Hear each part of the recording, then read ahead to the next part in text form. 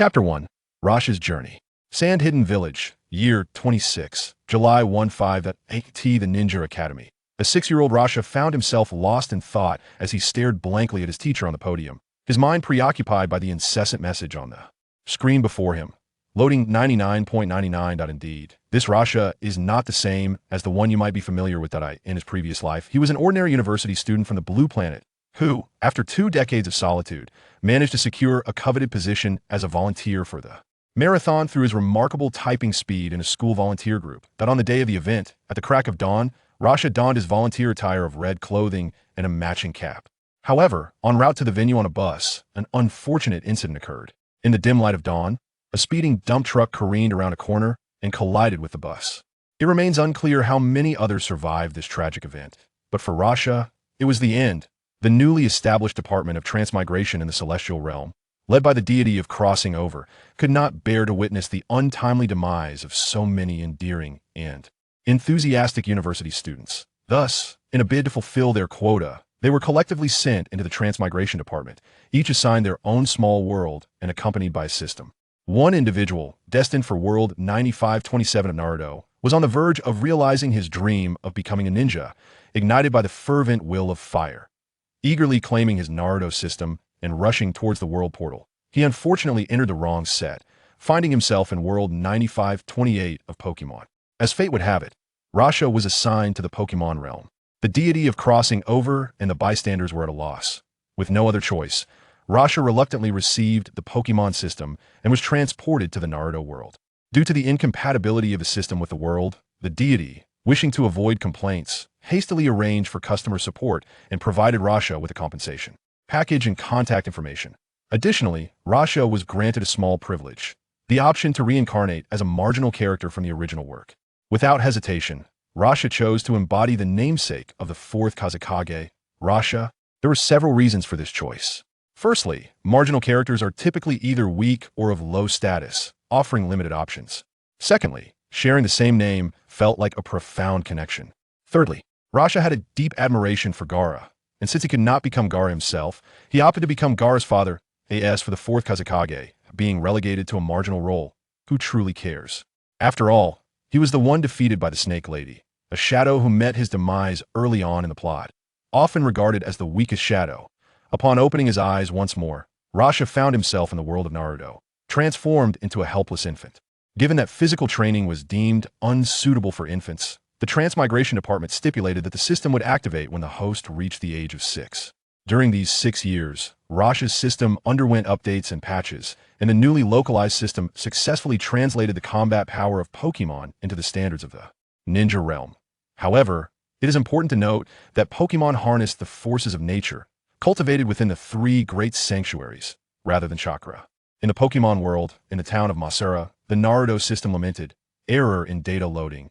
The bewildered individual who had entered the wrong world cried out, "I want to file a complaint." The Naruto system responded, "Error in data loading." Rasha sighed in exasperation. Ding. The Pokemon system Ninja Realm Adaptation version 1.0 has been launched. Greetings, host. I am Xiao AI, and it is my honor to serve you. A wave of electronic sound resonated in Luo Sha's mind as the progress bar on the panel finally reached 100. Artificial intelligence. That name sounds remarkably familiar, Luo Sha pondered, recognizing the voice that echoed from past life. Still in the classroom, Luo Sha refrained from speaking aloud and instead attempted to silently invoke Xiao AI. "I am here. Knock the wooden fish." At that moment, a familiar electronic wooden fish interface materialized before Luo Sha. Luo Sha. 6. With a thought, he closed the interface and opened the beginner's tutorial. Xiao Ai's voice reverberated in his mind. The Pokemon system, as the name suggests, allows for the summoning of Pokemon also known as magical pets or pocket monsters. There is no limit to the number of spirits the host can capture, and others may also capture spirits using Pokeballs. However, the host is allowed only 6 bond slots. Once a spirit is placed in a bond slot, each bonded spirit can provide an additional strength of 10 to the host. When all 6 bond slots are filled, the host may exchange spirits by spending spirit coins. The strength of spirits is categorized as follows. LV 110 represents a novice ninja. LV 1120 signifies a lower ninja. LV 2130 indicates a middle ninja. LV 3140 is classified as an elite middle ninja. LV4150 represents a special upper ninja. LV5160 signifies an upper ninja. LV6170 indicates an elite upper ninja. LV7180 is classified as a shadow level. LV8190 represents an ultra shadow. LV91100 signifies the 6 paths aside from Konoha. The strength disparity among lower ninjas from various ninja villages is minimal, hence only one classification exists. The difference among middle ninjas, however, consists of 2 classifications, as some middle ninjas can be incapacitated after utilizing 2 crank ninjutsu, making their superiority over lower ninjas limited. The disparity among upper ninjas is significant, categorized into 3 levels. Above level 70, there's a more detailed classification. LV7173 represents the early stage of shadow level. LV7476 indicates the middle stage. LV7779 signifies the late stage. And LV80 represents the pinnacle of shadow level. This pattern continues for ultra shadows and the 6 paths, as the world of Naruto lacks the existence of spirits. All spirits originate from the system, including spirit food, Pokeballs, and spirit items, among others. The host's primary mission is to promote spirits within this world, integrating them into the everyday lives of its people. The system features 6 functionalities: Spirit Inquiry, Spirit Shop, Map, Lottery, Achievements, and Backpack. 1. The Spirit Inquiry function allows the host to view information about any spirit within 100 meters. 2. The Spirit Shop enables the purchase of spirit-related goods. Though spirits cannot be directly purchased, only spirit eggs may be acquired. Among these, products related to spirit habitats are newly added post-patch. Spirit habitats can transform the surrounding area, creating a complete ecological chain for spirits, allowing wild spirits to thrive and reproduce. However, the transformation must adhere to fundamental principles. For instance, a desert can only be converted into a desert habitat and cannot be arbitrarily transformed into other terrains such as grasslands or forests. The map represents the entirety of the ninja world, clearly marking all regions suitable for conversion and effectively assisting the host in disseminating the spirits throughout the realm. There are 2 methods for drawing lots. 1 draw costs 100 spirit coins, while a 10 draw costs 900 spirit coins. The quality of the prizes is classified from low to high into 6 tiers: white, green, blue, purple, orange, and red. The 10 draws guarantee at least a green prize. 100 draws ensure at least a blue prize. 1,000 draws guarantee a purple prize. 10,000 draws ensure an orange prize. And 100,000 draws assure a red prize. Isn't it quite a bargain? With merely 9 million spirit coins, the host might acquire a non-flying spirit, with dominance over the ninja world just within reach. The sudden shift in the system's tone nearly caused Luo Sha to strain his back. This AI, Xiao AI, is far superior to certain others and is capable of modulating its voice, albeit it sounds somewhat peculiar. Xiao Ai's voice continued to resonate in Luo Sha's mind. The achievement system allows the host to receive corresponding rewards for each completed achievement, with greater rewards for more challenging accomplishments. The backpack serves as a repository for items, initially granting 10 cubic units, which the host can expand by spending spirit coins. Lastly, the conversion formula between spirit coins and the current currency is as follows. 100 taels equals 1 spirit coin. Should the host have any inquiries, they may summon Xiao AI at any time. In conclusion, the host is kindly requested to provide positive feedback for Xiao AI, as it would enhance the performance of the Artificial Intelligence Development Department. Gazing at the evaluation box that appeared before him, Luo Sha expressionlessly rated it with 1 star. In the suggestion box he entered, requires improvement. The robotic voice modulation is too abrupt, and there are no alternative voice options available. Negative feedback. Satisfaction surged as he clicked submit, and Luo Sha entered the main interface of the system. The main interface was quite simple, featuring the classic Pokemon logo at its center, with 6 functional icons arranged at the bottom of the page. A pulsating envelope in the upper right corner demanded Luo Sha's attention. Upon opening the envelope, a compensation email captured his gaze. The sender was the deity of transmigration. Luo Sha swiftly scanned through the Tuthisan missive and clicked to receive the rewards. Clearly, the deity of transmigration was quite loquacious, as the entire 2,000 words were filled with superfluous content. Ding. Congratulations, host. You have received 1 self-selected demigod spirit egg orange, 1 skill disc orange, 100 servings of self-selected spirit food, and 10,000 spirit coins. Evidently, the deity of transmigration was a sincere individual, with 2,000 words dedicated entirely to concern and care for the younger generation. Where's my novice gift package? Luo Sha mused silently after closing the email. Ding. Congratulations, host. You have opened the novice gift package and received 6 Pokeballs, 1 self-selected spirit egg blue, and 1,000 spirit coins.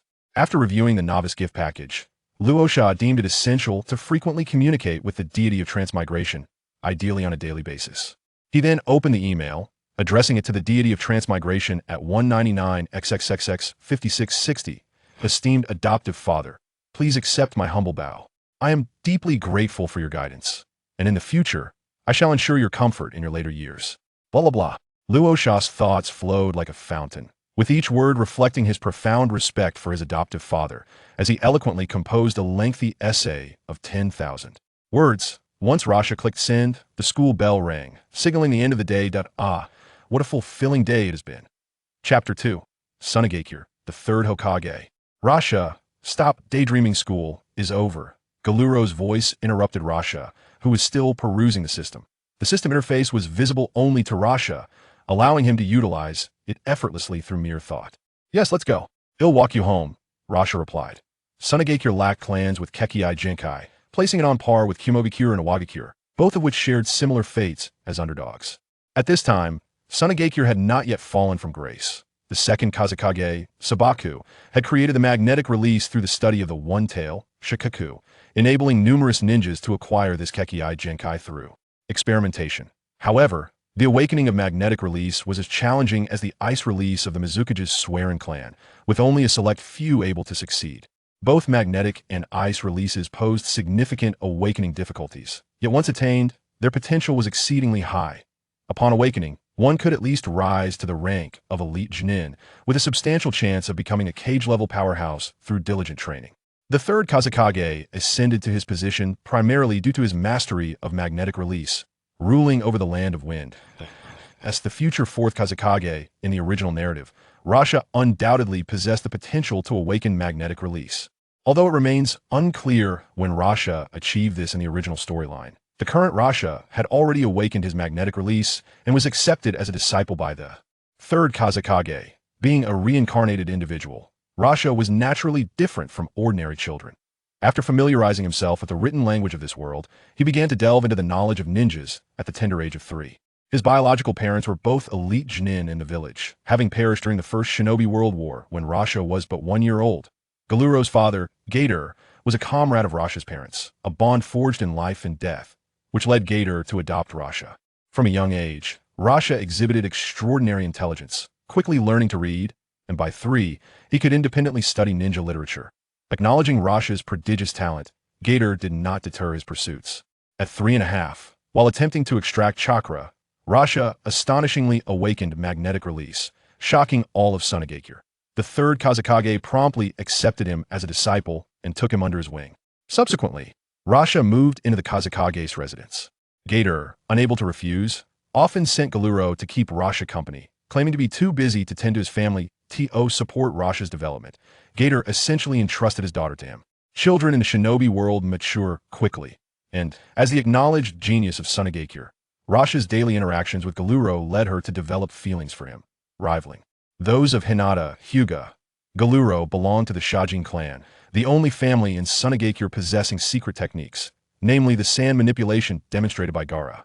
The Shajin clan was also the most prominent clan in Sunagakure. Sunagakure does not boast any bloodline limit clans, however. It is home to numerous ninja families. The disparity between the clan ninjas and the civilian ninjas lies not in bloodlines, but rather in training and ninjutsu mastery. As the head of the Sand Clan, Gades naturally holds the title of father to Karura, the princess of the Sand Clan. Gades wholeheartedly supports Rasha, not only due to his long-standing friendship with Rasha's parents, but also because of the exceptional talent Rasha has demonstrated. At the tender age of 6, Rasha has already garnered the backing of the third Hokage in the Sand Clan. After sending Karura to the clan's residence from the Ninja Academy, Rasha habitually ruffled Karura's hair, saying, "We've arrived. Go on in, get an early rest tonight, and see you tomorrow." "Yes, Rasha-can, see you tomorrow," Karura replied gently, watching as Rasha turned to leave. Rasha was preoccupied, his thoughts consumed by the system, rendering him somewhat absent-minded as he walked. Being childhood friends, Karura sensed Rasha's distraction and chose not to hold him back as she usually would, instead watching him until his shadow gradually faded from view. Around the corner, Rashikin seemed lost in thought all day. I wonder what occupies his mind. Yet, even while pondering, he looks so handsome, Karura murmured dreamily before turning to close the door. In Sunagakure, at the residence of the Third Kazekage, Rasha entered, removed his shoes, and made his way to the kitchen. The servants had already prepared the meal, as Shagu, the Third Kazekage, was often too busy to eat dinner. Rasha routinely placed the food into a bento box, carrying it towards the Kazekage Tower. Both Shagu and Rasha usually dined at the Kazekage Tower, which unfortunately lacked a kitchen, thus necessitating that Rasha bring meals for Shagu. To Rasha, Shagu was both a mentor and a father figure, frequently so engrossed in work that he would forget to eat. Consequently, Rasha took it upon himself to ensure Shagu maintained proper nourishment. The servants delivered lunch to the Kazekage Tower promptly, while dinner was brought by Rasha himself. This arrangement allowed Rasha to monitor whether Shagu had eaten lunch. Should Shagu have neglected his meal, Rasha would insist that he consume both lunch and dinner together. Unable to refuse Rasha's earnest gaze, which often bore a hint of tears, Shagu, after being caught forgetting lunch for the first time, ended up having 2 dinners. Ever since, he has not forgotten to eat his lunch. Rasha, the Shadow Emperor, had this all under control. The true name of the Third Kazekage remains unknown. He was orphaned at a young age and, upon demonstrating his ninja aptitude, became a civilian ninja. With unwavering resolve, he participated in the Second Kazekage's magnetic release experiment, emerging as one of only 2 successful subjects, the other being the Kazekage himself. From that moment on, the Kazekage took him in, renaming him Shagu. Following the Kazekage's death, Shagu inherited the mantle of leadership. As the Third Kazekage, Shagu has diligently upheld his responsibilities, remaining unmarried and childless, treating Rasha as his own. Although Rasha awakened his magnetic release 2.5 years ago, under Shagu's guidance, he has refrained from extracting chakra for training. Shagu strictly forbade Rasha from extracting chakra before the age of 5, believing it would hinder his future development. Thus, Rasha has spent the past 2.5 years immersed in theoretical knowledge, enjoying ample free time for study, in addition to the comprehensive texts on the fundamentals of ninjutsu and the chronicles of Chunin and Genin. Over the years, Gaara has diligently studied both sealing techniques and medical ninjutsu. The sealing techniques of Sunagakure are indeed lacking aside from a few crank and brank seals. The only high-level sealing technique is the illusionary Nine-Dragon seal, developed specifically by the Second Kazekage to restrain Shikaku. This rank ninjutsu proves inadequate in its binding capacity, allowing Shikaku to easily influence its Jinchuriki. Gaara, who is undoubtedly the most affected by this predicament. Conversely, the medical ninjutsu of Sunagakure is exceptionally formidable. At the time when Tsunade had yet to ascend to her pinnacle and solidify the status of medical ninjas, the 5 great ninja villages did not prioritize medical ninjutsu.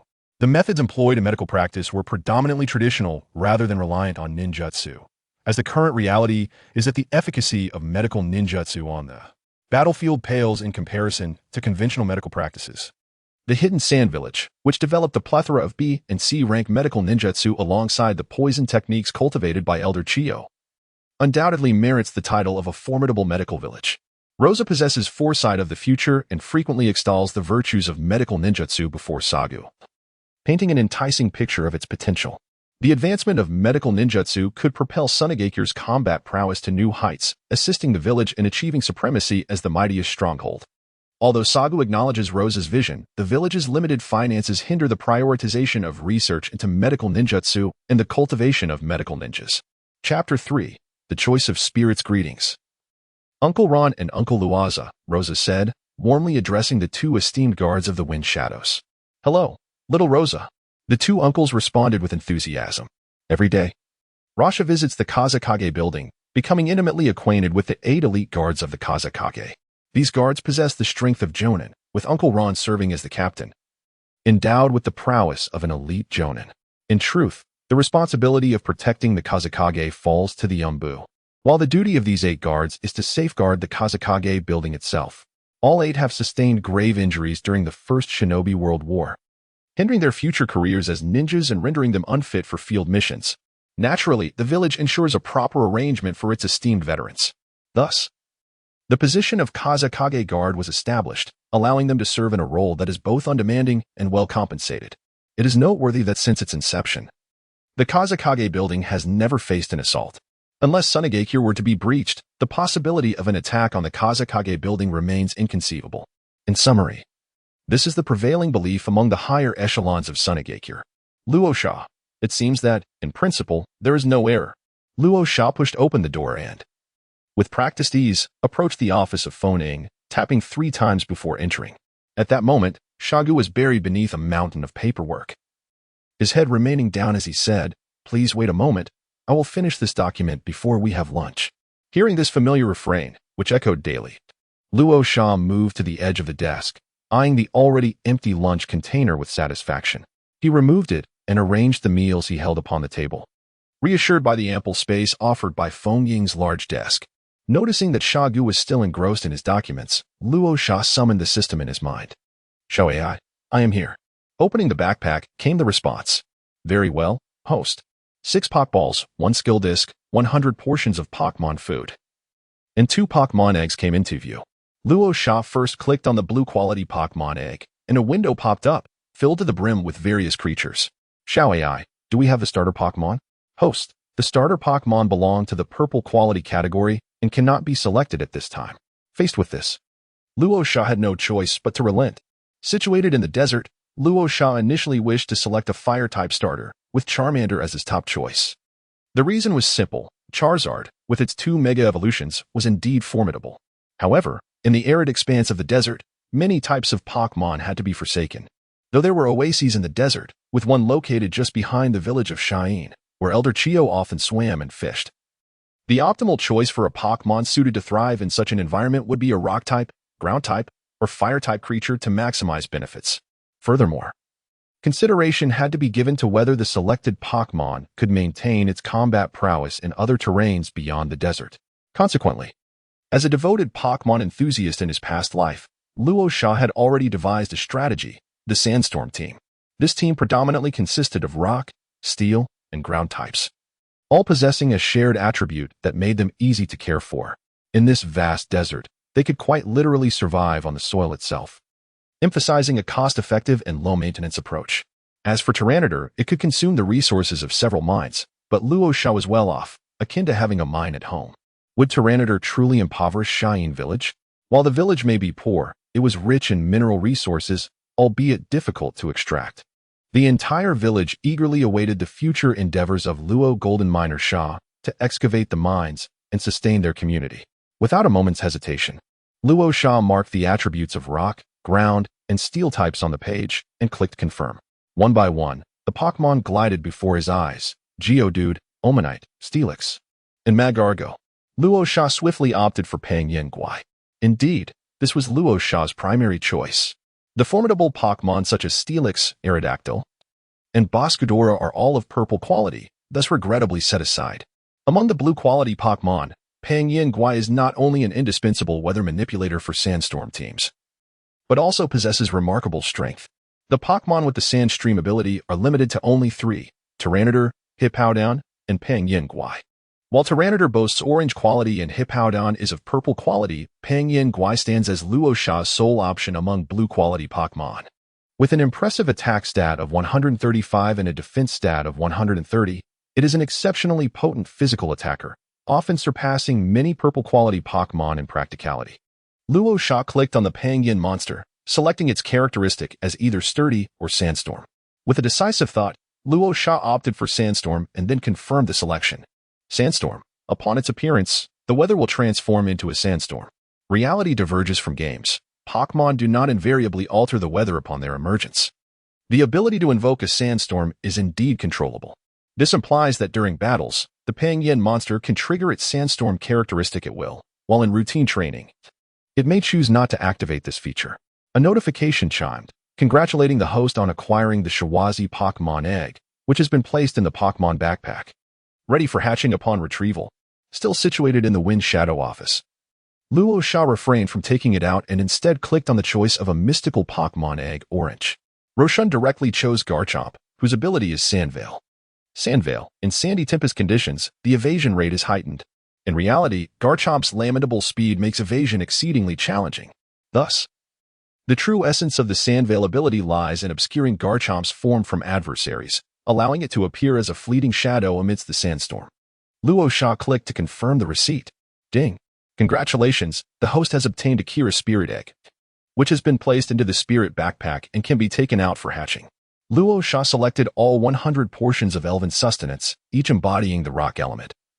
Before subsequently exiting the system, Luo Sha cast a glance at Xiaogu, pondering why he had yet to finish reviewing the document. Sensing the scrutiny, Xiaogu awkwardly set down his pen and returned Luo Sha's gaze. In this brief moment while Luo Sha was examining the system, Xiaogu had inadvertently perused 2 additional documents. Ahem, let us dine, he declared nonchalantly, grabbing the meal from the table and immersing himself in his food with fervor. His eating resembled a whirlwind. After all, mealtime felt like a frivolous indulgence with so many documents still awaiting his attention. I have merely reviewed 1 document thus far. That of Mrs. Wang's complaint from next door. She had commissioned a team of lower-ranked ninjas to locate her missing fat chicken. Unaware that the chicken's disappearance was intertwined with that very team, among them was a gluttonous ninja named Xiaohei. As Xiaohei traversed the path, he spotted a plump chicken fluttering across his line of sight, its charming figure eliciting unbidden tears from the corners of his eyes. The unfortunate chicken, floundering in the streets, was evidently lost. In his misguided attempt to liberate the chicken from its plight, Xiaohei captured it and roasted it for a drink. Eventually, the truth unraveled, leading Mrs. Wang to pen an impassioned 1,000-word complaint, each word soaked in sorrow, leaving Xiaogu shaking his head. After all, that chicken was the most prolific layer in Mrs. Wang's coop. After considerable contemplation, Xiaogu mandated that the lower ninja compensate her with 5 times the value of the chicken. Having read this complaint, he set aside his work to eat, neglecting to peruse the subsequent proposal letter from the wealthy widow, who, it must be said, possessed a remarkable flair for prose. Moreover, I, in my diligent endeavors, toil for the ascendance of Sunagakure. As the Kazekage, I work tirelessly, opposing the lethargy of mere existence. Can a person truly accomplish such tasks as the 007? Observing the somewhat strained expression on Xiaogu's face, Luo Sha discerned the truth. Old dang. Are we not familiar enough to dispense with the charade? I know you've received another letter from a fair maiden. As a golden bachelor in his prime, occupying a prominent position, Xiaogu had become the object of desire for all the aging single women, widows, and even some married ladies of Sunagakure. However, due to past experiences, Luo Sha was aware that Xiaogu had long since locked his heart away. Every April 9th, Xiaogu would take Luo Sha to the grave of his late wife, and while Luo Sha could only surmise the details of Xiaogu's past, he understood the weight it bore. Luo Sha picked up the bowl and chopsticks, taking a seat directly opposite Xiaogu to partake in his meal, his mind wandering far beyond the present moment. With a thud, he declared, I have finished. Xiaogu set down his bowl and, with a swift motion, returned to his seat to resume perusing documents. With a resigned sigh, Luo Sha tidied up the table after finishing his meal, grasping the food box as he prepared to return home to incubate the Pokémon eggs. The Pokémon would become the most significant feature, even the trump card, of Shine Village, and Luo Sha had no intention of introducing them to Xiaogu just yet. He planned to wait until Xiaogu recognized the value of the Pokémon before suggesting a vigorous development of the trainer profession in Shine Village. Much like the second-generation shaman had once advanced the puppeteer craft, he aspired to restore Shine Village to its former glory. Chapter 4, by Keela, Shamanzi Shine Village. Third-generation manner. Xiaoai, I am here. I have taken out 2 Pokémon eggs. The eggs are now ready. Luo Sha gazed at the 2 Pokémon eggs before him, nestled securely within the Pokémon incubation device. Both eggs were primarily white, adorned with delicate light brown circles on one, while the other exhibited a series of deep brown ripples encircling its surface. Luo Sha carefully opened an ethereal device and gently cradled a spirit egg adorned with delicate brown patterns. The egg trembled slightly in his hands, its quivering almost imperceptible. Yet Luo Sha could distinctly sense the vibrant vitality pulsating within. As time progressed, the subtle quaking became increasingly pronounced, and the egg began to emit a faint glow. Initially, the light resembled the first rays of dawn, soft and gentle. However, gradually it intensified, spreading outward and illuminating both Luo Sha's palm and the room around him. Remarkably, the radiance was not blinding. Luo Sha widened his eyes, fixated on the spirit egg, his heart brimming with anticipation and trepidation. He sensed a formidable energy coalescing within the egg. Suddenly, a tiny crack appeared on the surface, swiftly extending across the shell. Amidst a dazzling brilliance, a small and enigmatic spirit emerged, peeking out with its head. It was a Yuki. Its body was primarily gray, adorned with a red diamond pattern on its belly, and its round form was complemented by short arms, a tiny tail, and a stout little horn atop its head, adorably awkward. The Yuki seemed momentarily overwhelmed by the sudden brightness, its eyes opening and closing before rubbing them with its short arms and curiously gazing at Luo Sha. Its mouth slightly parted as if it wished to vocalize something. Yet it appeared uncertain of how to articulate its feelings. Yuki. The freshly hatched Yuki attempted to call out in a sweet, infantile voice. In Luo Sha's eyes glimmered a blend of surprise, curiosity, and affection, compelling her to gently pinch the small horn atop Jilla's head. It was soft to the touch, as the horn would only harden after the juvenile stage had passed. Rosa could not resist the urge to pinch Ujira's small, stubby hands once more. Ujira, surrendering to Rosa's playful antics, spread his arms wide, adopting a posture that begged for an embrace, his tearful gaze fixed intently upon Rosa. In this moment, Rosa, a solitary soul for 26 years in both this life and the last, found his paternal instincts surging forth, and he immediately enveloped Ujira in his embrace. Surprisingly feeling an overwhelming sense of ease, despite Ujira's weight of a remarkable 72 kilograms. Luo Sha speculated that Ujira had not yet begun to gnaw on the mineral, which explained the lightness of her form. Indeed, children must be nurtured in abundance, otherwise they may grow faint. After resting quietly in Luo Sha's embrace for a moment, Ujira gently nuzzled against the fabric of his chest before freeing herself from his hold and commencing to nibble on the eggshell. Upon witnessing this, Luo Sha began to examine the data of Ujira. Name, Ujira. Gender, male. Type, rock, ground. Ability, Sandvale. Level, LV1. Individual values, 6V, HP 31, Attack 31, Defense 31. Special Attack 31, Special Defense 31, Speed 31, Moves, Tackle, Leer, Dragon Dance, Inherited. Luo Sha gasped in astonishment. A perfect individual value Pokémon was indeed a rare gem. A once-in-a-century phenomenon. Even more astonishing was the fact that Ujira had inherited Dragon Dance. Acquiring skills through inheritance is the only opportunity for the Banjira lineage to learn Dragon Dance. Even with the move Tutor Estis for Dragon Dance, Banjira cannot learn it. Dragon Dance enhances both attack and speed. Once stacked to 6 layers, the sheer power of Banjira becomes unfathomable. One strike, and it's all over. Envisioning this splendid future, Luo Sha couldn't help but break into a blissful smile. Practice, relentless practice. Luo Sha has meticulously devised a training regimen for Ujira following its larval stage, emphasizing the necessity for rapid growth. As Ujira nibbles at its eggshell, it wonders why it feels a sudden chill. After satisfying its hunger, Ujira begins to feel drowsy. Luo Sha, utilizing 20 spirit coins, purchases a luxury ball from the system shop and captures Ujira within it. The luxury ball is renowned for its comfort. To Luo Sha, who possesses a paternal disposition, it is paramount that his eldest son is not subjected to any form of hardship. If an ordinary Pokeball can be likened to a simple room, then the luxury ball is akin to a lavish villa. Following the capture of Ujira, Luo Sha secures the Pokeball at his waist and retrieves another Pokemon egg from the hatching apparatus. The egg begins to tremble and glow. After a brief 5 minutes, a crack resounds as a stone baby emerges, peeking its head from the shell. The stone baby resembles a rock, with each facet formed by symmetrical hexagons, its solitary eye situated at the center of one such hexagon. As the stone baby opens its eye, it fixates its gaze on Luo Sha, remaining utterly still. Rasha lifted it up, and unlike Kira, Shiwazi was born with a rigid form. Being a mantle Pokemon composed entirely of mineral substances, Shiwazi wiggled slightly in Rasha's embrace and emitted a soft wah, attempting to wriggle free to nibble on the eggshell. Luo Sha naturally placed it down, observing Shiwazi leisurely nibbling on the eggshell, a stark contrast to the voracious manner in which it had just devoured its meal. Reminiscent of a glutton reincarnated from Kira, it is evident that Shiwazi possesses a rather composed disposition. Luo Sha activated the spirit panel of Shiwazi. Name, Shiwazi. Gender, female. Attribute, rock. Ability, Sandvale. Level, LV1. Individual values, 4V, H 31, Attack 31, Defense 31, Special Attack 1, Special Defense 31, Speed 15. Skills, Sand Attack, Tackle. Wide Guard inherited. A sharp intake of breath escaped his lips. Exquisite. Immediately, Luo Sha called out to Xiao AI. What is this? Both spirits possess such extraordinary individual values. Ding. The spirits acquired through the system have individual value thresholds ranging from 3V to 6V. No wonder the spirit eggs in the store are so expensive. This makes much more sense.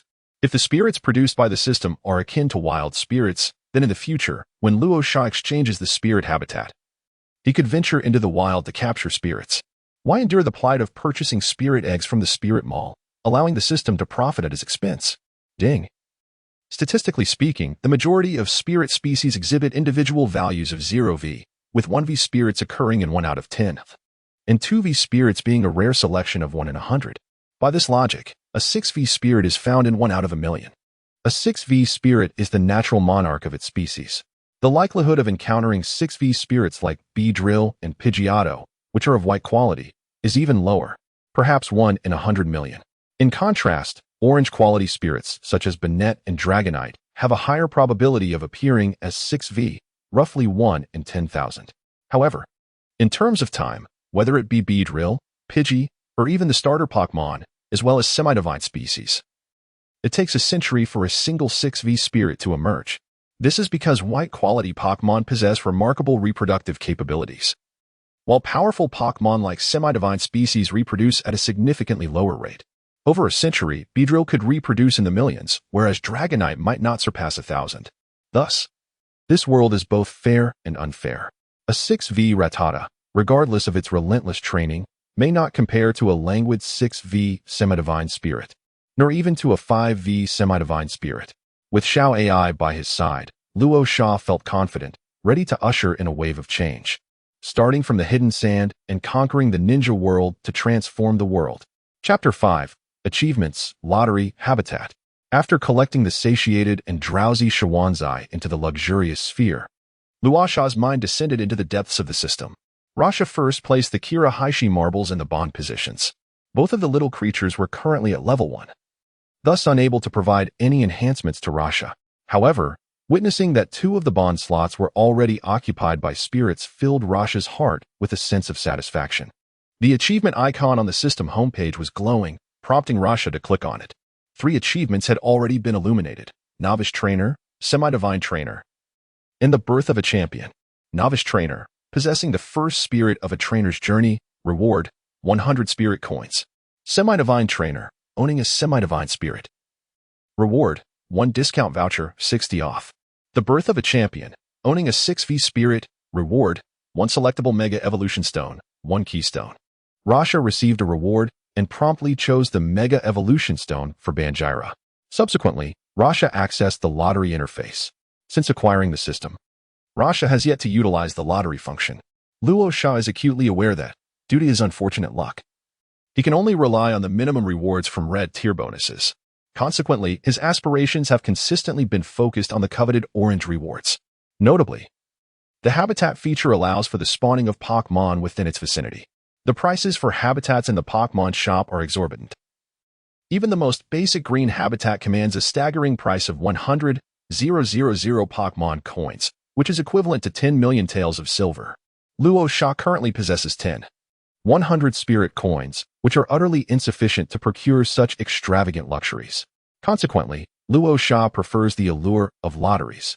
With a daring spirit, all in, should fortune favor her with a draw from the likes of the Heart Lake Habitat, orange, or the Determined Lake Habitat, orange, it would propel Luo Sha to new heights. I shall attempt a tenfold draw to test the waters. Luo Sha rubbed her hands together and, with focused intent, clicked on the tenfold draw. Before her, the grand wheel spun rapidly, emitting a cascade of radiant lights. White, white, white, white, white, blue. 9 whites and 1 blue materialized before Luo Sha's eyes. Could it be that fortune has smiled upon me? Am I to become the sovereign of luck? Luo Sha gathered the 10 orbs of light before him and examined them one by one. For Pokeballs, 2 Great Balls, 2 healing potions, 1 antidote, and 1 blue quality Pokemon egg. Upon clicking to view the information on the Lush egg, one discovers the Pot egg, blue. Although Pot is also classified as a rock-type Pokemon, it does not feature in Lush's strategic lineup. With a total base stat of 505, its impressive 230 in both defensive stats surpasses all Pokemon in the realm. However, the remaining 4 base stats are lamentably low, with HP, physical attack, special attack, and speed measuring nearly 20, 10, 10, and 5, respectively. Nonetheless, Pot serves admirably as a support Pokemon, capable of learning the moves Defend Split and Power Split. By utilizing Defend Split on allies and subsequently employing Power Split on foes, combined with the Gastro Acid ability to nullify opposing Pokemon's abilities, It can undoubtedly shatter the morale of many adversaries. Pokémon skills are effective against ninjas, thus making Pot a formidable adversary to all physical attackers. In the realm of Pokémon battles in the real world, the 1 versus 1 format is not adhered to, group skirmishes are permissible. Yet, the capabilities of Pot extend far beyond this. In a moment of inspiration, Luo Sha suddenly recalled another function of the pot. The pot is capable of extracting juice. By placing fruit into the pot's shell, the fruit will dissolve into juice. This presents an extraordinary business opportunity, for in the desert environment of the Wind Country, having access to juice is a luxury beyond measure. In the system marketplace, the fruits meant for sprite consumption are priced at 4 sprite coins for 10 pieces, which equates to 40 coins per fruit. Selling a cup of juice for 80 coins seems quite reasonable, especially since the juice fermented by the pot is entirely natural and exceptionally delicious. Luo Sha is confident that the juice from the pot will be highly sought after by the people. Luo Sha gazed intently at the pot's spirit egg before him, his eyes shimmering with a golden light, transforming into symbols of currency as he envisioned bundles of thick banknotes soaring toward him. Not only the pot spirit, but also other commercially viable spirits caught his attention. Luo Sha resolved to meticulously devise a plan to establish a Pokémon economy within the ninja realm. The spirit coins required recharging with the currency of the ninja world, and Luo Sha had previously been troubled by his financial woes. At the tender age of 6, his magnetic ability had yet to reach the level necessary for mining, rendering the path of the gold miner temporarily unfeasible. As for ninjas, how much could they truly earn? The meager commissions they received barely sufficed for the gaps in their wallets. The arrival of the Pox spirit illuminated a path to wealth and prosperity for Luo Sha, promising a flourishing nation and a robust village. His first 10 draws yielded a blue-quality spirit. Indeed, fate was on his side. Ro, filled with ambition and satisfaction, immediately clicked for a 10-fold draw. Before him appeared 10 luminous orbs, 9 white and 1 green. Luo Sha, not right. Again. Brush, brush, brush. Again. Brush, brush, brush. Once more, it was a consecutive 8 times of 9 white and 1 green, and Luo Sha's complexion had turned the same hue as the green orb. It had already been 9 instances of 9 white and 1 green. A blue guarantee was imminent. R&M, return my money. Luo Sha trembled as he clicked on the 10 consecutive draws, and beams of light radiated from the spinning wheel. Unsurprisingly, the outcome was 8 white, 1 green, and 1 blue. Luo Sha has expended 900 spirit coins, leaving a remaining balance of 100 spirit coins. Upon concluding his endeavors, Luo Sha began to examine the array of prizes he had acquired. From a total of 100 draws, he obtained 89 white items, 10 green items, and 1 blue item. The white quality items included an assortment of Pokeballs, ordinary, premium, luxury, and healing balls, along with various potions such as healing potions, antidotes, and burn heal, as well as Pokémon products like Moo Moo Milk, Vitality Shards, Vitality Blocks, and energy supplements. The green quality items comprised 2 Fire Stones, 1 Thunder Stone, 1 Awakening Stone, 2 green Skill Discs, 3 green Metal Sheets, and 1 green Miracle Seed. The blue quality item was a scroll, which surprisingly revealed a Pokémon habitat. Pokémon habitat, blue upon establishment. This habitat will allow Pokémon to thrive within a land area of 1,000 square kilometers, forming a complete ecological chain. Luo Sha danced with excitement, affirming that I am indeed not a mere novice. Although I did not obtain a legendary item, I did acquire a habitat, which proves to be a substantial gain. Rosa opened the map, and her gaze fell upon the territory of the Land of Wind, where a plethora of markers indicating potential elven habitats appeared before her. Most of these transformable habitats consisted of deserts, dunes, rocky mountains, mines, and caverns, with a few oases scattered among them. The financial situation of Sunagakure was precarious, while the elite shinobi and clan members could afford the cost of elven sustenance. The majority of the civilian shinobi, who made up more than half of the village, could not. Consequently, the elves capable of subsisting on mere earth became Rosa's primary choice for promoting elven presence within Sunagakure. The highest quality of elves born in blue habitats was classified as blue, rendering the purple quality onyx outside Rosa's considerations. Thus, Geodude, Sandshrew, Cradily, and Golem emerged as the unequivocal favorites. Cradily could establish roots and survive through photosynthesis, while the other 3 elves excelled in consuming soil and minerals. Luo Sha selected a desert region adorned with a small oasis, the presence of which may enhance the biodiversity of the habitat. The total area of the habitat is 1 000 square kilometers, situated approximately 50 kilometers from the village of Xiangling. Thus, a direct journey of about 17 kilometers from Xiangling village to the habitat could potentially reveal the presence of the elusive spirits.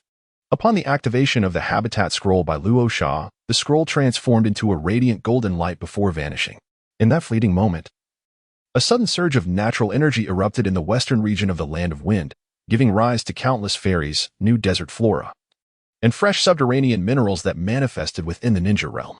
However, this area remained largely uninhabited, and thus, no one became aware of this extraordinary phenomenon.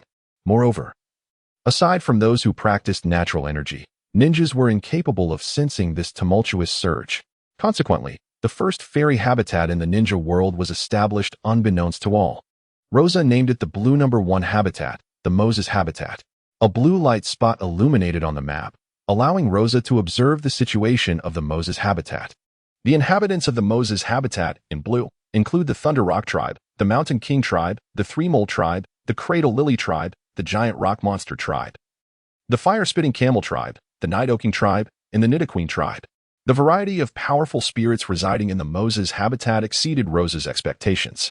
The Fire Spitting Camel, Cradle Lily, Nidoking, and Nidoqueen predominantly inhabit the Oasis region, likely drawn there by its resources.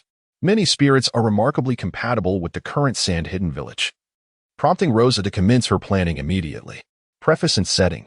Please review beforehand. Preface. 1. This is a slice-of-life farming narrative. It revolves around the protagonist's interactions with spirits, the development of Sand Hidden Village, and the themes of familial love, friendship, bonds, and affection. 2. Numerous readers have expressed concerns regarding the characteristics of the spirits. With a plethora of spirits introduced, there may be overlaps in traits. For instance, both the giant rock monster and the stone ball possess the sandstorm ability. This work does not follow the conventional Pokémon narrative, as it does not center on battles between Pokémon, rendering traits less significant. 3. The story features a dual female lead, Xialuoluo and Yecang. Initially intended to write a single female lead, the narrative evolved, leading to both characters sharing the spotlight. 4. The emotional arcs in the initial chapters may appear awkward. If deemed tedious, one may skip them, as they do not recur. 5. The setting draws inspiration from the game, with the system appearing more frequently in the earlier sections and less so later on.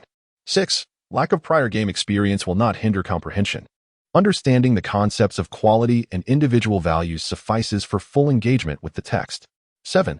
The Pokémon world is referenced, where Pokémon are protected by law and cannot be captured indiscriminately. 8.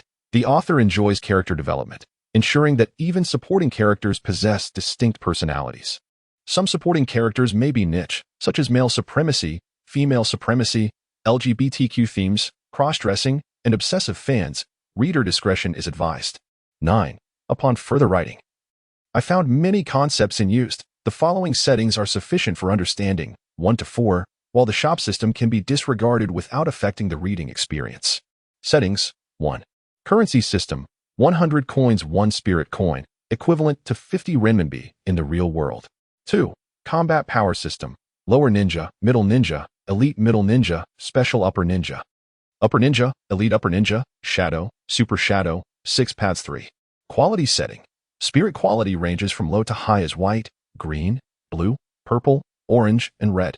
Quality reflects a spirit's potential, influencing the minimum strength, but not the maximum. However, lower quality spirits require more resources to become strong, and breaking through limitations becomes increasingly challenging. Typically, a white quality spirit has a minimum strength of lower ninja, green quality a minimum of middle ninja, blue quality a minimum of elite middle ninja, purple quality a minimum of special upper ninja, and orange quality a minimum of upper ninja. Semi-divine, mythical beasts, and secondary divine beings are all classified as orange quality. Possessing divine beasts with priestly attributes and second-tier divine powers reaching the realm of super shadow, each clan is represented by a singular entity. The red quality sprites are classified as first-tier deities, embodying uniqueness and possessing at minimum super shadow capabilities. Within the designated sprite habitation zones, marked in red, divine beasts can manifest in their complete forms within the shinobi realm, impervious to capture. However, the protagonist can command them in battle, akin to the relationship between Ash and various divine beasts. Individual value settings are categorized into 6 aspects: health, physical attack, physical defense, special attack, special defense, and speed, with values ranging from 0 to 31. Achieving a value of 31 in one aspect signifies a 1V, while attaining 31 in all 6 aspects results in a 6V. Individual values influence the combat prowess of the sprites but do not affect their potential. The protagonist's ability to capture sprites is predicated on these individual values, with higher quality sprites exhibiting a greater likelihood of possessing elevated individual values. The marketplace, all product prices are referenced from the Pokémon handheld game settings, with some deviations introduced by this narrative. Numerous items will be briefly mentioned, primarily for sale in the sprite shop to accrue currency. Sprite coins can be converted to shinobi currency by simply adding 2 zeros. 1. Sprite eggs. Customizable sprite egg, white 1000 sprite coins. Customizable sprite egg, green 10. 000 sprite coins. Customizable sprite egg, blue 50. 000 sprite coins. Customizable sprite egg, purple 500. 000 sprite coins. Customizable sprite egg, orange 5. 000. 000 sprite coins. Customizable sprite egg, red 10. 000. 000 sprite coins 2. Pop balls. Ordinary ball, white 4 sprite coins. Super ball, 12 sprite coins. Great ball, 16 sprite coins. Luxury ball, 20 sprite coins. Specialty balls, hunting ball. Capture net ball, diving ball, level ball, dark ball, healing ball, speed ball 15 sprite coins each. Master ball, orange captures any orange and lower quality sprite for 100. 000 sprite coins 3. Healing potions. Healing potion, white restores 20 health, priced at 4 sprite coins. Good healing potion, restores 60 health, priced at 12 sprite coins. Superior healing potion, restores 100 health, priced at 20 sprite coins. Full restore, recovers all health, priced at 50 sprite coins. Complete recovery, restores all health and cures status ailments, priced at 60 sprite coins. Minor potion, suitable for sprites below level 40. Restores all energy, priced at 20 sprite coins. Major potion, suitable for sprites below level 70. Restores all energy, priced at 50 sprite coins. Energy full restore, suitable for sprites below level 100. Restores all energy, priced at 10 sprite coins. Note: health refers to vitality, and energy indicates stamina. 4. Status potions. White, antidote and burn remedy are priced at 4 fairy coins. The thawing potion, sleep remedy, and analgesic are available for 2 fairy coins. Universal potion, cures any abnormal condition in a fairy, priced at 8 fairy coins. Vitality shard, revives a near-death fairy and restores half of its health, priced at 80 fairy coins. Vitality block, revives a near-death fairy and restores all of its health, priced at 160 fairy coins. Fairy food, white, berries. All types of berries are edible, priced at 4 fairy coins for 10 pieces. Elemental fairy blocks, 1 portion can sustain a fairy for 10 days. Excluding Snorlax, the price is 10 Pokémon coins.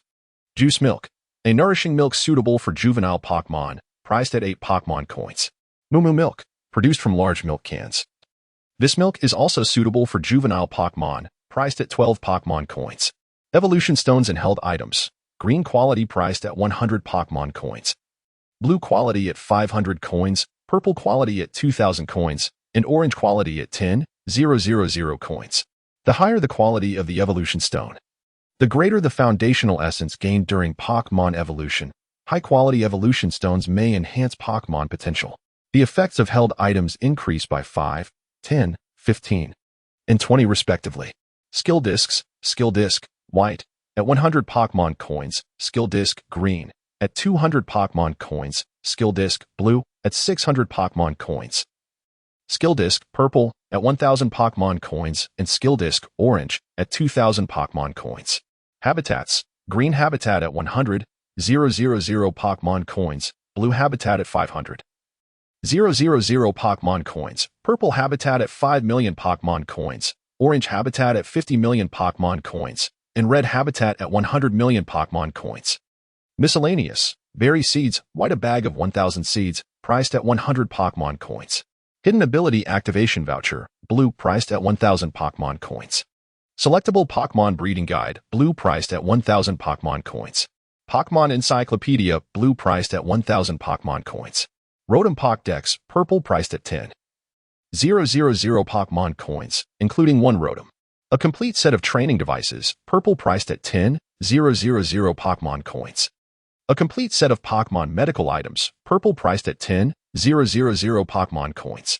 Selectable Mega Evolution Stone, orange priced at 100,000 Pokémon coins. Keystone, orange priced at 100,000 Pokémon coins. Z-Crystal, orange priced at 100,000 Pokémon coins. Chapter 6, Recharge and Communication. Nidoking and Nidoqueen are ground and poison-type Pokémon, making them exceptionally suitable for puppeteers. Puppeteers are frail and utilize poison techniques. Nidoking and Nidoqueen can serve as both shields for puppeteers and enhancements for their poison skills. Importantly, Nidoking and Nidoqueen require Pokémon food. They cannot survive on mere soil. The affluent puppeteers are prime future clients for Rasha. Pokémon such as Golem, which have lower training costs, are apt for civilian ninjas. Meanwhile, Charizard can function as a powerful Pokémon for battle as well as a transport camel for the trade routes of Sunagakure. Charizard's carrying capacity far surpasses that of ordinary camels, effectively increasing freight volume and enhancing the economic revenue of Sunagakure. Careful Pokémon planning is essential. And Rasha withdraws from the system. Luo Sha approached the desk and pulled open the bottom drawer. With a faint creak, the drawer slid open completely, revealing a small box within. This box contained the inheritance from his parents, as well as the savings Luo Sha had diligently accumulated. Both Jialuoluo and Shaga held a deep affection for Luo Sha, generously bestowing upon him a considerable amount of living expenses. Luo Sha opened the box, revealing a neatly arranged stack of banknotes alongside 2 property deeds. One deed pertained to Luo Sha's original residence, while the other corresponded to a storefront that, under the auspices of a Caltex agency, had now been leased out. Luo Sha reached out to retrieve a stack of banknotes, amounting to 1,210,000. "Shall I recharge?" he said, and with a beep. The system congratulated the host on acquiring 100 spirit coins. Luo Sha gazed at the balance of 200, a smile unconsciously gracing his lips. Luo Sha ventured into the Sprite Mall, expending 120 Sprite coins to procure 10 portions of Moo Moo fresh milk, sufficient to sustain the 2 little ones for an entire month. Currently, both Kira and Shuwanzai remain in their juvenile stage. The Moo Moo fresh milk will expedite their growth. Furthermore, Luo Sha invested 2,000 Sprite coins in acquiring 2 substantial tomes on Sprite cultivation, which meticulously document the nurturing methods for both Kira and Shuwanzai. After these purchases, a balance of 9,080 Sprite coins remained. In a final act, Luo Sha retrieved a Pot Sprite egg from his backpack. Within a mere 5 minutes, the egg successfully hatched. Pot's form is round, reminiscent of a teapot, adorned in a vivid red hue with white spots. The surface of Pot's body appears to be composed of rock or soil, imparting an impression of durability and strength. Its head is elongated, featuring 2 small black eyes and a diminutive mouth. Name: Pot. Gender: female type, rock. Bug ability: sturdy level, LV1. Individual values: 3V, HP 31, Attack 17, Defense 31, Special Attack 7, Special Defense 31, Speed 24. Skills: Withdraw into Shell, Sweet Aroma, Inherited. Assist, Inherited. These attributes align perfectly with Luo Sha's intention of positioning Pot as a supportive ally, as the assist skill can enhance the attack power of teammates. As Pot's level ascends, it will acquire skills such as Power Share, Defense Share, and Stomach Acid, solidifying its role as an indispensable support. Unlike certain mobile games where support characters might be relegated to the background, Pot is free from such constraints, allowing Luo Sha to unleash it without hesitation to unsettle opponents. After Pot consumed its eggshell, Luo Sha indulged in a moment of tenderness with Pot before securely placing her into a luxury ball. Luo Sha, after retracting the vessel, proceeded to refine chakra for 2 hours. Rosa has been refining her chakra for a year. Due to her tender age, she dedicates merely 2 hours each day to chakra cultivation, while the remainder of her time is spent practicing hand seals and various prominent ninjutsu techniques. Rasha possesses 4 types of chakra: wind, water, earth, and Yin. The Sand-Hidden Village excels particularly in wind and earth ninjutsu, and Rasha is currently specializing in the attributes of wind and earth. Currently, Luo Sha possesses the chakra reserves of a lower-ranked ninja. He has mastered C-rank ninjutsu techniques such as Earth Flow Rampart, Earth Dragon Bullet, and Wind Blade, as well as D-rank techniques like Body Flicker and E-rank techniques including Shadow Clone and Transformation. 2 hours later, with a soft click, the door slowly creaked open. A tall man stepped into the room. "Master, you have returned." Luo Sha ceased his training and immediately approached the homecoming Shagu. With the arrival of the pot-bellied creature, Luo Sha was eager to open a juice shop to earn some money. However, this endeavor required Shagu's support, and at the tender age of 6, Luo Sha was not yet ready to step into the limelight. Consequently, he had carefully crafted his words to make the appearance of the Pokémon seem plausible. Master, are you familiar with the Spirit Summoning Sanctum? The Spirit Summoning Sanctum is documented in the archives of Sunagakure. My summoning beast, Xiangling, hails from the Dragon Cave of the Sanctum. Additionally, there are 2 other Spirit Summoning Sanctums, Mayaboka Mountain and Surebone Forest. Why do you inquire about this? Shagu responded. Xiangling was captured by Shagu after he became a powerful shadow-level ninja. Although Xiangling originated from the Dragon Cave, Shagu had never trained in the sage arts of the Dragon Cave. As the Wind Shadow, if Shagu were to practice the sage arts and perish, Sunagakure would likely face its darkest hour. A couple of days ago, I rescued an injured summoning beast. Subsequently, it agreed to form a summoning contract with me and took me to the Spirit Realm of the Sanctum. The Spirit Realm is a hidden Spirit Summoning Sanctum, and I am currently its sole contract holder. Moreover, the Spirit Realm is extraordinarily vast, housing more than 1 summoning beast tribe. Though I have never visited the Dragon Cave, the Spirit Realm must be countless times larger. Luo Sha earnestly laid out his prepared narrative. Is that true? This is simply marvelous. Quickly, release the summoning beast for me to see, Shagu exclaimed with delight upon hearing Luo Sha's words. Currently, the summoning beast population in Sunagakure consisted solely of weasels. If the Spirit Realm harbored numerous tribes, it could serve as a bridge through which Luo Sha could attempt to enable more ninjas to forge contracts with summoning beasts. Come forth, Ujira, Shawunzi, and Pohu. Luo Sha retrieved the Pokeball hanging at his waist and released the 3 little creatures. As soon as Ujira appeared, it leaped into Luo Sha's embrace. Shawunzi remained stationary, its large hexagonal eyes wide with curiosity as it gazed at Luo Sha. Huhu, feeling a bit shy, surveyed its surroundings upon arrival, then scuttled behind Luo Sha's feet and retreated into its shell upon spotting Shagu, with his left hand cradling the delicate creature named Ujila. Luo Sha squatted down to lift Huhu, placing the 2 small beings onto the sofa before gently positioning Shawunzi beside them. Now, you all sit nicely and allow me to introduce you to my master, Sagu. After this introduction, we shall become one family, he said. And Huhu, do peek your head out. Luo Sha observed Huhu, whose eyes were peering cautiously from its shell, and sighed. Who? The obedient Huhu finally emerged, timidly turning to greet Sagu. Master, to your left is Huhu. In the middle is Ujila, and to your right is Shawunzi. Luo Sha introduced the trio to Sagu. Indeed, their intelligence is remarkable, though their strength appears somewhat lacking, Sagu remarked, intrigued yet noting the diminutive size of the 3. Master, they are but younglings, do not underestimate them. They have the potential to become shadow-level powerhouses in the future. In this era, shadow-level beings are recognized as the strongest entities. A select few standing atop the world. Shadow-level? Can all 3 of them achieve that? Sagu asked in astonishment, gazing at the trio sitting obediently on the sofa. Ujila proudly raised his head, while Shawunzi remained motionless, staring back at Sagu. Were it not for those large eyes, one might mistake him for a mere stone. Huhu, still timid, shrank slightly into its shell upon feeling Sagu's gaze shift toward it. Chapter 7. Support, father and son. Yes, I am quite certain. Their talents are among the most exceptional within their respective clans, Luo Sha affirmed. The world of the spirits is vast beyond measure, encompassing at least several hundred spirit beast clans, many of which boast shadow-level beings, and even those beyond. The spirit realm is far more formidable than the 3 great sacred lands we know of, rather than merely being a sanctuary for spirit beings. The spirit realm is a world unto itself, a realm inhabited solely by spirits. Throughout history, the spirit realm has remained isolated, with scant connection to the outside world. Thus, no legends or records of them exist beyond its borders. The pathways to the spirit realm are sealed.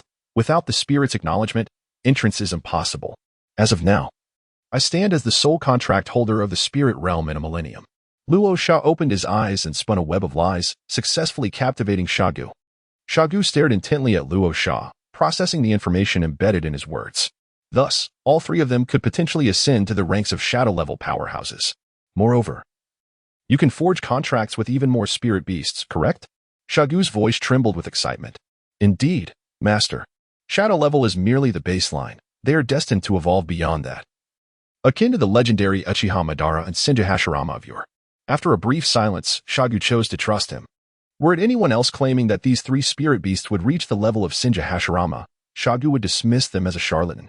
It was precisely because he understood Luo Sha's character that he was willing to place his faith in him. Master, although I am the sole summoner in the realm of spirits, it does not imply that others cannot attain spirits. The realm of spirits has remained sealed for a millennium, but it will gradually integrate into the world of shinobi. Spirits are advocates of peace. Their emergence will not disrupt the shinobi world, but rather bring forth benefits. As the only one capable of traversing the spirit realm, they have chosen me as their envoy.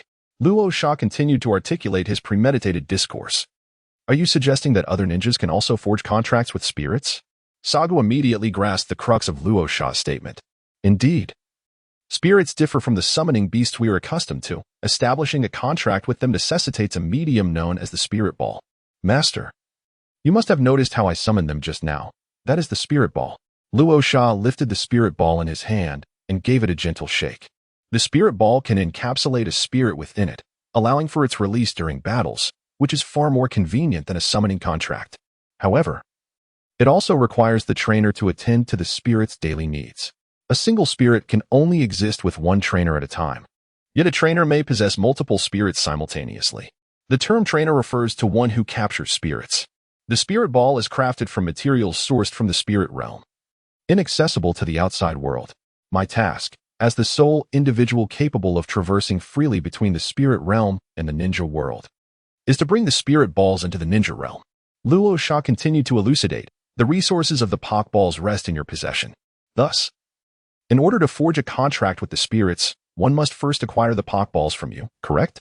Shagu has already discerned that this is a pivotal opportunity for the rise of Sunagakure. Indeed, Sunagakure shall be the first to harness the power of the spirits, growing ever more formidable. However, I am merely 6 years old and am unable to accomplish many things. Master, I require your assistance. Luo Sha sought the support of Shagu. No problem. How should we proceed? How many Pok balls do you currently possess, so that I may allocate them appropriately when the time comes? Shagu was pleased to see the potential for strengthening the Sand-Hidden village. However, the Pok balls were of secondary importance. The primary focus lay on the trainers. A remarkable trainer could nurture even the most unremarkable Pokémon to the pinnacle of excellence, while a mediocre trainer could squander the potential of extraordinary Pokémon.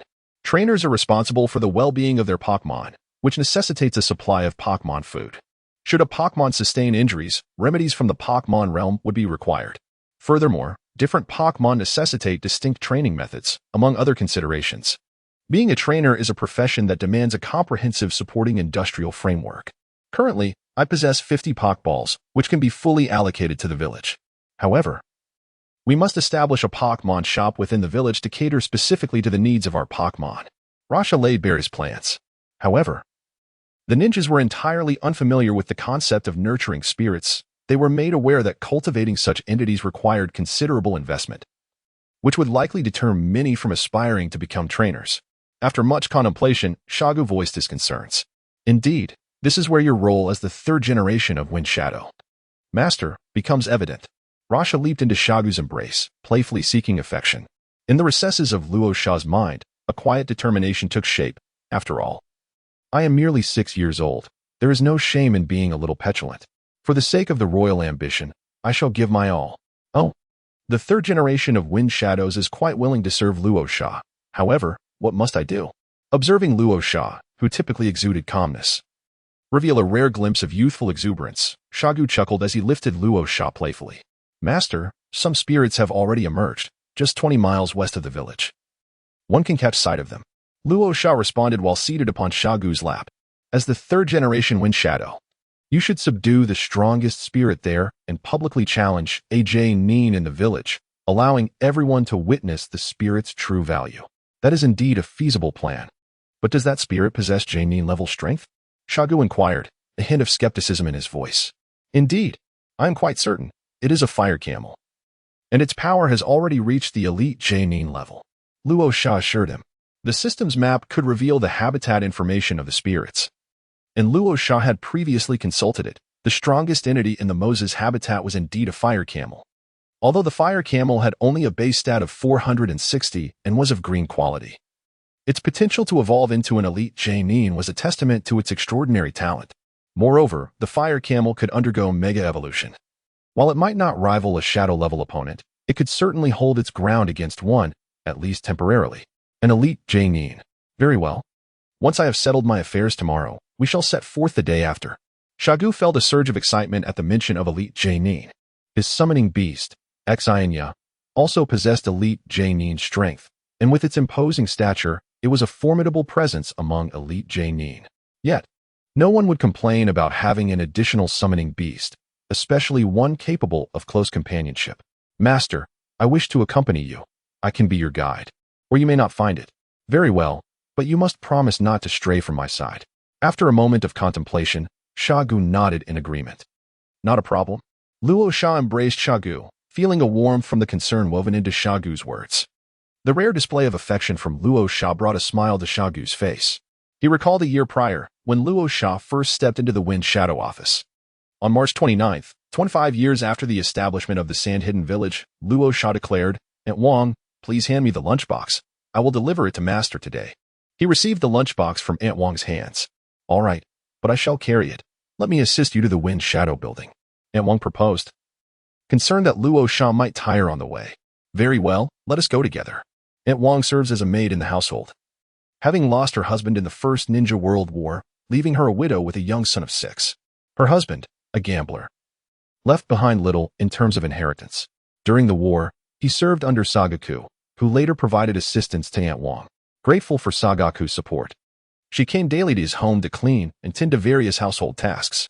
After Sagaku ascended to the position of the Third Kazekage, he invited Aunt Wang to become a full-time maid. Once Rasha was brought to the household, Aunt Wang was entrusted with his care in Sagaku's absence. Even though Rasha possessed the mental maturity of an adult, he gradually came to appreciate Aunt Wang's genuine kindness. In the Fengying building, within the Fengying's office, a knock interrupted the silence. Without lifting his head, Sagaku acknowledged the sound. Upon the door opening, he caught a glimpse of Rasha's small figure. Immediately, he set down his pen, rose from his chair, and approached Rasha, taking the food box from him and lifting him into his arms. "How did you come here? Did you bring lunch all by yourself? Have you encountered any difficulties? Tell your master, and I shall assist you," he said as he seated himself again, placing Rasha on his lap. The ANBU on duty could hardly fathom that the usually austere Lord Fengying could display such a gentle demeanor. "I came with Aunt Wang.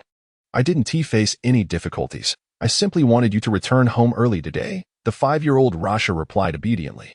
"Oh, how about I finish this document and then return home with you?" Sagaku responded, his heart softening at Rasha's words. "Well, I brought your lunch. Let us eat first," he said, glancing from Rasha to the file in his hand, ultimately conceding. "Master, did you forget to have lunch?"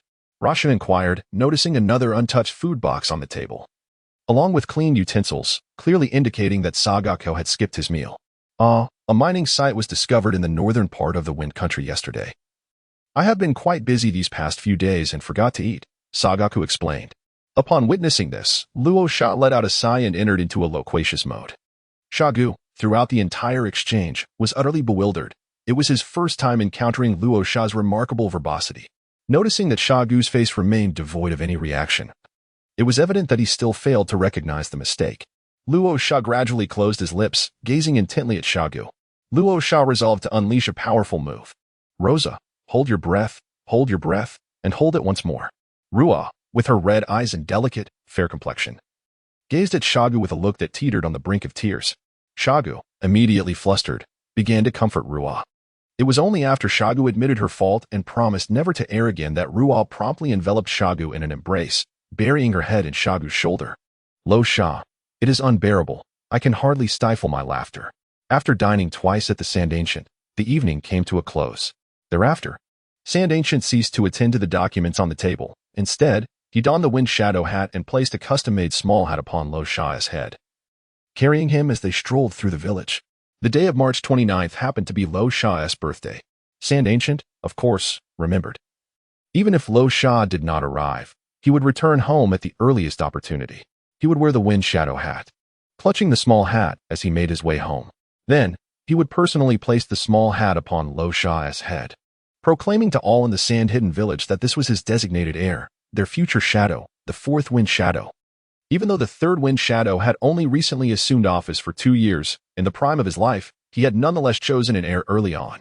Through more than a year of companionship, Sand Ancient had recognized Luo Sha. There could be no one more suited to become the fourth Wind Shadow than Luo Sha. The sight of two Wind Shadow hats appearing simultaneously on the streets of Sand Hidden made it abundantly clear to all the ninjas in the village the intent of the third Wind Shadow. In truth, Luo Sha has become the Prince of Shanin Village. Since that day, he has personally delivered dinner to the Fengying building every evening, diligently overseeing whether Xiaogu has consumed his lunch. From that moment onward, the two have transformed into a genuine father and son, each becoming the sole family member of the other in this world. "Master, please put me down," Luo Sha's voice, tinged with a hint of embarrassment, resonated. Xiaogu had been holding Luo Sha for 5 minutes, showing no intention of releasing him. With a sense of resignation, Luo Sha gently reminded him, coming to his senses. Xiaogu finally set Luo Sha down, and the two resumed their daily report as usual, concluding their conversation. Before departing, Luo Sha entrusted Xiaogu with 50 Pokeballs and a Pokédex purchased temporarily from the marketplace. After elucidating the methods of usage, he prepared to retire to his room for the night.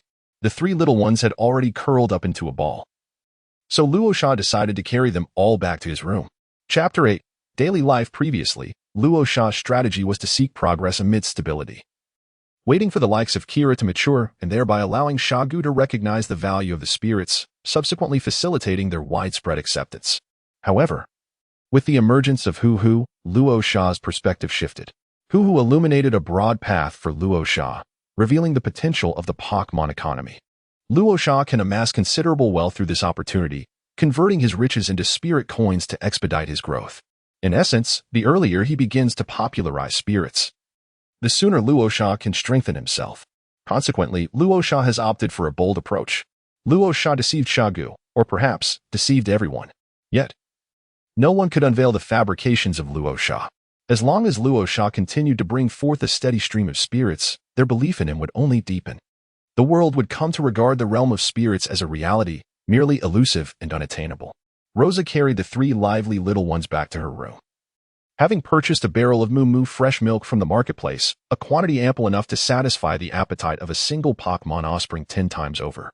Coupled with the previously acquired Pokédex, she found her remaining balance to be 8,068 Poké coins. Luo Sha poured fresh milk into 3 bottles, distributing them among the trio of little ones seated in a row. The meal plan she devised for her still nascent charges consisted of 3 meals a day, plus an evening bottle of milk. However, upon receiving the bottle, Jialuoluo did not resort to the nipple. Instead, with her tiny paws, she deftly unscrewed the cap and tilted her head back, consuming the milk in one swift motion. Jialuoluo then extended the bottle back to Luo Sha, letting out a little call for another serving. Rasha gazed silently at the teapot and the stone marbles. Having only taken a sip, it was evident that Jialuoluo was no ordinary cub. Rasha took the baby bottle, filled it, and handed it to Yujiro. 2 seconds later, Yujiro. "Rosa, you may drink directly from this barrel." Yuki's eyes sparkled with excitement as she swiftly leaped to her feet, scampering over with her little legs to the edge of the barrel, burying her head within. Gurgle, gurgle, gurgle, splash. Half of Yuki was now submerged in the barrel, her legs flailing in the air. Had she truly fallen in? The barrel was perfectly sized to accommodate Yuki's petite form, leaving Rosa with only a view of her lower half. Yuki's short legs and tiny hands struggled to right herself, thrashing about energetically. Shimaru, Shima, the 2 little ones were left utterly bewildered by Yuki's antics. Upon realizing the situation, Luo Sha promptly extricated Yuji from danger. Yuji, displaying an expression of having narrowly escaped calamity, nestled against Luo Sha with a look of pitiful grievance. Luo Sha, now covered in a layer of milk from the embrace, found himself in a rather amusing predicament. Luo Sha could only remind herself that the child was still young and not to be angry. In the end, the entire bucket of milk was consumed by Yujiro, who now sported a round, plump belly. Luo Sha couldn't help but ponder, how on earth did one manage to consume an amount of milk equivalent to half of their own volume? This defies the laws of science. After Luo Sha finished her bath and washed the 3 little ones once more, she lay down on the bed. To her left was Hu, who, being somewhat introverted, would retreat into its shell before drifting off to sleep. To her right was Shi, who remained quietly composed, embodying the essence of a little lady, only losing her decorum when provoked by Yujiro, whom she would chase after in playful pursuit. Yujiro, however, stubbornly insisted on snuggling in Luo Sha's embrace, and she, accommodating, held him close as they both succumbed to slumber. Yujiro, The most mischievous of the bunch, often delighted in teasing his two younger sisters, while Huhu could simply withdraw into its shell, rendering itself oblivious to the world. Shirwanzi was not afforded the same luxury. When she became upset, she would chase Yuji-la in a futile attempt to catch him. The juvenile Yuji-la, not particularly robust, was quite pleasant to hold. Luo Sha peacefully slumbered, cradling the gentle presence of Ji-la. Meanwhile, in the adjacent room, Sha-gu was engrossed in the intricacies of the Pokémon encyclopedia, his astonishment growing with every glance. The structure of the Pokémon world was astonishingly flawless and remarkably sophisticated. Had he not witnessed it with his own eyes? No one could fathom the existence of such exquisite creations as Pokémon in this world. Sha-gu envisioned a scenario where Sunagakure would decisively conquer Konohagakure, strike down Kumobakure, subdue Kirigakure, and leave Awagakure in tears. Though Sunagakure had flourished under the leadership of the Second Kazekage, it had consistently lacked high-caliber combatants. The position of puppet master was only attained at the level of Kage by Chiyo and the Second Kazekage, with the latter now departed. Only Chiyo remained as the face of the puppet master. In contrast, Sha-gu, a successful practitioner of magnet release, had ascended to the rank of Kage, standing as the sole Kage-level powerhouse among his peers. Had the Second Kazekage not conducted the magnet release experiments, and had the Third Kazekage not awakened this ability, the demise of the Second Kazekage would have resulted in a direct gap in Kage-level strength for Sunagakure. Undoubtedly, Sha-gu's emergence preserved the dignity of Sunagakure. The reason the 5 great shinobi villages are esteemed as such lies not only in their national influence or the scale of their ninja forces, but also in the presence of Kage-level warriors. These formidable Kage-level beings are akin to nuclear weapons in reality, possessing the capability to annihilate an entire small nation single-handedly. Only with Kage-level warriors at the helm can the status of the 5 great shinobi villages be assured. The Kage serves as the face of each village, embodying its utmost combat prowess. However, the advent of Pokémon could potentially lead to an overflow of Kage-level strength. The future pinnacle of the world might not be defined by Kage-level warriors, but rather by the likes of Shinja Hashirama and Uchiha Madara. As Sha-gu scrutinized the classification of Pokémon strength within the encyclopedia, he was astonished to discover that beyond Kage-level, there existed 2 additional tiers, Super Kage and Sage of 6 Paths. From the onset of his examination of the Pokémon encyclopedia, Sha-gu had been in a state of shock, and now he was rendered numb by the overwhelming revelations. The mere existence of records within the encyclopedia indicated the presence of Super Kage and Sage of 6 Paths in the Pokémon realm. This was utterly terrifying. It dawned on him that he was still insufficiently powerful. Was Kage-level truly strong? Strong? In what regard? He had been at this level of strength for years. One should engage in profound introspection, pondering whether one has truly exerted oneself over the years. The following morning, as Luo Sha sat at the dining table, he observed Sha-gu, who bore the unmistakable marks of fatigue with dark circles under his eyes. A clear indication that he had spent the night engrossed in his research on the Pokémon encyclopedia. Meanwhile, the 3 little ones were seated on the floor, indulging in their meal with great delight. Only Yuji-la was relishing his food with abandon, while Kuhu and Shirwanzi were still mindful of their appearance. After finishing their meal and tidying up the 3 little ones, Luo Sha set off to fetch Jialuoluo.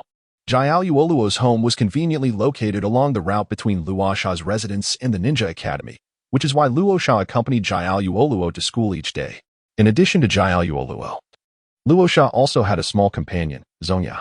Zongya was a year older than Luo Sha and was the son of Zongyu, the head of the Zong family. By rights, Zongya should have been in the 2nd grade. However, due to Zongyu's influence, he had been allowed to study abroad for a year and was subsequently placed in the same class as Luo Sha. The Zong family, being the 2nd prominent family in Sunagakure, resided in close proximity to the Shaji family. Thus, the trio formed a steadfast school-going team. And Luo Sha could naturally surmise that these would be the members of his future ninja squad. Luo Sha gracefully accepted the kindness extended by the Zong family. Although Zongyu, the patriarch of the Zong clan, harbored many thoughts, his intentions were not malevolent. Zongyu, do I have many thoughts? The family next door has already sent their daughter. What am I to do? I feel utterly despondent. Moreover, Zongmi, both innocent and obedient, despite being a year older than Luo Sha, possessed a cherubic visage that rendered Luo Sha akin to an older brother, while Zongmi appeared as the younger sibling. Zongmi had already been captivated by the prowess exhibited by Luo Sha, affectionately addressing him as Big Brother Luo Sha. Who could possibly refuse such an adorable younger brother? Chapter 9. The Moses habitat in the 26th year of the Sand Hidden era, on July 17th, Xiagu, sporting 2 dark circles under his eyes, prepared to accompany Luo Sha to the habitat to capture sprites. For the past 2 days, Xiagu had been occupied with official duties during the day and tirelessly studying the sprite encyclopedia throughout the night, absorbing knowledge about sprites, elemental weaknesses, types, characteristics, and levels. The vast and intricate information had taken Xiagu 2 sleepless nights to comprehend. Luo Sha, what kinds of sprites inhabit this area? Xiagu inquired, hastily advancing toward the Moses habitat with Luo Sha on his back. The Moses habitat was the first of its kind to emerge in the sprite realm, established in the Wind Country due to my influence. The Wind Country, situated in a desert, provides an ideal environment for rock and ground-type sprites. Thus, the sprites found in the Moses habitat are predominantly of rock and ground attributes. Luo Sha reclined upon Xiagu's back, enlightening him about the habitat of the fiery camels. This habitat, categorized as a medium-sized ecosystem, is home to the most formidable creature, the fire-breathing camel. These wild camels require sustenance, necessitating their proximity to oases. Master, you have perused the information in the Pokémon encyclopedia, have you not? Luo Sha continued his exposition. Indeed. You mentioned it briefly before, and I have taken the liberty to investigate the fire-breathing camels. Should we consider capturing the entire population? They could assist ninjas in combat and serve as mounts, making them exceedingly suitable for our purposes. That is indeed a possibility. However, the fire-breathing camels must be properly accommodated. It would be prudent for the village to collectively own them rather than allowing them to belong to a single ninja. We ought to pursue a path of sustainable development, enabling the camels to reproduce and yield more Pokémon eggs. Once the numbers are sufficient, we can allocate the camels to ninjas in need. The map indicated a modest population of 36 fire-breathing camels residing in the oasis, prompting Luo Sha to propose communal ownership of the camels. That poses no issue. Given their limited numbers, the village can sustain them, Xiagu concurred. In fact, we could establish a fire-breathing camel desert shipping company. These camels would not only ensure the safety of merchants but also facilitate the transport of goods, undoubtedly appealing to traders.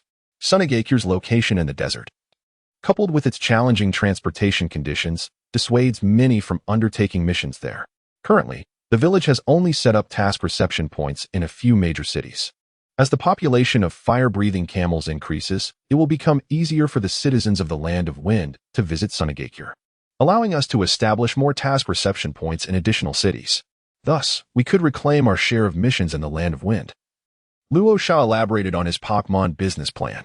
With more and more citizens opting to travel to Sunagakure to post missions, the village's revenue has been declining annually. The stingy daimyo is reluctant to increase financial support, leading to an ever more frugal Sunagakure. Oh, what an excellent idea. Let us commence the capture of the fire-breathing camels. Xiagu exclaimed, shaking Luo Sha with pride. Indeed, you are my son, and your intellect is commendable. Please supplement the specifics of the implementation plan later, as I am not well versed in the pricing levels of the shipping industry. With Xiagu's shadow-level prowess, the duo swiftly ventured into the habitat of the fiery camels. Luo Sha, is that a Geodude? Xiagu marveled at the floating rock before him, astonished, were it not for witnessing it with my own eyes. Who would dare believe that there exists a moving stone in this world? Indeed, Geodude can evolve into Graveler and subsequently into Golem through trade. We are at the edge of the habitat. If we proceed 10 kilometers to our left, we shall reach the Moses Oasis. Luo Sha cast a glance at the small fist stone, noting its 0 individual values, and thus dismissed any thoughts of capturing it. Along the journey, Luo Sha encountered around 10 Pokémon, of which only one, a Rumble Stone, boasted a modest 1 individual value, and that was in special attack. The 31 individual value in special attack proved futile for a physical attacker like Rumble Rock. However, there was a small fist stone, albeit with 0 individual values, which Luo Sha decided to capture, intending to later distribute it to the ninjas in need. Name: small fist stone. Gender: male. Type: rock. Ground ability: hard head. Even when using moves that would normally cause recoil damage, the user does not suffer a reduction in health. Level: LV19, Genin. Individual values: 0V, health, 29, physical attack, 30, physical defense, 28, special attack, 24, special defense, 30, speed, 28, skills, tackle, rollout, rock polish, roll, stomp, rock slide, knockoff. Though it possesses a 0 individual value, it can still be considered a rare gem. With proper training, its combat prowess remains commendable. Upon the arrival of Rasha and Shagu at the Moses Oasis, they made a beeline for the location of the fire-breathing camel. The frequency of encountering elves within the oasis had significantly increased. Rasha observed a pair of love-struck Nidorino and Nidorina before him, so engrossed in their affection that they failed to notice his and Shagu's approach, lost in their tender exchanges. To his astonishment, Nidorina boasted a formidable 2v. Rasha instructed Shagu to knock Nidorina unconscious, swiftly capturing her in a pokeball. Nidorino, witnessing the disappearance of Nidorina, stood frozen for a moment before charging angrily at Shagu. Bam! Nidorino struck, only to be sent flying. Bam! Nidorino attacked once more, and once again, he was sent sprawling. It was a splendid display. Shagu, a formidable shadow-level fighter, showcased an overwhelming display of dominance. Countless times Nidorino had been bested, shedding tears of humiliation. Awakened by the harshness of reality, he rose once more. No longer recklessly charging, but instead gazing at Rasha with tearful eyes. Ni. It seemed Nidorino wished to be captured as well. Rasha discerned the essence of Nidorino's plea. Nini. Nidorino nodded vigorously, rhythmically tapping his chest with his forelimbs, as if assuring Rasha of his obedience. Very well, Rasha conceded, softening at the sight of Nidorino's adorable, sparkling eyes. It was as if he were making a buy-one-get-one-free deal. In due time, they would seek out a ninja for training together. As Luo Sha and his companion continued their journey, they encountered unique trees, fruits, and vegetation within the oasis. However, as these were the sustenance of the local sprites, Luo Sha refrained from picking any. After searching for approximately 2 hours, they arrived at the easternmost edge of the Moses Oasis, where the verdant land met the arid desert. Before them appeared 2 fire camels and 1 dull fire camel. Clearly a family unit. The first fire camel, male, exhibited attributes of fire and ground, with the ability of lava armor, which enveloped it in searing lava, granting a permanent increase in special defense by 1 level and immunity to freezing. It was at level 67, classified as an elite jonin, with individual values of 2v, H25, physical attack 14, physical defense 27, special attack 31, special defense 31, speed 19. Its skills included Roar, Flame Burst, Focus Energy, Heavy Tread, Incinerate, Instant Amnesia, Earth Power, and Earthquake. Truly, it was a remarkable specimen, having reached the pinnacle of elite jonin in the wild. The second fire camel, female, possessed the strength of a special jonin at level 49, evidently having been stuck in a bottleneck for quite some time. It shared the same attributes and ability of lava armor, with individual values of 0v, H24, physical attack 28, physical defense 17, special attack 20, special defense 27, speed 24. Yet, it was the dull fire camel that caught Luo Sha's eye. Chapter 10, Capture Name, Dull Fire Camel Gender, Female Attributes, Fire. Ground Ability, Lava Armor Level, 22 Chunin, Individual Values, 3v, H27, Physical Attack 31, Physical Defense 27, Special Attack 31, Special Defense 31, Speed 19, Skills, Roar, Spark, Heavy Tread, Incinerate, Instant Amnesia, Smokescreen. The Fire Camel lineage boasts a total base stat of 460, with attack and special attack values of 100 and 105, respectively. This dull Fire Camel displayed exceptional individual values of 31 in both attack stats, leaving no weaknesses in its physical offense. It could exploit high physical defense opponents with special attacks, while taking advantage of those with high special defense using physical attacks. Moreover, the dull Fire Camel was still young, making it easier to foster a bond. Naturally, the entire family should relish their time together in Sand Hidden Village. No. It would be more fitting for the entire lineage of camels to enjoy their time in Sand Hidden Village collectively. Suddenly, the melodious voice of the Fire Camel father resonated. As the Fire Camel mother, accompanied by the dull Fire Camel, dashed back towards the desert, Shagu immediately placed Luo Sha in a battle stance. An Umbu ninja materialized, ushering Luo Sha to the rear. Luo Sha, pay attention. This is magnetic release. Shagu raised his hand, and the sand beneath his feet began to flow, expanding in its movement as countless grains of iron sand erupted from the ground. Utilizing magnetic release, sand armor, and magnetic release, iron sand shuriken. A portion of the iron sand transformed into armor that enveloped Shagu, while the remainder morphed into shuriken, which shot forth from all directions towards the Fire Camel. Realizing it could not evade the onslaught, the fire camel immediately activated its defense, magnetic release, iron sand cage. However, the iron sand cage did not ensnare the fire camel's father. Instead, it trapped the fleeing fire camel mother and the dull fire camel. The two camels, attempting to escape, found themselves immobilized by the rising iron sand, which flowed from the ground and encircled them. The fire camel mother unleashed a torrent of flames, spewing forth a powerful fiery beam, but upon contact with the iron sand, the beam dissipated entirely. The iron sand remained steadfast. The disparity between their strengths was insurmountable. Even though the iron sand cage was a mere creation of Sagu's, it was beyond the capabilities of the fire camel, who was not particularly formidable. Humph! The fire camel father, witnessing his wife and child ensnared, let out a desperate roar as a golden light of earth power surged around him. It was the power of the earth. The earthy glow swiftly rushed towards Sagu, who stood resolute, not flinching, as he swiftly formed seals to counter the attack. Magnetic release, sand shield. A shield crafted from iron sand enveloped both Sagas in a multifaceted barrier. The fire camel's earth power persisted for over 20 seconds before gradually subsiding.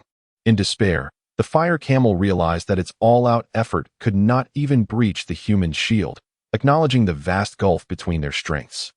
After expending such tremendous energy for over 20 seconds, it felt utterly drained. If it were alone, it would undoubtedly resist to the bitter end, seeking an opportunity to escape. Yet, it could not flee, for its wife and child were still behind it. With a mournful cry, the fire camel refrained from further action. Sagu, halting the magnetic release, observed the fire camel's demeanor. Though he did not fully comprehend its intentions, he understood that the fire camel had lost the will to continue fighting.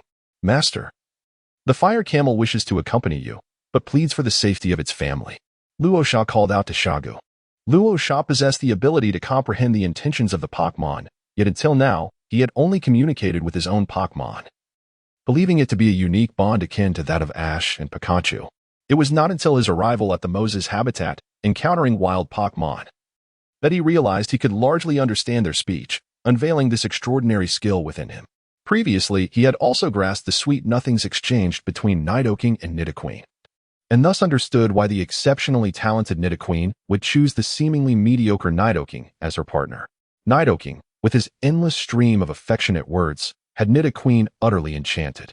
I merely wish to capture you as my spirit beast, yet this would lead to your separation from your kin.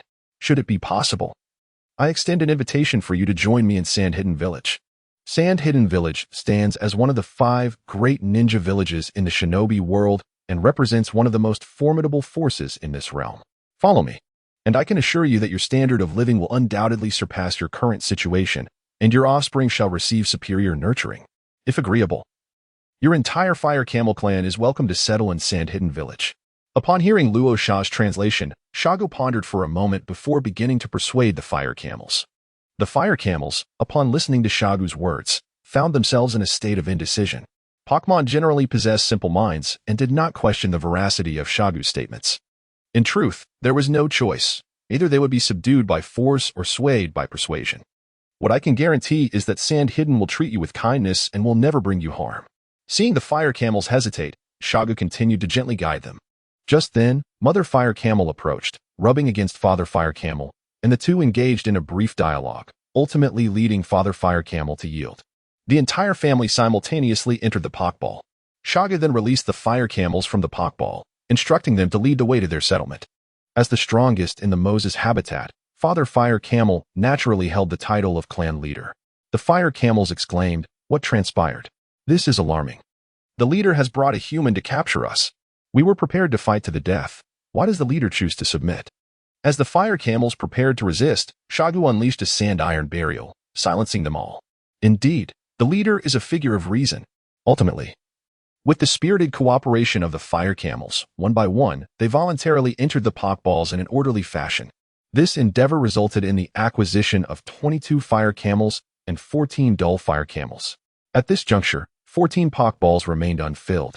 And while the system map provided insights into the distribution of each species within the habitat as well as information about the Pokémon, it did not allow for the precise location of each individual creature to be tracked. Thus, the duo continued their search in the oasis for over 6 hours, meticulously selecting Pokémon with outstanding individual values. It was not until the sun began its descent that they successfully filled the remaining 14 Pokeballs. On July 18th, 26th year of the Sand Hidden Village, the Wind Shadow announced that a high-level Sand Hidden Conference would convene in 2 days.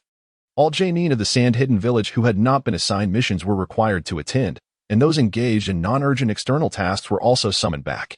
On July 20th, 26th year of the Sand Hidden Village, the conference took place. The assembly was led by Chiyo and Erosenin, along with 8 elders. The clan leader of the Sand Clan, Godis, the clan leader of the Religion Clan, Zongyu, and the clan leader of the Flame Clan, Lifeng, representing various influential families. Civilian Genin such as Mayuan, Sualong, Minj, and Qilu also attended. The Grand Hall was filled with 84 individuals. Aside from the 3 Genin unable to return to the Sand Hidden Village, all Genin convened in unison. Curiosity permeated the air, as all wondered why the Wind Shadow had summoned such a high-level meeting. Such gatherings were typically reserved for the most pressing crises within the Sand Hidden Village. The last assembly had been convened during the First Shinobi World War.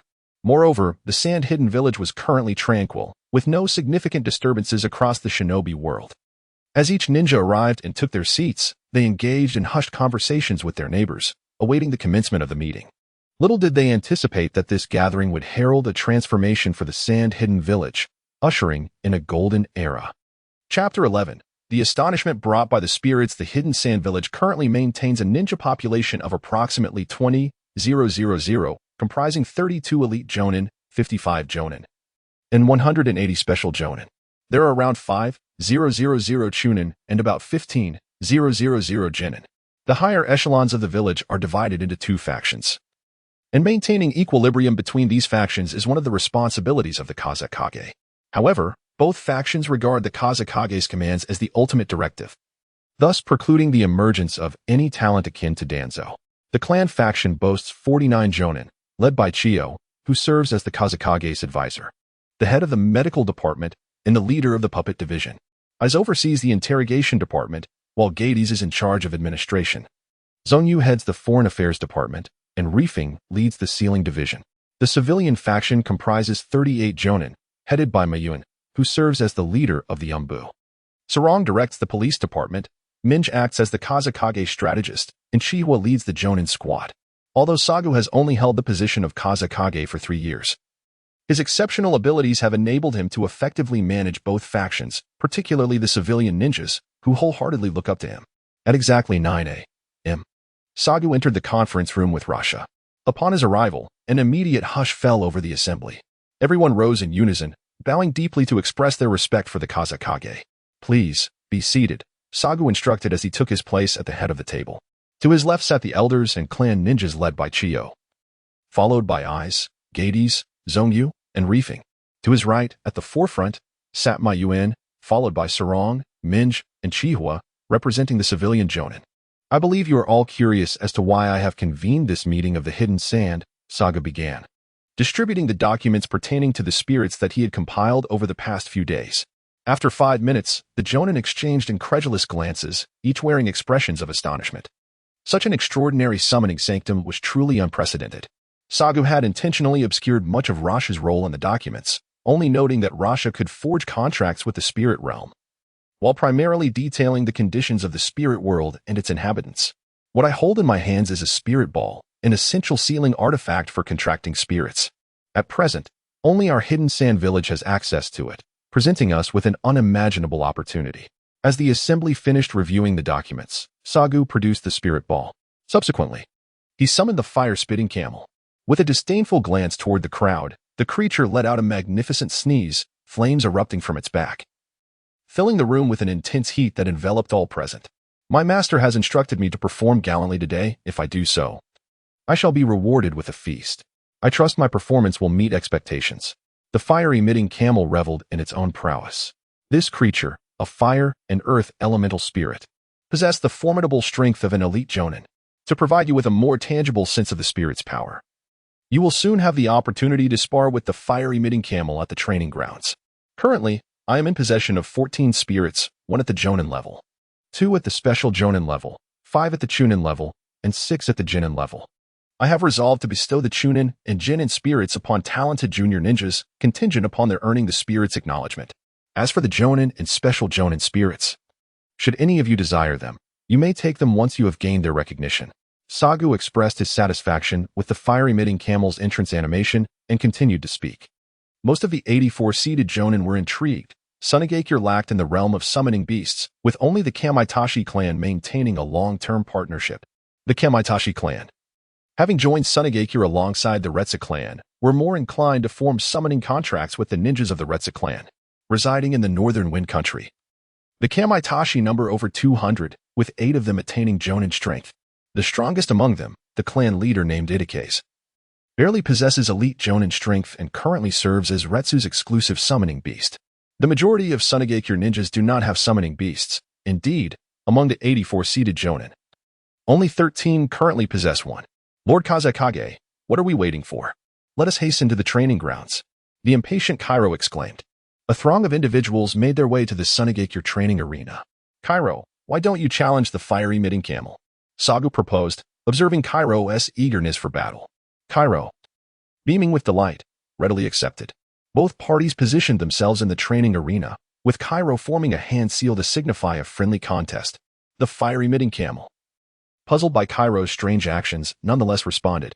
A plume of red vapor erupted from behind the camel, and a jet of flames surged forth toward Kairo. Swiftly employing the body replacement technique, Kairo dodged the attack and charged toward the fire-emitting camel, his kunai glinting ominously as he aimed directly for the beast.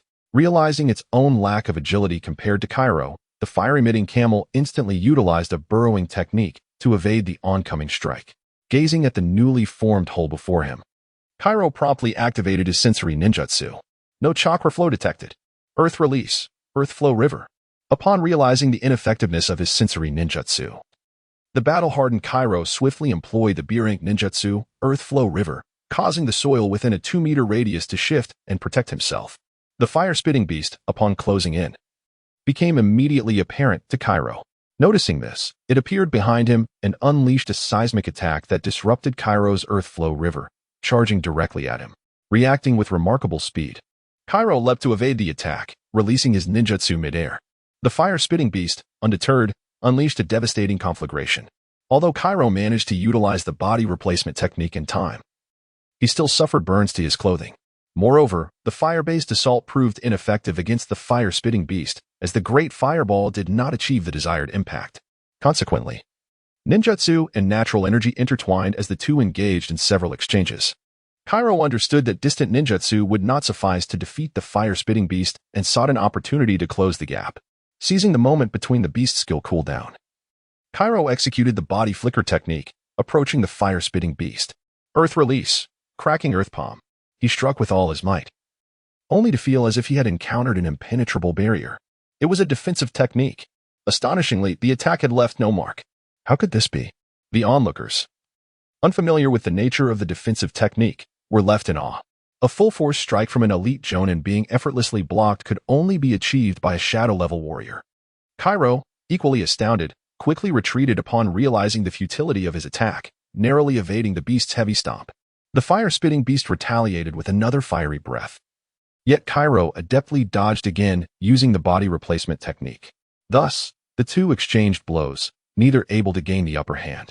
The fire-spitting beast could not land a hit on Kairo, while Kairo's conventional attacks merely grazed the beast, and his strongest strike was successfully thwarted. The confrontation had devolved into a battle of attrition. Ultimately, it was Sagu who intervened, bringing the clash to a close. It ended in a draw. This outcome was a considerable surprise to all the observing Jonin from Sunagakure. The previously strongest summoning beast, the Weasel Wind, was no match for Kairo. Yet the fire-spitting beast was able to evenly contend with him.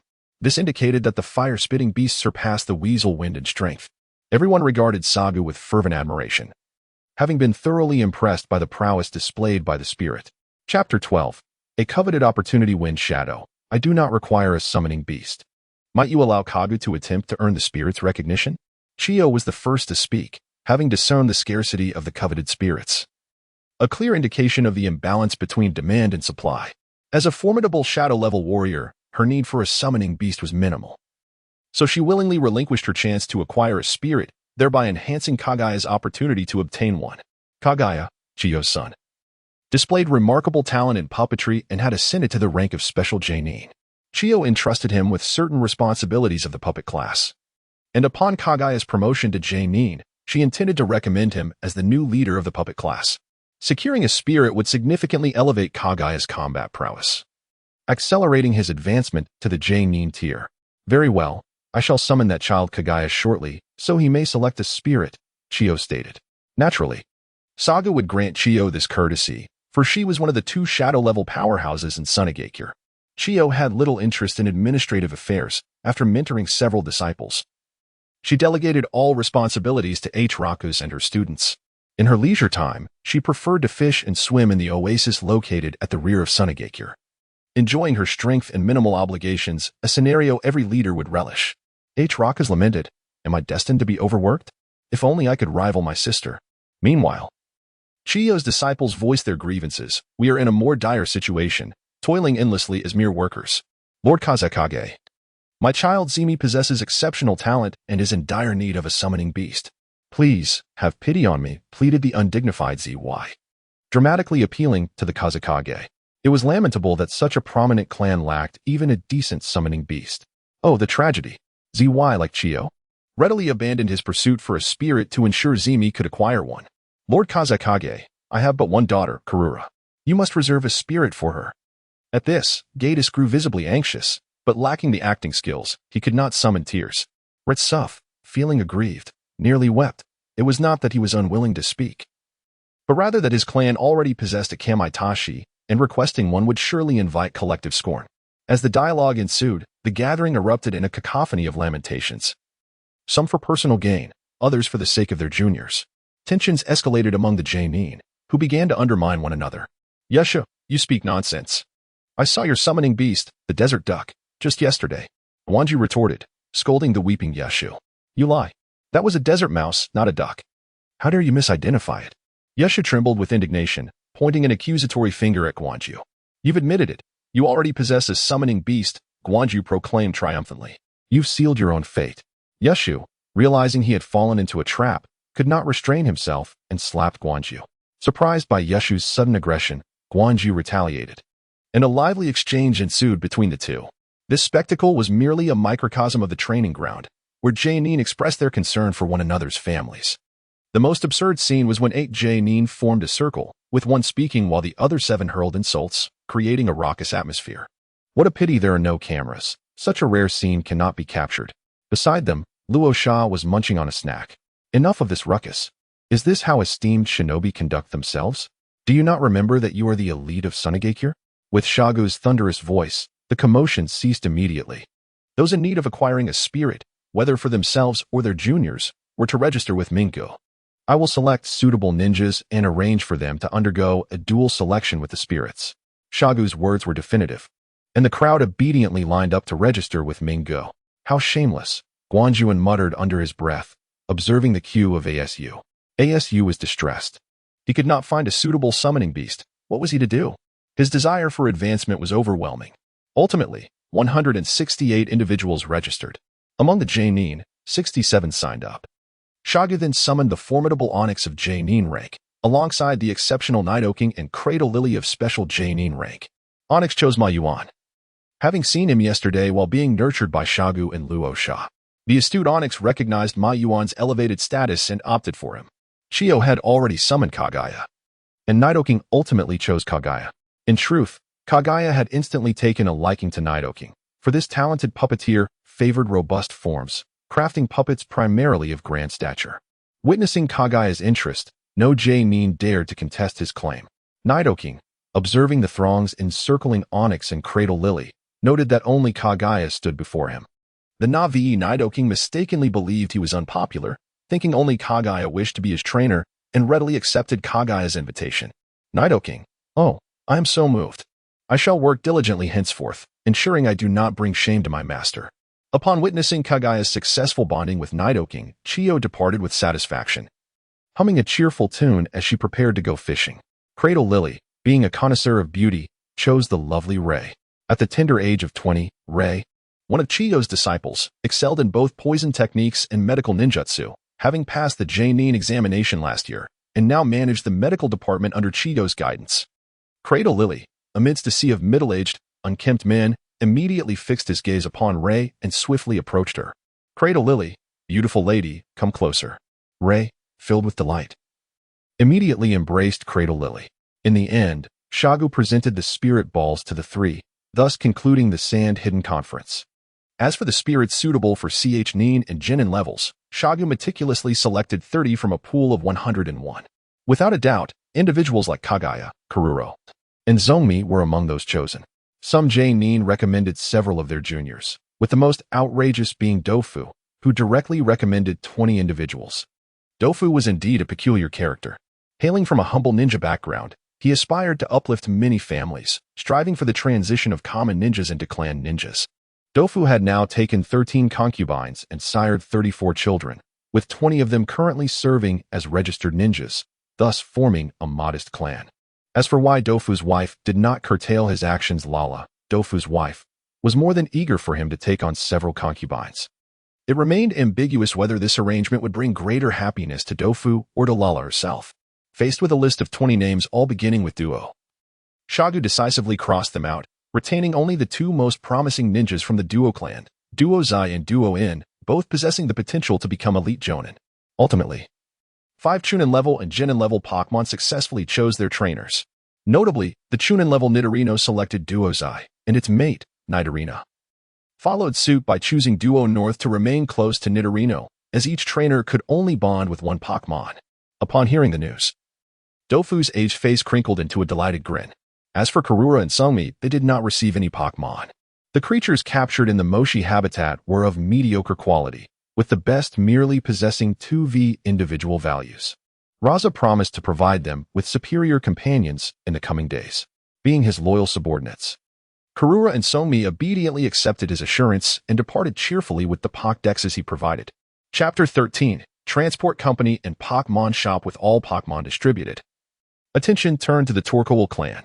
Shaga settled them in the northern sector of the village.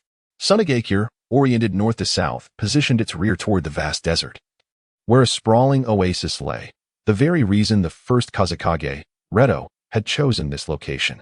The Torkoal were stationed between the oasis and the village. July 22nd. Year 26 of Sunagakure-Kazekage's office. Torkoal can revolutionize desert transport. I propose establishing the Torkoal Transport Company to facilitate commerce between the village and major cities, Shagu declared. Summoning Gatus for discussion. Your wisdom is unparalleled, Lord Kazekage, Gatus flattered. Sunagakure's geographical isolation and treacherous desert conditions, sandstorms, predatory wolf packs, had long stifled trade. Essential supplies required costly ninja escorts, classified as C-rank or even B-rank missions depending on cargo value. The exorbitant manpower and limited freight capacity drained the village's coffers annually. Recognizing the Torkoal's potential to slash logistical expenses, Gatus swiftly grasped the scheme's brilliance. With mission outposts now in Pewter City and Viridian City, Shagu continued. We should station 2 ninjas per city to oversee procurement and sales. Veterans retired after the First War, particularly those disabled in service, would be ideal candidates. Nowadays, most villagers rely on the meager subsistence provided by their welfare benefits. The procurement of supplies does not necessitate the transportation of goods. It is a relatively easy task and, being a long-term responsibility, can significantly aid the disabled ninjas. Lord Kazekage is indeed wise. Jades continues to play the supportive role. Currently, Sunagakure possesses 22 fire camels and 14 stone camels, totaling 36. We shall seek out 36 retired ninjas who made remarkable contributions during the Great War, assigning each of them the care of a spirit creature, effectively treating this as a long-term D-rank mission. The fire camels can commence transport operations immediately and with their presence. The village will no longer need to dispatch ninjas to safeguard the routes. These retired ninjas will serve perfectly as supervisors. The transport teams will be divided into 2 groups. One team will consist of 5 fire camels, 100 ordinary camels, and 5 retired ninjas, tasked with transporting goods between Nibi City and Tokage City. The remaining 12 fire camels will be responsible for the transportation needs of Sunagakure's 6 outposts within the Wind Country. Each team will be equipped with 2 fire camels, 20 camels, and 2 retired ninjas. Transport will occur once a month, allowing the fire camels to thrive and reproduce on the clan's land during the rest of the time. Sagaku promptly detailed the plan. However, the quantity of fire camels is insufficient to service all of Sunagakure's outposts. Presently, there are 12 outposts, leaving 6 that must be managed by ninjas. Initially, Sagaku intended for the fire camels assigned to the outposts to make 2 trips each month to cover all locations. But Rasha intervened. A round trip takes approximately 10 days, meaning 2 trips would require 20 days. If they work for 20 days and rest for 10, it would be too demanding for the fire camels. Pokémon are not mere tools. They are companions. Faced with Rasha's earnest gaze, Sagaku relented. As for the stone camels, they will first be nurtured in Sunagakure until they evolve before being put to work. Lord Kazekage's wisdom is evident. After hearing Sagaku's comprehensive plan, Jades found nothing further to contribute and continued to play the supportive role. Sagaku further discussed various details with Jades, including the selection of goods, costs, monthly income, and potential partners. Throughout, Jades remained in his supportive role. It is indeed a challenging task for the head of the administrative department, while Jades understands politics. He lacks insight into economics. Proceed diligently. The Fire Camel Transport Company shall initially be under the administration department as purview, and I will find someone else to take over later. If there is nothing else, you may leave, Sagaku concluded, waving his hand as he returned to his paperwork. Jades exited, his expression blank. Another day devoid of passion. Family, who truly understands. There exists a workaholic leader, whose burden is indeed immense. The reemployment initiative for disabled ninjas was proposed by Rasha, specifically designed for positions that collaborate with the elves. Most tasks are executed by the elves, while the ninjas merely observe. The establishment of the fire-breathing camel transport company has successfully addressed the employment concerns of 40 disabled ninjas. As the number of fire-breathing camels increases in the future, the potential for expanding trade between Sand Hidden Village and other cities will arise, enabling the camels to undertake the transportation of goods dispatched by merchants. Meanwhile, Rasha is engaged in learning magnetic ninjutsu at the training grounds. Luo Sha requested Shagu to assist in arranging a brief month-long vacation. Rasha has awakened his magnetic release for over 2 years and has been refining his chakra for a year.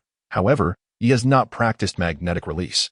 It is not due to a lack of desire, but rather an inability to do so. Even the most rudimentary magnetic release techniques are classified as B rank, which is the level of the technique Rasha currently employs, magnetic release, sand gold. With a low growl, Rasha summoned the sand gold, which slowly rose from the ground. The B rank ninjutsu consumed an excessive amount of chakra, and Rasha's current chakra level barely reached that of a Chunin, approximately equivalent to 0.1 calories. Indeed. Was it still too much to bear? Nonetheless, it was successful in its execution. With chakra nearly depleted, Rasha ceased the ninjutsu. Presently, he could only extract chakra for 2 hours each day, but as he grew older, he would be able to draw upon it for a longer duration. Luo Sha aspires to attain 1 card of chakra by the age of approximately 12. By that time, he is expected to possess the strength of an elite jonin. Luo Sha emerged from the training grounds and made his way to the elven shop in Shagu. Shagu generously bestowed upon Luo Sha an initial capital of 5 million taels. How fortunate it is to have a father like the Wind Shadow. Within just 1 day, Luo Sha managed to earn 8 million taels, yielding a net profit of approximately 4 million taels after deducting expenses. Naturally, Luo Sha went and checked today's accounts, planning to replenish supplies from the system upon returning home in the evening. The act of withdrawing money was merely incidental, truly. Currently, the Sand Hidden Village, including Sha Gu and Luo Sha, boasts only 16 trainers. However, the events of the Sand Hidden Conference held 2 days ago have already spread throughout the village. The emergence of Pokémon cannot be concealed, nor is there any necessity to do so. Spies from other ninja villages have relayed the news back. In the Land of Fire, within the Hokage's office in Konoha, the mention of summoning beasts arose. No matter how much Sand Hidden Village develops, it cannot compare to Konoha, which possesses the contracts of the 3 great sacred lands. Sarutobi Hiruzen, smoking a cigarette, set aside the intelligence report, dismissing it as inconsequential. In the root base, Shimura Danzo scoffed, sharing the same disdain for the feeble Sand Hidden Village. The disparity between Konoha and Sand Hidden cannot be bridged merely by summoning beasts. A similar scene unfolded among the 4 great ninja villages. The wheels of fate began to turn slowly, signaling a shift in the future trajectory of the ninja world. Chapter 14. Uncle Roger, the Lottery. Sand Hidden Village. Luo Sha arrived at the elf shop. Since its opening yesterday, the Pokeballs had been sold out in a frenzy. The fortunate ninjas who managed to acquire them hurriedly rushed to the Moses Sanctuary to capture the elusive creatures. Today, Luo Sha had increased the supply, eagerly anticipating the day's earnings. As for the pricing, the benevolent Luo Sha naturally offered them at twice the cost price. The scene unfolds at the elf shop at 4 o'clock in the afternoon. Good afternoon, Uncle Roger. Luo Sha greeted Uncle Roger. Little Luo Sha has arrived. Good afternoon. Here. The bill is on the table. This is today's revenue. Roger handed a large bag of money to Luo Sha. The spirit shop is situated at the heart of the commercial street in Sandy Hidden Village. The spirit shop holds immense significance, which is why Sagu dispatched Roger, a former Jonin, to oversee it. As for the reason behind his status as a former Jonin, Uncle Roger was originally a ninja of the highest rank. But during the First Ninja World War, he exhausted his potential, depleting his chakra to the point of irretrievable loss. Roger has lost all his prowess and has retired from the village. However, the current Sunagakure has not yet fallen into the same destitution as depicted in the original work. Each month, it provides a pension to these ninjas who were wounded in the Great War. Roger, feeling a sense of dissatisfaction, yearned to continue his journey as a ninja and, upon retirement, commenced rigorous training in martial arts. With his formidable physical prowess, Roger astounded all during last year's Nin examination, re-entering the spotlight of Sunagakure's elite. Subsequently, he was concealed by Sagu. Currently, Sunagakure lacks a dedicated taijutsu ninja, and Roger has blazed a trail in this regard. Recognizing Roger's extraordinary talent in taijutsu, Sagu recruited him into the Umbu, where he is exempt from all missions, with his sole task being the refinement and development of taijutsu techniques. The martial art pioneered by Roger is known as the 3-day breathing technique. Luo Sha. Why does that sound so familiar? During a conversation with Uncle Roger, Luo Sha learned that Uncle Roger has a 3-year-old son named Jialuoluo. Jialuoluo, indeed, is a rare talent in the Hidden Sand Village. Luo Sha has directly reserved Jialuoluo, adding another member to the future brotherhood. Roger is aware that his son has caught the attention of the future shadow, and he is so exhilarated that he nearly offers his son on the spot. Jialuoluo. So love will fade away, correct? Presently, Uncle Roger is responsible for overseeing the spirit shop while also developing physical techniques. Luo Sha unfurled the lengthy bill, directly examining the final statistical figures. Pokeballs, 800 units, sold 2,000, revenue 1. 6 million taels, net profit 800, 000 taels. Ultra Balls, 2,400 units, sold 700, revenue 1. 68 million taels, net profit 840, 000 taels. Great Balls, 3,200 units, sold 500, revenue 1. 6 million taels, net profit 800, 000 taels. Pock Cubes, 1,000 units, sold 70.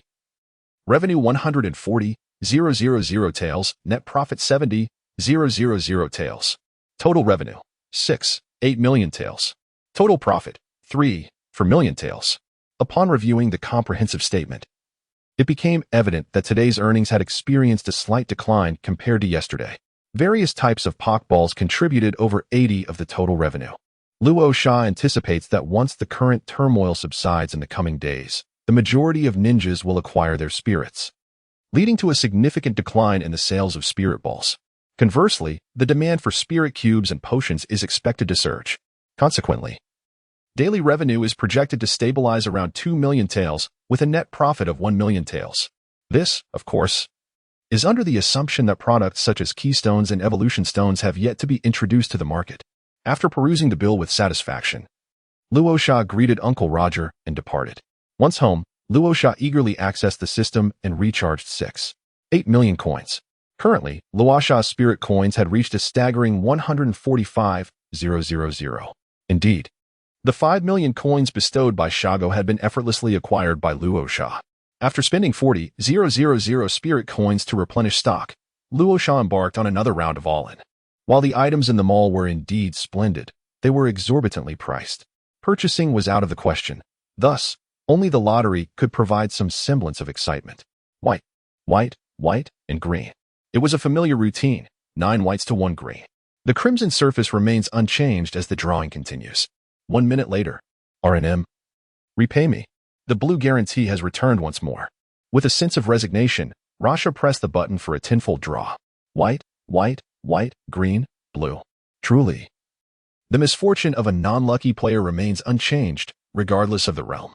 After 990 draws, Rasha, having reached the guaranteed outcome, was finally able to face reality with composure.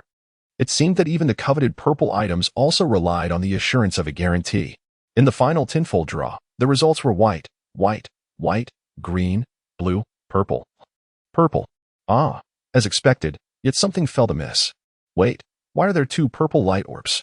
Upon realization, Rasha felt a wave of relief wash over. Indeed. Destiny was on my side. Elated, Rasha began to inspect all the items collected. A total of 2 purple, 10 blue, 100 green, and 888 white items.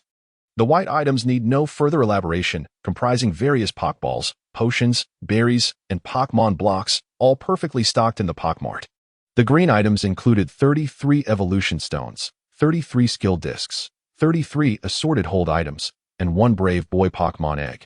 The blue items consisted of 3 Pokédex entries, 2 training devices, 1 Firestone, 2 skill discs, and 2 Rockruff eggs. As for the purple items, there was 1 Cottony egg and 1 Pokemon medical item. The Brave Boy is a fighting-type Pokemon with 3 evolutionary paths to become a flying kicker, a quick puncher, or a battle dancer. At the tender age of 3, Zyro is destined to develop in the direction of physical prowess, making the Brave Boy a perfect companion for him. They would grow together from a young age, nurturing a strong bond. Rockruff, a rock-type Pokemon, also possesses 3 evolutionary forms, which evolve at different times of the day, night, and dusk, transforming into 3 distinct forms of Lycanroc. All 3 Lycanroc forms possess the same base stats, totaling 487, with closely distributed values across 6 attributes. The primary differences lie in their unique abilities. Naturally, one Rockruff would belong to Rasha and the other to Karuro. Rasha planned to evolve his Rockruff into its daytime form, which boasts the ability Sand Rush. Sand Rush. During sandstorm weather, the Pokemon's speed doubles. The last Pokemon in Rasha's collection was Cottony, which eventually evolves into the formidable Boss Cottony. Boss Cottony is a dual-type rock and steel Pokemon, possessing an impressive base stat total of 530. With an attack power of 110 and a staggering defense of 180, rendering it virtually invincible in the realm of reality. The allure of Rasha is undoubtedly captivating. However, the positioning of Boscadora overlaps with that of Banjira. The Sandstorm team of Rasha did not carry the ship of Boscadora. Having already made a promise to Zongmi, Rasha resolved to bestow Boscadora upon him. The thought of Zongmi's charming, doll-like visage paired with the formidable presence of Boscadora seemed rather delightful, did it not? Upon exiting the system, Rasha eagerly utilized the Pokemon Pokédex to contact Zongmi and Jialuoluo, urging them to swiftly come to his residence to collect the Pokemon eggs. Upon receiving the message, the two hurriedly made their way over. Rasha, where is my Pokemon? Zongmi exclaimed, bursting in with his hair in disarray. Rasha-kun, what kind of Pokemon is it? Jialuoluo asked, adjusting his attire at the entrance before stepping into Rasha's home. It is a Pokemon egg, and these little ones possess remarkable potential. Rasha replied with a gentle smile directed at the two. Zongmi, this Pokemon egg belongs to you. It is a Cocodora. You may check the Pokédex first. He then continued, Jialuoluo, this egg is that of a Rockruff. The other one is also a Rockruff, reserved for myself. Please take a moment to review the Pokédex information as well. Rasha handed 2 Pokemon eggs to the 2 individuals. In Chapter 15, Rockruff and Cottony. Wow, what a handsome Pokemon. Thank you, big brother. I will certainly repay you in the future and serve you well, exclaimed Zongmi, his eyes sparkling with excitement as he embraced Rasha. Rasha, which form do you intend to evolve Rockruff into? Asked Karuro, her cheeks flushed after glancing at the Pokédex. Luo Sha gifted me a Rockruff, and our Pokemon are identical. Is this a confession of feelings? Should I accept it? Might it be too soon? Yet, I find it utterly impossible to refuse. My father would be furious if he knew. He insists that I cannot agree to Luo Sha before turning 16. How vexing. My father is truly annoying, making things so difficult for me. Inside, the little figure representing Jialuoluo is fuming and biting its hand in frustration. I plan to evolve into my day form. Luo Sha pulled Zongya down from his back.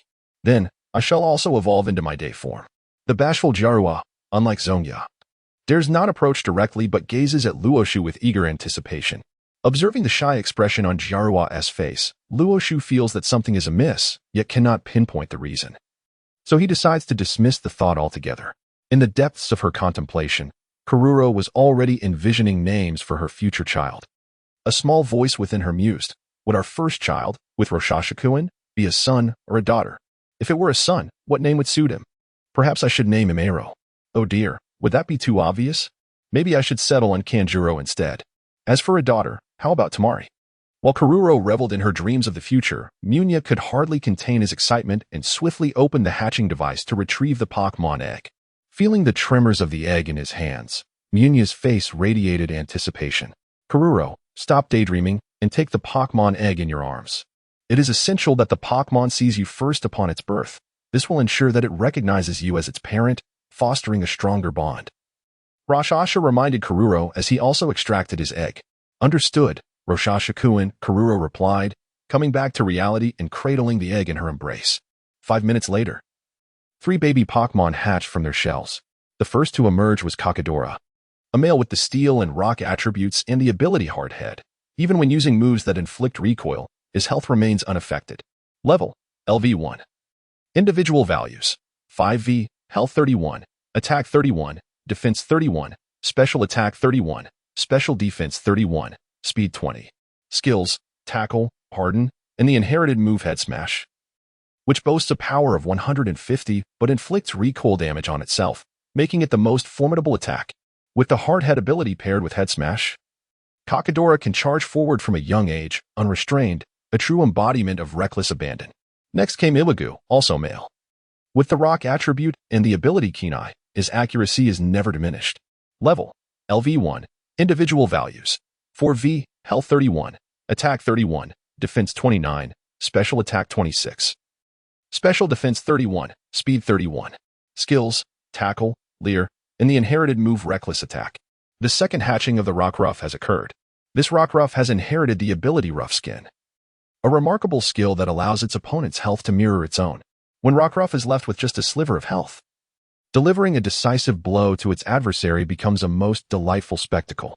Name, Rockruff. Gender, female. Type, Rock ability, Keen Eye, prevents accuracy from being lowered.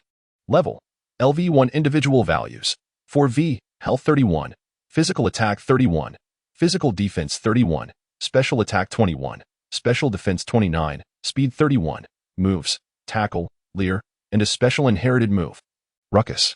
Finally, the Rockruff from the Kalu region has hatched.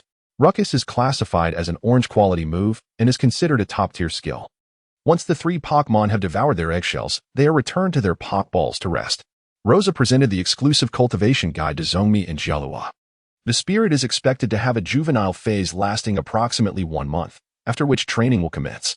The significance of the ninja school to us is rather limited. Instead, we might as well train together at the training ground to develop our spirits, Rosa proposed to the 2. Absolutely, Brother Rosa, Zhongmi responded promptly. As an ardent admirer of Rosa, he profoundly understood one truth. Being alongside Brother Rosa guarantees sustenance. Naturally, Jialuoluo, being a devoted romantic, also agreed. Oh, as for your query regarding the ninja school at that time, rest assured, this is genuine training, not an act of skipping classes. Skipping classes? That is utterly inconceivable.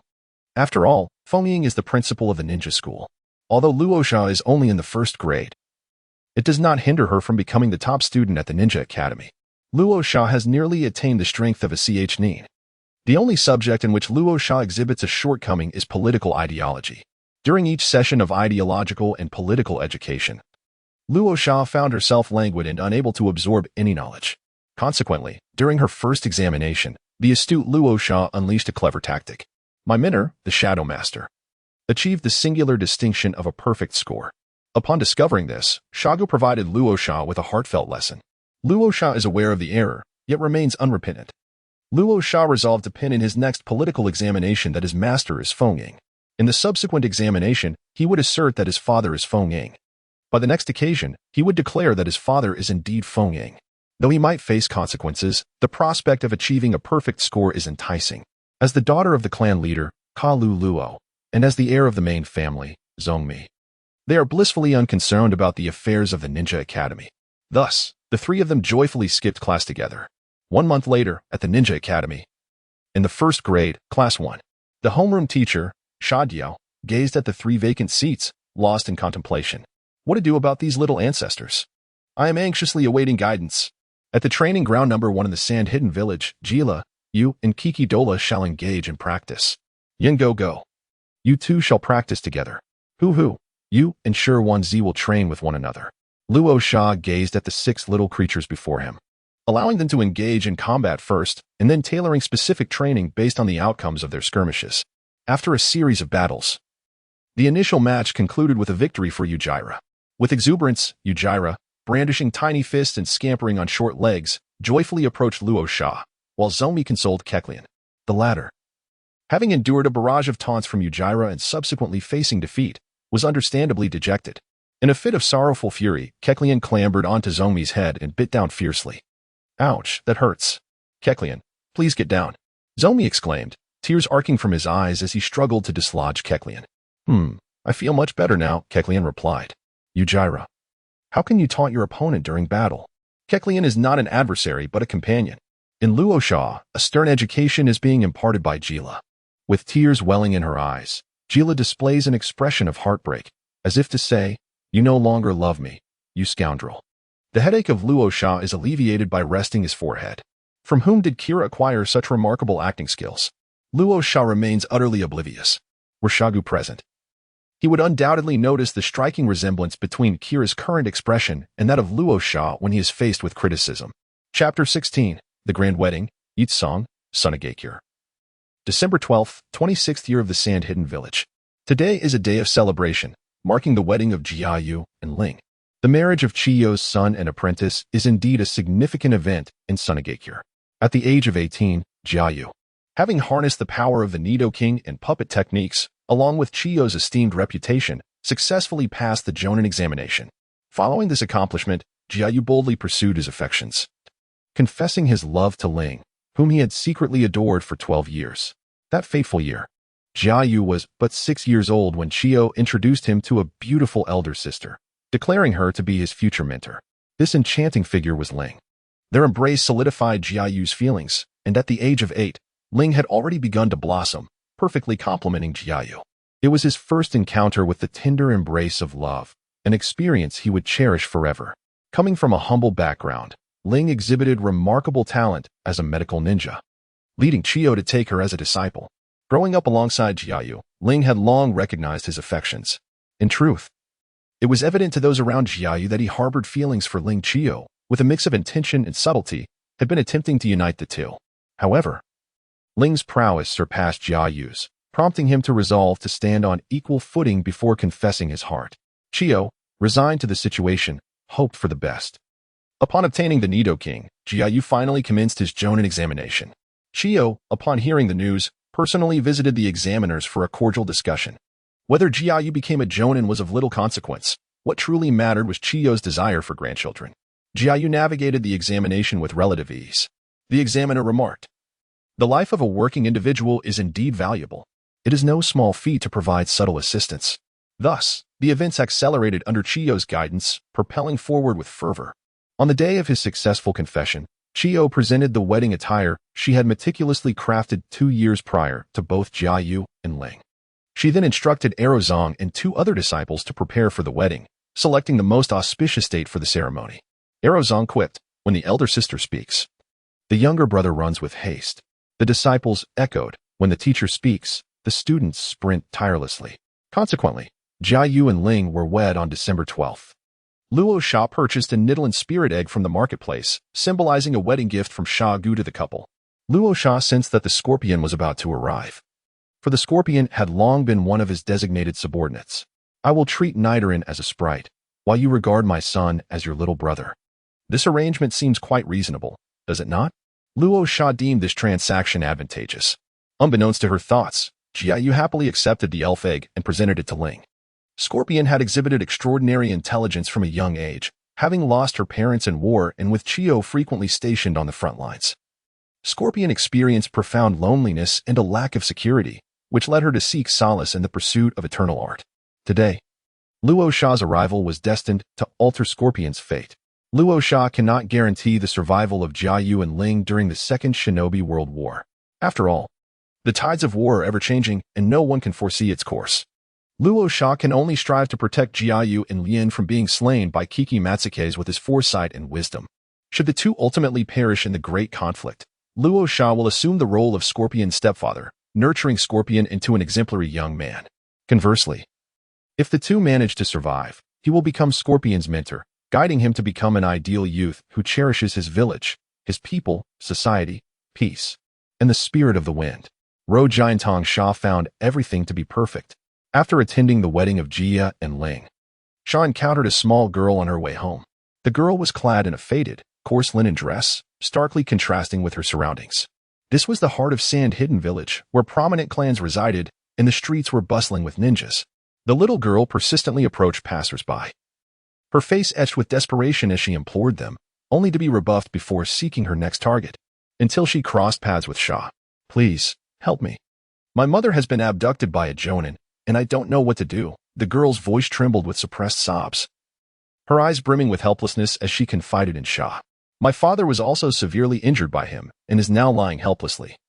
If he does not receive timely medical attention, he may not survive the day. But I have no money to pay for the medical expenses. Could you spare me a little?" The authenticity of the situation remains uncertain, yet it bears a striking resemblance to the melodramatic scenes often depicted in television dramas. In those narratives, the protagonist, filled with benevolence, extends a helping hand to those in distress. Conversely, in reality, most individuals tend to keep their distance when confronted with such circumstances. This indeed appears to be a rather blatant attempt at extortion. Luo Sha gazed at the girl, finding her vaguely familiar. "What is your name?" he inquired. I am called Yecang," the girl replied. Yecang? Rasha had previously taken note of Yecang, a potential future leader of Sunagakure, known for her mastery of the blazing release technique. However, Yecang hailed from humble beginnings. Although Sunagakure is merely a village, its expanse is comparable to that of a town, boasting a population of 20,000 ninjas and over 200,000 civilians. Locating Yecang proved to be a formidable challenge, and Rasha found it difficult to elucidate to Shaga the reasons behind his quest to seek out a mere young girl. Luo Sha could only wait for Yecang to appear on his own before making contact. Encountering him now was indeed a delightful surprise. "I can assist you. Follow me, and I shall take you to the hospital to seek the medical ninja." Luo Sha resolved to seize this opportunity to bring Yecang under his wing. "Thank you so much, benefactor. What is your name? I shall surely repay you in the future." Yecang expressed his gratitude with a bow to Luo Sha. "I am called Luo Sha. There is no need for repayment. It is merely a small effort, and I am glad to be of assistance." Luo Sha visited the Sand Hidden Hospital and met Lian, where he conveyed his intentions. Lian skillfully treated Yecang's father. As for the rogue jonin who had abducted Yecang's mother, known as Huiren, he was a particularly formidable jonin. Ultimately, he was imprisoned for life in the Sand Hidden dungeon. Yecang successfully rescued his mother, and the two embraced, weeping uncontrollably. Ro, the embodiment of justice, presents a scene imbued with warmth. Yecang's mother bears a striking resemblance to her future self, exuding an undeniable beauty. It is no wonder that Huiren succumbed to temptation and committed wrongdoing. The original narrative leaves one pondering the outcome of this event. Yet, considering Yecang's future demeanor, characterized by a fierce disdain for evil and unwavering loyalty to Xiangling, it stands to reason that someone intervened to provide assistance. However, this was thwarted by Rasha, who has now become Yecang's benefactor. With a future beauty of extraordinary strength in her ranks, Rasha revels in her good fortune. At merely 6 years of age, Yecang has not yet undergone any talent assessments, nor has he attended a ninja academy. Luo Sha assisted Yecang in undergoing a talent assessment, revealing his affinity for both wind and fire attributes. Subsequently, Luo Sha escorted Yecang to find Gu, who wore a perplexed expression. Despite this, Yecang successfully enrolled, becoming a member of the first grade, Class 1. Gu remarked, "At merely 6 years of age, you've managed to bring home another daughter-in-law? What would Ro think of this? How shall I face Gades with my aged visage tomorrow? Yet, I must commend my son, even at such a tender age. He knows how to seek a partner. Hee. Thus, Yecang became a member of Luo Sha's team, adding yet another little companion to his ranks. Luo Sha has also made proper arrangements for Yecang's parents, placing them as attendants in the elven shop. Chapter 17. 3 years' time flies like an arrow. In the blink of an eye, 3 years have passed. Rasha has blossomed into a 9-year-old young boy, having successfully mastered magnetic manipulation and attained the prowess of a jonin. After the enhancement of bonds, he has reached the threshold of an elite jonin. A great many events have transpired over the past 3 years. On December 24th, 26 years into the era of Sunagakure, Rasha's younger brother-in-law, Yashimaru, was born. On October 8th, 27 years after the establishment of Sand Hidden Village, Kagaya and Rei welcomed a child named Scorpion. Luo Sha, younger brother 1. Chiyo has ascended to the status of a grandmother, spending her days either swimming and fishing or proudly showcasing her scorpion around the village. On June 6, 29 years after the founding of the Sand-Hidden Village, Ma Yuan's son, Ma Ji, was born. Luo Sha, my younger brother, 1. Furthermore, Luo Sha has uncovered numerous new habitats, with traces of Pokémon scattered throughout the Wind Nation. 1. Purple Habitat, the Wind-Dried Habitat. This habitat is home to approximately 50,000 Pokémon, including Onyx, Tyranitar, Boscadora, Fortress, and Steelix. Among them resides a dominant Pokémon, the Steelix. While a typical Steelix measures 9.2 meters in length, this particular specimen reaches an impressive 20 meters.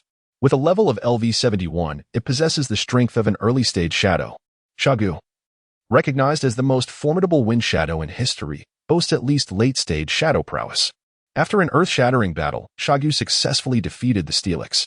Perhaps not earth-shattering, but certainly ground-shaking. Each time the Steelix ventured underground, it was inevitably dragged out by Shagu for a beating. Stop it. Stop it. I surrender. Isn't that enough? The Steelix obediently entered the Pokeball. 2. Purple Habitat, the Wind Kuin Habitat. This habitat houses around 40,000 Pokémon, including Archeops, Blaziken, Tyrantrum, Ancient Armor, and Crustle. The reigning sovereign of the Wind Kuin habitat is Blaziken, towering at 3 meters, which is 1 meters taller than the average Blaziken, residing in the Wind Kuin Oasis. It possesses elite Jonin strength at LV69 and was also captured by Shagu. 3. Blue Habitat, the Mo Dong Habitat. This habitat lacks a dominant Pokémon, with its strongest inhabitant being a Dugtrio at LV61, captured by Jades. 4. Blue Habitat, the Mo Bay Habitat. The strongest Pokémon here is an armored bird, boasting LV63, captured by Mingo. 5. Blue Habitat, the Mo Nin Habitat. The mightiest Pokémon here is a Slash Commander, also of LV63, captured by Sauron. In addition to these 5 habitats, there are 4 other blue habitats, D Bay, D Nan, D Shi, and D Dong. Each of these habitats has a strongest Pokémon. A Geodude at LV59, captured respectively by Qiluo, Hailaotsong, Zhongyu, and Lifeng. Currently, the Wind Nation is home to 2 purple habitats, 8 blue habitats, and 50 green habitats. The abundance of habitats within the Wind Nation sufficiently meets the needs of Sunagakure. The remaining areas are designated for the introduction of higher-level habitats, specifically orange and red habitats. The transformations within the Wind Nation over the past 3 years have garnered the attention of the entire ninja world. The 4 major ninja villages, initially dismissive, have grown increasingly serious. This summoning beast is overwhelming. Now, each individual in Sunagakure possesses at least 1 Pokémon, with some ninjas having fully equipped 6. Spies from various nations have flocked to the Sunagakure Pokémon shop to procure Pokeballs, transporting them back to their respective countries. However, regardless of their research efforts, no conclusive results have emerged. The control exerted by the Sand Sage over the Pokémon Dex is exceedingly stringent, granting access solely to the 9 ministerial elites of Sunagakure and a select few confidants.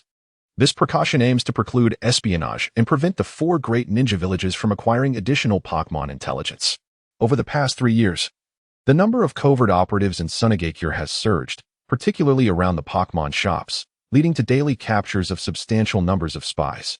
The Interrogation Department, under the purview of Abizo, has experienced a remarkable increase in workload, with the entire department's ninjas adopting an increasingly sinister demeanor, their faces perpetually twisted into malevolent grins. Strolling through the bustling streets of Sunagakure, one can easily identify those ninjas employed in the interrogation department by their distinctive, eerie laughter. Upon returning from a month-long retreat in the Oasis, Chiyo was taken aback by the dramatic transformation of Abizo. Throughout these 3 years, the 4 great ninja villages have exhausted every possible means, even resorting to direct diplomatic negotiations, all of which were resolutely rebuffed by Sunagakure.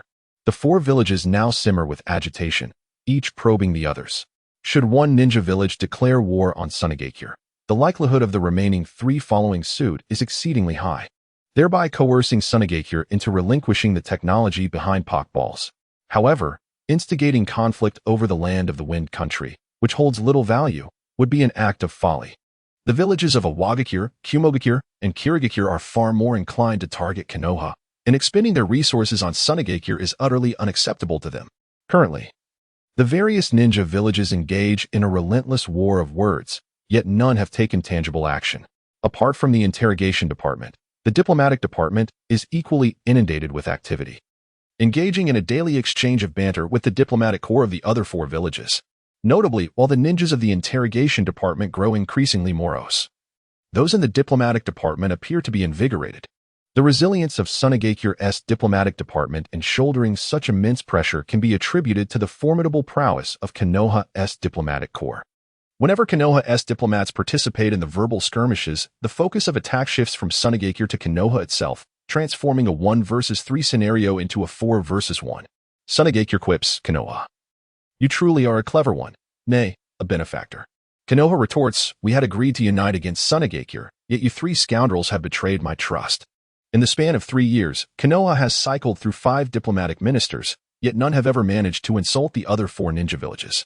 The 5 great ninja villages continue to exchange barbs while simultaneously preparing for military competitions, aiming to bolster the number of ninjas within their ranks. Presently, Sunagakure boasts over 24,000 ninjas, nearly every individual possessing a Pokémon. This includes 45 elite J-Nin, 90 J-Nin, 322 special J-Nin, over 8,000 CH-Nin, and 15,000 Genin. Many CH-Nin have ascended to the rank of special J-Nin thanks to their Pokémon, while numerous Genin have attained CH-Nin status through their Pokémon companions. The quantity and strength of Sunagakure's ninjas have surged dramatically. The Sand Clan, buoyed by joyous tidings, witnesses the flourishing of Sunagakure, their spirits lifted and enthusiasm for work invigorated. Currently, the Pokémon possessed by the Sand Clan include a level 69 Charizard, a level 69 Blaziken, a level 71 Steelix, and a Sinnoh Pokémon. Luo Sha presented Xiaogu with a Keystone and a Mega Evolution Stone for his Charizard. The bond between Xiaogu and Charizard has reached a level sufficient for Mega Evolution. The power of Mega Charizard has ascended to level 71. Although it can only be maintained for 30 minutes, it has nonetheless attained a formidable status. As for Blaziken and Steelix, they are not yet capable of Mega Evolution. Xiaogu must cultivate a deeper synergy with them first. On Luo Sha's side, his team of 6 Pokémon is now complete, all positioned in the bond slots. They comprise a level 52 Shaquilla, a level 51 Porygon Z, a level 51 Whirlipede, a level 50 Lycanroc, Day Form, a level 48 Drampa, and a level 45 Metagross. Shaquilla evolved from Gible, and to evolve into Banjira, it requires an immense amount of energy. This energy was accumulated during its time as Gible, while the period as Shaquilla is dedicated to digesting that energy. Once the digestion is complete, Shaquilla shall evolve into the Desert Tyrant, Banjira. The greater the energy accumulated, the stronger the power gained upon evolution. Many Gible surviving in the wild lack sufficient energy accumulation and remain stagnant at the Shaquilla stage. Since childhood, Ugila from the Luo Sha family has been nurtured in affluence, indulging in countless delicacies from both land and sea. Rosa returned the Everstone to Duskull, preventing its premature evolution. It was only after Duskull had consumed the essence of 2 mountains that Rosa finally removed the Everstone, allowing Duskull to evolve into Shiny Gardevoir. Chapter 18. The Sandhidden clan won. The other 5 Pokémon in the team had also attained the prowess of Special Jonin and Jonin. Name, Dugtrio. Gender, male. Type, Steel. Ground ability, Sand Force. In sandstorm weather, the power of rock, ground, and steel-type moves is increased by 50. Level, LV 48, Special Jonin. Individual values, 5V, HP 31, Attack 31, Defense 31, Special Attack 10, Special Defense 31, Speed 31. Moves, Rapid Spin, Metal Claw, Rock Slide, Dig, Earthquake. Fissure, Swords Dance. Dugtrio serves as one of the core offensive forces of the Sandstorm team, boasting an impressive base attack stat of 135. After 3 Swords Dance boosts, its attack escalates dramatically, allowing it to eliminate opponents effortlessly in a sandstorm. Now, as a Special Jonin, Dugtrio can dispatch Elite Jonin with a single strike post boost. Name, Metagross. Gender, None. Type, Steel. Psychic ability, Clear Body. Prevents the Pokémon's abilities or moves from lowering its stats. Level, LV 45, Special Jonin. Individual values, 6V, HP 31. Attack 31, Defense 31, Special Attack 31, Special Defense 31, Speed 31. Moves, Psychic, Metal Claw, Bullet Punch, Zen Headbutt, Magnet Rise, Hyper Beam, Psyshock. Dugtrio is of purple quality, while Metagross is of orange quality, both acquired by Rosa from the Pokémon shop. Once the first team was complete, Rosa began to assemble a second team. Rosa's second team consists of a LV-39 Gardevoir, a LV-40 Gengar, a LV-40 Frogadier, and a LV-25 Psyduck. Gardevoir's teleport serves as an escape mechanism. Gengar remains in the shadows, protecting Rosa. Frogadier and Psyduck are specifically utilized for inducing rain. During the past 3 years, Luo Sha's companions have also made considerable progress. In addition to Jialuoluo and Zonya, Luo Sha's team now comprises Yecang and Ziluo. The illustrious Sand-Hidden team of Luo Sha has welcomed new members, a cause for celebration. Yasha Maru, Scorpion, and Maki remain mere novices, naturally positioned as preparatory members of this esteemed ensemble. The first official member of this team is Kakuzu, whose beauty has blossomed even further. Maintaining her character's gentle demeanor, consistently identifying herself as Luo Sha's wife. The author reflects, once again, happiness has graced me, brother. Kakuzu has been profoundly influenced by Luo Sha, seemingly adopting his essence. In the heart of Jades, a sense of anguish prevails. 3 years ago, his obedient daughter returned from Luo Sha's abode, declaring her intention to marry him, urging Jades to hastily prepare a dowry for the proposal.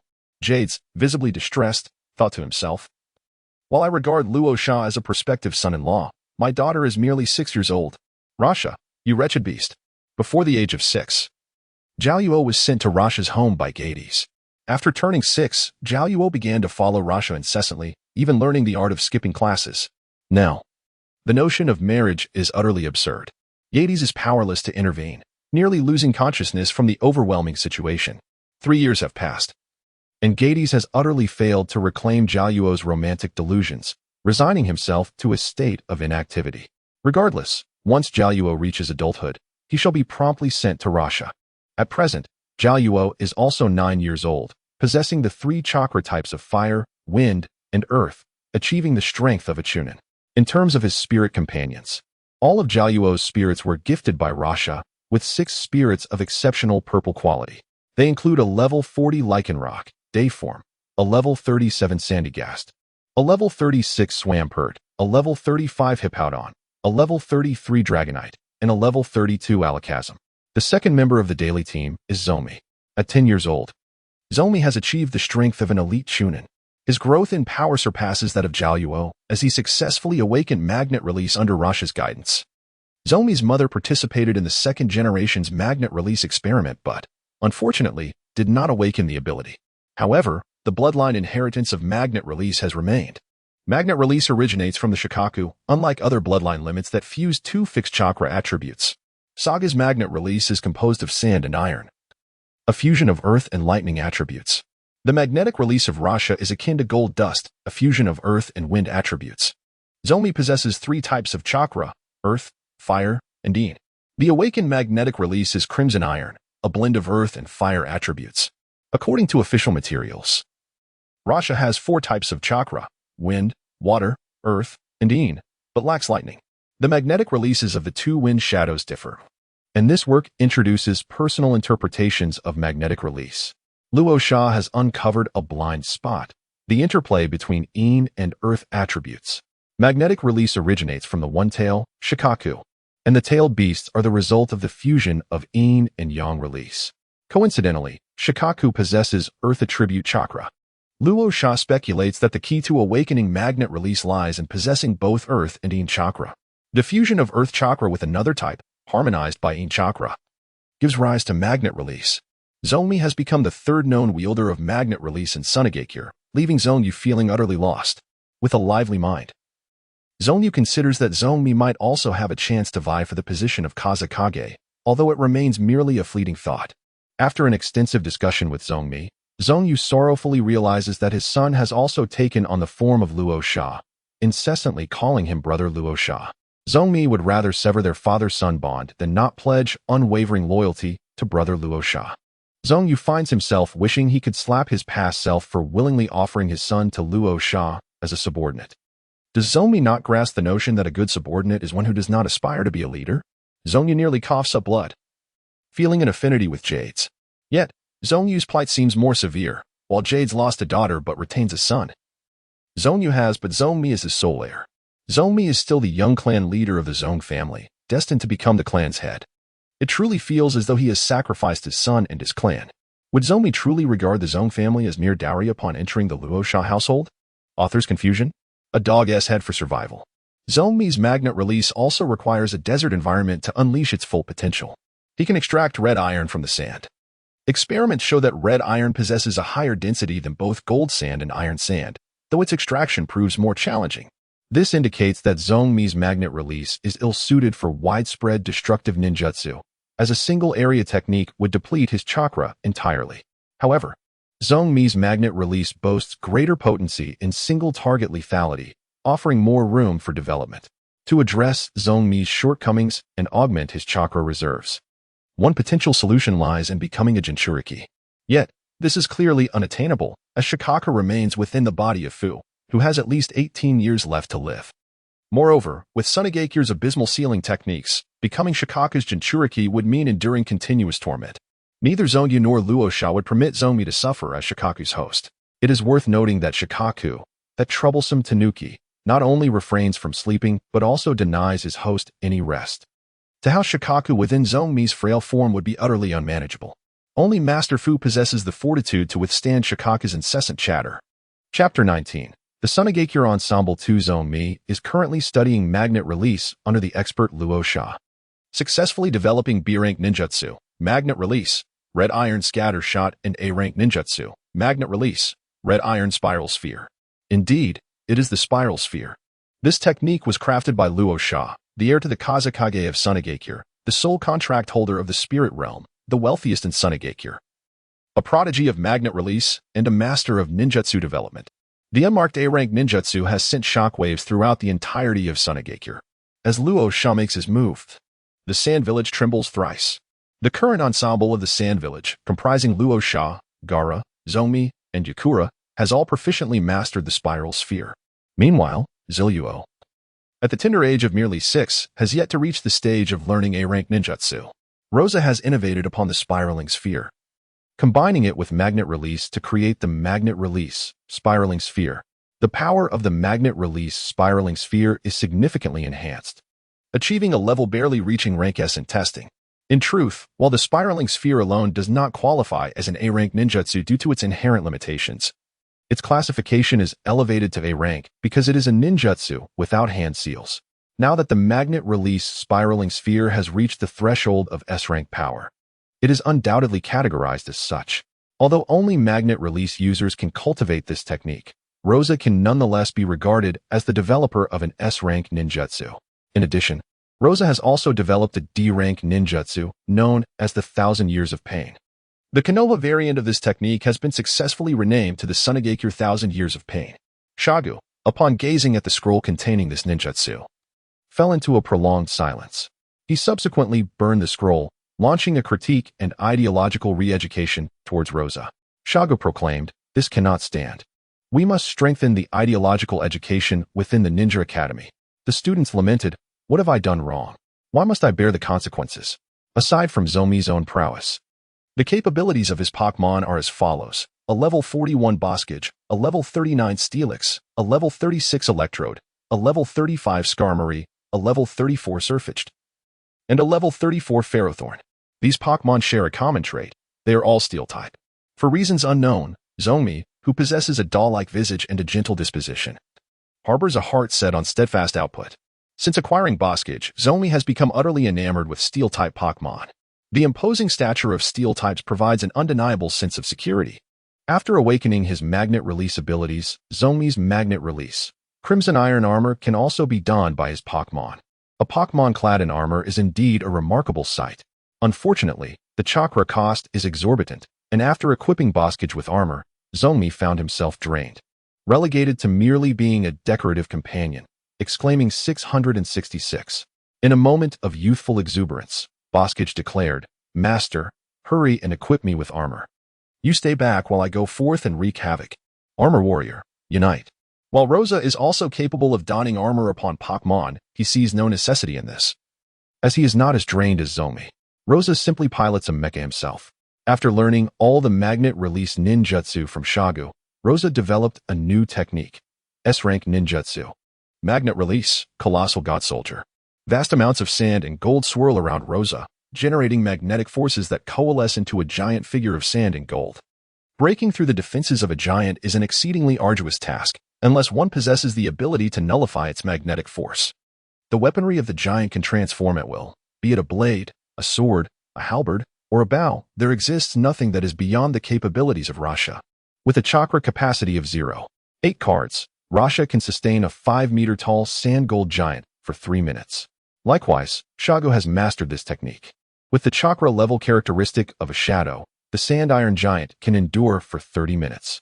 Ever since Shago first wielded the colossal divine weapon, he has been eager to engage in combat daily, eager to display his impressive prowess.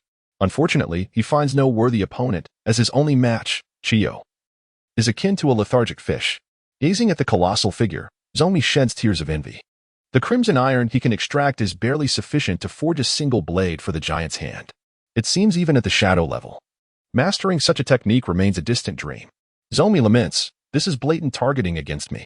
While his ninjutsu development abilities are limited, he aspires to learn the dazzling sand gold giant technique. Thus, he persistently pesters Rasha, employing both gentle persuasion and firm requests to explore new applications for the crimson iron. Meanwhile, within Kalu's heart, a tiny figure leaps in frustration. This fellow is exceedingly bothersome. Someone, please drive him away. After much deliberation, Luo Sha found himself at a loss for innovative ideas. After all, with only a limited extraction of hematite, what grand achievements could one aspire to? It would be far more pragmatic to diligently develop an S-rank ninjutsu capable of single-target annihilation. The third member of the Suna Hidden Village's elite trio is Yakura. Yakura has made significant strides. In the original narrative, he possessed the ability to independently merge and harness the power of Scorch Release. Unlike Zomi, who relied heavily on Luo Sha's support, Yakura successfully integrated the Scorch Release bloodline limit under Luo Sha's guidance, earning his place among the top geniuses of Sunagakure. Upon learning of this progress, Shaga promptly sought out a mentor for Yakura. Rosa had only just learned that the Hidden Sand Village was home to a formidable user of the Scorch Release bloodline, Pakura. Approaching her 90th year, Pakura had been retired for 3 decades, leaving 9-year-old Rosa completely unaware of her existence. Upon discovering that Yakura possessed the Scorch Release, Pakura sprang from her bed with a fervor that belied her frail appearance. "Help the old man up," she exclaimed, displaying none of the frailty one would expect from someone of her age. Pakura's children and grandchildren were taken aback. "Father, grandfather, weren't you bedridden and in need of our care? Why are you up again? Please lie down." Ignoring their astonishment and confusion, Pakura imparted her lifelong knowledge to Yakura. Reluctant to part ways with Rosa and the others, Yakura absorbed the Scorch Release techniques with remarkable speed and soon returned to her team. The young girls these days are far less reserved than we were in my youth," Pakura mused. Presently, Yakura and Zomi were equally matched, having attained the rank of elite Chunin.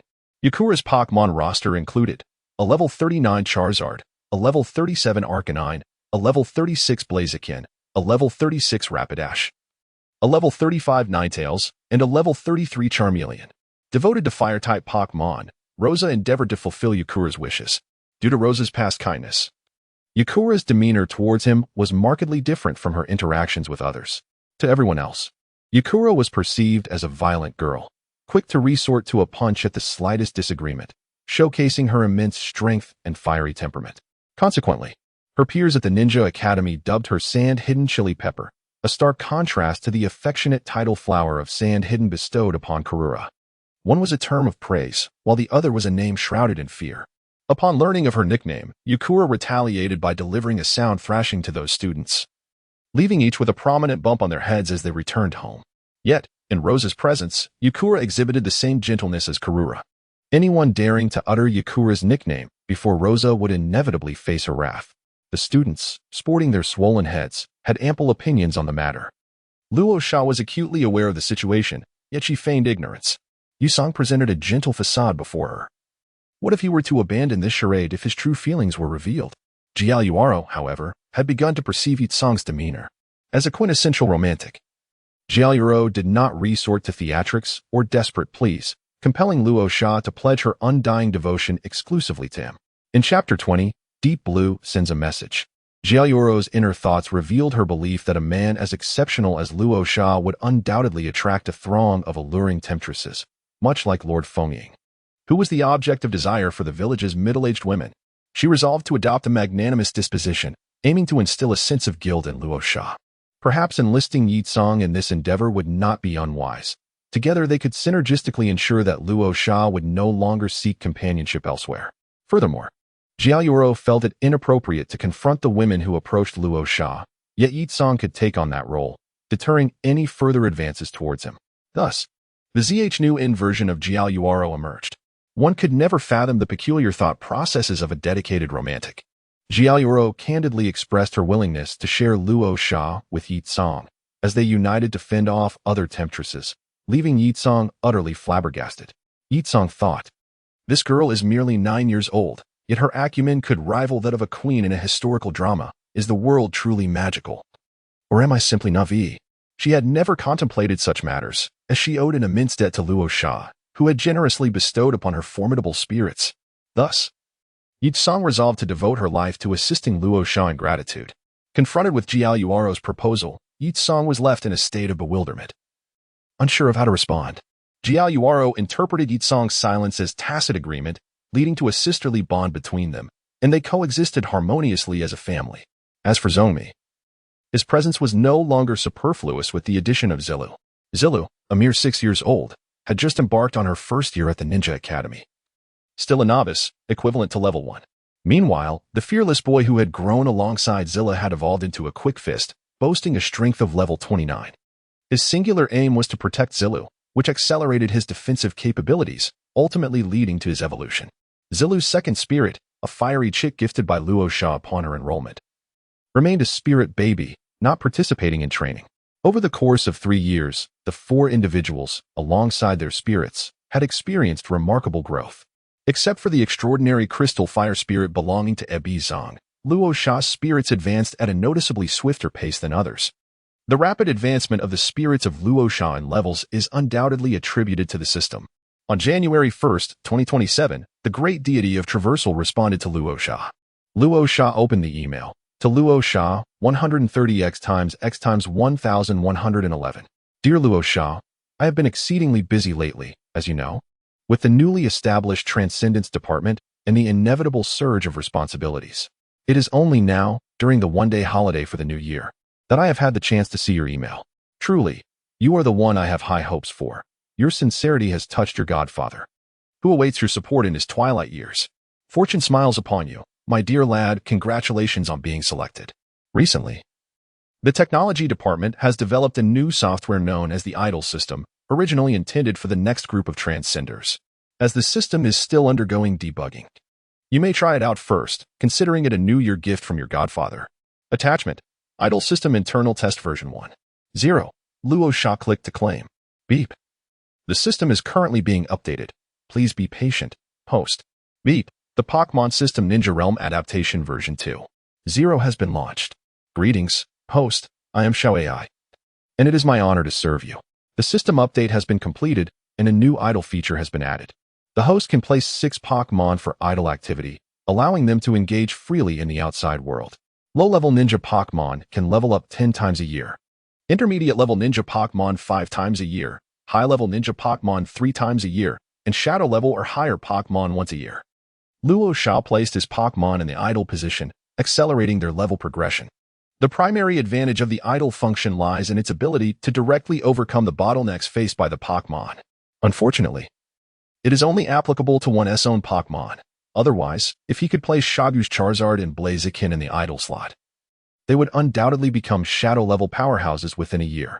Upon adorning 6 delicate spirits, Luo Sha was profoundly moved.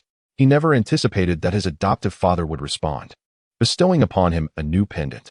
Indeed, the progress Luo Sha has achieved today is solely attributed to his relentless efforts. As for external assistance, wasn't it also a result of his own diligent pursuit? With great reverence, Luo Sha took up his pen and composed a lengthy letter of gratitude. Esteemed adoptive father, please allow me to bow before you. I have received your generous New Year gift, yet my purse is rather empty. Hence, I can only express my boundless gratitude and concern through this letter, akin to the ceaseless flow of a mighty river. You are like the radiant sun, and I. A sunflower, forever in pursuit of your luminous rays. Every word you utter resonates within me as if it were a divine decree. And your every decision is imbued with unparalleled wisdom, leaving me in awe. Luo Sha set down his pen, exhaling softly as he sent the email. The author scrutinized the letter from every angle, each word resonating with the profound significance of his adoptive father. Now, it had been 29 years and 7 days since Luo Sha had been in hiding, yet he still awaited a reply from the deity of time travel. During the period of Luo Sha, he diligently wrote to the time-traveling deity every week, hoping that the deity would still remember him and grant him a new talisman should one become available. Luo Sha, Deep Blue, where are you? We've gone off track. Let's start over. Luo Sha, foster father, where are you? Over the course of these 3 years, the transformation of the entire Xiangling village has been remarkable. Nestled within a desert that remains nearly rainless throughout the year, the arrival of the elves has ushered in the possibility of altering the village's climatic conditions. The rainfall characteristic of the mosquito fragrance frog king possesses the potential to change the weather, yet reality proves to be far more complex than Luo Sha had envisioned. In the vast expanse of the Wind Country's desert, the energy required for precipitation is exceedingly substantial. The mosquito frog king of Rasha has now reached level 40, capable of inducing rainfall within a 50 square meter radius. However, should the area of precipitation be expanded, the rain would evaporate before it reaches the ground. If one is insufficient, then several must be summoned.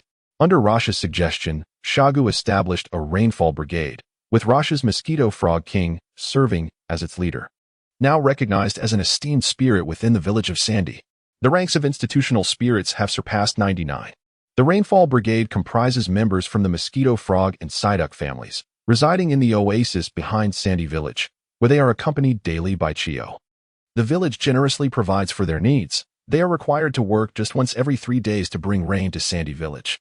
Currently, the Rainfall Brigade consists of 20 mosquito frog kings, 10 mosquito frogs, 40 mosquito tadpoles, 8 Psyducks, and 50 Psyduck offspring. The Psyduck family possesses a unique moisture-imbuing characteristic, enhancing the humidity in the air and assisting the mosquito frog king in widening the rainfall scope. Both the mosquito frogs and mosquito tadpoles possess the hidden ability of floating freely, which enables them to evolve into mosquito frog kings using the sovereign's token, thus acquiring the rainfall ability. Should Sandy Village wish to expedite the transformation of mosquito tadpoles into mosquito frog kings, they could employ water stones and sovereign tokens. However, this would significantly deplete the potential of the tadpoles. Naturally, Rasha would not witness such an event unfold. It is stipulated that the Mosquito King must reach level 30 before utilizing the King S certificate for evolution. Once established, the Rain class quickly became a celebrated group. Both the ninjas and ordinary residents of Sunagakure held them in great affection. Chapter 21. Even spirits must take exams whenever the Rain class strolls through the streets of Sunagakure. They are showered with an abundance of candy. Among them, a particularly peculiar Psyduck captures the hearts of the villagers. Incapable of swimming, with a vacant gaze and a swaying tuft atop its head, it merrily scampers throughout Sunagakure. Indeed, this Psyduck belongs to Rasha, while the ordinary Psyduck boasts a blue quality. This particular one is extraordinary. Its full name is Xiaoxia's Psyduck, and it possesses a rare purple quality. Name, Psyduck. Gender, male. Type, water, psychic. Ability, damp. Swift swim. Level, LV 25. Individual values, 5V, HP 31, Attack 1, Defense 31, Special Attack 31, Special Defense 31, Speed 31, Skills, Tail Whip, Psyshock, Rock Tomb, Amnesia, Self-Suggestion. Mind Hammer. This Psyduck does not know any water-type moves, yet it exhibits remarkable talent in the psychic domain. Luo Sha and Xiaoxia find themselves ensnared in a similar predicament, as no matter what is conveyed, Psyduck remains utterly perplexed. It is only when its head is struck that Psyduck suddenly exhibits intelligence, comprehending Luo Sha's commands. Training Psyduck proves to be a formidable challenge, leading Luo Sha to assign it to the Rain class. Consequently, by a stroke of fortune, Psyduck becomes the beloved mascot of Sunagakure. Truly, it is the embodiment of a divine duck. The Rain class's soaring popularity leaves both the Fire class and the Greening class envious. The Fire class was established by the formidable Shagu, comprising members from the Yubo clan. Presently, the Fire class boasts 5 Swampert and 55 Yubo. The Yubo clan, rather unremarkable, finds success through their ground and water attributes, rising from humble beginnings to become esteemed within the system. The Greening class, on the other hand, consists of the cheerful Kappa clan and the Dream Cactus clan. The Dream Cactus clan is tasked with cultivating cacti in the arid desert regions, while the Kappa clan focuses on expanding oases and planting verdant flora. Though both classes operate within the same system, the greening class works 4 hours daily, shouldering a workload significantly greater than that of the rain and fire classes. Nevertheless, enrollment in the greening class remains perpetually oversubscribed. To gain entry into the system, aspiring sprites must navigate 3 stages: registration, interview, and hiring. Each year, the greening class admits 1 out of 10 applicants, the fire class 1 out of 5, and the rain class 1 out of 2. The number of sprites applying for the rain class is limited, as the registration criteria explicitly state the requirement for rain-related attributes, thereby disqualifying a considerable number of candidates. Sprites lacking hidden abilities, such as the non-hydrated Krogunks and the non-moist Psyducks, find themselves unable to even register. They are left with no choice but to become the summoning beasts of ninjas, destined for battle, starkly contrasting with their kin who bask in the sun within the oases. One can only conclude that there exists a distinct disparity among sprites. In addition to the official sprite allocations in the village center, there are also sprites employed by state-owned enterprises, nay, village-owned enterprises. The Fire Camel Desert Transport Company stands as the inaugural village-owned enterprise in Sunagakure. Presently, it employs 5,000 staff members, each accompanied by a fire camel, in addition to overseeing all logistical transport for Sunagakure. The company also caters to visitors traveling between the Wind Country and Sunagakure. Both the purple and blue habitats are home to the Fire Camel clan. The first sprite acquired by Shagu was a fire camel, and it was also the first sprite to make its debut in Sunagakure. The fervor with which the Sunagakure ninjas pursue fire camels is truly beyond imagination. The habitats have long been exhausted of their fire camels, and any news of wild fire camels is sure to attract a throng of eager ninjas from Sunagakure. As it stands, the wilderness is devoid of any wild fire camels. All the fire-breathing camels are reared in the fire-breathing camel clan territory of Sand-Hidden Village. This territory has been expanded continuously, and now the region between Sand-Hidden Village and the Great Oasis is entirely designated for the habitation of these camels. The fire-breathing camels have become a splendid emblem of Sand-Hidden Village. The surge in their population has thoroughly resolved the issue of transportation, laying a solid foundation for the economic development of the village. The second notable establishment in the village is the Messenger Bird Postal Express Company. Previously, the communication in Sand-Hidden Village was managed by ninjas, but now it is entrusted to the messenger birds. Luo Sha, during a lottery draw, obtained a messenger bird spirit egg green. 1. Luo Sha has discovered a new world. However, the elven habitat in the Land of Winds cannot give rise to messenger birds. Yet, the Land of Birds can, situated to the north of the Land of Winds. It serves as a buffer zone between the Land of Winds and the Land of Earth. Therefore, Luo Sha introduced an elven habitat, green, into the Land of Birds. Rosa designated the area as the Bird Qian habitat. As anticipated by Rosa, the Bird Qian habitat was home to nearly 100 messenger birds, all of which were ultimately integrated into the Sand-Hidden Village. Since communication had always been the responsibility of the Umbu, Shagu allocated the messenger birds to the Umbu ninjas. The first batch of messenger birds successfully assimilated into the ranks of Sand-Hidden Village, becoming esteemed elven couriers. After the messenger birds proliferated within Sand-Hidden Village, the surplus lacked designated positions in the village's central administration. Upon Rosa's suggestion, Shagu established the Messenger Bird Postal Service, responsible for civilian communication. Following a significant recruitment drive, these unfortunate messenger birds were granted official status within the village. The company was registered under Shagu's name. Some questioned whether this was not a village-owned enterprise. Boldly, was a company under the Wind Shadow not village-owned? The Messenger Bird Postal Service has already expanded its operations to cover the Land of Wind, as well as neighboring nations such as the Land of Birds, the Land of Rain, and the Land of Rivers. The existing postal stations were severely impacted, becoming a sunset industry. Now, citizens of the Land of Wind need only send a mail reservation to reach Sand-Hidden Village, where a fire-breathing camel will provide door-to-door service. Fees are calculated based on distance, ensuring secure round trips. As for why so many people flock to Sand-Hidden Village, it is because the village has vigorously developed tourism in the elven habitat, creating what Rosa refers to as the Pokémon economy.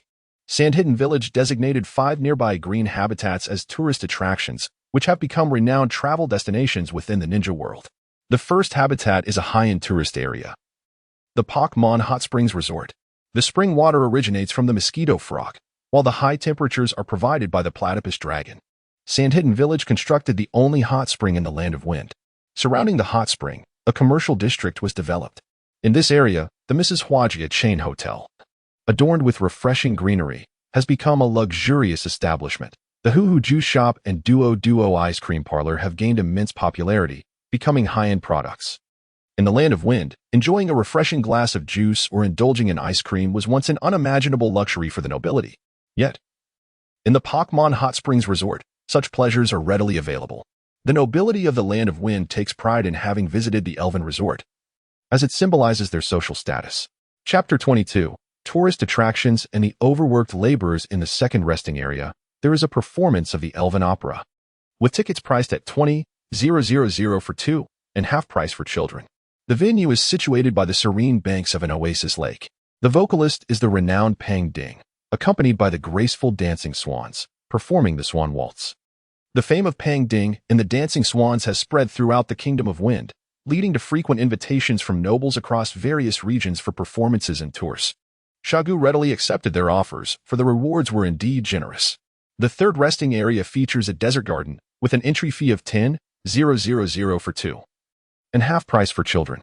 In the midst of the desert, a magnificent garden has emerged, showcasing an array of rare species and previously unknown plants from the Elven realm, drawing vast crowds of visitors daily. The enduring existence of the desert garden relies upon a singular spirit, Tapu Bulu. Tapu Bulu, the land spirit Pokémon, is the sole orange quality divine beast that Luo Sha has summoned in the past 3 years. Its unique ability, Grassy Surge, creates a grassy terrain upon its entry, which can persist indefinitely. The arrival of Tapu Bulu has enabled Shine Village to cultivate a substantial amount of arable land. Currently, Tapu Bulu has achieved a level of 50, gradually transforming the landscape of Shine Village. Furthermore, Tapu Bulu stands as the first Pokémon in Luo Sha's team, serving as a hidden ace in his endeavors. In the realm of Pokémon, a team of 7 sprites is indeed a common occurrence. The fourth habitat is the Wild Wilderness Zone, where 70% of the sprites are of white quality, 30% are of green quality, and occasionally, one may encounter blue quality sprites. These creatures can be captured without the need for battle. A Pokeball is priced at 200,000 coins, a sum that is fair and transparent. The Wild Wilderness Zone boasts the slogan, "Even ordinary individuals can become trainers," and has garnered significant acclaim throughout the Wind Country. The fifth habitat, transformed by the Sand-Hidden Village into a tourist attraction, caters to the common folk. This area is abundant with gentle sprites that willingly cooperate with visitors for photographs. The entrance fee is 1,000 coins, attracting a considerable number of tourists daily. This outlines the Pokémon economy that the Sand-Hidden Village has cultivated over the past 3 years. In the initial 2 years, the village invested substantial funds in the renovation of the habitats, alongside nationwide promotional expenses, leading to a state of financial deficit.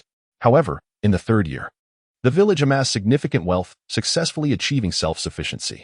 Even in the absence of funding from the noble class, the Sand-Hidden Village is no longer at risk of economic crisis. Nevertheless, the harmonious relationship between the Sand-Hidden Village and the noble class is crucial for the development of the village's sprite industry.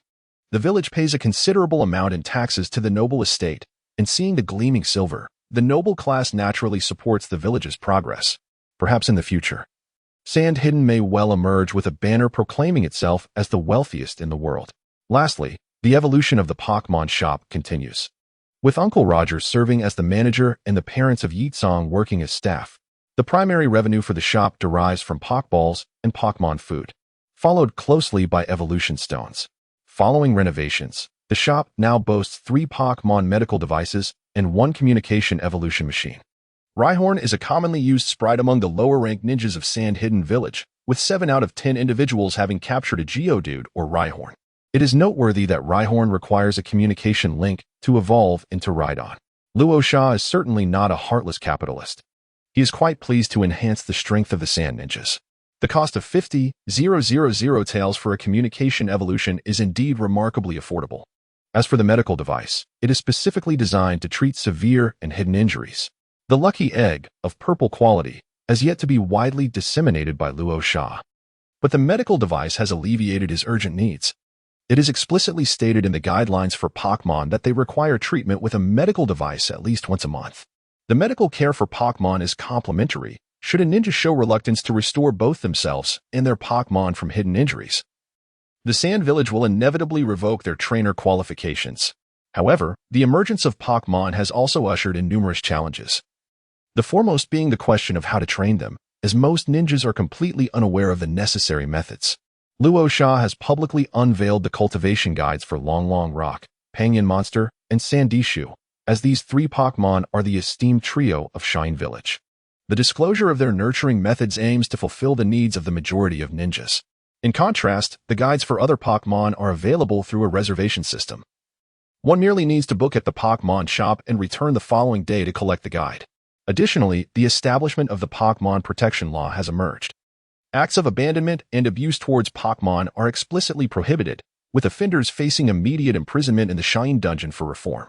This law encompasses every aspect of the relationship between ninjas and Pokémon, with penalties being notably severe.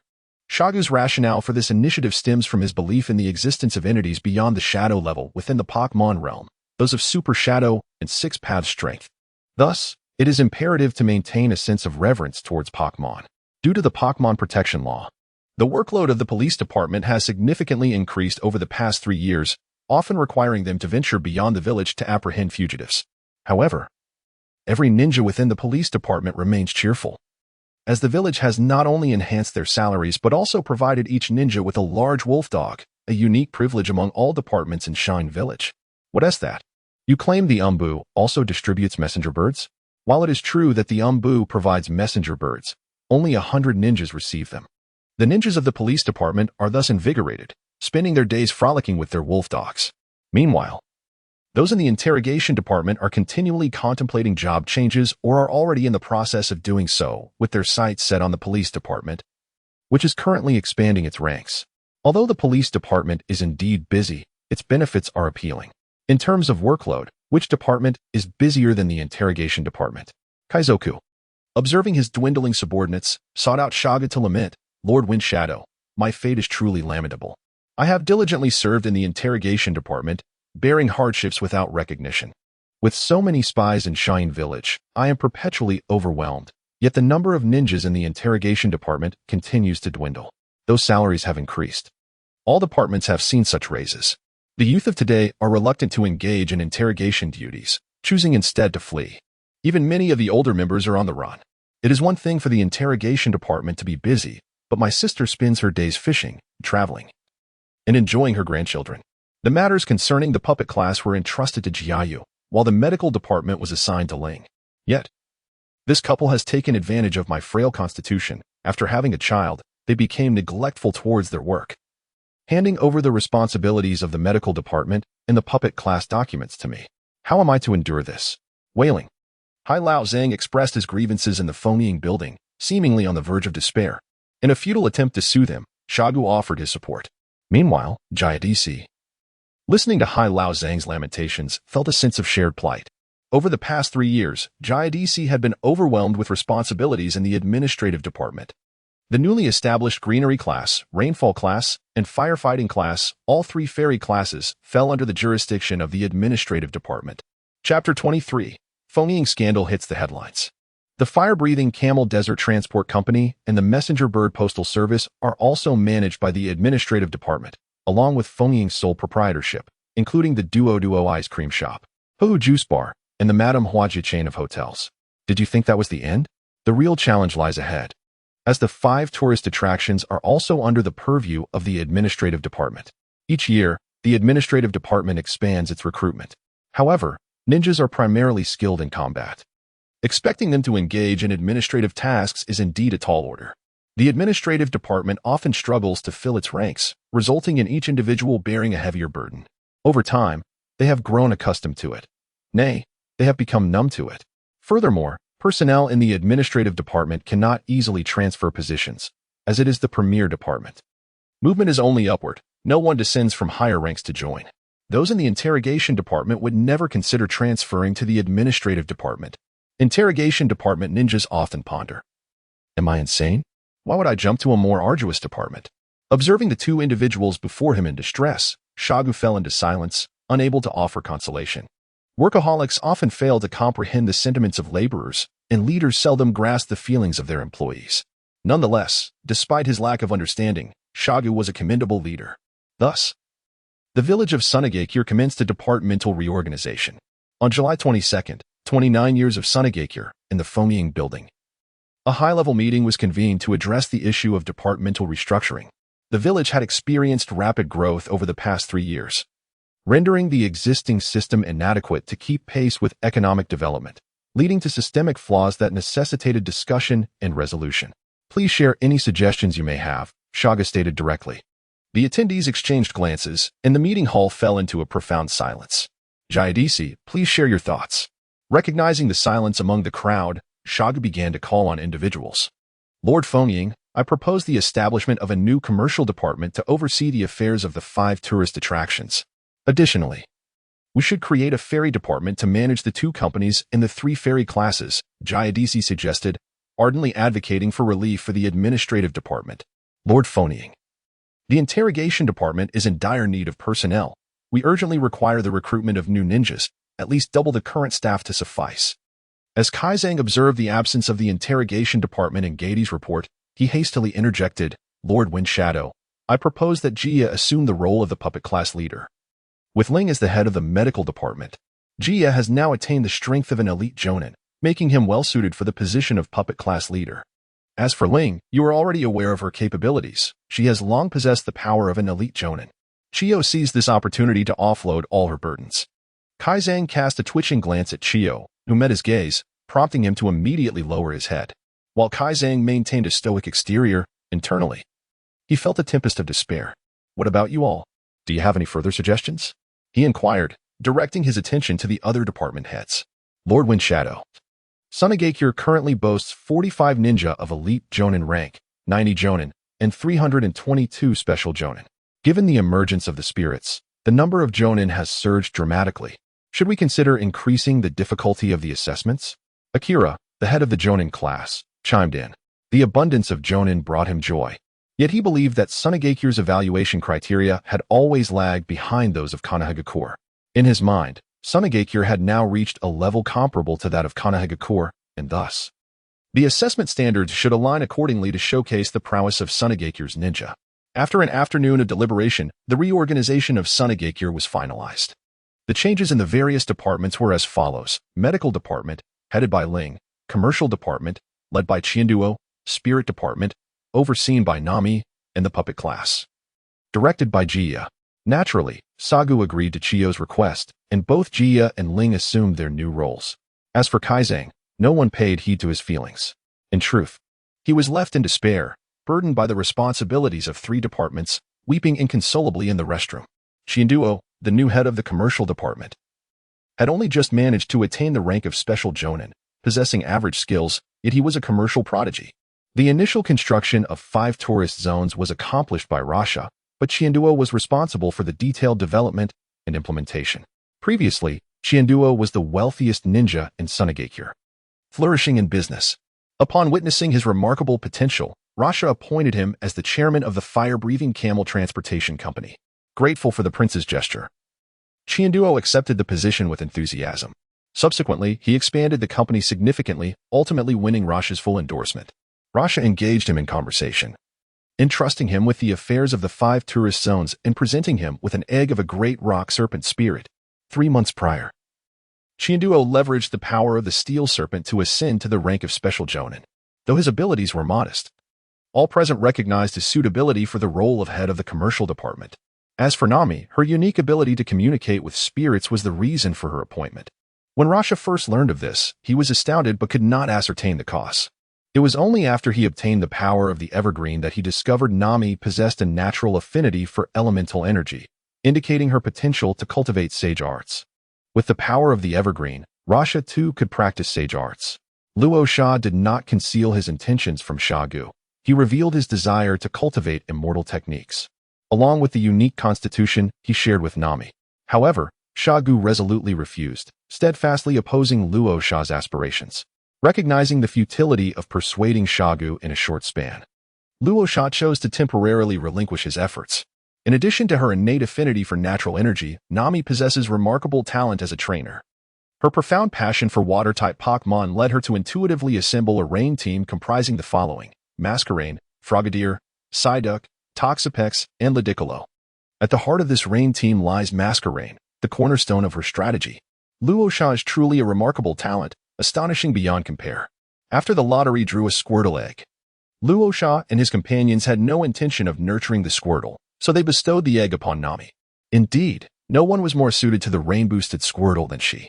Nami was profoundly grateful to Luo Sha, yet she harbored no romantic feelings towards him due to their age difference. Rather, she aspired to be like a maternal figure to him. With her rain-themed team, Nami ascended from a special Jonin to an elite Jonin over the span of 3 years, becoming a prominent figure in Sunagakure. Affectionately referred to as the Daughter of Rain. Beyond her prowess, her enduring popularity among the villagers stemmed from other sensational news, nay, scandals. After attaining the rank of elite Jonin, filled with confidence, she boldly pursued Shagu, declaring her affections publicly during the elite Jonin conferment ceremony, which propelled her into the headlines of Sunagakure. Though Nami faced rejection, she remained undeterred. Nowadays, she diligently continues her pursuit of Shagu, providing ample amusement for the department heads, who even offer her ill-conceived suggestions. Nami single-handedly sustains a plethora of tabloids, while the major newspapers, warned by the Kazekage, dare not publish rumors about him. However, the tabloids are unrestrained. What? The Kazekage has sent someone to apprehend me? I'm hiding in a small village in the northern mountains of the Wind Country. How could he possibly find me? What? My newspaper has been shut down? No matter, it was merely a facade. My real base is deep within the mountains. As long as I write about Nami and the Kazekage scandal, sales will soar. Little did these publishers realize that soon they would find themselves incarcerated in Sunagakure, operating sewing machines. In any case, Nami's appointment as the Minister of the Spirit Department was unanimously approved. Chapter 24. KZ and the Crystal Lantern Spirit. The medical department also had its own spirit roster, featuring the delightful wind chime. This green quality spirit possessed the ability to heal, making it exceptionally compatible with medical ninjas. While the puppet division lacked a specific spirit roster, puppet masters greatly favored Nidoking and Nidoqueen, which became staples among them. The interrogation department underwent some changes as well. No young individuals were willing to join, and it was impractical to force them. KZ was in despair, and Shagu was equally troubled. In the end, Shagu sought out Luo Sha. If no humans were willing, surely spirits would be eager to volunteer, right? Sunagakure would provide the roster. After a period of contemplation, Luo Sha conceived 2 types of spirits, the Death Goddess Coffin and the Soul-Snatching Eyes. The Soul-Snatching Eyes, possessing a green quality, were reasonably priced, prompting Luo Sha to exchange 200,000 spirit coins for 20 Soul-Snatching Eye spirit eggs, amounting to a mere 20 million. While his heart ached at the expenditure, his expression remained serene and untroubled. The Death Goddess Coffin, of blue quality, cost Luo Sha 250,000 spirit coins for 5 spirit eggs, totaling 25 million. Not a loss. After all, they all belong to the Sand-Hidden Village, and what belongs to the Sand-Hidden Village is rightfully mine. Oh, you may wonder why Luo Sha does not seek funds from Shagu. Shagu is well aware of Luo Sha's immense wealth, the profits from the spirit shop, the Hoo fruit juice shop, and other spirit enterprises have at least half of their earnings funneled into Luo Sha's coffers. Luo Sha stated that it is intended for the development of the Elven Realm. Shagu had no doubts, for the Elven Realm held a 50% stake in the shares, something that Shagu comprehended well. Luo Sha is now wealthier than Shagu. How could Shagu possibly provide Luo Sha with money? Shagu remarked, Feng is merely a laborer. The village's wealth has nothing to do with him. After retirement, he will rely on the village's pension and the filial piety of his son to get by. Upon receiving the spirit eggs, Laotsong was overjoyed and immediately allocated 15 eggs. The interrogation department ninjas were equally elated. The interrogation department has risen. They now possess their own exclusive spirits. Laughter turned to tears as they rejoiced. After hardship comes sweetness, does it not? Laotsong is a commendable leader. He did not keep the spirit eggs for himself, but distributed them among his subordinates. The ninjas of the interrogation department now receive 2 salaries, one from their own work and another from the spirits. The spirits also have positions and, naturally, salaries. However, as the spirits are still infants, how could they manage money? It is, of course, entrusted to their guardians. With both spirits and salary increases, Laotsong successfully garnered loyalty, and the interrogation department finally settled down. Over the past 3 years, Hidan strength has also progressed somewhat, reaching the elite J9 tier. If represented by levels, he would be at level 69. In addition to possessing the 3 esteemed clans of Sunagakure, Golem, Gyarados, and Sandshrew, Hidan also received a Crystal Lantern Fire Spirit from Luo Sha. This spirit has the ability to absorb vitality to enhance itself, making it particularly suitable for the interrogation department. Over the past 3 years, the interrogation department has continuously taken in new personnel, leaving the Crystal Lantern Fire Spirit exuberantly ecstatic. It simply cannot absorb enough vitality. The ninjas of the interrogation department, overwhelmed by work pressure, began to flee one after another, leaving Hidan in despair, while the Crystal Lantern Fire Spirit found amusement in the chaos. Where is everyone? Who is on duty today? Why is it only you here? Hidan inquired. Chief, Worker A has transferred to the security department and has already packed up and left. Worker B found a noblewoman and quit to marry her, but he promised to donate a substantial sum to us once he inherits his fortune. Worker C has also found a partner and is marrying him, stating that as long as he can leave the interrogation department, he is fine with it being a man. And what of the others? Everyone else has gone to work as tour guides in scenic areas, though the pay is less. The work is relaxed and their spirits are lifted. Moreover, there are so many nobles visiting daily, if one happens to take a liking to them, they could escape hardship and live a good life. At least there is hope, unlike in the interrogation department. Chief, I only came to deliver my resignation letter today, fearing that no one else would hand one in. Here's our resignation letter. In fact, I too am resigning. Worker A handed a stack of resignation letters to Hidan before making his own escape. Hidan stood alone, bewildered in the wind. The Crystal Lantern Fire Spirit exclaimed, "More work to do. How delightful. Master, what troubles you? Are you not happy? Happy? Oh, I am exceedingly happy." Hidan replied.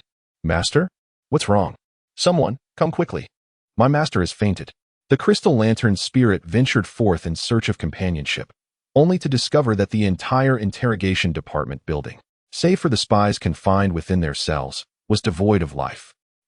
It turns out that the staff had collectively resigned today. Ever since the day when the Elder High fainted, the Crystal Lantern Spirit has been laboring with increased fervor, dedicating 23 hours of each day to work. 007 is a blessing, the spirit mused. Why is it that those ninjas couldn't endure and fled? There are plenty willing to take their place. Just yesterday, 10 fresh graduates from the Ninja Academy arrived at the interrogation department, bringing a smile to the master's face. "I shall strive to alleviate my master's burdens," proclaimed the Crystal Lantern Spirit. "I shall absorb. I shall absorb. I shall absorb." The spies protested, "Do not approach us. Please, stop. If you continue, I shall be consumed." Day after day, the diligent and disciplined Crystal Lantern Spirit's abilities surged, reaching level 69, surpassing even the Elder High in strength. After all, the Crystal Lantern Spirit is a 3V sprite, while High is merely a 2V, is he not? Regardless, the Crystal Lantern Spirit is on the path of advancement, while High remains stagnant. It seems that in the future, the Elder will rely on the Crystal Lantern Spirit to ascend to the rank of shadow-level prowess. "Who do you underestimate?" the Crystal Lantern Spirit declared. "Who can match my diligence and discipline? Who can rival my fervor? I am destined to be at least a super shadow-level powerhouse." Clinging to the Crystal Lantern Spirit's leg, the lazy Elder High reveled in his imagined fortunes. Could I truly become a super shadow-level ornament in the future? Defeating my sister and rising to prominence is not a mere dream. He cackled. Per Elder High, believing that by holding on to the Crystal Lantern Spirit's coattails, he could vanquish Chio, who had oppressed him his entire life. Little did he realize that lazy Chio was also a mere decoration. At this moment, Chio was fishing in an oasis, but unlike before when she was alone, she now had a fishing companion, the dim-witted king. Ostensibly, the dim-witted king was fishing, yet in truth, he was honing his superpowers. Whenever Chio caught a fish, the dim-witted king would use his abilities to catch one as well, always lagging a step behind her. The dim-witted king devoted 24 hours a day to training his powers, and within 3 years, he broke through to shadow level, becoming a new hidden figure in the Sand-Hidden Village. Even Rosa was unaware of the dim-witted king's existence. As for why the dim-witted king worked so diligently, it was on a tranquil afternoon when Chio was swimming in the lake, and he was contemplating life. What is the purpose of a sprite's existence? What is the purpose of a human's existence? Do sprites and humans share any common ground? Can sprites and humans coexist? The dim-witted king was distracted by the splashes of Chio swimming, glancing at her before becoming entranced and unable to look away. He found a new life goal, to protect the most beautiful Chiyo. Daiwang no longer contemplates the meaning of life. Instead, he spends his days fishing with Chiyo, swimming alongside her, and entertaining his grandson, all while tirelessly honing his extraordinary abilities 24 hours a day.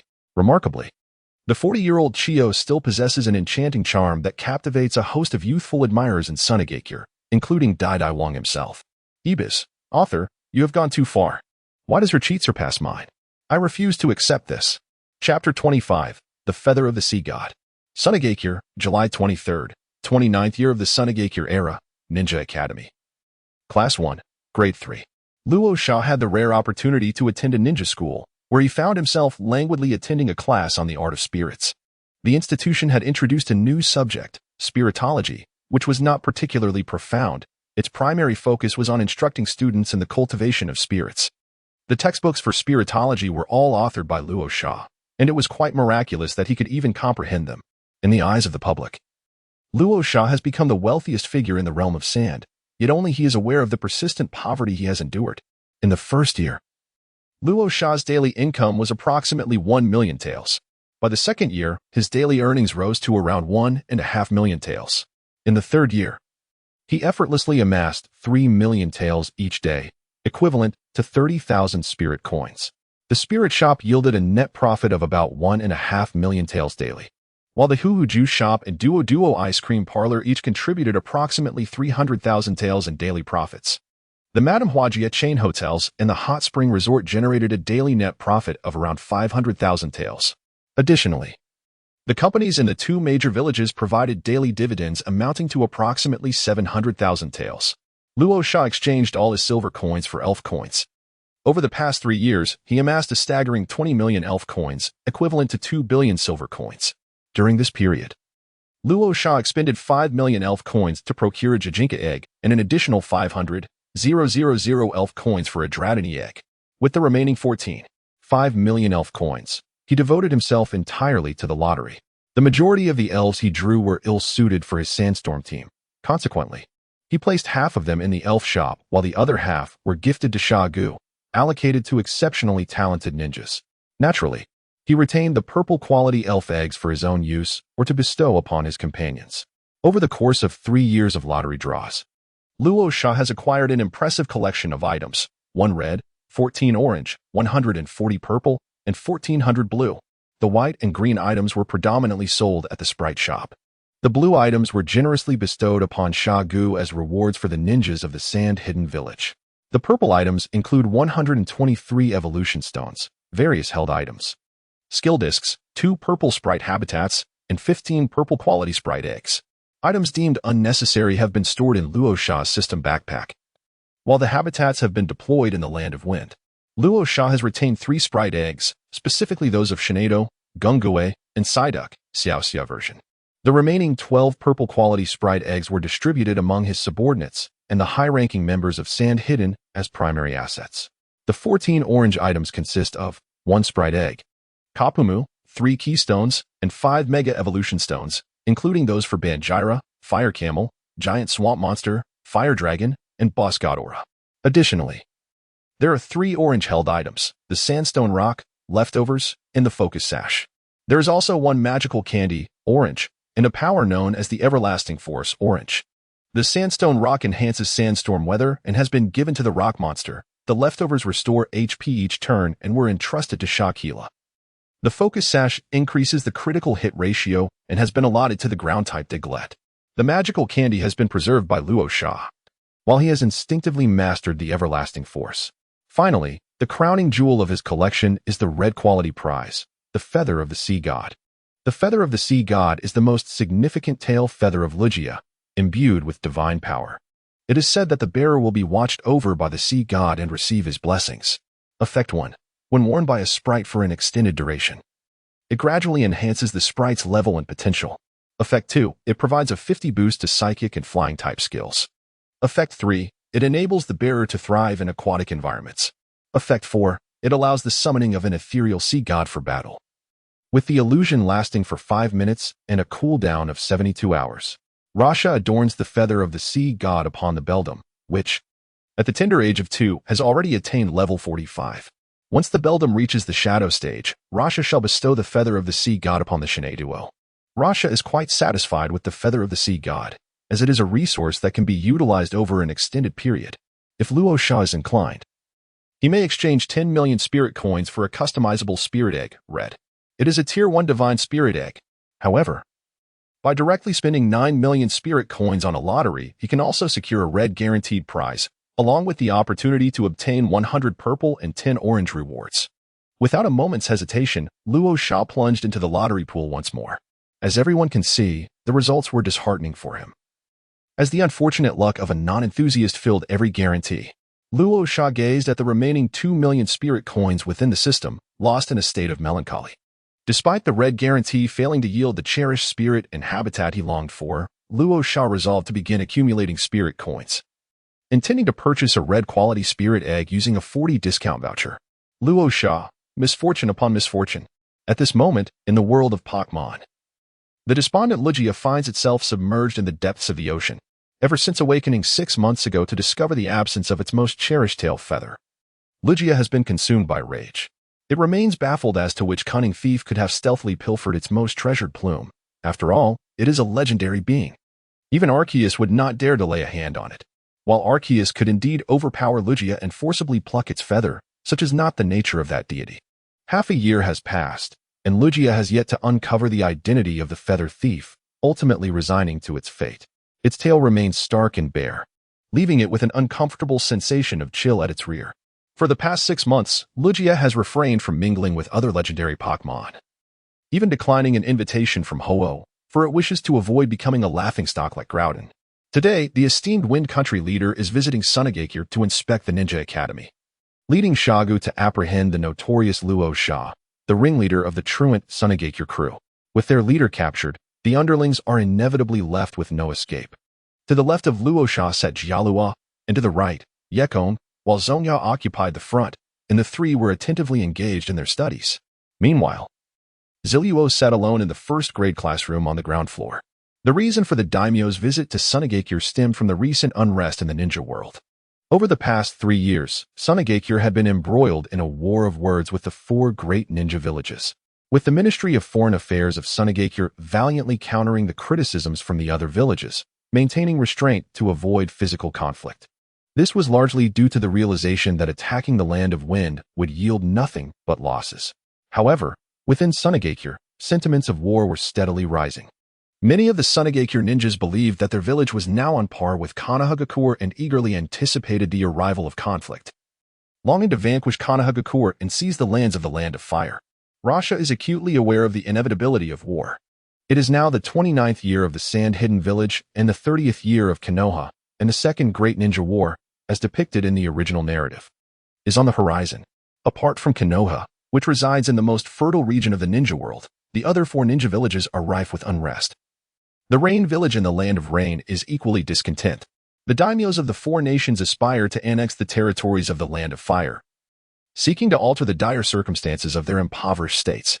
As violent institutions of their nations, the 4 ninja villages share similar ambitions. Hanzo of the Salamander, dissatisfied with the standing of the Rain Village within the ninja realm, is now brimming with confidence, having achieved the status of a demigod in the ninja world. He believes the Rain Village is now sufficiently formidable to challenge the 5 great ninja villages. Among the 5 prominent ninja villages, Iwagakure is represented solely by the formidable Inoki. Kumogakure boasts the powerful A and B duo, though the current host of the 8 Tails is unstable. Kirigakure is led by the 3rd Mizukage, another powerful figure. Sunagakure has Shikaku, and Konoha is under the leadership of Sarutobi Hiruzen. Notably, both Chiyo and Hatake Tsukumo rose to prominence as shadow-level ninjas during the Second Great Ninja War. Yet their renown has not yet reached its zenith. Chiyo, a senior figure in Sunagakure, spends her days fishing, and even the lower ranks of the village regard her as an elite jonin. Though only the upper echelons are aware of her true strength at the level of a shadow, Chiyo's ability to manipulate the Second Kazekage's puppets, the Chikamatsu 10, marks her as having attained shadow-level prowess. However, since achieving this status, she has become rather complacent. Meanwhile, Tsukumo Hatake, still a member of the Umbu, is perceived externally as an elite jonin. Although Hanzo believes that the Rain Village has grown to rival the 5 great ninja villages, He has not yet succumbed to the folly of initiating war. The Rain Village is diligently preparing for conflict, biding its time to seize an opportunity that will elevate its name in the ninja world. Chapter 26, Daily Life, Departure, July 24th. 29th year of the Sand Hidden Village. Luo Sha has constructed a new residence designed to accommodate the fairies. The new abode spans a total area of 1,000 square meters, comprising a 200 square meter duplex villa and an 800 square meter garden. The fairy dwellings are nestled within the garden, tended to by a remarkable creature known as Madam Flower Cleanser. This rare entity is found exclusively in the Wind Country, where only 8 reside in a small oasis within the wind-dry habitat, all of whom have been captured by Luo Sha. 1 remains at home as the gardener, while the other 7 have established a chain of hotels named after Madam Flower Cleanser, renowned for their lush floral and green plant decor, exuding a delightful fragrance that enchants every visitor. The Grand Estate's garden is entrusted to Madam Flower Cleanser, while the cleaning duties are managed by the suction doll. Luo Sha and the fairies live blissfully within the opulent mansion, located in the Sand Hidden Village, the residence of the 3rd generation.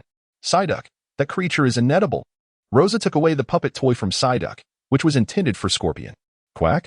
Psyduck tilted its head, displaying a look of confusion. At that moment, Jengar emerged from the shadows, making a face at Psyduck. Quack! Startled for the 100th time, Psyduck ran to Rosa, clinging tightly to her leg. Jengar, please don't scare the poor duck. Rosa sighed as she lifted Psyduck, comforting it.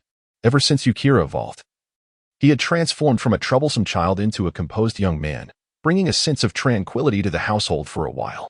However, the peace was disrupted by Guys. Guys had always enjoyed mischief, but with older siblings around, he tended to avoid provoking them to escape a good thrashing. Instead, he targeted the younger ones. Psyduck became the ultimate victim. The issue was that Psyduck was rather ineffective, getting frightened daily and lacking immunity to Guys' antics. Now that Guys had evolved into Jengar, his mischievous nature had not changed. He continued to play pranks. Jengar remained a nightmare for Maki and Yashimaru, who had been tormented by his tricks since childhood, often bursting into tears. The only one unfazed was Scorpion, who, when confronted with Jengar's grimace, curiously poked at him, leaving Jengar bewildered. Director, someone is not following the script. Fortunately, Jengar was not as destructive as Yukira. The victims had shifted from furniture to people and a duck. Luo Sha understood that it was the nature of the spirits and did not seek to alter the personalities of Jirachi and Gungue. After Jirachi's evolution, it had indeed become a well-behaved child. As for Gungue, the ghastly clan was known for their mischievous antics, yet they harbored no ill intentions. So there was no need for concern. Psyduck, quack, quack, quack, quack. Regarding the transformation of Jirachi, Luo Sha felt a profound sense of relief. His son had grown and matured. He also found solace in Gungue's unchanged mischievousness. His son had remained the same spirited youth he had always been. At the age of 9, the elderly father Luo Sha had already welcomed 10 children, albeit one of them was somewhat simple-minded. Psyduck, quack? After Luo Sha and others completed their tasks in Shagu, they prepared to discuss a journey to the Iron Country. Luo Sha was aware that the Second World War was imminent and felt the need to make preparations for the village in advance. Rasha was comforting Psyduck in his embrace when Shinado emerged from the kitchen, carrying a tray. Thank you, Shinado, Rasha said as he accepted the coffee she had brewed. Taking a sip, Shinado cradled Psyduck and offered it milk, which the creature obediently drank, a suspicious blush crossing its face. Rasha-kun, you seem troubled. Is there something weighing on your mind? Shinado's telepathic voice resonated within Rasha's heart. Alas, the war fervor in the village has become impossible to suppress. Most ninjas are eager for conflict to arise. Even my master supports the initiation of war, Rasha sighed. Even without the emergence of spirits, the obstinate Sunagakure would have launched an attack on Konoha within the next couple of years. Perhaps Liang Jingru has emboldened them. Now, with the presence of spirits, the courage of Sunagakure's ninjas has intensified. All the higher-ups in Sunagakure, even Chiyo, who idles away her days, endorse the war. Chiyo remarked, Sunagakure desperately needs progress. Nestled within the desert, Sunagakure possesses the least favorable geographical conditions among the 5 great ninja villages, marked by scant resources and a harsh environment. Recently, the village has constructed a green belt outside its boundaries, and cultivated land and vegetation have begun to emerge within. Sunagakure has grown prosperous. Surpassing Konoha in the future is not an impossibility, yet the village still covets Konoha's land and resources. This desire stems from decades of entrenched beliefs. as everyone perceives Konoha to possess the most affluent territory. Luo Sha is not yet the wind shadow, unable to suppress the surging war sentiment within the village, especially as the higher-ups continue to advocate for the onset of war. Our Sha must make early preparations, endeavoring to grant advantages to Sunagakure, ensuring its triumph in the impending conflict. Luo Sha is preparing for a mission, embarking on a journey to the Iron Nation, where he intends to establish a sanctuary for the elves and acquire the forging Pokémon.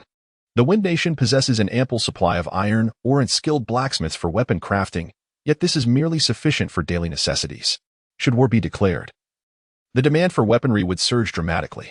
With the acquisition of forging Pokémon, Cheyenne Village would be able to produce its own weapons, ensuring an uninterrupted supply during times of conflict. This event takes place on July 25th, 29 years into the era of Sha.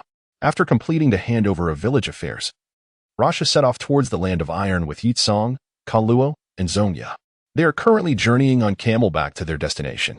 The Land of Iron is a neutral territory where various ninja villages maintain long-standing cooperation, purchasing weapons produced by this land. It is devoid of ninjas, instead guarded by a group known as samurai. Situated in the northern part of the ninja world, the Land of Iron shares borders with the Land of Fire, the Land of Waterfalls, and the Land of Rice. To reach their destination, Rasha and his companions must traverse through the Land of Rain, the Land of Birds, and the Land of Waterfalls. While navigating the rainforests of the Land of Birds, the four encountered an unexpected visitor. This tree is planted by me. This road is paved by me. If you wish to pass, leave your lives behind. A man, shrouded in gray fabric and adorned with long gray hair, leaped forth, wearing a black mask. Ha ha ha, how fortunate I am to stumble upon four precious little brats here. Let me calculate. 30 million, 15 million, 10 million, and 8 million. A total of 63 million. What a windfall for me today. He directed his gaze toward the most valuable Rasha, addressing him with a languid tone. Hey, you with 30 million. Will you surrender willingly, or shall I take your life? Unfazed, Yecang retorted angrily, who dares to dance before me? His fiery temper ignited as he unleashed a ranged ninjutsu attack. Scorch Release, Blazing Wave. 8 million. Do you even understand the concept of respect for your elders? Well then, let me deal with the cheapest brat first. A formidable chakra emanated from Kakuzu as he activated his unique ability, Earth Grudge Fear. Black tendrils emerged around him, shattering Yecang's light wave and advancing towards him. In the blink of an eye, the tendrils were upon Yecang. Realizing that his ninjutsu had been effortlessly thwarted, he quickly reacted, employing body flicker technique to evade Kakuzu's assault. Chapter 27, Kakuzu. The battle is about to commence. In an instant, Luo Sha and his companions released their spirits, summoning a total of 18 beings that surrounded Jialuoluo. Yecang deftly evaded the incoming assault and unleashed his own spirits. What on earth? Are these summoning beasts? This is excessive.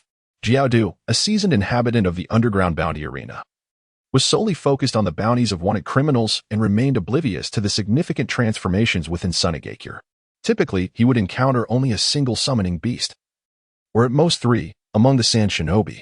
Yet before him stood 4 young ones, each commanding 6 summoning beasts, totaling 24. Merely an abundance of summoning beasts. They can all be sold for a profit. Jialuoluo mused as countless dense black lines surged forth from beneath the ground, radiating in all directions. The 24 spirits employed their various abilities to sever the black lines, yet those that were cut began to swiftly regenerate. Consequently, the defensive dragon positioned itself at the forefront, executing a broad area defense. At that moment, Jialuoluo abruptly realized that the surrounding environment was undergoing a transformation. The flora within a 100-meter radius gradually withered, revealing the sand beneath. The lush rainforest had given way to arid terrain. It was the sandstorm unleashed by the massive rock creature and the hippopotamus beast. Amidst the tempest, Yecang's 6 spirits emerged from the eye of the storm, initiating a barrage of long-range assaults. The spirits of Rasha, Jialuoluo, and Munya have attained a comprehensive enhancement of their abilities amidst the sandstorm. This transformation occurred in the blink of an eye. While Kakuzu continued his assault on the expansive defensive barrier, utterly oblivious to the change. Kakuzu, what? I have just unleashed an attack. What has transpired? Rock Lock. The command of Rasha resonated, and Shakira, the Steelix, the Claydol, and the Lichen Rock coordinated seamlessly to instantly encircle their surroundings with rocks. As the stone barriers took shape, they arrived at Rasha's domain. Kakuzu, observing the 24 Pokémon and 3 trainers, felt as though he had unwittingly wandered into a den of wolves. akin to a hapless little rabbit. How foolish of you to think I would fear you, he retorted defiantly, raising his hand to unleash the earthly curse, which summoned 5 monstrous entities formed from black lines. Each creature donned a distinct mask capable of wielding various elemental ninjutsu. Shakira and Steelix immediately targeted one of the beasts. Steelix engaged the creature in a fierce melee, delivering powerful blows but gradually being forced back. The Claydol executed a defensive maneuver, bolstering Steelix's defenses while simultaneously diminishing the creature's offensive capabilities, allowing the two to engage on more equal footing. After utilizing its skills, the Claydol retreated to a corner to observe. Meanwhile, Shakira, utilizing its sand veil ability, flickered in and out of visibility amidst the sandstorm. Thunder Fang, Ice Fang, Fire Fang, and the farmer's fangs were unleashed in rapid succession. Shakira gnawed at the creature, leaving it battered, yet black lines swiftly began to mend its damaged form. Realizing the creature was a formidable foe, Shakira signaled for Steelix to hold the line while it charged its energy from a distance, delivering a devastating stone edge attack that shattered the creature's head. The beast collapsed with a thunderous crash, and Kakuzu's heart sank. This round's MVP was Shakira, with Steelix sustaining the most damage and Claydol providing support. In the second battle, the 6 Pokémon of Jialuoluo combined their efforts with Rasha's Lycanroc against the monstrous foe. The Dragonite led the charge, absorbing the majority of the damage. 2 Lycanroc, alongside a Desert Dragonfly, Swampert, and Hippowdon, continuously unleashed their attacks, while Gardevoir positioned itself at the rear, firing off surprise shots. The Pokémon displayed remarkable synergy, but due to significant level discrepancies, the struggle was arduous. Ultimately, the nearly defeated Lycanroc, through sheer tenacity, managed to bring the creature down to its last sliver of health, seizing the moment before the beast could recover. Lycanroc delivered a lethal strike with its claws, severing the creature's head. The monster fell with a resounding thud, and Kakuzu's heart sank further. The third battle featured Zomi and his Pokémon. Under the influence of Bosco-Dora, Zomi's Pokémon had all developed a reckless demeanor, charging headlong into battle without regard. Bosco-Dora, as the leader, commanded Steelix, Exploud, Fiero, and a series of others in a relentless assault. The creature cannot withstand our might. It is utterly overpowered. Ultimately, Zomi seized the opportunity and shattered the creature's cranium with the magnetic escape, Crimson Iron Spiral Sphere. The beast collapsed with a thunderous crash, resulting in the acquisition of Kaku's heart. 3. The fourth monstrosity was predominantly comprised of Rasha's colossal rock creature, the dragon-headed mole, and the 6 spirits commanded by Yecang. Despite being regarded as the least formidable, Yecang's fervor for battle surged, and a single strike of scorching escape, overheating vapor annihilated the creature. The beast fell dramatically, yielding Kaku's heart. 4. Naturally, the 5th monster was dispatched by Jialuoluo and Rasha. Yangsha conjured a desert environment, allowing Rasha to forego the use of the sand gold contained within the spatial scroll. Upon acquiring the power of Tokuwa-Dai, Rasha's magnetic escape advanced to new heights. This power, bestowed by the Tokiwa forest, possesses the ability to communicate with and heal spirits, rendering its possessor a favored child of nature. The power of Tokuwa-Dai can harness the energies of the natural world. When combined with magnetic escape, the swirling grains of sand danced under Rasha's command, enabling him to extract sand gold from the earth without any expenditure. The illusory mainstay of the Sandstorm team, Banjira, the true backbone of the Sandstorm team, Rasha. In a fierce exchange, Luo, known as 55, and Xiaodu engaged in battle for an extended period. Ultimately, the two reached a tacit understanding and unleashed their ultimate techniques in a spectacular showdown. Magnet release, sand gold burial. Wind release, pressure damage. Both Luo Sha and the monstrous adversary unleashed their formidable abilities, resulting in a colossal clash between a massive ball of sand and a high-pressure vortex of wind suspended in the air, unleashing a tremendous whirlpool storm. Yet, the monster faced another opponent, Jialuoluo. With the art of sand sealing, Jialuoluo, who had merely been an accessory throughout the confrontation, seized the opportunity amidst the clash between the two and executed a sealing technique that momentarily restrained the monster. The wind ball instantly detonated, and the weight of the sand buried the creature beneath its might. The 5 battles transpired simultaneously, culminating in a mere 5 minutes. Each of Kakuzu's clones wielded the prowess of elite Jonin, systematically overwhelmed by the Sand-Hidden Village's team. Had Kakuzu refrained from utilizing his clones, his true form would possess the strength of a shadow, potentially prolonging the skirmish. Typically one to engage in collective assaults against others, Kakuzu today experienced, for the first time, The sensation of being on the receiving end of a coordinated attack. Luo Sha ultimately refrained from delivering a fatal blow, fully aware of Yu's precarious predicament. Should the fifth heart be shattered, Kakuzu would face genuine demise. After all, he is the future treasurer of the Akatsuki organization. Currently a mere wandering ninja, how could Luo Sha bring himself to kill him? As the saying goes, it is not the demand that is feared, but the absence of it. Kakuzu has a penchant for wealth and possesses the ability to generate it. Luo Sha is in dire need of a formidable and profitable ally to expand his market reach. Currently, the spirit trade cannot penetrate the other four great nations, let alone the smaller ones. A powerful dragon does not suppress the local snake. The nobles of those smaller nations vehemently oppose the influx of spirits into their realms. The arrival of spirits would empower the common folk, undermining their grip on power. In the Land of Wind, even with the assurances from Sunagakure, the daimyo has imposed numerous restrictions on the development of the spirit trade. Luo Sha is not permitted to overstep boundaries, and Shagu does not allow for any transgressions. Luo Sha understands that only by inheriting the position of Fengying in the future can he truly expand the influence of the spirits amongst the entire populace of the nation. However, while I am unable to act against a great power, do you, a lesser nation, dare to impose upon me, Luo? Luo Sha is not inclined to take action himself. He is destined to become the future Wind Shadow. Assassinating nobles in a small nation would tarnish his reputation. Rasha requires a formidable and business-savvy ninja to expand the market, as Rasha is unable to take action himself.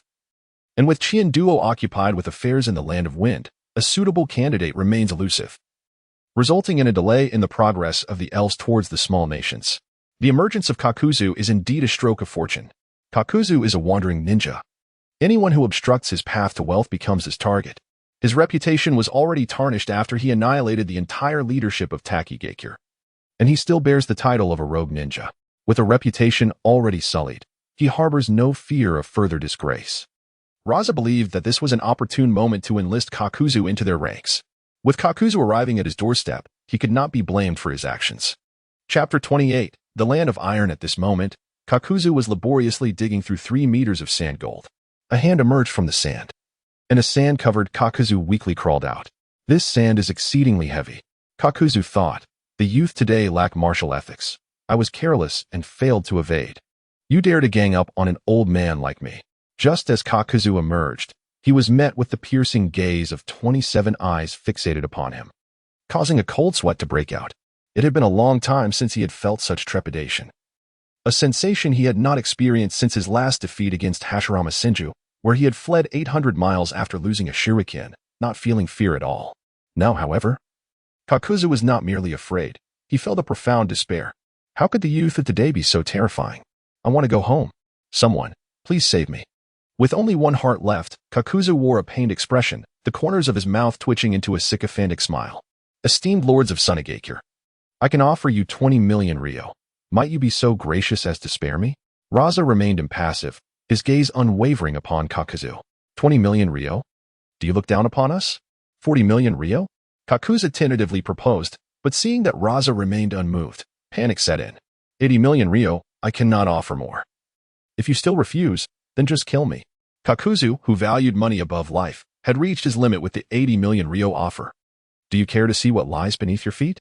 Huh? Kakuzu looked down and was instantly astounded. Gold, a vast amount of gold. No wonder the sand was so heavy and it took so much effort to crawl out. It's all money. All money. Ahaha. Kakuzu became delirious, sinking back into the sand gold, willingly burying himself. This is gold. I can extract it and make it work for me.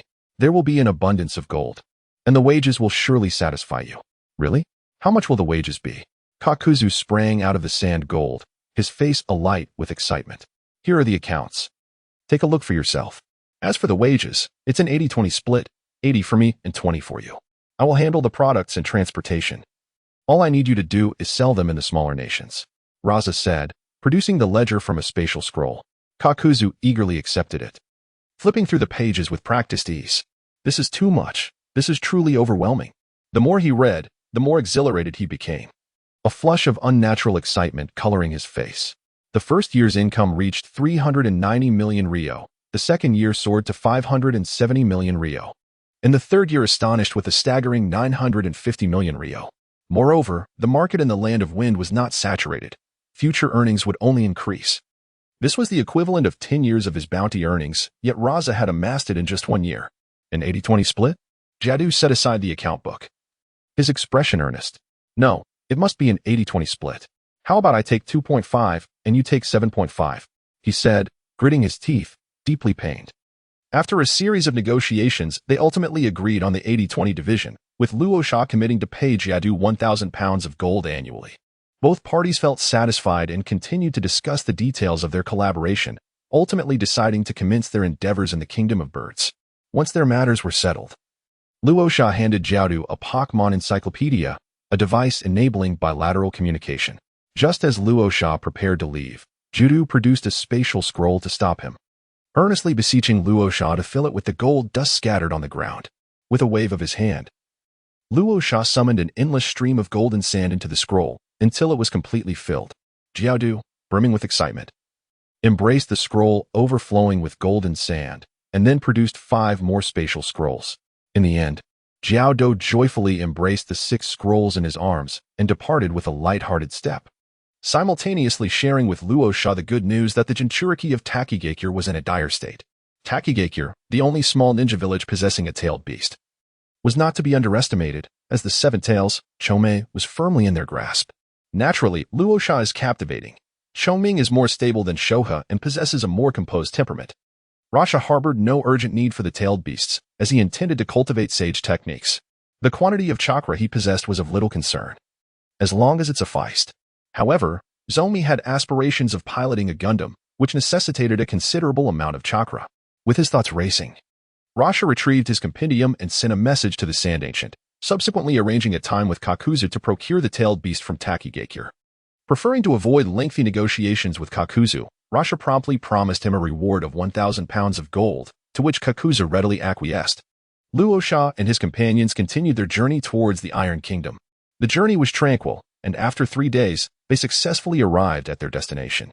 Rasha first visited Mr. Mifune, the leader of the samurai, to place a substantial order for military supplies from the Iron Country. Rosa did not mention the matter of the sprites. The warriors are exceedingly traditional, unwilling to acknowledge even the existence of ninjas, making it incredibly challenging to persuade them. At midnight, Rosa directly established 2 blue habitats and 5 green habitats in the Iron Nation, resulting in the sudden emergence of nearly 50,000 sprites overnight. The blue habitats were named Iron Qian Habitat and Iron Kuan Habitat, while the green habitats were designated as Iron 1 through Iron 5. The majority of the sprites in the Iron Nation belong to the fighting, bug, and steel types. The fighting type includes such sprites as Infernape, Macamp, Heracross, Firo, Shroomish, and the Mahok family. The steel type features formidable sprites like Beldam, Scyther, Skarmory, Carnivine, Bastiodon, and Biharp. The bug type is even more abundant, with an array of sprites such as Butterfree, Beedrill, Parasect, and Mothim dotting the landscape.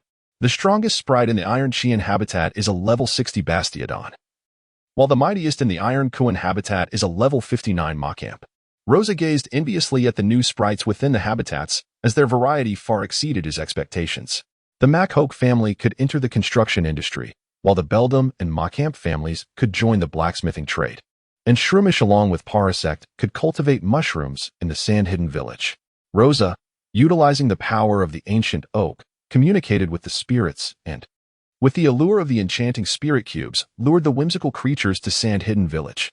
Wild spirits typically subsist on berries, having never encountered the delightful taste of spirit cubes. With the combination of the ancient oak's power and delectable treats, the charming Rosa successfully ensnared the innocent spirits, drawing them into the confines of her pokeballs. In the Iron Nation, Luo Sha and his trio spent 3 days capturing a total of 20 skilled craftsmen, 25 mighty beings, 30 colossal smiths, 10 umbrella mushrooms, and 50 palast. Let us extend our congratulations to these 135 spirits for attaining a position within the sand-hidden village. Notably, Luo Sha did not capture the strongest of the mighty beings in the sturdy shield Pokémon, for the Iron Nation is unlike the Wind Nation. Its warriors may conflict with the spirits as they stand as the dominant protectors of their territory. The emergence of spirits has inevitably impacted the Iron Nation, and only upon the warriors' acknowledgement of their existence can Luo Sha engage in collective negotiations with them. The leader of the 3 ships is a visionary. Although the professions of warrior and ninja may clash, there is no inherent conflict between warriors and trainers. The assistance of spirits will undoubtedly bolster the warrior's strength. The acceptance of spirits in the Iron Nation appears to be a foregone conclusion. Luo Sha need only await the outcome. The quartet began their journey back. As the seven-tailed shining spirit of the Kazekage awaited retrieval by the sand-hidden village. As for seizing tailed beasts from other ninja villages? Nonsense. How could that be considered theft? The matters of ninjas cannot be labeled as such. These tailed beasts originally belonged to the sand-hidden village, temporarily entrusted to the Kazekage by the first Hokage for safekeeping. Now, the sand-hidden village merely seeks to reclaim what is rightfully theirs. Chapter 29. Duck Duck is the beloved pet. Upon returning to the sand-hidden village, Rasha promptly assigned the sprites to their respective positions. The Shroomish and Paras were placed in the agricultural division under the administration department, while the Forge Master and Makhok joined the newly established forging class within the sprite department. Additionally, a construction company, the Old Craftsman Construction Company, was established in the third village. A greenbelt was created outside Sand-Hidden Village, and with the sand-controlling abilities of the sprites, the village was no longer plagued by sandstorms. The villagers' homes could now be transformed from high-rise apartments into courtyards, albeit with a shortage of skilled builders. The renovations proceeded at a leisurely pace. Rasha's residence was among the first to be completed, while others awaited their turn with eager anticipation. Following the establishment of the Old Craftsman Construction Company, orders surged as every ninja yearned to reside in a grand mansion.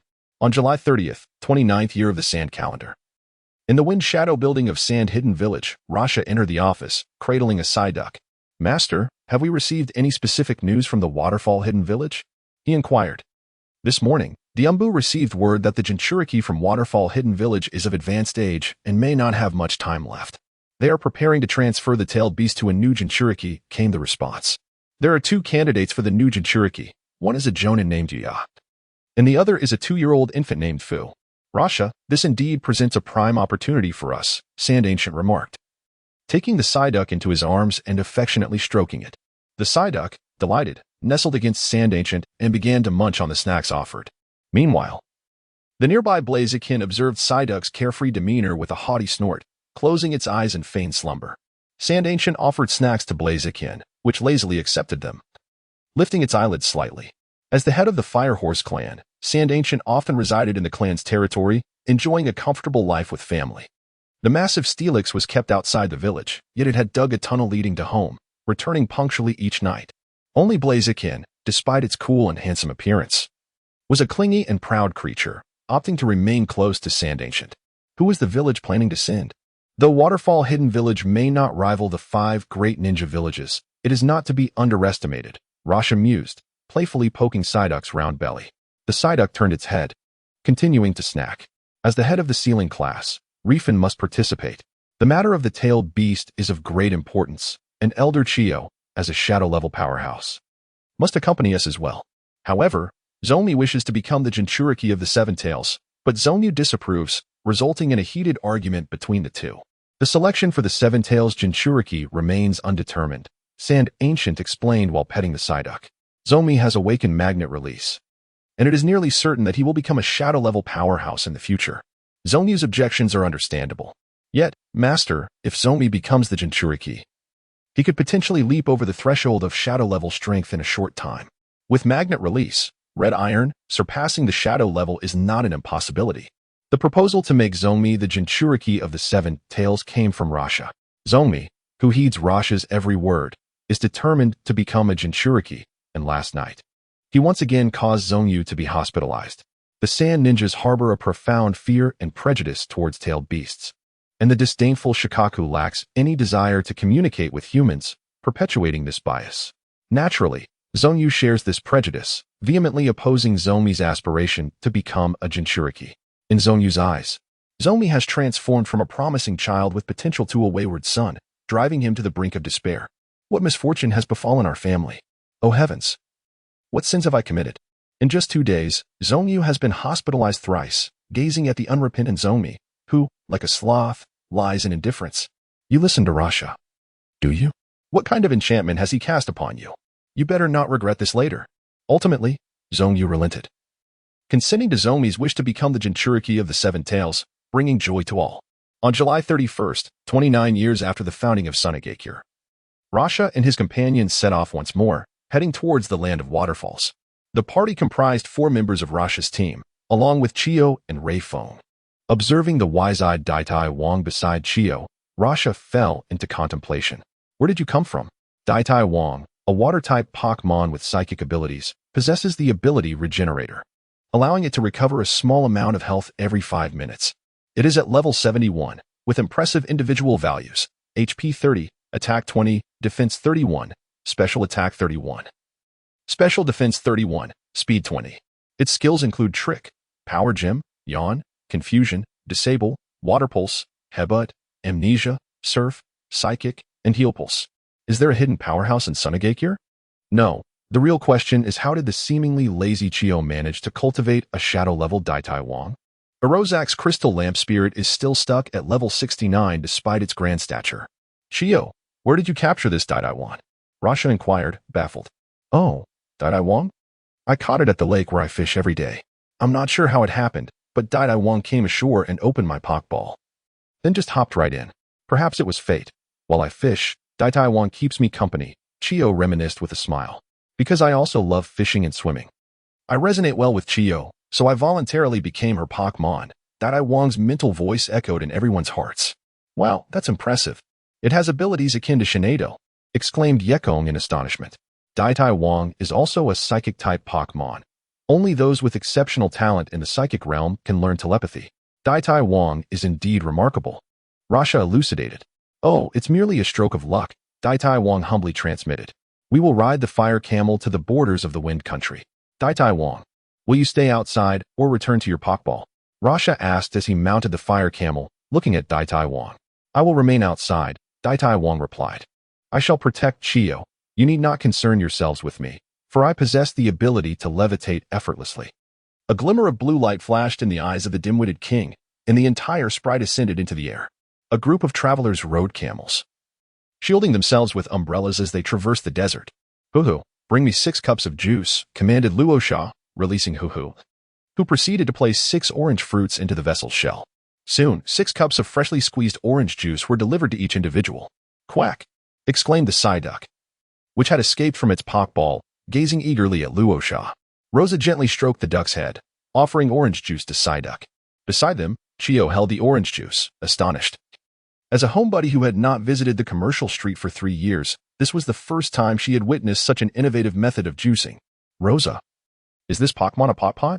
Do you have any more? Could you possibly give me one? Chiyo's heart raced, and she decisively spoke up. It would be a delightful experience to enjoy a cup of juice while fishing. Daitai Wang remarked, so Chiyo loves juice. It seems I must learn how to juice as well. Chapter 30. Takigakure Village. Is this waterfall the entrance to Takigakure Village? Yukura inquired with wonder. Takigakure Village, located in the land of waterfalls, is a hidden village concealed by a magnificent waterfall. Before the rise of Hanzo the Salamander, Takigakure was the foremost of the small ninja villages. The village possesses a legendary water that can significantly enhance a ninja's chakra, although its side effects are severe, hastening the decay of life force. Indeed, due to its unique geographical position, Takigakure has never been attacked. However, 20 years ago, Kakuzu brutally slaughtered the village's leadership. And even now, Takigakure has yet to regain its vitality. Were it not for the existence of the seven-tailed beast, Takigakure would have long since lost its status as the premier small ninja village. Chiyo explained. After today, Takigakure will truly be inferior to Amigakure, Zomi said with a grin. The group donned masks in the red cloud black attire prepared by Rosa, which featured an embroidered crimson moon on the back. Rosa-kun, this outfit is so cool, Garu exclaimed. I personally designed this. Remember, from now on, we are no longer ninjas of Sunagakure. Our organization is called Akatsuki. Rosa, could you get me one as well? Daitai Wang communicated telepathically. Here you go. Rosa produced a set of clothing for Daitai Wang. Daitai Wang donned the black attire and mask, thus the hero Daitai was born. I am now the Azure Dragon. Zomi, you are the White Tiger. Garu is the Black Tortoise. Yukura is the Vermilion Bird. Chiyo-san is the Big Dipper, and Daitai Wang, you are the Southern Dipper, while Uncle Reefing is the Empty Chun. After Luo Sha conveyed his instructions, the group traversed the waterfall and arrived at the outskirts of the Takigakure village. Gengue, you shall first investigate the precise location of the Seven-Tails Jinchuriki. Remember, it is imperative that you harbor no ill intentions towards the Jinchuriki, Luo Sha instructed, as the group concealed themselves within the dense forest. With a raspy cackle, Gangue departed. An hour later, Gangue emerged from the shadows, producing paper and ink from his mouth, meticulously illustrating the layout of Takigakure village while eagerly indicating several locations with his small, pudgy fingers. Here is the location of the Seven Tails Jinchuriki, he cackled. Here is the position of Waibai. Here is where Fu resides. And here is the dwelling of the village leader. Rasha served as a translator, informing everyone of several significant locations within Takigakure. Cackling, am I not impressive? Indeed. You are remarkable, the wisest of Gangue, Rasha praised, gently tapping Gangue's forehead. Wow, Gangue, you are simply wonderful, Yecang exclaimed, embracing Gangue's round form in admiration. Cackle. Gangue, feeling bashful, nestled into the shadows of Rasha, refusing to emerge despite the calls. As night fell, the operation to capture the Seven Tails commenced. Our first target was the upper echelon of Takigakure, and only afterwards would we seek the Jinchuriki of the Seven Tails. The tailed beasts possess an innate ability to sense malevolence, making conflict unavoidable. Chiyo took the lead, deploying a gas to incapacitate the unsuspecting leaders of Takigakure still lost in slumber, proceeding with the assassination. The patrolling ninjas were similarly subdued. The group refrained from total annihilation, choosing to eliminate only the leadership while sparing the remaining ninjas. With the upper ranks of Takigakure dismantled, chaos was destined to ensue within. There would be no time to address any troubles from Sunagakure afterward. Should Takigakure remain unruly, one could always enlist Kakuzu for a visit, providing a touch of humanitarian concern, a service he would likely be eager to offer. The nights in Takigakure were usually tranquil, yet tonight, an uncanny silence enveloped the village. In the midst of addressing the leader of Takuyan village, Luo Sha fortuitously unearthed the hero's water, which he promptly stowed within a spatial scroll. An hour later, the group reconvened at the residence of the Seven Tails Jinchuriki. Who, you ask? The slumbering Seven Tails Jinchuriki, Yuming, was roused from his dreams by a sudden surge of malevolent intent. Instantly alert, Yuming sprang from his bed, only to have it obliterated in an explosion of sand and gold. It was the magnetic release, glass shatter. A narrow escape indeed. Before Yuming could regain his composure, he sensed that he was completely encircled. 6 individuals and a hippopotamus entered the room, with Chiyo employing a barrier ninjutsu, barrier, lion's roar, to isolate the entire house from the outside world. Regardless of the commotion that ensued, as long as the barrier remained intact, not a whisper would escape. Seven Tails Jinchuriki. Surrender without resistance, Chiyo declared nonchalantly, giving no regard to Yuming. Such arrogance. Infuriated by her words, Yuming's chakra surged, enveloping him in a dense aura. While the phantom of the Seven Tails, Shoming, flickered behind him, emanating a chilling chakra pressure. Secret technique, scale powder concealment. Yuming expelled a multitude of scale-like particles, launching them towards the 6 intruders. Puppet technique, mechanical light shield. The 10 puppets of Kinmatsu formed an immense shield, deflecting Yuming's assault and sending it back at him. Yuming swiftly evaded, only to find himself besieged by the 10 puppets. White secret technique, 10 puppets of Kinmatsu. Chiyo's fingers danced incessantly as the 10 puppets engaged Yuming in close combat. Yuming, on the verge of collapse, suffered greatly from their relentless onslaught. Seizing an opportunity amidst the chaos, Yuming withdrew, gasping for breath, the pain coursing through his body nearly causing him to faint. With both hands forming seals, the phantom of the Seven Tails materialized. Sprouting 7 ethereal wings, he had entered a state of half-tailed beast transformation. Insect bite. Yuming ascended into the skies, his 7 tails sweeping towards Chiyo, conjuring a fierce whirlwind. Chiyo nimbly leapt into the air, executing a graceful somersault to evade the attack, while simultaneously manipulating the 10 puppets to launch chakra-infused steel wires at Yuming. Manipulation, steel wire. Faced with the oncoming barrage of chakra steel wires, Yuming intended to evade, only to find himself immobilized. It was the telekinetic force of the Dole King. The sharp sound echoed as 10 steel wires pierced through Yuming's body. In astonishment, Yuming looked down, witnessing the wires embedding themselves into his chest, flawlessly avoiding the heart. Enduring the excruciating pain, he gathered a tailed beast ball within his mouth and launched it towards Chiyo. The formidable defense of the Jainin of Kinomoto was breached by the tailed beast ball, yet the dazed king managed to employ a protective technique to intercept the attack. Coughing up blood, Yuming, barely clinging to life, plummeted from the sky and crashed to the ground. The fierce wind surged forward, invoking a sealing technique, with hands clasped. A radiant light erupted from his palms, forcibly extracting the seven tails, Mei, from Yoming's corporeal form. On the brink of death, Yoming was in a dire state. And Mei, unwilling to accompany the old man in his demise, allowed itself to be drawn out. The fierce wind directed Mei's chakra towards the tea kettle, a renowned tool from Sunagakure, originally employed to seal Shikaku. Mei became the second-tailed beast to be confined within the tea kettle, following Shikaku.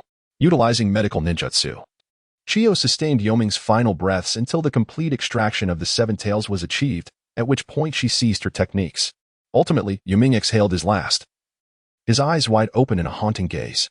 Yukura unleashed a blazing technique, incinerating Yoming, while 6 others swiftly carried the 2-year-old Fu away, evacuating from Takigakure.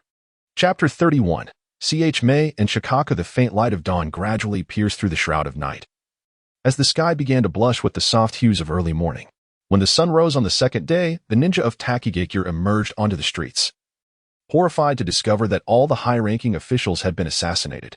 More alarmingly, the residents of the Seven Tails Jinchuriki, Yoming, lay in disarray, bearing the scars of battle. Yet Yoming himself was nowhere to be found.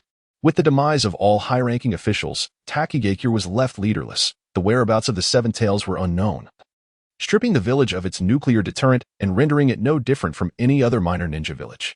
Panic ensued among the Takigakure ninjas, and amidst the chaos, a distinguished Jainin named Sharon stepped forth to temporarily stabilize the situation, dispatching ninjas to seek assistance from Sunagakure in the Land of Fire. 3 days later, as the news of Takigakure's loss of the Seven Tails spread throughout the ninja world, the 6 from Sunagakure had already returned to their village. Their movements were shrouded in secrecy, leaving Takigakure unable to uncover the culprits. Unless Sunagakure exposed the Seven Tails, this incident would remain an unresolved mystery. Rasha entrusted Fu to Gardas for upbringing. Initially, Gardas was reluctant, but upon hearing Rasha speak of Fu's extraordinary talent and her potential as a Jinchuriki from Takigakure, destined to become a formidable ninja in the future and of the same age as Yashimaru, he found himself increasingly swayed. After glancing at the adorable Fu, and then at Kururo, who was clinging to Rasha, Gardas resolutely decided to adopt Fu. Gardas remarked, "Yashimaru, you better strive to make me proud, just like Rasha, who knew how to bring his wife home from such a young age." At merely 2 years old, Fu, still unaware of her surroundings, initially cried upon arriving in her new environment. However, she quickly adapted to her new life while playing with Yashimaru. With Fu settled in, the focus shifted to the Seven Tails, Mei. Mei, known as the most cunning-tailed beast, has the ability to disguise itself with clay and can change color to blend into its surroundings when faced with formidable foes. There is no doubt that Mei is more approachable than Shikaku. Chiyo, Sagu, Rasha, and Munin arrived at a clearing far from Sunagakure to reason with Mei, who, however, showed no response whatsoever. Mei dismissively remarked, "A tortoise chanting scriptures, I refuse to listen." Luo Sha directly instructed the spirits to employ rock block, creating an enclosed environment for Shagu, Chiyo, and the dazed king to engage in meaningful communication with Xiangling. Luo Sha reclined on a lounge chair, sipping juice as he waited outside for half an hour, listening to the rhythmic rise and fall of the cicadas' song emanating from within. After a lesson in love, Xiangling was finally able to communicate effectively. "Luo Sha, Zomi has become your human pillar. Henceforth, no disturbances are permitted." Xiangling, feeling powerless, replied, "Very well. Luo Sha, be obedient and allow your chakra to be used by Zomi, or I shall drag you out and give you a beating." Xiangling, all right. Ultimately, Lai Feng employed the sealing technique, illusory 9-dragon seal, successfully sealing Xiangling within Zomi's body. Xiangling offered no resistance throughout the process, and everything proceeded unexpectedly smoothly. Xiangling lamented, "Who understands my plight? In Takigakure, I was somewhat of a big shot, but upon arriving in Sunagakure, I have become nothing but a punching bag and a power bank. The worst part is, I can't even fight back against them. I am utterly bullied." Zomi, having become the Jinchuriki of the Seven Tails, experienced a dramatic increase in chakra volume, and with the aid of magnet release, Crimson Iron, his strength reached the level of an elite Jonin, matching Luo Sha's prowess. Indeed, he might even surpass Luo Sha, yet Zomi, being a staunch admirer of Luo Sha, dared not engage in combat with him. Xiangling was relatively easy to deal with due to his intelligence, but Shikaku proved to be a more challenging adversary. The group contemplated that since they had come this far, they might as well seek out Shikaku. Funfu resided in a semi-enclosed valley, the original environment being dark and profound, akin to a prison. It was not until 3 years ago that Luo Sha and Sha Gu, after a deep conversation, arrived at Funfu's abode. Improving his living conditions and establishing a pleasant rapport with Shikaku, Sha Gu discovered that Shikaku was indeed, as Luo Sha had claimed, an intelligent being capable of communication, akin to a spirit, and could be of service to Sunagakure. Initially, Sha Gu frequently sought Shikaku for heart-to-heart discussions. However, Shikaku, despite his disintegrated form, remained obstinate, persistently mocking Sha Gu. Frustrated by the incessant taunts, Sha Gu's visits became increasingly frequent, much to Luo Sha's astonishment as he witnessed Shikaku receiving a beating yet continuing to taunt. Heavens above, a massive chakra has spoken.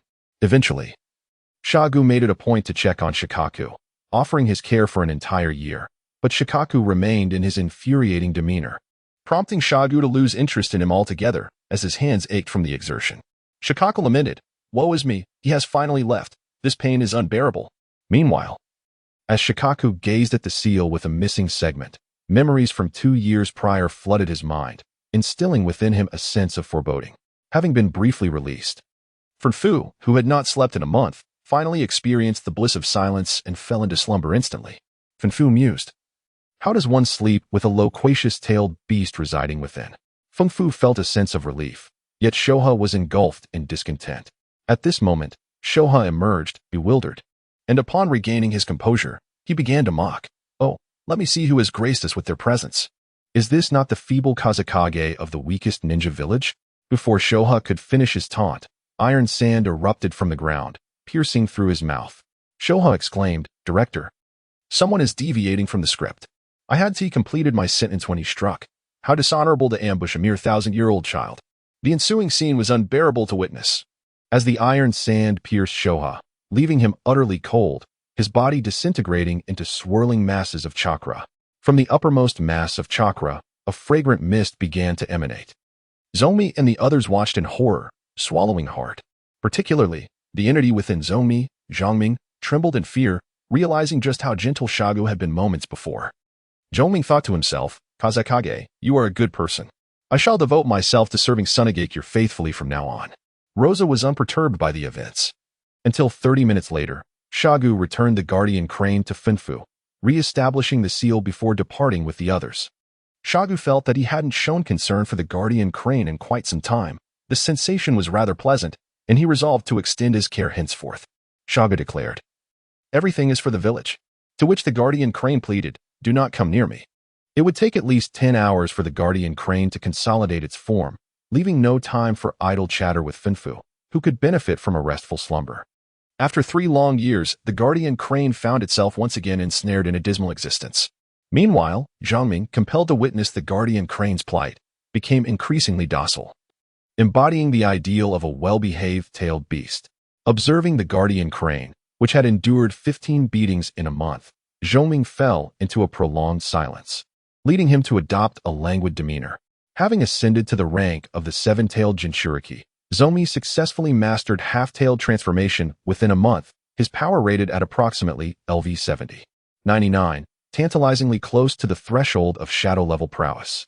Pleased with Xiangling's perceptiveness, Sha Gu decided to spare the guardian crane from further torment. The guardian crane, now a mere tool, returned to its tranquil routine, while Funfu resumed the daily ritual of reciting scriptures in solitude after a month of peace. Chapter 32. The Dawn of War on the night of August 7th, 29th year of the Sand-Hidden Village, in the grand residence of the Third Kazekage. "Master, is the village preparing to incite war?" Rosa inquired, gazing at Sha Gu upon his return home, voicing his confusion. With the 7 tails missing, the 5 great ninja villages were rife with suspicion towards one another. In recent days, the diplomatic activities of the 5 villages had surged, and the battle of public opinion had embarked on a new chapter. However, for the Sand-Hidden Village's diplomatic department, it was merely a trivial matter, having previously engaged in verbal skirmishes at a ratio of 1 to 3. 5. This time, the 5 villages were embroiled in mutual accusations. As for the 3. 5. Konoha could only be considered a half because it had been lambasted even more severely by the other 4 villages. The recent activities of the Sand-Hidden Village had been peculiar, with ninja forces frequently mobilizing towards the borders of the Wind and Fire countries. Konoha immediately erupted in alarm, dispatching troops to the borders to engage in a standoff. The Rain country, caught in the middle, wondered, "Why are you confronting each other here?" Sipping his tea, Shagu spoke with calm assurance. The matter of seizing the Seven Tails cannot remain concealed for long. From the moment the decision to capture the Seven Tails was made, the Sand-Hidden village has been preparing for war. The village has long desired conflict. The transition of the Seven Tails Jinchuriki presents an opportune moment. Regardless of whether we win or lose this war, we will at least have acquired the Seven Tails. If we lose, we suffer no loss. If we win, it is a mutual victory. Moreover, we are destined to triumph in this war. Upon hearing Shagu's confident assertions, Rosa was momentarily taken aback. In his previous life, Rosa was merely a student. In this life, despite his attempts to appear astute, he remained but a child, unacquainted with the intricate machinations of the higher echelons. He had never contemplated such complexities before. It dawned on him that from the moment the Seven Tails was targeted, the war had already commenced, the Seven Tails serving as the very spark of conflict. During this time, Zomi was instructed to refrain from utilizing any tailed beast-related abilities while outside. The longer the secret regarding the Seven Tails could be maintained, the better. When the Sand-Hidden village and Konoha go to war, the other three ninja villages will undoubtedly align with our cause. As soon as war breaks out, all 5 great ninja villages will be dragged into the fray. Even if Zomi's identity is exposed, the other ninja villages will not turn their weapons against us. No village possesses the capability to engage in battle with Konoha while simultaneously confronting Sunagakure. Saguchi pointed out. "I understand, Master," Rasha nodded. "You need not partake in this war. Remain in the village and do not venture out, understood?" Saguchi stated earnestly. "Master, I recognize that your concerns stem from a desire for my safety. But I have attained the strength of an elite Jainin. With the assistance of the spirits, I can certainly ensure my own survival on the battlefield. Moreover, if I do not experience war firsthand, how can I hope to lead Sunagakure as adeptly as you do in the future?" Rasha rebutted. Rasha is not particularly enthusiastic about war, and he even opposes it. However, he believes that to unify the ninja world and put an end to the ceaseless turmoil, he must grow stronger and become the mightiest being. War serves as a swift avenue for Rasha's growth, and it is an inevitable growing pain in the process of unifying the ninja world. Shagu fell silent for a moment, gazing into Rasha's resolute eyes, and slowly said, "You may go to the battlefield, but only once the situation stabilizes. We old folks are still alive. It is not your turn yet. Furthermore, when you are on the battlefield without me by your side, you must obey the commands of the commander. Elder Chio will participate in this war, and I will entrust you to her. Do not wander off, understood?" "I understand, Master," Rasha obediently replied, stepping forward to embrace Shagu. Just then, Psyduck, having escaped from its Pokeball, scampered over seeking a hug as well. On the second day of the standoff between the Leaf and Sand Ninjas, a piece of news spread throughout the ninja world. The Rain Village declared war on the Leaf Village, Sand Village, and Mist Village simultaneously. While the declaration against the Leaf and Sand Villages was understandable, the situation with the Mist Village left everyone perplexed. The Mist Village itself was bewildered, as trouble had come upon them unexpectedly. Hanzo of the Salamander, a shrewd individual, recognized that the geographical location of the Rain country, nestled amidst the 4 great nations, meant that declaring war on the Cloud and Rock villages would indeed lead to conflict, transforming the Rain country from a battleground of 2 nations to one of 4. The declaration against the Leaf and Sand villages was unavoidable, as ninjas from both nations were already poised to clash in the Rain country. The involvement of the Mist Village was purely incidental. Hanzo, wishing to showcase the strength and resolve of the Rain Village, included them in his declaration of war. "Come and fight me if you dare." Unable to reach me, how infuriating. The Mist Village was furious, their ninjas outraged at being provoked by such a minor village while holding the status of one of the 5 great ninja villages. However, any attempt to assault the Rain Village would require passage through either the Wind or Fire countries. As for the River country, situated between the Wind and Fire countries, if the Mist Village dispatched troops through there, they would first have to contend with the brutal assaults from the Sand and Leaf villages. The strategic location of the River country meant that neither the Sand nor Leaf would allow any other ninja forces to traverse it, as it posed a direct threat to their homeland's safety. Finding themselves at an impasse against the Rain Village, the Mist Village could only resort to diplomatic measures to declare war. In response, Hanzo showed no signs of backing down, personally engaging in a verbal duel with the Mist Village. A famous saying from the Third Kazekage regarding the 3-tailed turtle echoed throughout the ninja world, creating quite a stir. Hanzo's external stance was assertive, while internally he initiated a war declaration, proclaiming the Rain country as the Rain village's domain, igniting a surge of nationalism among its populace and fueling the flames of war. Hanzo's ambitions were glaringly apparent as he boldly referred to himself as the Rain Shadow, leaving the Mist village in a state of panic. Meanwhile, the Leaf and Sand villages, understanding the gravity of the situation, tacitly ceased their standoff and began collaborating to assault the Rain village. So you think you can act so recklessly, do you? In the midst of the tumultuous conflicts within the ninja world, the life of Rasha remained undisturbed. The Sunagakure village had mobilized 5,000 ninjas, with Chiyo appointed as the overall commander. Reluctantly compelled to work, Chiyo found herself unexpectedly motivated.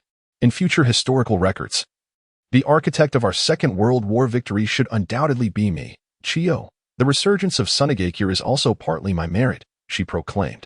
Chiyo, who values reputation over power or profit, took on this role with remarkable enthusiasm.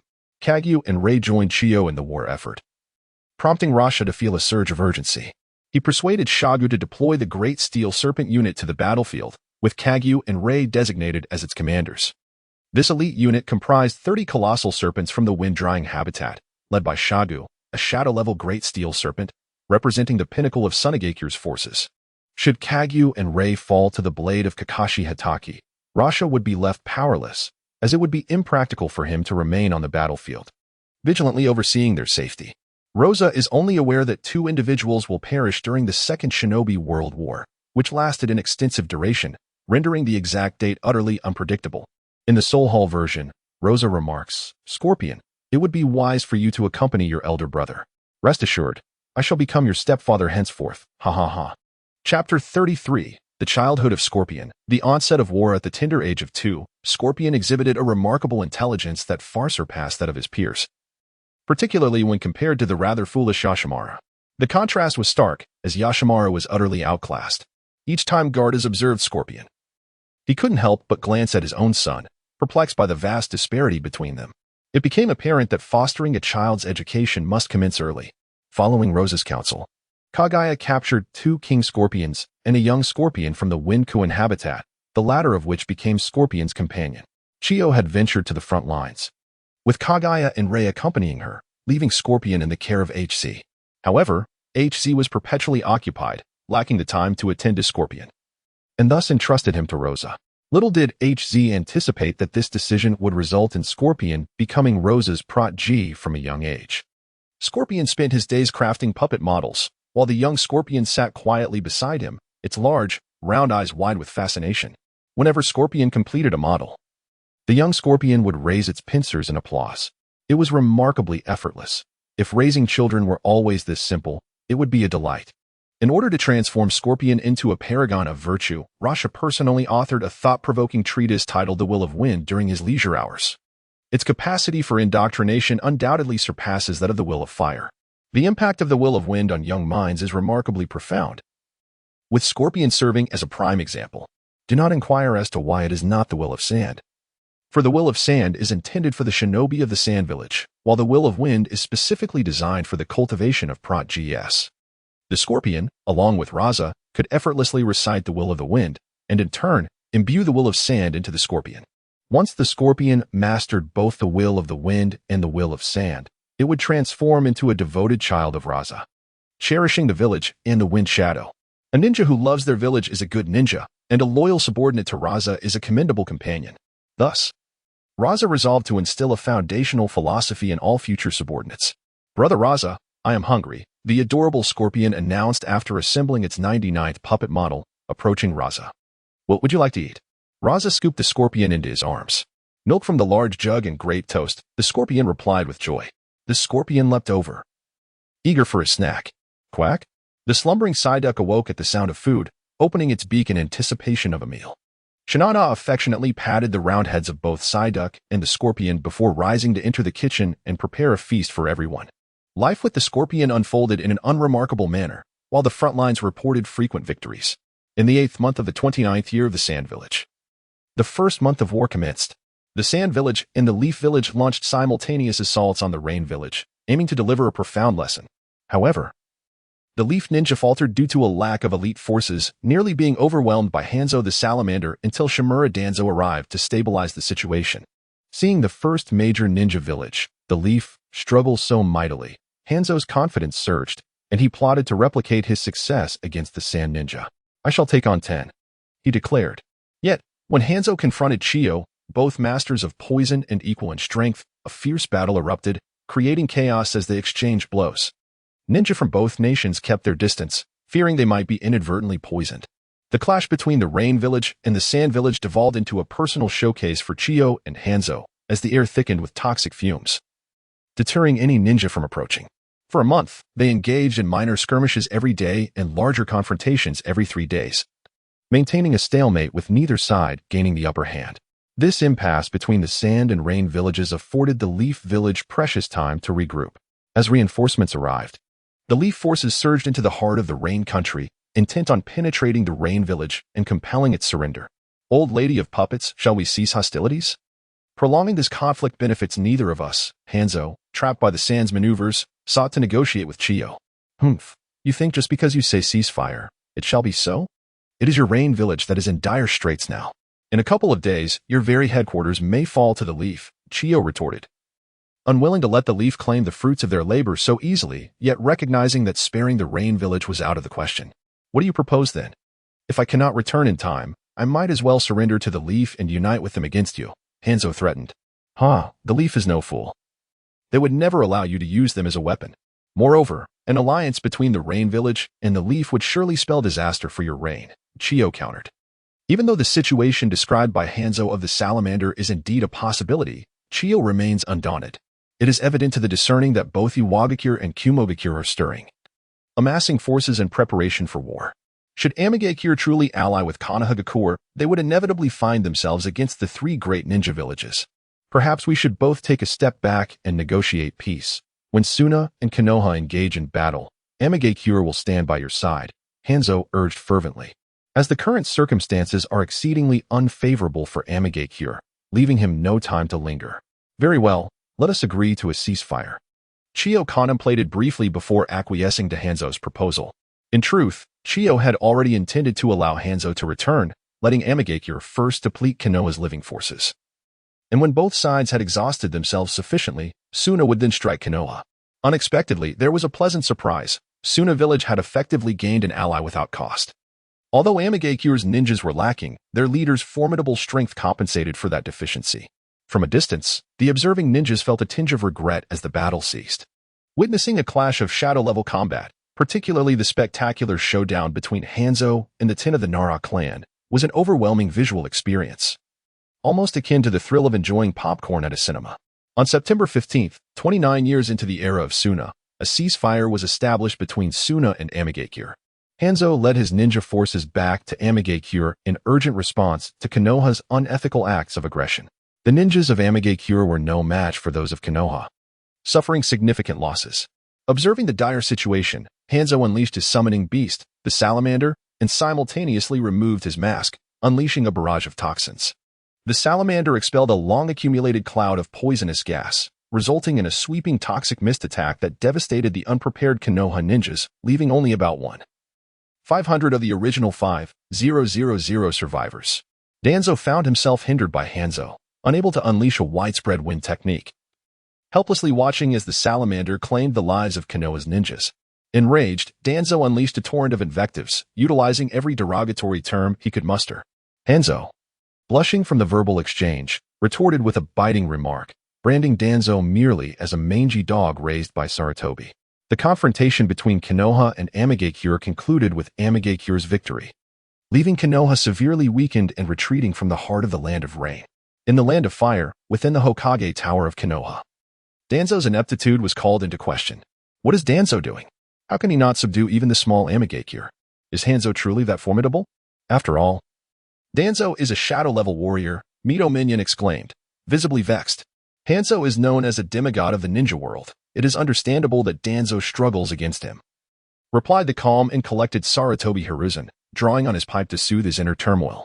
Sarutobi indeed cared about the state of the war, yet he was more concerned about the stability of his position as Hokage.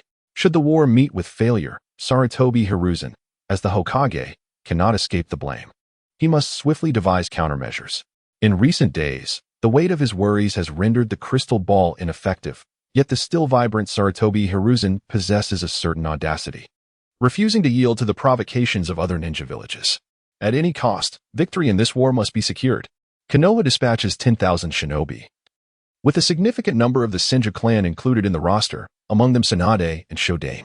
The Senju clan is prepared to sacrifice everything for the village and has accepted Konoha's orders, heading to the battlefield in the Land of Rain. Following the Second Great Ninja War, the Senju's final glory will fade, their names slowly disappearing from the tongues of Konoha's citizens, with only the historical monuments commemorating their great achievements. Chapter 34. The Village Hidden in the Whirlpool. On September 19th, 29 years into the era of Sunagakure, Konoha sends 10,000 shinobi to the battlefield, while Danzo is recalled to the village by an official order, with Kakashi Hitaki appointed as the new commander. However, just as Konoha prepares for a counterattack against Amigakure, a battle ignites in the Land of Birds.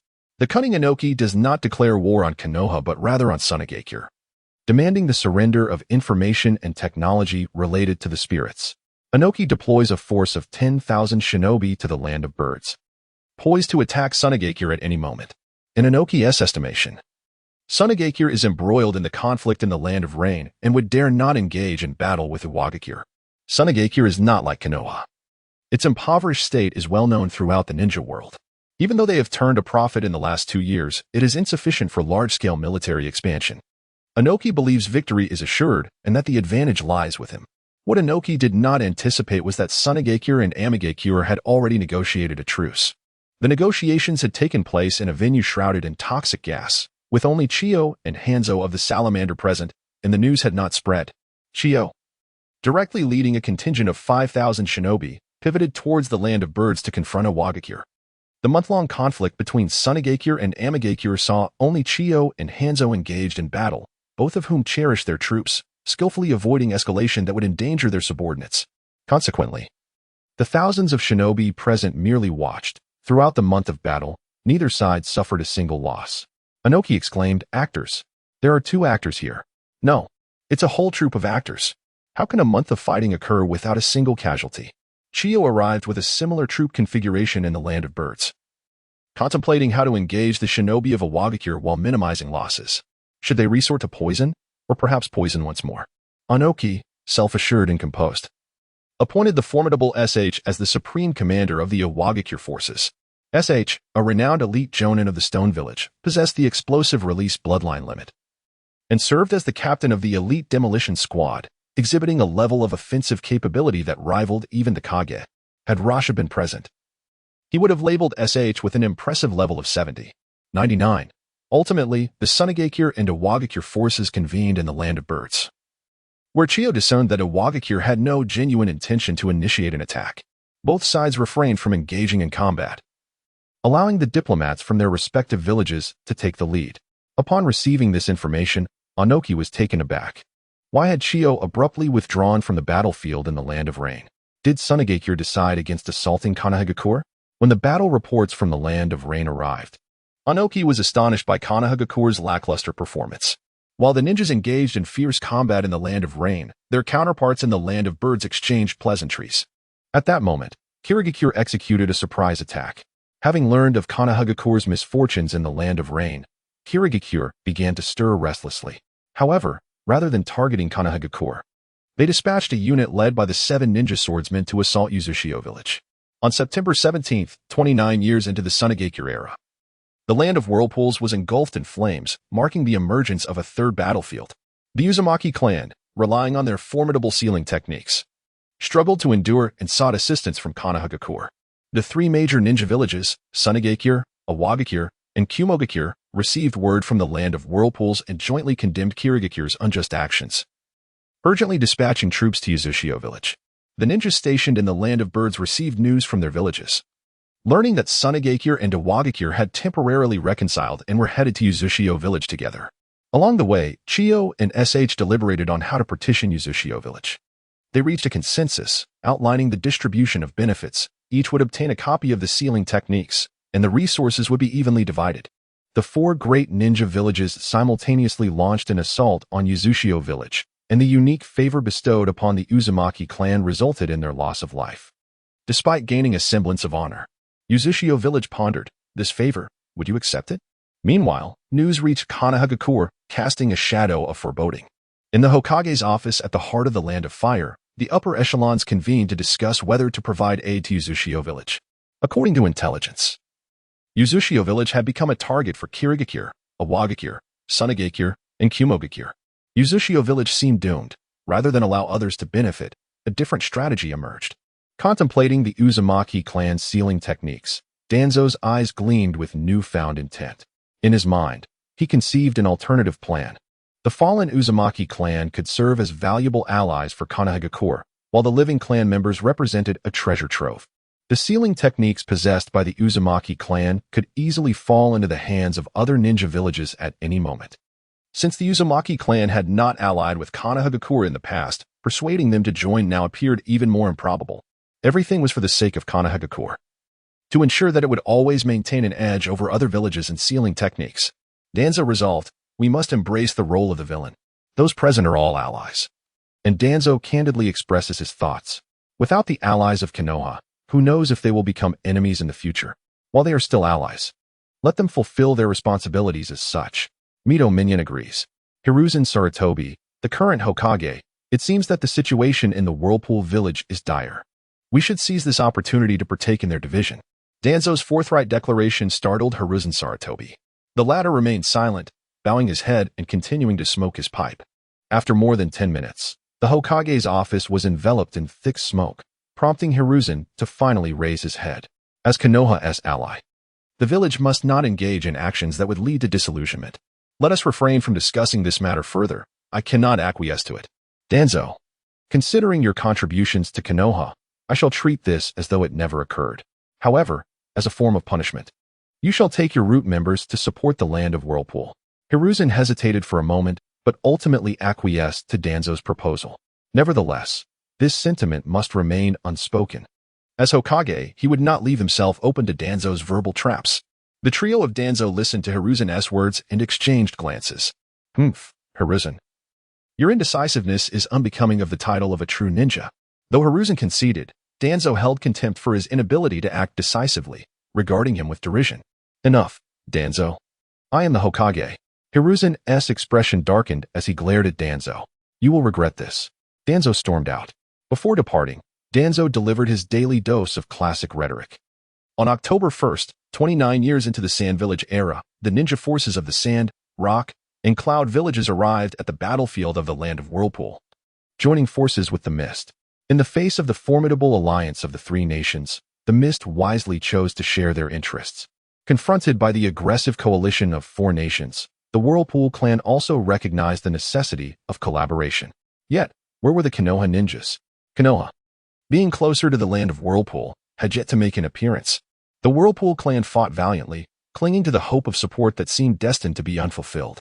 Chapter 35, The Fall of the Whirlpool Village. On the day following the summit of the four great ninja villages, the battle for the Whirlpool village commenced. Outside, countless members of the Whirlpool clan fought fiercely alongside the ninjas of the four villages, while within the clan, only the elderly, weak, and infirm remained. Don't worry, Kushina. We are allies with Konoha. We will surely receive their support. An elderly man tenderly ruffled the hair of Kushina Izumaki, offering her comfort. But how long will it take for Konoha's people to arrive? Kushina asked, puzzled. They should be here soon, the old man replied calmly. Though Kushina failed to notice the flicker of doubt in his eyes. Logically, Konoha's support team should have arrived by now. The plea for help from the Whirlpool clan had been sent out long ago, yet why had they still not made their presence known? The elderly man did not contemplate betrayal. In the eyes of the Uzumaki clan, Uzumaki Mito was the esteemed wife of the first Hokage of Konohagakure, holding a revered position and high moral standing. The relationship between the Uzumaki and Konoha was not merely that of allies. There existed a bond of kinship. Thus, for both emotional and rational reasons, Konoha could not turn a blind eye to their plight. Yet, the foolish Uzumaki ninjas persisted in their reckless resistance. Had they possessed even a modicum of wisdom and surrendered, perhaps the calamity of their annihilation could have been averted. Meanwhile, Danzo, hidden at the periphery of the Uzumaki village, observed the fierce conflict between the four great ninja villages and the Uzumaki clan, and immediately set his plans into motion. Attack! At Danzo's command. All the root ninjas donned the headbands of other ninja villages, swiftly commencing their malevolent performance. The Uzumaki clan truly seemed a band of mindless brutes. Kill them. Spare no words, just slay them all. The root ninjas joined the extermination campaign against the Uzumaki clan. The wails of despair and cries of indignation echoed throughout every corner of the Uzumaki stronghold. The Uzumaki clansmen, engaged in their valiant struggle outside, were suddenly stricken with dread upon hearing the tumult from within their village. This is bad. Something has gone awry. Curse those beasts. Why haven't the Konoha forces arrived yet? Meanwhile, the ninja from the 4 great villages, witnessing this turn of events, exchanged glances of muted satisfaction, yet remained discreet about their thoughts. Which village is responsible for this? How utterly despicable. We must act quickly, otherwise, the treasures within may be completely plundered. The ninjas from the 4 great villages, seemingly invigorated, escalated their assaults. The Uzumaki clan, steadfast in their determination, continued to fight fiercely. The village of Xiangling was on the brink of collapse on the battlefield, and with Konoha launching a covert attack from behind, their situation became increasingly dire. Kushina, the princess of Xiangling, faced an inevitable demise. When the root members appeared, she was swiftly ushered into a secret passage for escape. Kushina, you are the last hope of Xiangling. You must flee, the elder urged as he propelled her into the hidden path, preparing to seal it behind her. There is no alternative. Head to Konoha. The forces of the 4 great villages have already breached our defenses. In this entire shinobi world, only Konoha can offer you sanctuary. With Mito-sama and Konoha, you shall not suffer injustice. Go now. Run swiftly. My old bones cannot carry me far. I shall buy you some time. As Kushina Uzumaki was thrust into the swirling depths of the secret passage, she cast a fleeting glance back at the elderly man who was desperately buying her time. Tears cascading down her cheeks like a torrent unleashed from a dam. She ran on, urging herself to distance further, believing that once she reached the Leaf Village, her safety would be assured. This singular thought consumed her mind. Observing the sealed passage, the old man allowed a sigh of relief to escape his lips. Straightening his stooped form, a glimmer of sharpness flickered in his murky eyes as he turned to face the root ninjas who were wreaking havoc upon the village. I shall stand against you, he declared, invoking the diamond lock. In his final moments, he managed to take down 3 root ninjas before collapsing to the ground. Lying there, he gazed up at the cerulean sky, tears streaming down his face, his eyes remaining forever shut in death. Just as the root ninjas rampaged through the whirlpool village, Chiyo and the Sunas F4, donned in Akatsuki attire, made their entrance. The daft king, accompanied by his 5 companions, instantly transported themselves into the heart of the whirlpool village. Rasha was acutely aware that the primary beneficiary of the destruction of the hidden whirlpool village was none other than the hidden Leaf Village, and he had long prepared for this eventuality. Together with his 3 companions, he stealthily exited the village and made his way to the land of Whirlpool to rendezvous with Chiyo, where they awaited the opportune moment. It is crucial to note that had Chiyo appeared on the front lines, the hidden Whirlpool village would have succumbed long ago. The 5 of them unleashed their spirits and commenced their onslaught against the root ninjas. While Danzo confronted Chiyo directly, Rasha and his companions ruthlessly overwhelmed the root ninjas. It suffices to say that even without Rasha, Kankuro alone could have annihilated them. Once the root ninjas were vanquished, the 4 immediately set about looting the seals and treasures of the hidden Whirlpool village, emptying its vaults. The most precious of all were the infants, the village's most valuable assets. As the sun dipped below the horizon, staining the earth crimson, the cacophony of battle came to a close. After their plundering, Rasha and his companions approached Chiyo, and with a swift use of his teleportation technique, they departed from the hidden Whirlpool village. Danzo, observing the retreating figures, realized that any delay would be catastrophic, prompting his urgent withdrawal. He immediately recognized Chiyo. Her mastery of puppetry was unmistakable. This battle resulted in a stolen victory, with heavy losses incurred by the root. In that moment, Danzo harbored a profound desire to obliterate the Sand Village. However, as a ninja of the Leaf, he could not voice such sentiments.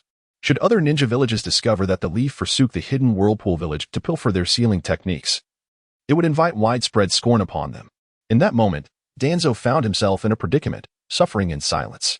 After Chiyo and Rasha's group departed from the hidden Whirlpool village, they swiftly went their separate ways. In a jubilant return to Sunagakure, Rasha, accompanied by 17 children under the age of 3 and an array of sealing techniques, found himself back in the village. Meanwhile, Chiyo stealthily rejoined the ranks of the ninja army. Upon her return, the disguised Rasha breathed a sigh of relief. As the combined forces of the four great ninja villages entered Yecang, they were met with a harrowing sight of corpses strewn across the ground and an empty treasury. Even more perplexing was the presence of bodies adorned with the headbands of the four ninja villages, yet conspicuously absent were any from Sunagakure. After a thorough investigation, all evidence pointed towards Konoha. To their astonishment, it seemed Konoha exhibited even less shame than they had anticipated. In response to Konoha's unethical plundering, the four great ninja villages united in condemnation. The diplomatic corps of Konoha found themselves once again besieged by the other villages. This incident was of paramount importance. Konoha had brazenly seized vital spoils from the four villages, and failure to provide an explanation could very well lead to an all-out assault. Sarutobi Hiruzen, exasperated by the ineptitude of Danzo, found himself in a state of distress, even lacking the inclination to smoke. Konoha's actions had resulted in a double loss, with the sole gain being the arrival of Kushina Izumaki to their village. Kirigakure, having exerted the most effort, found themselves with nothing to show for it. The Third Kazekage promptly commanded the 7 ninja swordsmen to advance their forces to the borders of the Land of Fire. Observing Kirigakure's maneuvers, the other 3 great ninja villages synchronously positioned their troops at the same border. Aware of the shifting tides in the ninja world, Amigakure grew increasingly confident, intensifying their conflict with Konoha.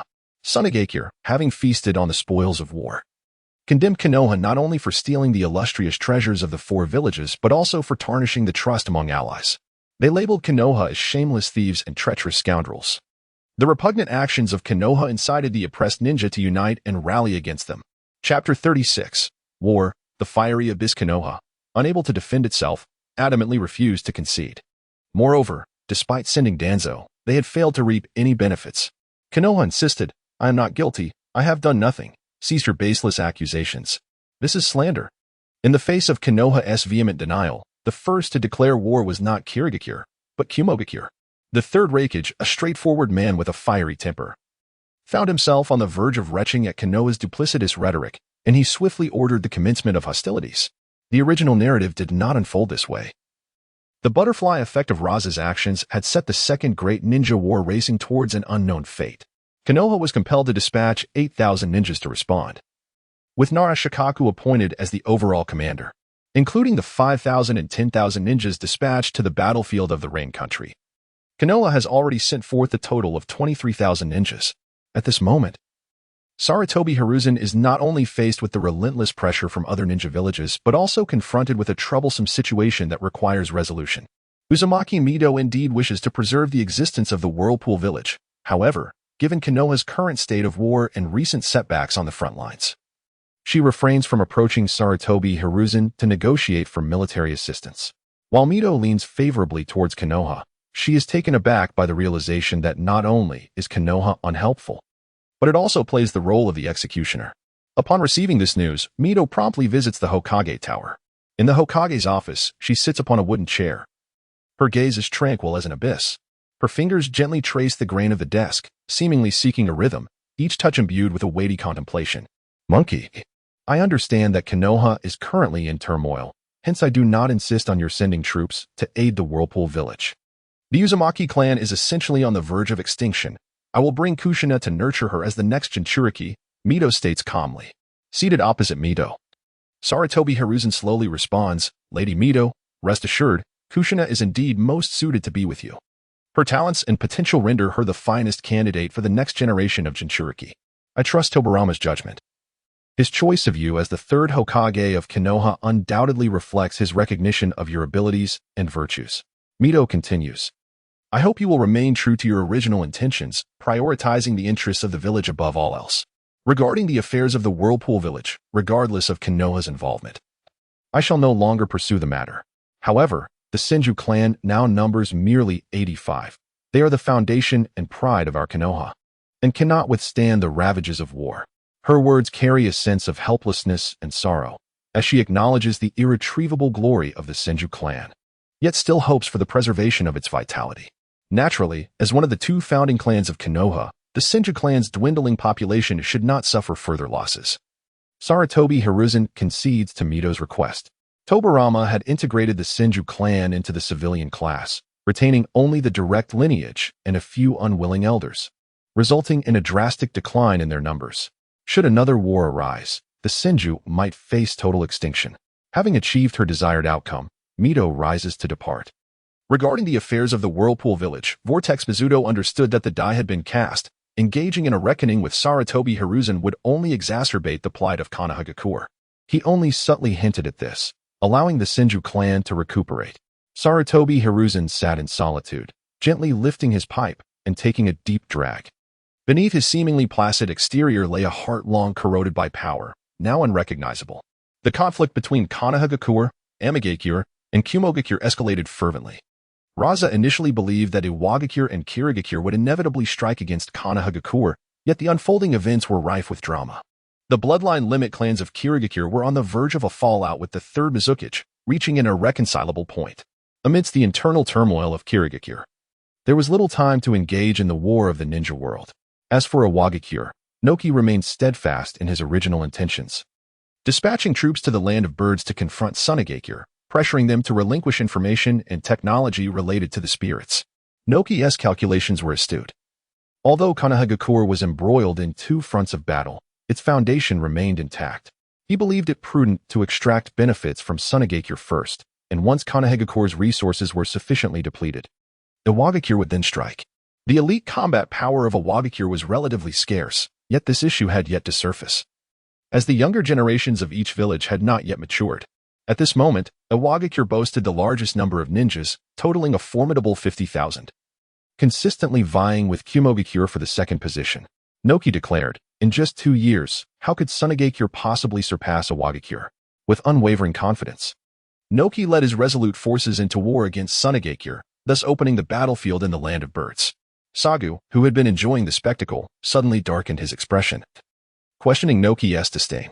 With a grand gesture, Saga reinforced Chiyo with an additional 10,000 ninjas, leading to a standoff between Sunagakure's 15,000 and Iwagakure's 20,000 in the Land of Birds. On October 7th, 29 years of the Sand Village, Sunagakure and Iwagakure officially engaged in battle. The tumultuous realm of the ninja world remained unrelated to Rasha, who had been ordered by Saga to remain within the village. At this moment, Rasha rubbed his hands in excitement. Despite a decrease in revenue due to the impending war, he had managed to gather 4 million spirit coins over 2 months, combined with an existing 2 million spirit coins and a discount voucher, enabling him to exchange for a red spirit egg. Luo Sha has currently achieved numerous accomplishments, albeit minor ones obtained through nurturing spirits, with rewards that are rather modest. It remains uncertain when the next discount vouchers will be available. The orange and red habitats are simply beyond reach, leaving only the option to exchange for a spirit to barely make ends meet. Luo Sha successfully purchased the spirit egg and began selecting her spirit. In terms of compatibility, Groudon is undoubtedly an excellent choice. However, Luo Sha is particularly fond of Rayquaza, with its appearance reminiscent of an Eastern dragon. Luo Sha, being of Chinese descent in her previous life, felt an irresistible attraction and clicked confirm. Ding! Congratulations, the host has obtained a Rayquaza spirit egg, red 1. The long-lost affection has resurfaced once more. Luo Sha retrieved the spirit egg from the system space, its surface pristine white, adorned with azure patterns that spiraled gracefully around it. Luo Sha skillfully cradled the creature, waiting for the legendary Rayquaza to emerge from its shell. 5 minutes later, the eggshell emitted a radiant glow, and cracks began to appear at the top. Observing intently, Luo Sha noted that the process seemed no different from the birth of an ordinary Pokémon. Before him appeared a 50-centimeter green caterpillar, albeit a mutated variety with a rather unique appearance. The Rayquaza baby, born with the legacy of divine beasts, possessed noble genes coursing through its veins, and proudly let out a cry, believing itself to be quite impressive. It was rather endearing, hearing its youthful voice. Luo Sha realized that this little dragonling, yet to master its roar, made such charming sounds. The Rayquaza let out another cry, feeling hunger stir within, and began to nibble on the eggshell, munching eagerly. This familiar sight evoked memories of Giratina.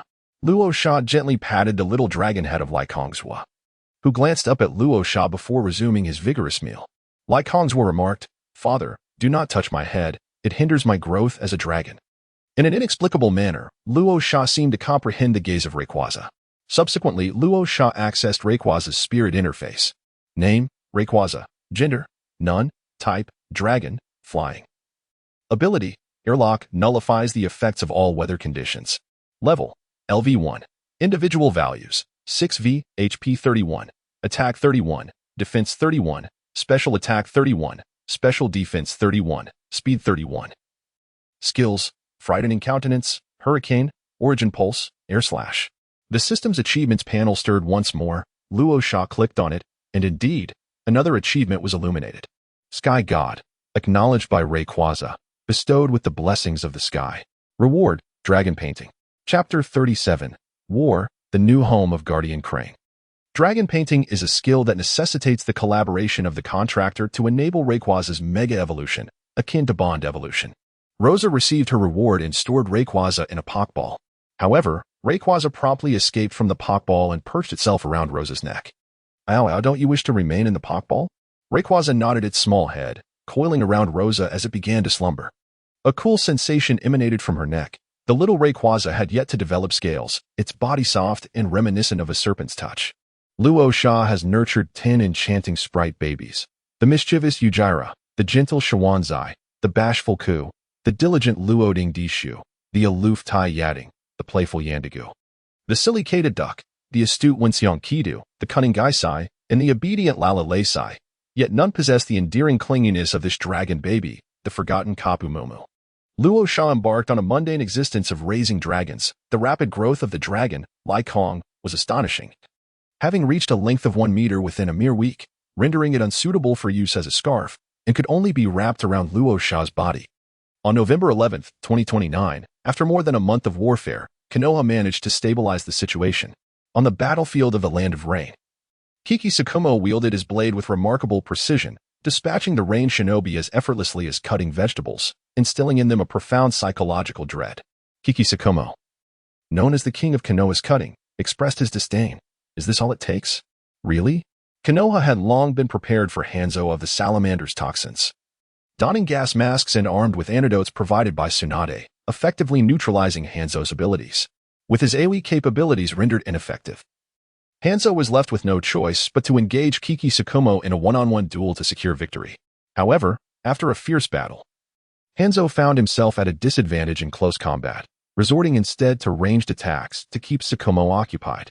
The two were evenly matched, with Sakumo earning the esteemed reputation of Konoha's White Fang, recognized as a powerful shadow-level ninja. Meanwhile, on the battlefield in the Land of Soup, the forces of Kumogakure and Konoha were at a standstill, embroiled in a tug-of-war. Despite suffering significant defeats in the Land of Rain and the Land of Whirlpools, the Kage still possessed considerable strength, indicating that without the involvement of the AB unit, it would be exceedingly difficult for Kumogakure to breach Konoha's defenses. The third battlefield unfolded in the Land of Birds, where Sunagakure faced Iwagakure. Although Sunagakure had 5,000 fewer shinobi than Iwagakure, they were bolstered by the assistance of spirits. The combined might of Sunagakure shinobi and spirits equated to a formidable force of 30,000, allowing them to maintain pressure on Iwagakure while sustaining minimal losses. Additionally, Iwagakure's most powerful explosive team was effectively countered by the Great Steel Serpent unit, leaving Iwagakure's shinobi in a passive position. However, Sho had no means to counter Chiyo, whose strength significantly surpassed his own, as she was a shadow-level force while he had yet to attain that status. Faced with Chiyo's elite 10-man squad, Sho, along with 7 elite jonin from Iwagakure, struggled to hold their ground. Chiyo's puppet, the Dazed King, single-handedly contended with 5 elite jonin, earning the title of the most flamboyant spirit on the battlefield, ultimately dubbed the Blue-Eyed Hippopotamus. Realizing the implications of his moniker, the Dazed King vehemently protested, angrily retaliating against the Iwagakure shinobi. In the climactic battle, Chiyo unleashed an S-rank forbidden technique, the puppet technique, manipulation of human puppetry, inciting the 10 elite jonin to turn against one another. Following this chaos, she, alongside the Dazed King, captured Sho. The loss of their commander threw the Iwagakure shinobi into disarray, leading to their slaughter at the hands of Sunagakure, who ultimately raised the white flag in surrender. After a month of relentless conflict, Sunagakure suffered over 600 casualties, with more than 700 fatalities. Iwagakure's losses totaled 500, with over 5,000 dead. Chiyo gained renown through this battle, earning the title of the strongest puppet master and the foremost female ninja. In this era, the shadow level is universally acknowledged as the most formidable combat power, and Chiyo is the sole confirmed female ninja to have attained this rank. The only one capable of confronting Chiyo and Iwagakure is Inoki, who was left astounded by the unexpected depth of Sand Village's hidden prowess, despite its seemingly meek demeanor. In a fit of excitement, Inoki strained his back and found himself in the hospital. Engaging in battle was out of the question, not only because Shino had been captured, but Iwagakure also had over 10,000 captives in the hands of Sand Village. Inoki is now preoccupied with the cost of securing their release. Negotiations between Sand and IWA have commenced, and the battlefield in the Land of Birds concluded a month of conflict, with Sand emerging victorious, a shocking outcome that left many astounded. Following this fierce confrontation, Iwagakure was unceremoniously dethroned from its position among the top 3 ninja villages, now relegated to the 4th. Yet, this was not the worst of it. Iwa's reputation plummeted as it became a laughingstock within the ninja world, likened to a fallen giant from another realm. Sand Village swiftly ascended, claiming the 3rd position, trailing only behind Konoha and Kumogakure. Had it not been for Kumogakure boasting 2 shadow-level ninjas, they too would have been toppled by Sand. Mizukage remained passive, solidifying Mist Village's status as the 5th ninja village. The members of Mist Village lamented their plight. What happened to our bond as brothers? How could Sand betray our revolutionary friendship? They feared not the prosperity of their brethren, but rather the emergence of rivals driving luxury vehicles. Adding insult to injury, Mist Village once had companions to share in their struggles, but now found themselves isolated at the bottom. Internal unrest in Mist Village has been suspended as the clan factions and Mizukage supporters reached a truce, focusing first on restoring the village's reputation before resuming their internal strife. As for Mist Village's targets of aggression, it has become glaringly obvious. Konoha could never have anticipated that Mist would prepare to attack the Land of Fire due to the unrelated conflicts between Iwagakure and Sand. With the swift conclusion of the war in the Land of Birds, Konoha found itself in a state of alarm. It was Iwagakure's assault on Sand that had previously forced Sand to withdraw from the battlefield in the Land of Rain, and now Sand might very well return with vengeance. Konoha, Iwagakure, little brother, are you up to the task? On November 15th, 29 years of the Sand era, Shaku, Rasha, and Reefing arrived at the residence of Shikaku. This time, Shaku was not there to converse with Shikaku, but rather to furnish him with new furniture. Rosa returned from the Land of Whirlpools with a plethora of sealing technique tomes. The seasoned Reifong was compelled to diligently study the intricate sealing arts of the Uzumaki clan. In the hidden Sand Village, there exist 2 masters of sealing, Chiyo and Reifong. Chiyo was engaged on the battlefield, leaving the heavy responsibility of mastering the Uzumaki sealing techniques to Reifong. In recent days, Reifong had faced countless moments of despair. The complexity of the Uzumaki sealing arts was overwhelming, and he began to doubt the authenticity of his own sealing prowess. Staring at a mountain of books, he fell into silence. Reifong exclaimed, "Do not stop me. I shall leap from this height." "Hey, I said I want to jump. Why aren't you trying to stop me?" Saga replied, "I've grown accustomed to it." Kaizokai and Gadesh once uttered similar words, and they are still very much alive and kicking. Reifong fell silent. He retracted his foot and obediently resumed his studies of the sealing arts. Ultimately, Reifong mastered the 4 symbols sealing technique, prompting Sagu to immediately drag him to seek out the guardian crane. Luo Sha observed the situation as a mere bystander, eagerly awaiting the opportunity to witness the sealing techniques without delving deeply into the intricacies of the sealing arts himself. He had chosen to wait for Lai Feng to complete his mastery of all the vortex sealing techniques before imparting his knowledge. This moment presented an excellent chance to observe the process of sealing tailed beasts. It was certainly not a mere spectacle of watching Shohei, the guardian beast. Shohei, still slumbering within the confines of Feng Fu's body, was abruptly roused by the disturbance of the sealing process. "Hey, old man Foaming, what brings you here again?" he exclaimed, immediately springing to his feet with a feigned bravado, hands on hips. "Ah, it has indeed been a while, and I have missed you dearly. I am merely here to express my concern for your well-being. I wanted to check on how you have been faring lately," said Shagu, mimicking Luo Sha's tone and demeanor while casting a mocking glance at Shohei. "What? You cunning human, what devious scheme are you concocting this time? You actually care about me? Do you think I am as foolish as that bumbling QB? Easily deceived?" Shohei retorted, feeling an increasing sense of constraint enveloping him, which sparked an ominous premonition. "Look at your humble abode. I thought I would renovate your dwelling. I am certain you would appreciate it. Why must you be so obstinate and oppose Sunagakure? Would it not be better to serve as a compliant-tailed beast? Just look at Shichibi, living so comfortably now." Shagu replied, and with his words, the four symbols seal completely enveloped the original illusory 9-dragon seal. Shohei's words were abruptly silenced by the seal. As he remained confined in the dark, oppressive space, his voice was entirely muffled. The loquacious Shohei, unable to communicate, found this to be the utmost torment. In a fit of rage, he yelled out, "Shohei, I was wrong, old man Fengying. I am willing to serve Sunagakure. Please, let me out. Monk. Can you hear me? Monk." No matter how Shohei pleaded, those outside remained blissfully unaware of his plight. Rolezi Sha, how can you treat the beast this way? This is abuse, a violation of animal protection laws. Chapter 38. Release water. Finfu. You can return to Sha'in village to live from now on. You need not remain here any longer. Shagu looked at Finfu and said, "No, Lord Fengying. I have grown accustomed to solitude. I have become accustomed to living here." Finfu joined his hands in reverence and bowed to Shagu, declining the invitation. "Very well. You may convey any requests directly to the Umbu ninjas. They will relay them to me." "Thank you, Lord Fengying. I am living quite well, however." "Is the village planning to keep Shoha sealed indefinitely?" "Shoha is an intelligent being, and it is not right to confine it like this. Let us keep it sealed for 10 days or half a month, then we can reassess its disposition. I express my gratitude on behalf of Shoha, Lord Fengying." What Finfu did not foresee was that due to the war, Shagu would soon forget this matter entirely, leaving Shoha confined in the small dark room indefinitely. Shoha. On November 30th, 29th year of the Sand Hidden, the Mist Village declared war on the Leaf Village, simultaneously dispatching 8,000 troops to attack. The Leaf Village was taken aback, as they had yet to face the forces of the Sand Hidden when the Mist's ninja army arrived first. Sarutobi Hiruzen relocated Flagwood Tsukumo from the Land of Rain to confront the Mist Village, while the Land of Rain was overseen by the 3 rogue ninjas. The negotiations in the Land of Birds had dragged on for over 10 days without resolution.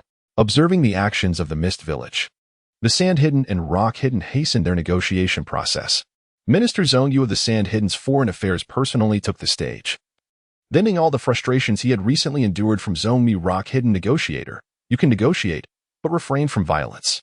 So you're an elite jonin. Is that it? Bullying others is too much." Ultimately, through amicable discussions, the following terms were established. 1. The Rock Hidden Village shall compensate the Sand Hidden Village 250 million Rio. 2. The import of Wind Country goods into the Earth Country market is permitted. 3. The Earth Country shall exempt Wind Country goods from tariffs for 3 years. 4. A wartime military alliance shall be formed, should either nation be attacked. The other must dispatch troops for assistance. 5. A combined effort to assault the Fire Country. On December 7th, 29th year of the Sand Hidden, the allied forces of the Sand Hidden and Rock Hidden set out for the battlefield in the Land of Rain, while the Leaf Village embarked on a journey of 1 versus 4. 5. Land of Rain, how dare you? I am 1, not 0. 5. Seeing their land transformed into a battleground for 3 nations, the Land of Rain, in a fit of rage, welcomed the allied forces of the Sand Hidden and Rock Hidden. Hanzo the Salamander was so distressed that several strands of his hair turned white. With the Leaf Village still unresolved, the Sand Hidden and Rock Hidden had now intervened. Although the Sand Hidden and Rock Hidden were targeting the Leaf Village, the battlefield lay within the Land of Rain. After much contemplation, Hanzo ultimately made the fateful decision to betray his ancestors. Release water. Hidden Shadow Snake Hands. Fire Style, Great Fireball. Mighty Power, Painful Sky Kick. The legendary 3 ninjas of Konoha exhibited remarkable synergy as they simultaneously launched their assault on Hanzo of the Salamander from 3 distinct directions. In a flash, Hanzo evaded their encirclement, promptly summoning his formidable technique, the Salamander's Hidden Mist. With a wealth of battle experience, he assessed the situation the moment he appeared, unleashing a torrent of poisonous mist that disrupted the formation of the 3 ninjas. Fire Style, Exploding Flame Formation. Seizing the opportunity while the 3 ninjas were momentarily distracted, Hanzo unleashed his signature ninjutsu. A flurry of explosive tags erupted from beneath Tsunade's feet, ensnaring her legs. Among the trio, Tsunade's position was particularly critical, should she be subdued. Konoha would undoubtedly tread cautiously. A sudden wave of intense foreboding surged within Tsunade as she keenly sensed an unusual sensation at her legs. Upon glancing down, her eyes widened in horror at the multitude of explosive tags affixed to her calves. As more and more tags adhered to her, Tsunade's complexion turned ashen, and beads of sweat began to form on her forehead. She was acutely aware of the destructive potential of these tags. If left unchecked, the consequences would be dire. While evading the onslaught from the Hidden Mist, The unexpected entrapment of explosive tags caught Tsunade off guard, leaving her unable to defend herself in time. Ninjutsu, Needle Earth Concealment. Jiraiya, ever vigilant to Tsunade's predicament, immediately invoked his ninjutsu to shield her as soon as he recognized the threat of the explosive tags. With a resounding explosion, Tsunade felt a sharp pain radiate from her leg. Fortunately, Jiraiya's timely intervention had spared her from severe injury. She collapsed to the ground, and both Orochimaru and Jiraiya swiftly positioned themselves to protect her. Ah, such profound camaraderie! Hanzo mused as he surveyed the trio before him. Truly, they were the epitome of Konoha's training, having attained such prowess at a young age. Only those of the Hokage's caliber could rival the legendary three ninjas, and even the most seasoned elite shinobi would likely meet their demise in confrontation with them. Regrettably, the adversary they faced was none other than the demigod of the shinobi world, Hanzo of the Salamander.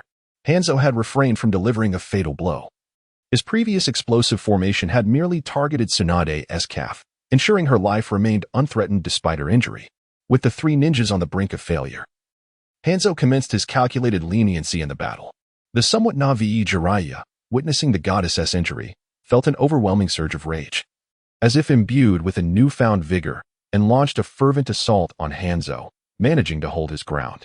Meanwhile, the composed Orochimaru discerned a peculiar pattern. Was Hanzo intentionally feeding them his techniques? Hanzo of the Salamander, youngster, I advise you to tread carefully. Should you continue down this path, I shall unleash my full might. Orochimaru intervened just in time to prevent Jiraiya from facing a severe beating. The two sides reached a stalemate, and the conflict was called to a halt. Ultimately, Hanzo bestowed upon the trio the esteemed title of the three legendary ninjas. With the moniker of a demigod in the ninja world, Hanzo elevated their status. Each of them now possessed the strength of elite Genin, capable of contending with a Kage-level opponent. Hanzo graciously honored the Hidden Leaf village, offering them a significant favor despite their previous hostilities, for in the realm of nations, only interests matter, devoid of emotional ties. Given the dire circumstances faced by the Hidden Leaf, Hiruzen Sarutobi readily accepted Hanzo's goodwill. Thus, before the coalition of Sunagakure and Iwagakure could reach the battlefield, the war between the Hidden Leaf and the Hidden Rain was declared concluded. Marking the demise of the Rain country, Hanzo swiftly mobilized all Rain ninjas to aid the war-torn civilians and began evacuating those who might be affected by the impending conflict among the three nations, consolidating his forces to save as many lives as possible. On December 12, 29 years into the era of Sunagakure, the Rain country was once again engulfed in war. This time, the primary actors were Sunagakure, Iwagakure, and the Hidden Leaf, while the Hidden Rain village remained concealed. The Hidden Leaf commenced a three-front war, with the infamous trio continuing to command their forces on the Rain country battlefield. The commanders of the Sunagakure and Iwagakure ninja armies remained Chiyo and Kuratsuchi, transforming from foes into allies. Kuratsuchi's spirits visibly lifted as they savored their meals. As for the legendary three of the Hidden Leaf, the seasoned Kuratsuchi held them in disdain, viewing them as mere upstarts who had only recently gained notoriety, entirely undeserving of the title bestowed upon them by Hanzo's leniency.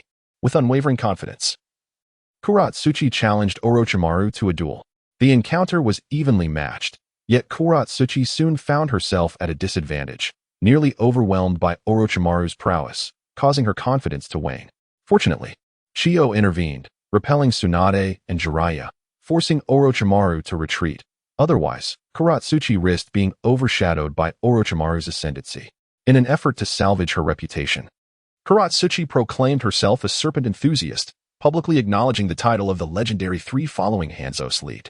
When reporting to Inoki, she boasted extravagantly about the trio. Lord Kazekage, they are truly formidable. Just look at my face, swollen from the encounter. My speech is even slurred. It is entirely reasonable that I am no match for Orochimaru. I couldn't possibly rival Hanzo of the Salamander either. Inoki responded, understood. The Hidden Leaf has gained 3 additional S-rank ninjas. Demon Mookie was so envious that he nearly burst into tears, but he had to maintain the dignity of the Kazekage. Chapter 39, Kakuzu and the Dream Demon. The war had raged for half a year, plunging the ninja world into utter chaos. The 5 great nations were in a state of warfare, with 3 battlefronts fiercely contested. Ninjas fought desperately, while the foreign affairs departments of each village engaged in daily diplomatic exchanges. Konoha continued to be besieged with scorn, yet Iwagakure's situation was hardly better. Kumogakure and Kirigakure struggled to breach Konoha's defenses, But the Iwagakure and Sunagakure coalition found themselves ensnared on the battlefield of the Land of Rain, which was utterly outrageous. It must be noted that Konoha was currently facing 4 adversaries. On the battlefield of the Land of Rain, Sunagakure was fortunate to have Chiyo, a powerful figure of the Kage level, on their side. Kumogakure and Kirigakure, unable to retaliate, tacitly redirected their ire towards Iwagakure. What good is having numerous troops if you send an elite jonin as the commander, only to be outmatched by a younger opponent? I find it disgraceful. And you should as well. The most vociferous of the critics were from Kirigakure, as they sought to usurp the position of the 4th village from Iwagakure. Determined to shed the title of the 5th ninja village, Kirigakure declared, "Once I become the 4th, I shall cease my hostilities." Konoha responded, "Is there truly such a favorable turn of events?" In the realm of public opinion within the ninja world, Iwagakure faced attacks from Kirigakure, Kumogakure, and Konoha, while Sunagakure merely observed. Konoha was besieged by the 4 major ninja villages, while the smaller villages remained mere spectators. Thus, the 5 villages engaged in a relentless cycle of fighting and cursing, and 6 months passed. Sunagakure, June 1st, 30 years ago, Master. I must take a trip to the village of Lulan. There exists a unique chakra energy there that may aid rank in his growth. Luo Sha arrived at Feng Ying's office for the nth time, seeking permission from Sha Gu to leave the village. Yecang's Wa, upon hearing the prospect of growth, let out an excited roar, his 5-meter-long body twisting and turning as he flew in front of Sha Gu, wrapping himself around the latter with eager eyes. Luo Sha. The outside world is rather tumultuous lately. I can grant your request to leave the village, but you must promise not to venture to the battlefield. Sha Gu, gazing at the 2 pairs of sparkling eyes before him, sighed and acquiesced to Luo Sha's 99th request of the month. No problem. I won't leave the Land of Wind. Once I finish matters in Lulan, I shall return. Luo Sha, brimming with excitement, took hold of Yecang's Wa and hastened away, fearful that Sha Gu might change his mind. When you return, please leave the Psyduck in the village. That child is ill-suited to venture outside. What if it gets lost?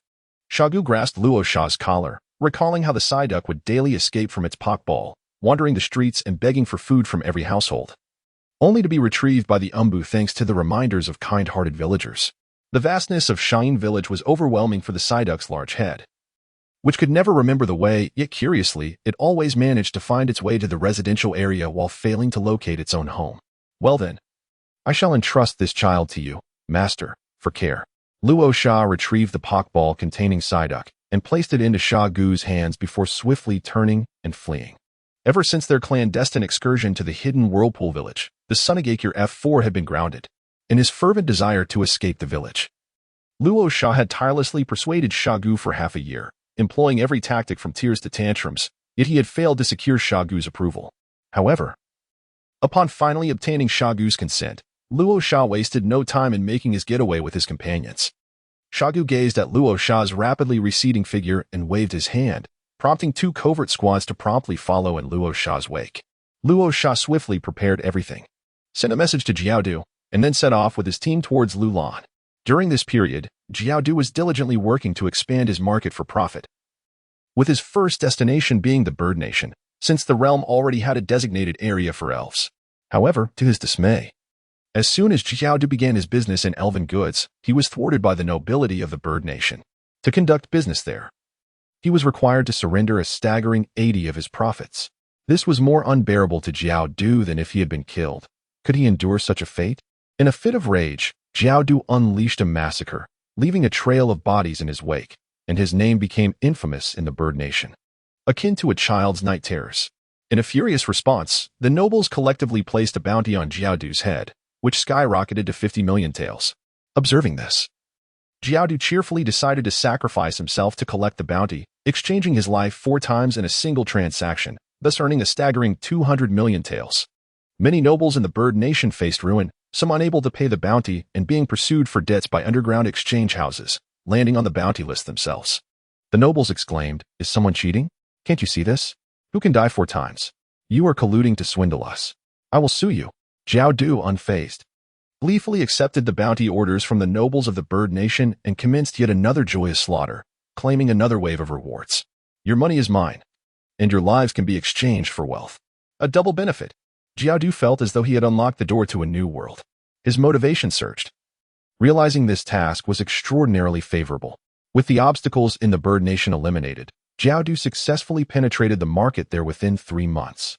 Although most commoners could not afford the elven balls, this venture yielded a net profit of 8 million taels monthly for Luo Sha, with Jialuoluo receiving a share of 1 million, bringing Luo Sha's earnings to 6 for million taels.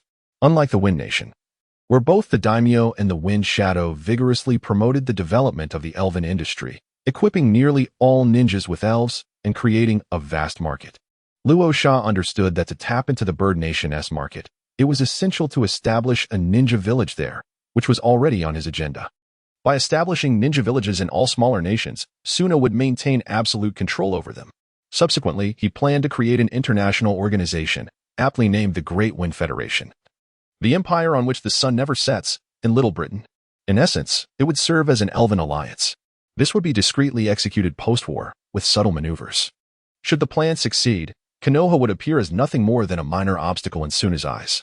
Thus, Jialuoluo's significance grew immensely, all hinging on his success in establishing a Pokémon network. Luo Sha, Jialuoluo is truly one of my dearest brothers, one of my wings. Now, Jialuoluo had journeyed to the Bear Nation, meticulously guiding its nobility down the same path as that of the Bird Nation. Some astute nobles in the Bear Nation, well-informed, wisely chose to ally with Jialuoluo, prompting a moment of regret for Jialuoluo. Will you not resist? Perhaps you could succeed. With a remarkable employee like Kai-D, Luo Sha found himself increasingly fond of him. Were it not for the fact that he could not defeat Kai-D in a one-on-one confrontation, Luo Sha would have long since welcomed him as a subordinate. Nevertheless, it was only a matter of time before Kai-D would inevitably fall under Luo Sha's influence. It merely depended on the author's narrative design. After Kai-D successfully penetrated the market of the Bird Kingdom, Luo Sha personally gifted him a Dream Demon Sprite egg, resplendently blue. The Dream Demon exudes an air of mystery and peculiarity, its primary hues being shades of gray and deep green, with hair reminiscent of flames and red irises that glimmer strikingly. Adorning its neck is a conspicuous string of crimson beads, rendering it exceedingly adorable. In essence, it perfectly aligns with Kai-D's aesthetic preferences. In a mere span of 3 days, Kai-D transformed from disdainful and dismissive to an exemplary caretaker. Hey, don't cling to me. Stop crying, it's quite bothersome. All right, I admit my fault. Is that not enough? Please, cease your tears. Must you disturb my sleep? Faced with the incessant wails of the Dream Demon, Kai-D wore a resigned expression, akin to a fish out of water, utterly disenchanted. The little Dream Demon possessed the unique trait of sleeplessness and, being a ghost-type Pokémon, crying for an entire day was hardly an unusual occurrence. It merely indicated a rapid depletion of energy. Yes, the little Dream Demon was indeed a girl, and a rather weepy one at that. Floating perpetually by Kai-D's side, unwilling to part even for a moment, refusing to enter the Pokeball. The newborn Dream Demon had instinctively adopted Kai-D as her father, which made her clinginess entirely understandable. Alas, it was a burden for Kai-D, however. Despite the incessant annoyance, he felt no inclination to reprimand the little sprite. After all, this little creature had hatched from an egg he had tended to, naturally leading him to indulge her whims. Ultimately, Kai-D resigned himself to the situation, cradling the Dream Demon in his arms and soothing her until she was content, allowing him to finally drift into slumber. The Dream Demon nestled quietly against Kai-D, nuzzling gently, her eyes closing in blissful contentment as she accompanied him. The following morning, awakened by the Dream Demon's cries, Kai-D reluctantly rose from his slumber. The milk will be ready shortly, so please refrain from crying. Now a proud father. Kai-D gently rocked the little Dream Demon, attempting to soothe her. Observing Kai-D's flustered efforts to prepare milk for the Dream Demon, Luo Sha couldn't help but feel immense satisfaction. Luo Sha entrusted the new batch of goods to Jialuoluo and departed with a sense of ease. It was puzzling why there were no cameras in the mall. He longed to capture the moment. To his surprise, Jialuoluo exhibited a side that radiated paternal or maternal affection. The specific imagery is left to the reader's imagination. Chapter 40. Luon. A gentle breeze wafted through the air, carrying fine grains of sand. The vast desert stretched endlessly, resembling a golden ocean that shimmered under the relentless sun, as if countless brilliant pearls were scattered across the expansive terrain. The air was thick with waves of heat, akin to smoke or mist, distorting reality and immersing one in an ethereal realm. Suddenly, a group of young boys and girls appeared on the horizon, riding fiery camels. Each fiery camel bore a massive black parasol atop its head. Luo Sha reclined on the fire-breathing camel's saddle, donning sunglasses and sipping juice while engaging in conversation with Jialuoluo and the others. Zhongmi, a veritable chatterbox, prattled incessantly along the journey, providing delightful companionship. The four of them were en route to Lulan. "Brother, are we truly not heading to the land of rain?" Zhongmi eagerly inquired of Luo Sha. Since becoming the Jinchuriki of the Seven Tails, Zhongmi's confidence soared, especially after mastering the magnet release, giant god technique. He had longed to step onto the battlefield and give the Leaf Village ninjas a run for their money. "Bosik Dora, it's all my doing. That's what real men do. Fight, fight, and fight some more. Let us first visit Lulan. If the Fire Cloud Seat can absorb the Dragon Pulse Chakra, we shall wait for it to finish absorbing before we proceed to the Land of Rain. If it cannot absorb, we will immediately change our course to the Land of Rain."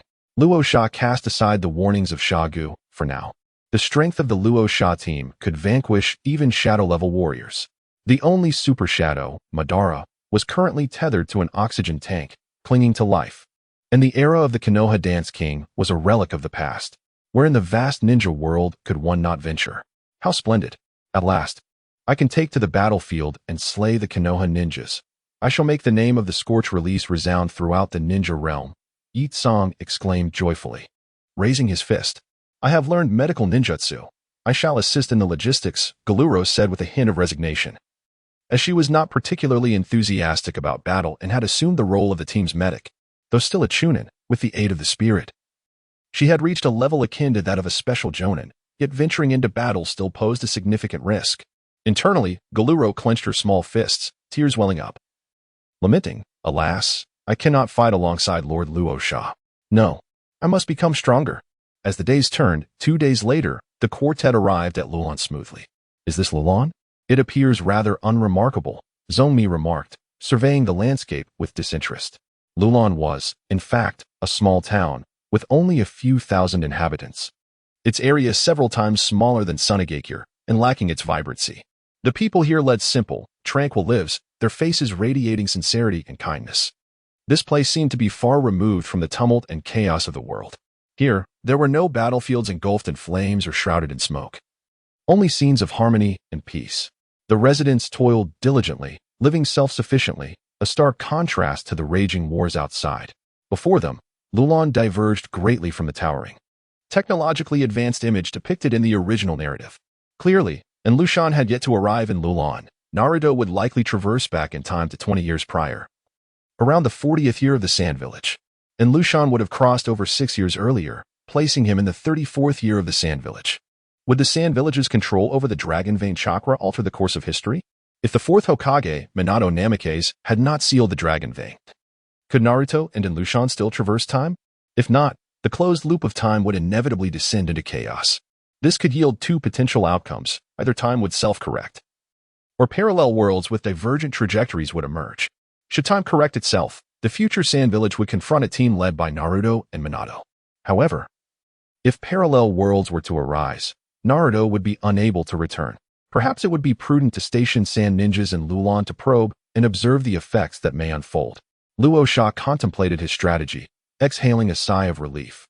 For behind him stood a deity of traversal. One couldn't help but wonder why his adoptive father had yet to send him an email. The quartet arrived at the city gates, where Luo Sha produced a golden medal adorned with a distinctive emblem from his bosom. It served as his identification within the upper echelons of Sha'in. Upon sighting this medal, the guards at the gate immediately bowed respectfully and swiftly relayed the situation within the city through a voice tube. Before long, the gates creaked open, emitting a deep, resonant sound. The party led by Rasha stepped directly into the town, with the great gate closing behind them. Situated in the Land of Wind, Lulan was well aware of the existence of Sunagakure. As a ninja village within the Land of Wind, Lulan dared not offend them. Thus, Queen Anna herself came forth to welcome the four at the town gate. "Greetings, ninjas of Sunagakure. I am Anna, the Queen of Lulan. May I inquire about the purpose of your visit?" Draped in a resplendent and dignified gown, Queen Anna approached the four. Her tall and graceful figure exuded an air of elegance, with every detail reflecting her regal authority and nobility. Her personal welcome of Rasha and his companions was a gesture of deep respect towards Sunagakure. "Your Majesty Anna, it is a pleasure to meet you. I am Rasha. And these are my companions, Zhongmi, Kururo, and Yakura." After introducing the four individuals, Luo Sha continued, "We have heard that Lulan possesses a dragon vein. I wonder if this little fellow could attempt to absorb the energy of the dragon vein. Of course, if you have any requests, please feel free to express them, and we shall certainly do our utmost to accommodate. Luo Sha gently caressed the head of Yecang, directly expressing his intentions. Luo Sha, a wielder of the extraordinary power of the dragon vein, was a force to be reckoned with. Traditionally, only the royal family of Lulan could manipulate it, and even then, solely for control. Never before had anyone been able to absorb the energy of the dragon vein. For its magnitude was overwhelmingly vast, attempting to do so would result in instant annihilation. Queen Anna, with benevolent concern, cautioned him. Your Majesty Anna, I am aware of the nature of the dragon vein, yet I still wish to attempt it. I believe that Yecang possesses the capability to succeed, and I shall bear all consequences myself. After all, Yecang was a celestial Pokémon, endowed with the potential for divinity, and the energy it harbored was beyond imagination. Luo Sha possesses the power of eternity, capable of healing the fierce sky dragon, Yecang, at any moment. Should any issues arise, Luo Sha can swiftly retract Yecang into its Pokeball, thereby ceasing the transmission of the dragon's energy. I can acquiesce to your request, yet I have a humble plea. Although the people of Lulan enjoy a life of stability, they lack sufficient guardians. I hope to receive assistance from the Sand-Hidden Village, which could dispatch ninjas to reside permanently in Lulan. Queen Anna hesitated for a moment before articulating her needs. Of course, that is no issue. Luo Sha readily agreed, as stationing Sand-Hidden ninjas in Lulan was indeed part of his strategy. Now, not only has he gained access to the dragon's energy, but the Sand-Hidden also secures a share of Lulan's tasks, resulting in a mutually beneficial arrangement. Chapter 41. Yecang's Burden, Sarah subsequently. Queen Anna led the four individuals into a concealed passageway that seemed endless, descending into the depths with an unyielding darkness. The dimly lit corridor was illuminated only by a few flickering oil lamps, casting a weak glow. The light danced in the shadows, akin to fairies frolicking, adding an air of enigma and eeriness to this mysterious space. Upon rounding a corner, the passage widened, revealing peculiar symbols etched into the walls, emitting a faint luminescence. The ceiling was riddled with holes of varying sizes, allowing beams of light to cascade down, resembling silver ribbons swirling in the dark. An antiquated aura pervaded the atmosphere, with the walls shimmering softly, barely illuminating the surrounding gloom. As they ventured deeper, Luo Sha could distinctly sense the increasing concentration of chakra in the air. The five arrived at a circular, expansive area, a sacred altar at its center, radiating a gentle glow, with the essence of dragon vein chakra emanating from within. Yecang, upon sighting the dragon vein, soared forward, carefully savoring the energy, emitting a sound of delight. Queen Anna, I entrust this to you, Luo Sha said. Observing Yecang eagerly coiled around the altar's center, its dragon form writhing with excitement. Rest assured, leave it to me. Queen Anna stepped forward, guiding the flow of the dragon vein chakra, which surged toward Yecang in a magnificent stream. Rasha activated the power of the constant, attuning himself to the state of Rayquaza. Originally, Rayquaza cultivated natural energy and possessed no chakra within. However, it now harbored both natural energy and chakra, with the two forces continuously merging. Theoretically, Pokémon are incapable of cultivating chakra, as the imbalance between natural energy and chakra would lead to petrification. If chakra is cultivated first, followed by natural energy, such concerns would be alleviated. This is because Pokémon can absorb energy from the natural world in a short period, allowing their natural energy to rapidly increase until it equals that of chakra, achieving a state of balance known as Sage Mode. Similarly, ninjas must first cultivate chakra before embracing natural energy to attain Sage Mode. Yet, Pokémon naturally absorb natural energy, thereby precluding the possibility of chakra cultivation. Nonetheless, Rayquaza emerged as an anomaly, with the Dragon Pulse chakra presenting a unique opportunity. Rayquaza exhibited a remarkable adaptability to the Dragon Pulse chakra, showing no signs of rejection. It could absorb the Dragon Pulse chakra, swiftly elevating its chakra levels to match that of its natural energy, thus averting the risk of petrification. At that moment, Rayquaza reclined peacefully on the altar, with both energies rapidly escalating within, its size visibly expanding. Originally measuring 5 meters in length, it had grown to 7 meters in mere moments, reaching adulthood. Yet, Rayquaza did not cease its growth, its form continuing to enlarge gradually. As the sun rose and set, 3 days quietly passed. With a belch, the satiated Rayquaza opened its eyes, immediately covering its mouth with its claws.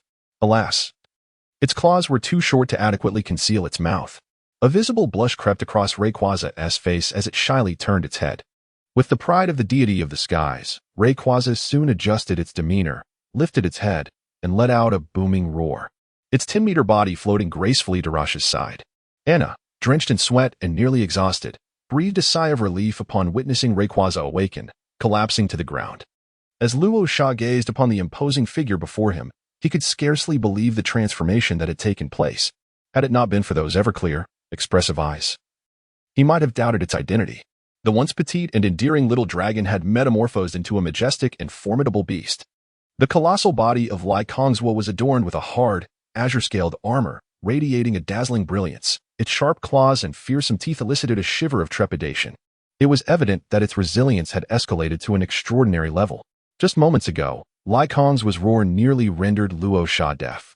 In this enclosed space, it would be prudent to keep the volume down, he thought, rubbing his ears with a hint of exasperation. With a low whimper, Yecang nudged Luo Sha with its head, signifying its understanding. Name, Yecang gender, Nun type, Dragon.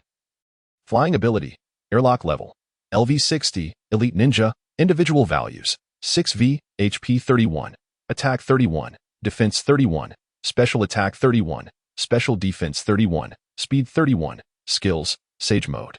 Artistic Dragon. Reverse Scale, Extreme Speed, Dragon Dance, Dragon Pulse, Hyper Voice, Sleep. At merely 8 months old, Yecang had experienced a remarkable ascent from LV24 to LV60 following its slumber, now just a step away from becoming an elite ninja. One could only wonder how the diligent and industrious Crystal Lantern Spirit, who had toiled for 3 years to reach level 70, felt about this rapid elevation. The Crystal Lantern Spirit had yet to surpass the shadow level, remaining eternally in the shadow of the ever-unassuming Old Zong. However, the elevation in Yecang's level was of secondary importance. What truly mattered was that it had mastered Sage Mode. Once activated, combined with Mega Evolution, Yecang's could potentially ascend directly to the shadow level.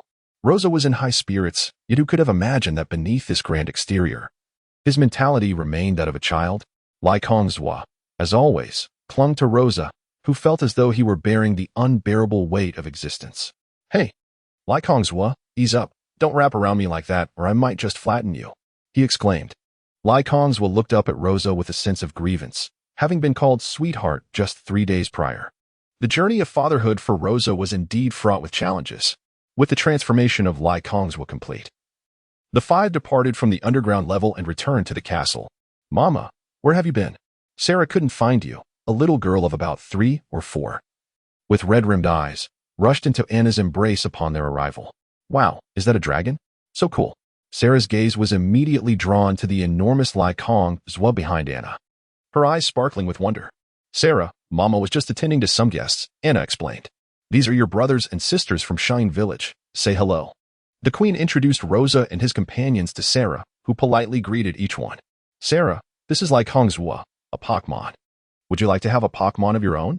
Rosa, observing the adorable Sarah, suddenly felt a spark of inspiration.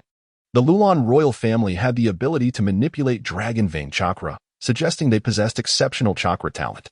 Although Anna was somewhat advanced in age and had begun her training late, there was still hope for Sarah.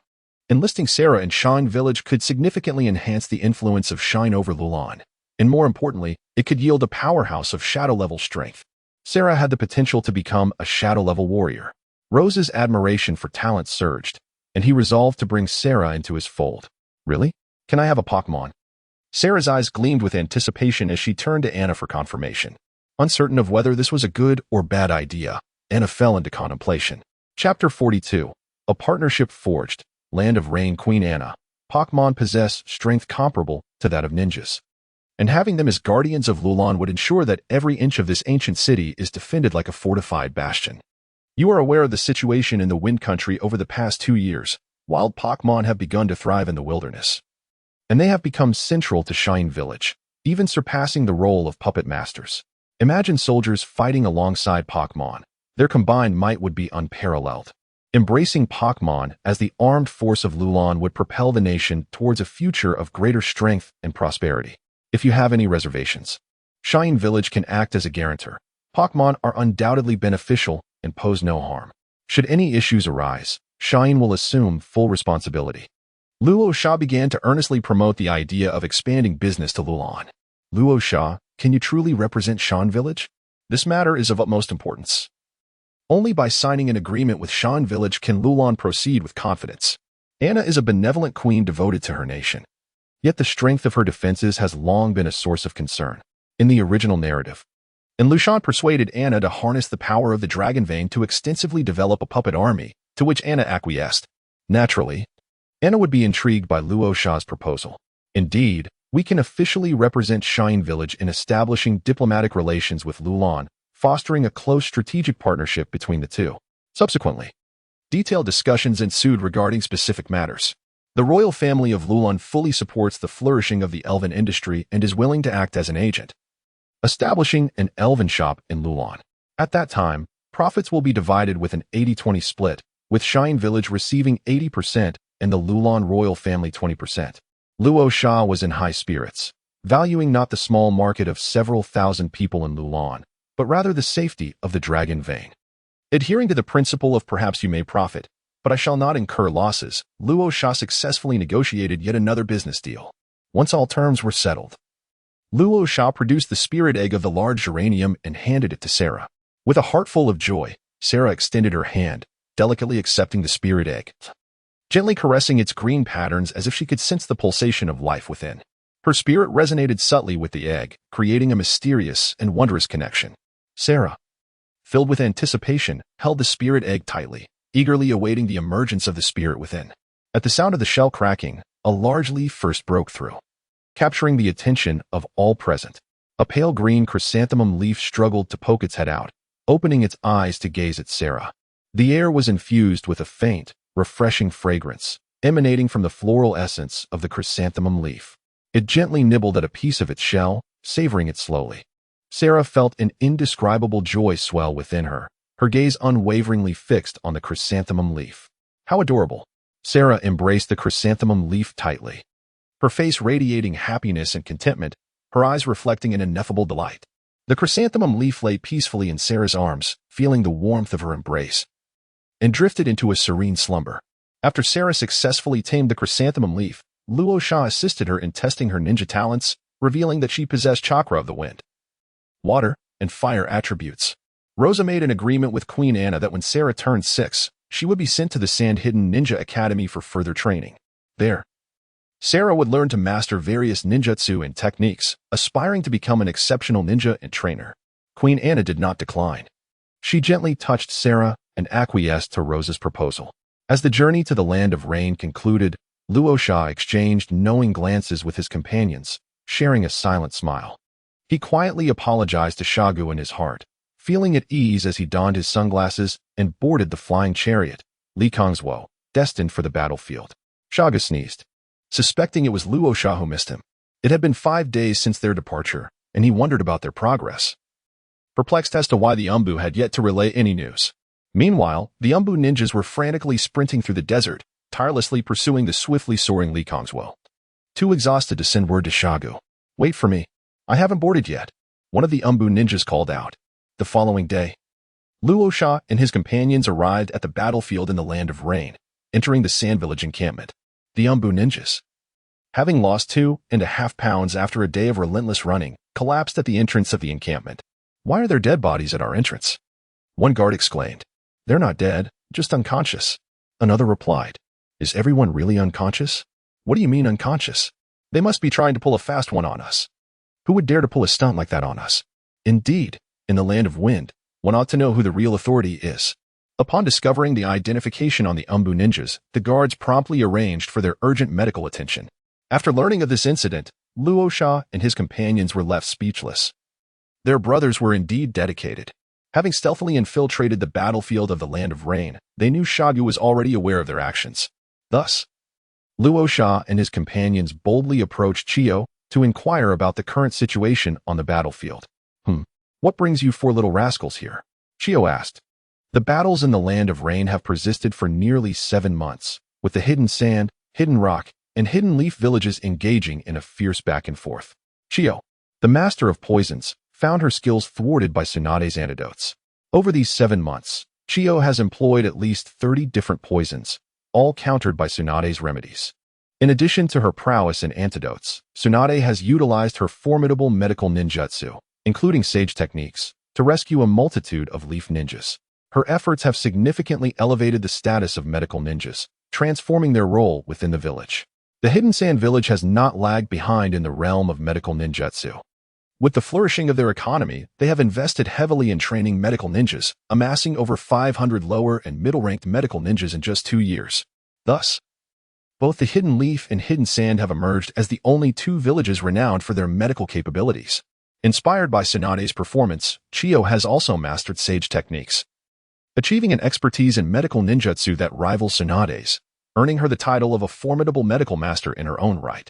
Throughout the nearly 7 months of warfare, the losses suffered by the ninjas of the Leaf and Sand villages have been relatively modest, whereas the Hidden Rock village has endured catastrophic losses, nearly equivalent to the combined total of the Leaf and Sand. The Leaf has lost over 6,000 ninjas, the Sand approximately 2,600, while the Rock has faced around 8,500 casualties. It is undeniable that the strength of the Leaf ninjas is formidable. The combined losses of the Sand and Rock villages amount to 11,000 ninjas, nearly double that of the Leaf. However, a significant portion of this data can be attributed to the Rock struggles. Were it not for the Rock's hindrance and Tsunade's effective countermeasures against Chiyo's poisons, Chiyo believes that the Sand could have already advanced into the heart of the Fire Country, far away in the Hidden Rock village. Inoki is distraught as he observes the mounting casualties among his ninjas, his hair nearly falling out from stress. The primary factor contributing to the disparity among the 3 factions is the realm of medical ninjutsu. The Rock has suffered greatly in this aspect, and with no immediate means to develop their medical ninjas, they can only rely on their numerical superiority to contest with the Leaf. While Inoki is cunning and strategic, he has yet to attain the steadiness of his elder years. Otherwise, given the scale of losses, he would not dare engage with the Sand and Leaf villages. However, Inoki's physical condition is currently stronger than in his later years as he endures the trials of battle. In Chapter 43, the Rain Country War unfolds in the central military camp of the Hidden Sand. Initially, the Leaf was no match for the Sand and Rock, suffering continuous setbacks and retreating 200 miles. Yet, through the crucible of war, the 3 Leaf ninjas have ascended to the level of Kage, which has altered the balance of power. Chiyo is acutely aware of the current situation on the battlefield, while Rasha feels as if the trio of ninjas skilled in yellow, gambling, and poison are akin to protagonists with cheat codes.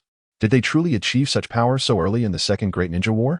Nonetheless, Rasha and his companions have now arrived on the battlefield, their top-tier strength overwhelming their opponents. The Leaf remains fortified under the leadership of Kushina Izumaki and Hiruzen Sarutobi. However, should either Kushina or Hiruzen personally step onto the battlefield, it would signify that the Leaf is out of trump cards. The Kage represents the last bastion of defense for a ninja village, and Hiruzen is reticent to act, as Rasha is confident in his ability to utterly crush the Leaf ninjas in the Land of Rain. If we strike swiftly enough, Konoha won't have time to react.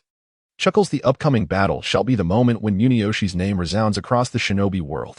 Wearing sunglasses with arms crossed arrogantly, Muniyoshi tilted his head back, indulging in fantasies of pummeling Konoha ninjas into submission, his entire being burned with fighting spirit.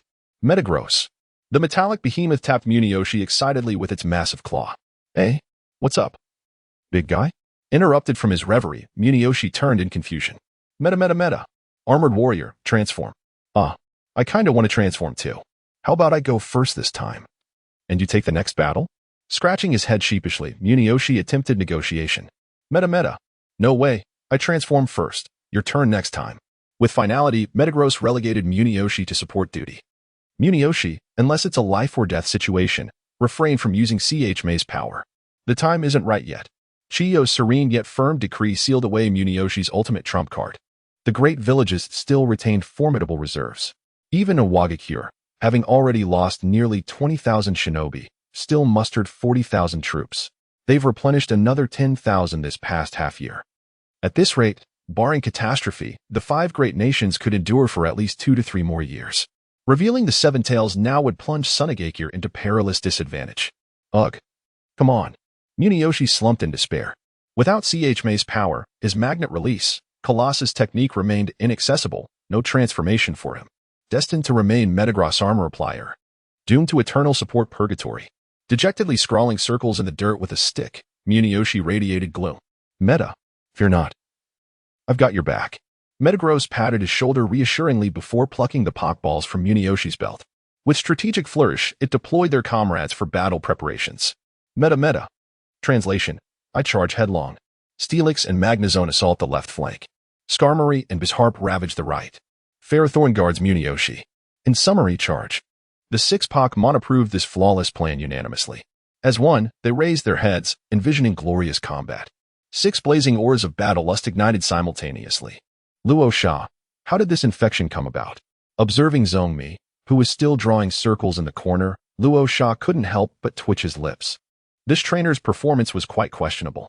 Zhongmi's Pokémon were primarily trained by Boss Kadora, the undeniable leader of Zhongmi's team. Even Zhongmi, the nominal trainer, had merely been a mere accessory to Boss Kadora before becoming the seven-tailed Jinchuriki. The arrival of the 4 from the sand undoubtedly has the potential to alter the dynamics of the battlefield. Chio promptly summoned several high-ranking officials to deliberate on how to vanquish the leaf while simultaneously ensnaring the stone. The Daft King, draped in an eye-catching crimson cloak and adorned with round black-framed spectacles, took center stage. He employed his mental prowess to unveil a map, extracting a pen to begin marking and outlining strategic points, to deliver a decisive blow to the leaf. It was imperative to seal off all avenues of retreat for its ninjas. Here lies our encampment, here is the stone's base, and here is the leaf's stronghold. After inciting a conflict between the stone and the leaf, the Daft King's mental transmission resonated, revealing a tone of confidence that suggested everything was well within his grasp. This assured demeanor was not born of blind arrogance, but stemmed from profound depth and extraordinary strength, instilling formidable confidence. Indeed, the Daft King is the true advisor of the sand. The pseudo-advisor, Chio, gracefully lifted her teacup, taking a delicate sip while observing the astonished expressions of the 4 from sand with a half-smile, her lips curling in satisfaction. The likes of Kagaya and others had grown accustomed to such displays, diligently taking notes. Lord Daft King, it will be exceedingly difficult for us to encircle these 3 directions.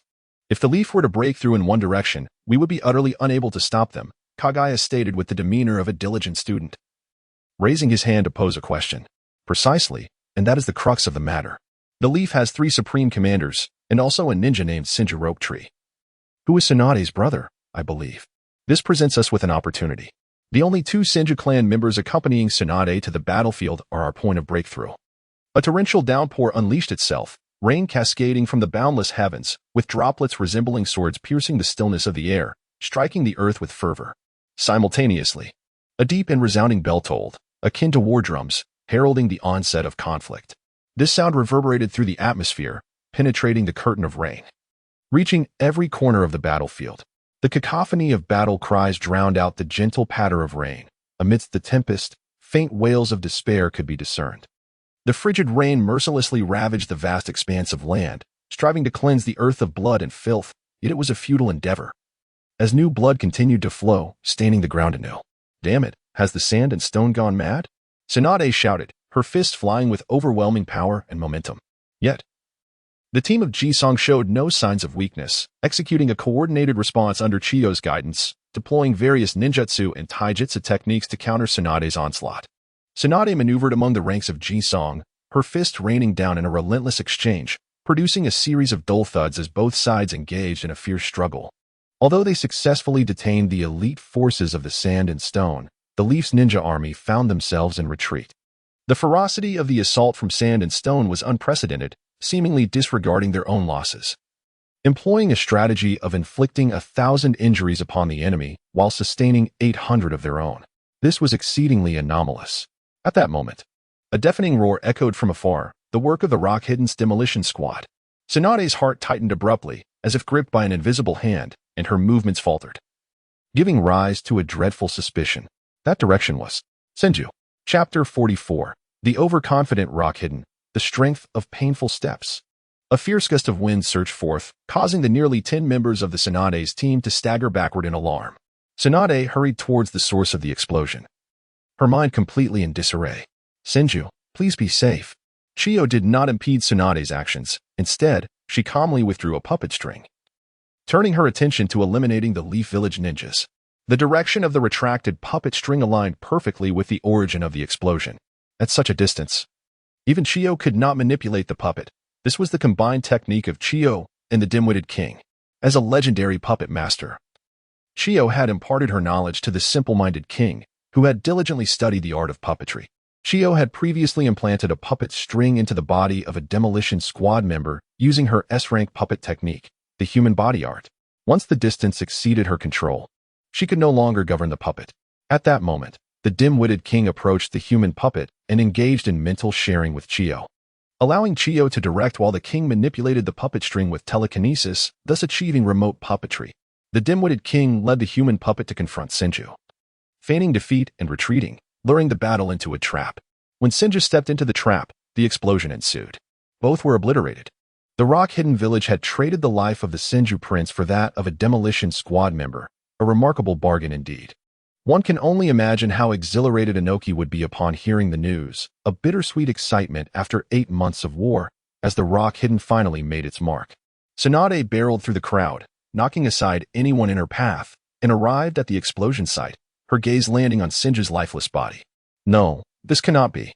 Senju, please open your eyes and look at your sister, I beg you.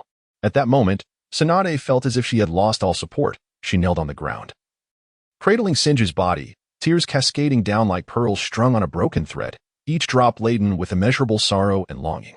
Her fingers gently glided over the radiant smile of that youth, akin to the brilliance of the sun, lingers vividly in her memory. Yet it is a sight she can no longer behold. Tsunade raised her gaze and instantly spotted the necklace around the neck of Rope Tree, as well as his shattered form. An overwhelming tide of hatred surged within her heart. Tsunade clenched her teeth, struggling to suppress the tears that threatened to cascade once more. Nonetheless, the crystalline droplets betrayed her resolve, sliding down her cheeks unbidden. Gently, she wiped away the tears from the corners of her eyes, clasping the necklace tightly in her hand, and lifted Rope Tree's body, her steps heavy as she made her way toward the Konoha camp. With each stride, the anguish in her heart deepened. She held Rope Tree close, as if her embrace could summon him back to her side. Tsunade found herself reminiscing about the moments shared with Rope Tree, from his babbling infancy to the kind-hearted youth he had become. Upon nearing the camp, she carefully laid Rope Tree to rest, and as she turned away, the sorrow in her eyes was utterly eclipsed by an all-consuming hatred. This war would mark the beginning of her quest for vengeance on behalf of Rope Tree. Tsunade returned to the battlefield, a whirlwind of fury unleashed upon the Owagakure ninjas. SH was too preoccupied to intervene, helplessly watching as Tsunade wreaked havoc among the Owagakure forces. Rope Tree had been a disciple of Orochimaru, who now shared in the profound grief, albeit with a clearer mind. He could not abandon the battlefield. Tsunade's care for Rope Tree sufficed. The only recourse left for Orochimaru was to ensure that Owagakure paid a heavy price. SH and the 5 elite Owagakure Genin struggled to withstand Orochimaru's relentless assault, their injuries mounting with each passing moment. As the battle progressed, several Owagakure ninjas realized that Orochimaru was tormenting them, unwilling to grant them a swift demise. Damn it. Where is Sunagakure? Why is no one restraining Tsunade? Tsunade had gone berserk amidst the ranks of Owagakure, and SH was frantically searching for Chiyo. He soon spotted her engaged in a fierce battle with a Konoha elite Genin named Zaku, who was equally bewildered. When did I become this formidable? Even Chiyo is matching me blow for blow? Am I truly this powerful? Yes, indeed, I am Dior. Ah, how splendid it is that Zaku has finally arrived at this point. Chiyo, is this all you have? The fourth Hokage, as easy as taking candy from a child. Zaku became utterly ecstatic, only to be swiftly pierced through by Chiyo's strike. After performing their little drama, Chiyo felt elated, feigning exhaustion from chakra depletion, and then, together with Rin, they stealthily slipped into the ranks of the Sunagakure army to fish for opportunities. Witnessing it all, SH exclaimed, "Actors. Truly, actors. It would be a travesty not to take you to Hollywood. Sunagakure, could you please uphold some semblance of credibility? Today, the fervent offensive was initiated by you." As Sho observed the unfolding situation, tears nearly welled in his eyes. It seemed that this time, he would indeed face ruin. His mind was in a tumult, and he contemplated sounding the retreat, gathering the Owagakure forces to prepare for an escape. However, he was hindered by Orochimaru, unable to organize the broader strategy, while Konoha showed no intention of halting the battle. At this juncture, Owagakure had no choice but to engage, as retreat was not an option. The Senju clan held a unique significance for Konoha. Under Tsunade's leadership, the Konoha ninjas had become frenzied, launching themselves at the Owagakure shinobi with relentless fervor. The Sunagakure ninjas, meanwhile, found themselves in a position of ease, gradually withdrawing from the battlefield under the upper command. As the Konoha ninjas pressed on, they began to sense something amiss. Why were the Sunagakure ninjas dwindling in number? Orochimaru, perceptive as ever, swiftly eliminated 5 elite Awagakure J-nin, his golden vertical pupils fixating on Sho like a venomous serpent. With a flick of his tongue across his lips, he spoke in a chilling tone. Explosive release, Sho, I shall let you off this time. Be sure to cleanse your neck for me. With an expression devoid of emotion, Orochimaru turned away, his cold and profound gaze seemingly able to pierce through all. He approached Tsunade, gripping her arm tightly. Tsunade, momentarily taken aback, did not resist. She understood Orochimaru's intent. In a low yet resolute voice, he commanded, "All Konoha ninjas." Heed my order. Retreat immediately. Upon receiving the command, the Konoha ninjas sprang into action, swiftly relocating to the rear. The scene was tense yet orderly, devoid of any panic. Covered in the blood of their foes, Tsunade walked silently beside Orochimaru, her emotions having steadied, and she keenly noticed the unusual happenings on the battlefield. Just as Konoha and Awagakure were on the brink of a ceasefire, a dramatic shift in the atmospheric conditions enveloped the battlefield. Hundreds of colossal rock monsters amassed their energy, unleashing the characteristic of sandstorm. The torrential rain abruptly ceased, the water dissipating rapidly, yet the sky did not return to its clear azure. Instead, it manifested a bizarre sight. Filled with swirling yellow dust. This dust, akin to a surging tide, surged forth from all directions, coalescing into a massive and terrifying sandstorm, hurtling towards the battlefield at an astonishing speed. Chapter 45, the protagonist emerges amidst the colossal storm. The figures of Rasha and the spirits flickered in and out of visibility. The legendary 3 of Konoha summoned their respective summoning beasts, standing resolutely against the tempest.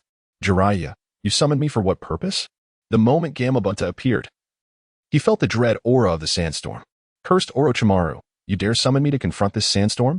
Are you out of your mind? Do you really think I won't swallow you whole? The myriad snakes gazed in astonishment at the approaching sandstorm, momentarily forgetting their intended sacrifice. Ah, little Tsunade. I cannot bear this. The slug longed to abandon its efforts, yet for the sake of the wet-boned forest reputation, it could only grit its teeth and persevere. Chio, we are allies. Please cease your actions. The expression on Kei's face was one of sheer terror, as his pupils reflected the colossal dust storm that loomed ever closer, growing larger and more imminent as it advanced. Kei believed he could escape, but what of his subordinates? His cries went unanswered, and with a determined grit of his teeth, he positioned himself at the forefront, unleashing the fullest extent of his explosive release against the tempest. Witnessing their leader standing resolutely at the forefront, both the leaf and stone ninja directed their jutsu toward the dust storm, unleashing an array of dazzling attacks: fire release, water release, earth release, and lightning release. Admittedly, a scant few ninjas attempted to flee, but those who ran were swiftly intercepted by the likes of Zemi and Yakura. The dust storm, although a lethal onslaught from hundreds of colossal rock monsters working in unison, found it arduous to withstand such a relentless barrage of attacks before it could reach its destination. It crumbled and dissipated into nothingness. Yet before the gathered warriors could exhale in relief, the assault from Rasha arrived without delay. The colossal weapons of the giant deity transformed into a multitude of sand-gold shuriken, a technique known as magnetic release, sand-gold multi-shuriken. This technique was far more terrifying than the standard multi-shuriken. In the instant the dust storm shattered, thousands of shuriken hurtled forth from the distance, catching many lower-ranked ninjas off guard, resulting in significant casualties and a cacophony of screams as the earth was drenched in crimson. The higher-ranked ninjas either evaded or defended against the onslaught, yet many sustained injuries. This maneuver alone claimed at least 3,000 lives among the lower ranks, with the number of injured becoming insurmountable to tally. Kei and the 3-leaf ninjas' war-grim expressions. What was Sunagakure's intent? Were they declaring war on both the leaf and stone? Sunagakure soon provided them with an answer. Massive, irregularly shaped stone walls erupted from the ground, swiftly encircling the battlefield's east and west. These walls were the result of a collective effort by Sunagakure's Pokémon. From a bird's-eye view, one could observe 2 elongated lines emerging on either side of the vast battlefield. Ari and the Dakes surfaced from the earth, standing before the stone walls. To the south lay the encampment of the Sunagakure ninjas, with Chio leading her forces to obstruct this advance. The battle had already ignited in the north. The colossal Goliath of the sand stood resolutely in the north, impervious to the onslaught of the ninjas, whose attacks merely glanced off its form without stirring a ripple. With the sand gold hammer in hand, it struck with exuberance, as if engaged in a game of whack-a-mole. Shakira darted across the battlefield like a bullet, delivering silver medal headshots, and gold medal headshots. The great gold monster swung its fists at the ninjas while the diminutive Hu lay atop it, bestowing buffs and dealing damage in tandem. Two Rockruff worked in perfect harmony, weaving through the chaos of battle, while the groundhog's claws relentlessly dug at the very hearts of its foes. Meanwhile, Gung Ghost, dawned in the shades of the sand, lurked in the shadows, sipping juice with delight. The scene, a spectacular cinematic display, would surely captivate audiences within the ninja realm. At that moment, Gung Ghost conceived the idea of creating a film. Galuro's spirits harmonized with the Sandstorm Brigade, rallying around the sand as they fought side by side. As for Zomi's spirit, Boscadora donned armor and charged ahead, already lost to the fray. Zomi, teary-eyed from the rear, watched with envy. Nut Dumbbell stood steadfastly beside Zomi, unwavering. Yukura soared through the skies atop a fire dragon, unleashing scorching flames while the dragon spewed fire, rays of heat sweeping downward. Jiraiya, acting decisively, approached the sand to halt its massacre of the Leaf Ninjas. Chiyo commanded the Chikamatsu tin puppets to encircle Tsunade, while Hippo King restrained Orochimaru. Kagu and Ling led the Steel Snake forces to engage the explosive squads of the Hunting and Rock Hidden. Just moments ago, the Leaf and Rock Ninjas clashed fiercely. Yet now they united against the encroaching sand. The sand's intentions were clear: total annihilation. In the face of such overwhelming circumstances, all grudges were momentarily set aside. As the flames of war reignited, the smoke enveloped the battlefield. The sandstorm persisted, prompting the allied forces of Leaf and Rock to press northward. The south was fraught with peril from the sand's forces, posing the greatest risk for a breakout. The east and west were barricaded by towering rock walls, and both villages' armies were too numerous, many wounded, making a retreat through the walls impractical. Only the north remained viable. The giant had been momentarily detained by Jiraiya, marking it as their best route of escape. The ninjas, imbued with a keen sense of battle awareness, swiftly charged northward under the guidance of several elite jonin. Boscadora surveyed the advancing army with satisfaction. Yes, indeed, let them experience the might of my Italian cannon. Just as the ninjas from both villages began to retreat northward, poised to cross paths with the sand, a resounding roar echoed from the sky. The legendary Rayquaza, hidden within the clouds, had refrained from joining the fray to unleash its buffs, Sage Mode, Mega Evolution, and 6 Dragon Dances. As both Sage Mode and Mega Evolution activated simultaneously, the 10-meter-long Rayquaza stretched to 15 meters, transforming into the mythical Azure Dragon of legend. From the heavens descended colossal beams of brilliant azure light, radiating with an icy intensity. The beams descended like the judgmental light from the heavens, with a force akin to thunder. The ninjas enveloped by the azure rays could not even utter a cry before they were instantaneously reduced to ashes. As the beams gradually dissipated, only vast, bottomless craters remained, devoid of even the slightest trace of flesh or remnants. Everything had been obliterated by this terrifying power. The celestial entity, Yecang, descended from the sky, blocking the path of the ninja army. With a sweeping tail and an unceasing accumulation of energy spheres in its mouth, waves of draconic energy surged forth one after another. This was a one-sided massacre. The expressions of the Konoha 3 ninjas, Jiraiya, and others darkened ominously, with Jiraiya being the closest to Yecang, yet unable to assist due to the restraint of the colossal divine being. In the brief span of 3 minutes since the onset of the sandstorm, Konoha and Iwagakure had already suffered grievous losses. Yecang continued to wreak havoc among the ranks of the ninjas, with multiple casualties occurring every second at its hands. This unequivocally signified the failure of Konoha and Iwagakure's attempt to break through to the north. Rasha and Jiraiya engaged in combat for 5 minutes. Feeling the dwindling chakra within him, the colossal deity could scarcely be sustained any longer. At present, Luo Sha possesses merely 1.2 units of chakra, having reached his limit after a mere 5 minutes. The colossal deity gradually dissipates, and Shinado swiftly employs teleportation to transport Luo Sha onto the back of the fiery void. Engrossed in the spectacle, Genguei suddenly feels a wave of dizziness, emerging from the shadows and exposing himself to the open air. What? Where has our Sha vanished to? Wait, what is that specter? Genguei immediately dove into the nearest shadow, beginning to converge towards Ursha. Chapter 46, a battle that earned renown across the land upon the arrival of Ursha. Reincarnating expelled a surge of draconic energy and swiftly ascended into the sky. With the 2 formidable obstacles in the northern battlefield eliminated, the shinobi from Konoha and Iwagakure hastily retreated beyond the battlefield's confines. Jiraiya observed as Rasha and Reincarnating disappeared from sight before turning southward to assist Tsunade. Meanwhile, Reincarnating, soaring high above, unleashed the delta airflow, abruptly silencing the raging sandstorm that had engulfed the battlefield. Yet, the swirling sands suspended in the air did not descend. Instead, they began to rise gently. This peculiar phenomenon extended not only to the airborne sands but also to those upon the ground. A bizarre spectacle unfolded as all the grains of sand ascended, converging into a singular mass. It was as if the spirits of the desert had awakened. Countless golden grains appeared to be imbued with life, coalescing into vast torrents of sand that surged towards the heavens, seemingly intent on painting the entire sky in hues of gold. This magnificent sight resembled a dynamic painting. Yet the ninjas present felt not awe but dread. This was a technique Sha had been diligently developing since acquiring the power of Tokawada. Driven by the power of Tokawada and supplemented by magnetic chakra, the technique bore a striking resemblance to sage arts. Sha named it Heaven and Earth Reincarnation, Endless Sandstorm, Golden Sand Border Hell, Grand Burial Technique. Luo Sha stood atop the soaring void seat, his eyes wide open, arms outstretched as he slowly pressed downward. With his movements, the sand that had been swirling upward seemed to be ensnared by an invisible force, coming to an abrupt halt in midair. Subsequently, countless golden grains of sand, as if drawn by an irresistible power, plummeted rapidly, resembling the cataclysmic collapse of the heavens and earth, carrying the might to obliterate all in their path. All the Konoha and Iwagakure ninjas retreating to the north found themselves within the range of this devastating assault. Jiraiya, rushing to support Tsunade, turned back to witness this horrifying scene, cold sweat trickling down his brow, a profound sense of helplessness enveloping his heart.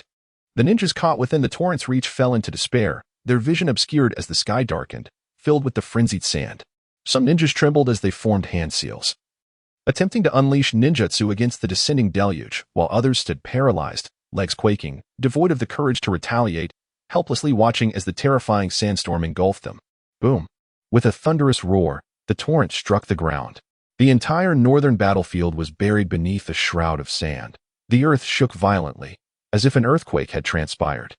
The battlefield fell into an eerie silence, broken only by the howling winds and the sound of sand cascading. The Konoha and Iwagakure ninjas in the northern theater were all annihilated. In this war, both Iwagakure and Konoha had deployed 10,000 ninjas each, totaling 20,000. After the fierce clash between Iwagakure and Konoha, only over 13,000 ninjas remained. Previously, Rasha achieved a remarkable feat of 3,000 with the sand gold shuriken technique. However, with the technique of Heaven and Earth Reincarnation, Endless Sandstorm, Sand Gold Border Hell, and Great Burial Technique, he attained an impressive score of 7,000. This extraordinary success was largely due to the fact that most ninjas were retreating to the north, allowing Rasha to take full advantage of the favorable circumstances. Luo Sha gazed contentedly at the fruits of his labor, only to collapse upon the figure of Yecang, his vision fading into darkness. Not only had his chakra been depleted, but the power of the eternal oak had also been exhausted. Alongside his physical and mental stamina, Luo Sha was utterly drained. A startled Yecang immediately soared back to the sand-hidden camp in search of medical ninjas and doctors. This fierce battle signified the conclusion of warfare in the Land of Rain, marking a resounding defeat for both the Leaf and Rock villages. Within 3 days, news of the tumultuous events in the Land of Rain spread throughout the ninja world, and Luo Sha's name became renowned. The Leaf and Rock villages branded him with the terrifying title of Sand-Hidden Butcher, while his own village exalted him as the Lord of Sandstorm.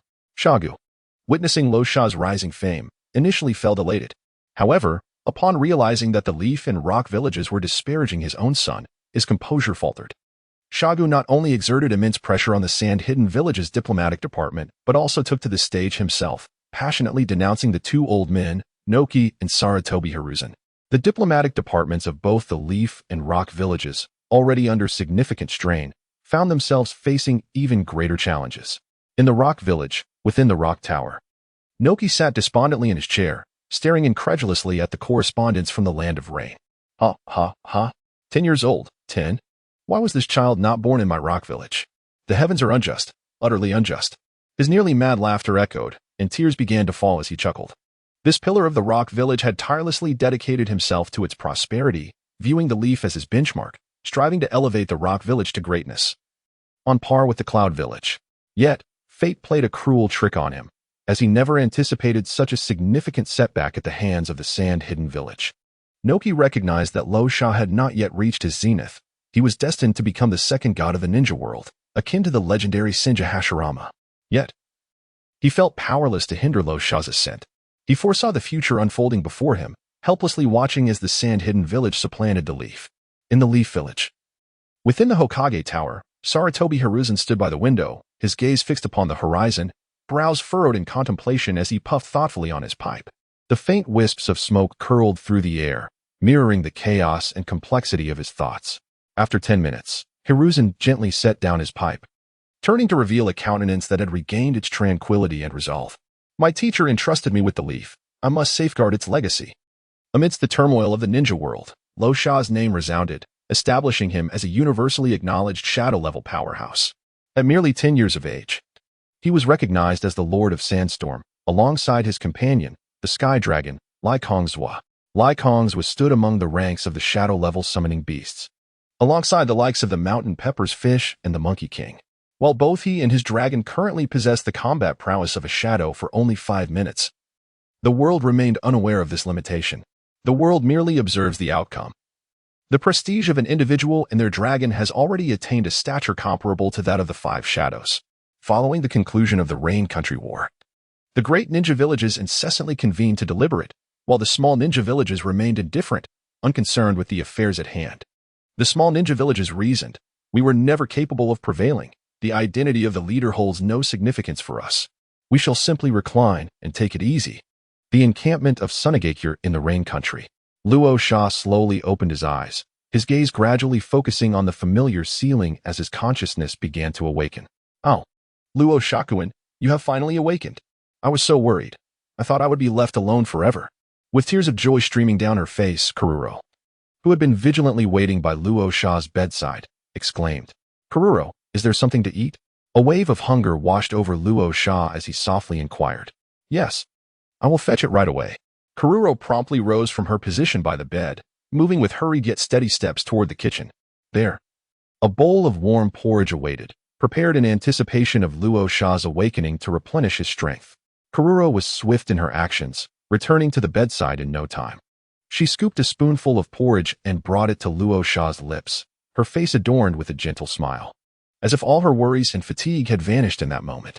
Over the past half-month, she had cooked porridge countless times. When it cooled, she would deliver it to Zongmi and prepare a fresh batch. Now, that labor had finally proven worthwhile. Zongmi, I almost vomited. Chapter 47. Nagato, how long was I unconscious? Luo Sha asked while sipping the porridge. Luo Shakuin, you have been in a coma for 15 days. 15 days? How are things now? Has Granny Chio launched an assault on the Land of Fire? No, following the conclusion of the major battle. Conflicts in the other 2 battlefields have also temporarily ceased. At the proposal of Awagakure, the 5 great ninja villages convened a 5 Kage summit. A 5 Kage summit? Luo Sha was taken aback. Such a development was not present in the original narrative. Indeed, Awagakure suffered significant losses and may be reluctant to engage in further conflict. The villages of Kumogakure, Kirigakure, and Konohagakure have all consented to the summit. It commenced 3 days ago in the Land of Iron, but since we are the victors, Luo Shakuin, there is no need for concern. We shall see what costs Konoha and Awagakure are willing to bear this time. Having been away from the village for 25 days, Luo Sha had replenished the inventory at the elf shop for a month before his departure. He needed to return to Sunagakure within 5 days. Otherwise, he would incur losses amounting to millions of ryo each day. As for the lottery, he would deal with that once back in the village. For now, he could only have Xiao AI log off for a few more chapters. However, in these 5 days, there was indeed something that could be accomplished. Nagato. After finishing her porridge, Luo Sha hurried to the central military camp, only to find that Chio was absent, leaving only the dazed king to attend to official matters. Where had grandmother Chio gone? She had ventured to Poyang Lake for fishing. If you head northwest for 10 miles, you will surely find her. The dazed king cast a disenchanted glance at Luo Sha before burying himself back into his paperwork. Never mind. Seeking you is of little consequence.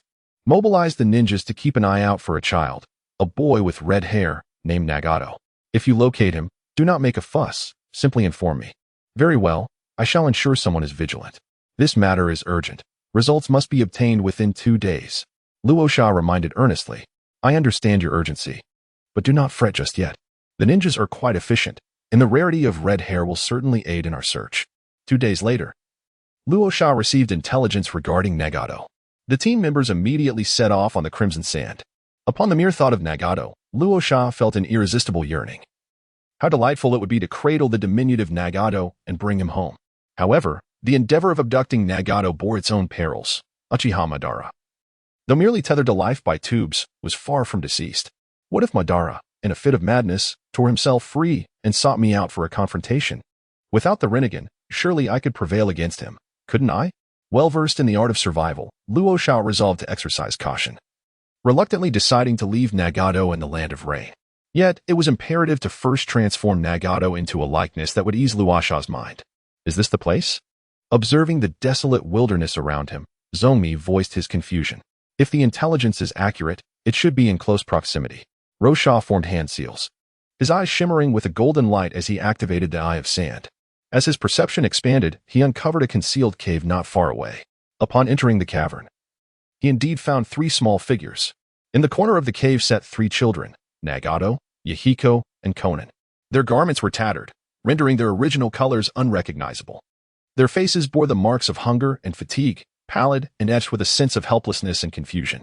Due to prolonged malnutrition, their bodies were exceedingly frail, and their hair was unkempt and devoid of luster, which brings only suffering and trauma to the innocent.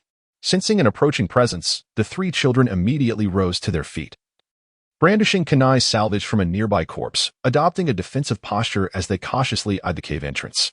Luo Sha gazed at their anxious expressions and gently reassured. Do not fear, I shall not bring you any harm.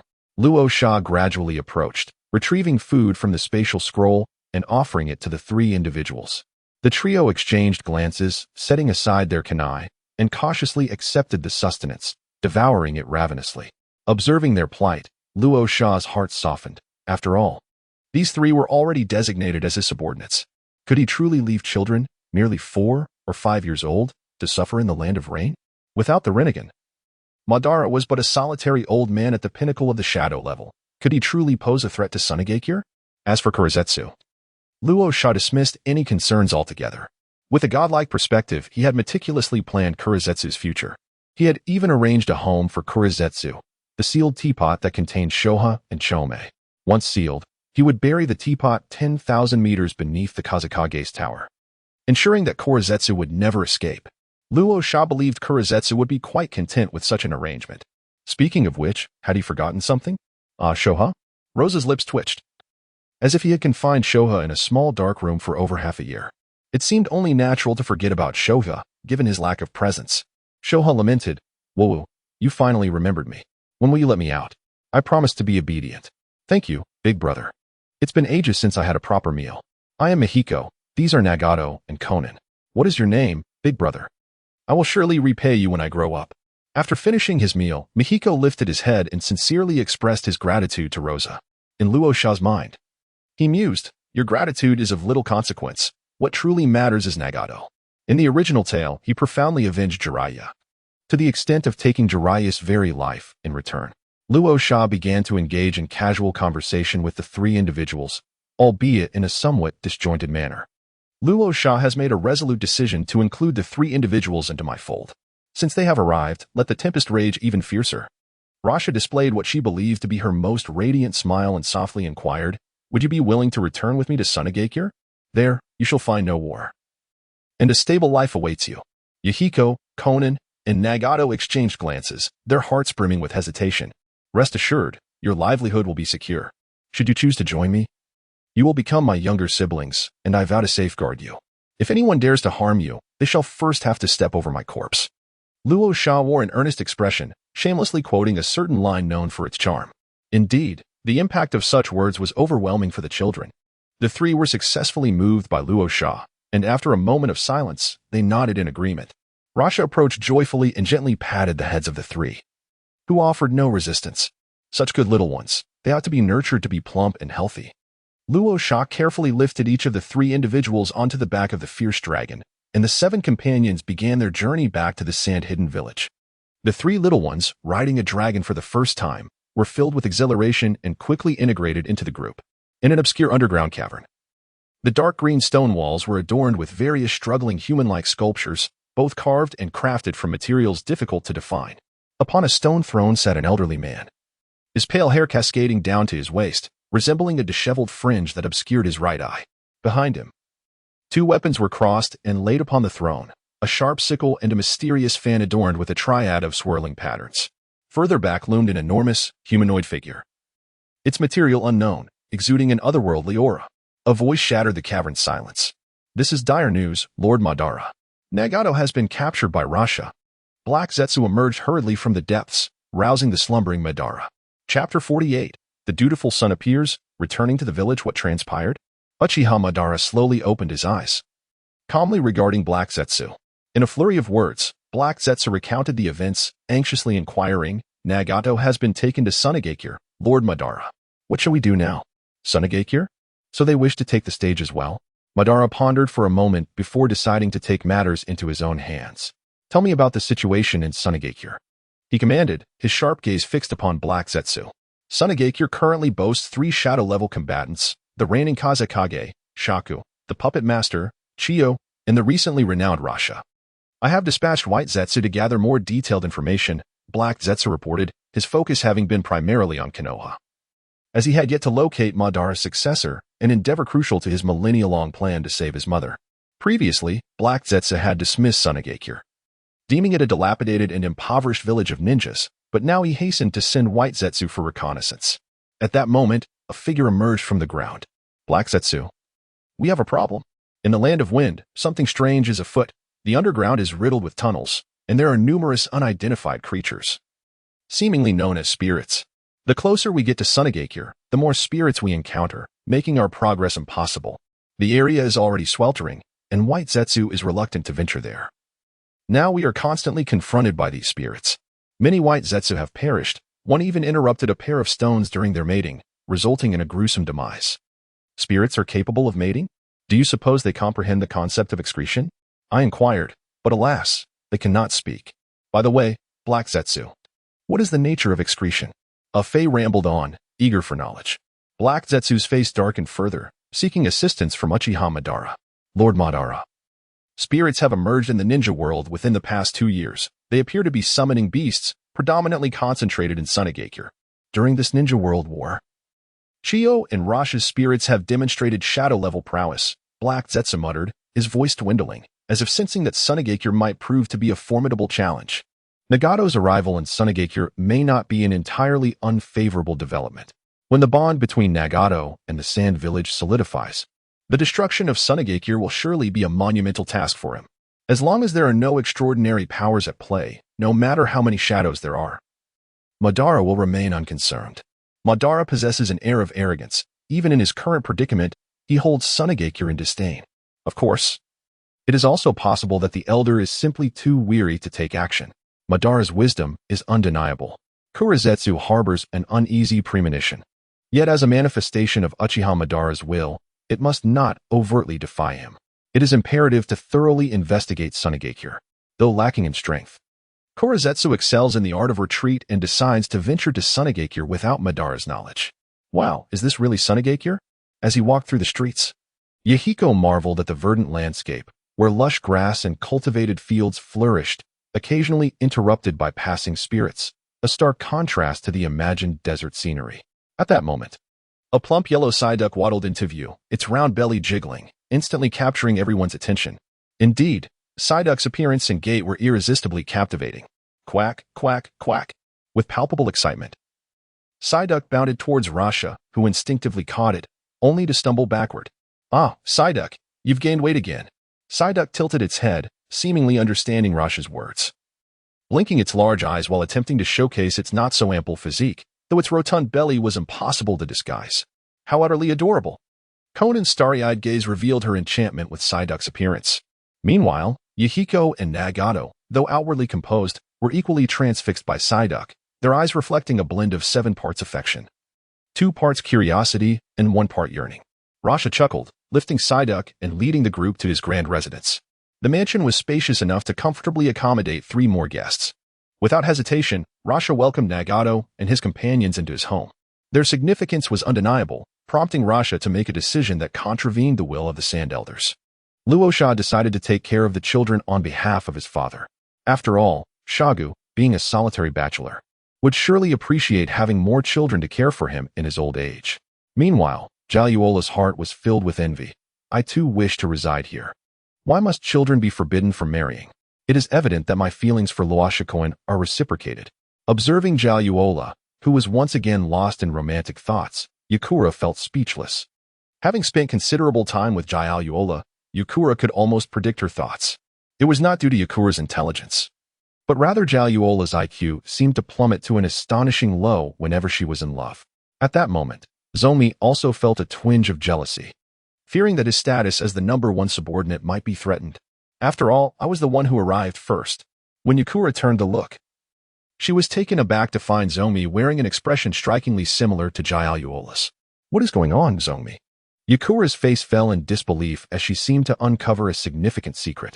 Is it possible to be so extravagant in play at the tender age of 10? Luo Sha remained oblivious to the situation, lost in the delight of having recruited 3 new underlings. Let me count. Ziluo, Xia, Yichawan, Ma Ji Fu, Sala, Jiaodu, Changmin, Miyin, Shonan. The future Sunagakure ensemble now boasts a total of 14 members. After ensuring the 3 little ones were settled and entrusting them with the care of Psyduck, Luo Sha made his way to the Pokémon shop to withdraw some funds. Uncle Roger, how has business been lately? Roger is now the agent for Luo Sha. Jiaodu and Qianduo deliver the income and bills to Roger, who subsequently forwards them to Luo Sha. Roger has successfully developed the 6-day breathing technique, showcasing the prowess of an elite Jonin-level physical combat ninja. Currently, he serves as a genin in the Hidden Sand Village. According to the secretive plan devised by Shagu, it is likely that Roger will remain a genin for an eternity. In line with Roger's peculiar sense of humor, it is anticipated that Zyro will follow in his father's footsteps, becoming the 2nd generation of eternal genin. With all this in mind, do you wish to engage in a discussion? Uncle Roger produced a box and handed it to Rasha. Thank you, Uncle Roger. Please let Zyro come over to play more often. That little boy, only 6 years old, spends all his time in the training grounds, working excessively hard. If it weren't for my Xiao AI, I might not hold my position as the leader of the Hidden Sand Village for long. Xiao AI, it is time for you to make your entrance. Xiao AI, I am in the process of recharging. Congratulations, host, for acquiring 9.6 million spirit coins. With a current balance of 10 million spirit coins. Upon returning home, Luo Sha eagerly recharged all the silver coins he had amassed over the year, watching with satisfaction as his balance soared. 10 months had passed, during which he earned approximately 100 million each month, totaling 1 billion taels. With just 60,000 more draws, he could unveil the second red. Without hesitation, Luo Sha commenced the drawing. The affluent, yet unfortunate. Luo Sha relentlessly tapped for a tenfold draw, determined to reach 6,000 taps before pausing. Host, please slow down. A peculiar sound echoed, leaving Luo Sha puzzled. Xiao AI, my inventory is insufficient. Please don't tap so quickly. I need to urgently restock. Chapter 49. Have I struck luck? The strange sound of electricity was rather amusing. Luo Sha did not relent, pressing rhythmically until the balance dwindled to 4 million before he ceased. Gazing at the myriad of luminous orbs before him, he promptly gathered all the white, green, and blue ones. From 6,000 green orbs, he obtained 30 green habitats, while from 600 blue orbs, he secured 3 blue habitats. In the end, only 60 purple orbs, 6 orange orbs, and 1 red orb remained. However, what could account for the 10 orbs shimmering with orange light? Oh, it dawned on me. I was fortunate indeed. The new European, Luo Sha, immediately commenced his investigation. Please disregard the French chickens. That is an African nation. 3 purple habitats, 1 orange habitat, 7 EV eggs, purple, 2 fire god moth eggs, purple, 1 Zoroark egg, purple, 1 Lucario egg, purple, 1 Greninja egg, purple, 1 Moltres egg, orange, 3 Mega Evolution stones, 3 Keystone stones, 2 rare candies, and 1 Master Ball. Xiao AI, is this truly the extent of my luck? Luo Sha exclaimed, astonished. Xiao AI advised, gather the items you need, and Luo Sha promptly designated their allocations. The EV was assigned to Scorpion, Maki, Yashimaru, Fu, and Nagato. The Fire God Moth was given to Yashimaru and Fu, Zoroark to Scorpion, Lucario to Jialuoluo as the primary Pokémon, and Moltres to Yecang. As for Greninja, it was retained for Luo Sha's own use. Destined for training within the second team. Ninjas are best paired with ninjas. How splendid. Luo Sha was utterly enamored with Greninja. Finally, There was the red item, the Feather of Life. The Feather of Life, the most cherished tail feather of Ho-Oh, imbued with its divine power. Legend has it that the bearer will be watched over by Ho-Oh and bestowed with its blessings. Effect 1. When worn by a Pokémon, it gradually enhances their level and potential. Effect 2. Grants a 50% boost to Fire-type and Flying-type moves. Effect 3. Capable of resurrecting a life that has perished within a day. However, the feather will be rendered unusable upon resurrection. This item seemingly could only be worn by Rayquaza, as it was the sole Pokémon in Luo Sha's team possessing the flying attribute. In the world of Pokémon, how splendid! My tail feather has finally grown. Lugia beamed at its tail, the one it adored most. Finally sprouting after a year of anticipation, ready to be displayed to the world. Previously, when Ho-Oh had extended an invitation, it had been declined. Now, it was time to seek out its old friend. After a year of seclusion, Lugia resolved to visit the majestic Ho-Oh. Upon arriving at Ho-Oh's sanctum, Lugia gazed curiously at the grand entrance formed by the sacred flame. Ho-Oh, it is I, Lugia. Open the door, will you? Why have you locked it? Lugia began to knock, unaware that at that moment, Ho-Oh wore an expression of sheer terror, mentally cursing it 100 times over. It could have arrived at any other time, yet it chose this very moment. Ho-Oh had been basking in the sunlight, only to suddenly feel a sharp pain in its tail, realizing that its most splendid and largest tail feather had vanished. Who was the audacious thief that dared to pilfer from it? Ho-Oh gazed into the mirror, dismayed by its bare tail, which was utterly unbecoming. As a creature that cherished beauty, Ho-Oh's composure shattered. In a decisive moment, it sealed the palace with sacred flames, vowing not to emerge until its tail had regrown. It absolutely refused to become the second laughingstock among divine beasts. Just as it secured the door, Lugia arrived to seek it out. Ho-Oh sighed in relief, patting its chest with its wings, thankful for the timely closure. Lugia, I have recently experienced a profound sensation and have decided to retreat for breakthrough. I shall seek you out once I emerge. It dismissed Lugia, settling in for a period of solitude. Very well, I shall wait for your return, Lugia replied. Feeling somewhat dejected, wishing to show Ho-Oh its newly grown tail feathers, which were even more resplendent than before. In another scene, Rayquaza received the life feather from Rasha, who gently placed it upon Rayquaza's forehead. The feather gradually transformed into a radiant red light, merging seamlessly with Rayquaza's essence. Satisfied with the transformation, Rasha mounted her dragon and returned home with Zyro, Scorpion, Maki, Yakimaru, and Fudu. Together with the trio of Nagato, they formed a delightful assembly of 8 little ones, each sitting in a row to share their treats. Psyduck, blending in, obediently took its place at the far left. With a gentle smile, Luo Sha distributed the spirit eggs one by one. Yecang and Fu received 2 spirit eggs each, their cheeks flushed with excitement. In contrast, Xia, who also obtained 2 spirit eggs, appeared relatively composed, though the undeniable thrill sparkled in Ske's eyes. What about mine? Luo Sha extracted the moo milk, inserted a straw, and placed it upon the webbed foot of the duck. Upon sighting the moo milk, the duck's eyes instantly sparkled with delight, its crescent-shaped smile emerging, while the 3 tufts of hair atop its head stood proudly erect, contentedly sipping the milk. 5 minutes later, 11 beams of white light flickered through the room, heralding the arrival of 11 spirited little beings. Once each individual had secured their respective spirit within a Pokeball, Luo Sha commenced an enlightening lesson for the young ones. The Luo Sha classroom has commenced, with teacher Luo Sha beginning to expound upon the will of the wind, aspiring to cultivate the younger generation into exemplary youths. Zilu appeared as though he were listening to an esoteric scripture, his eyelids drooping, on the verge of slumber at any moment. This, Luo Sha deemed, was a sign of insufficient loyalty to the village. Thus, he resolved to burden Zilu further, tasking him with the memorization of the entire text of the Will of the Wind. Meanwhile, Mayan exhibited the best response, his face alight with excitement as he continually nodded in agreement with Luo Sha's teachings. Rosa resolved to ardently cultivate Yehiko, who is a veritable reincarnation of Naruto Uzumaki, possessing a remarkable aptitude for verbal jutsu. It is undoubtedly fitting for Yehiko to serve as a grand disseminator of the Will of Wind. Scorpion, a seasoned devotee of the Will of Wind, listened with reverent attentiveness as Rosa imparted his teachings, dutifully assisting as the class monitor. The other disciples exhibited a commendable level of decorum, and Rosa firmly believed that prolonged instruction would inevitably yield results. Among them was one student notorious for his truancy, Psyduck. However, Psyduck was the beloved simpleton of teacher Rosa, who indulged him without restraint. Thus, The days passed, and a week later, after the conclusion of the Five Kage Summit, Saga returned to Sunagakure. Finally liberated from the torment of recitation, Jialuoluo was overwhelmed with emotion, shedding tears of joy as he immersed himself in rigorous training at the practice field. Master, do you not wish for a child? Upon the Crimson Bridge, Sha, Mayahiko, and Konan boldly pushed open the door to the office of the Wind Shadow. The three little ones stood timidly behind Sha, peeking into the office, where they beheld the composed figure of Saga seated in a chair. Is this the father that brother Sha has found for them? They thought, gazing at the striking middle-aged man before them, their hearts fluttering with admiration.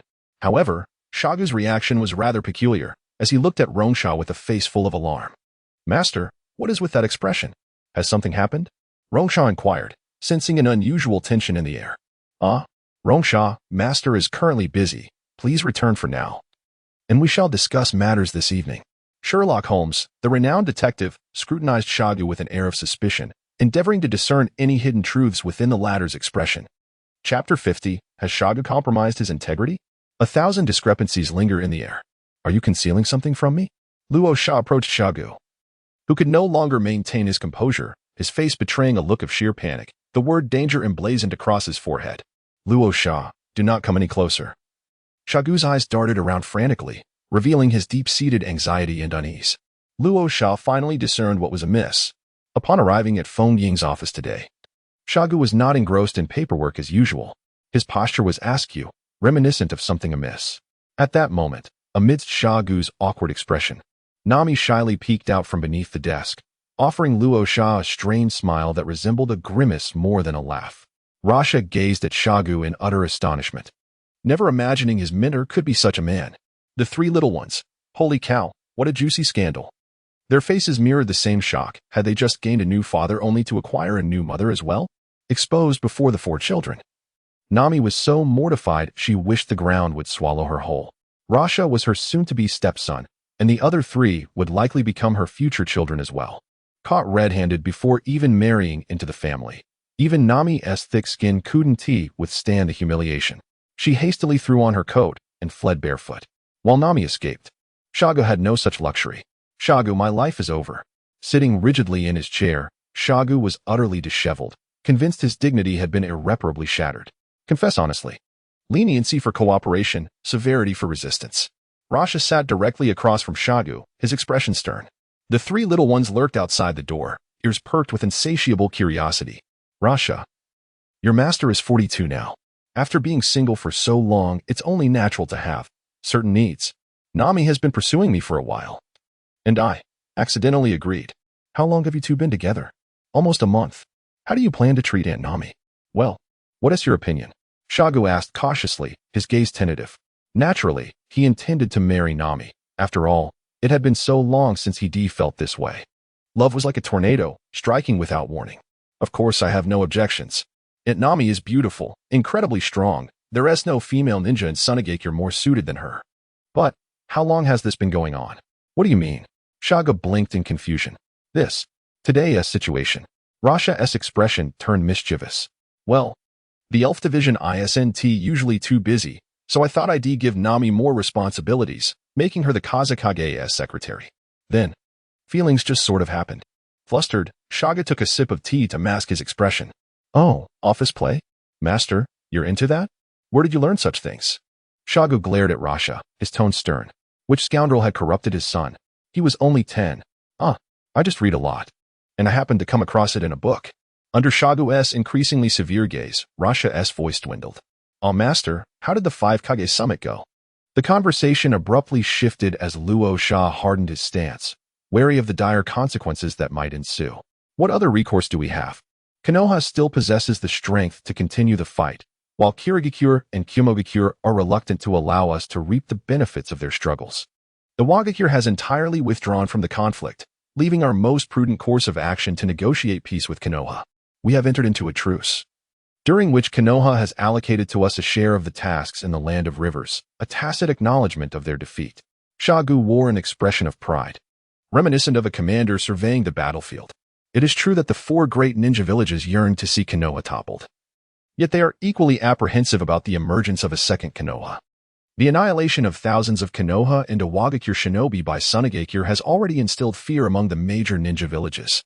Should Sunagakure encroach further upon the Land of Fire, it could potentially evolve into a force more formidable than Konoha itself.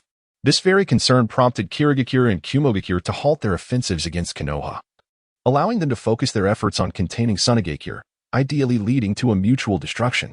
Should Sunagakure decide to engage in battle, they would confront a fully realized Konoha, comprising the legendary 3 Sannin, Danzo, Kakashi Hatake, Mito Uzumaki, Hiruzen Tsurutobi, and 7 formidable Kage-level warriors. Sunagakure's foundation remains fragile, despite 3 years of rapid development. Their overall strength still pales in comparison to Konoha's. The true elite of Sunagakure consists of Shagu, Chiyo, and Buntaku, alongside 2 powerful spirits, the Great Steel Serpent and the Dim-Witted King. Luo Sha, Zhongmi, and Lai Kongzhou are capable of momentarily attaining the combat prowess of a shadow-level ninja. Yet they inevitably fall short when confronting true shadow-level adversaries. The strength of Sunagakure pales in comparison to Konohagakure, both above and below the shadow level. Moreover, with the other 3 great ninja villages watching closely, particularly Iwagakure and Sunagakure, who have recently forged a bitter enmity, it is only natural that they would seek to undermine Sunagakure. Consequently, at the 5 Kage Summit, Sagu agreed to negotiations. However, Konohagakure does not acknowledge defeat, as it maintains over 30,000 active ninjas. Sunagakure's acceptance of the tasks from the Land of Rivers is merely the result of more than 10 days of negotiation. Despite the talks, the war remains unresolved. Iwagakure and Kumogakure, as neighboring villages, have long been at odds, vying for the second position and harboring mutual disdain. The deep-seated animosity between the 2nd Kazekage and the 2nd Mizukage, who perished in a tit-for-tat exchange, further fueled the hatred between Iwagakure and Kirigakure. Now, Iwagakure finds itself at its weakest moment in history, while Kirigakure and Kumogakure seem poised to seize the opportunity to take a substantial piece from Iwagakure. How could Noki be unaware of Iwagakure's current predicament? At the 5 Kage Summit, Iwagakure and Konohagakure pledged not to attack each other, forming a wartime alliance. Noki chose to ally with Konohagakure due to their shared interests, as both villages faced pressure from Kirigakure and Kumogakure. Sarutobi Hiruzen consented to Naka's temporary alliance, allowing Konohagakure to gain an ally without any cost. Should Iwagakure engage in battle, the pressure on Konohagakure would significantly diminish. If Iwagakure refrains from fighting, Konohagakure incurs no loss. This 5 Kage Summit has incited the wrath of the 3rd Raikage and the 3rd Mizukage, who, after almost a year of warfare, gained nothing and now see no hope of vanquishing Konohagakure. They had hoped for a mutual destruction between Konohagakure and Sunagakure, but the outcome has been a ceasefire between them and an alliance between Iwagakure and Konohagakure. Securing the task share from the Land of Rivers is also commendable. Presently, the spirits are ill-suited for entry into major nations, as that would aid the enemy. We have expanded the spirit industry into the Land of Birds and the Land of Bears.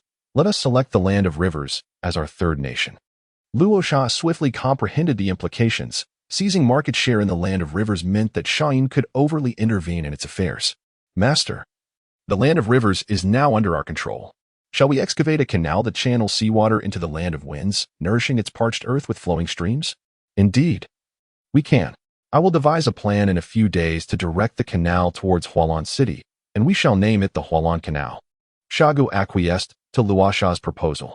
In fact, he had contemplated the canal during the 5 Shadows Summit, which prompted his firm demand for Konoha to relinquish its share of the Land of Rivers missions, previously incapable of digging the canal.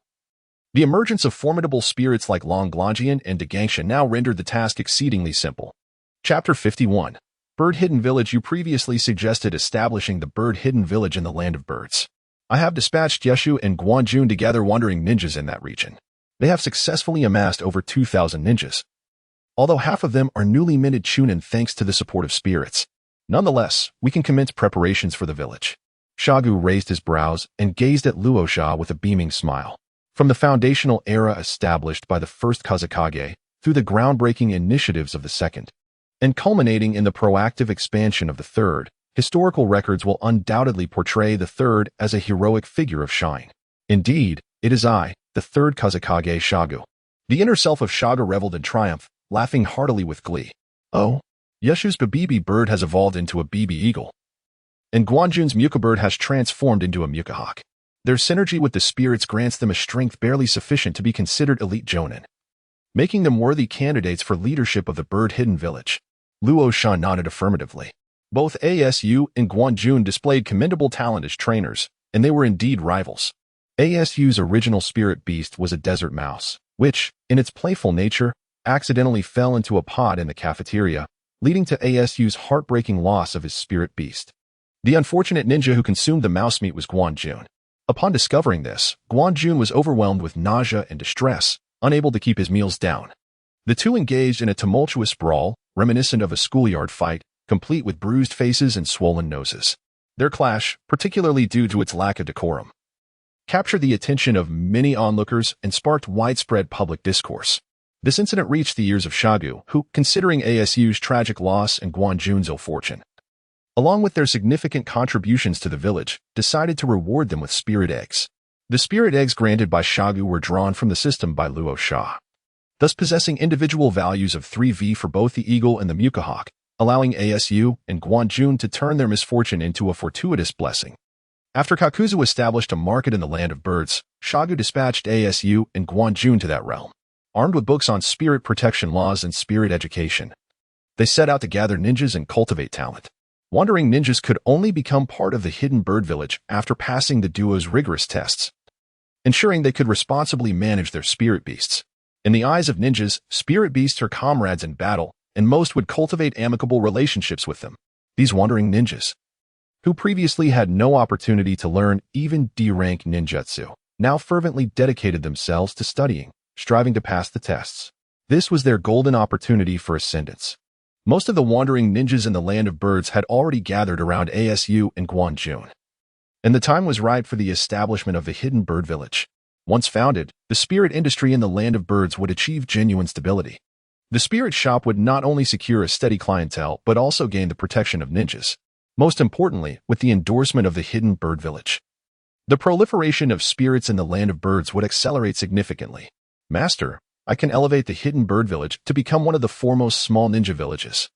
Luo Sha contemplated the recently acquired orange habitat, which undoubtedly housed shadow-level combatants. If these were to be relocated to Bird Hidden Village, it would undoubtedly elevate the village to the status of the 7th hidden village. Among the smaller hidden villages, Takigakure had already lost the 7 tails, leaving only Yuin village capable of suppressing Bird Hidden Village. Shadow-level spirits, you say? As long as we can ensure their allegiance. Placing them in Bird Hidden Village is not out of the question. However, Shagu still preferred to retain the shadow-level spirits within Sunagakure, though he did not outright decline the notion. The addition of a shadow-level spirit to Sunagakure would not significantly alter its dynamics, yet for Bird Hidden Village, such a spirit could facilitate rapid growth, attracting an influx of wandering ninjas and commoners alike. With the presence of a shadow-level spirit, the major hidden villages would hesitate to invade the land of birds. Over time, the land of birds would inevitably fall entirely under our dominion. The objective of Luo Sha is to engulf the land of birds, aspiring to replicate the dominance once held by the English and Americans in a past life, where the father leads and the son follows. However, the crucial question arises, from where does the shadow-level spirit originate? Is it derived from the realm of spirits? Indeed, master. Leave this matter to me. Presently, the land of birds boasts 2 verdant habitats, and Luo Sha intends to introduce the orange habitat into this territory first. After all, the relationship between the hidden bird village and the hidden sand village is characterized by an ethos of possession. What is yours is mine, and what is mine remains mine. Deploying the orange habitat within the land of birds will yield maximum benefits. On August 1st, 30 years in the era of sand. While the 4 great ninja villages engaged in minor skirmishes, 2 pieces of news reverberated across the ninja world: the establishment of the hidden bird village and its alliance with the hidden sand village. The 4 great ninja villages pondered. What is this minor calamity?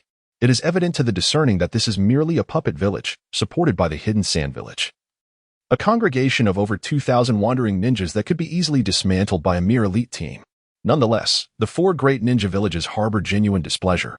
Their diplomatic corps has tacitly initiated a new round of propaganda warfare, collectively condemning the shameless actions of the hidden sand village.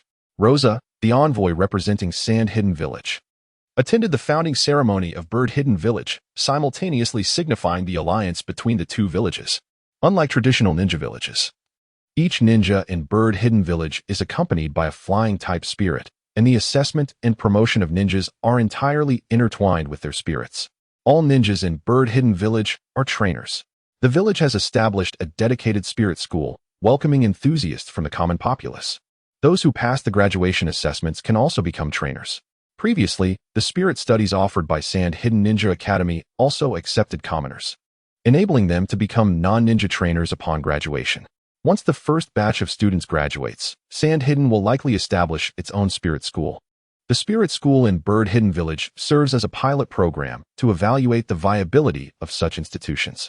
Rosa orchestrated all of this behind the scenes, with Ash and Guan acting on his behalf. The spirit market needs to penetrate deeper into the common classes, a lengthy endeavor. The production capacity of the Naruto world dictates that spirits are currently best suited for development within ninja and noble circles. Here are the spirit eggs from the Raven Leader and the Brave Eagle. You may distribute them as you see fit. Cultivate Bird-Hidden Village diligently, and I shall seek a shadow-level spirit to serve as its guardian. Rasha entrusted 2 elven eggs to Asher and Guanjuan, who received them with fervent excitement and bowed in gratitude. The elven habitat in the Kingdom of Birds is teeming with insect-type elves. You should capture some to cultivate. Vigorously develop the textile industry and establish it as the cornerstone of Bird-Hidden Village. Lacking the support of the esteemed Lord of the Kingdom of Birds and military funding, Bird-Hidden Village must rely on self-sufficiency. After imparting some crucial instructions, Rasha and the others departed from Bird-Hidden Village. As they watched Rasha fade from view, Guanjuan and Asher exchanged glances and immediately quarreled over the allocation of the elven eggs. I want the crow leader, Asher shouted, tugging at Guanjuan's hair. Why should it be yours? I want the crow leader too. Although Guanjuan favored the valiant eagle, he was more determined to thwart Asher's wishes, leading to a fierce dispute. Guanjuan declared, as long as it makes you unhappy, I find joy in it. Asher retorted, damn it. Chapter 52, The Kingdom of Birds. The lightning bird. While Bird-Hidden Village thrived in lively chaos, the capital of the Kingdom of Birds was shrouded in ominous clouds. The Lord of the Kingdom of Birds was in a state of panic, resisting the establishment of Bird-Hidden Village yet fearing to contradict the will of Sand Hidden Village. This is troubling. It's coming for me. The Lord proclaimed, what are your thoughts, my ministers? The courtiers remained silent. Why does the court remain so quiet? They pondered internally, is it not better to lay low than to offer oneself as a sacrifice? Sand Hidden Village, please swiftly consume the Kingdom of Birds, and I shall also rise as a noble. With an air of righteousness, Prime Minister Zhang Xian stepped forward and proclaimed loudly. The moral decay of Konoha has led to its downfall at the hands of Sand Hidden's sharp warriors. The Kingdom of Birds should submit to Sand Hidden, seeking to collaborate for a grand enterprise and share in prosperity. Having served as Prime Minister for 30 years, Zhang Xian was deeply concerned for the nation's welfare. However, the Kingdom of Birds was akin to an unredeemable fool, unworthy of even establishing a ninja village. Now, under the manipulation of Sand Hidden, Bird-Hidden Village had indeed been established, a ninja village birthed from the very lands of the Kingdom of Birds, akin to a child of that realm. Yet, the father bore the surname of Sand, not Bird. Was this not akin to a betrayal? The Kingdom of Birds now wore a green hat and had to proclaim how splendid it looked. Zhang Xian felt the weight of his sorrow. Yet he discovered a promising new path, one with high feasibility. Since the Kingdom of Birds could not be uplifted, why not allow it to surrender to the winds? Once successful, I, Zhang Xian, shall also be a great contributor to the Land of Wind. Serving my own nation, can this be deemed treachery? As a spiritual inhabitant of the Land of Wind, Zhang Xian had already begun to identify as such. The Lord of the Kingdom of Birds held immense trust in Zhang Xian, delegating all governmental affairs to him, thus entrusting the matter of Bird-Hidden Village directly to Zhang Xian. The following day, Asher and Guanjuan, both bandaged and battered, received the envoy from the Kingdom of Birds. To their astonishment, the Kingdom of Birds had not come to cause trouble but rather to deliver funds, colloquially known as military expenses. Asher exclaimed, am I still dreaming? Does the Lord enjoy playing the role of a cuckold? Guanjun remarked nonchalantly that it was better to seize the benefits first and deal with the consequences later. Through amicable discourse, the two soon discovered that it was all the brainchild of Zhang Xian, and they immediately acknowledged his brilliance, hailing him as an exceptional Prime Minister of the Land of Wind. Meanwhile, the rulers of the Land of Birds had long been estranged. The renowned leader languished in unfulfilled aspirations, lost in a haze of indulgence each day. The ministers, opening the gates of the nation, welcomed the arrival of the Sand Hidden Village, discreetly facilitating the interests of the Bird-Hidden Village. Thus, The bird-hidden village firmly established its presence within the land of birds. After leaving Miaoyin village, Luo Sha and his companions arrived at Yecang Mountain. Luo Sha released the orange habitat in the avian realm of Yecang Mountain, naming it the Yecang habitat. This habitat primarily attracts Pokémon of the normal, bug, flying, grass, and poison types, with its guardian being a majestic Zapdos. Perched atop Yecang Mountain, the Zapdos observed the arrival of Luo Sha and his companions, flapping its wings but refraining from launching an attack. Luo Sha possesses the enduring strength of the evergreen and the wings of the sea deity, exuding an aura that brings great comfort to the legendary Zapdos. Zapdos, a majestic being, is of the electric type and possesses the ability to fly. With the characteristic of static, it may occasionally paralyze foes upon contact. Currently at level 75, it stands at the mid-stage of its shadow form, boasting an impressive individual value of 5 H27, attack 31, defense 31, special attack 31, special defense 31, speed 31. Its repertoire of skills includes field control, electromagnetic cannon, thunder, insight, discharge, feather rest, peck drill, and origin power. This Zapdos represents the pinnacle of Pokémon that Luo Sha has encountered thus far, as it belongs to the revered legendary tier, showcasing an impressive stat profile. The feathers of Zapdos shimmer like gold, encircled by a ring of black plumage around its eyes. It possesses a long, pointed beak of orange hue, while its wings and tail are adorned with spiky feathers that crackle with the energy of a lightning bolt as it soars through the sky, displaying extraordinary power. Hidden beneath the feathers on its back and the inner side of its tail are dark plumage, and its crown is formed by a cluster of sharp feathers, radiating brilliance akin to a regal diadem. Its legs are of a sandy yellow, the thighs exposed, and its feet feature 4 toes. Although its tail is short, it emanates a sense of strength, with each feather seemingly discharging electricity. That twinkle in Zapdos's eyes, small yet charming, reveals a delightful essence. Greetings, Zapdos. You are the most magnificent Pokémon I have ever encountered, Luo Sha proclaimed, lying without a hint of embarrassment. The clarity in Zapdos's eyes and its whimsical demeanor led Luo Sha to discern its nature. Indeed, as one of the legendary trio, flattery suffices. Caw, really? I knew it. Those two fools, Articuno and Moltres, can't possibly compare to my looks. Why do they enjoy greater popularity? Truly, I, Luo Sha, never utter falsehoods. Caw, human. This bird acknowledges you. Speak, what brings you here? Zapdos, in this world, there are yet no signs of Moltres or Articuno. You are the first to appear among the legendary birds. Do you comprehend the significance of this? Caw? Observing Zapdos's perplexed expression, Luo Sha continued to weave his tale. You can outpace them in this world, developing your prowess. When the other legendary birds emerge, you will have already ascended to divinity, becoming their elder brother. Moltres and Articuno will be your younger siblings. Caw caw caw. Zapdos's eyes sparkled with increasing brightness, enveloped in arcs of lightning, as if struck by a revelation, reaching an exhilarating climax. Clearly, the persuasion was effective. I can assist you in your swift ascent, ensuring your eternal position as the elder brother of the legendary birds. In exchange, you need only lend your aid when trouble arises in Bird-Hidden Village and Sand-Hidden Village. Who knows when trouble may strike? Nonetheless, whenever I declare a crisis, it shall be so. When I, Sand-Hidden, assault Leaf Village, that is the moment of peril. Caw, what assistance can you provide? Behold, this magical candy. With but 6 of these, you shall attain the status of Super Shadow, poised to seek divine favor. Although I do not possess 6 at present, it does not signify that I shall not have them in the future. Luo Sha retrieved the magical candy and gently shook it in her hand. The gaze of the electric bird was entirely captivated by the enchanting confection, and it readily acquiesced to Luo Sha's terms without a moment's hesitation. Taking advantage of this opportunity, Luo Sha presented a multitude of concealed stipulations, while the naive lightning bird remained oblivious to the underlying implications in Luo Sha's words, its gaze fixated on the enchanting candies, nodding incessantly. Behind Luo Sha, Zhongmi and the others were drenched in sweat, realizing how easily they had been deceived. Yecang remarked, when Karuro is in love, his intelligence plummets to -250. And this foolish bird is naturally endowed with the same deficiency. Fortunately, my firebird is not so dim-witted. Being merely a hatchling, its eyes remain bright and clear. So, how about you enter my Pokeball? Once you do, I shall release you immediately, allowing you to continue dwelling on Yecang Mountain without any adverse effects. The true intentions were laid bare, much like a hidden dagger revealed in a moment of clarity. The Thunderbird, taken aback, seemed to realize that it had inadvertently compromised itself. It quickly shook its head in defiance.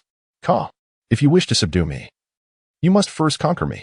The Thunderbird proudly lifted its head, for it was destined to be the leader of the future trio of legendary birds, and could not be easily subdued by mere humans. Chapter 53, Abundant Harvest of Spirits, Formation of the Elite Squad. Oh, is that so? Then let us engage in a thrilling battle. Luo Sha unleashed the Metagross, a playful glint in his eyes. The Zapdos, oblivious to any hint of danger, saw nothing threatening in the metallic creature before it. Over the past year, through the use of an automated system and rigorous training, Luo Sha's team of 6 Pokémon had averaged an increase of 5 levels, while the Metagross, endowed with the Sea God's Feather, had ascended a remarkable 7 levels. Yet, at level 52, the Metagross possessed only the strength of a mid-tier ninja, utterly outmatched by the shadow-level Zapdos. However, I possess an advantage. Gratitude to the ever-reliable Lugia for the timely assistance. As a blue light flickered, a grand azure bird materialized before the Metagross. Caw, caw, caw in a mere 2 seconds.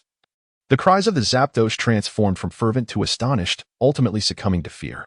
Zapdos, the master of my master? Lugia and the legendary birds share a subordinate relationship, akin to that of Ho-Oh and the Three Beasts. As a rather unremarkable member of the legendary birds, facing Lugia was an overwhelming honor, leaving the Zapdos profoundly moved. Accompanied by a mournful cacophony and a flurry of feathers, 2 minutes later, the Zapdos lay defeated. The dual pressures of level disparity and bloodline supremacy rendered it devoid of any will to retaliate. The once proud Zapdos received a stern lesson. Its bare wings and pristine posterior signifying the end of the battle, as Luo Sha emerged victorious. As clarity returned to the small, tearful eyes of the Zapdos, it gazed at Luo Sha, a clear sign of submission dawning upon it. Zapdos, had I known you could summon my master's master, I would have willingly knelt long ago to avoid this thrashing. Observing the Zapdos in its disheveled state, Luo Sha struggled to suppress his laughter. Yet the trio behind him could not contain themselves. Ha ha ha, it turns out even birds have white bottoms. Ninjas, typically trained to maintain composure, seldom laugh unless utterly unable to restrain themselves. The Zapdos glared indignantly at the trio. How had it fallen so low, subjected to the mockery of 3 mere humans? Whimper. Whimper. Luo Sha extended his hand, pressing it gently against the forehead of the bald chicken. A faint green luminescence began to emanate from the center of his palm, as if it harbored boundless vitality. Gradually, the emerald glow flowed like a crystalline spring, cascading down from the head of the bald chicken, enveloping its neck and spreading throughout its entire body. A minute later, as the green light dissipated, the lightning bird was restored to its former glory, regaining its majestic avian form. With a triumphant cry, the lightning bird arose, turning its head to inspect its resplendent tail feathers, now rejuvenated, and contentedly flicked its tail. Rasha retrieved the Pokeball, and in a flash of crimson light, the Zapdos was obediently drawn into the sphere. Accompanied by a trio of shakes and a satisfying click, Rasha successfully captured the Zapdos. New achievement, Shadow Level Pokemon, Reward, 160 discount coupon. New achievement, Captured Zapdos, Reward, 1 Zapdos Mega Evolution Stone. Luo Sha immediately opened the Pokeball, releasing the Zapdos. After a period of training, Zapdos had become remarkably obedient. The arrogance and rebellious spirit in its eyes replaced by a sense of eagerness to please. Zapdos, is it possible to have a conversation with the leader of my leader, so that it may choose me as the new chieftain of the 3 legendary birds? I have long aspired to assume the role of leader. My desire for advancement has grown immensely. Luo Sha, of course, it's no trouble at all. This matter is on me. I share a profound camaraderie with Lugia. It even gifted me its most prized tail feather. As long as you perform admirably, I shall ensure that it selects you as the new leader. The Zapdos, instantly invigorated, sparkled with an uncontainable excitement in its eyes. The master of illusions, Luo Sha, had successfully deceived a Navi creature, yet he believed he had spoken no untruths. Every morning and evening, Luo Sha would summon Lugia, his future comrade, and there was no harm in utilizing it early to deceive the birds, was there? After nourishing Zapdos with a bowl of chicken soup, sketching a grand vision, and assigning a task, Luo Sha fed a magical candy to Zapdos and wrote it to capture the purple-quality Pokémon residing in the Yecang habitat. Purple-quality Pokémon have always been exceedingly rare. Currently, only the Jonin of Shine Village have the opportunity to possess them, with no channels even available for special Jonin. According to the system map, the Yecang habitat boasts 4 purple-quality Pokémon groups: the Venusaur clan, the EV clan, the Snorlax clan, and the Scyther clan. Successfully capturing these Pokémon would undoubtedly represent a significant enhancement for Shan Village. This not only signifies a remarkable boost in the village's elite combat capabilities, but also enriches the diversity of Pokémon within Shine. These Pokémon would thrive and proliferate in the village, potentially becoming its emblematic Pokémon. At present, the sole representative Pokémon of Shine Village is Steelix, whose brigade has shown brilliantly in the war, holding back the most formidable demolition squad from Awagakure, thereby earning considerable renown. Meanwhile, the numbers of other purple-quality Pokémon are far too scarce to form cohesive units. Luo Sha utilized the Eye of Sand to conduct an extensive search in the Yecang mountain, and soon discovered the Bulbasaur clan. Under the immense pressure exerted by the powerful Zapdos, the Bulbasaur patriarch willingly consumed the grand feast depicted by Luo Sha and agreed to relocate his tribe to Sandhidden Village. The Bulbasaur clan stands as the most formidable group within the Yecang mountain habitat, with the patriarch boasting a formidable level of 65, rivaling the combat prowess of elite Jonin. Furthermore, there are 3 Jonin-level Bulbasaurs, 7 special Jonin-level Bulbasaurs, 12 Bulbasaur grass, and 20 Bulbasaur seeds. Roshan crafted a grand basket from golden sand, placing within it 43 Pokeballs, fulfilling his collecting obsession with immense satisfaction. The Scorpion tribe stands as the second strongest group inhabiting the Yecang mountain region, boasting a level 62 Scorpion King as their leader, accompanied by 2 elite shinobi and 5 special elite shinobi, alongside 30 additional scorpions.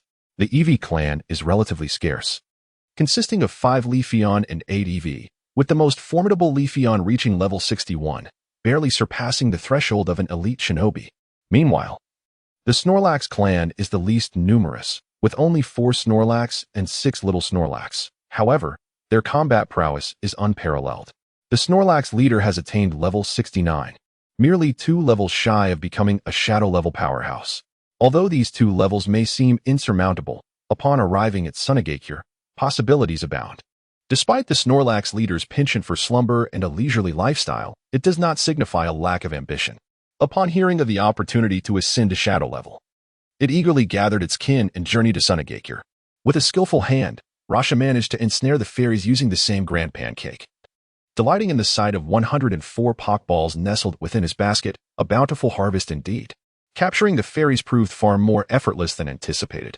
Bidding farewell to the Zapdos, Rasha hummed a cheerful tune as he strode lightly, the silhouettes of his party fading into the embrace of the forest. 3 days later, at Sandhidden Village. Wind Shadow Tower. Master, I have returned. Greetings, Aunt Nami. Rosa pushed open the door and entered the Wind Shadow office. Upon seeing Nami standing beside Shagu, she greeted her. Rosa, remember to knock before entering next time, Shagu said with a weary glance at Rosa. Fortunately, you have returned. How fruitful was your journey? Shagu poured a cup of tea and handed it to Rosa before inquiring further. Drumroll, please. I have acquired 104 purple quality spirits, Rosa declared, placing a basket on the table with a resounding thud. For the rare Snorlax and Eevee, once we locate their trainers, it is best to keep them together. Let us designate a special habitat for them in the oasis. The Sandhidden Village has allocated exclusive habitats for the spirits, allowing ninjas to temporarily foster them, enabling their reproduction, and taking them along during missions. The village's largest habitat is designated for the Charizard, where not only the village's Charizard resides but also many ninjas choose to foster theirs, at a mere cost of 300 Rio per day, quite a bargain, indeed. The more times one fosters, the greater the chance of acquiring a Charizard spirit egg, making it an exceedingly profitable endeavor.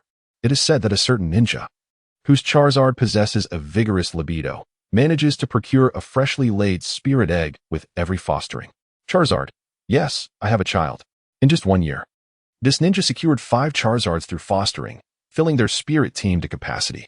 Were it not for the absence of penalties for overpopulation, this Charizard could have bankrupted an entire household. Let us proceed accordingly. How will you manage the Scorpion King and Venusaur? Shagu looked at Rosa with approval, endorsing her suggestion. Given that the numbers of Scorpion Kings and Venusaur are sufficient, we can form an elite squad akin to the Steel Serpent Brigade. The village could host a selection competition, where only the chosen ninjas would earn the right to acquire the Scorpion King and Venusaur, thus becoming members of the elite team. Luo Sha expressed his views, stating that the quota for the Great Steel Serpent troops was directly divided among the Shadow Ninjas. As the leader of the Great Steel Serpent was the spirit of Shagu, It was only natural for Shagu to allocate all the slots to his direct subordinates. As for the selection process, how should it be conducted? Shagu inquired with curiosity. The selection will consist of 2 rounds. In the first round, ninjas will interact with scorpions and Venusaur. Passage will be granted upon earning the spirit's approval. The second round will involve ninja battles to determine the top 40 individuals. Let us add a prerequisite. Candidates must possess at least the strength of elite Chunin. After all, we are establishing an elite force, and the ninja's capabilities must not fall short. Luo Sha, I entrust this matter to you. I will have Ma Yuan assist you. And once the troops are formed, you will have full command. Shaga delegated authority to Luo Sha, feeling a sense of impending retirement. Envisioning a joyful life with Nami in a blissful world for 2. With thoughts of a promising future, Shagu's spirits soared. Although only 10 years old, Luo Sha has already attained fame as a formidable warrior, becoming the most celebrated hero of the Sand-Hidden Village. The title of Lord of the Sandstorm, which bears his name, represents an unprecedented honor in the village, signifying the recognition and admiration of all Sand-Hidden ninjas towards him. Were it not for Luo Sha's tender age, Shagu would have already stepped down from his position. Shagu remarked, Daemu, at your age, why haven't you retired yet? Don't hog the seat without contributing. Give the younger generation a chance. Daemu responded, You are mistaken. Saratobi Izaki interjected, I'm leaving. I shall not intrude. Chapter 54. Dofu on August 1st, 30 years of the Sand-Hidden Era, the selection tournament commenced as scheduled. This time, the competition attracted 12 Jonin, 105 special Jonin, and 3,000 elite Chunin participants. It marked the first large-scale public selection of elite troops in Sand-Hidden Village, with nearly all elite Chunin registering, presenting an extraordinary opportunity for them.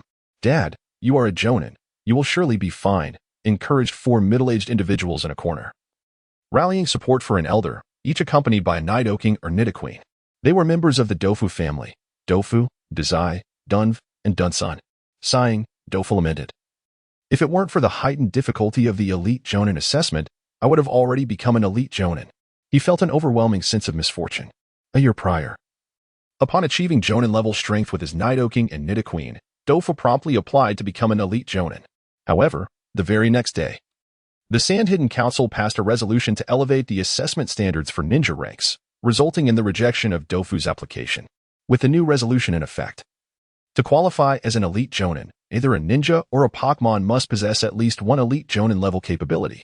Individuals like Dofu, with 3 Jonin-level powers, which previously would have sufficed, now found themselves disqualified. Dofu lamented, I was just a day short. If only I had submitted my application a day earlier, I would have passed the assessment. Cue the melancholic tune of a cut plum.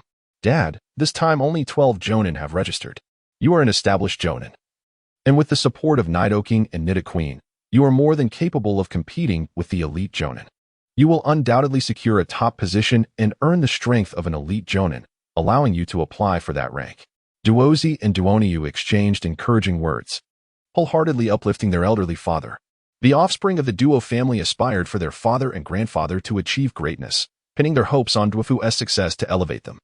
In recent years, the Duo family had flourished. During the initial distribution of Pokémon, Duozi and Duoniu each received a Nidoking and a Nidoqueen, whose lineage continued the family's legacy, producing 3 Nidorinos and 2 Nidorinas. Overjoyed, Duofu decided to make the Nido lineage the emblem of the Duo family, personally capturing more than 10 Nidokings and Nidoqueens from the Windy Resting Zone. Now, each member of the Duo family possessed a Nidoking and Nidoqueen, with many Nidorinos residing in their courtyard. Strangely, the Nidos of the Duo family exhibited a remarkable propensity for reproduction, laying Pokémon eggs with a frequency unmatched in the Sand-Hidden Village. Unable to care for all the eggs, Duofu gifted them to others, and through Nido diplomacy, the Duo family's reputation soared, transforming them from a small ninja clan into a respectable medium-sized one. The family devoted themselves to the study of the Nido lineage, with Duofu recognized as a master of Nido research. The prowess of Duofu was evident when both his Nidoking and Nidoqueen achieved the rank of elite ninja.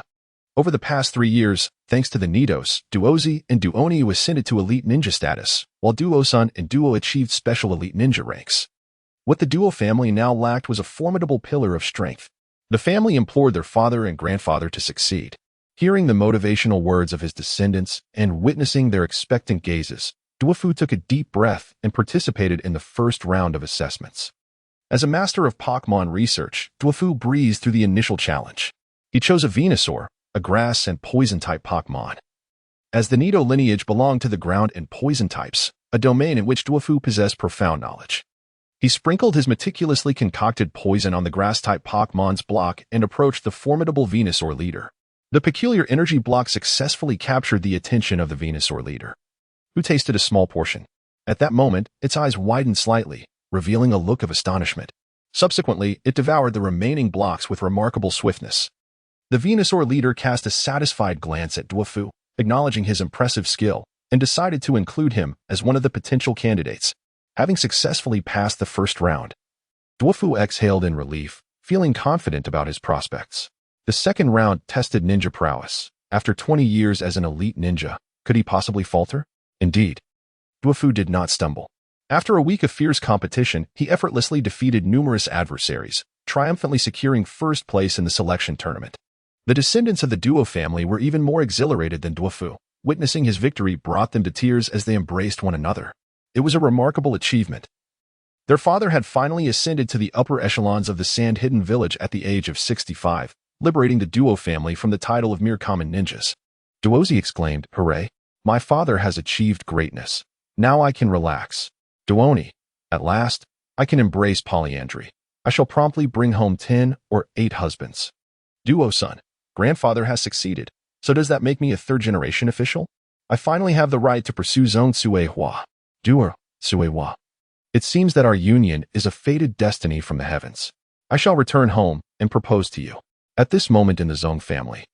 Upon hearing the news of Duofu's triumph, Zong Suehua felt as though struck by lightning. She had been toying with the two sycophants of the Du family for so many years, and it appeared she was on the verge of a downfall. Setting aside the ethical drama of the Du family's third generation, let us shift our focus back to Duofu. At this point, Duofu basked in glory. Having tamed the elite J-Nin level Venusaur and becoming a direct subordinate of Luo Sha. Observing the 10-year-old Luo Sha, Duofu resolved to take better care of his health. He could not afford to pass away before the Fourth Hokage ascended to power. "Duofu, I intend to live to 100.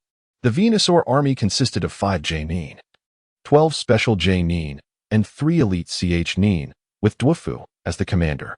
Through their interactions, Luo Sha felt he had struck gold. Duofu presented a thick stack of documents regarding the Nido clan to Luo Sha, pledging his loyalty and indicating that the forthcoming focus of research would be on Venusaur.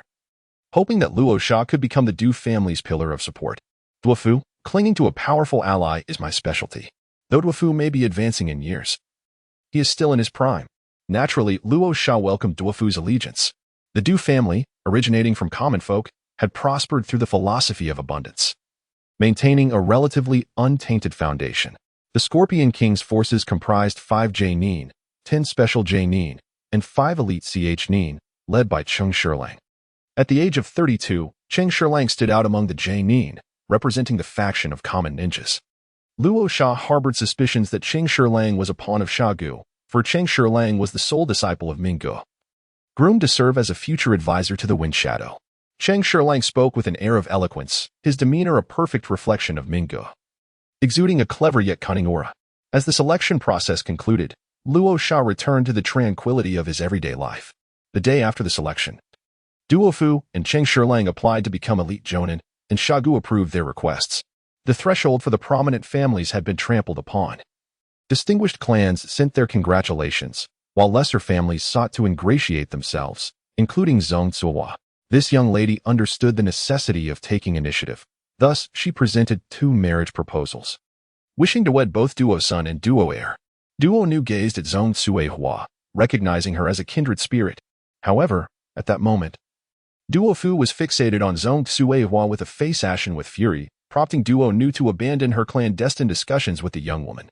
Among the third generation of the Duo family, only Duo-san and Duo-heir possessed exceptional talent. And Duo-fu harbored hopes that they would produce a multitude of great-grandchildren to enrich the family lineage. Yet, now a woman aspired to marry both of his cherished grandsons simultaneously? How could he endure such an affront? Duo-fu restrained himself, for this woman bore the surname Zong. Nonetheless, what truly tested Duo-fu's composure was the sight of Duo-san and Duo-heir, who, upon learning that the goddess wished to marry them, immediately perked up. Kneeling beside Zong Suehua and fervently imploring, "Please, grandfather, grant us this blessing." Chapter 55. The ethical drama of the Duo family rebellious grandsons, Duo Fu exclaimed, pointing at the two, unable to catch his breath before collapsing. Father, grandfather, you must not leave us. I have only just become a second-generation official. I have yet to bring home 10 or 8 husbands. Duo Nu lamented, shaking Duo Fu vigorously. What will happen to the Duo family if you are gone? I have only just begun to indulge in life. I cannot fail now. Duo Zai joined in the fervent shaking. Grandfather, I shall not marry. What significance does family background hold against the allure of the goddess? Duo Sun exclaimed in a panic, his mind clearing as he resolved to forsake his bride for his grandfather. Yes, I too shall not marry. I still depend on you for my later years. You must not truly depart. Duo Air echoed Duo Sun's sentiments, fearing that just as they began to soar, they might plummet before truly taking flight. Zhong Suihua stared in shock at Duo Sun and Duo Air, unable to comprehend that these two devoted admirers were rejecting her. How dare they? As a celestial beauty of the esteemed Zhong family, she had deigned to lower herself and offer them her hand, yet they had the audacity to refuse her. Duo Fu, on the verge of nausea from the vigorous shaking of his 4 descendants, could no longer contain himself. He opened his eyes and pushed them away. Gazing at the 4 grandchildren he had once held such high hopes for, a wave of despair washed over him. It was utterly humiliating. Throughout his life, from humble beginnings to the esteemed leader of the shinobi clan at the age of 65, how had he produced such inept descendants? In that moment, Duo Fu realized a profound truth. Relying on one's descendants was far less reliable than relying on oneself. Rising from the ground, he seized a feather duster and began to impart lessons to these ungrateful heirs.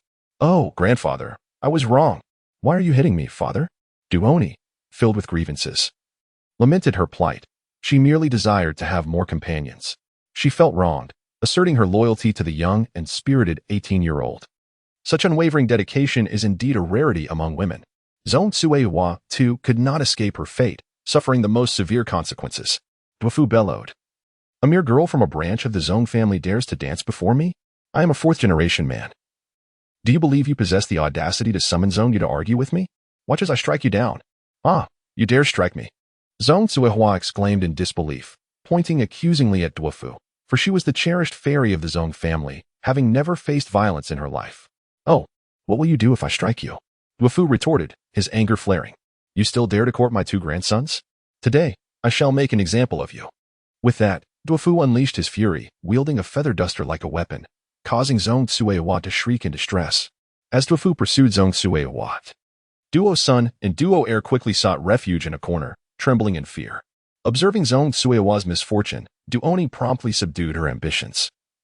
Realizing she could only marry one husband while maintaining several affairs on the side. Sweethearts, I apologize.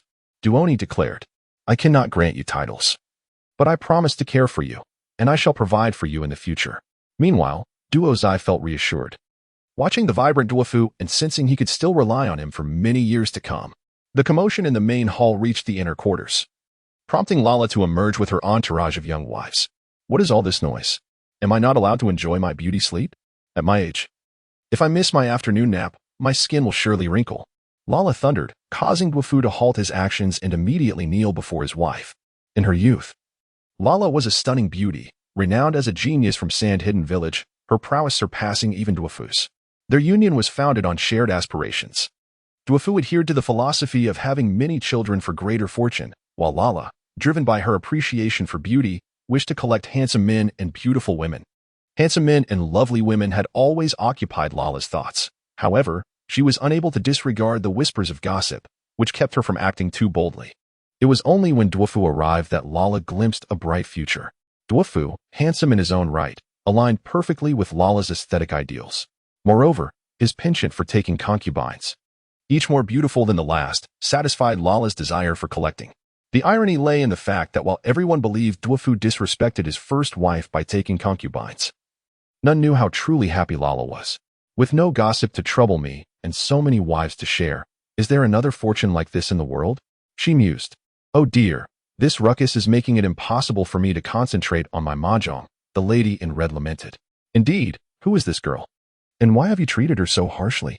The lady in orange chimed in. Alas, what has she done to provoke you? It has been ages since I have seen you so enraged, dear husband, another remarked. The lady in yellow leaned on Lala's shoulder, curiously gazing at Duo Fu. The air was filled with a cacophony of voices as everyone chimed in, leaving Duofu at a loss as to whom he should respond first, with a sense of helplessness. He recounted the events, inciting the fury of the crowd. What? Who is this little rascal daring to marry my 2 grandsons? Indeed, she ought to consider her own worthiness. Can she really treat my grandson like a lapdog? This girl has some nerve. Thus, a new wave of assault was unleashed upon Zhong Suihua. A throng of women encircled her, delivering blows and kicks. Once one group finished, another would step in to continue the onslaught. Zhong Suihua protested, "Hey, you in the yellow dress, isn't this a bit excessive? Didn't you just finish beating me in the last round? You're hiding in the crowd to kick me. Do you think I can't see you?" Duofu pleaded, "Stop. Please, no more." Zhong Suihua, being a member of the Zhong family, could not allow this to escalate into something fatal, and Duofu desperately tried to pull together a group of wives. After enduring an entire afternoon of being battered, Zhong Suihua was carried home, utterly transformed into a wretched sight, her once delicate demeanor shattered. Upon returning home, Zhong Suihua wept as she recounted her grievances to her father. Yet her disfigured visage elicited no sympathy. Zhong Renjia gazed at his daughter, who appeared grotesquely transformed, nearly unable to recognize her. "Is that a ghost?" Despite his shock, Zhong Renjia's paternal love compelled him to approach Zhong Yu, the clan leader, to lament his daughter's plight. "Lord Clan Leader, the duos are bullying us, taking advantage of our vulnerable state. I am in such distress." He wept inconsolably. Zhong Yu, with a stiff smile, awkwardly ushered Zhong Renjia out. In an effort to silence the Zhong family's complaints, Duofu took it upon himself to submit a story to the local newspaper. News of the duo's affairs had swept through Shine Village, becoming the scandal of the day. Zhong Suihua's audacity in seeking 2 husbands was nothing short of astonishing. The duos had risen to prominence in Shine, who had emboldened her. Remarkably, the tale morphed with each retelling, spawning numerous versions in just 2 days. The most ludicrous suggested that Zhong Suihua, infatuated with Duer and Duo-sun, had ventured forth to confront them, culminating in a wild encounter before Duofu. The Zhong family's reputation was sullied by this woman, and Zhong Yu felt the weight of the scrutinizing gazes as he walked the streets. In addition to Zhong Suihua's scandal, the entourage of the duos also made headlines. Duofu became the envy of all men in Shine, while Lala emerged as the epitome of an ideal wife in every man's heart. The inspiring tale of how a single generation could forge a clan of ninjas became legendary, with Duofu's story transformed into a narrative that every ninja descendant was expected to read. The ninja clan leader remarked, "Look at him. He single-handedly uplifted a family. And then look at you all, utterly ineffectual." A ninja disciple replied, "Leader, how can you blame us? Shouldn't you set the example?" The leader of the ninja clan lamented, "I have devoted myself entirely to the growth of our family, yet why do you seek to harm me?" Tears streamed down his face as he knelt, rubbing a washboard in despair. "Do I not wish to lead by example? Alas, I cannot." Once again, the threshold of many households was crossed, with each visitor inquiring about how Duofu managed to marry so many wives, wondering if he possessed some secret. Duofu replied, "There is no secret. It is all thanks to Lala, who is even more proactive than I." The crowd exclaimed, "Impossible. This cannot be." They pondered endlessly but could not comprehend why Lala was so enthusiastic about matchmaking for Duofu. Lala remarked, "What of it? Were it not for Duofu's disinterest in men, I could easily find him a multitude of husbands." The only regret lingering in Lala's heart was her inability to collect a host of gentlemen in this lifetime. Author's note: A Precaution for Survival, Chapter 56, Daily Life. Yecang's new ninja technique. Kuhu has gone to inspect the juice shop again.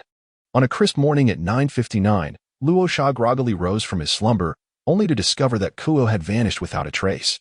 The manager of the juice shop held a particular fondness for his work, with the burgeoning popularity of Kuhu's juice shop.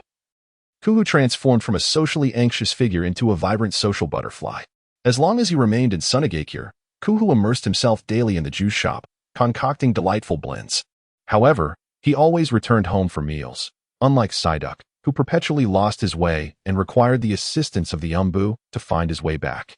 Were it not for Luo Sha assigning Psyduck to the rain class, the duck would not have attained his current celebrity status. By the way, where is Psyduck? Luo Sha turned the quilt upside down, yet could not find Psyduck. This was perplexing. Psyduck typically arose only around noon, so why was it awake so early today? Rosa opened the window, revealing the picturesque scene of the backyard. Shakira sat atop the rockery, eyes closed in a meditative state, evidently absorbing energy. The excessive indulgence during the Kira era had prolonged the evolution into Banjira.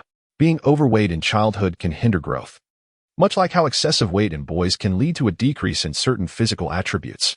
Pang lay basking in the sun on the grass, while the dragon-headed groundhog and the giant goldfish engaged in a friendly sparring session. Rayquaza lounged in the large pond, as Psyduck, adorned with a swimming ring, climbed onto Rayquaza's back, treating it as a slide before plunging into the water. Quack! Psyduck summoned the nearby sitting Froakie, and together they ascended onto Rayquaza's body, before slipping back into the water. As long as they were safe, Rosa felt a wave of relief upon locating Psyduck, rising to wash up. Shinedo sat quietly on the sofa, engrossed in the news of the day. Noticing Rosa had awakened, Shinedo approached the kitchen, reheating breakfast and pouring a cup of warm milk. She then carried the plate to the dining table, arranging everything neatly. Thus commenced another beautiful day after finishing breakfast. Rosa set out for the training ground accompanied by her Pokémon. Luo Sha currently possesses 14 Pokémon, comprising a primary team of 6 and a secondary team of 5, alongside 3 legendary creatures, Rayquaza, Zapdos, and Tapu Bulu. The first team serves as the main force, occupying all 6 positions in the idol system. However, upon acquiring Rayquaza, Luo Sha decided to remove Whimsicott from the idol position, as support Pokémon can afford to be slightly disadvantaged, consuming less of the resources. In the second team, Shinedo acts as the steward, Gengar serves as the personal bodyguard, and Greninja oversees the rain team, while Psyduck is the lovable fool, accompanied by the recently matured Froakie. From a young age, Froakie exhibited the demeanor of a ninja, prompting Luo Sha to contemplate methods for training Froakie to master chakra and attain sage mode. Among the legendary Pokémon, Rayquaza has become Luo Sha's favorite, and prior to the evolution of Shaquilla, its status was unassailable. Zapdos enjoys a free-range management style, merely required to reside in the Bird Kingdom to protect the Bird Village. Tapu Bulu, as the guardian of the land, diligently cultivates arable land for Sunagakure, demonstrating a remarkably composed nature that alleviates any concerns for Luo Sha. When Luo Sha arrived at the training ground, Jialuoluo had already commenced training with his 3 Pokémon, Fast Fist, Fire Chick, and Riolu, sweat glistening on their brows, indicating they had been at it for quite some time. Yecang was engaged in combat with Zhongyi, yet it was evident that Yecang was the one on the offensive while Zhongyi remained on the defensive. Ever since Zhongyi ascended to the status of the Seven Tails Jinchuriki, he had stood tall and formidable, Yecang was no match for him. At that moment, Zhongyi served as a steadfast shield, assisting Yecang in developing new ninjutsu by continuously feeding him techniques. Yecang, full of ambition, was determined to catch up to Zhongyi and Luo Sha. Thus, he even roused Pakura from his slumber to collaborate on the development of Scorch Release. Pakura lamented, "How could a venerable elder of 90 be treated in such a manner? Where's the justice in this?" Though he longed to feign death, he ultimately revitalized himself for the sake of his disciple's future, springing from the bed to aid Yecang. However, upon being discovered by his grandchildren, Pakura once again pretended to be unwell. "No, I cannot allow the days of being served hand and foot to come to an end. How can a disciple be more important than oneself? Hey son, come back quickly. Your old man is nearing his end. Oh, you ungrateful descendant, if you do not return, I shall expose your mistreatment of your 90-year-old father to the press." At this moment, Jialuoluo stood nearby, observing the spectacle, accompanied by 2 cuddling Lycanroc. The majestic Rockruff belonging to Rasha embodies his spirit. It exudes coolness in everyday life and elegance in battle, having known since its youth how to charm its partner. Each day, it visits Jialuoluo's home to engage in delightful exchanges with Jialuoluo's own Rockruff. Jialuoluo is filled with joy at the daily visits of Rasha's Rockruff, as if she were experiencing a romantic relationship with Rasha himself. Gaudi's never anticipated that his daughter would be captivated by a boy with golden hair from such a young age, nor that her Pokémon would also fall under the spell of the golden-haired creature. The most perplexing part is that they are all part of the same group. Gaudi's exclaimed, "This is utterly intolerable. Lord Windshadow, please arbitrate. These 2 Pokémon have been entwined at my home day after day, and it is simply outrageous. You must take action against Rasha." Sagu responded, "What did you say? I cannot hear you. Please repeat that."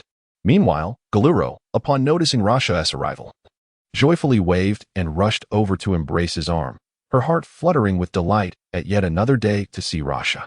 Rosa exchanged a few pleasantries with Karuro before turning her gaze towards the battle. Yakura's attacks grew increasingly ferocious, yet she could not breach the crimson iron shield of Zhongyi. After a series of strikes, Yakura pivoted to create distance, swiftly forming hand seals. A massive orb of crimson light flickered from her hands, transforming into a blazing firebird that soared directly towards Zomi. The firebird streaked across the sky like a meteor, lunging fiercely at the colossal iron shield.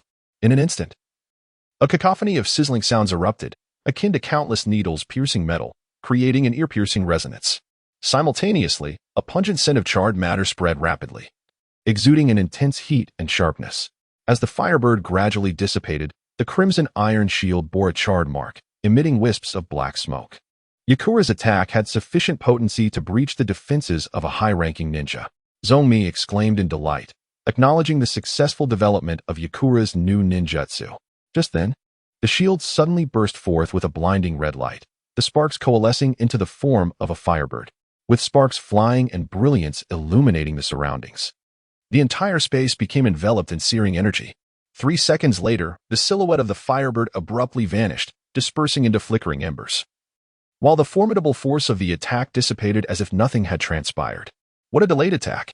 Zomi gasped, feeling a chill, contributing to global warming. Impressive, Yakura. This technique has undoubtedly reached the threshold of S-rank ninjutsu.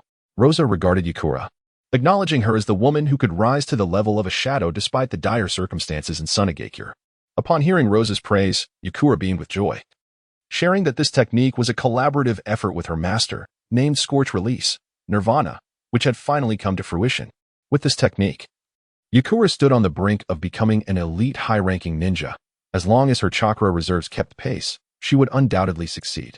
Future developments in Scorch Release would lead her effortlessly to the shadow level. Your main focus should now be on refining your chakra.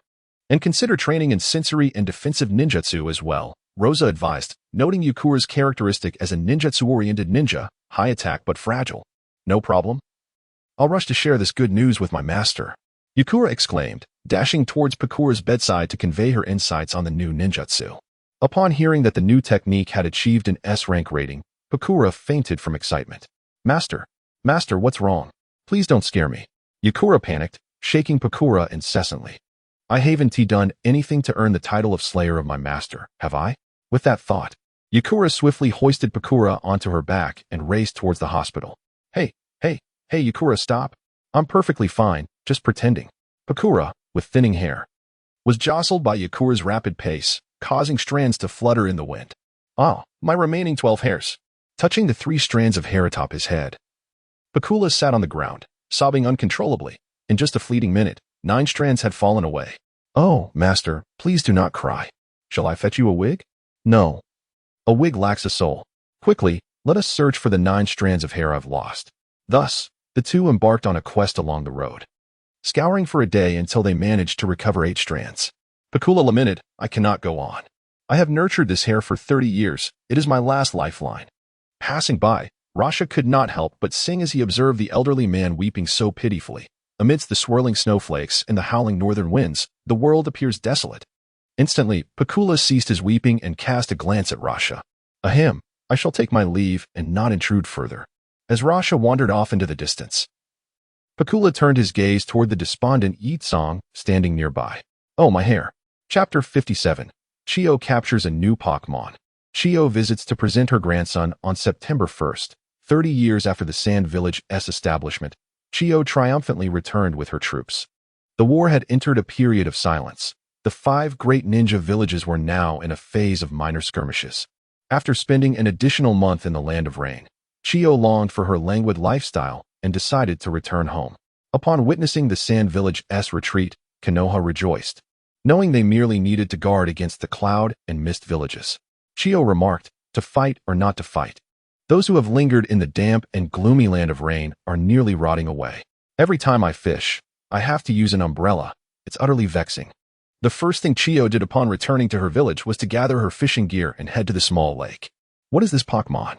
She wondered, pulling out her Pokédex to aim at the hefty creature sleeping by the lake's edge. Snorlax? Awakening the Snorlax proved to be quite a challenge. So Chio simply placed a small stool beside it, sat down, and began to fish. This familiar sensation was delightful. Zzz, the sound of snoring filled the air. Chio turned to glance at the bubbles rising from the Snorlax's nose, admiring its round, chubby face and body that were too adorable to resist. After a moment's thought, she retrieved an empty Pokeball and threw it at the Snorlax. The ball shook once before emitting a delightful chime.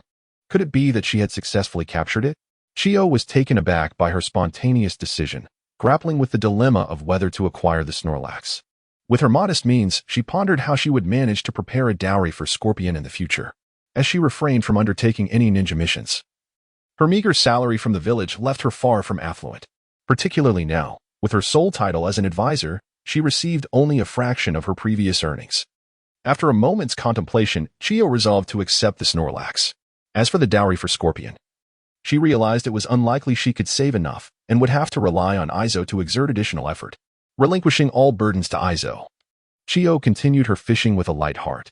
At that moment, Izo was diligently working overtime in the interrogation department, tirelessly processing batch after batch without a hint of fatigue, instead radiating vitality. This was due to the revelation from the Crystal Lantern Spirit, which informed him that it sensed a bottleneck at the level of a shadow. Izo chuckled. Just you wait, sister. I too shall become a shadow-level powerhouse, and no one will dare to oppress me anymore. As dusk approached, Chiyo reeled in her fishing rod and glanced at her companion, the Dazed King. Understanding her intent, the Dazed King utilized his psychic abilities to capture 2 large fish, placing them in her bucket. Satisfied with her catch of the day, Chiyo happily made her way home. On her journey, she encountered a peculiar Pokémon that approached her, one she had never seen before during her time in the oasis. Chiyo gazed at the Leafeon, a grass-type Pokémon, which promised to be easy to care for. Its adorable appearance was aesthetically pleasing, and the more she looked, the more enamored she became. The Leafeon thought to itself, Rosa did not deceive me. I have truly encountered a female trainer of shadow-level prowess on this path. How delightful. Chiyo effortlessly captured the Leafeon in her Pokeball. Remarkably, both the Snorlax and the Leafeon she had tamed that day possessed the strength of Elite Janine, an exceedingly rare occurrence. The Dazed King communicated telepathically with Chiyo, enhancing his presence. Indeed, it was undoubtedly the handiwork of that young Rosa.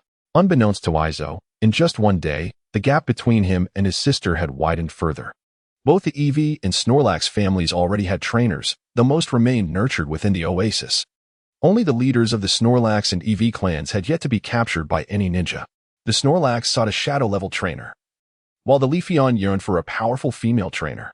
The Snorlax leader mused, a Snorlax has no dreams. What difference is there between a Snorlax and a salted fish? In Sunagakure, only Chiyo was a suitable match. Today, the Snorlax and Leafeon sensed the shadow-level aura emanating from the Dazed King, prompting them to seek Chiyo. Fortunately, she followed the script and successfully captured both.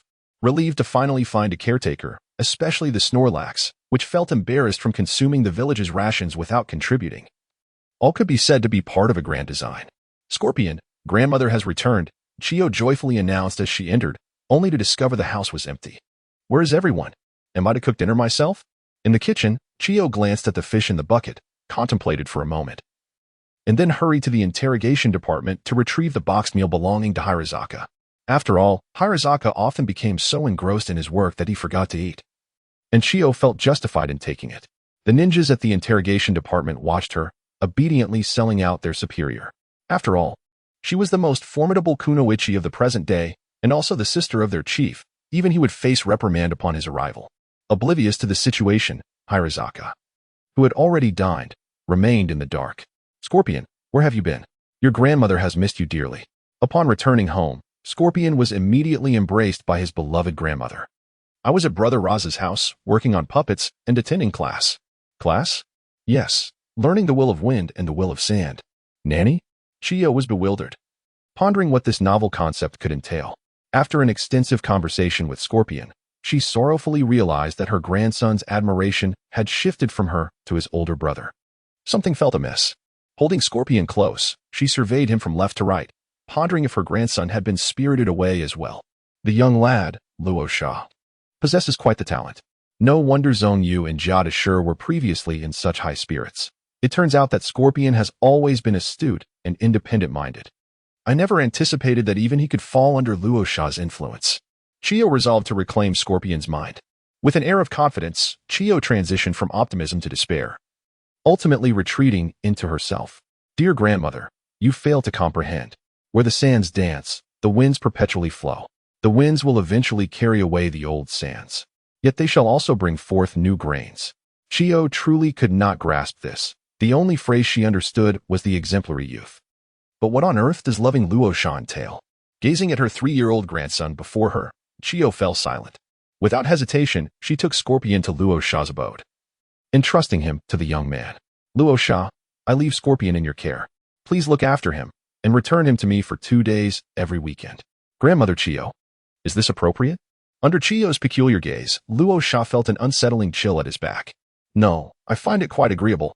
He will learn puppetry every weekend while bonding with you during the week. After Chiyo spoke, she turned and departed, leaving Luo Sha and Scorpion bewildered, staring at one another in confusion. Upon returning home, Chiyo prepared a pot of tea infused with an aphrodisiac and made her way to Jialuoluo's room. After a long day of toil, you must be weary. Come, have a cup of tea. Chiyo cheerfully poured 2 cups and offered them to Jialuoluo and Lian. Though both sensed something amiss in their mother's concern, they drank the tea without suspicion. As the door clicked shut, the room filled with sounds that would make anyone blush. Chiyo smiled with satisfaction, with her eldest grandson now beyond hope. She could only place her expectations on her second grandson. She felt quite astute, believing that a grandmother as open-minded as herself was a rarity.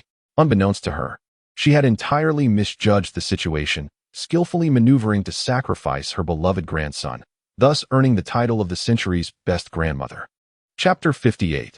The Return of the Guardian Crane. Chiyo cheerfully entered the kitchen, tossing 2 large fish into the pot, relishing the rare occasion of cooking. She gathered an assortment of unfamiliar items into a lunchbox and proceeded to the home of Kairozong. Today, Kairozong had worked late, just arriving home. Unbeknownst to him, his dinner had been pilfered, and when questioned, his subordinates were clueless. Exhausted from a day of labor, he could hardly be bothered, opting to prepare a bowl of noodles for a makeshift meal. Hearing a knock on the door, he felt an involuntary shiver at the familiar voice of Chiyo. Sister has come to see you. A sense of danger washed over him. Something was amiss. With a wary expression, he opened the door to welcome Chiyo inside.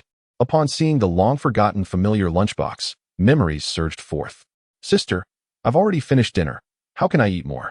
Kairozong forced a smile that resembled a grimace, tears brimming within. You've eaten? Impossible. I clearly devoured your dinner. Do you think you could dine at a restaurant? The ominous figures of the interrogation department stroll through the streets, evoking disdain and fear among the populace.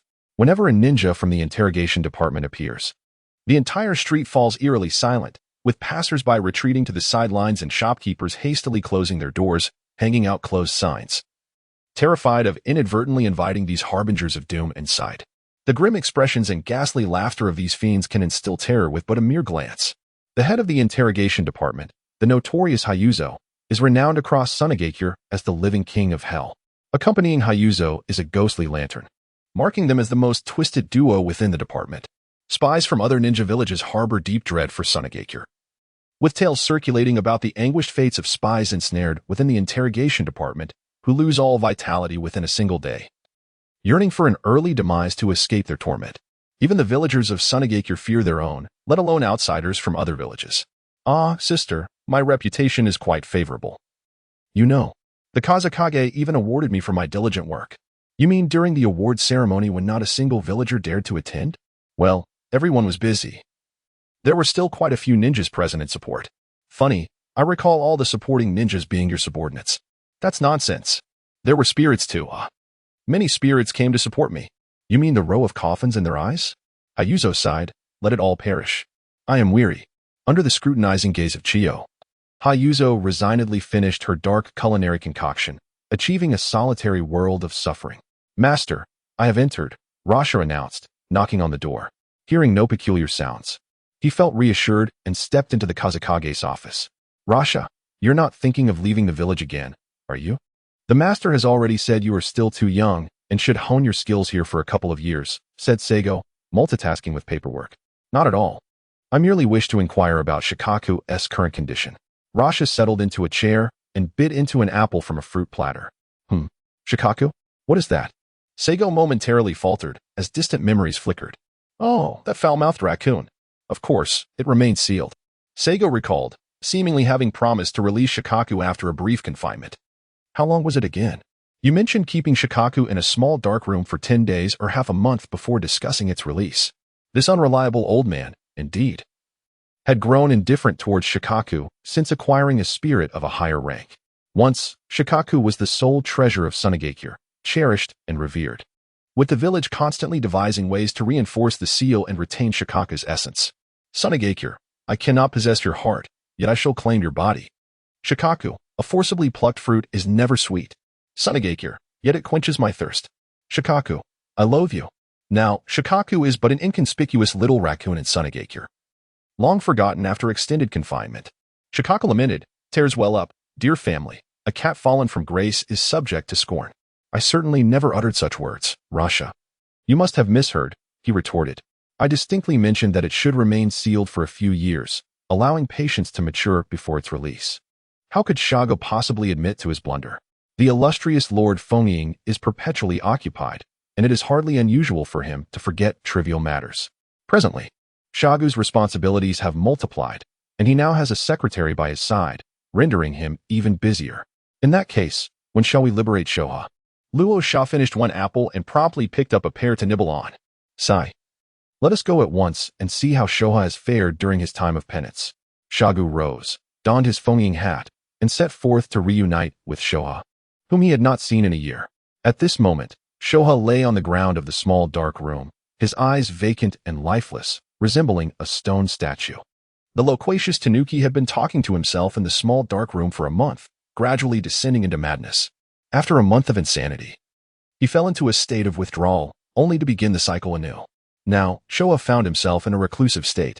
Time dragged on for him, and he felt as though he had endured 3 centuries in solitude.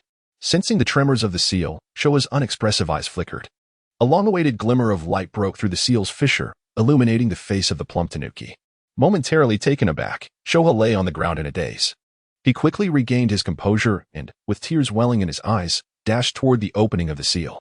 From the outside, a surge of chakra manifested, coalescing into the form of Shoha. It was the same Tanuki as before, yet now he had transformed into a miniature version of himself. Whoa, monk, you're still alive. I thought you would perish and prepare to replace me as the Jinchuriki. As Shoha spoke, his tone remained irksome, yet there was an undertone of grievance. Look at how they confined me. Even a millennium-old Tanuki feels aggrieved by such treatment.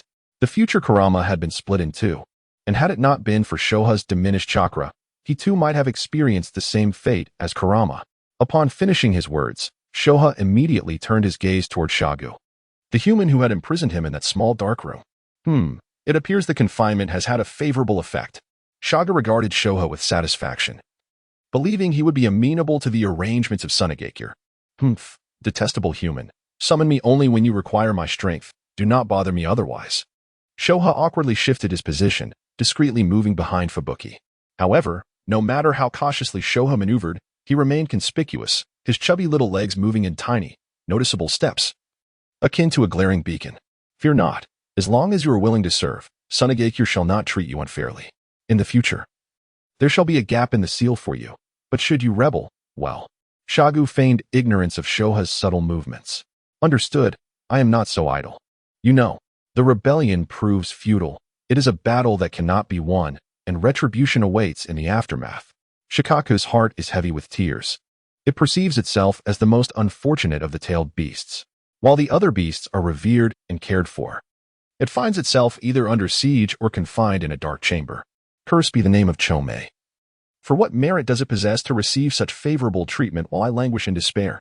Chomei, thanks for the invitation. I shall remain at ease and undisturbed. Chapter 59. The Instrumental Shikaku, Banjaya Shikaku. I seek to borrow a modicum of chakra for a little experiment. Rasha gazed at the small feline creature, resolved to conduct a test. The ability of the Ryuku to absorb dragon vein chakra stems from its nature as a dragon-type spirit, harmonizing effortlessly with the dragon vein. But what of Shikaku's chakra? As a tailed beast representative of the desert, could rock and ground-type spirits absorb Shikaku's chakra? Armed with the power of the evergreen, Rasha decided to proceed with the experiment. How much do you require? Shikaku, wary, locked eyes with Rasha. As a one-tailed beast, its chakra reserves were limited, sustained only by its vast knowledge. In a bid to rival the other tailed beasts, it not only developed its unique magnet release but also mastered sealing techniques and wind release, placing its combat prowess among the elite. Shikaku believed itself to be only inferior to the Nine Tails, asserting that even the Eight Tails could not match its strength. After all, it had never truly engaged in battle. No one would dare refute its claim of superiority over the Eight Tails. Do you claim the Eight Tails surpasses me? Where's the evidence? Without proof, I, Shikaku, stand as the second among beasts, capable of outsmarting that foolish fox, Kurama. Though Shikaku felt a sense of confidence, it was precisely this vulnerability that fueled its caution. Just a smidge, Rasha gestured dramatically, attempting to enhance his persuasiveness. Humph, little brat, I shall generously grant you what you seek. How shall you proceed? Shikaku lifted its head with an air of pride. Shakira, why don't you give it a try first? Rasha released Shakira from the Pokeball, and Shakira gracefully leaped before Shoha. Shoha, please release a small amount of chakra, just a tad, akin to that of the land of the bamboos. As a trace of chakra was absorbed by Shakira, she exhibited no adverse reactions. Shoha gradually intensified the flow, causing Shakira to frown slightly. As signs of petrification began to manifest in her calves, Luo Sha immediately unleashed the power of permanence, stabilizing the erratic natural energy within Shakira, and the petrification gradually dissipated. The force applied was just right. Luo Sha continued to channel the power of permanence, serving as a lubricant between natural energy and chakra. It seemed to be a recurring issue with the Koreans, that meager chakra was imperceptible even to the spirits. Standing nearby, Shagu observed the scene with curiosity, while the fiery chicken cast a fervent gaze at Shikaku, filled with longing. Shikaku felt a chill run down its spine, tightening its petals, as it sensed a disquieting presence. Hey, little brat, we agreed to borrow just a smidge, Shikaku protested, feeling somewhat aggrieved as it noted the depletion of 25 of its chakra. Ahem, yes. Just a tiny bit, Luo Sha replied nonchalantly. Once the chakra and natural energy within Shakira reach equilibrium, everything will be fine. An hour passed, and Shikaku's expression had shifted markedly. Had it not been for the knowledge that halting chakra transmission could jeopardize Shakira's life, Shikaku would have long since abandoned the endeavor. With 70 of its chakra already expended, it was nearly gasping for breath in anguish. However, as a creature that valued pride, it was reluctant to admit it possessed the least chakra among the tailed beasts. Shikaku never utilized the tailed beast ball, for it could only fire 3 shots. Once those were exhausted, its true nature would be exposed, cementing its reputation as the weakest tailed beast. At this moment, gritting its teeth, it resolved to continue. Can my chakra not fill this creature's body? I am a tailed beast. As the natural energy and chakra within Shakira gradually balanced, a radiant white light erupted from Shakira, prompting Luo Sha and Shikaku to cease their transmission. Success. At this moment, Luo Sha was utterly exhausted, yet the smile on his face was impossible to conceal. A brilliant light persisted for 10 seconds, revealing a formidable spirit to the astonished crowd. Banjira's skin resembled emerald armor, its limbs robust and powerful. Spikes of varying sizes adorned the back of its head, neck, and shoulders, while a ring of sharp thorns crowned its tail. On either side of its chest, along the center of its back, and at its knees, lay 2 triangular black scales. The central area of its abdomen and back were decorated with diamond-shaped gray scales that sparkled in the sunlight, emanating an enchanting radiance. Through Luo Sha's eyes, Banjira was simply magnificent. Name, Banjira. Gender, male type, rock, dark ability, sand veil level, LV66, elite jonin. Individual value, 6V skills, sage mode, dragon dance, hyper beam, giga impact, sandstorm. With the combined influence of Shoa's chakra and its own stored energy, Banjira surged up 10 levels. Bang! Banjira joyfully thumped its chest, finally rising to its feet in a physical sense. Thank you, Shoha, Luo Sha said, patting Banjira's sturdy armor in gratitude. It's just a minor issue, Shoha replied, maintaining an air of composure, determined not to reveal any signs of weakness. How about enhancing my Blaziken next? Shagu inquired, under the intense gaze of his fiery companion. Shoha responded, Master, I'm running low on energy. Perhaps we should wait a couple of days? Additionally, Blaziken may not be able to absorb Shoa's chakra. Very well. We shall return the day after tomorrow, Shaga lamented. I haven't agreed yet. Shoha protested, feeling quite wronged and on the verge of tears. That greedy raccoon is too much. I. Unable to maintain its composure any longer, Shoha transformed into chakra and retreated into its seal, secretly wiping away its tears. I am such a fool. I should have anticipated this, it sobbed, as grains of sand trickled down. In the outside world, as they watched Shoha's vanishing figure. Luo Sha and Shagu exchanged glances. Shoha has gone on strike, they thought in unison, astonished by the revelation of the corpulent raccoon's frailty. It seemed that they would need to pamper Shoha in the future. After all, it was a cherished treasure of Suna. If Shoha were to disappear, Suna would lose its only means of achieving Sage Mode. Shoha's status was indeed paramount. Upon returning, Banjira sought out Rikuza for a duel. Bang! Rikuza, wager your grand honor. Let us battle. As Banjira unleashed a sandstorm at the onset of the battle, it sought to amplify its power within the desert. However, the tempestuous conditions bore no effect on Rayquaza, who seized the opportunity to execute Dragon Dance amidst the swirling sands. The clash of Stone Edge and Dragon Ascent erupted with a thunderous roar, resulting in a stalemate between Banjira and Rayquaza. Without hesitation, Banjira charged towards Rayquaza, intent on engaging in close combat. Rather than soaring into the skies to evade, Rayquaza propelled itself forward with astonishing speed, fully embracing the honor of this monumental confrontation. Vowing to not falter, cunningly, Banjira refrained from utilizing its inherent abilities, opting instead for a trio of Ice Fang, Ice Punch, and Icy Wind. Rayquaza nearly lost its balance under the relentless assault. With a defiant roar, Rayquaza raised its small claw and delivered a powerful strike aimed directly at Banjira's head. Dazed, Banjira staggered back, a crimson mark resembling a stick marring its visage. Rayquaza seized the moment, gathering energy to unleash a powerful aura sphere, determined to impart a significant lesson to its opponent. Although the stars danced before Banjira's eyes, instinctively sensing impending danger, it managed to defend against the impending attack with Protect. In the ensuing exchange, Rayquaza unleashed a relentless barrage of Solar Beam, Hydro Pump, and Brick Break, while Banjira retaliated with its icy three-hit combination. The two combatants, battered and bruised, finally separated, standing resolutely and gazing deeply into each other's eyes.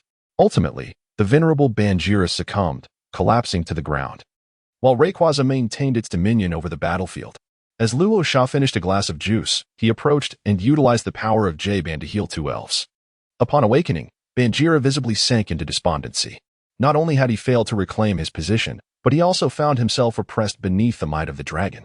Unable to shake off his gloom, Banjira sought solace at Zomi's abode, lamenting to Bossicadora. Ultimately, Banjira departed Zomi's home in high spirits, leaving behind a sorrowful Bossicadora. Unable to dispel his own discontent, Bossicadora then turned to Zomi for consolation. In the end, Bossicadora regained his confidence, while Zomi was left in tears. Zomi exclaimed, "It is exceedingly difficult for me. Who among the handsome ones shall illustrate this?" This encapsulates the current ecological chain of Sunagakure, Luo Sha Reikzi Banjira Bossicadora Zomi Lanling Wang. Chapter 60, New Discoveries.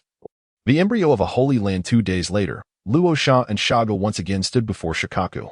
As Shikaka basked in the sun, he jolted awake, his expression instantly souring. Hey, this is too much. I refuse to comply," sighed Shikaku. "Alas, Shikaku, the Ninetales resides in Konoha, while you dwell in Sunagakure. With your assistance, Sunagakure triumphed over Konoha, which is tantamount to you defeating the Ninetales." Luo Sha continued to persuade. "In due course, we shall aid you in vanquishing the Ninetales, and you will rightfully become the foremost tailed beast." Shikaku, however, remained unconvinced, having been deceived by Luo Sha just 2 days prior. "Shikaku, you may venture anywhere within Sunagakure. Should you wish to leave the village, it is permissible upon application. Present any conditions you may have." Shaga chimed in, surprising everyone with his unexpected kindness towards Shikaku. Truly, the vicissitudes of life are unpredictable, akin to the intertwining of intestines. "Freedom. I demand freedom. I was constantly basking in the desert sun until the First Kazekage captured me." Shikaka protested, feeling aggrieved. "You know that is impossible.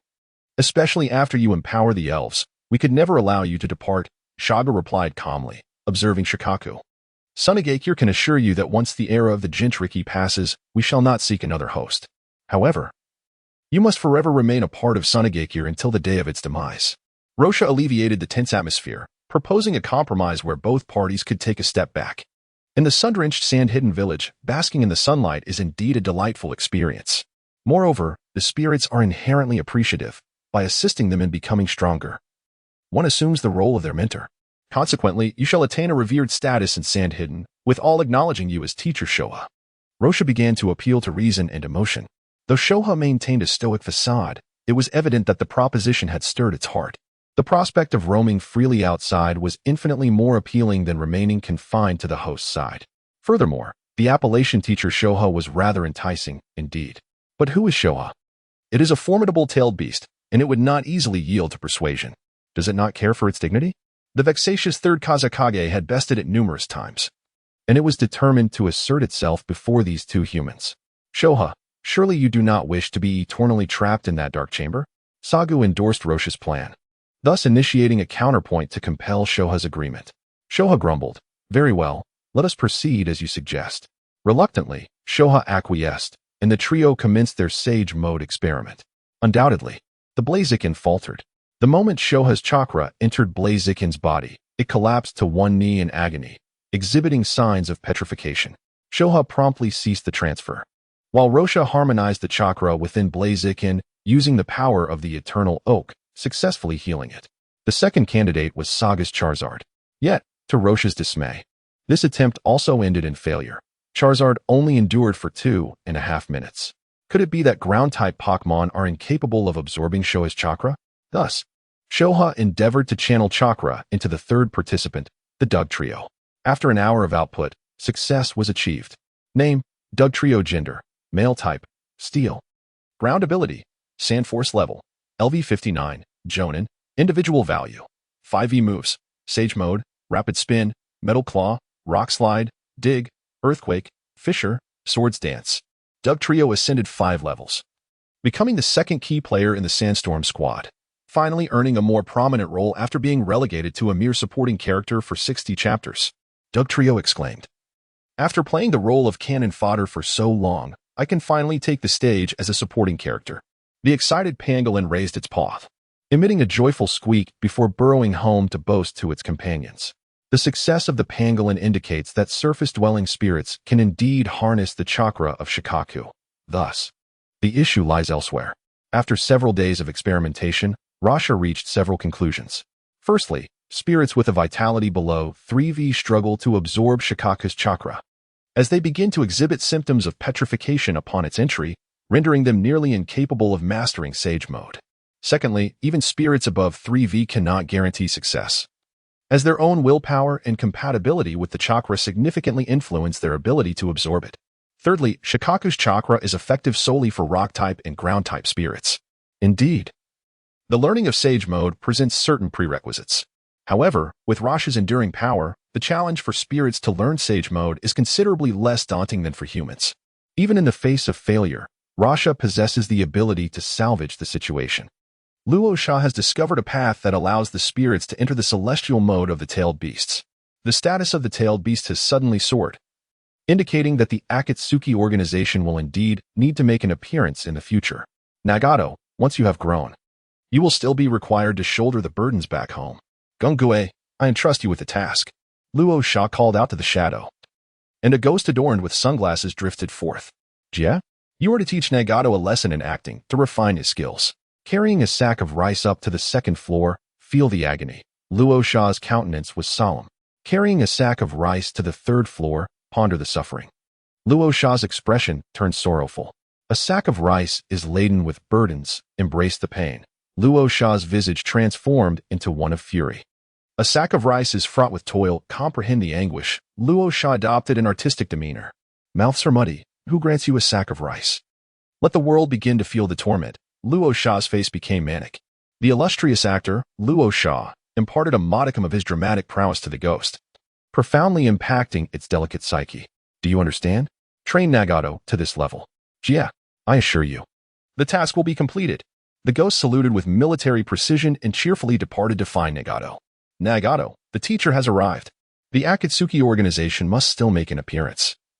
For Luo Sha had prepared their equipment in advance, ensuring it would not go to waste.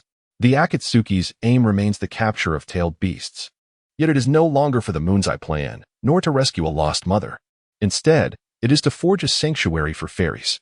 This sanctuary is envisioned as a bastion of enduring peace in the ninja world, wielding absolute power to suppress any desires for conflict among humanity. Concurrently, the fairy sanctuary will serve as a deterrent to those who seek to study Pokémon, challenging their ability to withstand divine wrath. Currently, Sunagakure allows the mastery of Sage Mode for 5 elemental fairies. The chakra of Lulon corresponds to dragon-type fairies, while the chakra of Shikaku corresponds to ground and rock-type fairies. And the chakra of Jei corresponds to bug and flying-type fairies. Rosa now gazes at Shoha with increasing fondness. This raccoon dog is truly endearingly plump. Shoha has become his beacon of hope, and he envisions appointing Shoha as the esteemed elder of both the rock and ground-type sanctuaries. With the arrangement of the nine-tailed beasts in such a manner, and with the sanctuary spirits providing for their twilight years, it seems unlikely that anyone would dare to capture them. Due to certain ineffable reasons, Shoha has begun to guide 2 at a time. Under Shoha's diligent efforts, Rosa's team of spirits has successfully mastered the Sage Mode, with an average level increase of 5. The levels are as follows: LV66 for Banjira, LV59 for Dugtrio, LV58 for Metagross, LV59 for Lycanroc, LV59 for Golem, and LV57 for Swampert. Zomi's Boscodora and Steelix have also seen advancements, reaching LV49 and LV47 respectively. Jialuoluo has received an epic enhancement, with levels of LV47 for Lycanroc, LV43 for Desert Dragonfly, LV43 for Swampert, LV42 for Hippowdon, and LV41 for Dragonite. Jialuoluo possesses the strength of an elite Chunin and can now hold her ground against Jonin in battle. As for Yecang, the determined Yecang does not require assistance. Through her own efforts, she is able to keep pace. Yecang is on the verge of tears from envy, yet she remains self-reliant and resolute, deciding to double her training efforts to reach the level of a shadow before attempting to capture the Four Tails. According to Rosa, the Four Tails is most compatible with fire types, offering the greatest potential for awakening Sage Mode and fire-type spirits. Far away in Awagakure, the Four Tails, Sun Wukong, suddenly feels an inexplicable chill. After the enhancement of the Sunagakure F4, Rosa embarks on his second experiment, summoning. Luo Sha first attempted to forge a spiritual contract with the fierce. After a series of intricate rituals, a mysterious force enveloped, and Luo Sha successfully established the contract. It was a triumph. Once the spirit absorbed the chakra and mastered the Sage Mode, it indeed became possible to enter into a spiritual pact. Luo Sha laughed heartily, exclaiming that he, indeed, is a genius. The Sacred Land plan is entirely feasible. It is widely acknowledged that genius is the result of 99 perspiration and 1 inspiration, along with an additional 900 of external assistance. Luo Sha established a spirit communication pact with the other ethereal beings. In Miamu Mountain, the great Toad Sage harbored an ominous premonition, yet its prophetic abilities failed to unveil the underlying cause. Before it could ponder further, the great Toad Sage succumbed to slumber, casting the matter from its mind. In the 3 sacred lands, Bigu was in a frenzy. Chapter 61. Ah-Fei's Dance of the Divine. In the northwest corner of Sunagakure, a half-black, half-white head emerged from the ground. The hollow eyes glimmered with a profound light. It was the devoted son, Heiju. At last, he had arrived in Sunagakure. Heiju murmured in frustration, having taken 2 months to reach this point. Who could fathom the tribulations he had endured during that time? Indeed, many Baiju had perished. Throughout the journey, he had encountered no spirits relieving themselves. Why were the spirits not doing so? Vortex head Ah-Fei also surfaced from the earth, the surroundings eerily quiet, devoid of any passing ninjas, and he boldly proclaimed, "Keep your voice down. We mustn't be discovered." Heiju, exasperated, felt an overwhelming sense of irritation, though his expression remained inscrutable. How could there be so many spirits beneath the Land of Wind? The Baiju had labored for a month to tunnel the Sunagakure, only to find no passageway for their return. Ah-Fei disregarded Heiju's admonition, exuberantly dancing and singing.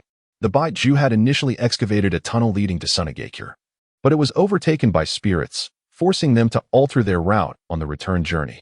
However, the multitude of spirits they encountered led to incessant detours, ultimately resulting in their disorientation. The harsh climate of the Land of Wind, coupled with the scorching subterranean temperatures, rendered the past month a veritable nightmare for the Baiju. Countless Baiju met their demise at the hands of spirits, and after a month of wandering in the desert, they finally returned to their base. Yet, the question of how to reach Sunagakure remained unresolved. The Baiju could scarcely recall the tunnel. Merely surviving was a stroke of fortune. Thus, Heiju took it upon himself to lead the Baiju in a strenuous effort to re-excavate the tunnel. Whenever a spirit was encountered, Heiju would sacrifice a Baiju and resolutely continue digging. After a week of toil, Heiju finally reached Sunagakure. Just as Ah-Fei was energetically performing his divine dance, a fire-breathing camel spotted him. "What in the world is that?" exclaimed the fire-breathing camel, repulsed by the sight before it.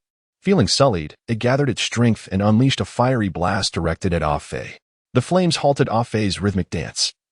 He immediately sprang to his feet, shouting, "Ah, I'm on fire." He rolled frantically on the ground, but by the time the flames were extinguished, he had been charred to a crisp. The singed Ah Fei rose, exhaling a cloud of black smoke, only to collapse once more.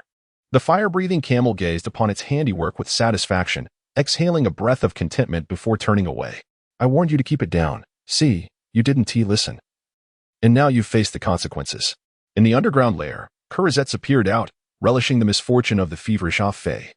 The two Kurizetsu cautiously made their way towards the sand-hidden village, effortlessly bypassing the ceiling barrier and entering the village. After acquiring the legacy of the Uzumaki clan, Rifing had meticulously remodeled and upgraded the village's defenses. However, for these two adept earth-dwellers, it was still insufficient. At that moment, Rifing was enjoying a drink, boasting to Cairo, "Brother, let me tell you, I have finally mastered the sealing techniques of the Uzumaki clan. Once Uzumaki Naruto meets his end, I shall be the foremost sealing master in the ninja world." As he envisioned a splendid future, Rifing savored his drink with delight. Alas, the Shiki Fuin is impractical. If I were to use it, that old monkey Sarutobi would be a mere exchange for me. Truly, the Uzumaki were remarkable. Their sealing arts were extraordinarily advanced. Rifing continued to brag, "A mere Hokage, how laughable. What are the Uzumaki? They were ultimately annihilated. Small ninja villages should not draw too much attention, otherwise their demise is inevitable," Cairo scoffed. "Oh, what a splendid day it is. The sealing class requires no concern for me. Is there anyone daring enough to invade the sand-hidden village now? The upper ninja class has also rarely found leisure lately. I can finally afford to be lazy." Cairo admired Rifing, appreciating the benefits of possessing a skill. Just beneath them, Kurizetsu and Ah Fei were eavesdropping on their conversation. Kurizetsu, their dialogue is utterly devoid of substance. "There is not a shred of useful information," Ah Fei remarked. "Why not discuss something truly significant, like the merits of excrement?" "Humph, did you not hear? These two old geezers are the upper echelons of the sand-hidden village. Following them will undoubtedly yield unexpected gains." The two shadowy figures trailed behind, arriving at the village's public restroom. Kurizetsu, excrement. "So much excrement. Oh, how touching. The sand-hidden village understands me so well. Can I perhaps reside here in the future?" Ah Fei excitedly rummaged through the waste, growing increasingly animated as the small space became a chaotic mess. Kurizetsu found it impossible to evade the debris. "Damn it. Stop this at once," Kurizetsu exclaimed, delivering a punch that sent Ah Fei's head into the unspeakable mess. Ah Fei pulled his head out, sighing in satisfaction. So this is the scent of excrement. On the ground, Cairo and Rifing exchanged bewildered glances. "Did you just hear something strange?" You heard it too?" It sounded like someone was saying excrement is delicious. It must be an illusion. The two were momentarily speechless, hastily adjusting their pants and fleeing. How can one encounter such perversion even when merely visiting the restroom? Hey, they've left. Let us hurry and follow," Kurizetsu urged, eager to depart from that place. Clearly not wanting to linger. "Ah, Kurizetsu, you go ahead. I will find you shortly." Ah Fei reclined upon an unsightly mess, lost in the fanciful reverie that he too could partake in such a crude act. Surely, that would be a source of great happiness, he mused, rolling over and engaging in whimsical antics amidst the filth. At that moment, Jialuoluo and Lai Feng found themselves unable to even stomach their drinks. The mere thought of someone relishing in such a repugnant indulgence, particularly one they encountered, stirred a wave of nausea within them. Cursed be this misfortune. Let me not discover his identity, or I shall ensure he graces the headlines. Speaking of which, the recent scandal involving the Zong family and various others, what version is the truth? It can only be the one that is spread most widely. 3 young adventurers, seeking thrills, were caught in the act within the halls of Duo Jia by Duo Fu, who was so taken aback that he fainted. Yet today, a new tale surfaced. Duo Sun and Duo Heir were said to be in a forbidden romance, with Zong Zuohua merely a scapegoat. This must have originated from the Zong family, desperately attempting to mend their tarnished reputation through any means necessary. Is that so? Mused Lai Feng. Yet I find that the most outlandish versions often bear the most truth. After all, Zong Zuohua was beaten to a pulp, and both Duo Sun and Duo Heir remained indifferent. It stands to reason they hold no affection for her. What nonsense is this? Black Absolute interjected, vexed and bewildered. I cannot comprehend a word. Infuriated, he contemplated leaping out to silence the two, yearning for them to speak of something of substance. Having followed these two and been sullied in the process, he was in dire discomfort. However, it seemed Duo Jia was blessed with fortuitous circumstances. Duo Fu, now 65, still managed to cling to the coattails of Luo Sha. Lai Feng shook his head, pondering that with Luo Sha's rise to fame, he could even view Zhongyu's decision to sell Zhongmi to Luo Sha as a lucrative venture. Currently, he found himself at a loss for connections to offer his son. It was all thanks to the cunning old foxes, Jialuoluo and Zhongyu, one marrying off a daughter for influence, the other offering a son for favor, leaving him utterly sidelined. Luo Sha, at merely 10 years of age, had already surpassed them.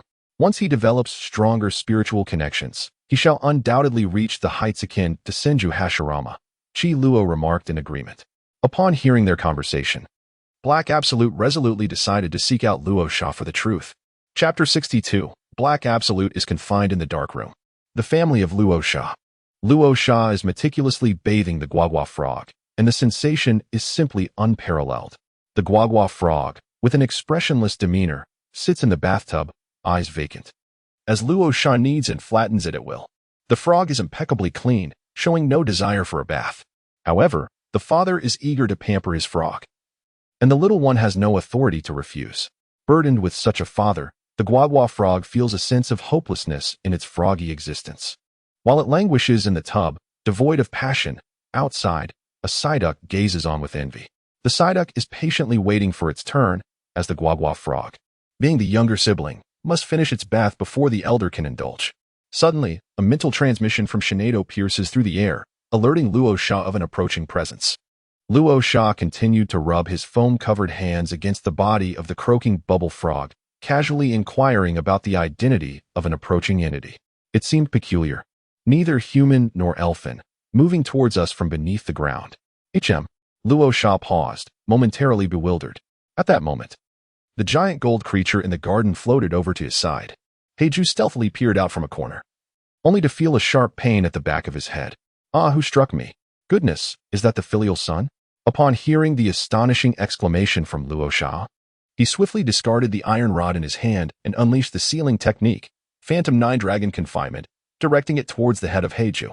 A wave of warmth enveloped Heiju's head, startling him into an immediate retreat underground. However, his escape was thwarted. Psyduck, taken aback by Heiju's half-black, half-white appearance, felt a sharp pain in its head and instinctively activated its petrification technique. The duck god's petrification skill was a mysterious art, one that had never failed. Heiju found himself immobilized in place. At that moment, Bankila arrived beneath Heiju, catching a whiff of a foul odor, and frowned, sensing something amiss. Despite Bankila's stubbornness, he dared not advance recklessly. Instead, he resorted to using sharp stones to strike upward. A long, echoing cry resonated, seemingly filled with indescribable agony, intermingled with an inexplicable pleasure, a sensation colloquially described as both painful and exhilarating. With his escape foiled and trapped beneath the Phantom 9 Dragon Confinement, Heiju found himself utterly ensnared. Rosa disdainfully raised her hand, questioning the source of such a strong odor. Shinado instantaneously teleported to the Wind Shadow's office to fetch the tea kettle, and promptly returned to present it to Rosa. Kurizetsu, if I call your name, would you dare to respond? Rosa lifted the tea kettle, aiming it at Kurizetsu. What? You know my name? Kurizetsu stared at Rosa in astonishment, his mind racing as he pondered where he had let slip his guard. Luo Sha paid no heed to Heiju, directly absorbing him into the tea kettle, then sealing it with the 4-symbol seal. After such an encounter with Heiju, the kettle would surely be tainted with his essence. Henceforth, no one would dare to enter it again. Should the guardian crane prove disobedient, there would be an opportunity for punishment by confinement within. One wonders if the guardian crane, upon catching a whiff of the lingering scent, would still be as loquacious. At that moment, the guardian crane had transformed into a diminutive form, basking in the sun atop the sand, when it suddenly shivered. How peculiar! Why would I shiver? Glancing at Finfu, who was seated nearby reciting scriptures, the guardian crane shook its head, deciding not to ponder further. The guardian crane possessed a keen self-awareness, understanding that a simpler life could lead to greater happiness. Once Heiju was ensnared within the tea kettle, Banjila promptly emerged from the earth, rushing towards the bathtub. Don't come near me, croaked the Guagua bubble frog. With a tremor that shook the ground, the bathtub fissured. The Guagua bubble frog, sensing the aroma emanating from Banjila, could no longer maintain its aloof demeanor. A wailing cry erupted, followed by a chaotic uproar. Luo Sha cradled the rear of the Guagua Pao frog, attempting to soothe the child, yet was met with refusal. The Guagua Pao frog exclaimed, "Your hands carry a sin as well." Before its tears had dried, another wailing sound echoed nearby. The unbathed ducklet, gazing at the shattered bathtub, joined in the lamentation. Luo Sha, let it perish, I am weary. After finally pacifying the two little ones, Luo Sha turned his gaze towards the tea kettle abandoned in the corner. What a stroke of misfortune. Is it truly so that the formidable leader of the Hokage has been sealed away by him? Surely, Madara will not come after him? With this thought, Luo Sha placed the tea kettle into a spatial scroll and hastily made his way to the Wind Shadow Tower. Master, there is a formidable foe. Heighten the defenses. Shagu, perplexed yet trusting, immediately elevated the village's alert level to its utmost. Red Luo and Lai Wind, both intoxicated, were caught by Shagu. Their dereliction of duty, idling at work, might have been overlooked by Shagu, who was willing to turn a blind eye. However, now that they had even skipped work, Shagu could no longer tolerate it, his fury surging uncontrollably. When the Umbu found Red Luo and Lai Wind, they were still boasting and bantering in the tavern. Being escorted to the Wind Shadow's office by the Umbu. Lai Wind, am I imagining things? Do I truly see Lord Wind Shadow? Huh? Where? I see nothing. Lai Wind's head spun about, only encountering vague silhouettes. Oh, it seems I am indeed hallucinating. Lord Wind Shadow, speaking of which, Nami is quite impressive. Even a lifelong bachelor like him was ensnared by her charm. Lai Wind began to provoke fate. Heh. I heard that Lord Wind Shadow and Nami once had a rather scandalous encounter in the office, Red Luo chimed in, further courting disaster. As Luo Sha listened, a cold sweat broke out upon him, wondering who could have spread such rumors. At that moment, Mi Yan, who was hiding, let out a sneeze, instantly capturing Xiaonan's attention, leading to his discovery. What was that? I have read the dialogues between the two. The writing was truly exhilarating. The author is undoubtedly a genius. Meanwhile, Nami was bent over the table, engrossed in penning her latest work, The Beloved Pet of the Wind Shadow. This was a sequel to her previous tale, Lord Wind Shadow Fell in Love with Me, and this installment contained even more intricate content. After all, she was a first-hand experiencer. She believed fiercely that the sequel would resonate even more with readers. Nami joyfully scribbled her adult-themed narrative, blissfully unaware that her book was on the verge of being banned, and that her own disguise would soon be unveiled. As Chi Luo and Lai Feng continued their animated discussion, Shagu's expression grew increasingly grave. As Luo Sha listened intently, he discovered that Sandiane had so many secrets to unveil. Jialuoluo was a notorious henpecked husband, secretly maintaining a mistress outside. Sauron had been cuckolded for 2 years. As his wife frequently welcomed her first love to repair the plumbing while Sauron was away, a San, indifferent to the nuances of life, curiously observed the lizard. Initially, Shagu was furious, yet as he absorbed the tales, his curiosity piqued, and he began to eavesdrop. Once the two had shared enough, he doused them with cold water to awaken them. Wind Shadow, my lord, Chi Luo exclaimed upon regaining consciousness, feeling a profound sense of despair. In a moment of desperation, Chi Luo feigned death with an exaggerated eye roll. Such theatrics were unbearable to witness. Gung Gui pondered whether he could enhance Chi Luo's acting skills. One cannot remain inept for 30 years like a certain actress, still struggling despite having a mentor. Fortunately, Chi Luo possessed keen insight, and his skills could surely be refined beyond that individual's abilities. Chi Luo, teacher Gung Gui, I implore you to instruct me in the art of performance. Lai Feng discreetly stepped aside, wishing to dissociate himself from Chi Luo. What is the point of performing without skill? It is simply foolish. Thus, Lai Feng composed himself dramatically and fainted as well. Though his performance was mediocre, it might still be worthy of a Golden Eagle Award. Chapter 63, The Yellow Ocean Captures of Fei, a gentle reminder, do not eat while reading this chapter. Lai Feng and Chi Luo found themselves confined in the interrogation department by Shagu, who was astonished to see two familiar faces. Have you betrayed Sandiane Village as well? Hai Lao Zhang exclaimed in disbelief, scrutinizing the pair. But wait, with your intellect, you should have been captured long ago if that were the case. His lack of emotional intelligence resulted in offending both individuals. Hey, what do you mean, Hai Lao Zhang? Are you suggesting I am foolish? Chi Luo retorted angrily, clanking his shackles. Lai Feng glanced at Chi Luo, acknowledging the truth of the accusation. What's the matter? Do you wish to challenge me? Are you unaware of who my sister is? She is none other than the foremost kunoichi in the ninja world, the preeminent puppeteer. The legendary Chiyo. Hai Laozong provocatively raised his chin, nearly revealing too much. If he uttered these words, given Luo and Liefeng's temperament, he would surely face a beating from his sister the following day. The trio engaged in a childish exchange of insults, while an audience of curious onlookers gathered nearby. Crystal Lamp Fire Spirit, upon seeing two more arrivals in the interrogation department, floated over joyfully from a distance. Liefeng and Luo fell silent, their bodies bristling with unease, goosebumps rising on their skin. Seeing their sudden quietude, Hai Laozong chuckled, leaning against the Crystal Lamp Fire Spirit as he began to boast. I, Hai Laozong, have led my life relying on two pillars, my sister and the spirits. Who could blame me for being born fortunate, with someone to shield me? The esteemed Zuki revels in his ability to bring two individuals to despair, confining them within the confines of a holding cell. The fierce wind and the red-haired Luo sit in the corner of the cell, drawing circles, while the melancholy strains of a cut of plum resound once more. Today, the interrogation department is unusually lively, and every corner of Sunagakure buzzes with activity. Sensory ninjas, Sealing Squad members, Jainin, and elves ultraverse Sunagakure.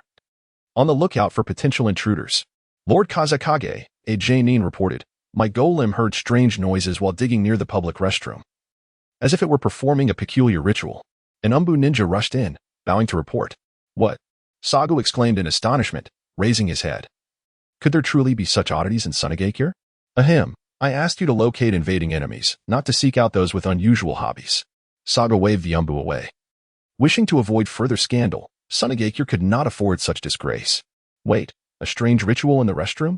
Wouldn't he that disturb others in need of its facilities? Luo's mind sparked with realization, recalling a certain creature dwelling beneath the public restrooms pit. The Umbu ninja, suppressing discomfort, relayed the information. Surround it. Do not let it escape. Luo rushed toward the restroom, but abruptly halted, seemingly unable to proceed. He certainly did not wish to get sullied. Go, inform the wind to seal that creature. Sago. Understanding Luo's hesitations, commanded the Umbu.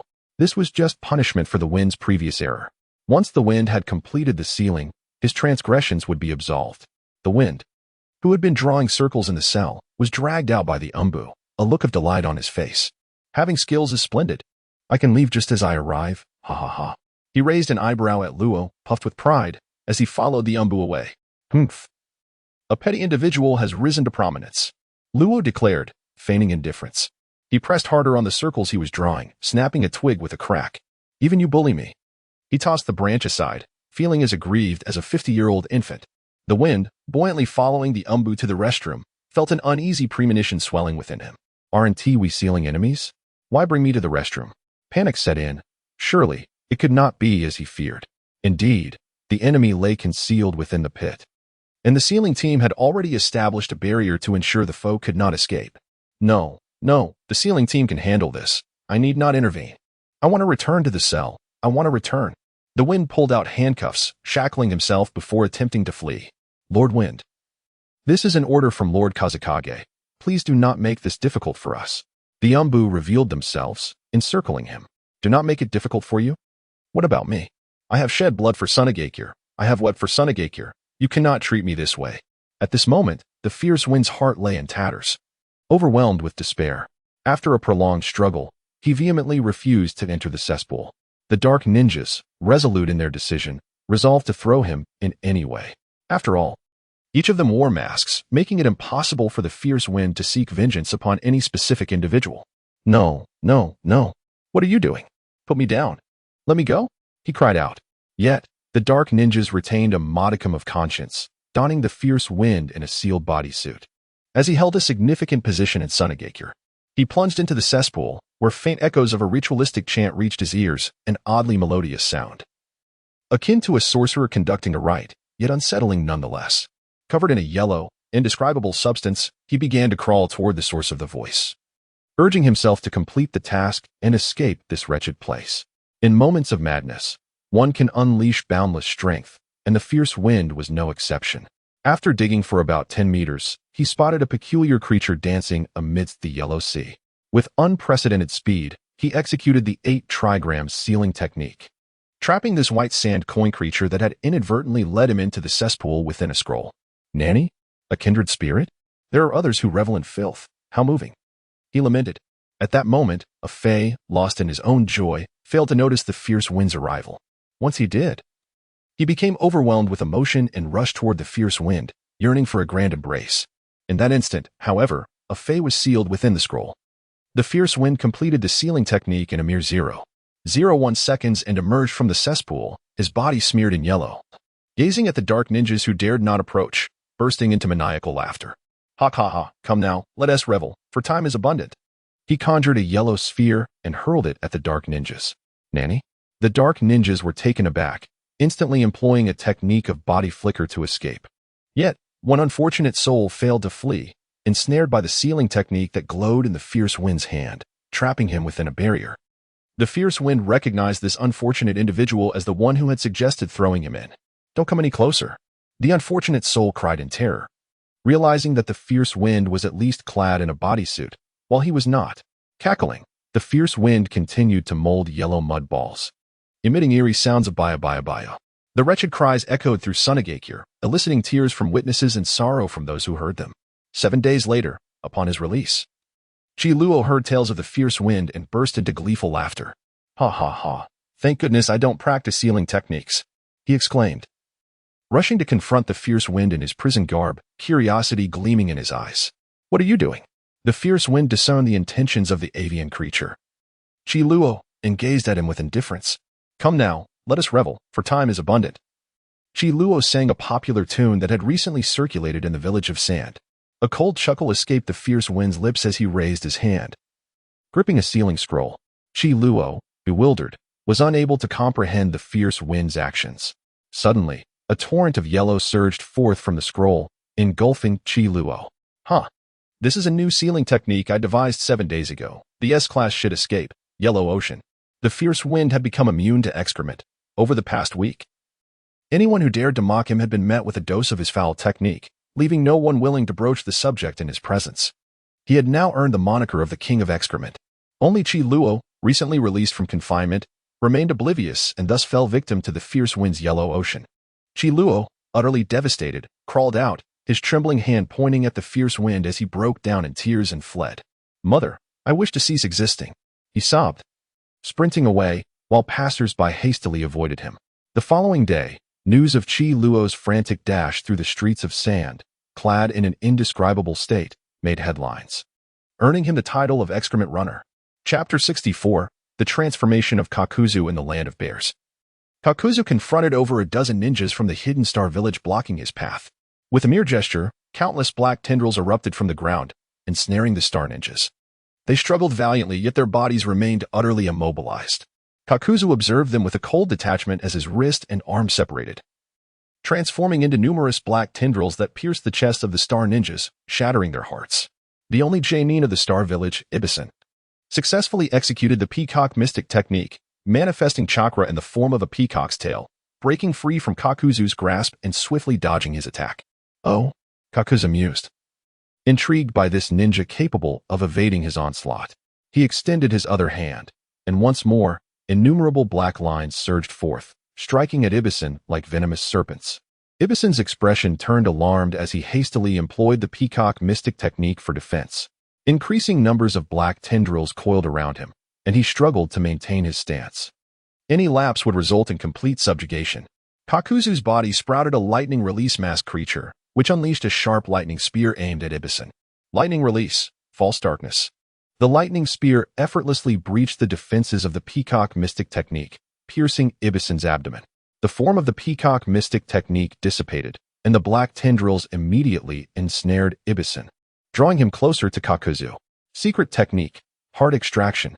Jialuoluo extended his hand into Ibisen's chest, extracting the heart and chakra attributes, transferring them into his own body.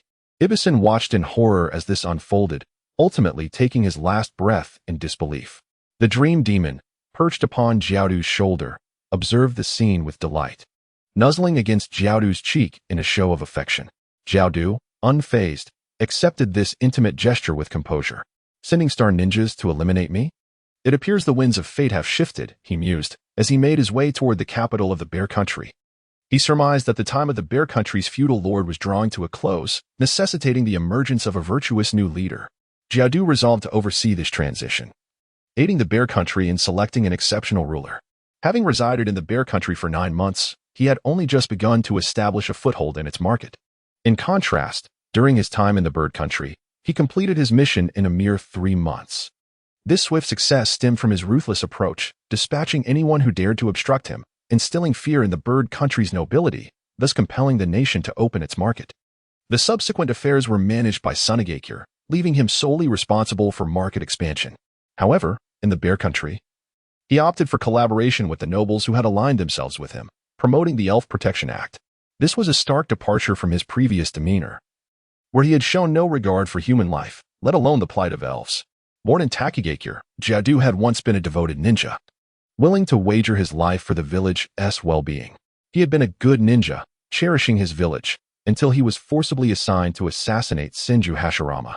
Aware of his own limitations, he fled, casting a shuriken from 800 miles away to escape. Pursued by Hashirama's wooden clone for 3 days and nights, he nearly succumbed to exhaustion. He had assumed it was merely a failed mission. After all, what ninja had not experienced failure? However, upon his return, he was met with disgrace and severe punishment, for he had threatened the standing of the village's elite. Driven by intense hatred, he escaped from prison, seizing the forbidden technique, Doyuinyu, which the village cherished, and slaughtering all the high-ranking officials of Takagakure. He then immersed himself in the underground gold exchange, becoming sly and ruthless.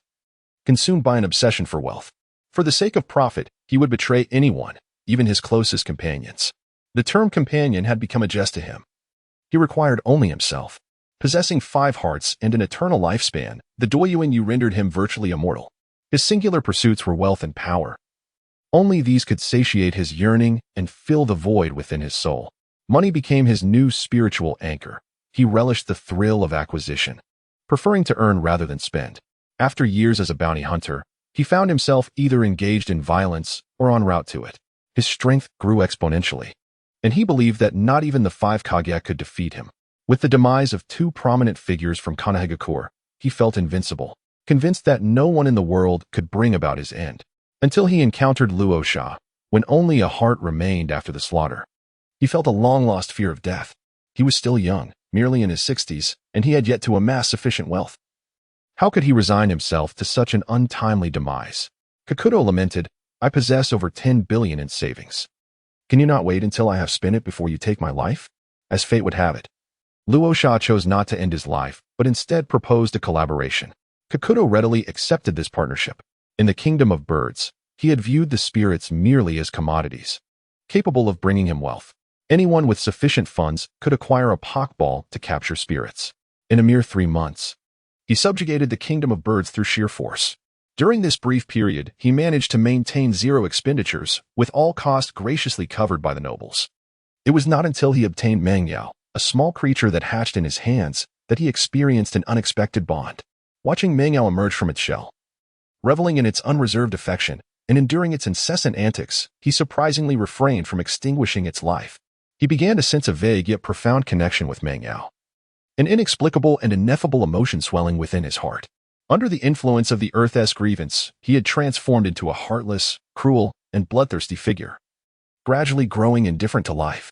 He regarded human life as inconsequential, unhesitatingly wielding the terrifying power of Earth's grievance, relishing the thrill of controlling life and death. However, with the advent of Mangyao, he discovered that a fragment of human vulnerability still resided within him. When he set forth again, he was no longer alone. A small Mangyao would forever perch upon his shoulder. Though he could trust no one, he found solace in Mangyao. Was this what spirits truly were? Upon arriving in the kingdom of bears, Kakuzu ceased to regard spirits as mere goods. He began to concern himself with their existence. He remained the indifferent executioner, mercilessly slaying those who obstructed his path. Yet, he chose to accept the allegiance of the noble class in the kingdom of bears rather than extinguishing their lives and seizing their estates. These nobles became his allies in the kingdom, collaborating not only in business but also in the promotion of spirit protection laws. After 9 months of tireless effort, everything finally settled, only for the lord of the kingdom of bears to unexpectedly seek his own demise. Capable of commanding numerous ninjas from the star-hidden village to assassinate him, the lord was undoubtedly involved. The star-hidden village, located within the Kingdom of Bears, was responsible for safeguarding its security.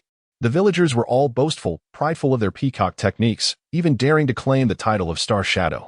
With confidence, Star Shadow assured the Lord that the star-hidden village could easily dispose of Kakuzu, mockingly stating, "Little Kakuzu, how laughable."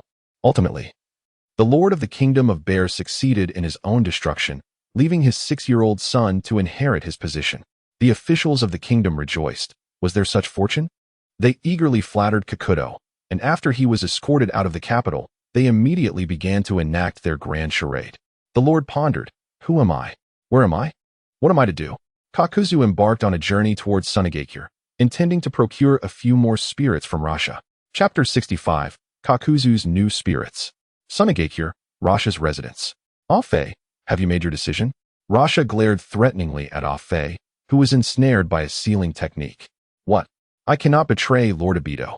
I will not reveal to you the whereabouts of Lord Obito in the mountain graveyard of the Land of Lightning. Are you not curious about the nature of excretion? If you agree to lead me to Obito's hiding place, I can arrange for someone to engage in a philosophical discussion with you regarding this matter. That might not be appropriate, right? Afe's eyes darted around, contemplating where he might hide after betraying Lord Obito. Do you not wish to understand how excrement is formed? I do. If I take you to see Obito, will you first provide me with the answer? Afe's eyes sparkled with excitement as he pledged his allegiance to Rasha. No problem. However, I can only divulge half of the information initially. The other half will be revealed once we find Obito.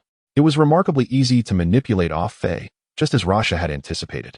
Obito, existing alone and desolate in this world, was indeed a pitiable figure. In the tumultuous realm of ninjas, he had lost his brother in his youth, his spouse in his middle age, and ultimately faced the decline of his faculties in later years, being deceived by a millennia-old schemer. After a hard-earned resurrection, he was heartlessly betrayed. Rasha resolved to lend a helping hand, intending to reunite Obito with Hashirama Senju. Once peace was restored to the ninja world, Rasha would orchestrate Obito's revival, allowing him to revel in the unfolding drama. The Uzumaki clan must not be overlooked either, for the spectacle of the battlefield was indeed captivating. With Afe secured, the next target was Kakuzu. The incident involving the Shuiken cast away 800 miles away had become Kakuzu's lifelong shame, presenting a splendid opportunity for redemption. After eagerly awaiting the arrival of Jialuoluo for 3 days, Luo Sha finally welcomed him with open arms. It had been quite some time since their last encounter, and it seemed that he had been getting along splendidly with Mangyao. Luo Sha personally left the village to extend a warm welcome to his most esteemed worker. The Kingdom of Birds now boasts a monthly income of 10 million taels, while the Kingdom of Bears enjoys 7 million taels per month. With such a valuable employee, what more could one desire?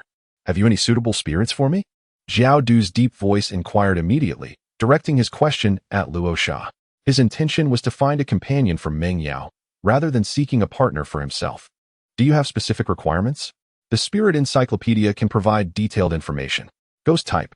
Jialuoluo expressed his preference for ghost-type spirits, as their aesthetic resonated deeply with him. Gunggue, Hei Yimo Ling, Sua Luo Yaku, Xing Chui, Shui Jing Deng Hua Ling, Jian Dun Jian Guai, each priced at 100 million taels.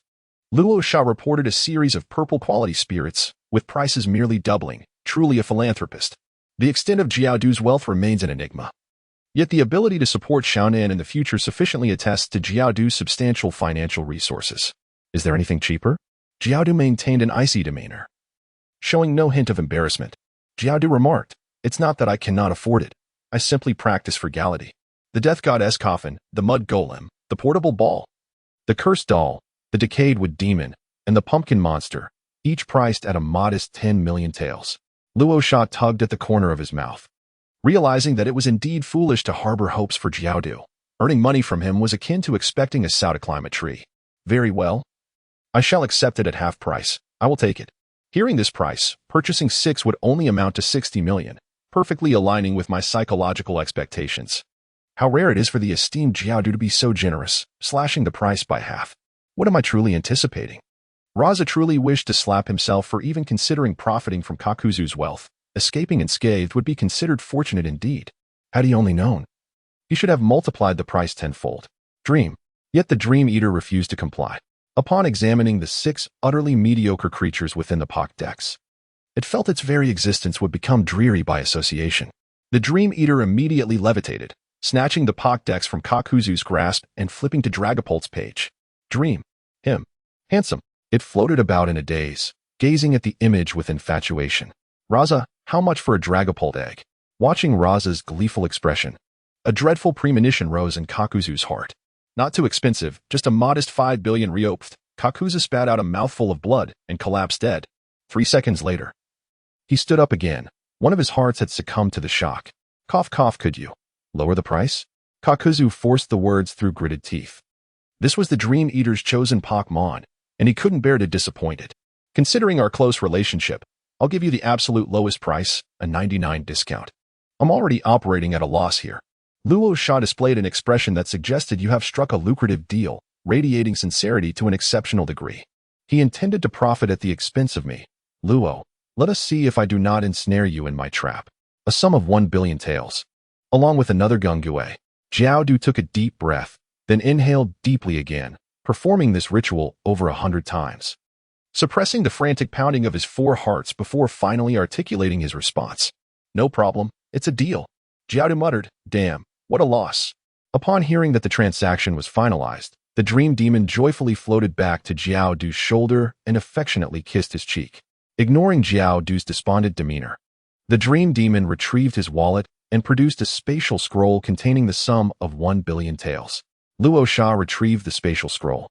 Gazing at the neatly arranged 10 stacks of silver coins within, delighting in the prospect of recharging his spirit coins, he handed the spirit eggs to Jialuoluo. Having made a lucrative deal that netted him 450 million coins, Jialuoluo, not only the most formidable worker but also a veritable god of wealth, accepted the 2 spirit eggs with a heart bleeding inwardly. However, with the Dream Demon perched upon his shoulder, he had to feign an expression of anticipation. Jialuoluo, the enigmatic rich man and the unwitting fool, resolved that his daughter must never perceive him as a pauper. Upon arriving in the realm of white light, Ghostly and Dragon Messiah materialized in Jialuoluo's hands.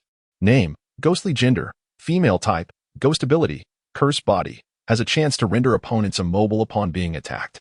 Level, LV1 individual value, 3V, HP 31, attack 22, defense 25, special attack 31, special defense 30, speed 31, skills, strange light, lick, toxic, inherited, name, Dragon Messiah gender, male type, ghost, dragon ability, curse body level, LV1 individual value, 4V, HP 31, attack 31, defense 31, special attack 30, special defense 25, speed 31, skills, bite, quick attack, dragon breath, shadow clone, inherited, ghostly inherited toxic, a notably practical skill.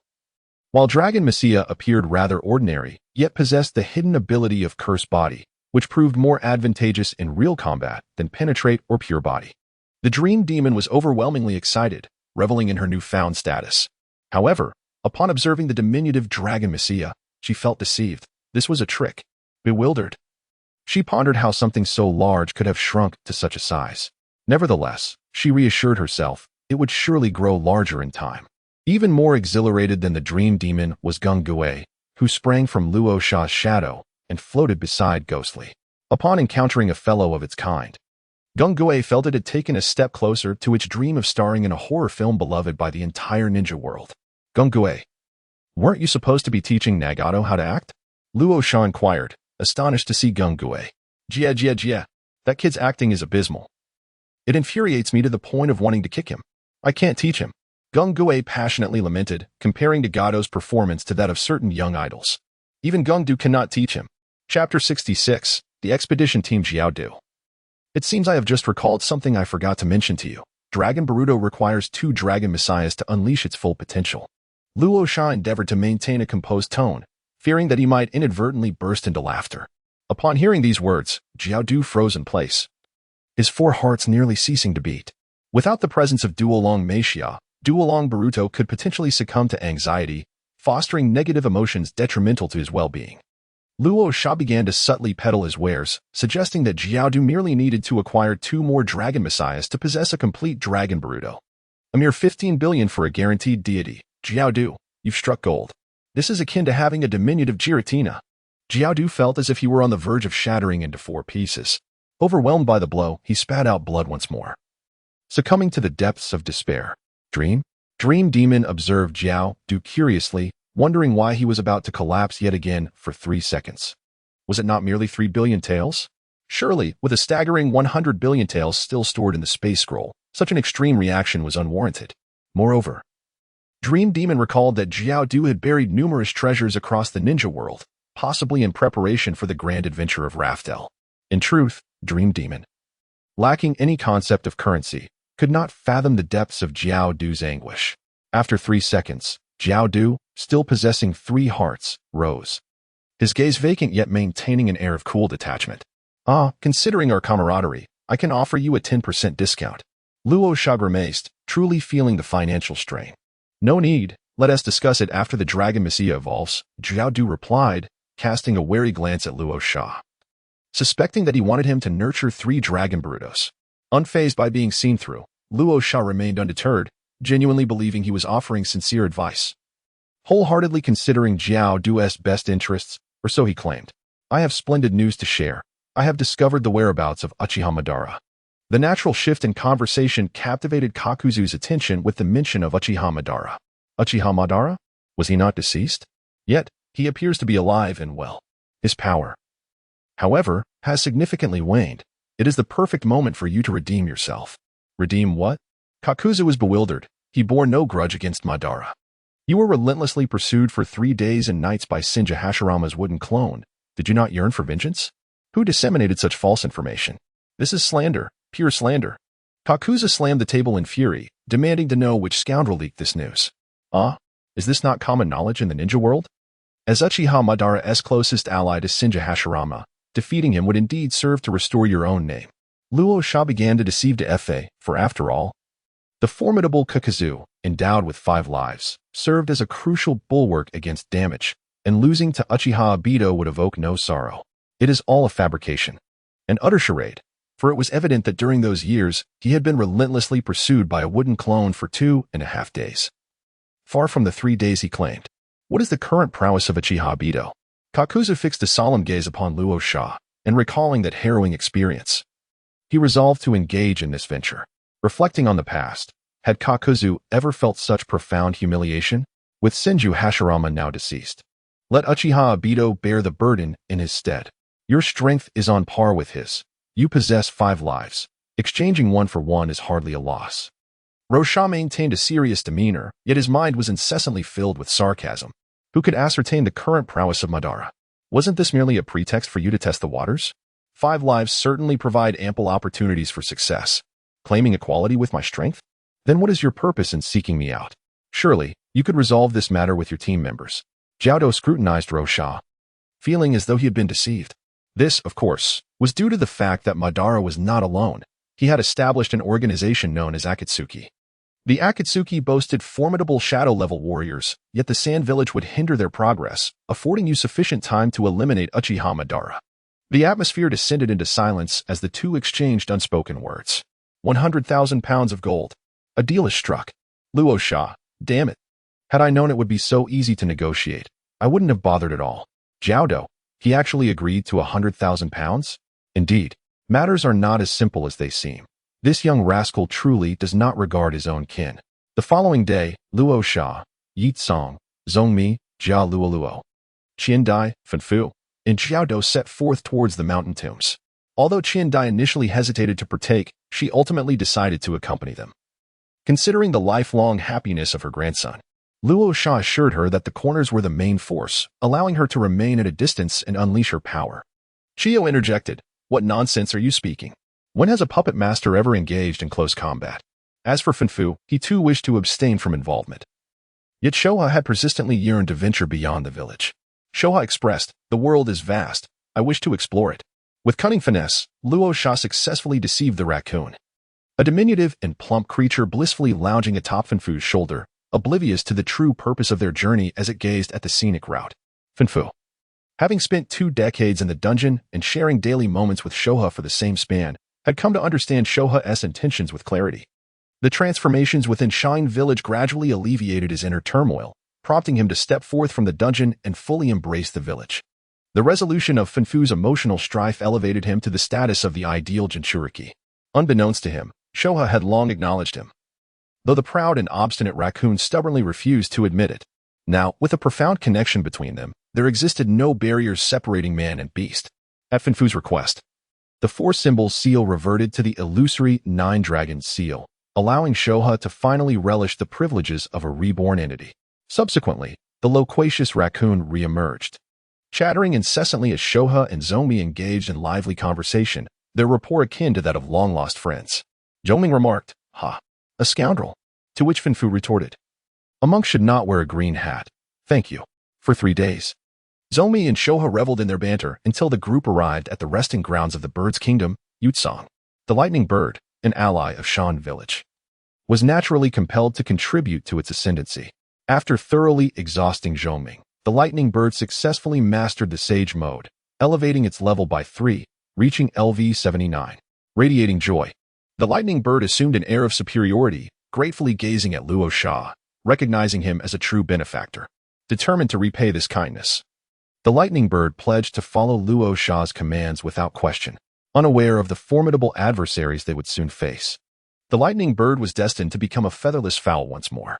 The lightning bird accompanied the group on their journey, although Zomi, recently drained of energy, appeared lethargic, leaving Shoha to chatter alone. 5 days later, the group finally arrived at the mountain graveyard. Lord Luo Sha, this way. A figure with a whirlpool had emerged, ready to lead them. At this moment, a Fei was brimming with excitement. Upon locating Uchiha Madara, he would finally grasp the meaning of his existence. Rasha also promised to find it kindred spirits, 2 individuals named Rikes and Nagato, with whom it would undoubtedly engage in delightful discourse. Obito, Madara, for the sake of my convenience, the time has come for you to make your contribution. Uchiha Madara remained in deep meditation, his eyes closed. Black Zetsu had not visited for an entire month, leaving him famished, sustained only by the tubes connected to his back. Obito's whereabouts were unknown, but even if he were present, Madara would never dare send him to fetch sustenance. The thought of consuming something unspeakable was unbearable. The other white Zetsu, mere imbeciles, were even less reliable. Unbeknownst to Madara, directly above him, a group of individuals was preparing to descend, intent on severing his lifelines. The 6 spirits of Rasha have entered Sage mode, continuously stacking buffs, and the battle is on the verge of erupting. Chapter 67, The Great Battle Against Madara. Suddenly, a deafening sound of rocks shattering reverberated, followed by a brilliant cascade of sunlight pouring down, illuminating the previously dim underground base. The radiance penetrated the layers of mist, dispelling the endless darkness and rendering everything vividly visible. A fierce assault accompanied by this light surged towards Uchiha Madara. Fire style, Phoenix Fire Jutsu. Wind style, Pressure Damage. Kakuzu sprouted 2 masks on either side of his body, merging wind and fire styles into a combined attack directed at Madara. Madara's perception of murderous intent was extraordinarily acute. The moment Kakuzu launched his attack, he opened his eyes, the 3 Tomo within slowly rotating until they formed the shape of a pinwheel. Fire style, Great Fire Annihilation. Although Madara was currently in a one-eyed state, his mastery of ninjutsu remained formidable, effortlessly countering Kakuzu's long-prepared onslaught. At the instant their attacks collided, 10 steel wires shot in from a distance. It was Chiyo's puppet technique, steel wires. Following the wires were the mental blades of Dai Tenshi, the thunder of Reikyu, the scorching flames of Yakura's scorch release, Nirvana, and the combined magnetic release, glass shatter from Rasha and Zomi. With 5 resounding explosions, Madara's form was engulfed in the onslaught, leaving a massive crater in the ground. According to the Naruto principle of smoke and no injury, Madara would undoubtedly emerge unscathed. However, the assault did not cease. The Dragon-S wave from Raikou, the rock blade from Banjuro, and the psychic force from Metagross followed suit, bombarding the deep pit with an array of skills. As the smoke cleared, Madara's figure was nowhere to be found. Suddenly, a sound of tearing through the air echoed. It was the rending claw of the drill-tailed mole. The drill-tailed mole had been concealed beneath the earth, and upon detecting Madara's presence, it burst forth from the ground. Aiming for Madara, who had just executed the body flicker technique, Madara reacted with remarkable speed, raising his hand to block, but the claws inflicted a deep gash, blood gushing forth. "Heh, do you wish to dance?" Madara's form flickered as he swiftly flipped backward, gazing fearlessly at the rapidly converging crowd. The pinwheel in his singular eye spun wildly, and a colossal blue figure materialized in place. Susanoo, the majestic Zonyan wolf, and the formidable Longdu Dishi approached Uchiha Madara, one on the left and the other on the right, raising their claws to strike. The two spirits were swiftly repelled by Madara's overwhelming presence. Yet Chiyo's puppeteer corps swiftly joined the fray beside Susanoo, engaging Madara in close combat. 10 silhouettes clashed fiercely in the arena, as Susanoo continuously sent the puppeteer corps flying. The mental energy of the dazed king enveloped the puppeteer corps, bolstering their defenses, allowing them to return to the battlefield with remarkable speed after being struck away. The colossal Raykuza entered the battlefield, absorbing tremendous damage and enduring relentless assaults. After withstanding over 10 strikes, Raykuza was finally flung away, but at the last moment, it unleashed a decisive attack, bringing a moment of brilliance to the scene. Banjira took Raykuza's place, only to be ruthlessly smacked away, exiting the stage in rapid succession. Kakuzu transformed into his Earth Grudge Fear form, joining the battle. However, his dark silhouette stood out starkly among the 10 white figures, leading him to bear the brunt of the damage immediately upon arrival. Without the dazed king's support, Kakuzu found himself in dire straits, lamenting internally to Rashi, feeling that his worth had diminished. The aged Madara's formidable ninjutsu and taijutsu astonished all present. The others, less adept in taijutsu, found themselves sidelined, lacking even the qualifications to enter the fray. Benfuku initiated his tailed beast transformation, stabilizing his output from the rear. He wished to engage in close combat, yet Shikaku, upon seeing the Sharingan, resolutely refused to approach Uchiha Madara. In Shikaku's words, if he got too close, he would fall under Madara's control and become nothing more than a punching bag. Having endured such experiences with the Nine Tails was sufficient. He, a mere tanuki, could not bear it. The battle raged on, and within mere minutes of Kakuzu's entrance, he was brutally struck in the heart, causing him to retreat in agony. Lightning Bird finally found an opportunity to join the battle, entering Sage Mode and launching a powerful strike, diving from the sky. This attack from Lightning Bird reached the threshold of a super shadow, creating an immense spectacle. Madara sensed the violent energy surge and, realizing he was outmatched, executed a wide-range fire release, Great Fire Annihilation to repel the puppeteer corps, attempting to evade. However, a massive sand gold sword suddenly pierced through Susanoo's heart from behind. The Susanoo giant faltered, taking the full brunt of Lightning Bird's attack. A thunderous roar echoed, accompanied by tremors of the earth, as a fierce shockwave erupted between Susanoo and Lightning Bird. Kakuzu stared in astonishment at the scene. This great yellow bird was astonishingly powerful. As the attack subsided, Susanoo grasped Lightning Bird's tail. Madara managed to endure, defying age with remarkable vigor. The puppeteer corps and Kakuzu advanced once more, yet Madara paid them no heed, relentlessly smashing Lightning Bird with vigorous strikes. Crash, crash, crash. The pattern was nearly expelled from its Susanoo form by the assault of the great yellow bird, prompting an immediate realization that this creature posed the greatest threat to him. The Lightning Bird, dazed and furious, bore a look of indignation in its small, shimmering eyes. Having had its most cherished tail feathers seized, it was now being flung about like a mere plaything. As feathers scattered through the air, accompanied by its piercing cries, the Lightning Bird erupted in a furious display. In an instant, the sky was illuminated by a dazzling light, as if the entire world had been engulfed by thunder. The brilliant bolts of lightning danced like silver serpents, unleashing boundless energy. Within a 10-meter radius, a radiant sea of lightning formed, enveloping everything in its wake. The Susanoo giant found itself utterly powerless beneath this terrifying tempest, as the powerful currents surged through its massive frame, ravaging every fiber of its being. In the blink of an eye, the Susanoo giant was reduced to a skeletal figure. Seizing the opportunity, the Lightning Bird broke free from the control of its captor, gasping for breath as it flew to a distant rock. Now resembling a half-plucked chicken with its feathers in disarray, the Lightning Bird had suffered greatly. The Susanoo of the pattern had regressed under the assault, and sensing the moment was ripe, the Horned Man quickly employed his technique, the Earth Grudge Fear, to launch an attack. Yet, he was swiftly sent flying by a mere finger from the pattern. "Don't I have any dignity?" thought the Horned Man. "At last, someone shares my plight," cackled the Nine Tails, reveling in the moment. At least the Horned Man had avoided having his heart extracted, a small consolation in the chaos.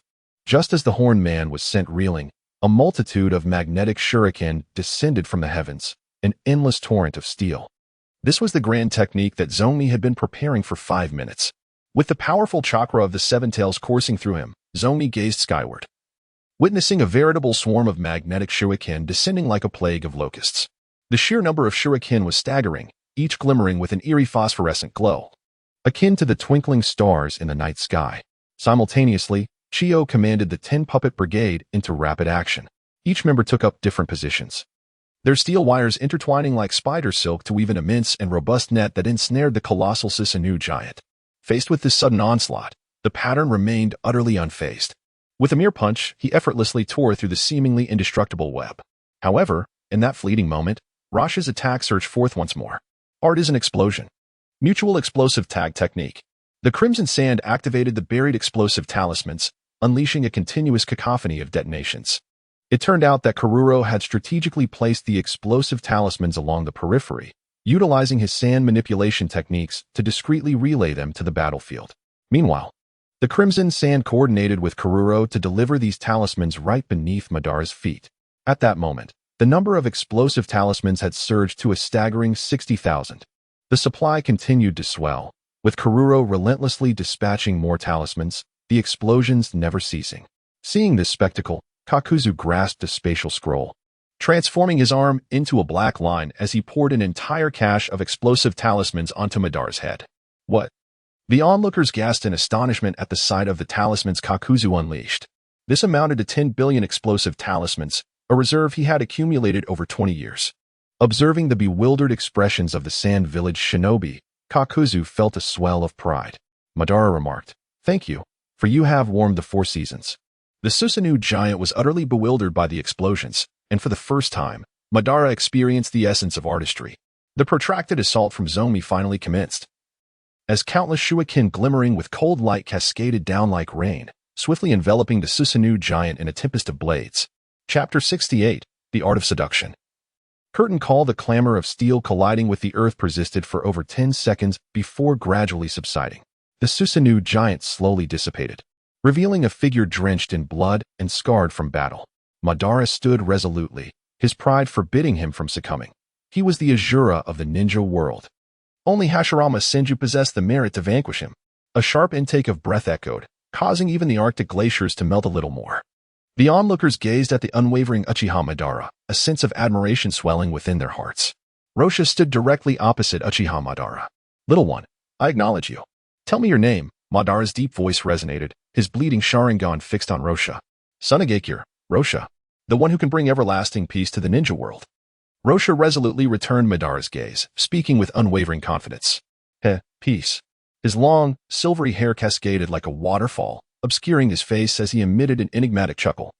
This unparalleled warrior, who had spent his entire life on the battlefield, enduring countless trials of war in pursuit of peace, ultimately faced such a tragic fate.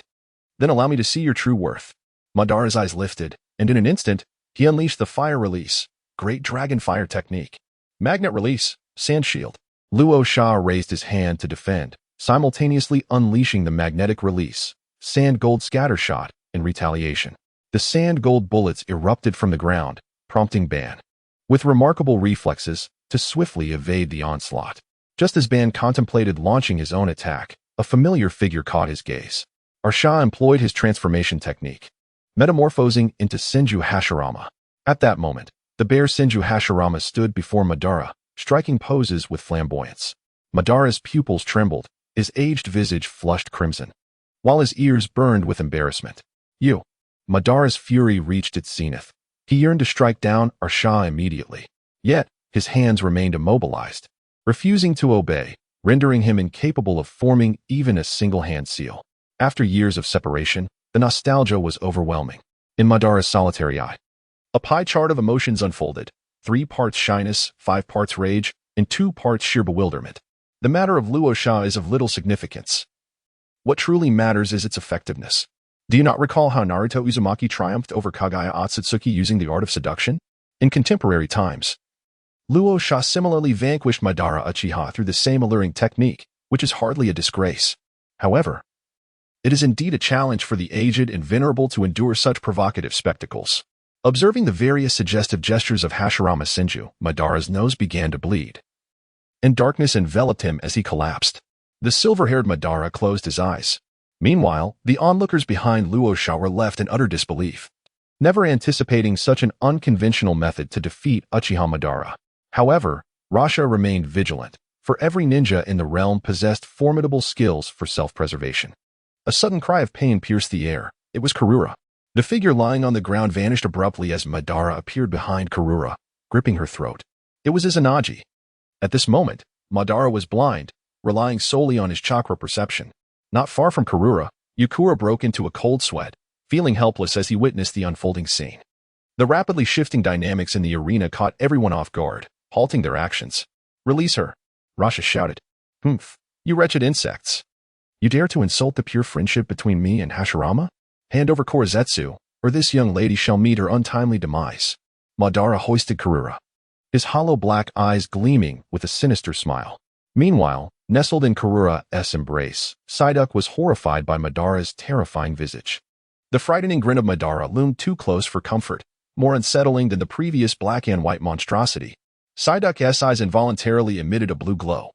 Casting a fearful glance at Uchiha Madara, the divine power of the duck god surged forth once more, immobilizing Madara in place.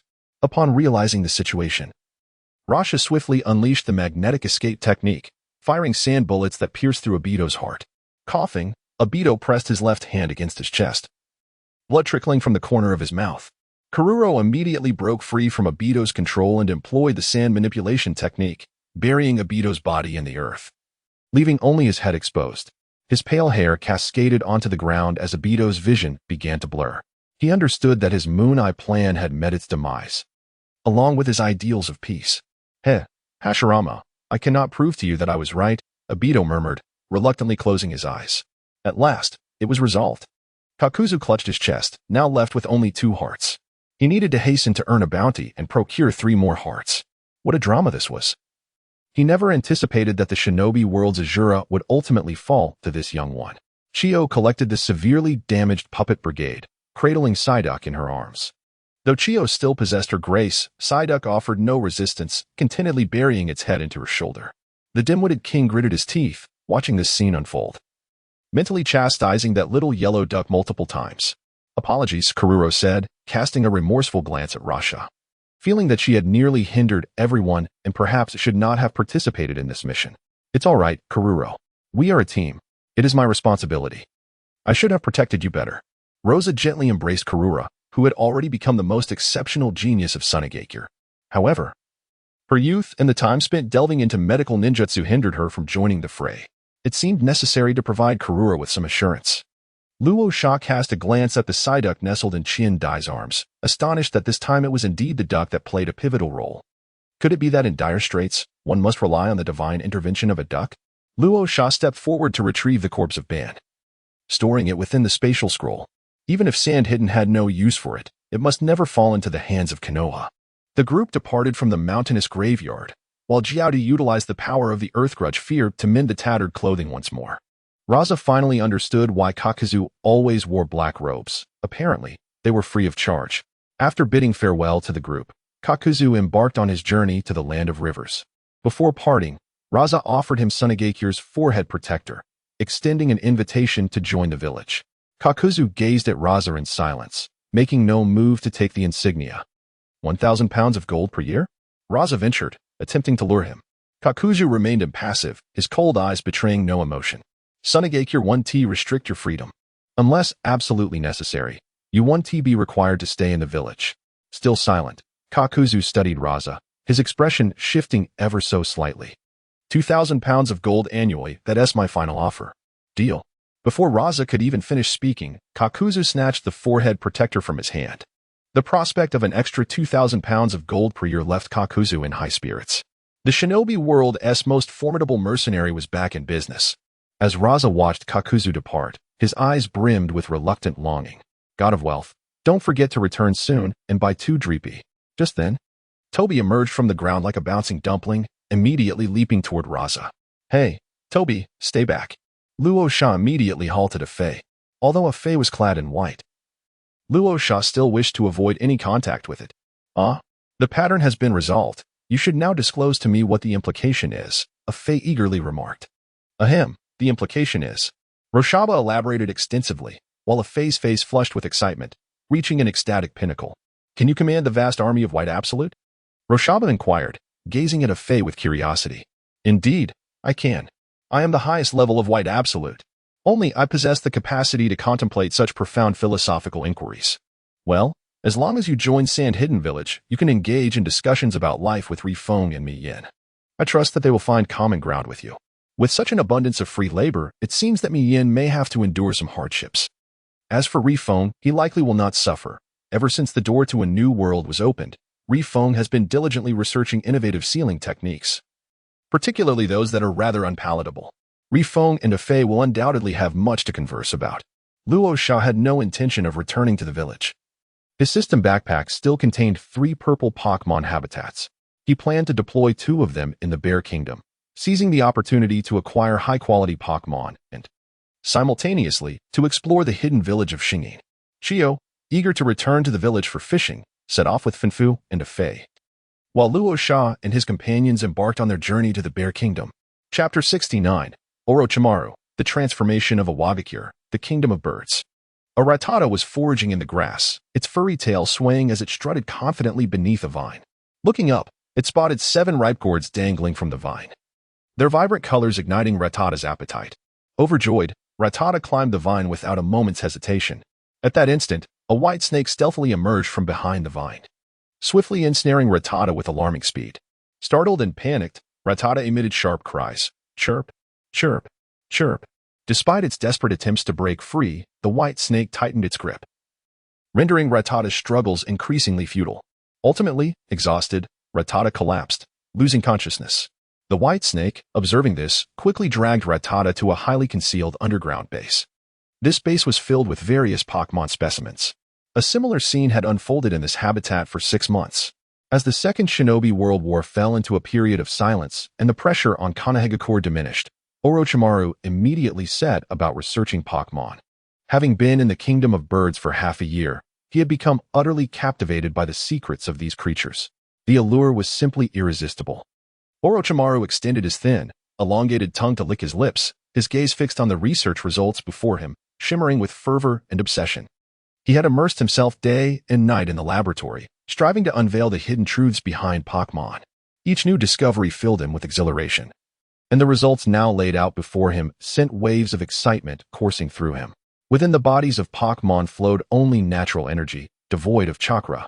Thus, they were unable to form summoning contracts with ninjas and could only utilize special devices. Orochimaru picked up a blue and white sphere from the table, a creation born from his research on Pokeballs, which he named the Orochimaru Ball. His initial experiment centered around this Pokeball.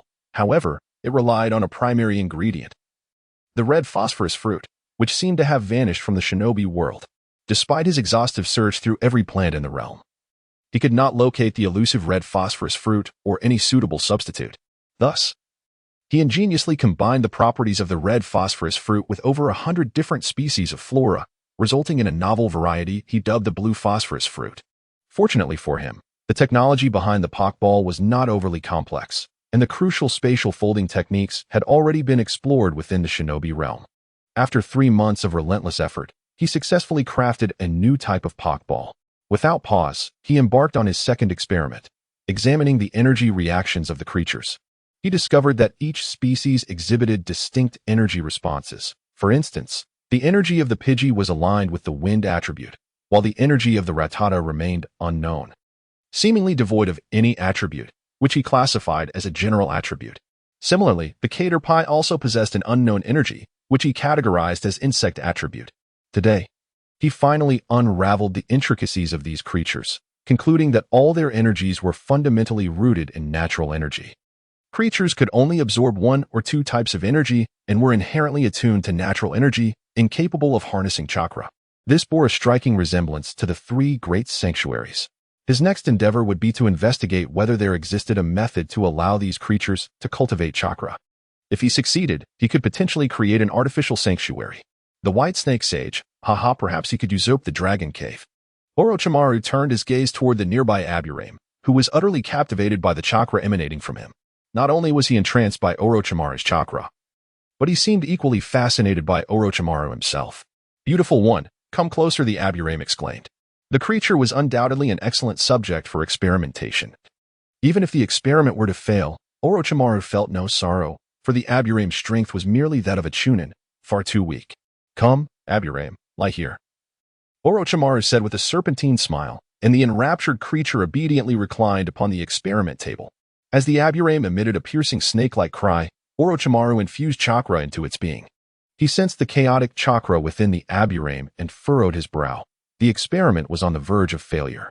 Undeterred, he reached out once more, attempting to consolidate the chakra swirling within the aburame. The creature exhibited a remarkable adaptability to Orochimaru's chakra, gradually coalescing the tumultuous energy. A mark appeared on the aburame's forehead, crystallizing Orochimaru's chakra within. The chakra began to stabilize, flowing continuously from the mark on the aburame's forehead throughout its body. Remarkably, the aburame's color transformed from purple to white. Had he succeeded? Was this mere coincidence? Orochimaru felt elation, astonished that he had achieved success in a single endeavor. The white elder creature ascended from the laboratory table, its strength having reached the level of a special jonin. With a hissing sound, a long tongue, reminiscent of Orochimaru's, emerged from its mouth as it affectionately climbed onto Orochimaru's body. At that moment, the creature's demeanor strikingly mirrored that of Orochimaru himself.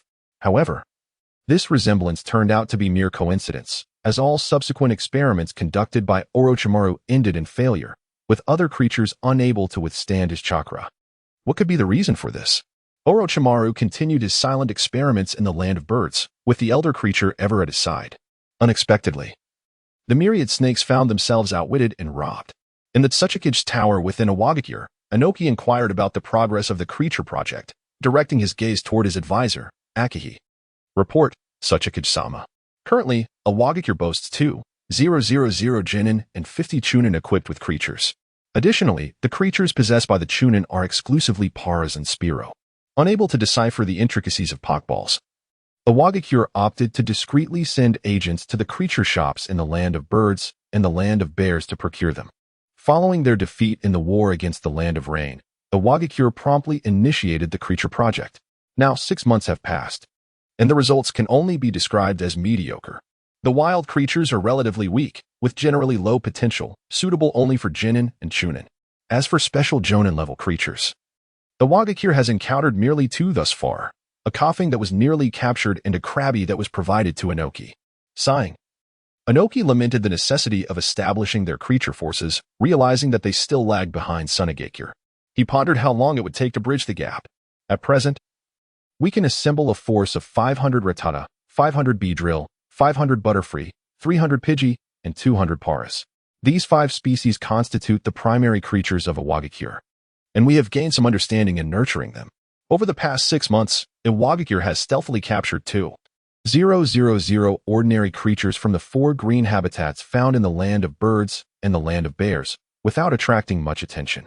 Regarding the recently discovered Yecang habitat, Awagakure had indeed contemplated its potential, as the quality of creatures there was markedly superior. However, Yecang Mountain was reportedly home to a formidable yellow bird. According to scouts from the land of birds, this magnificent creature is known as Zapdos. The explosive confrontation was absolutely no match for the Thunderbird. The unfortunate individual was thrust into the encounter vertically, only to emerge horizontally.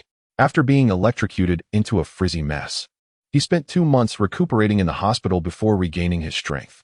As the perennial underdog of this narrative, he has yet to secure a single victory. Even a mere bird has the audacity to bully me, he lamented. Ultimately, the rock-hidden village temporarily relinquished the Jade Song habitat, diverting their attention to other regions. The Thunderbird, having triumphed over him, ascended to the throne of shadow-level Pokémon, quickly garnering widespread acclaim. And news of the shadow-level Pokémon spread like wildfire throughout the ninja world. The bird-hidden village became a focal point of interest, attracting numerous wandering ninjas seeking to join its ranks. Wanjun and Yushu found themselves overwhelmed with requests, yet their joy was unmistakable. Other small ninja villages. Father Sandhidden, please feed us. Chapter 70. The Kamishiro Clan, a new revelation in the ninja world in the Kamishiro clan's territory. The clan leader exclaimed, I have concocted a potion that can enhance the strength of the Beedrill. Kamishiro Pei, accompanied by a Beedrill, excitedly approached the residence of Kamishiro Yun. Pei, is that truly the case? This is splendid news. Kamishiro Yun, the clan leader, and AJ Nin in strength, immediately concealed a small yellow book in his hands and stood to greet Pei. The Kamishiro clan, an esteemed lineage of insect manipulators, boasts a history spanning over a century. However, they have repeatedly fallen to the Oil Girl clan, enduring relentless oppression. with only 12 members remaining. The Kamishiro clan's status within the rock-hidden village has waned, and they have been subtly forsaken by the higher echelons of the village. Now, the Kamishiro clan's opportunity for resurgence has arrived. Indeed, after consuming my potion, the Beedrill has successfully advanced to the rank of a Xiangling. Pei-e proudly patted the Beedrill, beaming with joy. At merely 12 years of age, his ninja talents were rather unremarkable, confined to the rank of a Genin, and he had largely been overlooked by the village. As one of the few promising new generations of the Kamishiro clan, he was, however, regarded with importance. Yet, it was of little consequence, as the clan's insect manipulation techniques had fallen behind the times, offering little advantage over standard ninja arts. The ninja world has transitioned into an era dominated by ninja villages, yet the Kamishiro clan's vessel failed to navigate these new waters. Pei sensed that the Kamishiro clan was on the brink of oblivion.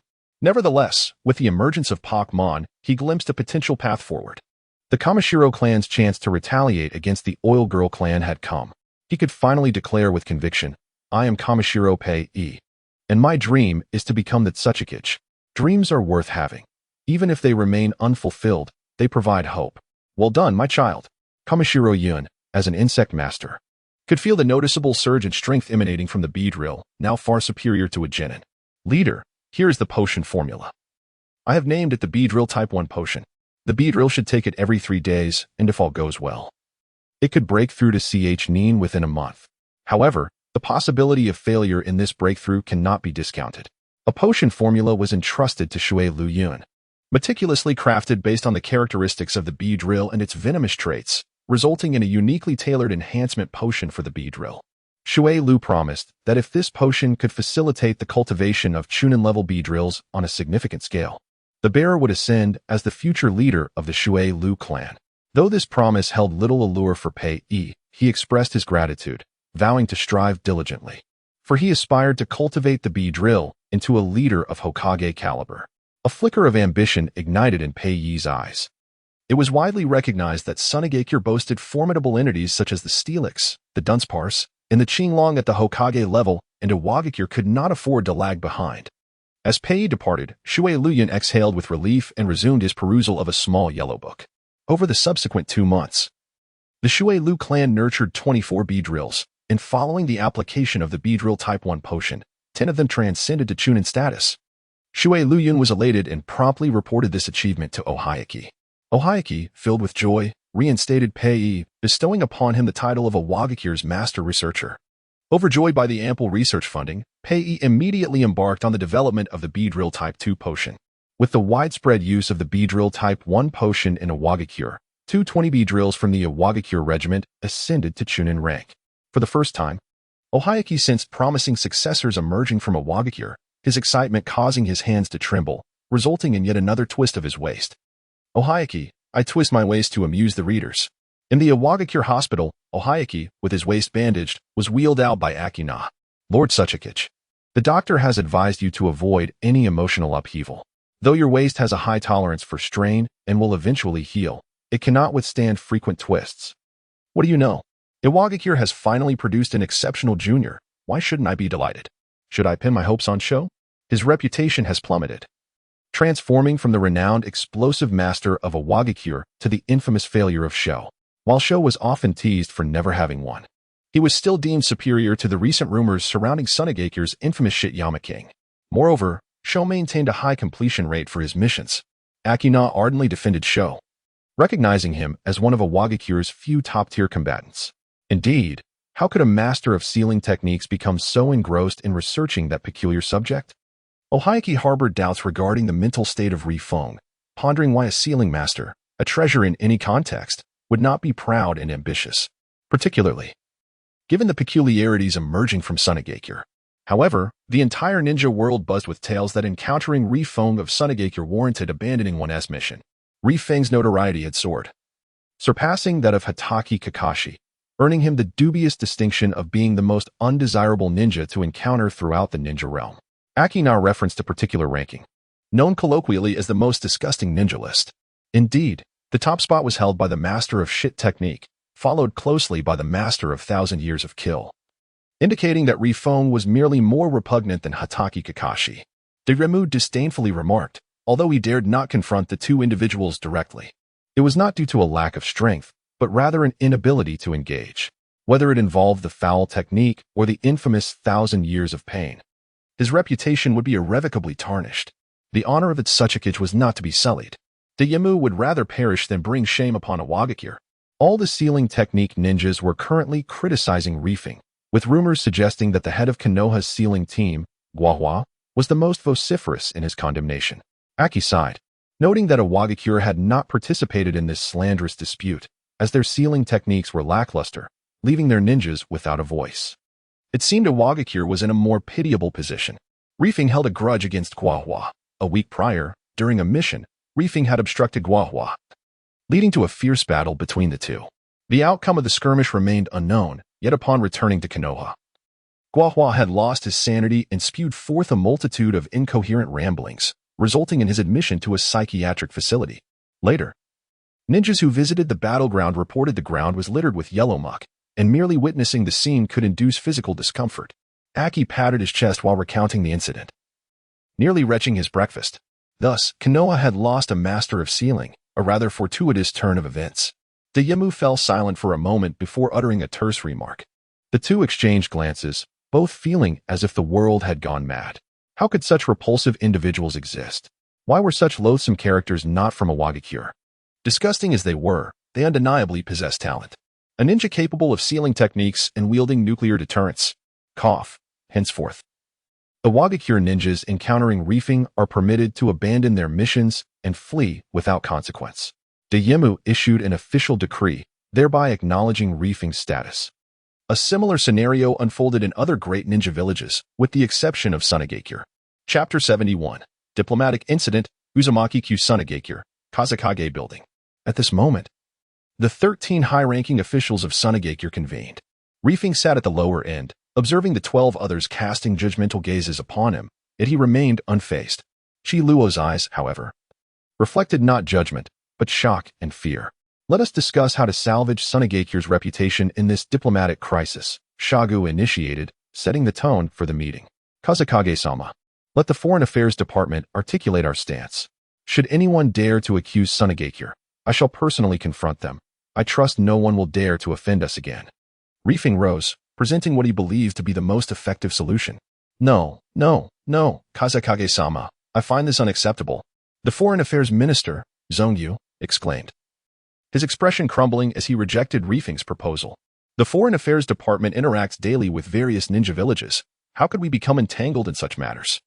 The office erupted into chaos, and in a moment of agitation, Reefing slammed his shoe onto the table, instantly silencing the room. The shoe appeared to be inscribed with sealing techniques. Uncertain, let us observe further. Oh, it turns out that 4 seals were inscribed in each direction. What?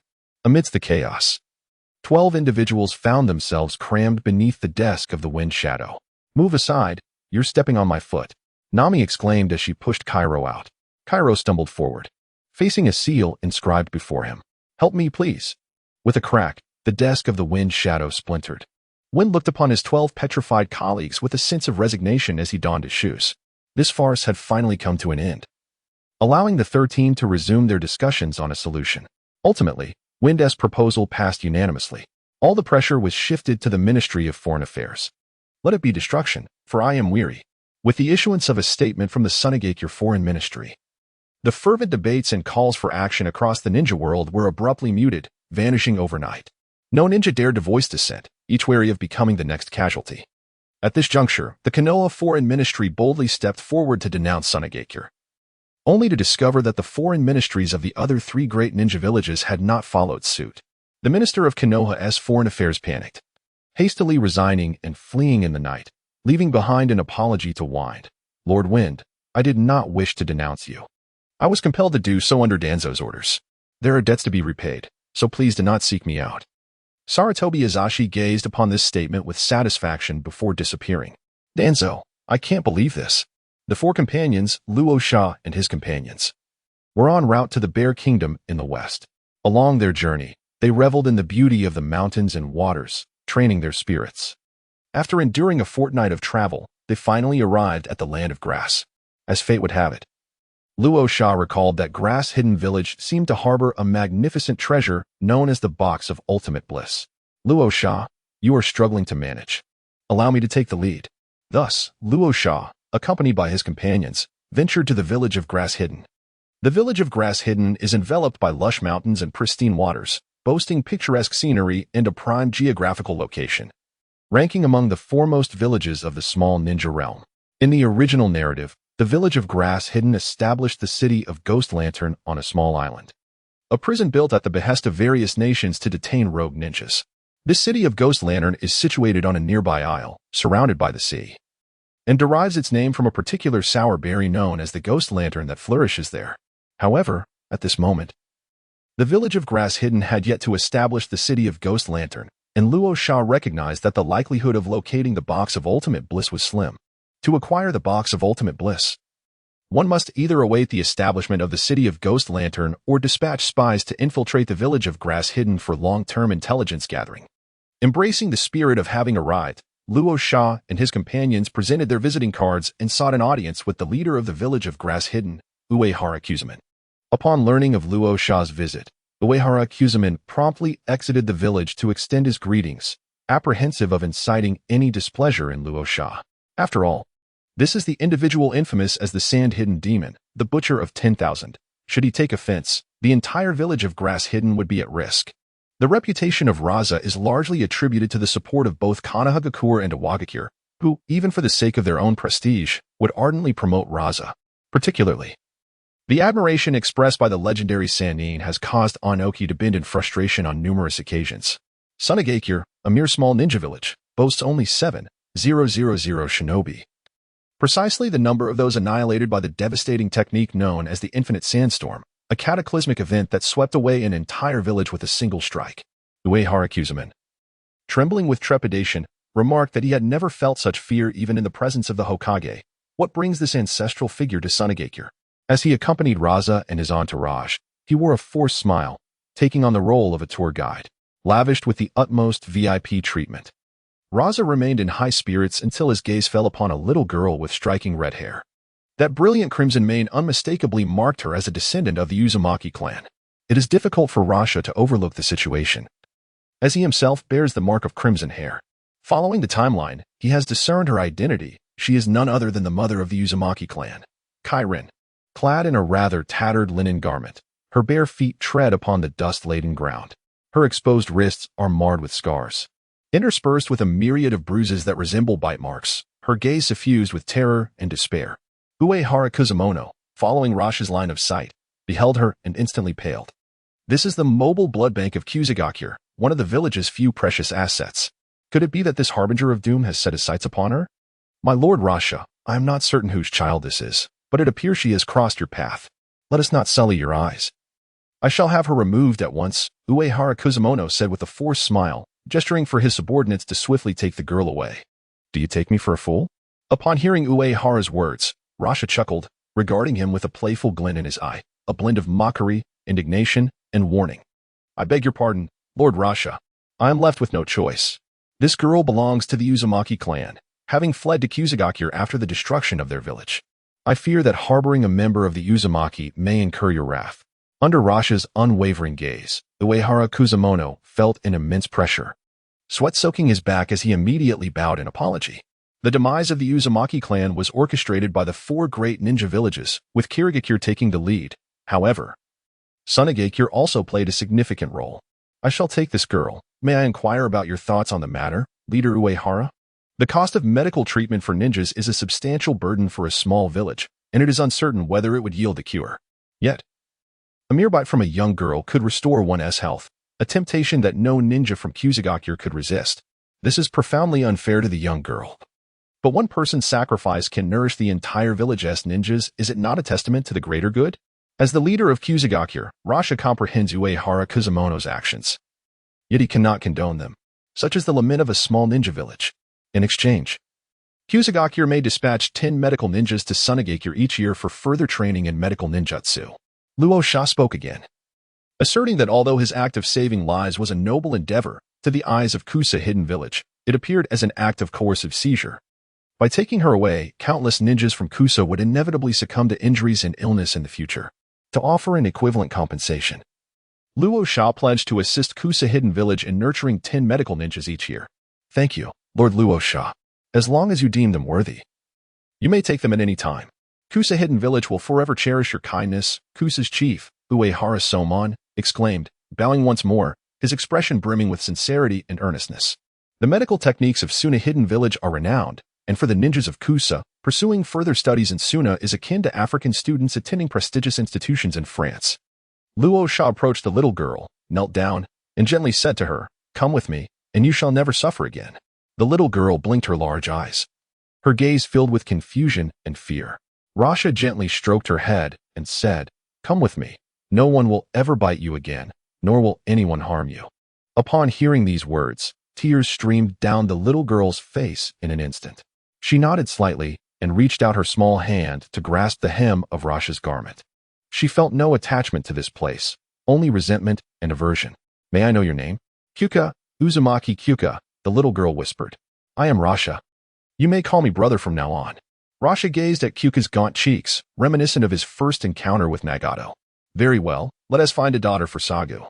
Luo Sha once again took on the role of collecting his sister on behalf of his father, feeling that his degree of filial piety rivaled that of the infamous Heiju.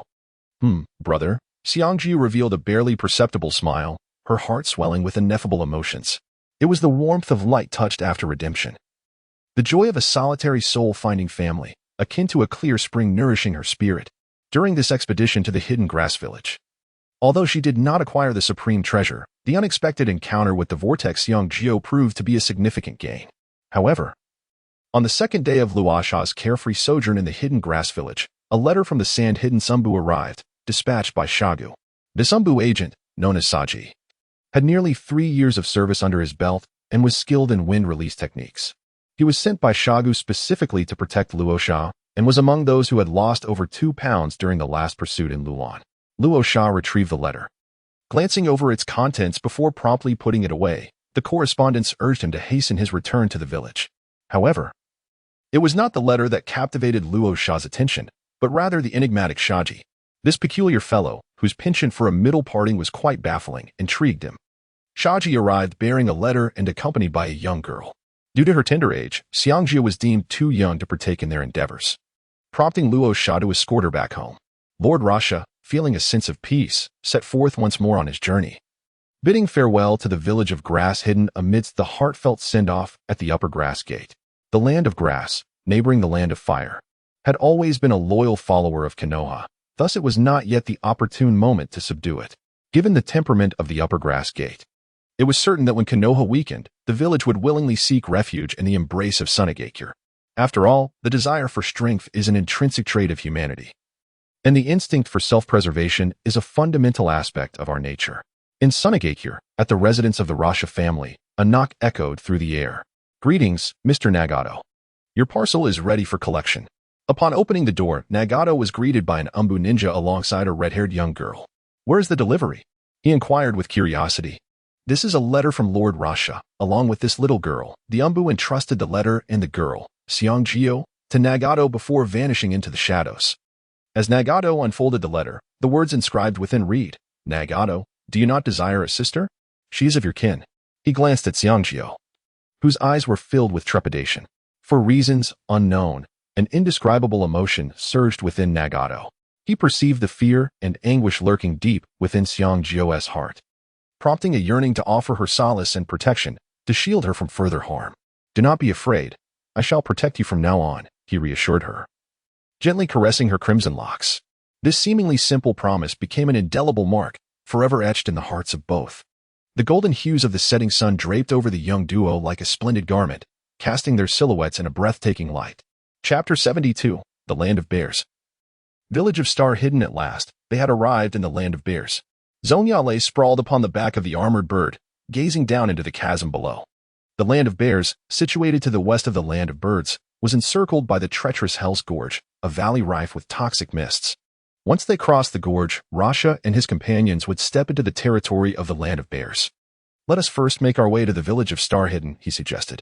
Rosa sat upon the back of the fierce void seat, gazing at the mesmerizing landscape of Hell Valley.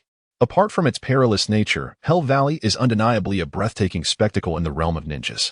Since the onset of Kakuzu's disturbances in the Bear Country, Sunagakure has clandestinely dispatched spies into Hashigakure. Presently, the espionage team of Sunagakure is bolstered by a ditto, significantly diminishing the likelihood of discovery by other ninja villages. In the past, espionage was fraught with mortal peril, akin to a near-suicidal endeavor. Today, while still a high-risk occupation, the mortality rate has been reduced to 50%. Over the course of the past 10 months, the spies have thoroughly acquainted themselves with the intricacies of Hashigakure. 2 centuries ago, a meteorite plummeted from the heavens, landing in the Bear Country. A ninja discovered this celestial rock and, harnessing its power, developed the peacock technique, which allows the transformation of chakra into various formidable beasts to assail adversaries. Subsequently, he gathered a cadre of ninjas to master the peacock technique, thereby founding Hashigakure. He became the village's inaugural leader, self-styled as the First Star Shadow. Presently, Hashigakure is under the stewardship of the Second Star Shadow by Yecang, who has inherited the vision of the First Star Shadow, advocating that the ninjas of the village should fully exploit the extraterrestrial meteorite for their training. In contrast, the future Third Star Shadow, as depicted in the original narrative, is opposed to the reliance on star-based training. Consequently, within Hashigakure, numerous ninjas have already discerned the adverse effects of such training methods and vehemently oppose dependence on them. The current leader of the opposition is Yecang, whose parents perished prematurely due to the practice of the peacock technique, leaving him to be raised by neighbors. Luo Sha gazed at the intelligence in his hands, contemplating how to bring the star-hidden village under his control. Undoubtedly, Yecang represented the most opportune entry point. With the support of Sha-in, he could elevate him to the position of Star Shadow, leading the star-hidden village to pledge allegiance to Sha-in. However, it was uncertain whether Yecang would be willing to collaborate with the star-hidden village. If all else fails, the only recourse would be to eliminate the high-ranking officials of the star-hidden village and install a new puppet in power. The number of ninjas in the star-hidden village was less than 1,000, lacking even a proper protective barrier. Luo Sha and his companions entered the village and took up residence in the only inn available. In the evening, a young man with short brown hair knocked on Luo Sha's door. Upon entering, he immediately performed a ninja bow and spoke softly. "I am Hiruruk from the Hidden Star Village. Honored to meet you, Lord Luo Sha." A ripple passed across Hiruruk's face, and a shape-shifting creature fell away, revealing his true visage. "Rise," Luo Sha commanded. "What is the current state of the Hidden Star Village?" He picked up a star-shaped teacup and poured tea for Hiruruk. "Lord Luo Sha, I have trained in the Hidden Star Village for 9 months and successfully mastered the peacock technique. I can now transform my chakra into a reindeer for physical attacks and absorb the chakra of others, achieving the rank of Special Jonin." Hiruruk began by recounting his own progress, eager to demonstrate his worth to Luo Sha. "My talents have attracted the attention of the Day Star, and I have become a ninja under its banner. As the Star Shadow, the Day Star has the support of 60% of the ninjas in the village. The remaining 40% support the Night Star, driven by the deaths of their family members who practice the peacock technique and adamantly oppose reliance on the star for training. The Night Star is formidable, being one of the 2 elite Jonin in the Hidden Star Village, the other being Xiangling." Having listened to Hiruruk's report, Luo Sha discerned that the future Third Star Shadow would likely be the Night Star. What is the current relationship between the Day Star and the Night Star?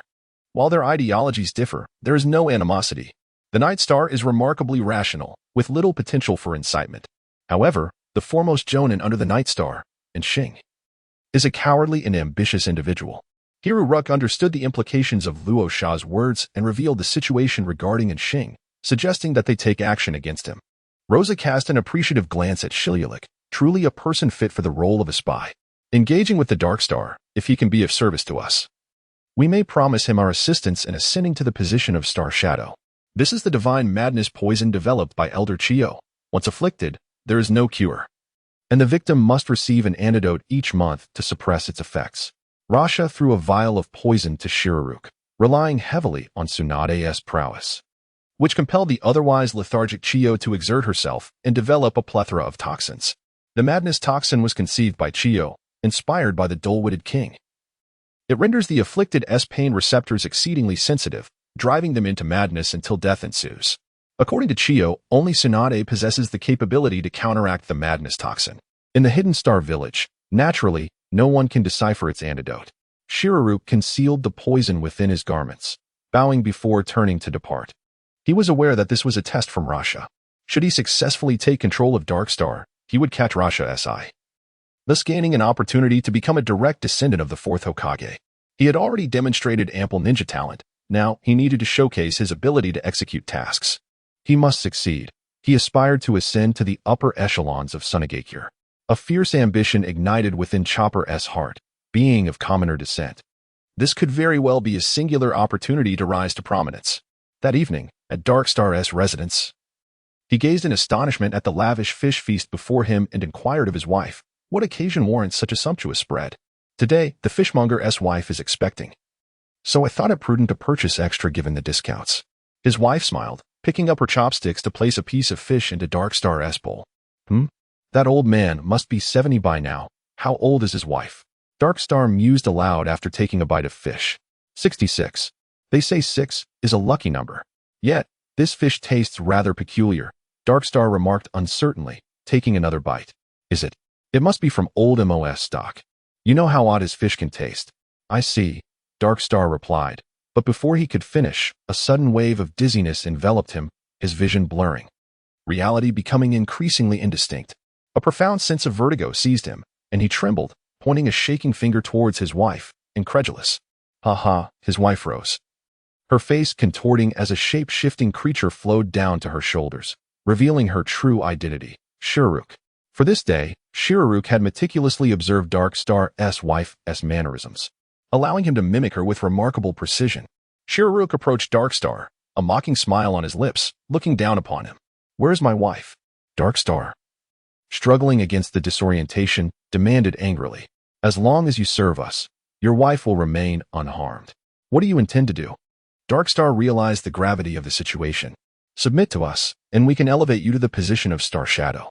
Shiraruk grasped Dark Star's collar, leaning close to whisper in his ear, surely, you wouldn't want any harm to befall your wife? Do not harbor such delusions. I shall never yield. Dark Star wavered. But out of duty to his village, he resolutely refused. Is that so? Then prepare to meet your demise from the poison, Shiraruk declared, turning to leave. Wait. The voice of Dark Star carried a trace of despair as he murmured, I promise you. Shiraruk smirked triumphantly and handed him the suppressant. Racked with excruciating pain, Dark Star immediately swallowed the medication. Shiraruk had long since deciphered Dark Star's character. He loved the village, but loved himself more. Remember, your life is now in our hands. Serve us well. And each month you shall receive the antidote. You won't regret today's choice, Shiraruk warned. I understand. Dark Star clenched his fists and bowed his head in silent submission. Chapter 73, The Stellar Concealment Upheaval. Rayquaza devours the stars in the stillness of night. A sudden rebellion unfolded silently within Starfall Village. Bayako, the White Star, lay peacefully in slumber, immersed in sweet dreams. Abruptly, his serene expression contorted as a violent nightmare shattered his repose. His brows furrowed deeply, lips trembling as if struggling to cry out, yet no sound escaped. Beads of sweat dotted his forehead, trickling down to soak his pillow. As the nightmare intensified, his body began to convulse involuntarily, his legs twitching sporadically. A glint of cold steel flashed in the darkness. Before he could react, a razor-sharp claw sliced through the air like lightning, cleanly severing his throat. Blood sprayed forth, and Bayako's eyes closed forever. The Lycanroc assassin vanished back into the earth as swiftly as it had struck. 5 minutes later, a Jengar materialized, pressing a stubby finger to Bayako's lifeless nostrils before dissipating with satisfaction. Not long after, Dark Star crept into the scene, a burlap sack slung over his shoulder. He meticulously staged the aftermath, crafting an elaborate deception. Meanwhile, the true mastermind slumbered soundly in a distant inn. At dawn, the Starfall shinobi awoke to horror. The Black Star had assassinated the second Star-Lord, culminating in their mutual demise. Every high-ranking loyalist of the second Star-Lord had been slaughtered. His remaining followers, seeing their pillars crumbled, swiftly pledged allegiance to Dark Star. Wisdom lies in recognizing the tides of fate. Now unchallenged as the village's most revered figure, Dark Star ascended uncontested as the third Star-Lord. His inaugural decree? A manhunt for the killers. The task fell to Shiraruk, who ultimately uncovered 2 Konoha spies. Though interrogation yielded no confessions, the rude insignia branded upon them spoke volumes. Danzo Shimura. Konoha covets our celestial meteorite and resorts to such despicable means. In the village of Star Hidden, the populace was filled with indignation, yet their grievances were limited to mere verbal outbursts, lacking any substantive action. The ninjas of Star Hidden, while arrogant, We're not foolish. To pit 900 against 40,000 would be akin to illuminating a toilet. Nevertheless, the village harbored this enmity eternally. Cursed be Konoha. Cursed be Shimura Danzo. Simultaneously, to obscure the realities of internal strife among the higher echelons. The epitaph of the second Hokage was inscribed with the words "fell by the hand of Konoha." The second decree issued by Dark Star was to seal off the celestial meteorite, henceforth forbidding the ninjas of Star Hidden from relying on celestial cultivation. This edict sparked some discontent, though such murmurs swiftly faded into silence. The third order from Dark Star mandated the establishment of a fairy shop within Star Hidden, alongside the implementation of a Fairy Protection Act, vigorously promoting the fairy trade. Sunagakure, now renowned, with the aid of fairies, had become the second most formidable ninja village after Konoha. The fourth directive from Dark Star was the appointment of a new leadership. Hirurik ascended to the position of Minister of Finance and Principal of the Ninja Academy. Concurrently, the ninja school introduced a fairy course, personally taught by Principal Hirurik. He also employed an additional spy from Sunagakure to oversee ideological education, instilling a sense of loyalty and patriotism towards Sunagakure among the young ninjas of Star Hidden. The Will of Wind once again emerged alongside the Will of Fire, delivering a subtle yet impactful indoctrination to the village. With Dark Star's series of initiatives, Star Hidden found itself nearly under the complete influence of Sunagakure. Hirurik, you are performing admirably. From now on, you shall serve as the primary representative of Sunagakure in Star Hidden, bestowed with the title of Jainin. Here is my contact information. You may liaise with me directly. Rosa, with a gesture of appreciation, patted Shiruruk on the shoulder and handed him a means of communication. Thank you, Lord Rosa. Shiruruk could hardly conceal his joy. He had now found a pillar of support. Is there a Pokémon you desire? Lord Rosa, could you possibly grant me a deer-type Pokémon? Shiruruk cautiously glanced at Rosa. As a ninja from the overlooked Sunagakure, he possessed only a mediocre Pokémon of Xiangling strength, a Diglett. His Ditto was of Genin strength, yet its abilities lay solely in transformation, rendering it nearly devoid of combat prowess. In truth, his greatest affection was for deer. He had long yearned to capture a deer Pokémon, but opportunities had eluded him. What about a Sawsbuck? Rosa inquired, discovering that there were merely 4 types of deer Pokémon. The blue-quality Sawsbuck could evolve into the seasonal forms of spring, summer, autumn, and winter. The purple-quality Stantler could evolve into the normal and psychic-type wire deer. The purple-quality Kirin could evolve into the normal and psychic-type Jialuoluo. Lastly, there was the orange-quality ancient deer. Purchasing a blue-quality sprite is a painful expense for Luo Sha, costing 50,000 sprite coins, which equates to a staggering 5 million taels. Were it not for his faith in Jialuoluo, he would never have been willing to part with such a sum. It is entirely the author's fault for setting the red habitat at a staggering 100 million sprite coins. How long must he toil to afford it? Even after earning 450 million taels from Jialuoluo, amounting to 5 million sprite coins, his current balance stands at merely 12 million sprite coins. I desire the seasonal deer. My gratitude to you, esteemed Luo Sha. Jialuoluo bowed once more, expressing his thanks to Luo Sha. Here is a seasonal deer sprite egg. This child possesses excellent quality, and you must nurture it diligently. Additionally, here is the seasonal deer cultivation guide. Please take it with you. Luo Sha handed the items to Jialuoluo and continued, in the Bear Nation, 2 new habitats have emerged, the quality of which surpasses the previous ones. And within them resides the seasonal deer population. Furthermore, Xiangling village requires the specialized cultivation of 3 honeybees and large milk jars. It would be prudent to select ordinary individuals devoid of ninja aptitude to undertake this responsibility. Last night, Luo Sha materialized 2 purple habitats, the Shinkoan habitat and the Xingqian habitat. Indeed, Xiangling village shall not falter in its mission, striving for the rise of shine. Jialuoluo's gaze was fervent. He had already envisioned the worth of Xiangling village. The greater the value of Xiangling village, the more valuable he became. As Xiangling village stabilized, Luo Sha prepared to embrace its prosperity. Luo Sha initially intended to place Xing into the spatial scroll. However, the majestic Rayquaza suddenly descended from the heavens, its large eyes fixed unwaveringly upon Xing ultimately. Rayquaza devoured Xing whole, yet it appeared to undergo no discernible transformation. Xiao AI, what is the situation with Rayquaza? Why did that meteorite captivate its attention? Beep. Please explore the matter on your own, host. With Xiao AI proving unreliable, Luo Sha resolved to take matters into his own hands. Rosa pressed down on the fierce Sky Seed, pried open its mouth, and peered inside. Sky Seed, can you still manage to spit it out? A burp escaped Sky Seed. instantly enveloping Rosa in a cloud of odor. Oh dear, it seems I must ensure you brush your teeth when we return. Awoo? All right, if you feel any discomfort, do let me know. Chapter 74, The Habitat of the Bear Kingdom. Having resolved matters in Star Hidden Village, Rosa and her companions set out with Jialuoluo to the Star Kuan and Star Qian habitats. The terrain of the Bear Kingdom consists of forest and grasslands, with a thriving ecosystem that houses Pokémon of various attributes. In the grassland areas, fire-type creatures such as Fire Lion and Flame Horse can be found. Meanwhile, the forests are home to distinctive bear Pokémon, including the Circle Bear, Block Bear, Rogue Panda, Armored Bear, and Tree Pillow Koala. The Hell Valley serves as a paradise for ghost and poison-type Pokémon. The dominant Pokémon of the Star Qian habitat is a level 68 Circle Bear, while the leader of the Star Kuan habitat is a level 67 Block Bear. Pokémon that can yield economic benefits in these habitats include the honeybees and the milk cans. As the oasis of Sand Hidden Village cannot support large-scale breeding of these two species, transferring them to Star Hidden Village is the most prudent choice. After all, what belongs to Star Hidden is also the property of Sand Hidden. Sand Hidden can purchase them directly at cost price from Star Hidden, allowing Star Hidden Village to profit from other ninja villages. Notably, Jialuoluo's seasonal deer successfully hatched, and he named it Chopper. This inexplicable sense of familiarity led Rosa to feel that this seasonal deer was rather extraordinary. Name: seasonal deer. Gender: male. Type: normal.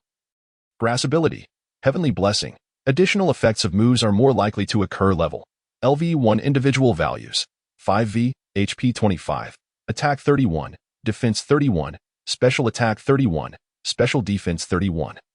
Speed 31. Moves: Tackle, Growl, Dream Talk, Inherited, Photosynthesis, Inherited. Indeed, just by its name, this seasonal deer seems to carry a touch of destiny. It is exceedingly rare for even system-produced blue-quality Pokémon to achieve a 5V rating. Jialuoluo also captured 3 additional seasonal deers in the Star Qian habitat, preparing for an unwavering commitment to his passion for deer. Subsequently, he captured 100 milk cans and 100 honeybees for Star Hidden Village, returning home laden with a bag full of Pokeballs. However, Jialuoluo was confronted by 2 circle bears and a baby bear. As they blocked his path, this was their territory. Given that he had captured so many honeybees, they would have no honey to feast on unless they relocated. The father circle bear boasted a formidable level 55, and the mother circle bear was at level 56, rendering Jialuoluo no match for them. I didn't mean to intrude. How about you come along with me? I can provide for your honeybees with an endless supply of honey, including meals and lodging. Jialuoluo feigned calmness, yet his heart raced with trepidation. Papa Bear, filled with indignation, pondered the audacity of this human attempting to bribe it. Was it truly so easily swayed? Just as Papa Bear contemplated an offensive, Mama Bear intervened with a swift paw, sending him aside. The bear cub, filled with excitement, tugged at Mama Bear, hoping she would acquiesce to Jialuoluo's proposal. Gently, Mama Bear patted the cub's head and consented to Jialuoluo's terms. Truly, Jialuoluo was astonished. He had thrown caution to the wind and, against all odds, succeeded. The trio of bears and Jialuoluo returned to Starry Hidden Village, where Mama Bear surveyed their new domain with satisfaction, along with the caretaker designated to attend to their needs, promptly making themselves at home. Meanwhile, Papa Bear trudged behind, lost in contemplation of bear existence. Starry Hidden Village embarked on an ambitious development project, efficiently establishing a grand milk can ranch and a thriving bee forest, keeping pace with Sand Hidden and embarking on a prosperous journey. Meanwhile, Rasha initiated another scheme to lure the sprites within the sanctuary. Luo Sha did not tame the Circle Bear and the Block Bear clans. Such Pokémon must be personally captured by trainers. Otherwise, the Pokémon will not recognize the trainer. The elite shinobi of Sand Hidden Village possessed the capability. They could easily come and capture the Pokémon themselves.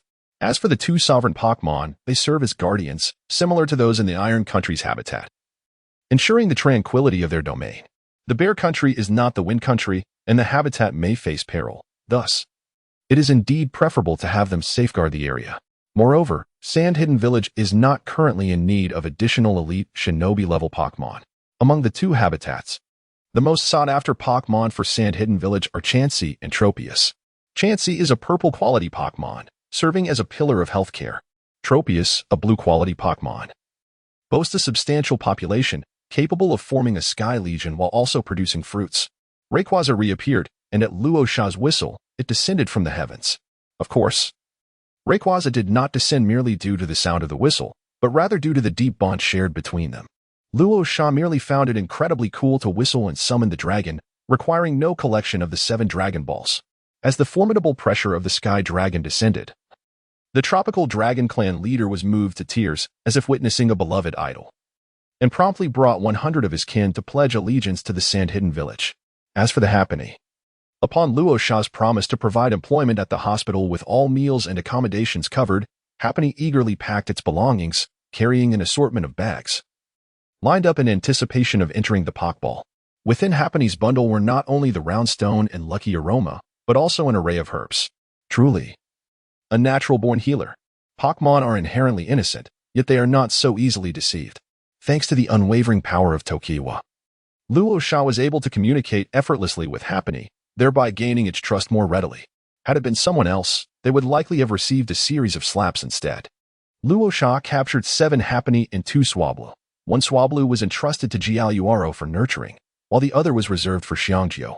Having successfully acquired their target Pokémon, the 4 of them strolled through the resting area, hoping to discover some promising little creatures with exceptional talents. In the Xingqiuan habitat, Luo Sha has encountered a level 21 Heracross with a 2V rating, diligently honing its fighting skills.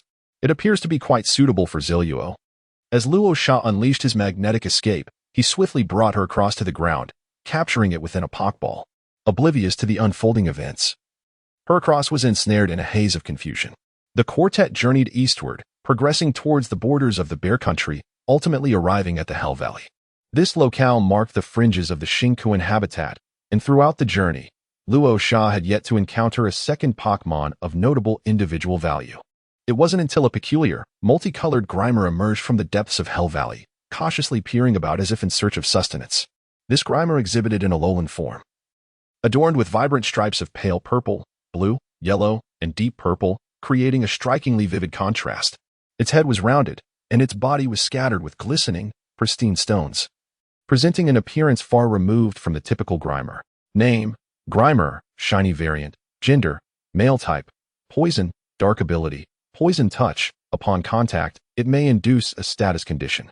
Level: LV 46. Individual values: 4V, HP, 31, Attack, 31, Defense, 31, Special Attack, 22, Special Defense, 31, Speed, 22, Moves: Acid Bomb, Poison Fang, Minimize, Gunk Shot, Melt, Black Glare. Inherited.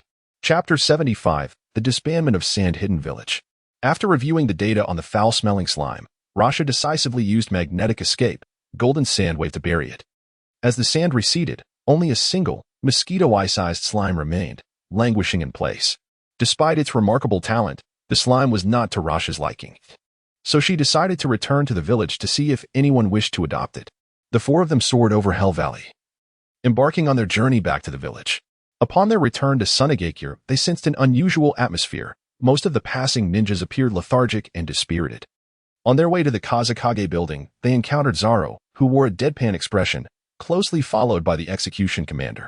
Uncle Zaro, has something happened in the village recently? Zomi could not contain his curiosity and inquired about the news. Recently, Lord Kazekage ordered a crackdown on illicit activities. Establishments involved have been shut down, and many ninjas have been apprehended by the police department. Zaro, as the head of the police department, seemed overwhelmed with the recent developments. Why the sudden crackdown? Yakura interjected. Her curiosity piqued, because a certain author recklessly penned an inappropriate story about Lord Kazekage, and arrests are still underway. Could it be that Lord Kazekage has fallen for my author? Yakura exclaimed, drawing the attention of all passers-by. I merely heard about such a book. Considering its popularity at the bookstore, Yakura awkwardly clarified, lacking any credibility. At that moment, Jialuoluo felt a pang of concern, as she had recommended that very book to Yakura. As best friends and avid fans of the book, they had frequently promoted it to their female classmates. Has that author been caught? Jialuoluo softly inquired. If they have, I'll have to ask my father to intervene. The sequel must be released before the author lands in jail. Zaro hesitated. They were just apprehended this morning. Currently, the entire police department is working to destroy the evidence for Nami, hoping to keep it a secret from Sagu. Why target the author of such stories? Those other adult materials are far more outrageous, yet continue to thrive. Yakura blurted out, once again attracting the attention of the crowd. What a bold spirit. Lady, the head of the police department is right beside you. Yakura, tread carefully, Zoro cautioned. Though he ultimately refrained from escorting her back to the police department for a session of ideological education. At this point, Jialuoluo had already covered Yakura's mouth. Fearing that her friend might inadvertently implicate her as well, considering they had watched the inappropriate stories together. No matter how extreme those adult materials were. It was improbable that Lord Kazekage would personally intervene. The protagonist of the inappropriate story was none other than Lord Kazekage himself. It would be strange if he didn't take action. Oblivious to the gravity of the situation, Zomi bluntly stated the truth. Zoro stifled his frustration, finally lowering the hand that held the handcuffs. With a scowl, Luo Sha tightly covered Zomi's mouth, wondering if Zomi had become so accustomed to being a mere ornament that he had lost his wits. Consequently, while the small authors of risque literature were apprehended, others suffered from the ensuing chaos. However, what was the situation with those bathhouses? Jialuoluo curiously pointed at the row of establishments, 18 in total, of which only one remained open. Yet its business was desolately sparse. Jialuoluo, you are still young. You will understand in due time, Zoro said with a grave expression. As he had personally closed down the 17 establishments, the most disheartening revelation for him was encountering several familiar faces within, including that of his 78-year-old father. What about that row of hotels? Jialuoluo inquired, gesturing to the street opposite the bathhouses, which similarly housed only one hotel that had escaped calamity. Zoro fell silent. For just 2 days prior, he had caught his wife in that very hotel. Having signed the divorce agreement yesterday, he had resolved to spend his life with the Cleaver Commander from now on. The police department was now swamped with individuals, both men and women, caught in infidelity, along with a multitude of mistresses, the most outrageous of whom was a certain Xiaojio. Do not be so inquisitive. You will comprehend when you grow up, Zoro sighed, turning away with an air of desolation. In truth, it was the ninjas who transitioned from the interrogation department to the police department who bore the heaviest burden. They had anticipated that their new roles would be significantly easier, only to discover that they were still overwhelmed with work. It was akin to laborers fantasizing that their next job would be better, only to find it even worse. The police department had become a hub of emotional dispute resolution, with even the formidable Great Wolf Dog becoming adept at catching cheaters. With just a sniff, the Great Wolf Dog could discern whether an individual had strayed. The 4 members of Rasha bid farewell to Zoro and arrived at the Wind Shadow Tower. Sega's Blaziken donned the attire of the Umbu, seamlessly blending in with the shadows. Rasha nearly failed to recognize him. Blaziken, you look quite dashing today. Blaziken responded with a charming acknowledgement before resuming his meditative practice. Thud, thud, thud. Luo Sha knocked thrice upon the door, and upon hearing no peculiar sounds, he gently pushed it open. Shagu was engrossed in managing paperwork. The recent surge in arrests had resulted in an avalanche of complaints. Not only were there grievances, but also applications for divorce, petitions for property division, and various requests to eliminate unfaithful partners. How could a prominent figure like Feng Ying be reduced to handling such trivial matters? This was, of course, due to the influx of a substantial number of ninjas from various departments into the police force, engaged in ideological education efforts. Sunagakure is currently in dire need of personnel. After all, who among us is entirely devoid of a bit of risque literature or adult films? It can only be said that Sunagakure has never previously addressed such obscenity. This time, they have inadvertently stirred a hornet's nest. Everyone was unprepared, with no time to conceal their transgressions. Master, do you think this operation is perhaps a bit too forceful? Luo Sha sat directly opposite Shagu, with towering stacks of documents obscuring his view of Shagu's head. A deep sigh emanated from behind the papers as Shagu continued. Thus, it is merely a matter of conducting ideological education. They will be released after 2 days. The crux of the matter lies in the whereabouts of the author of that risky little book, who seems to have vanished.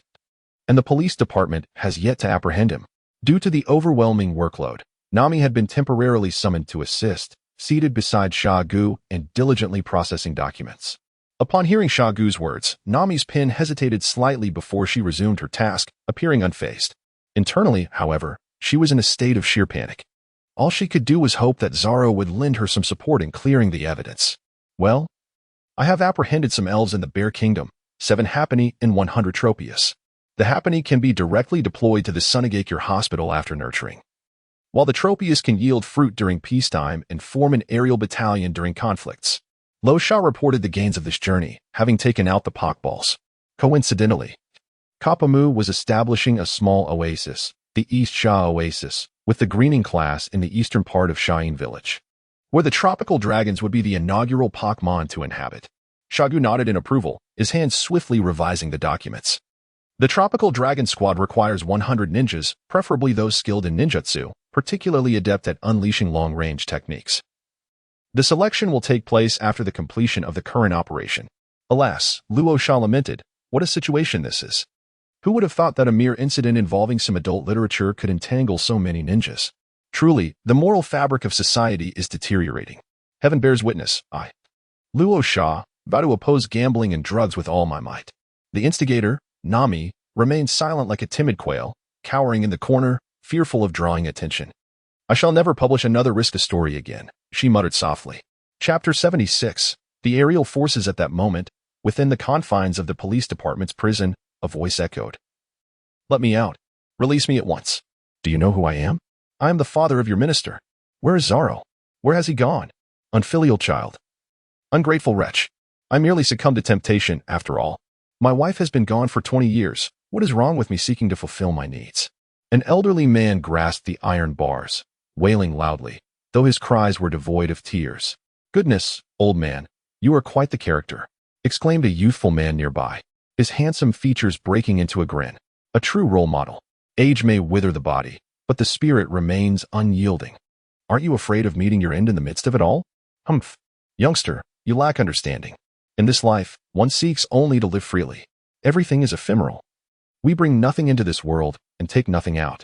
If I do not seize the moment to indulge, I may never have another chance. The old man spoke with the wisdom of experience, imparting his insights. I am enlightened. The young man replied with a fist salute, expressing his admiration. What brought you here? Ah, I sought a wealthy woman who assured me she was single and promised everlasting companionship. Little did I know, she was married with children. The young man lamented, his heart heavy with betrayal by the woman he had adored. What? I never would have guessed you were so lovesick. No, I loved her. But I loved her wealth even more. Yet now her husband is suing me for the money. How could I possibly pay? I have already spent it all. The young man wept bitterly, drawing curious glances from the other inmates. Indeed, in a vast forest, one encounters all manner of creatures. TSK, a materialistic fool. The old man scoffed, shifting away in embarrassment. Do you still look down upon me? Where do you think you can go, you old coot? The young man retorted. The youth wept for a while, his cries gradually fading into silence. The elder took over, continuing to wail loudly. In essence, the police department was in a state of constant unrest. The crux of the matter was that this elder was 78 years old, and the ninjas of the police department could only allow his lamentations to persist, fearing that a moment's lapse could lead to an unfortunate demise. After all, this elder was indeed the father of the police department's head. Opposite him, in a cell, was the former wife of the police chief. Zorlin felt utterly ashamed these past few days. His elderly father and ex-wife had been incarcerated by his own hand, while others might conceal familial disgrace. He had nothing to hide. He had wished to keep it secret, but when the police department apprehended his family, they promptly reported it to him. At that time, Sunagakure was convening a higher ninja assembly, and he was presenting a work report on stage. The letter was seen by all the elite ninjas present, including one particularly adversarial higher ninja responsible for media affairs. Thus, Zorlin had no choice but to personally confine both individuals for ideological education. Observing the unwavering presence of the execution commander, Zorlin resolved to lock away his heart. He, the merciless sword god, Zorlin. On December 1st, 30 years into the era of Sunagakure, the village commenced the selection competition for its aerial forces. Currently, Sunagakure boasts 10 elite Chunin and 4 special Jonin who are eligible to become members of the aerial unit, as they all possess the capability to cultivate exceptional creatures. The ability to nurture such creatures speaks volumes about the prowess of their trainers. They also have the opportunity to engage with tropical dragons. Undoubtedly, they gain the recognition of the tropical dragons, solidifying their status as elite members of the aerial forces. No one anticipated that nurturing exceptional creatures would come with the bonus of a tropical dragon, making these 14 favored individuals the envy of many. Ultimately, it was confirmed that the selection competition for the aerial forces would feature 86 slots. Over 90% of the Chunin signed up to participate, recognizing this as a pivotal opportunity within the future elite forces of Sunagakure. Moreover, The 86 slots represented more than double the 40 slots available in the previous selection. Although Sunagakure had raised the assessment standards for ninjas and curtailed the number of ninjas with the Jonin title, the ranks of lower and middle ninjas continued to surge. This growth was largely attributed to the support of fairies. For lower ninjas, advancing levels was not particularly arduous, as methodical training could yield results over time. Presently, nearly every lower ninja in Sunagakure possessed 2 fairies, while middle ninjas had an average of 3.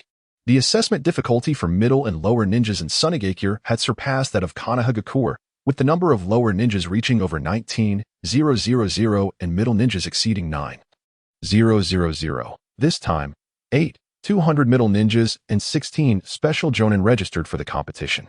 Notably, there were no Jonin participants in this selection, as they were busy requesting leave to venture into the Bear Country to capture purple quality fairies. Most Jonin possessed only 1 purple quality fairy, while some had none at all. The sooner they requested leave, the greater their chances of capturing a purple quality fairy. 2 days ago, the elite ninja class convened, with 92 esteemed ninjas in attendance, while Cairo received 96 excuses for absence. For crafty ninjas, having acted without prior consent, were already en route to the land of bears on horseback. Cairo's steed was no match for theirs, rendering him unable to pursue, and thus, he could only record this transgression for future reference. With all the ninjas intent on taking leave, the meeting room erupted into a cacophony as they clamored for priority in their requests. Despite a day of fervent debate, no resolution was reached. The ninjas abandoned their duties and resumed their quarrel the following day. Ultimately, a venerable ninja, aged 63 and with 25 years of impeccable attendance, was granted the first leave of absence. This farce was finally curtailed by Sagu, who confined all the ninjas to a small darkroom. The only means of release was the completion of a 50,000-word self-reflection essay. The order of release would follow the completion of these essays, igniting a fierce determination among the remaining 91 ninjas, their spirits ablaze, illuminating the darkroom with their fervor, even more so than during the days of Boruto's saga. Due to his inadequate management, Cairo also found himself imprisoned in the darkroom. Upon his release, he was met with an influx of 300 excuses for absence. Meanwhile, the special ninjas were preparing to venture to the land of bears, hoping for a stroke of luck. The ninjas were either still confined or en route to the land of bears, leaving them with no time to participate in the forthcoming selection trials. The selection trials would span 15 days, culminating in the final challenge, a test of aerial agility. Do not assume that ninjas are immune to the fear of heights. After all, they are human too. In the first selection, 86 ninjas were chosen, yet 25 were disqualified due to acrophobia. The most outrageous among them was Fei, who, astonishingly, vomited while soaring on the back of a tropical dragon. This was not a mere aftermath. He was actively retching mid-flight.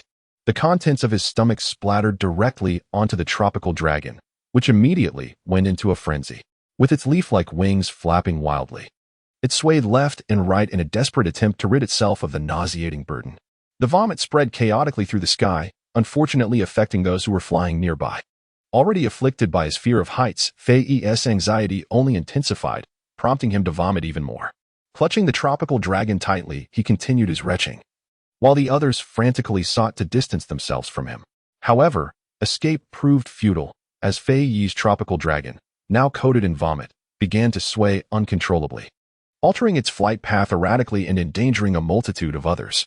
Eventually, all were left covered in some indescribable substance, descending to the ground. Chapter 77, Snorlax Shadow Level. Advancement Assessment. As Fei touched down, still disoriented, he was immediately surrounded and kicked by the others. All 86 tropical dragons flocked to the oasis for a bath. Situated in close proximity to the sand-hidden oasis, they dove into the lake, sending splashes of water cascading. Chio, who was fishing by the lakeside, was blissfully meditating. But thankfully, her doting king reacted promptly, erecting a mental barrier. Unfortunately, Snorlax did not share the same fortune, as 86 splashes of water bombarded its form. While the water splashes had no effect on Snorlax's slumber, some fortuitously found their way into its open mouth. Snorlax, abruptly awakened and choking on the water, watched as the tiny bubbles that had formed on its nose burst in an instant. It immediately sat up, propping itself with its hands and coughing incessantly, its belly jiggling in agitation. Disturbed from its rest, Snorlax's fury escalated dramatically. With its eyes narrowed in irritation, it unleashed a devastating beam of destruction towards the tropical dragons in the lake. Startled, they all took to the skies to evade the onslaught. A thunderous explosion erupted as the beam detonated in the water, generating an immense wave that surged toward Chiyo. Sensing the impending danger, Chiyo's eyes shot open. This was a shadow-level attack. Diding King swiftly positioned itself beside Snorlax, clutching its ears and initiating a lecture. Snorlax, with an expression of indignation, felt wronged, after all. It was they who had bullied him first. Caught off guard by the sudden upheaval, Snorlax ascended to become the third shadow-level Pokémon of the Sand-Hidden Village.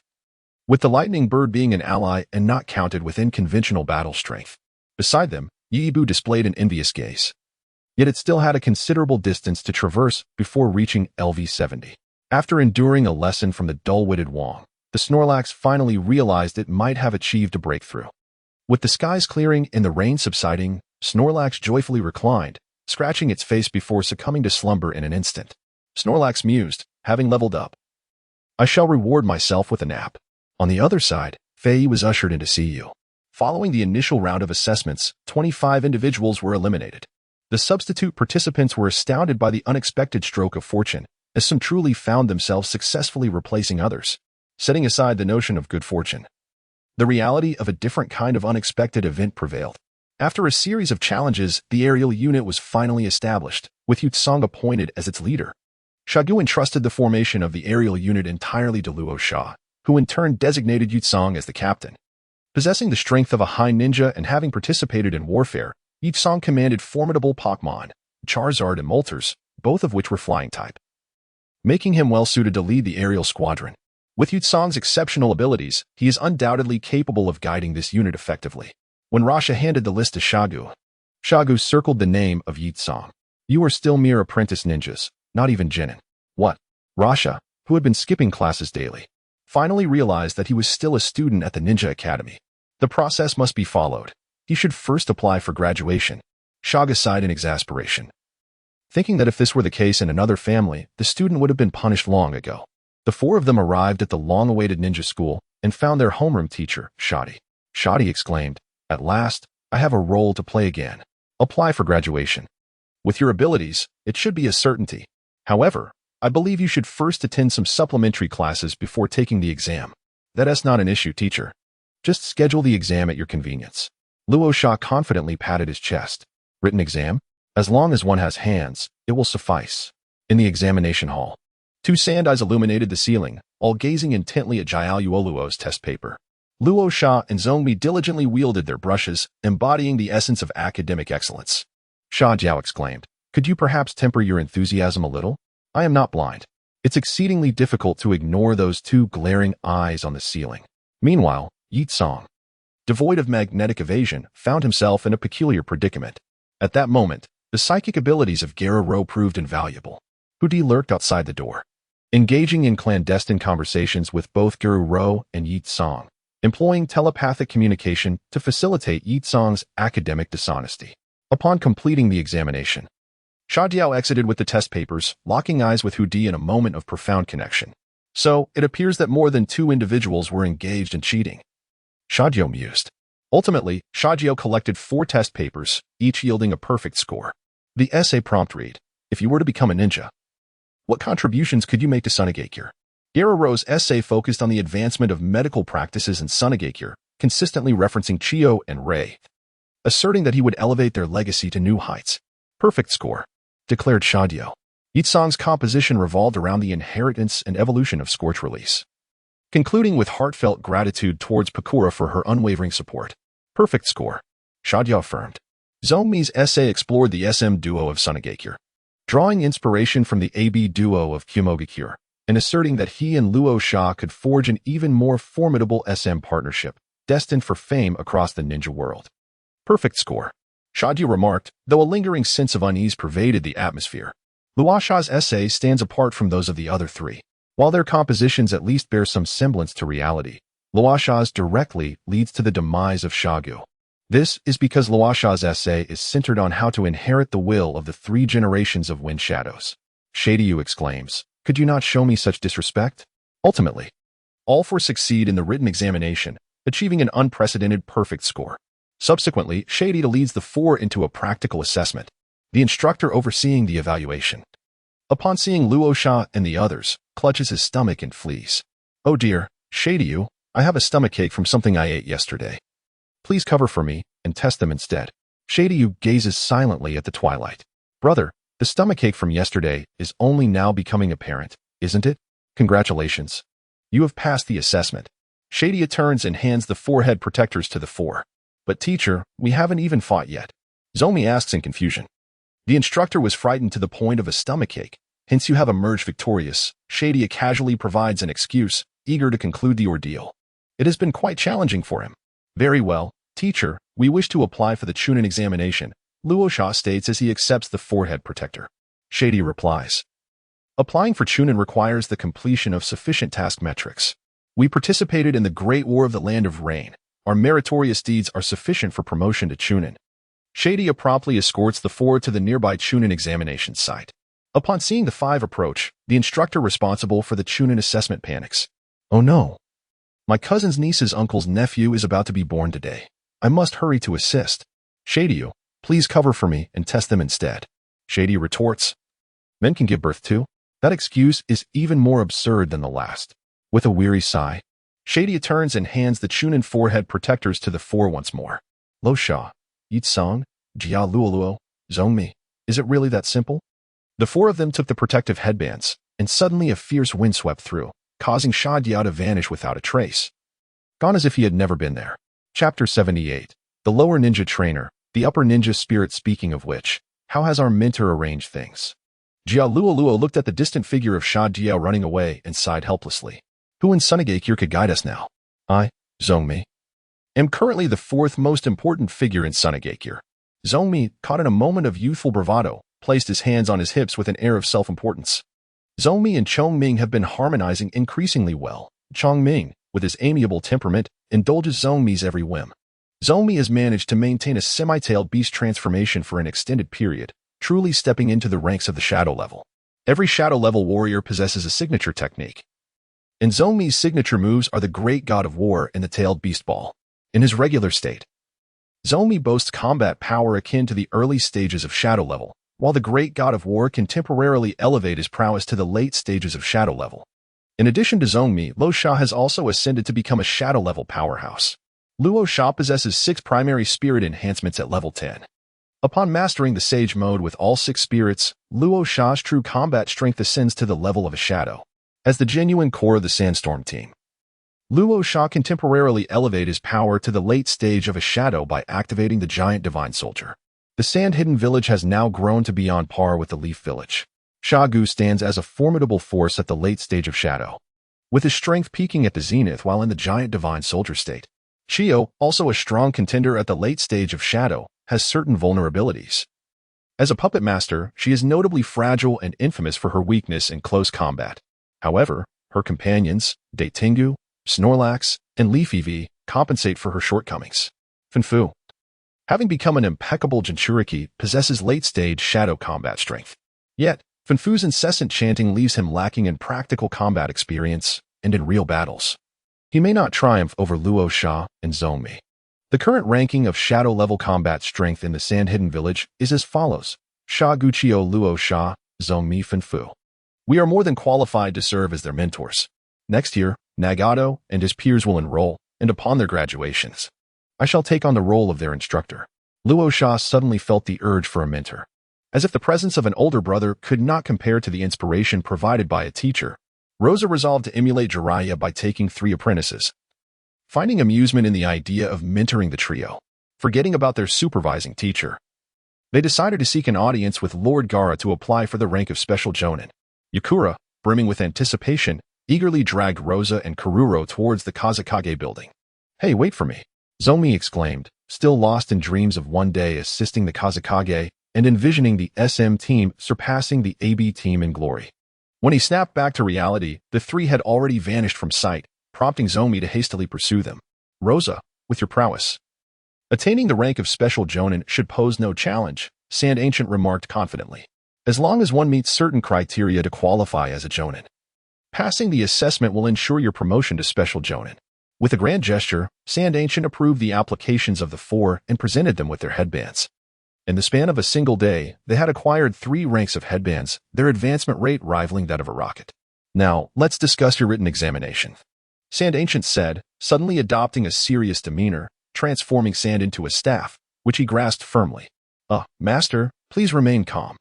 As Luo Sha swiftly concealed himself behind Karu-ro, he hurriedly urged her to take caution. Karu-ro stifled a giggle, mirroring Luo Sha's movements and effectively obstructing Sha Gu's advance. A scene of paternal affection unfolded within the office, where, with the harmonious collaboration of three teammates, Luo Sha adeptly evaded all assaults. The screen was filled with a series of misnotifications, and not a single hair was harmed on Luo Sha. It was not until Nami arrived at the Wind Shadow office that their playful chase came to a halt. Gung-gue peeked out from the shadows, giving Luo Sha a thumbs up. It turned out that Gung-gue, sensing the precarious situation, had rushed to Nami's office to summon her. Upon hearing a knock, Shagu quickly returned to his chair, adopting the demeanor of Wind Shadow. Nami entered, carrying a tray of tea, and exchanged a brief glance with Luo Sha, instinctively understanding, before settling onto the sofa to engage in casual conversation. Shagu, helplessly observing the scene, couldn't help but reflect on the numerous children at home and his diminished status within the family. Master, are we now qualified to apply for the rank of Jonin? Luo Sha pondered that since he had come this far, he might as well see if he could obtain the Jonin forehead protector. He envisioned rotating through 4 different forehead protectors, donning the Jinin protector to play the role of the Navi, while adorning the Jonin protector to project an air of superiority. To ascend to the rank of Jonin, one must complete a minimum of 10 S-rank missions and 100 A-rank missions. However, there existed an alternative path for promotion, completing either 2 Super S-rank missions or 20 S-rank missions. Shagu perused the profiles of the 4 individuals, descending into a contemplative silence. Luo Sha completed 5 Ultra S-level tasks, 6 S-level tasks, 12 A-level tasks, 72 B-level tasks, and none in C or D levels. He has captured the 7 Tails, participated in the War of the Rain Country, subdued the Zapdos, defeated the Band, and persuaded the Kaku. The Ultra S-level tasks linked to the Shadow level have been accomplished 5 times by Luo Sha. The other task completions pertain to the establishment of habitats, in which Luo Sha has played a significant role. Zomi and his companions have also recorded 2 Ultra S-level task completions. The 4 of them have met the criteria for promotion to Jonin. However, the sudden emergence of 4 10-year-old Jonins raises concerns. Luo Sha, you shall be promoted to Jonin first and assume the role of instructor for this team. You all need a few more years of honing your skills. An early promotion may not necessarily be advantageous. Luo Sha has already made a name for himself within the ninja world, and his promotion to Jonin would not raise any eyebrows. It is indeed fitting that he assumes the role of a guiding instructor, adhering to the stipulation of a 4-member ninja team. At the next Jonin meeting, your application will require the approval of the Jonin Council. Shagu, with a sense of helplessness, rubbed his temples, experiencing for the first time the troubles that come with an abundance of talent. Anoki, you better have a good reason. No worries. Luo Sha harbored no concerns regarding the council's decision. After all, it was his own class. How could they possibly deny him? On the other hand, when Luo received Luo Sha's application, his expression resembled that of a subway elder. Was he just elevated to special Jonin today? Luo felt utterly exasperated, recalling that it had taken him 5 arduous years to attain the rank of Jonin. The Jonin meeting convened 5 days later, and the outcome of Luo Sha's promotion was swiftly determined. A total of 82 Jonin were present, casting 81 votes in support and 1 vote against. Upon obtaining the Jonin headband, Rasha tied it to the corner of the fierce sky seat, while the special Jonin headband was entrusted to Banjira. Rosa adorned herself with the headband of a lower ninja. Lower ninja Rosa, upper ninja Yecang, I humbly present myself. Zomi and his companions, imitating her, donned their own lower ninja headbands, while the upper ninja headband was bestowed upon the primary spirit. Bashikadora, filled with joy, tied the headband around her arm and patted Zomi with a look of satisfaction. You've finally grown up. Understanding Bashikadora's words, Zomi fell to the ground in disbelief. Big B, are you mistaken? It was I who raised you. Zomi vehemently protested, defending the dignity of his role as a trainer. But I am now an adult, while you remain a child. Zomi squatted in a corner, drawing circles, as dark clouds gathered above, and rain began to fall. The passing Mosquito Frog King aided Zomi with enhancements, watching the scene with satisfaction. This truly conveys a sense of desolation. Banjira silently appeared beside Rosa, fully agreeing with Bashikadora's sentiment, gently nudging her with its tail. Banjira, you must not follow their example. Do you remember your childhood? I possess the recording stone. In an instant, Rasha comprehended the meaning behind Banjira's actions as it extracted a box filled with relics from a bygone era. Steeped in the dark history of the Kira period, Banjira, feeling a sense of humility, pondered why the aspiration to be the leader was fraught with such difficulty. It was evident that the neighboring boss Kadora, once its subordinate, had ascended to a position of authority alongside Zomi. Frustrated, Banjira seized boss Kadora and hurried to the training grounds for an exchange. Faced with the prospect of sparring with his elder, boss Kadora, unable to resist, tearfully bid farewell to Zomi. The prowess of the Pokémon from Karuro was closely matched, ultimately resulting in the headband being awarded to the formidable Giganium. Yecang presented the headband to Charizard, whose expression remained stoic, yet the gleam of excitement in its eyes betrayed its joy. Moltres, yearning for a headband of its own, blinked its clear little eyes eagerly, tugging at Yecang. With a sigh of resignation, Yecang retrieved a Chunin headband and affixed it to Moltres' claw. Now standing at a height of 1 meter, Moltres' gaze remained as innocent as ever, unmistakably gullible. Yecang recalled the Zapdos from the Bird Kingdom and, juxtaposing it with Rasha's mention of the 3 foolish birds, began to suspect that Moltres' intelligence might be a hereditary trait, rather than a result of her upbringing. Gently patting Moltres on the head, Yecang hoped it would grow wiser with age. All 4 donned their Chunin headbands. And only then did Rasha feel that the essence was just right. Indeed, this was the true essence of a Hokage. The lower ninja represented the pinnacle of combat prowess. Chapter 79, The Gale Trio and the Grand Wedding of Sagu. Rosa ascended to the rank of Jonin, and the solitary dissenting vote was cast by Reefing. Reefing drew the attention of an additional 81 individuals, truly deserving of recognition as a master of ninjutsu who pioneered a new school of thought.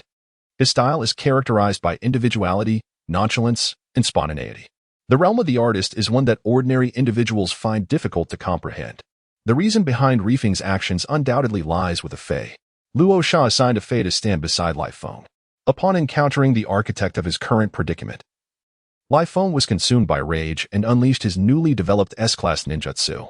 He referred to it as the Multi-Mud Bomb, while Luo Sha dubbed it the Gatling Snowstorm.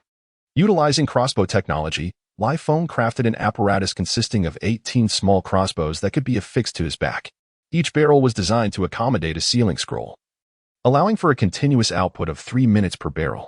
Excluding the raw materials for the projectiles, this ninjutsu indeed possessed the destructive power characteristic of S-Class techniques. Each barrel was inscribed with an acceleration ceiling technique, significantly enhancing the impact of each projectile, capable of penetrating the bodies of ordinary ninjas.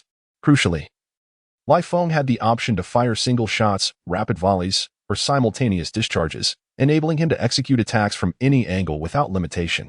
This ninjutsu was designed either to obliterate foes or to thoroughly vex them. Luo Sha harbors suspicions that should a conflict arise between Konoha and Sunagakure, the formidable Ri Feng alone could contend with an army of 10,000, relentlessly pursuing them. The first victim of this extraordinary ninjutsu is none other than a Fei, who, rather than feeling aggrieved, finds himself exhilarated by the unfolding events. The more Ri Feng unleashes his powers, the more a Fei revels in the experience. At long last, a Fei has discovered a kindred spirit and clings to Ri Feng with unwavering tenacity. After countless attempts to vanquish a Fei prove futile, Ri Feng resigns himself to their bond. Engaging in artistic endeavors together, Ri Feng's eccentricities escalate, leading to the emergence of a legendary tale within the public restroom of Sunagakure. By night, a white specter is said to host concerts within the confines of the restroom, prompting a warning to avoid the Sunagakure facilities after dark.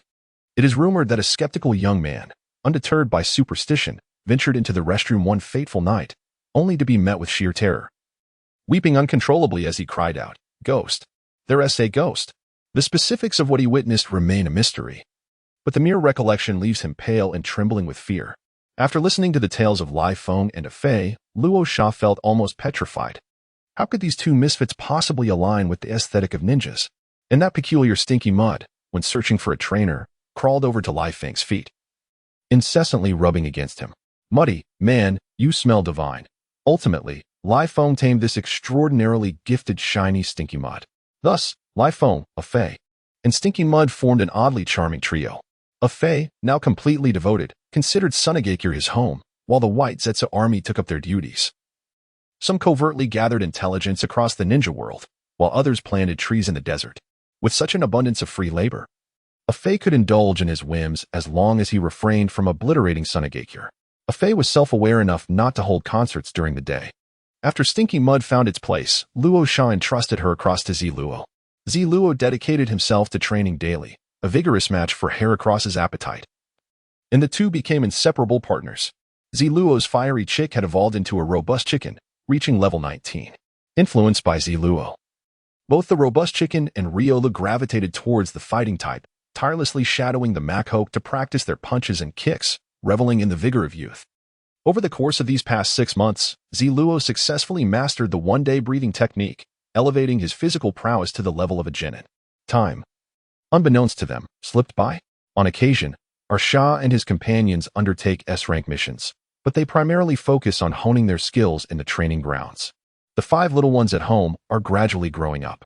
Nagato and Kakuzu, despite their tender age, are inseparable, often using the excuse of training battles between their Pokémon, Eevee and Happiny, to spend time together. As integral components of their duo, Eevee and Happiny engage in mock battles daily, observing the intense interactions between the two children. Both Nagato and Kakuzu possess shy dispositions at merely 5 years old.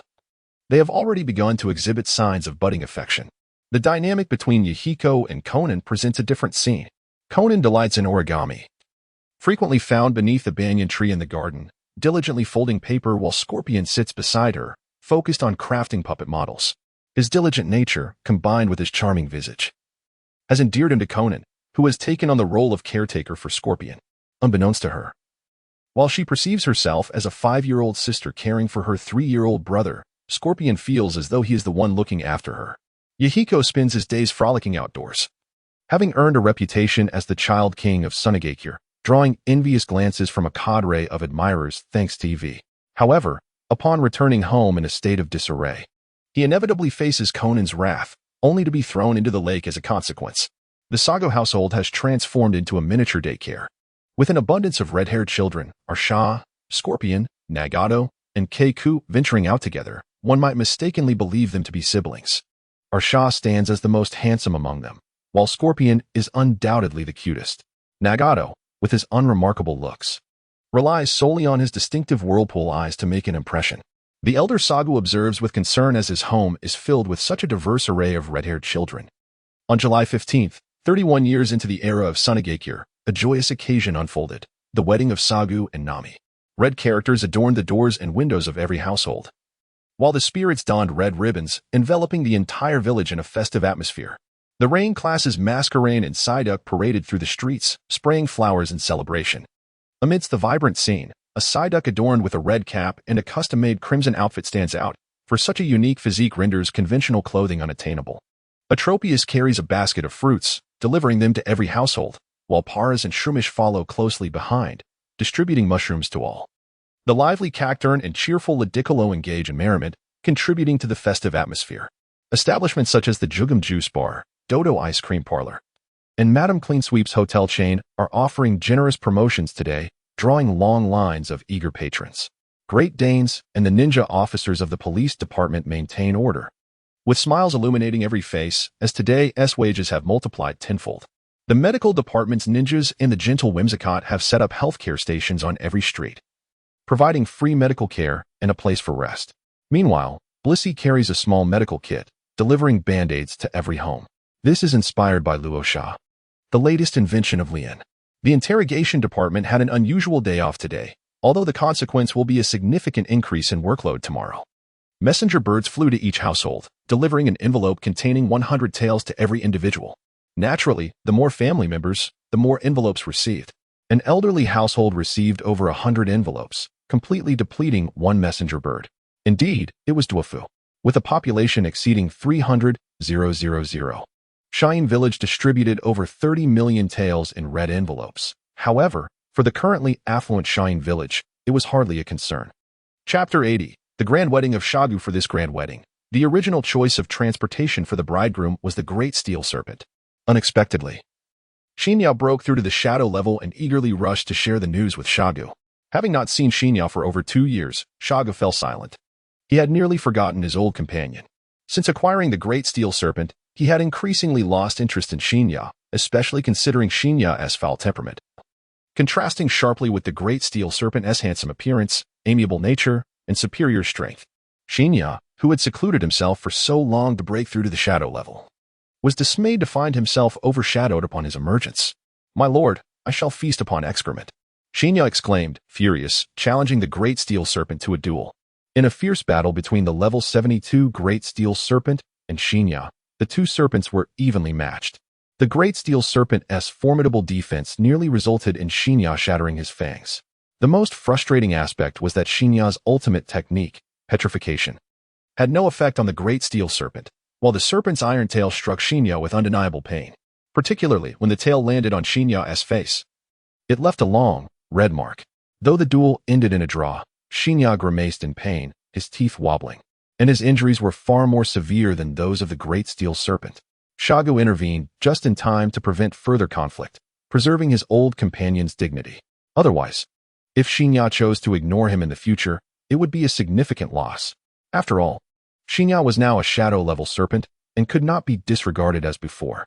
Finally, Xiangling, the once inconspicuous character of Chapter 79, found his moment in the spotlight, haughtily snorting and choosing to disregard Xiaogu as he returned to the Dragon Cave. On the day of Xiaogu's wedding, Xiangling reappeared in Shan Village, becoming the bridegroom's transport.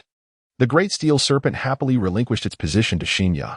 Xiangling, adorned with a red scarf around his neck and a red ribbon tied to his tail, proudly raised his head, leading the wedding procession. Xiaogu stood atop Xiangling as the procession circled around Shan Village before arriving at Nami's home. Nami, alone, could hardly contain her excitement upon seeing Xiaogu and leaped directly into his embrace. Xiangling thought, after more than 2 years apart, not only did you seek other serpents behind my back, but you've even found a wife. The bridal procession moved majestically towards the Sunagakure Plaza, which was already filled with guests and adorned with around 100 banquet tables. The Grand Wedding of Wind Shadow is a significant event in the ninja world, prompting Sunagakure to extend invitations to all major ninja villages, each dispatching representatives to witness the occasion. The Minister of Foreign Affairs, Zongyu, personally welcomed the representatives from various villages, who took their seats at a table.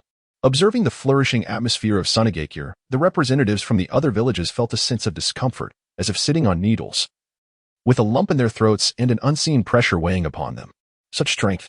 The representative from Awagakure, Sho, found himself reflecting on his own spirit army, feeling a sense of hopelessness, yearning only for retirement. Anoki, not a chance. The representative from Konohagakure, Jiraiya, struggled to maintain a calm facade. Despite the growing concerns for his village, could Konoha still contend with Sunagakure? Kumogakure had surprisingly sent their current bee, Kurabi, as the Eight Tails Jinchuriki. Kurabi occasionally cast veiled glances towards Funfu and Zomi. Zomi, however, remained blissfully unaware, merrily toasting with his cup filled with juice. Funfu, on the other hand, sensed something amiss, locking eyes with Kurabi in a poignant gaze. Feeling the peculiar emotion in Kurabi's eyes, Funfu sat upright, closing his eyes in prayer. Funfu thought to himself, what a blunder. I didn't expect the Eight Tails Jinchuriki of Kumogakure to be so unconventional. Kurabi, in turn, mused, I had no idea that the situation regarding Sunagakure's Jinchuriki was so stable. This is completely different from the intelligence reports. A perfect misunderstanding transpired between the two, prompting Funfu to regard Kurabi with caution. Funfu, the Jinchuriki of Shikaku, had never concealed his identity within Sunagakure. Yet, what was the situation with that little brat over there? Upon reflecting on the lost 7 tails of Takigakure, Arabi has already surmised much of the situation. The representative from Kirigakure is Genji, who feels a sense of disquiet due to the unity among Sunagakure. With the war momentarily abated, internal strife within Kirigakure has reignited, resulting in daily skirmishes. Each faction within Kirigakure is embroiled in its own conflicts, leaving Genji feeling utterly powerless. The representatives from the great ninja villages are filled with concern, while those from the smaller ninja villages exhibit an air of celebration. The latter, aware of their inability to compete, have chosen to acquiesce rather than resist. The steadfast allies of Konoha, Kazekage, Takigakure, and the newly allied Takigakure maintain a semblance of restraint as they sit beside Jiraiya. The leaders from Tori and Hoshi, Kanjun and Inshing, generously bestow compliments upon everyone, even extending their praise to the interrogation department. The ninjas from the interrogation unit, stationed in a corner, are a source of unease, their peculiar laughter potentially frightening away guests. Yet, it is the ninjas in the corner, with their rows of eyes gleaming red in the shadows, that evoke a greater sense of dread. Only Kanjun and Inxing dare to approach them for a toast. Receiving the utmost respect from the ninjas of the interrogation department, representatives from the neutral villages of Aim, Yuki, and Takumi sit with forced smiles, striving to avoid offending either side. Queen Anna of Lulan attends the wedding alongside Sarah, who will remain in Sunagakure after today to enroll in the Ninja Academy.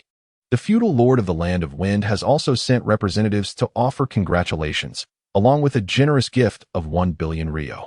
In the world of Naruto, governance is characterized by a village-centric system wherein feudal lords oversee politics and civilian affairs while the Kage manage military expansion. Formally, the Kage's titles require the feudal lord's endorsement, placing them half a tier lower in status. However, in reality, the feudal lords, lacking martial prowess, rely on the protection of ninjas, as do their nations. Thus, feudal lords typically refrain from offending the Kage. In the original narrative, Sunagakure fell into a state of stagnation, and the feudal lord of the Land of Wind, recognizing the futility of expansion, chose to abandon Sunagakure. This decision stemmed from the fact that the territory of the Land of Wind held little value, rendering other ninja villages uninterested in invading it. With no capacity for expansion and no threat of invasion, Sunagakure became expendable. The feudal lord's abandonment forced the Fourth Kazekage to toil in the mines for gold to sustain the village's ninjas. However, the current situation has undergone a dramatic reversal. Sunagakure is poised to become the preeminent ninja village, having even seized control of the Land of Rivers, with the ability to be self-sufficient. Sunagakure can maintain its operations even in the absence of external funding. The feudal lord of the Land of Wind, fearing the possibility of being forsaken by Sunagakure, has begun to humbly send envoys to curry favor with them. While the feudal lord himself would not stoop to such actions, an act too demeaning, sending representatives allows him to express his intentions while preserving his dignity. Recognizing the feudal lord's shrewdness, Shago naturally refrains from rebuffing his overtures. Kakuzu also partakes in this wedding, despite his initial preoccupation with profit-making in the Land of Rivers. Luo Sha pledged a red envelope containing 100 gold bars, prompting Jialuoluo to hasten to Sunagakure with utmost urgency. Now, Jialuoluo, adorned with the headband of Sunagakure, finds himself seated at the minister's table. Together with HKIs, the two of them are akin to two powerful refrigeration units, complemented by the renowned rep, forming a trio at the table, much to the dismay of the others present. Luo Sha sat at the children's table, right beside the ministers. Luo Sha gazed contentedly at the table filled with his loyal subordinates, cradling the scorpion in his arms. Luo Sha divided his subordinates into 4 groups. The 4-member team of Rasha consists of Nagato, Konan, Yehiko, and Kagu, while the trio of Yashimaru, Fu, and Maki is also noteworthy. Additionally, there is the trio of Jialuoluo, Scorpion, and Sarah. Scorpion is 3 years younger than Jialuoluo and Sarah, yet with Scorpion's remarkable abilities, it is conceivable that he may graduate even earlier than the two. With such a cadre of youngsters, the future of Sunagakure is undeniably destined for invincibility. The wedding ceremony leans towards the traditions of ancient China, featuring a bow to the high hall, a bow to heaven and earth, and a mutual bow between the couple, followed by the groom toasting each table, culminating in the consummation of the marriage. However, a notable distinction is that the bride also accompanies the groom in toasting. After 100 tables, Shagu's face flushed crimson and his steps became unsteady, while Nami remained unfazed. Nami drinks as if quenching her thirst. And to express her gratitude to Zoro for helping her eliminate incriminating evidence, she shared 3 cups of wine with him, intending to forge a strategic alliance. She planned to sell her little yellow book on the black market, hoping that Zoro would show mercy during the ensuing purge. Unexpectedly, Zoro became inebriated and collapsed, thwarting Nami's plans. Chapter 81. While on canal the following morning, Zongyu cheerfully bid farewell to the delegations from various villages, a stark contrast to the worried expressions on their faces. This is truly exhilarating. I must go share the news with Chihiro. The representatives from the ninja villages yesterday resembled Lu Lao, exploring the Grandview Garden, leaving Zongyu feeling quite triumphant. Sunagakure can certainly take the place of Konohagakure. Meanwhile, at the Kakuzu residence, Shagu, aware of Kakuzu's strength, directly gifted him a grand villa, situated just a street away from the Rasha family. Kakuzu, what is the situation in the Land of Rivers? Early in the morning, Rasha sought out Kakuzu. Kakuzu had spent 6 months in the Land of Rivers without achieving significant results. The Leaf Village's ninjas persistently obstructed his endeavors, making it difficult to unfold the commercial plans in the Land of Rivers. Over the past 6 months, Kakuzu had eliminated countless Leaf ninjas. On one occasion, He encountered Tsukumo Hatake and narrowly escaped with the loss of a heart. In a one-on-one confrontation, Kakuzu was confident in his ability to slay Tsukumo. While Tsukumo remained oblivious to Kakuzu's intelligence, Kakuzu possessed a profound understanding of Tsukumo. With 5 hearts at his disposal, he could sacrifice one to ultimately defeat Tsukumo. However, given the presence of other leaf ninjas in Tsukumo's vicinity, Kakuzu prudently chose to retreat. He was merely seeking to earn a modest profit and had no desire to risk his life. At over 60 years of age, he was in the prime of his life and could not afford to perish prematurely. The Leaf Village had merely relinquished its mission shares in the Land of Rivers. It was inconceivable for them to allow the territory to fall into the hands of the Sand Village. Unless, of course, they were utterly vanquished. Rasha pondered. There was no need for external intervention. The Leaf Village would inevitably weaken. Yet, Rasha was impatient. He yearned to expedite the decline of the Leaf Village. Aside from the Land of Rivers, which other small nations were suitable for developing the spirit industry? Kakuzu was indifferent to the relationships among the ninja villages. His sole focus was on amassing wealth. The neighboring small countries of the Land of Wind, from west to east, were the Land of Wai, the Land of Kuma, the Land of Tori, the Land of Rain, and the Land of Rivers. The Land of Wai lay at the far western edge of the continent, sparsely populated, with a lamentably small number of ninjas, lacking the conditions to establish a ninja village. The Land of Rain was a battleground, nestled between the 3 great nations, and home to the official ninja village, Amigakure, which the Sand Village could not covertly manipulate. Further afield, the Land of Snow might be feasible. The Land of Snow was not subservient to any great nation, and its village, Yukigakure, was as isolated as Hoshigakure. As long as they managed to suppress information, any happenings in the Land of Snow would remain largely unknown to the outside world. Luo Sha immediately established a clear objective and continued. I will personally take charge of the Land of Rivers. Kakuzu, how about you oversee the Land of Snow? All right, Kakuzu readily agreed, as advancing in both the Land of Rivers and the Land of Snow aligned with his interests. Kakuzu's ambition was to swiftly expand his enterprise throughout the entire shinobi world, relishing the prospect of leisurely counting his profits each day. The spirit industry was continually flourishing, significantly bolstering Luo Sha's income. In the Land of Wind, the monthly net income reached an astonishing 170 million ryo. In the Land of Birds and the Land of Bears, the combined monthly contracts amounted to 40 million ryo. This resulted in a total monthly revenue of 210 million ryo, equivalent to 1 million spirit coins. Presently, Luo Sha possessed 30 million spirit coins, leaving him halfway to his target of 60 million. With the dual support of the daimyo and the Wind Shadow, the 8 major cities in the Land of Wind had progressively perfected the spirit industry chain. Strolling through the streets of these cities, one could frequently catch glimpses of spirits, predominantly consisting of rattatas, diglets, or insect-type Pokémon captured in the neighboring Land of Birds. Among them was a notable Meowth, regarded as a master among the locals. Among the 8 cities, the most rapid development was observed in Shokan City and Nibi City, with Shokan City ranking first, representing the earth, and Nibi City following closely in second, symbolizing rock. Hualan City trailed behind, emerging as the 3rd city, displaying a trend of catching up to Nibi City. The canal in Hualan City was completed a month ago, and Luo Sha promptly introduced 2 blue habitats into the canal. The spirit zones within Hualan Canal were delineated according to the river's length, encompassing 2 distinct river segments. The regions of Luo Sha have been designated as the Huai River section and the Lan Air River section. The most formidable Pokémon in the Huai River section is a level 62 Psyduck, while the apex Pokémon in the Lan Air River section is a level 61 Frogadier. Currently, the canals occasionally reveal the presence of aquatic Pokémon, including Psyduck, Tadbulb, Kingler, Goldfish, Marill, and Wooper, among others. After a year, the Wind Nation has finally unveiled a new habitat, stirring immense excitement among the Sand Ninjas, many of whom have dashed to the waters with fishing rods in hand to catch Pokémon. The once sluggish sales of fishing rods at the Pokémon shop have surged dramatically, and Luo Sha has concurrently introduced 3 tiers of bait. The superior the bait, the greater the likelihood of ensnaring rare Pokémon.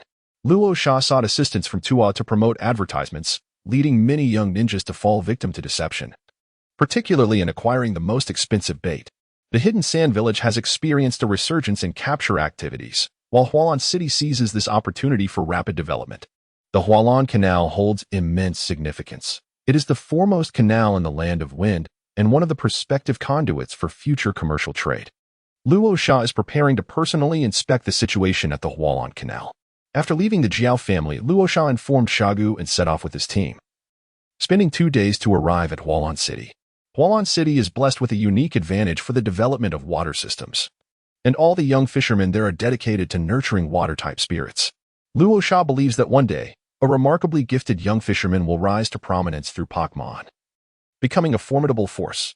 Currently, the Hualan Canal has opened for trade, yet only a handful of vessels sporadically traverse its waters.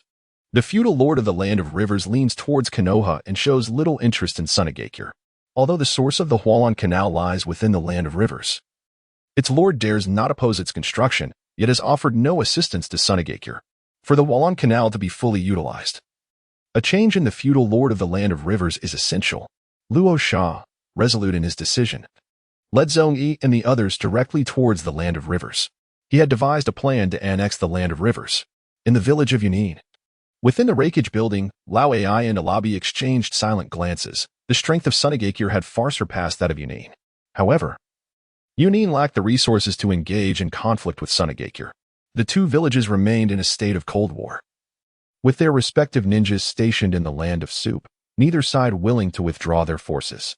The unfortunate Soup-in village found itself caught in the middle, bearing the brunt of both sides' hostilities, yet no one cared for its plight. The news of the Seven Tails was to be disseminated discreetly, ensuring it went undetected. Lao Ai decisively concluded that if conflict were to arise, Iwagakure and Kirigakure must also be drawn into the fray. Within 3 days, rumors of Sunagakure's acquisition of the Seven Tails spread like wildfire, becoming common knowledge. The Foreign Affairs Departments of the 4 great ninja villages issued a formal notice to Sunagakure, demanding the return of the Seven Tails to Takigakure. The leader of Takigakure, Xiangling, rushed to Konoha to voice his grievances. While Konoha and Takigakure seemed to have reached some agreement, as Xiangling publicly condemned Sunagakure's unjust actions on the international stage. Xiangling, akin to Ukraine's Little Zay, performed with remarkable flair, attempting to garner support from other nations. Sunagakure, already in the wrong, found itself in a more precarious position than Konoha in the court of public opinion. Sunagakure rejected the call for dialogue, defiantly stating that if one had the ability, they should wage war. If not, they should refrain from idle chatter. Chapter 82. The River Sea Habitat, River God Sect. Sunagakure was no longer the Sunagakure of old. The current Sunagakure could contend against 7 opponents. Yunin was too distant from Sunagakure and too close to Konoha. The lengthy supply lines and the looming threat from neighboring villages rendered Yunin incapable of launching an attack against Sunagakure. Kirigakure was in disarray, lacking the strength to confront Sunagakure, leaving only Iwagakure and Konoha as potential adversaries. In a bid to counter Sunagakure, Sarutobi Hiruzen and Lao Ai reached a consensus, signing a withdrawal agreement that concluded the standoff in the Land of Soup. However, Sarutobi Hiruzen's attempts to maintain an alliance with Iwagakure were met with refusal from Anoki, who had long recognized that the coming 50 years would belong to Sunagakure. Anoki's fear of Sunagakure stemmed from his understanding of the formidable Senju Hashirama. He knew that even after slapping Hashirama, a mere bow and apology would suffice for forgiveness. Yet, Luo Sha was not Hashirama. Luo Sha bore a grudge. If he were to be slapped by Anoki, it was conceivable that Iwagakure would face annihilation at Luo Sha's hands in the future. Anoki wisely chose to relent. Iwagakure declined Konoha's alliance and asserted that Sunagakure's acquisition of the Seven Tails was a legitimate act. Anoki himself stepped forward to vehemently rebuke Xiangling, declaring that the first Hokage had allocated the Seven Tails to Sunagakure, with Takigakure merely serving as its custodian. Therefore, Sunagakure's reclamation of the Seven Tails was entirely reasonable and lawful. The forest of Xiangling was engulfed in confusion, as was Sarutobi Hiruzen. Everyone was bewildered. The outside world speculated that Sunagakure and Iwagakure had secretly allied, which would explain Iwagakure's support for Sunagakure. Yet, only Sunagakure was aware that there was no illicit transaction between the two villages. However, with the involvement of Yuki, the tumultuous ninja world regained its calm. Xiangling dared not take action, and Sarutobi Hiruzen hesitated to initiate conflict. Shimura Danzo, filled with disappointment, began to perform a daily play of regret with Sarutobi Hiruzen. Elder Ai could only fret, continuously writing letters to urge Hiruzen to commence battle. Elder Ai, enough of this indecision. Are you still a man? Strike swiftly. If you do not confront Sunagakure, I shall take it upon myself to challenge you. Sarutobi Hiruzen remained silent. Shimura Danzo, Hiruzen, Yagakure has already dared to provoke us. What are we waiting for? We must mobilize our forces and confront them. Sarutobi Hiruzen retorted, Danzo, I am the Hokage. Danzo was eager for a conflict between Konoha and Yagakure, as he could amass prestige as the commander while covertly recruiting followers and eliminating Hiruzen's faction. If he were victorious against Yagakure, he would have the opportunity to usurp Hiruzen's position. The revelation of Kurama's identity as the host of the Seven Tails did not incite war. Nevertheless, Suna remained vigilant, continuing to prepare for battle to avert any unforeseen occurrences. In the Land of Rivers, Luo Sha arrived at the estuary of the Hualan Canal. After a moment of hesitation, he ultimately released the last remaining purple habitat into the mouth of the sea. Luo Sha has designated this area as the river and sea habitat. The silhouettes of aquatic sprites such as the great-mouthed gull, the little sea lion, the giant claw crab, the sloth, the lantern fish, the ugly fish, the king of carp, and the water-leaping fish have emerged in the kingdom of rivers. Among them, the king of carp is particularly abundant, with its remarkable reproductive capabilities. It will soon traverse the canals into the wind country, spreading throughout the Hualan Canal. The king of carp is indeed unique, as a purple-quality sprite. Its reproductive capacity rivals that of white-quality sprites, yet its strength is inferior even to those of lower quality. This phenomenon defies the principle that higher species values correlate with greater difficulty in reproduction. However, the evolution of the king of carp is exceedingly arduous. Initially, there are 1 million kings of carp in the river and sea habitat, yet only 10 have evolved into Gyarados. The probability of a king of carp evolving into a Gyarados is a mere 1 in 100,000. Perhaps in the future, a trainer from the wind country will manage to evolve a king of carp into a Gyarados, thus ascending to greatness. The sovereign Pokémon of the river and sea habitat is a level 69 Milotic, revered as the most beautiful Pokémon. Its scales shimmer like countless embedded gems, radiating a kaleidoscope of colors. When sunlight cascades upon it, the scales reflect a dazzling array of hues, creating a dreamlike and resplendent spectacle. Under Luo Sha's influence, tales of Milotic have circulated throughout the Kingdom of Rivers over the past 2 months. Milotic is regarded as the protector of the kingdom, an earthly embodiment of the river goddess, capable of quelling strife and ushering peace and tranquility to the land. The populace of the Naruto world is superstitious, and as the story spreads, the majority of the citizens of the Kingdom of Rivers have come to believe in this narrative. Subsequently, the River God sect was established, with ninjas possessing water-type Pokémon prioritized for deployment to the Kingdom of Rivers. Among them is Nami. Upon hearing about Milotic, she could not contain her restless heart. Abandoning her writings and honeymoon plans to volunteer and journey to the Kingdom of Rivers, leaving Shagu to guard their empty home alone. With Luo Sha's assistance, Nami effortlessly captured Milotic, adding a significant force to the rainy day team. The River God sect is divided into 7 ranks: Pope, Archbishop, Bishop, Priest, Minister, Monk, and Believer. The Pope serves as the earthly representative of the River Goddess, a responsibility that Luo Sha entrusts to Nami. Nami is conscripted by Luo Sha to remain in the Kingdom of Rivers as the Supreme Pope. Both Nami and Luo Sha are elated, while only Shagu is discontent.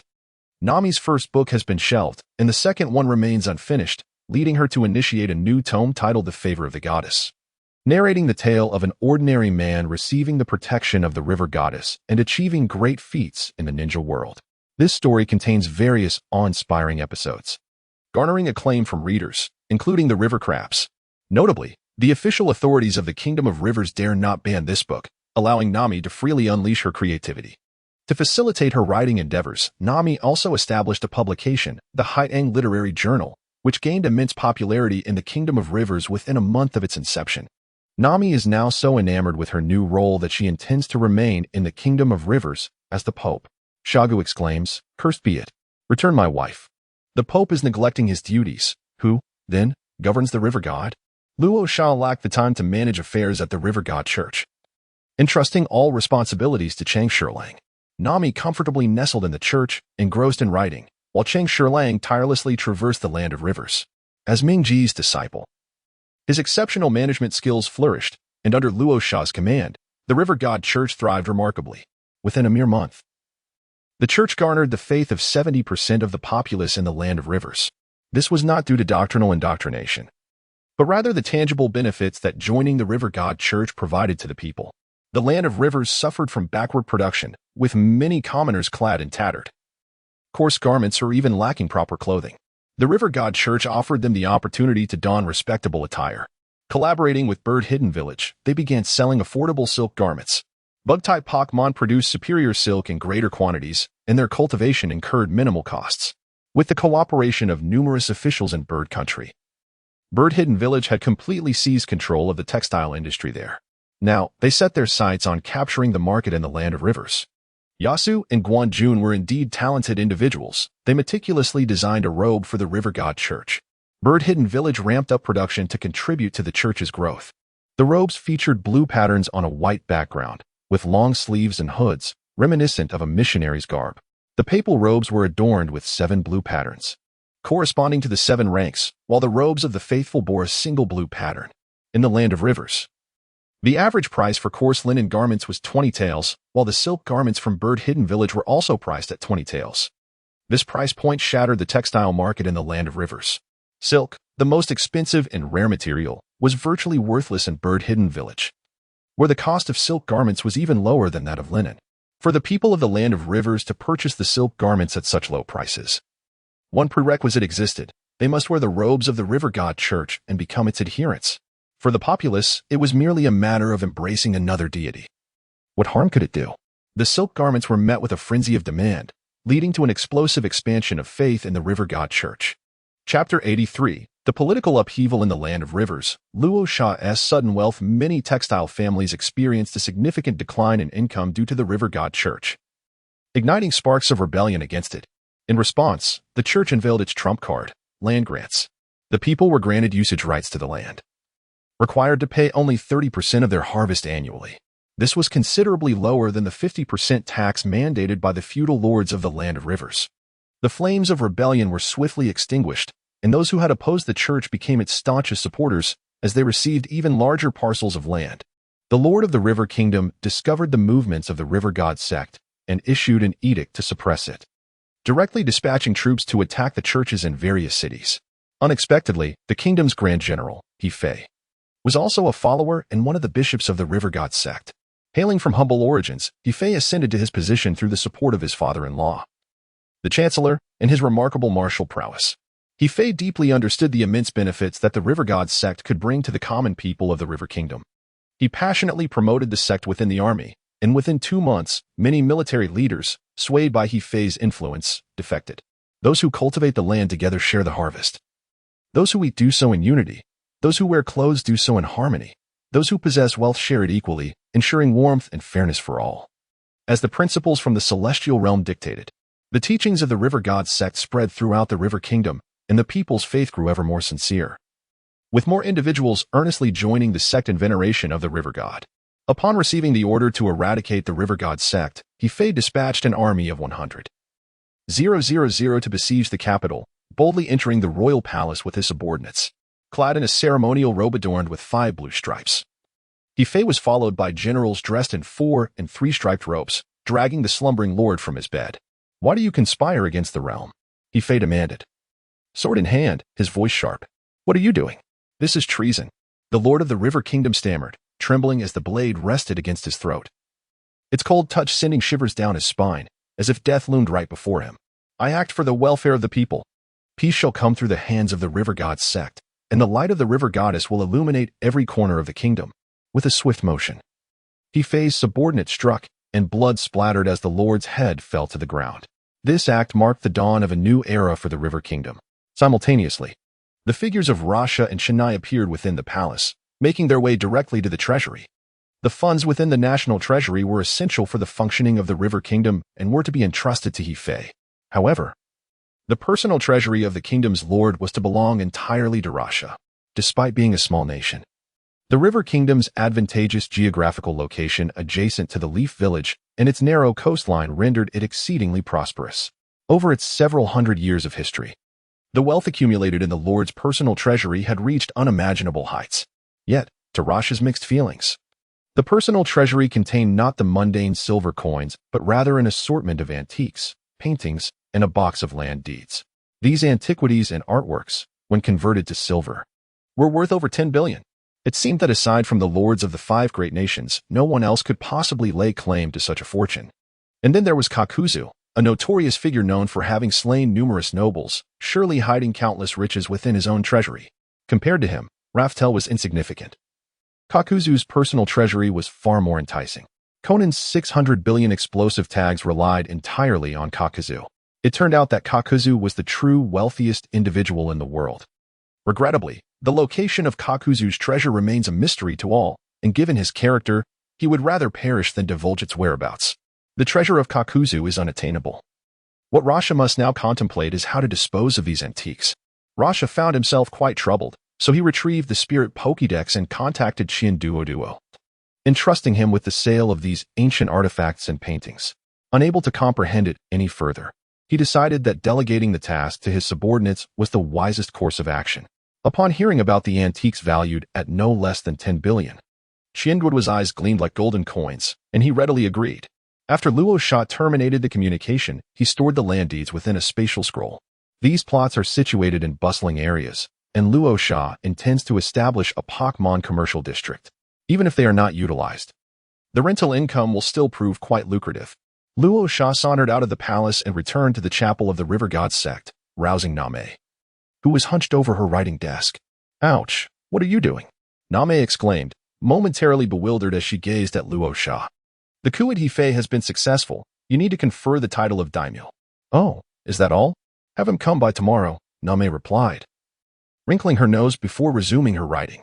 Suddenly, Name processed Luo Sha's words, her eyes widening in realization as she looked up at him. "Are you referring to conferring the title of daimyo, not the title of archbishop?" "Indeed. The divine right of kings dictates that the daimyo of the River Kingdom must be officially crowned by the Pope," Luo Sha confirmed.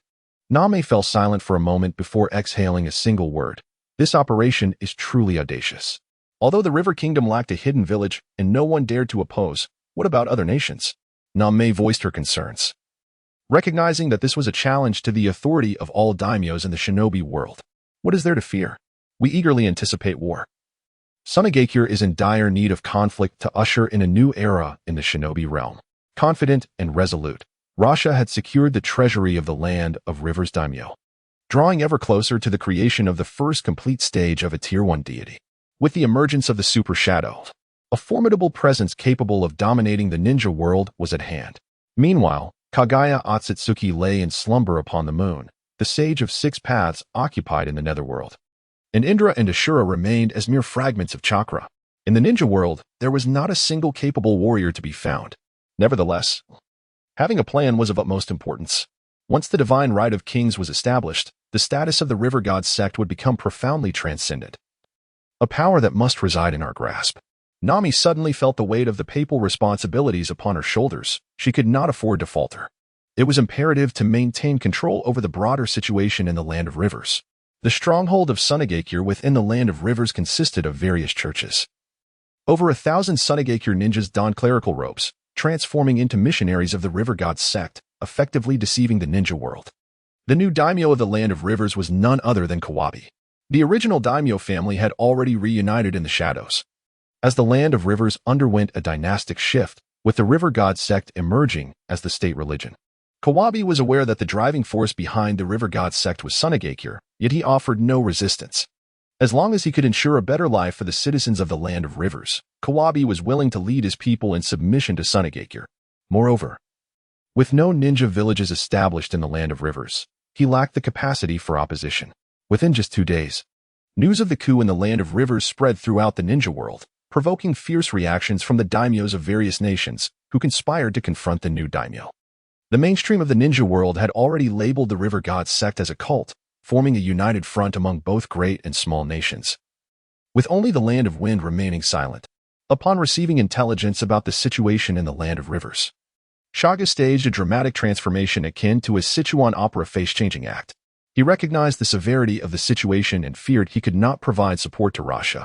Consequently, Shagu ordered a month-long recess for the Foreign Affairs Department, leaving the bewildered ninjas of the department sent off for a vacation in the Land of Birds. In the meantime, Sunagakure mobilized urgently, preparing for war. Other ninja villages were astonished by Sunagakure's military preparations and followed suit. They were baffled by Sunagakure's sudden shift in demeanor. With only a select few perceiving an unusual scent in the air, Anoki was among them.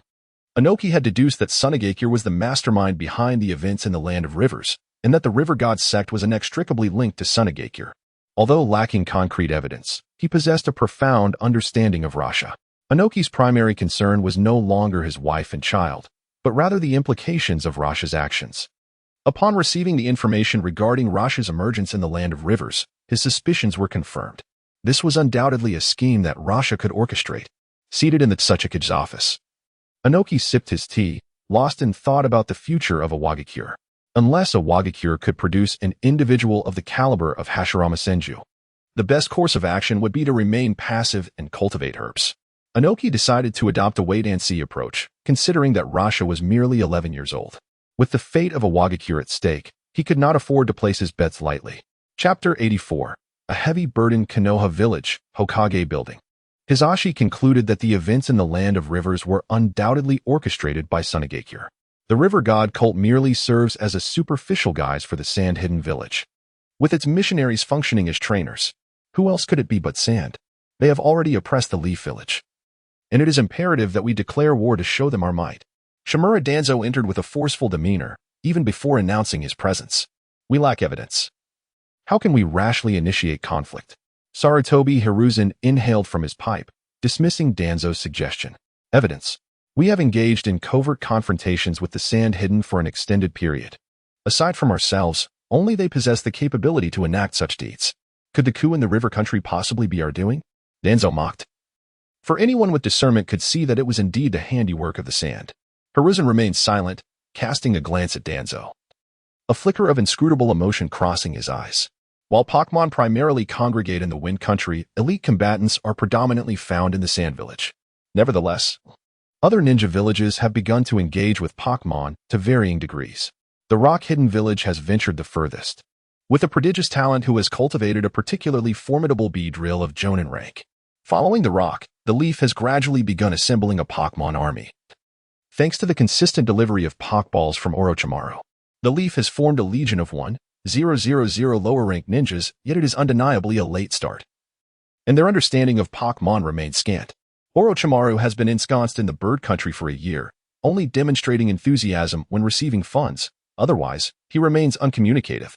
The Cloud Hidden Village remains mired in the troubles of mastering Pokeballs, dispatching experts in a futile attempt to conquer the technology, with no success thus far.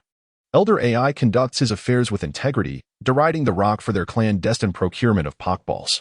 Noki chuckled, amused by the Cloud's utter navet. The Cloud has yet to engage in combat with a Pokémon army, remaining blissfully unaware of the tremendous advantages they can confer, potentially doubling the strength of a ninja village. The Sand serves as the prime example, and besides, the Rock has purchased their Pokémon. What harm is there in secretly acquiring a few Pokeballs? Currently, the Rock's Pokémon army boasts a formidable count of 5,000, with 3,000 being B-Drill. This B-Drill Legion comprises 1,000 CH Nin and 2,000 Genin, each led by a single commander. The day after news of the coup in the River Country spread, another revelation swept through the ninja world. An unnamed source disclosed that the River God cult is backed by the Sand Village, while the forces behind the River Gate are none other than Shimura Danzo. Danzo, concealing this from the Hokage, instigated the coup in the River Country, casting aspersions upon the Sand. The ninja world was left bewildered. Could it truly be the Leaf's doing? Which naive soul was spreading such rumors? Upon receiving this news at the root, Danzo couldn't suppress his expletives. Is anyone truly gullible enough to believe such absurd tales? Infuriated, Danzo recognized himself as the scapegoat, but he could not bear the burden of every accusation thrust upon him. At this moment, within the Hokage building, Sarutobi Hiruzen leisurely puffed on a cigarette. Having firmly concluded that the coup in the Land of Rivers was undoubtedly orchestrated by Danzo, the lengths to which Danzo would go to incite conflict were truly remarkable. Hiruzen felt he had discerned the entire situation. He could not allow himself to fulfill Danzo's desires. Most of the Leaf Village ninjas had also succumbed to this rumor. Whenever an incident involved Elder Danzo, the ninjas of Konoha would instinctively regard him as the perpetrator. The first act of the newly instated Lord of the Land of Rivers was to blacklist the ninjas of Konoha. The Lord openly condemned Shimura Danzo for meddling in the affairs of the Land of Rivers, declaring an end to their collaboration. The Land of Rivers would no longer welcome Konoha, while the ninjas of Konoha and Sunagakure engaged in clandestine battles within the Land of Rivers. They were oblivious to the changing political tides. Consequently, the leadership of the Land of Rivers shifted unexpectedly. The new lord allied entirely with Sunagakure, opposing Konoha's interference in the region's matters, thus forcing the ninjas of Konoha to withdraw. This only fueled their resentment towards Danzo, though they dared not voice their anger, fully aware that he held the favor of the Hokage. Meanwhile, Danzo was seething, having been unjustly burdened with such a significant blame. This was a slight against all the feudal lords of the ninja world. This was a scheme, a deceit. Hiruzen, you must believe me, I have no acquaintance with this lord. Danzo rushed to the Hokage building, desperate to prove his innocence. I know, Danzo, I believe you. Sarutobi Hiruzen responded with a dismissive tone, which Danzo could easily interpret. In his heart, Hiruzen had already accepted that Danzo was indeed culpable. Damn it, Danzo stormed out, so enraged that he could not even utter a word of reproach towards Hiruzen. How could Hiruzen not trust me? The more he pondered, the angrier he became. Upon returning to the Foundation, he ordered an assassination against the Lord of the Land of Rivers. It was one thing for him to bear the blame for Hiruzen, but it was intolerable for any lowly individual to dare to belittle him. The Lord of the Land of Rivers must pay the price. Although the Lord was a general, he was ultimately just an ordinary person, utterly no match for the Foundation's elite. However, on the day the Foundation attempted to assassinate the Lord, Rasha happened to be counting assets in the treasury of the Land of Rivers Palace. Luo Sha, lacking knowledge in antiques, could only provide a rough estimate last time. This time, he specifically invited several antique experts, while he attentively observed them as they assessed the treasures. Luo Sha resided in the Imperial Palace for a week, coincidentally encountering the assassination attempt at its core. In a striking display of confidence, Luo Sha elegantly gestured with his right hand, pointing skyward. In an instant, countless golden bullets erupted from the earth, piercing through the skulls of all the root ninjas. With a single shot, the matter was resolved. What more is there to say? The assassination attempt by Root had undoubtedly failed, and the corpses of the Root ninjas now served as damning evidence of the collusion between Shimura Danzo and the River Country. Danzo is truly a remarkable talent. With Danzo around, how could Konoha possibly decline? Sunagakure reopened the channels of communication, vociferously denouncing Konoha's slander against them. The events in the Land of Rivers were clearly orchestrated by Konoha, with no connection to Sunagakure whatsoever.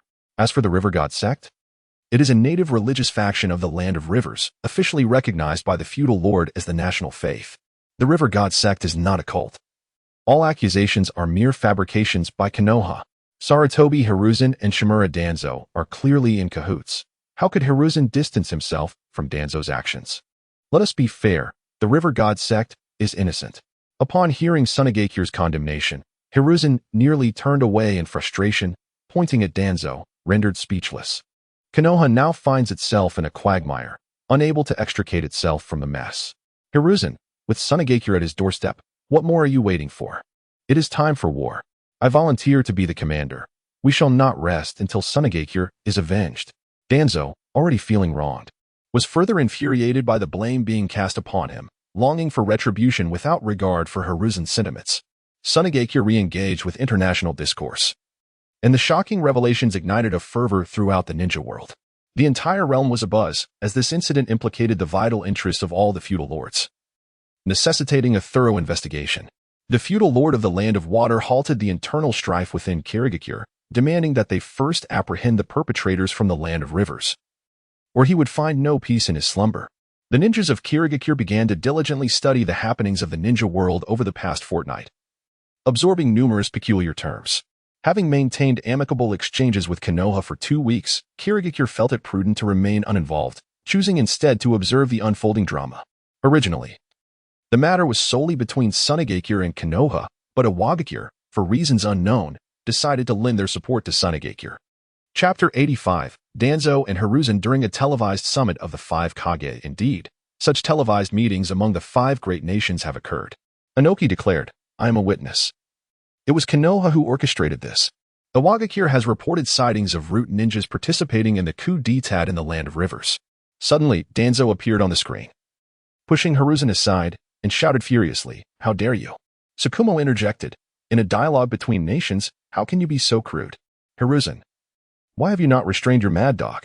Hiruzen shoved Danzo aside, reappearing on screen. So it was indeed Konoha behind this. What a surprise. I was almost deceived into believing that Sunagakure was the culprit. The conversation abruptly fell into silence, with Sarutobi Hiruzen, Anoki, and Seigo casting curious glances at Elder AI. The three shared an uncanny consensus, their gazes directed towards Sabi. Elder AI felt a chill run down his spine under their scrutiny and exclaimed, "Why are you looking at me like that?"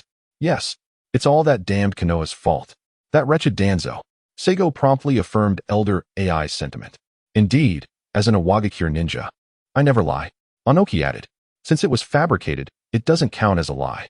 Shimizu Danzo once again shoved Sarutobi Hiruzen aside, angrily berating the trio, particularly targeting Elder AI. "You fools, you actually believe this? Has your brain been caught in the door? Is it filled with water?" Sarutobi Hiruzen, sensing the impending disaster, quickly covered Danzo's mouth and pressed him down, restoring the image of himself sitting upright on the screen. "It's a misunderstanding, a mere misunderstanding. Danzo has been unwell lately. He forgot to take his medication today." Observing Elder AI's grim expression, Sarutobi Hiruzen hastily attempted to explain. A hand emerged on the screen, trying to push Sarutobi Hiruzen away. Resolute, he exerted his strength and rendered Danzo unconscious. Danzo's hand fell limply, disappearing from the screen. The meeting finally returned to normalcy. Yet Elder AI's face remained as dark as a soot-covered pot. Sarutobi Hiruzen inwardly cursed Danzo's ancestors, thinking that had they not grown up together, he would have long buried him. Ultimately, the meeting determined the incident in the Land of Rivers. All events were attributed to Danzo. The resolution passed with 3 votes in favor, 1 against, and 1 abstention, confirming that Konoha was indeed the true perpetrator. Despair enveloped Sarutobi Hiruzen. In a moment of resolve, he placed all blame onto Danzo, leading to a unanimous decision that confirmed Danzo's involvement in the coup in the Land of Rivers. Upon seeing this resolution, Sarutobi Hiruzen felt an inexplicable sense of inevitability. After all, Danzo had not truly committed this act. The day following the meeting, Konoha issued an official document stating that Danzo would face severe punishment, stripping him of all positions and subjecting him to lifelong supervision by the Hokage. "Hiruzen, you cannot treat me this way." In the Hokage's office, Danzo sat directly across from Sarutobi Hiruzen, shouting in fury, "I have shed blood for Konoha, wept for Konoha, and even taken the blame for you. Surely, you wouldn't want certain matters to be made public, would you?" Danzo wore a knowing smile, confident in his position. "Danzo, this matter is far too significant. I must provide an explanation to the daimyo. You'll have to endure this for a while." Sarutobi Hiruzen took a puff of smoke, ignoring Danzo's words. This was their peculiar form of banter, and he had grown accustomed to Danzo's threats. The root organization would remain silent for a time, waiting for the storm to pass before resurfacing. "Hiruzen, you will come to regret this." Shimura Dan's left for the nth time, harboring a profound resentment towards Sunagakure and that cursed Noki, along with the old fool of Sunagakure. In the Reikage's office, frustration boiled within him. How dare Dan's insult me? If it weren't for the televised conference, he would already be a lifeless corpse. Noki, in a fit of rage, slammed his hand on the table, shattering it into pieces. In merely 2 days, the Reikage's office had replaced 66 tables. The ambu swiftly cleared away the debris, bringing in yet another new table, visibly of inferior quality. Unpainted wood exposed. Irabi calmly sat on the sofa, composing music. He had discovered that Nibi was fond of rapping, and in an effort to forge a closer bond with him, he embraced the role of a rapper. Enough is enough. War must commence. We shall either demand Danzo's surrender from Konoha or engage in battle. A message was dispatched to the daimyo, stating that Danzo had violated a grave taboo within the ninja world. To safeguard the daimyo's authority, Kumogakure was prepared to mobilize its forces to eliminate Danzo. The more Irabi contemplated, the more furious Noki became, slamming the table once again, issuing the order for war. Upon hearing Naka's proclamation, Irabi set aside his musical notes and interjected, "Brother, now is not the time to wage war on Konoha. Let Sunagakure and Konoha clash. That aligns with our interests. Are you suggesting I swallow my pride?" Noki retorted angrily, striking the air as he missed the table. Outside, the Yanbu were coordinating with suppliers for the new table, which had yet to arrive.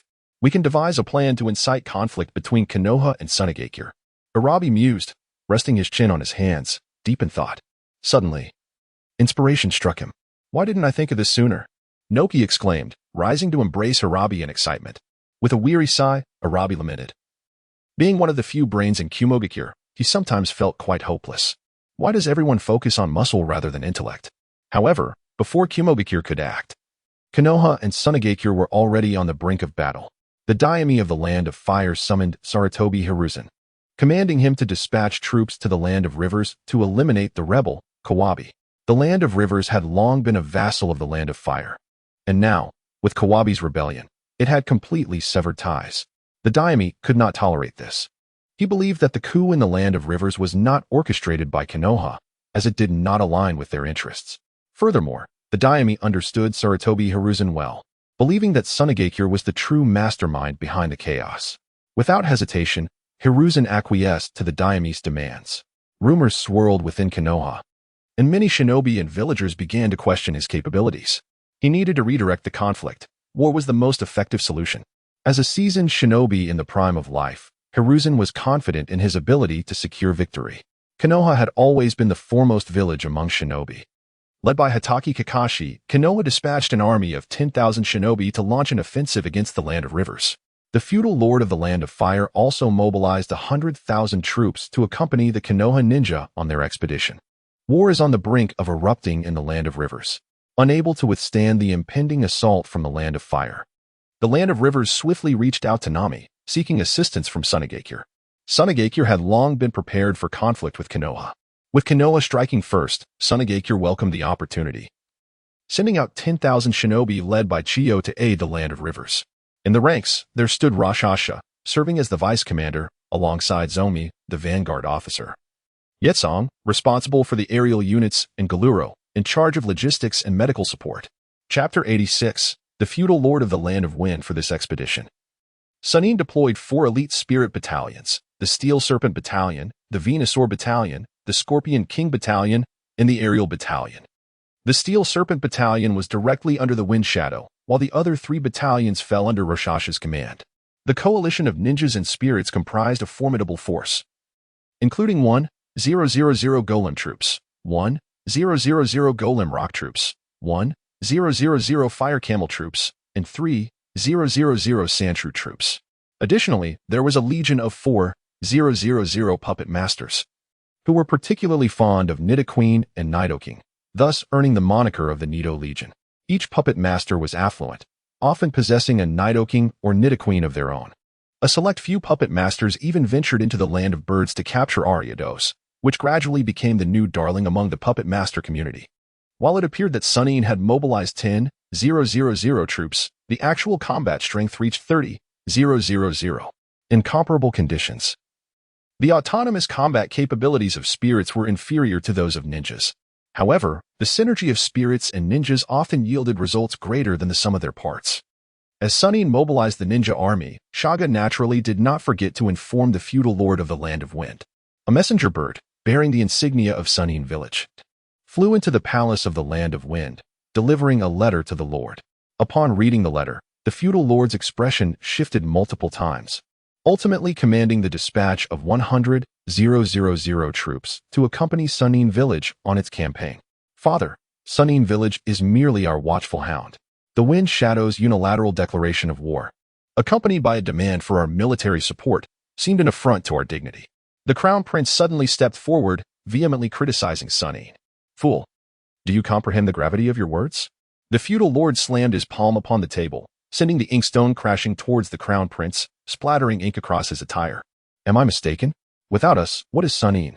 The crown prince retorted defiantly, still viewing Sunin village from a lofty perch. Seize the crown prince and confine him to his quarters. He shall not emerge without my command. The feudal lord closed his eyes, gesturing for those nearby to escort the crown prince away. Father, you cannot do this. I am the legitimate heir, the future lord. The voice of the sovereign grew increasingly distant, while the other princes and ministers remained silent, fearful of incurring the ire of the lord of the Wind Country. Seated upon the throne, the daimyo could not help but reminisce about the past. When he first ascended to the throne, he was imbued with ambition, rallying the entire nation to bolster its military might, aspiring to lead the Wind Country out of the vast desert. He wholeheartedly supported the research of the second-generation Kazekage, Sakamoto, who did not disappoint his expectations. Sakamoto not only pioneered a new ninja discipline, the Puppet Master, but also created the first Kekei Genkai, magnet release, within Sunagakure. Following Sakamoto's demise, Sakagu ascended to power, ushering in the third generation's governance over Sunagakure. The daimyo continued to lend vigorous support to the village and collaborated seamlessly with Sakugo. Little did he anticipate that Sunagakure would once again forge a new path, training masters. The village flourished rapidly, now standing shoulder to shoulder with Konoha as the foremost ninja village. Yet, Sunagakure no longer required his guidance. The village became self-sufficient through its mastery of spirits, functioning normally without military funding. As the daimyo of the Wind Country, he found himself completely devoid of control over Sunagakure. He longed to impose sanctions upon the village, yet he dared not. Age had dulled his once fiery ambition. He swiftly shifted from a position of authority to one of subservience, fearful of inciting discontent within Sunagakure. He never imagined that the village would audaciously meddle in the coup d'etat of the river country. The river god sect suddenly manifested over 1,000 trainers, whose spirits were solely that of the Swamp King and the cheerful Kappa. The crux of the matter was that the pope of the river god sect was Nami. Although Nami was a new high-ranking member of Sunagakure, remaining out of the public eye, the daimyo was acutely aware of her presence. He understood that behind the coup in the river country was Sunagakure. Yet what could he do? He dared not speak. Should he utter a word, he would find himself pierced by 18 arrows in a day's time. Sunagakure would surely support a puppet daimyo to seize control of the Wind Country. His most cherished eldest son, however, remained oblivious to the situation, audaciously cursing the Kazekage within the Great Hall. He suspected that some officials had already secretly allied with Sunagakure. This information would undoubtedly reach their ears. To safeguard his eldest prince, he had no choice but to take matters into his own hands. A lifetime of imprisonment was preferable to losing his life. The daimyo of the Wind Country bore a complex expression, letting out a deep sigh. Never foreseeing that he would one day be ensnared by Sunagakure, he resolved to relinquish all grand titles and cultivate a new, lesser one. The 9th prince was most suitable. The 9 princes, merely 2 years of age, have been indoctrinated from a tender age with the notion that the hidden sand village is invincible and that one should never oppose it. It is through maintaining an unwavering reverence for sand that the 9 princes may secure their position as the esteemed leader. Were Shagu to comprehend the intentions of the esteemed leader, he would undoubtedly cry foul. He is but a reclusive individual, diligently engaged in his duties as the Wind Shadow, seldom having ventured beyond the village gates, whether it be the land of birds, the land of bears, or the land of rivers. He learns of events only after they transpire. The demise of a noble in the land of birds, the fall of a star shadow in the land of bears, and the death of a leader in the land of rivers, each incident increasingly severe. Shago laments, "These are all the machinations of Rasha. I am not implicated in this." Labeled as an ambitious schemer, Shago finds himself at a disadvantage, as the hidden sand village lacks a talent akin to Shimura Danzo, who could shoulder the blame on behalf of the Wind Shadow. Instead, the esteemed Wind Shadow must bear the burden for Rasha. Tears silently streamed down Shagu's face. What kind of child would intentionally ensnare their own father in such a predicament? Presently, the most fervently debated topic within the shinobi world is the comparative strength of Konoha and Sunagakure. Which village truly reigns as the foremost among ninja? Noki is a formidable figure, a leader of the Sand Village. As the ninjas of Iwagakure observe their own shadow engaging in disputes, they inevitably find themselves drawn into the fray. The Cloud Village and Iwagakure share a long-standing enmity, with the former constantly aiming at Konoha, ultimately becoming an ally of the Leaf. A verbal contest ensues between Iwagakure and Kumogakure, yet the latter proves to be no match for the former. As Iwagakure boasts a powerful ally, when words fail, they resort to explosions. This ally boasts of the might of Rasha, asserting that the legendary Sannin of Konoha cannot stand against him alone, and that the AB combination pales in comparison, even to the Sannin.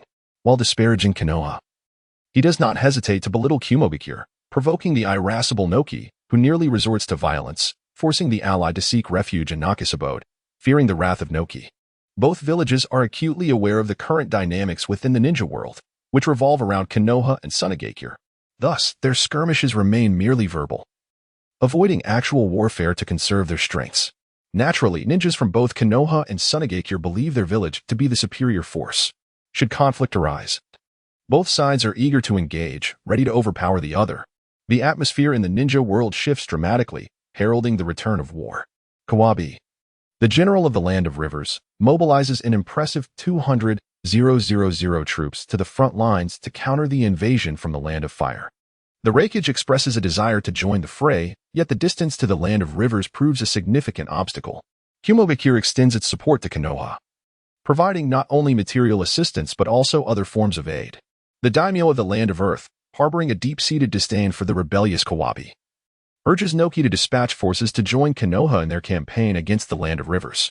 However, Noki firmly declines and persuades the daimyo to abstain from involvement in the conflict. Meanwhile, the mist ninjas of the Land of Water, having observed the unfolding events, return to their internal strife, a tradition steeped in their history. The power of the mist clans is currently at its zenith, leaving the Third Kazekage preoccupied and unable to engage with the broader continental situation.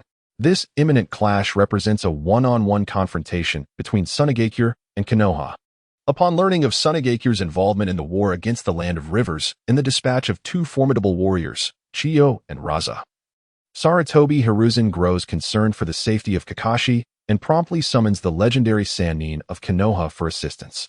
The daimyo of the Land of Fire, in response, reinforces their ranks with an additional 200,000 troops and calls upon the daimyo of the Land of Grass, the Land of Waterfalls, and the Land of Rain to join the war effort. The coup in the Land of Rivers has offended all the daimyo in the ninja world, where one insurrection occurs. Others may follow. No one can predict whether a similar upheaval might arise in their own lands. The daimyo must eliminate Kawabi to serve as a warning to any would-be usurpers and to uphold their authority. The Land of Waterfalls responds vigorously, dispatching 4,000 ninjas from Takigakure to unite with Konoha, with hopes of defeating Sunagakure and reclaiming the Seven Tails. The daimyo of the Land of Rain, allied with the Land of Fire, sends word to Hanzo of the Salamander to engage in battle. However, as Hanzo revels in the unfolding drama, he suddenly discovers that his own home is ablaze. Enraged, he realizes that the Land of Rain has once again been dragged into the chaos. After much deliberation, Hanzo ultimately deployed 2,000 ninjas into the Land of Rivers to rendezvous with Konoha. As long as the conflict did not erupt within the borders of the Land of Rain, Hanzo could accept this level of involvement. The daimyo of the Land of Grass was timid and reluctant to engage in any major conflict. Sunagakure was no less formidable than Konoha, thus, until the situation became clearer, entering the fray was out of the question. The Land of Grass rejected the call from the Land of Fire, but was willing to provide some logistical support. The Land of Rivers had become a powder keg, reigniting the cooled tensions of the Second Shinobi World War. The armies clashed at Malin Slope in the Land of Rivers. A force of 600,000 ordinary soldiers initiated the battle, yet they had little impact on the overall war dynamics. The pivotal moment of the conflict lay in the confrontation between Sunagakure's 10,000 ninjas and the united forces of Konoha, Amigakure, and Takigakure, totaling 16,000 ninjas. Within the central camp of Sunagakure, the strategist Dai Wang re-emerged, commencing the deployment of troops. Konoha had dispatched 4 formidable warriors, although Orochimaru seemed yet to arrive at the battlefield, with Chiyo, Rasha, and Munin as 3 elite combatants on par with Konoha's top tier, alongside the formidable Great Serpent, Snorlax, and myself. Our collective strength was sufficient to overpower Konoha. As Dai Wang concluded his remarks, Chiyo interjected, "Hatake Sakomo is a master swordsman, among the elite in power. Leave him to me." Chiyo willingly took on the formidable Hatake Sakomo, even though her skills as a puppet master were countered by his prowess. Luo Sha and Zomi have just stepped into the realm of shadows. In terms of sheer strength and combat experience, they are likely no match for Hatake Sakomo. Chiyo, however, must bravely take the plunge. Hatake Sakomo will be entrusted to me and Chiyo, while Zomi will be responsible for Tsunade, and Luo Sha will contend with Jiraiya. Snorlax and Steelix shall confront the forces of the Leaf Village. The decision has been made, as formidable heavyweights. Snorlax and Steelix are best utilized in low-tier battles to maximize their effectiveness. Our objective is to decisively defeat the Leaf Village before Orochimaru arrives. In the realm of the Bird Nation, a clandestine base lies hidden.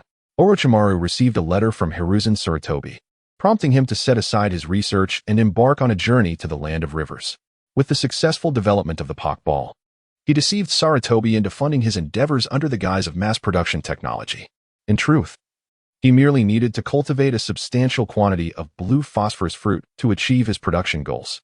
He allocated these funds to investigate the differences between the energy of Pokemon and chakra, making significant breakthroughs in the realm of serpentine Pokemon. With the success of Aburame's case, his research pivoted toward cursed seals.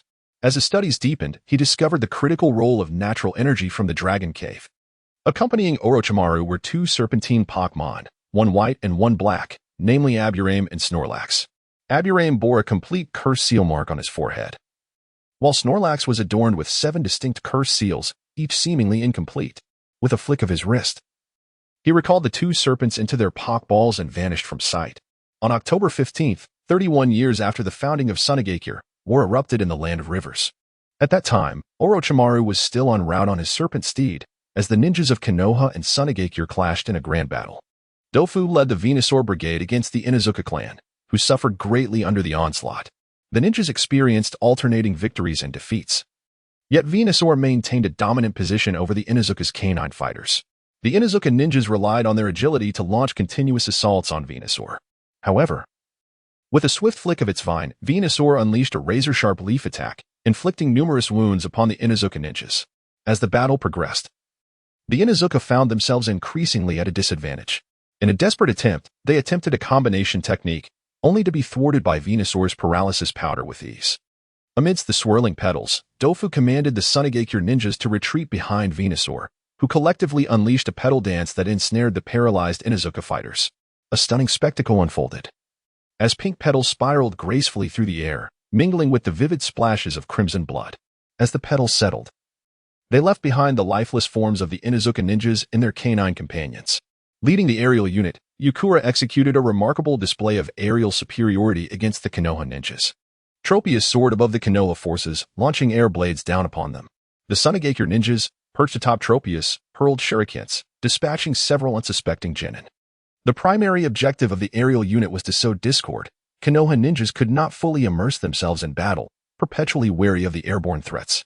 A moment's neglect could result in devastating casualties. Oranger commanded the Scorpion King Brigade in opposition to the Uchiha clan. The Scorpion King unit held the upper hand, with the Scorpion King and his ninjas attacking from the left and rear, leaving the enemy defenseless. The Uchiha ninjas proved unremarkable, their only notable skill being a proficient use of wind techniques, rendering them no different from ordinary ninjas. The Steel Serpent Brigade faced the Hyuga clan, where the latter's gentle techniques successfully restrained the Steel Serpent unit, while Konoha's elite forces held their ground against the Pokémon Brigade. Their mid-tier and lower-tier fighters were no match for the Sunagakure ninjas. Konoha formed a Pokémon legion consisting of 1,000 Butterfree. However, this was utterly futile. The Ba de Fei Corps fell before the ethereal army of the sand, hidden like mere paper, swiftly vanquished. At the heart of the battlefield, where the ferocity of war reached its zenith, the elite forces of both sides clashed. Kiki Sakumo and Chiyo were locked in combat, with Chiyo manipulating the White's secret technique. The 10 men of Chikamatsu, struggling to withstand Kiki Sakumo's relentless assault. Kiki Sakumo's swordsmanship was extraordinary, frequently severing Chiyo's puppet strings, leaving the 10 men of Chikamatsu immobilized and ensnared. He incessantly sought opportunities to close the distance to Chiyo, who found herself entirely at a disadvantage. Observing Chiyo's plight, the Dai King intervened with telekinetic force, impeding Kiki Sakumo's movements and widening the gap between Chiyo and him. Simultaneously, the Dai King's mental energy infused the puppet strings, allowing them to evade Kiki Sakumo's strikes at bizarre angles. The two puppet masters displayed remarkable synergy, jointly resisting Kiki Sakumo and temporarily stabilizing the situation. Chapter 88, The Battle of the Land of Rivers. Meanwhile, on the opposite side of the battlefield, Snorlax squinted its eyes and dashed forth with the utmost speed, swinging its fists in a chaotic flurry. Although its pace was languid, its massive form inadvertently claimed numerous lives. Unbeknownst to anyone, a shinobi had spilled oil on the ground, causing Snorlax to suddenly slip and inadvertently crush a middle-ranked ninja beneath its weight. The unfortunate shinobi, who intended to deploy an incendiary oil bomb, could hardly fathom such a humiliating demise, infuriated to the point of wishing to leap from the screen and assault the author. Did the expendable lack any rights? Unperturbed, Snorlax rose, scratching its head. Had it just accidentally squashed someone? Dismissing the thought, it extended its stubby legs and unleashed a body slam, simultaneously channeling force into its arm, sending a multitude of foes flying.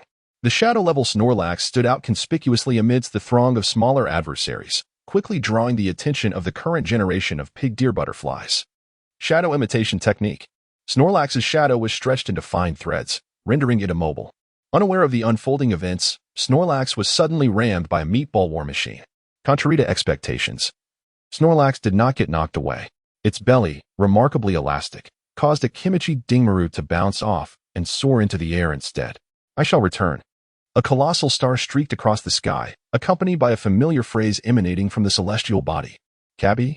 Snorlax, having been knocked down, gazed at the star now soaring above, scratching its head in bewilderment. Narashikaku's control was pushed to its limits as he crouched on the ground, panting. He had not anticipated that this behemoth was a shadow-level creature, including the known Onyx, Dai King, and Azure Dragon. This marked the fourth.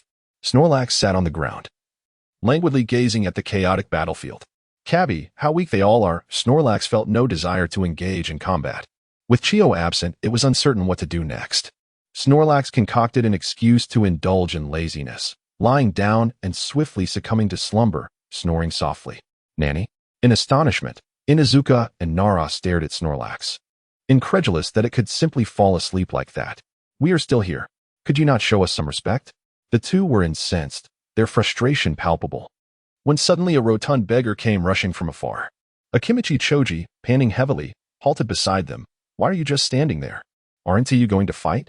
Nara Shikamaru raised a hand, gesturing towards Snorlax. We are merely observing this behemoth. If it were to awaken suddenly, no leaf ninja could contain it. Ultimately, the trio of Inuzuka, Nara, and Akimichi inexplicably found themselves stymieing Snorlax's advance, with Snorlax single-handedly detaining the three. In another part of the battlefield, Sunagakure unveiled an unprecedented battalion, the Bear Brigade. The Bear Brigade was a newly established 5th elite unit of Sunagakure, led by Akira. After completing a 50,000-word essay in a small room, Akira granted himself a leave of absence and absconded. He entrusted all leave paperwork to his good friend Zongyu, instructing him to buy time. The leave requests had to be processed one by one, starting with the weakest ninja. Capitalizing on this head start, Akira tamed a level 61 bear and a level 52 rogue panda in the bear country, significantly bolstering their strength. Comprising only 20 members, the Bear Brigade consisted entirely of elite and special elite ninjas. The standard lineup of the brigade included the bear and rogue panda alongside bears clad in armor, and they had become a frenzied force, overwhelming the Leaf's elite ninjas. In a third battleground, Zomi engaged in battle with Tsunade, both exchanging blows with palpable force, creating waves of energy with their strikes. Although Zomi's taijutsu was inferior to Tsunade's, the magnetic release clung to his body, allowing him to hold his ground. Ow, that hurts. Why is your punch so painful? After a fierce exchange, the two separated, with Zomi immediately hopping about, clutching his hand and exclaiming, "Not bad, kid. At such a young age, you can wield the power of a tailed beast to this extent." Tsunade commended him, then, gathering her strength, she raised her fist and charged at Zomi. "Oh, again?" he called out, but his body remained resolute as he countered with his own fist. "How do you manage to hit so hard? Aren't you a medical ninja? You're so beautiful yet so violent. Be careful, or you might not get married in the future." The chatty Zomi continued to jabber as they fought, his mouth never ceasing. "Oh dear, no need to worry about that. I already have a boyfriend." It was the first time Tsunade encountered such an eccentric opponent, one who could incessantly chatter even amidst combat. "Oh, is that so? Your boyfriend must be quite handsome," she remarked. "I've never seen someone of such stature before, and with your esteemed status, your boyfriend must surely be one of Konoha's prodigies. By the way, can he hold his own against you? With fists as solid as yours, he wouldn't be subjected to domestic violence, would he?" Zomi cast a glance at Tsunade's ample bosom, a testament to her nurturing prowess. "Kid, could you possibly keep quiet?"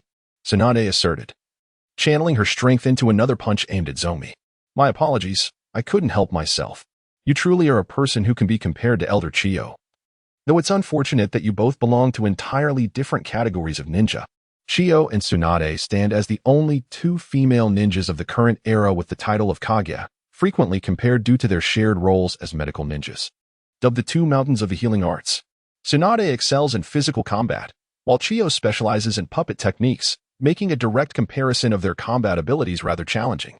However, Chio, having gained fame over many years, is able to stand toe-to-toe with demigods of the ninja world and is currently recognized as the foremost female ninja.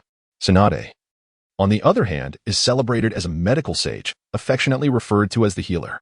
Every time Zomi exchanged blows with Tsunade, she posed yet another question, much to Tsunade's irritation. As their battle unfolded, Zomi found herself blacklisted by Tsunade, becoming the opponent she least desired to encounter. The final battleground was set for the clash between Jiraiya and Rasha. With a resounding clap of his hands, Rasha summoned forth a torrent of sand gold, resembling a mighty river surging towards Jiraiya. This was Rasha's creation, the magnetic release, sand flow river, inspired by the earth flow river technique. Jiraiya swiftly formed hand seals, unleashing a fiery dragon from his mouth. The dragon spiraled through the air, splitting into three. The central dragon collided with the sand gold, while the flanking dragons surged towards Rasha's visage. With a resounding clap of his hands, Luo Sha summoned a barrier of golden sand that rose before him, effectively withstanding the onslaught of the fire dragon. The collision of their attacks ignited a cloud of smoke. Seizing the moment, Jiraiya swiftly appeared beside Luo Sha, thrusting a kunai towards him. The perceptive acuity of Rasha is remarkably keen, as he deftly retreats to evade an impending attack, directing his right hand to unleash the magnetic release, spiraling sphere towards Jiraiya's visage.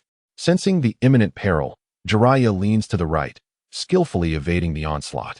The two engage in close combat, their blades dancing in a flurry of light and shadow, while the shuriken glint with a chilling radiance, producing a series of crisp sounds with each collision. Jiraiya strikes with swiftness and ferocity, his shuriken thrusting towards Rasha like a tempest unleashed. Luo Sha adeptly countered Jiraiya's onslaught with his agile movements, seizing the opportunity to unleash a Rasengan directed at Jiraiya. Chapter 89. The Pyramid of Death. As time progressed, the battle intensified. In yet another close-quarters clash, Jiraiya's hair abruptly solidified, transforming into needles that pierced towards Luo Sha's chest. The sound of steel clashing resounded. As Jiraiya's assault was entirely thwarted, a layer of iron enveloped Luo Sha.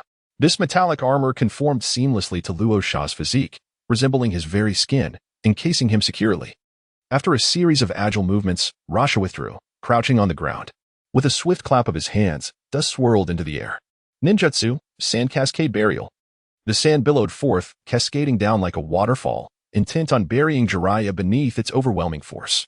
Chaos Lion's main technique. Jiraiya's hair danced wildly, sweeping aside the yellow sands as he stomped and dodged to the right, escaping the immediate threat. Suddenly, a massive boulder appeared to his right, obstructing his path. Mega Banjira tunneled behind Jiraiya, executing the Sage Art, Rock Seal, thus confining Jiraiya's movements. The transformed Sage Spirit arrived on the battlefield just as the sand waterfall surged towards Jiraiya. He had no choice but to continue his wild hair dance, confronting the torrent head-on. Ninjutsu, Needle Earth Concealment. His hair whipped around him like an open umbrella, absorbing the force of the sand's assault. Banjira unleashed the rock blade, striking at Jiraiya. Though Jiraiya managed to parry the attack, a portion of his white hair was severed. Without pausing his movements, Jiraiya invoked the summoning technique. A cloud of smoke billowed, revealing a colossal red toad amidst the haze. Toad Bunta, perceiving the dire situation, wasted no time with jest and immediately positioned himself protectively beside Jiraiya. Mega Rakesi, having completed his Sage Mode, descended from the skies and unleashed the Sage Art, Dragon's Wave towards Jiraiya. Bunta looked up and expelled an oil projectile, attempting to detonate the Dragon's Wave mid-air. However, the potency of the Sage Art had escalated, rendering Bunta's oil ineffective against the wave. Realizing this, Bunta drew his short blade and cleaved through the Dragon's Wave. At that moment, Banjira, the Rock Werewolf, the Dragon Head Mole, and Metagross appeared around Jiraiya, simultaneously launching their assault. Engaged in defending against Rasha's torrent of sand, Jiraiya was left vulnerable to the onslaught of the spirits. Bunta's toad visage drooped in distress as he wielded his blade to shield Jiraiya, his movements frantic and relentless. Bunta's toad legs were nearly smoking from exertion as he whirled around Jiraiya, creating a whirlwind that almost left him dizzy. The demise of the Sandmaster concluded with the burial of the sand, as he disregarded Jiraiya and swiftly made his way towards the direction of the allied shinobi forces. Having achieved Sage Mode, Banjira and Rayquaza reached a level of power equivalent to that of a Kage, and with the collaboration of the four spirits, they were more than capable of contending with the Sandmaster and Jiraiya. Jiraiya discerned the Sandmaster's intentions and sought to intervene, only to be obstructed by Rayquaza. How is this possible? This is Sage Mode. The incredulous voice of Bunta echoed as he gazed in disbelief at the six spirits. Meanwhile, the gargantuan rock monster also entered Sage Mode, rushing from afar to join his comrades. Cuckoo perched upon the shoulder of the gargantuan rock monster, bestowing a buff upon Banjira, thereby asserting his presence. The six principal combatants of Luo Sha possess formidable autonomous combat capabilities, even in the absence of their trainer's commands. They can engage in battle with ninjas of equal rank. These 6 Sage Mode spirits, comprising 2 Shadow Level and 4 Elite Genin, exert relentless pressure upon Jiraiya. Meanwhile, Wuna finds himself in a similarly precarious situation. In a one-on-one confrontation with Banjira, he is evenly matched, yet Banjira has allies, rendering Wuna no match for him. The striking contrast of Wuna, towering at 17 meters, battling against the 3-meter-tall Banjira creates a scene that, despite its intensity, is tinged with humor. The 6 spirits, leveraging their numerical advantage, leave Jiraiya no opportunity to enter Sage Mode, compelling him to merely fend off their assaults. With Konoha's elite forces preoccupied, Luo Sha's gaze falls upon the allied forces of Konoha, akin to a predator surveying a flock of lambs awaiting slaughter. The greatest strength of magnetic release lies in its capacity for mass assault. What chaos might ensue when a shadow-level master wielding the magnetic release bloodline limit infiltrates the ranks of the ninja army? The sudden emergence of the Crimson Sand, akin to a deluge of golden dust, utterly submerged the rear forces of the allied army, the Takian Ninja Legion. Luo Sha unleashed yet another torrent of golden sands, submerging the hidden rain ninjas of the allied forces. As for the leaf ninjas, they too could not escape the impending doom. Bolstered by the tempestuous sandstorm, Luo Sha had previously employed a wide-ranging magnetic ninjutsu that transformed 1/3 of the battlefield into a desolate desert.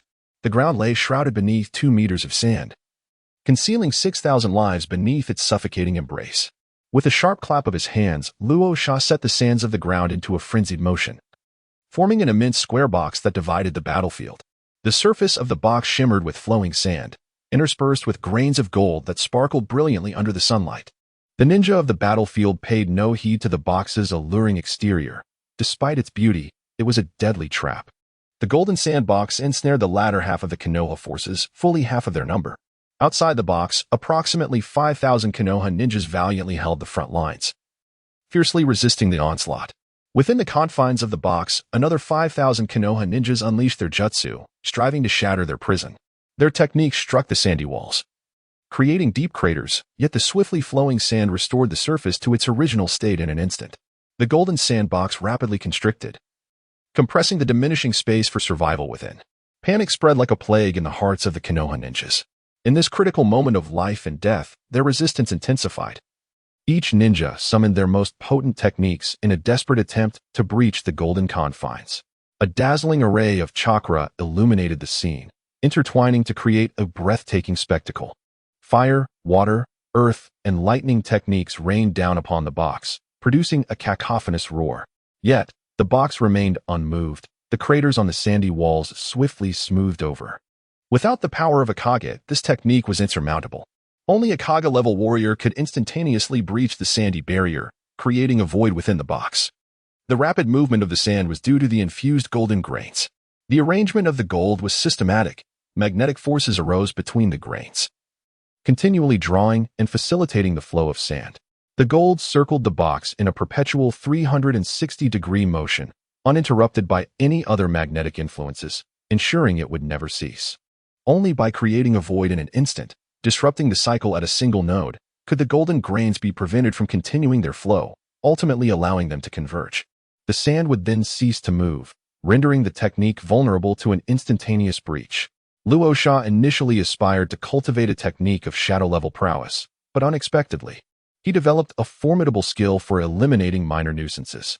Now, his repertoire of techniques for dealing with these trivial adversaries is so extensive that he cannot even enumerate them all. Without the intervention of a shadow-level ninja, the golden box continues to diminish in size, leaving one to ponder the unimaginable state of its contents. Yet, not a trace of blood is visible from the exterior, nor is there a single cry of despair to be heard. The once tumultuous battlefield now lies shrouded in an eerie silence, as all combatants cease their struggles and direct their gaze towards the ever-shrinking box. It contains a staggering 5,000 ninjas. How could such a minuscule container possibly hold them all? Ultimately, the box ceases its contraction, and the sand above begins to cascade down, gradually forming a triangular pyramid. The Pyramid of Death. Rasha has named this ninjutsu magnetic release, sand gold cycle, sand dust coffin, death pyramid. Currently, Luo Sha is unable to merge the power of Tokuwadai with this ninjutsu. Thus, he can only ensnare ninjas of a rank below that of a shadow. Should he successfully integrate the power of Tokuwadai, the death pyramid would become even more formidable. rendering even shadow-level ninjas incapable of escape.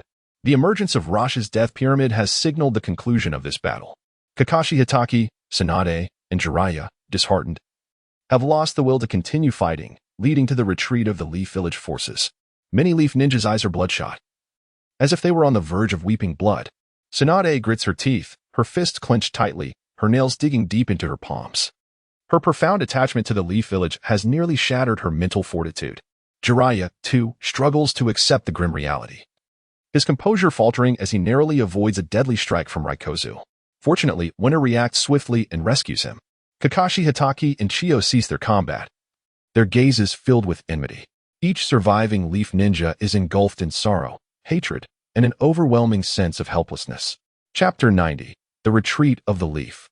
The alliance with the Sand. Upon arriving at Malin Slope, Orochimaru is met with the demoralized Leaf army. In the Leaf's central camp, he encounters Kakashi Hatake and 2 others. Magnet release? Such a terrifying bloodline limit, Orochimaru muses, his tongue flicking out to taste the air, a glint of greed flashing in his eyes. The news of 5,000 fallen ninjas does not stir him as deeply as the loss of Shinjutsu. He cares little for the lives of the many. His curiosity is piqued by the magnet release that can annihilate 5,000 ninjas with a single blow, seemingly ripe for study. Primarily, magnet release excels in mass damage, its area combat capabilities surpassing even that of puppet techniques. It is imperative that someone holds back the 2 magnet release ninjas from the Sand, or else the Leaf will have no chance of victory.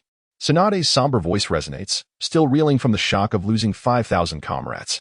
She had not anticipated the emergence of so many elite opponents from the Sand. The Leaf is now devoid of any advantage. This is the second loss we've suffered at the hands of the Sand, and from the same individual. The Seven Tails Jinchuriki has surpassed the elite level, and Rasha, at merely 11 years of age, has achieved the same. Such talent is truly formidable. Jiraiya furrows his brow, apprehensive of the unprecedented genius from the Sand, foreseeing a grim future for the Leaf. If Rasha were here, he would proclaim, "Indeed, my strength is solely attributed to my own efforts. We have suffered tremendous losses. Should the Sand launch a surprise attack, we would be utterly defenseless. We must withdraw and await reinforcements before devising our next course of action." Kakashi rises, his previously stoic visage now shrouded in frost. A glimmer of murderous intent flashes in his eyes as he silently vows to exact a bloody price from the Sand. As the Leaf attempts to retreat from Malin Slope, they unexpectedly encounter Sand ninjas who are poised for a night raid. Both sides stand bewildered, locked in a tense standoff atop Malin Slope. The Leaf's withdrawal has been compromised, exposing the Sand's nocturnal assault as well. "Zomi, boss, our night raid has been discovered. Should we proceed?" "Proceed? With just 1,000 of us, how many brothers would perish in a battle?" Luo Sha, in exasperation, pressed his forehead, realizing it was indeed a remarkable coincidence that Xiao Chao's mother had opened the door just as Xiao Chao returned home. Luo Sha had originally planned to discreetly present a grand fireworks display to the Leaf Village ninjas, 1,000 Sand ninjas, equipped with a substantial supply of explosive tags sponsored by Kakuzu, arrived at the Leaf encampment, only to be discovered unexpectedly. The scheme involving the explosive tags was deemed a failure, forcing the Sand ninjas to retreat.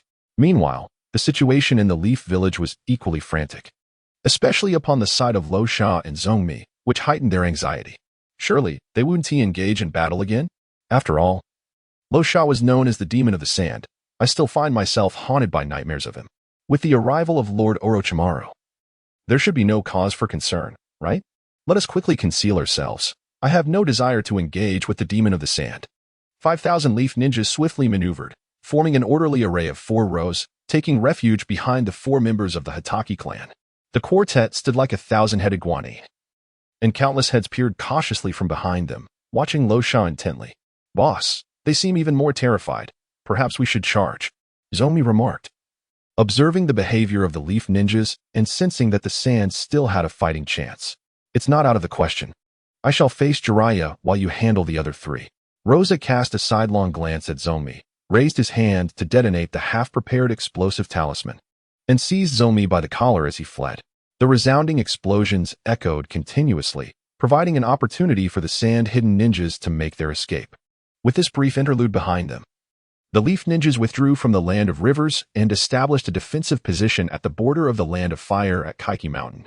News of the war in the Land of Rivers spread rapidly, once again triggering a seismic shift in the ninja world. The conflict lasted merely a day, resulting in a decisive defeat for the Leaf Village, which subsequently retreated from the Land of Rivers. Nearly a year later, Rosa regained his renown, while Zomi, as the host for the Seven Tails, also carved his name into the annals of the ninja realm. The entire ninja world fell into a profound silence, as the Sand Village solidified its position as the foremost ninja village through the Battle of Melampo. The Sand Village boasted shadow-level ninjas, shadow-level spirits, and a stable host of tailed beasts, amassing a formidable shadow-level combat strength that instilled fear in their adversaries. As long as the number of shadow-level ninjas did not surpass that of the Sand Village, their magnetic release could annihilate the enemy forces entirely. What could the other ninja villages do? Only Noki, content and relaxed, sat in the Earth Shadow's office, sipping a drink while reveling in the misfortunes of the Leaf Village. So this is the taste of idleness. Noki stretched lazily, rising to pen a letter. He resolved to forge an alliance with the Sand Village to jointly resist the Leaf Village. Even if the Earth Village could not feast on meat, they could at least savor some broth. As long as Rosa remained alive, the Earth Village must remain compliant. Well, since we cannot compete with the Sand Village, it would be wiser to seek alternative paths. The Land of Earth was hardly better off than the Land of Wind, with scarce arable land and little value. The real treasure lay in the Land of Fire. Noki let out a soft hum, his gaze sparkling with cunning and calculation. Upon finishing the letter, he entrusted it to the Umbu, instructing them to deliver it to the Wind Shadow Tower in the Sand Village. 3 days later, Shaga received Naka's proposal for alliance. After a moment of contemplation, he engaged in a televised conference with Noki. To Shaga's surprise, Noki exhibited an ardent desire to ally, readily agreeing to conditions such as the permanent opening of markets in the Land of Earth, zero tariffs, and the implementation of protective laws for spirits. Noki placed great emphasis on spirits. These conditions would undoubtedly benefit the spirit industry in the Land of Earth, and he would naturally not refuse. Even if all profits were claimed by the Sand Village, so what? The Earth Village could enhance its strength. This treaty, though labeled as an alliance, evidently favored the Sand Village, particularly the final clause. Post-alliance, the Sand Village would take precedence, while the Earth Village would play a secondary role, required to advance and retreat in tandem with the Sand Village. In essence, this meant that the Earth Village must adhere to the will of the Sand Village. To spare the Earth Village's dignity, this was not stated so explicitly. Surprisingly, Noki acquiesced, yet he put forth 2 requests. 1. As long as the Earth Village does not breach the treaty, the Sand Village shall not invade the Land of Earth. 2. The Sand Village must ardently assist the Earth Village in developing spirits, including sharing knowledge about spirits, methods of spirit cultivation, and the establishment of the spirit industry. The second request made Shaga hesitate, but after consulting the spirit encyclopedia with Rosa, Shagu ultimately agreed. The power of Luo Sha has nearly reached unparalleled heights, while the Yenin faction, regardless of its development, struggles to make a significant impact. It is fortuitous that Yenin has come forth willingly, facilitating the proliferation of the spirits, as it would be madness for Luo Sha to decline such an opportunity. The subtle overtures from Yenin have rendered the alliance between Xian and Yenin remarkably seamless. On October 20th, 31 years of the Xian era, Shagu and Daimyu formalized their alliance in the Yecang Gorge of the Bird Kingdom. Thus, the Union of Xian was officially established. Luo Sha was unambiguous. The last blue habitat in his backpack was directly deployed to the Land of Earth, situated at the northern slopes of the rock-hidden village, referred to as the Cliffside Habitat. The sprites inhabiting the Cliffside Habitat bore a striking resemblance to those of the Wind Country, predominantly comprising ground, rock, and normal types, with a handful of fighting types. Among the ground types were Sandshrew, the Nidoran family, Geodude, Cubone, and Fampi. The rock types included Lunatone, Solrock, Kabutops, and Shuckle. The normal types featured Pidgey, Spearow, Rattata, and Trapinch. The fighting types were Maghop, Makuhita, and Hawlucha. In addition to the Cliffside Habitat, Luo Sha also established 10 green habitats in the Land of Earth, simply marked on the map as Rock 1 through Rock 10. Chapter 91. Danzo returns to the Dark Room 2 days after the alliance. Sunagakure dispatched 2 Jonin, 3 Chunin, and 20 Jin into the rock-hidden village to establish a Pokémon shop, a messenger bird delivery service, a dodo ice cream parlor, a cocoa juice shop, and a double milk dessert shop. The Pokémon shop now functioned as a miniature Pokémon center, equipped not only with merchandise but also with healing machines and training grounds for Pokémon. The rock ninjas could purchase a Pokédex, and upon truly understanding the sprites, they became utterly enamored, mirroring the fervor that had swept through Sunagakure 4 years prior. The news of the alliance between Sunagakure and the rock-hidden village spread throughout the ninja world within 2 days, igniting yet another wave of public discourse. To demonstrate their sincerity, the Rock pledged to send 5,000 troops to participate in the Battle of Kikyo Mountain within 3 days, supporting Sunagakure. On October 25th, 31 years of Sunagakure, the Sunagakure Rock Coalition arrived at Kikyo Mountain and confronted the Leaf Ninjas. Following their defeat at the Malin Slope battle, doubts regarding Sarutobi Hiruzen's leadership surged within the Leaf, fueled by the clandestine machinations of a certain Danzo. Pleased with this turn of events, Danzo publicly impeached Sarutobi Hiruzen at the Hokage conference, aiming to usurp his position. However, Danzo faced overwhelming opposition due to the multitude of allegations against him, rendering his impeachment futile. Observing Danzo's antics, Sarutobi Hiruzen resolved to teach him a lesson, citing the coup in the Land of Rivers. Hiruzen asserted that the failure at Malin Slope was instigated by Danzo, and thus, the blame fell squarely on him. Ultimately, all misfortunes were attributed to Danzo's actions. Hiruzen initiated a vote to confine Shimura Danzo for 1 year, which passed unanimously. Just as Danzo emerged from the dark room, he found himself re-entering it. "You shall regret this, Hiruzen," Danzo protested vehemently, slamming his palm on the table. "I am the Hokage," Hiruzen remarked calmly, casting a triumphant glance at Danzo. "Humph." Tuanzo rose and departed, entering the small dark room. After his exit, the Hokage conference continued, enveloped in an atmosphere of profound gloom. Konoha was already struggling against Sunagakure, and now Iwagakure had joined the fray, forming an alliance with Sunagakure. Although Iwagakure was renowned for its numbers, with a total of 5,000 shinobi, their individual combat strength was relatively weak. Nevertheless, 5,000 shinobi was no insignificant force. Many ninja villages did not even boast such a number.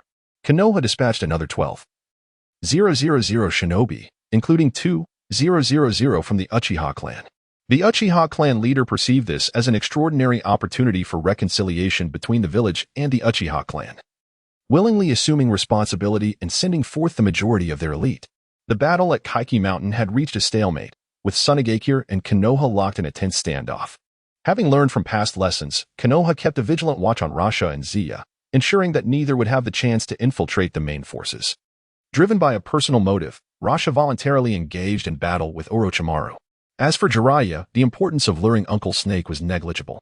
Fighting that large toad was utterly tedious, and given its lackluster appearance, Rasha found the prospect of confrontation distasteful.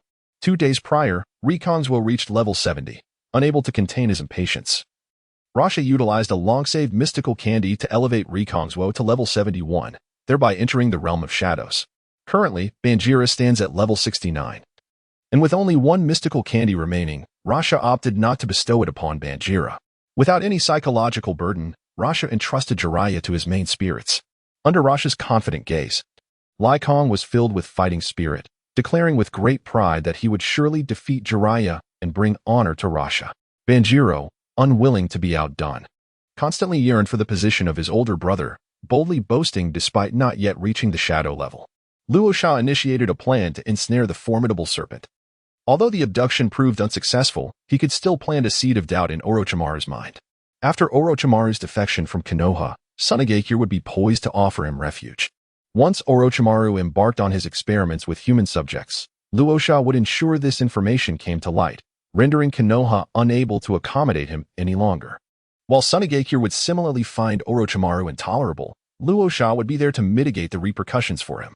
The ninjas of the interrogation department could be entrusted to Orochimaru for resolution, though this would undoubtedly inconvenience the Crystal Lantern Spirit. Yet, how could the Crystal Lantern Spirit possibly compare to Uncle Snake? He is, after all, the foremost scientist in the ninja world, a being who seeks immortality through the power of science. Orochimaru, with his flowing black hair, possesses elongated golden pupils, violet eyeshadow that extends to his nostrils, and pale skin, adorned with aquamarine, comma-shaped earrings. Rosa assessed Orochimaru, who possessed an ethereal aura, a striking visage, and expressions reminiscent of a serpent. There existed a beauty that blurred the lines between masculinity and femininity, a dangerous yet exquisite allure. It is no wonder that transforming into a serpent felt entirely natural. However, despite the captivating exterior, his mental state was equally mesmerizing. Orochimaru, do you adhere to the principles of science? As the palms of Rasha and Orochimaru met, an unexpectedly intriguing question emerged. Science? What do you wish to convey? Orochimaru flicked his tongue, his gaze intensely fixed upon Rasha. Are you not curious about the origins of chakra?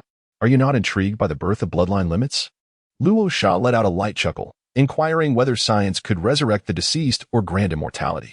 I find myself intrigued by these questions. What about you? Ah, immortality. Life is so fragile, like the rope tree that was slain by the lurking rock. A glint of madness flickered in Orochimaru's eyes. He was a man of obsession and self-absorption. Yet, out of love for Konoha, respect for his mentor, and affection for his comrades, he had long suppressed his true self. In Konoha, no one could comprehend him. Lord Luo Sha, I am now more curious about the secrets of the fairies. Might you enlighten me?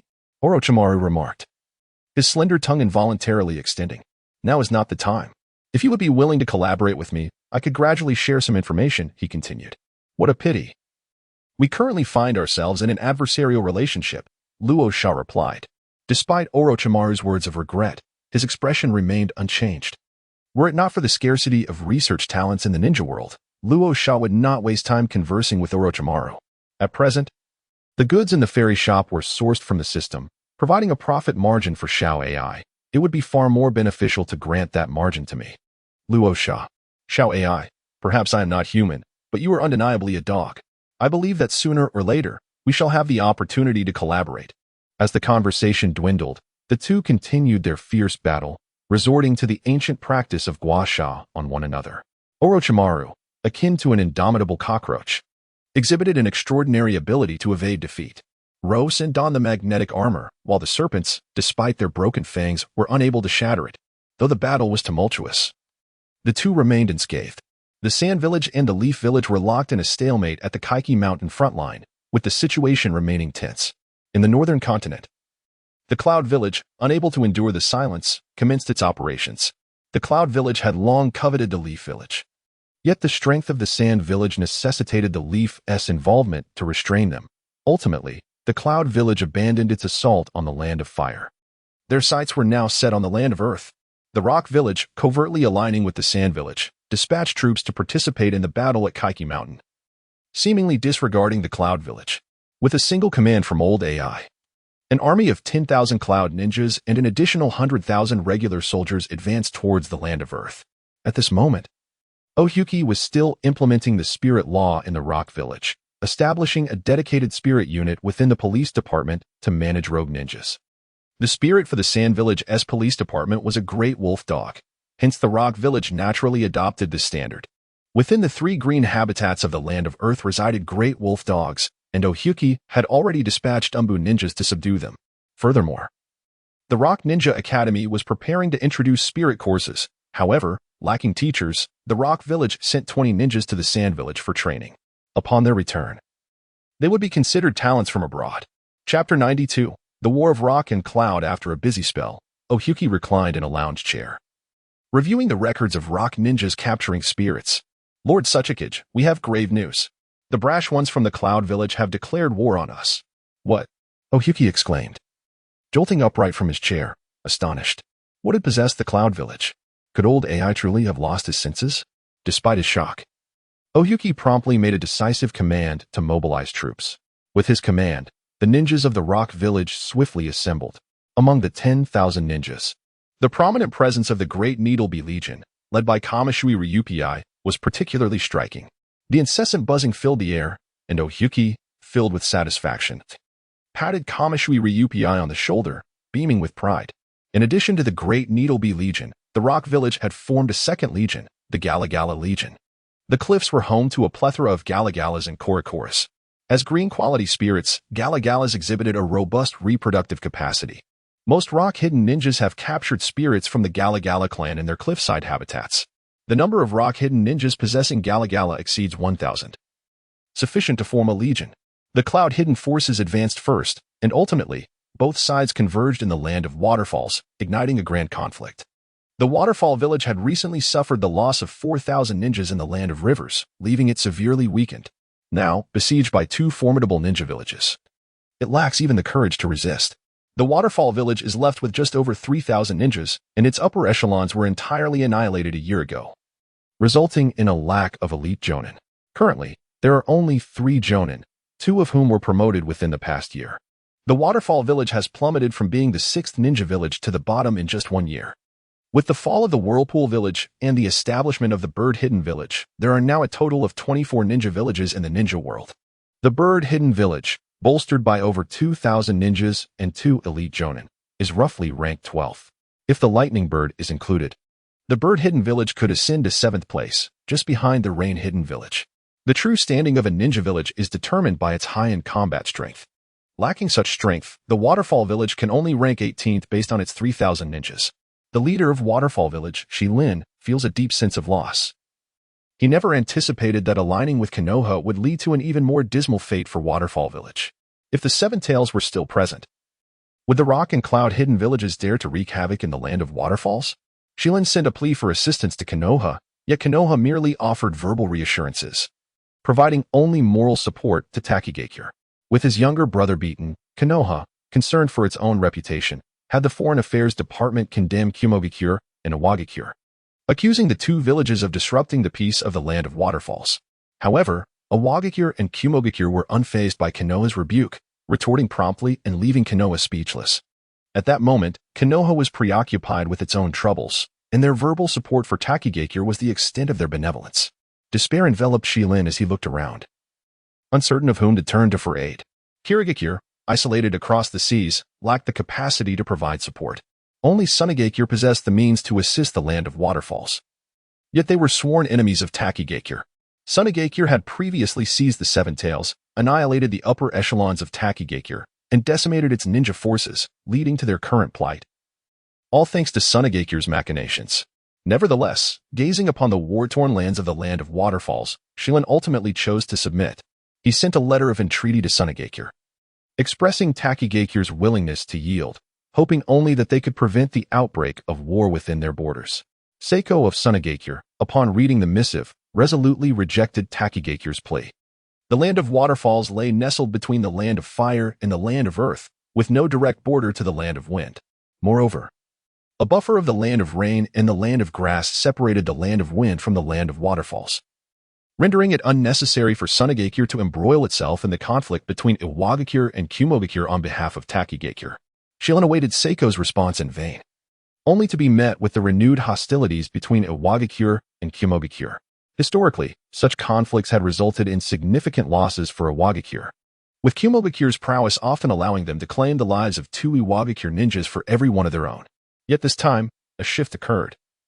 Bolstered by a substantial army of Beedrills and Galarian Pokémon, along with scattered support from Rock-type Pokémon like Golem and Tyranitar, Iwagakure experienced fewer casualties than Kumogakure for the first time. This jubilant news spread rapidly through Iwagakure, long criticized for the perceived weakness of their individual ninjas. Relying instead on sheer numbers, Iwagakure had finally turned the tide. Although aided by Pokémon, the outcome spoke for itself. Iwagakure emerged victorious. Kumogakure, for the first time, felt the overwhelming strength of the Pokémon, particularly during joint operations with Iwagakure, which proved to be a harrowing experience for them. The Beedrill army was especially formidable. Each Beedrill bore a pair of venomous stingers. While a single sting might not be fatal, the cumulative effect of repeated stings over time could indeed prove lethal. Even more astonishing was the army's leader, Suiryu, who devised tactical maneuvers inspired by his idol, Kakashi Hitaki, culminating in the creation of the 1,000 Years of Pain strategy. The Shoshin Flow has successfully replaced the esteemed Kakashi Hitaki, emerging as the new master of the 1,000 Years of Death technique, rendering even Kakashi himself feeling inadequate. While Kakashi employs his fingers for this technique, the Shoshin Flow utilizes a different approach, regardless of gender. Numerous cloud-hidden ninjas have been caught off guard by the Great Needle Bee, igniting their fury and compelling them to engage in desperate battles. Had it not been for the timely intervention of Shikari, the Shoshin Flow would have suffered grievously at the hands of a group of brutish men. The Second Great Ninja War has cast a shadow over the 4 great ninja villages, with the land of Waterfall and the Kaiki Mountain witnessing daily casualties. The situation around Kaiki Mountain remains relatively stable, as there are no towns nearby. However, the plight of the land of Waterfall is starkly different, mirroring the devastation once seen in the land of Rain. The flames of war have spread uncontrollably, claiming the lives of countless innocent civilians in the land of Waterfall. The entire region is engulfed in an atmosphere of despair, as once bustling streets now lie silent, littered with ruins and corpses. People flee in search of safety, only to be met with further sorrow and hopelessness. For 2 months, the fires of war have raged, but no one anticipated that amidst this tense and fierce atmosphere, an obscure little ninja village would audaciously declare war on the Hidden Leaf village without warning. This announcement detonated like a bombshell, reverberating throughout the ninja world. Many began to remember the name of this small village, Sunagakure. The audacity of Sunagakure left everyone in shock. Nestled deep within the mountains of the Land of Mountains, Sunagakure had scarcely interacted with the outside world. The village had no ties to the feudal lord of the Land of Mountains, having only communicated with the previous lord at its inception, after which it vanished into obscurity. The prior feudal lord had received no word from Sunagakure and assumed the ninja village had failed, dismissing the matter entirely. The current feudal lord was entirely unaware of the existence of a ninja village within their domain. When the feudal lord of the Land of Mountains received this news, disbelief washed over them. Could it be that such a small nation housed a ninja village? Even more astonishing was its declaration of war against the Hidden Leaf. A declaration of war from a ninja village signifies not only the village itself, but also its nation. The Land of Mountains is a notably weak country, and the feudal lord, filled with trepidation, promptly sought to appease the Land of Fire, delineating a clear boundary between themselves and Sunagakure. Chapter 93, Sunagakure. The divine beast choice. The world is engulfed by the ninja conflict, with the Hidden Leaf's strength significantly diminished. The leader of Sunagakure, in a fit of arrogance, perceives this as a divinely ordained opportunity to vanquish the Hidden Leaf, oblivious to the true might of the elite ninja. Living in seclusion within the depths of the Land of Mountains, they remain ignorant of the formidable power that exists beyond their mountain sanctuary. Harboring hopes of defeating the Hidden Leaf and achieving renown throughout the ninja world, ultimately aspiring to establish Sunagakure as the official ninja village of the Land of Fire. In the village of Xiangling, disdain for the Land of Mountains prevailed, leading them to sever any ties with its feudal lord and directly dispatch 3,000 ninjas to assault the Land of Fire. With a total of merely 800 ninjas. This meant that Xiangling was deploying a staggering 80% of its forces. Upon receiving this news, Sarutobi Hiruzen also mobilized 3,000 ninjas to counter the threat. The ninjas of Konoha are not to be compared with those of a minor village. Even the notion of a 1-to-2 engagement seemed conservative, especially against a diminutive ninja settlement nestled in a valley. According to Hiruzen's estimations, for Xiangling to compete on equal footing with Konoha's 3,000 ninjas, they would require at least 8,000 warriors. Everyone regarded Xiangling as nothing more than a petty clown, and no one paid much heed to the situation. However, to the astonishment of the ninja world, Konoha's ninjas did not overwhelmingly overpower their Xiangling counterparts. The two sides fought to a standstill. The hallmark technique of Xiangling village was the explosive tag, and while the ninjas of Xiangling may not have been particularly formidable, they exhibited remarkable ingenuity in their application of explosive tags. It is said that the village's founding leader established Xiangling through these very explosive tags, attracting ninjas from the Land of Mountains to join their ranks. The first leader of Xiangling, amidst the ravages of war, was inspired to create a sanctuary devoid of conflict upon learning of the emergence of ninja villages in the Land of Fire. He envisioned a utopia, a village free from the scourge of warfare. Realizing that if Xiangling were to be recognized as an official ninja village of the Land of Mountains, it would inevitably become a tool of the feudal lord. Compelled to wage war, he chose to establish Xiangling deep within the mountains, severing its connection with the lord of the Land of Mountains. Through his charisma and the idyllic vision of a peaceful sanctuary, he attracted many ninjas to join the village. For 30 years, the ninjas of Xiangling thrived in self-sufficiency. However, the new generation of ninjas, untouched by the crucible of battle and unacquainted with the overwhelming might of the elite in the ninja world, began to yearn for a life beyond the confines of their mountain refuge, aspiring to become renowned warriors. Though they possessed the ability to craft explosive tags and were adept in various explosive techniques, they could not comprehend why they should remain in the mountains when they wielded such formidable power. Like frogs at the bottom of a well, they fantasized about Xiangling's emergence as the preeminent ninja village in the world. 2 months prior, the second leader of Xiangling passed away, and the third leader, a young ninja named Yangshuo, seized the moment during the Second Shinobi World War to declare war on the first ninja village, Konoha, and dispatched forces to invade the Land of Fire. Xiangling, however, was woefully uninformed about the shifts in the ninja world, as Sunagakure had ascended to the rank of the foremost ninja village. As Xiangling and Konoha ninjas clashed at the border of the Land of Fire, Konoha was taken aback by the true prowess of the Xiangling ninjas, finding themselves unable to quickly defeat them.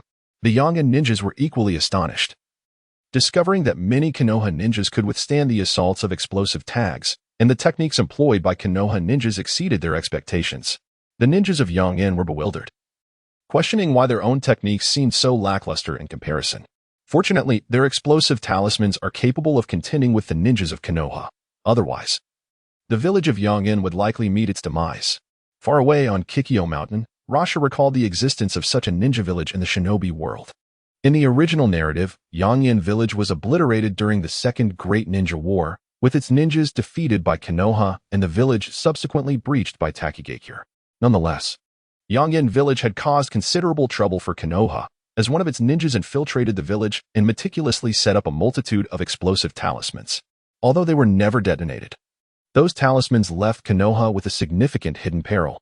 Presently, Takigakure lacks the capability to assault Yecang village.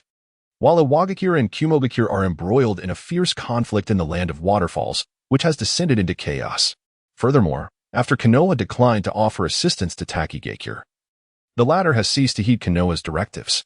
It remains uncertain what fate awaits Yecang village in this incarnation. Luo Sha harbored little interest in the Sunagakure.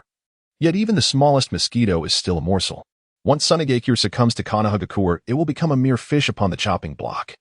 The Sand Village could effortlessly subdue it, and the Land of Mountains would naturally become a vassal state of the Sand Village.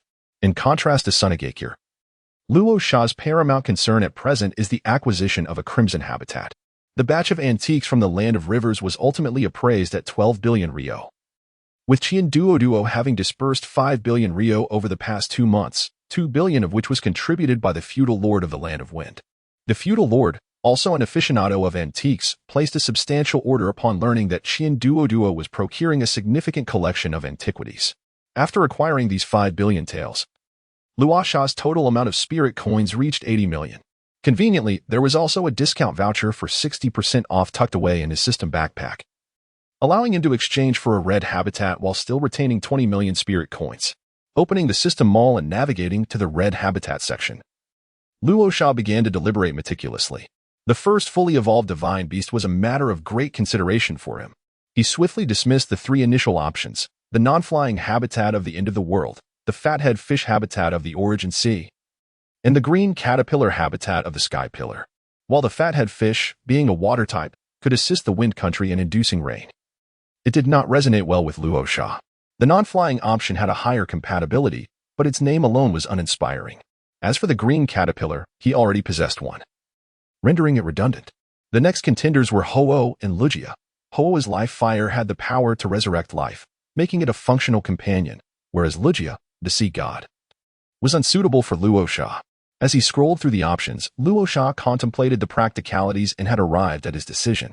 He resolved to summon a psychic-type divine beast. The allure of Mist Hidden Village was simply too compelling. In the original narrative, the third and fourth Hokage were successively controlled by the kaleidoscope Sharingan. It seemed that the illusionary prowess of the 2 water shadows was rather feeble. Roshan himself is not particularly adept in the art of illusion, however.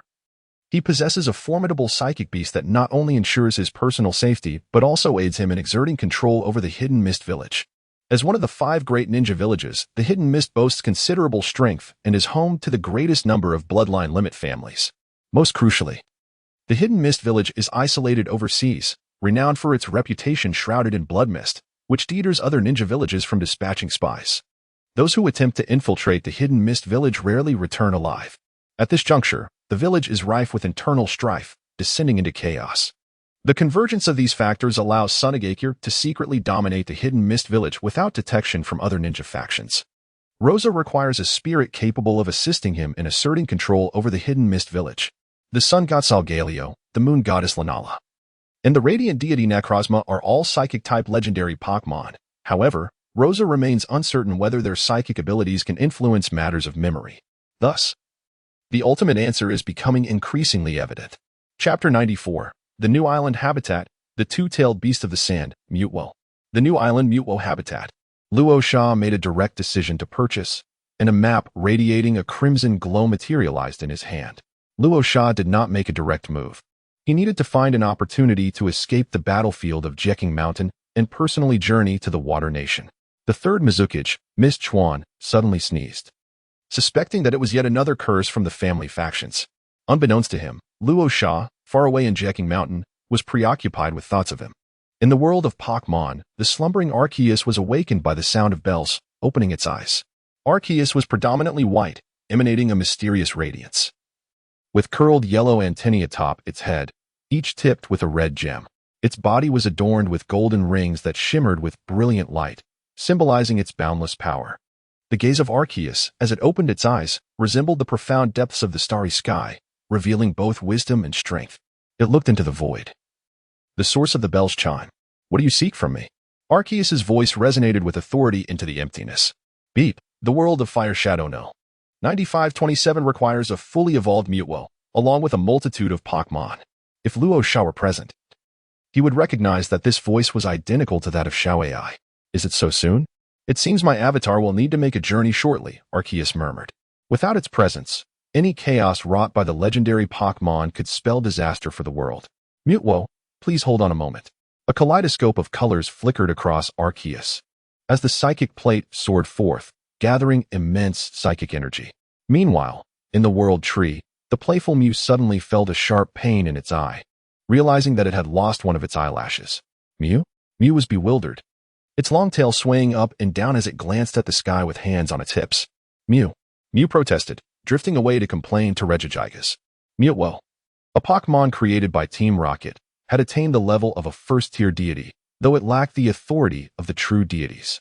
After creating Mutuo, Arceus did not cease its actions. It utilized the plates and its creation power to manifest all the red habitats in one fell swoop. Once these beings have been materialized, call upon me again. Beep. Understood. Wishing you a pleasant life, and I look forward to our next meeting. Xiao AI departed with a stack of blueprints, and Arceus once again fell into slumber. For Arceus, the world of Fire Shadow was an unexpected delight. When the great deity of traversal approached it, a friendly exchange ensued. For Arceus was no match for the deity of traversal. That was a power of a higher order. Ultimately, it consented to collaborate with the time-traveling deity, becoming an external member of the Transmigration Department, thus enabling it to explore a multitude of worlds in the future. However, the time-traveling deity was exceedingly busy, delegating this task to the artificial intelligence known as Xiao AI for coordination. Arceus granted access to the Pokémon world, allowing Xiao AI to traverse freely while utilizing a portion of Arceus's authority to create items. Nonetheless, Xiao AI was unable to fabricate items of red quality. The two feathers previously acquired were personally retrieved by Xiao AI from the Pokémon world, while the legendary Pokémon egg was obtained by requesting it from Arceus. This time, the establishment of a new habitat zone also necessitated Arceus's assistance. In the end, Luo Sha secured the new island habitat zone. As its name suggests, the new island habitat zone must be situated on an island. As a red habitat zone, it encompasses not only the island itself, but also a marine area spanning 100,000 square kilometers, roughly equivalent to the size of Zhejiang province. Combining the island and the marine expanse, the new island habitat zone boasts an area of at least 150,000 square kilometers. Rasha found it quite serendipitous. He had originally planned to travel to the hidden mist village, and the new island sanctuary conveniently lay along the route to the land of water, allowing him to acquire Mutuo effortlessly. There was no time to waste at Kaiki Mountain. It appeared necessary to summon both Zapdos and Fukuro. In Konoha, there were also Naruto Uzumaki, Sarutobi Hiruzen, and Shimura Danzo, but only Danzo could be mobilized for this endeavor. What Rasha is unaware of is that Shimura Danzo remains confined in the dark room, as Sarutobi Hiruzen, in his pursuit of the Hokage position, would never dispatch Shimura Danzo to the battlefield. Rosa picked up the Pokémon Pokédex and first contacted ASU and Guanjun, requesting them to summon Zapdos for battle. Subsequently, Rosa reached out to Finfu, who readily agreed. Finfu, no longer confined to a prison cell, now resided beside a Buddhist temple to the north of the village, often taking his Shoha for leisurely strolls. The Sand Shinobi, mistaking Shoha for a Pokémon, could saunter through the streets without inciting panic, having never encountered Shoha before. The Sand Shinobi were oblivious to the fact that this rotund creature was, in truth, a tailed beast, despite the unappealing appearance of the adult Shoha. The juvenile version was undeniably adorable. With its youthful visage and endearing demeanor, the little Shoha perched on Finfu's shoulder turned heads wherever they went. The Sand Shinobi mused, how could such a charming raccoon possibly be a creature of malicious intent? From time to time, Shoha would frolic in the streets, playfully toying with other ninjas Pokémon, effortlessly employing techniques such as Earth Release, Wind Release, Magnet Release, and Sealing Jutsu, leaving many in awe of its formidable presence. Shoha had become the object of admiration among the Sand Shinobi, with numerous ninjas inquiring Finfu about the location from which Shoha was captured. Shoha enjoyed immense popularity in the sand-hidden village, and Rosa even took the liberty of inscribing Shoha's name on the first page of the Pokémon textbook, bestowing upon it the title of Sand-Hidden Divine Beast, marking it as the one and only in the world. Luo Sha has completely bound Shohi to the sand-hidden village, where Shohi now enjoys a life of luxury and relishes in the adoration it receives. This proud and vain raccoon is well aware of its charm. The ninjas of Sand-Hidden Village lavish praise upon it, and Shohi has garnered many little sprite followers. Each day, Shohi takes a leisurely stroll through the streets, surveying its devoted acolytes. The joy of life in Sand-Hidden Village is unparalleled for Shohi, and there is no driving it away now. Next door, Xiangling was astonished upon learning about Shohi's current state, despite having always fared better than Shohi. How could it possibly have risen to such heights? Xiangling was indignant, flapping its wings and resolutely rising to put in the effort. However, no matter how hard Xiangling tried, it could not match the popularity of Shohi in Sand-Hidden Village. The sprite textbooks clearly state that Shohi symbolizes rock and earth, making it the very emblem of Sand-Hidden Village. Shohi scoffed. A mere insect dares to challenge my esteemed position in Sand-Hidden Village? Huh, unthinkable. Luo Sha was quite pleased with Xiangming's transformation, incorporating him into the second page of the Pokémon textbook, bestowing upon him the title of the Divine Beast of Flying Insects, representing both the flying and insect types. Although Xiangling was somewhat inconspicuous in Sand-Hidden Village, he enjoyed immense popularity in Bird-Hidden Village and Rock-Hidden Village. Upon hearing about the flying type, Bird-Hidden Village, and upon learning about the insect type, Rock-Hidden Village, were both thrilled and eager to invite Zhongmi to their respective villages for a lecture. Xiangling was surprised to discover his popularity in other ninja villages. At least he managed to salvage some pride, not being overshadowed by the one-tailed Shohi. Xiangling thought to himself, I am favored in 2 ninja villages. I far surpass the dead raccoon Shohi. Only Xiangling knew that Shohi was a raccoon. Everyone else assumed he was merely a tanuki. The Pokémon textbook, compiled by Luo Sha, clearly stated that Shohi was a tanuki. Shohi. Chapter 95, The Battle of Yecang Mountain. After 3 days, Finfu arrived at Yecang Mountain, while the lightning bird only made it 5 days later. This foolish bird got lost, wandering around half of the ninja world before finally reaching Yecang Mountain. The lightning bird spent its days nestled in Yecang Mountain, being a homebody, so its lack of direction seemed quite normal. Roshan initially believed that with the support of 2 shadow-level ninjas, the Sand Village could seize the Kaiki Mountain defense line and triumph over Konoha. However, to his astonishment, Konoha received intelligence prematurely and dispatched Might Guy and Shimura Danzo. Danzo had long anticipated his early release from the confines of the Black Room, for Konoha could not function without him, nor could Hiruzen. The moment he emerged, brimming with joy at the prospect of engaging in battle, he felt that his opportunity to become the Fourth Hokage had once again arrived. Yet, Danzo found himself overwhelmed by the electric strikes of the Thunderbird, leaving him charred and barely able to defend himself. The Thunderbird possessed the formidable strength of a late-stage shadow-level ninja, while Danzo was only a mid-level shadow ninja at best. Utilizing his wind release techniques, Danzo skillfully maneuvered to keep the Thunderbird from unleashing its lightning upon the ninja army. In the meantime, the battle between Fumifuku and Might Guy began with Fumifuku at a disadvantage due to his lack of combat experience. However, as he adapted to Guy's fighting style, Fumifuku managed to attain an even footing with him. If Luo Sha cannot extricate himself, then no one will be able to halt Orochimaru. Luo Sha once again opened the Spirit Pokédex and summoned Nami. Currently, Nami holds the esteemed position of the Pope of the River Gods sect. Thus, the missionaries of the River Gods sect joined the fray, forming an alliance among the countries of Sand, Rock, and River. Nami replaced Snorlax and the trio of Pig Deer in battle, successfully restraining their advances. Nami's Blastoise, having undergone over 2 years of rigorous training, has reached level 42. Possessing the strength of a distinguished Jonin, hence, Nami's primary combatant is now Milotic. Together, Nami and Milotic serve as the main forces in battle, while the 6 Pokémon of the Rain team coordinate seamlessly from the sidelines, rendering the trio of Pig Deer utterly helpless. Snorlax was liberated, yet it would be utterly impossible for Snorlax to contend with Orochimaru, despite Snorlax's shadow-level prowess.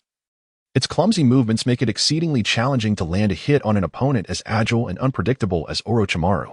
Rosa orchestrated a confrontation between Snorlax and Mitayana, while Finvok faced off against Orochimaru. Thus, with no formidable opponents to contend with, Rosa could penetrate the ranks of the Konoha forces, Sensing the precariousness of the situation, Orochimaru summoned the myriad serpents, attempting to stall Rosa amidst the cacophony of curses from the serpents. This left only the myriad serpents to contend with Fenvok, who endured relentless assaults, inwardly cursing Orochimaru's lineage.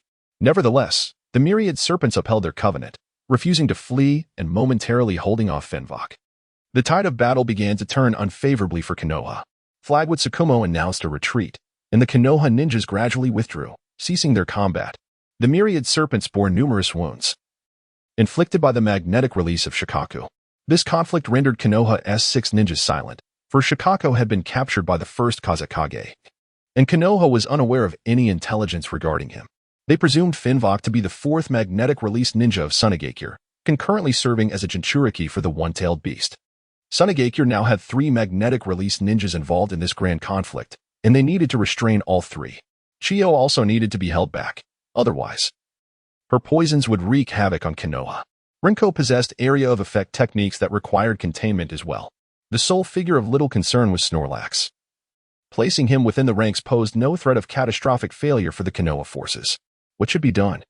Was it necessary to seek assistance from the old man once more? Jiraiya spoke first, his apprehension palpable at the thought of an unexpected intrusion by a formidable Sunagakure shadow-level combatant into Konoha's ranks, potentially leading to another massacre. To ensure safety, it was imperative to dispatch more elite fighters, yet Konoha currently had only the teacher and Tsunade as shadow-level powers. Tsunade lamented, noting that neither could be easily mobilized. Let Mito-senpai join the fray. 2 of Sunagakure's Jinchuriki are already engaged. What are we hesitating for? Shimura Danzo's sharp voice pierced through, revealing his reluctance for Sarutobi Hiruzen to enter the battlefield, lest the glory of victory be attributed to him. Mito-senpai's condition might not withstand the rigors of war, and should chaos erupt on the battlefield, the losses would be catastrophic. Let us not forget that the Ninetales harbors a deep-seated animosity towards Konoha. Orochimaru, seated calmly, astutely identified the critical issues at hand. Iwagakure and Kumogakure were embroiled in conflict in the Land of Waterfalls, with no time to assault Konoha. And Kirigakure was also unlikely to engage us. We must summon the teacher for reinforcements. Should any unforeseen events arise, none of us can shoulder the responsibility. Tsunade rose abruptly, her arm sweeping forcefully as her palm struck the table with a resounding bang, signifying her decision. Her proposal garnered 5 votes in favor, with only Shimura Danzo staunchly opposing. Yet his dissent proved futile. In the Hokage building, Sarutobi Hiruzen received a letter from the front lines. He swiftly tore open the envelope and perused its contents, a grave expression gradually settling on his face. After finishing the letter, Hiruzen set down his pipe, donned the Hokage hat with determination, and exited the building. The heads of the prominent clans rallied in response, following the Hokage into battle. On this day, Konoha mobilized 5,000 ninjas, with the Hokage himself leading the charge. The battle at Kikyo Mountain raged fiercely, while on the other side, the village of Yecang faced a devastating defeat. The Yecang ninjas could only utilize explosive tags, and Konoha discerned their vulnerabilities, formulating a surprise attack plan. During the ambush by Konoha's ninjas, the Yecang forces, unable to deploy their explosive tags in time, suffered catastrophic losses, with only over 300 of the 3,000 Yecang ninjas managing to escape back to their village. Following this confrontation, Konoha emerged victorious, leaving the remaining ninjas of Yecang numbering merely in the thousands. Since the onset of the Second Ninja World War, Konoha finally achieved a victory, bolstering morale. The previously restless small ninja villages settled once more, having witnessed the fierce exchanges between Yecang and Konoha. This triumph served as a stern warning to these smaller villages, underscoring that the 5 great ninja villages were not to be trifled with. News of Yecang's crushing defeat spread throughout the ninja world, and naturally, Rasha was informed. Rasha initially intended to eliminate a formidable shinobi from Konoha and temporarily withdraw from the battlefield of GK Mountain to summon Mutuo. He planned to persuade Mutuo with his words and then return to GK Mountain, aiming for a decisive victory over Konoha. However, unforeseen circumstances arose as Sarutobi Hiruzen led 5,000 ninjas into battle.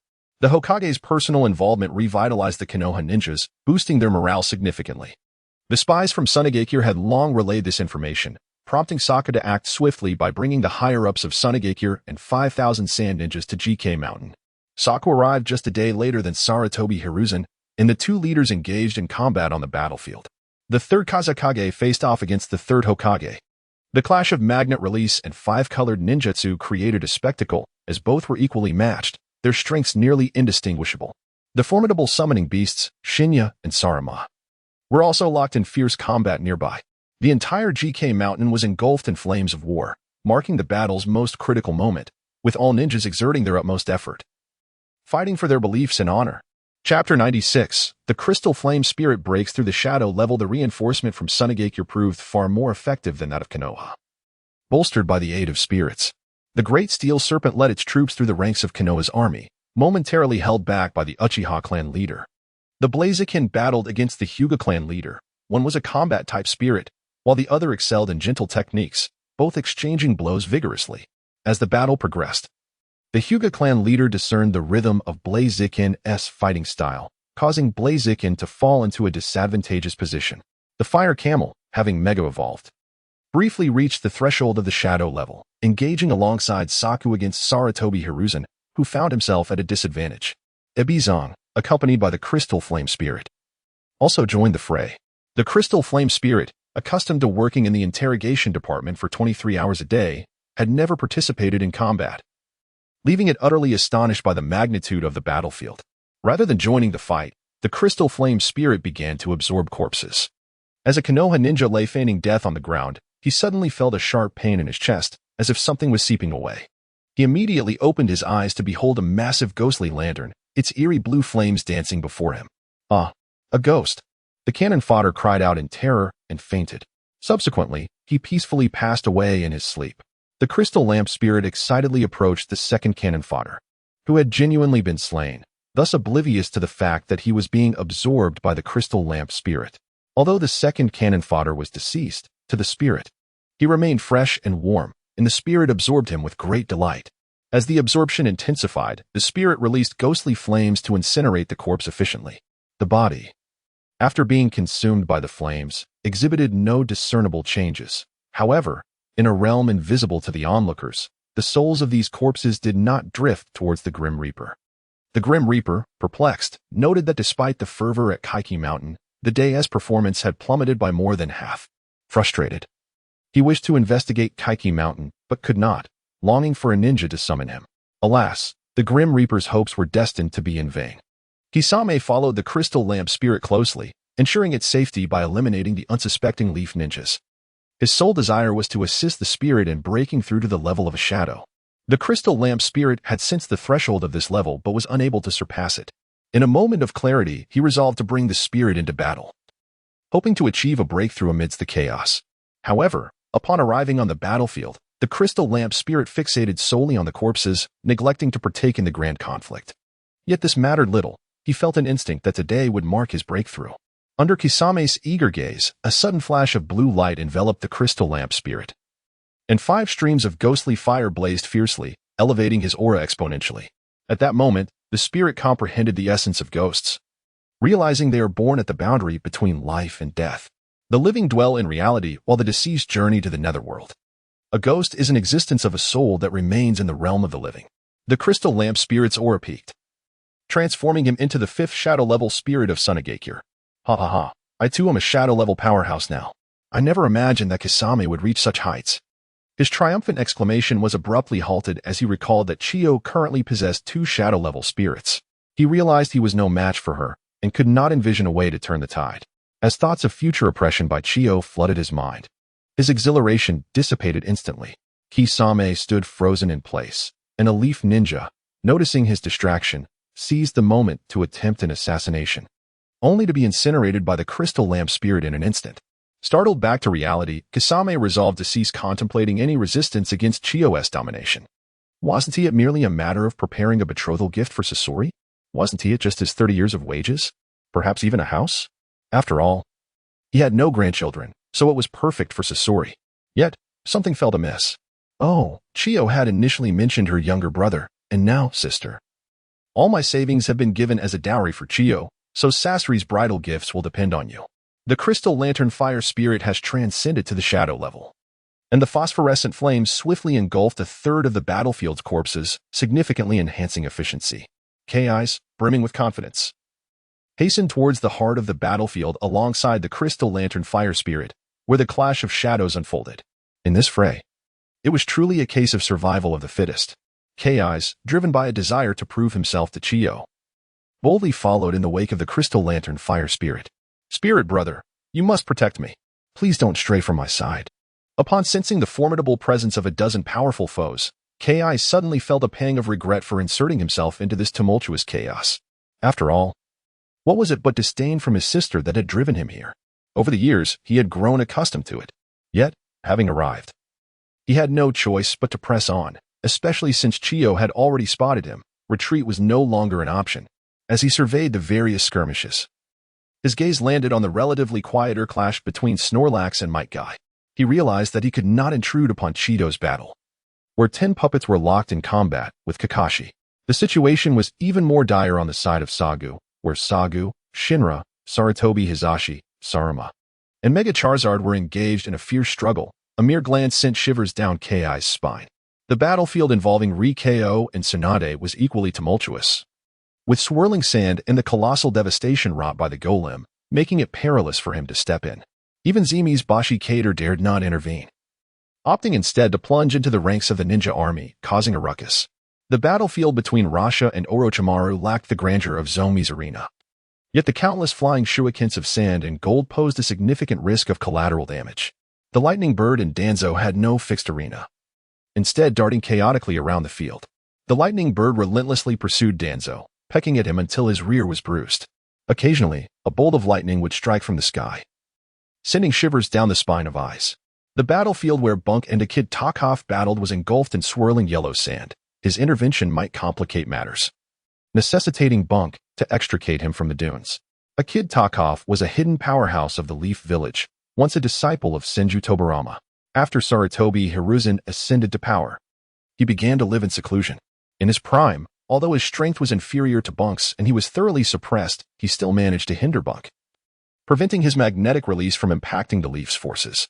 Only Snorlax and Might Guy engaged in unremarkable fisticuffs, occasionally causing fluctuations in the air, yet the ground beneath remained unscathed, ensuring the highest level of safety.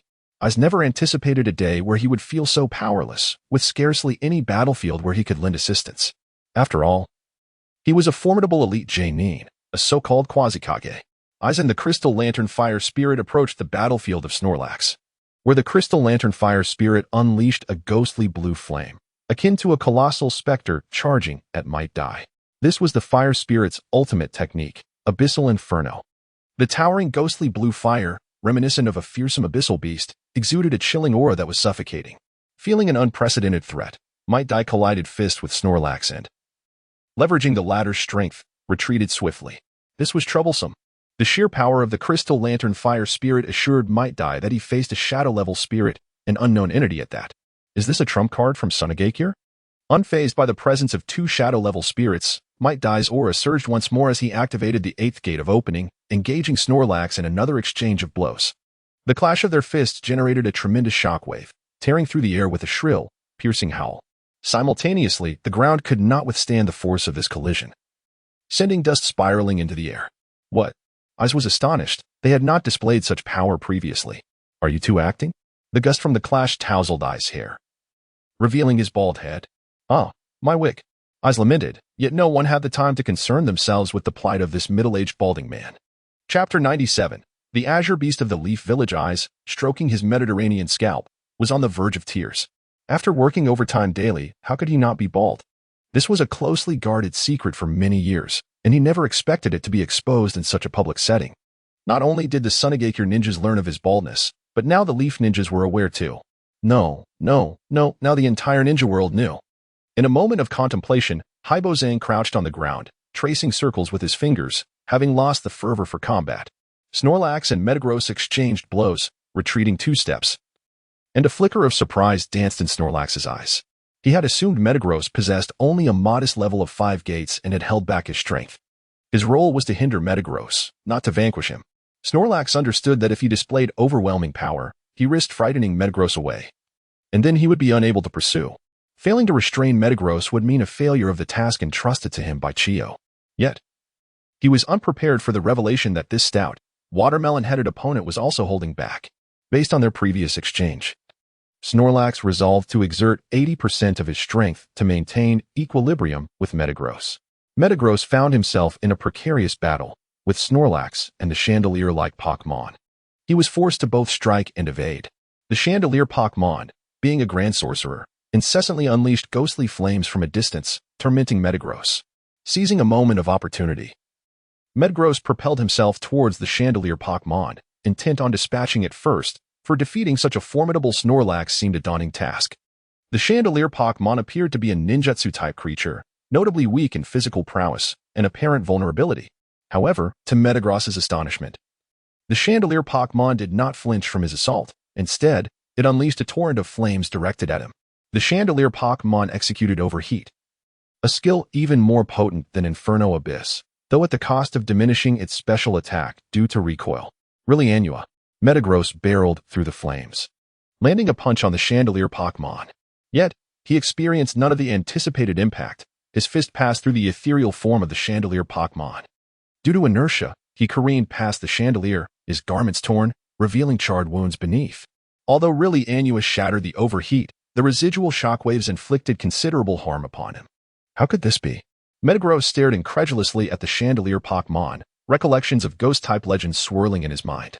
Such creatures were immune to physical attacks and could only be harmed by ninjutsu or illusions. Realizing he possessed no capabilities in either discipline, Metagross understood he was utterly outmatched and promptly turned to flee, racing towards Jiraiya's battleground. He resolved to switch opponents. Snorlax, bewildered, immediately began to chase after Metagross, exclaiming, "Wait for me. If you feel you cannot defeat me, you could always exert just 50% of your strength." The Crystal Lamp Spirit did not follow suit, but instead returned to the side of the Lobster Elder, remaining quietly by his side. The Lobster Elder completed his 100th loop, retrieving a robe from the spatial scroll and donning a hood, thereby concealing his identity as a Mediterranean. Determined, the Lobster Elder resolved to order a specially designed hood upon returning to the sand-hidden village. One that would be encircled with fabric so that it could withstand any wind. The Lobster Elder and the Crystal Lamp Spirit kept pace with the Snorlax.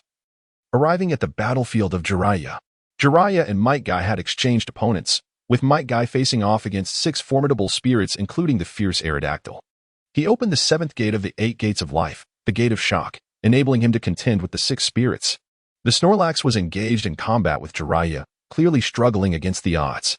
The coordination between Gamabunta and Jiraiya was impeccable, placing the Snorlax at a disadvantage. The Snorlax endured a barrage of attacks, relying on its immense vitality and defense to hold its ground. Additionally, it had consumed remnants of purple-quality sustenance, allowing it to occasionally regain stamina. Given the Snorlax's robust constitution, it could withstand at least half an hour of this onslaught. The arrival of the Crystal Lamp Spirit alleviated some of the Snorlax's pressure, as it took the initiative to confront Jiraiya, thereby lightening the burden on the Snorlax. However, the Crystal Lamp Spirit, having just entered the shadow level, was still unaccustomed to wielding its suddenly surging energy and was no match for Jiraiya. Observing this, the Lobster Elder rushed to assist, providing support to the Crystal Lamp Spirit in battle. As the Lobster Elder and Crystal Lamp Spirit engaged Jiraiya, a colossal blue phantom materialized on the battlefield. The phantom loomed close to the Lobster Elder, marking the arena of Might Guy and the other spirits. A formidable aura swept away the Lobster Elder's hood, revealing his Mediterranean identity. The Lobster Elder cried out in despair, quickly covering his hood once again. Seizing the moment, he glimpsed the phantom and discerned that beneath it lay a Metagross, adorned with the feather of the sea god. The sea deity descended, and the divine bird Lugia launched a fierce assault against Might Guy. How could this be? Such power rivaled that of the Sage of Toads. Gamabunta gazed at Lugia in terror, exclaiming in shock. Sensing the overwhelming presence of Lugia, Might Guy recognized his disadvantage and promptly opened the 8th gate, the Gate of Death. "Kai, I fear I cannot accompany you any longer," he thought, tears welling in his eyes at the thought of his infant son, just a few months old. For the sake of Konoha, he would give his all. The azure beast of Konoha, Might Guy, took to the battlefield. The divine bird's assault clashed with the lotus of the surface, resulting in a stalemate. The titanic battle between Lugia and the 8th gate Might Guy sent shockwaves across the entire battlefield, causing both sides' ninjas to retreat in fear.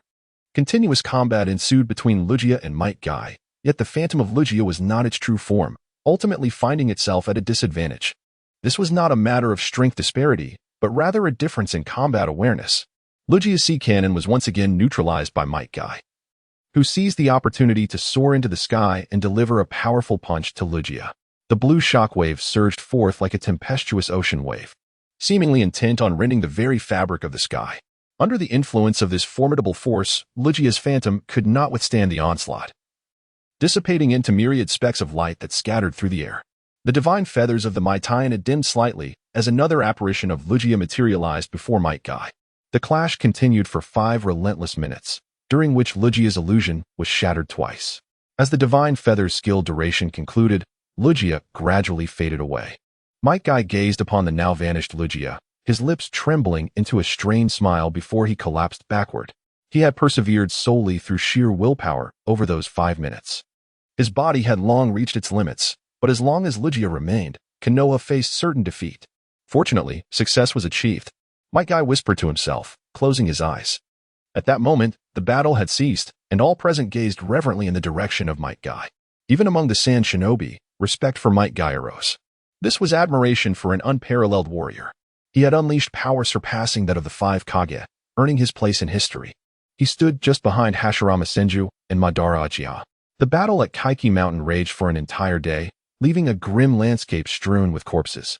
In this clash of elite forces, Might Guy had perished. The casualties among Jonin, Chunin, and Jinin were staggering. The Sand Village, boasting 5 elite fairy squads and 5 elite fairy legions, suffered losses far inferior to those of Konoha. However, some fairies met their unavoidable demise, and even the healing devices could not restore them. It is worth noting that even on the brink of death, healing devices can typically salvage fairies. Statistics revealed that Sand Village incurred a death toll of 4,000, with approximately 2,700 ninjas and about 1,300 fairies lost. Among them, 700 puppet masters perished, marking the lowest mortality rate. Konoha's losses amounted to double that of Sand Village, with around 8,000 ninjas slain. These were not mere casualties, they were deaths in battle. The death toll among the ordinary soldiers was even more harrowing, with numbers yet to be fully accounted for. Chapter 98. A Temporary Ceasefire. Mutuo emerges. The Uchiha clan suffered the highest death toll within Konoha, facing off against the Steel Serpent Brigade, among the 5 elite fairy squads of the Sand Village. The Steel Serpent Brigade undoubtedly claimed the title of number 1. This brigade was the earliest established fairy force of the Sand Village, and its ranks had expanded to 40 units, comprising 1 Shadow level, 5 elite Jonin, 13 Jonin, and 21 special Jonin. The vast size of these 40 Steel Serpents was sufficient to contend against 400 foes. The Uchiha clan was desperately holding back the Steel Serpent Brigade at the cost of their lives. Out of 2,000 Uchiha ninjas, 1,400 fell within a single day. The Uchiha clan now finds itself engulfed in profound sorrow. The surviving 600 ninjas bear the mark of an additional tomo in their eyes, while a select few have ascended to wield 2. The Uchiha clan leader perceives the loss of his kin as not merely tragic but as a valuable sacrifice, believing that the surviving Uchiha will gain strength and that Konoha will ultimately embrace their clan. He continues to harbor fantasies of reconciling with the higher echelons of Konoha and fully integrating the Uchiha into its fold. His ideology has insidiously influenced the young clan leader, Uchiha Fugaku, sowing the seeds for the clan's future downfall. The shinobi from Sunagakure meticulously gather the fallen's remains, erecting monuments to honor the deceased warriors. The families of the departed are cared for by the village. Widows will receive substantial compensation, and the children will be supported by the village until they reach the age of 18. Should these children display ninja aptitude, their records will be marked as the children of heroes, granting them access to unique channels for acquiring ninjutsu and spirit eggs. On the 3rd day following the conclusion of the Great Conflict, Konoha dispatched envoys bearing a diplomatic missive. It was not a letter of surrender, but rather a proposal for a temporary ceasefire. Sunagakure, however, would not acquiesce so easily. Konoha had suffered nearly half of its shinobi forces in the battle. Another engagement would leave Sunagakure poised to obliterate Konoha entirely. Konoha now counted merely over 20,000 ninjas, while the forces at Kaiki Mountain dwindled to a mere 8,000. Sunagakure was confident that they could decisively retain these 8,000 ninjas on Kaiki Mountain. Even if Konoha were to rapidly replenish its ranks with reserve ninjas, their numbers would only swell to a maximum of 30,000 in the short term, half of whom would be mere fodder. Victory for Sunagakure seemed assured.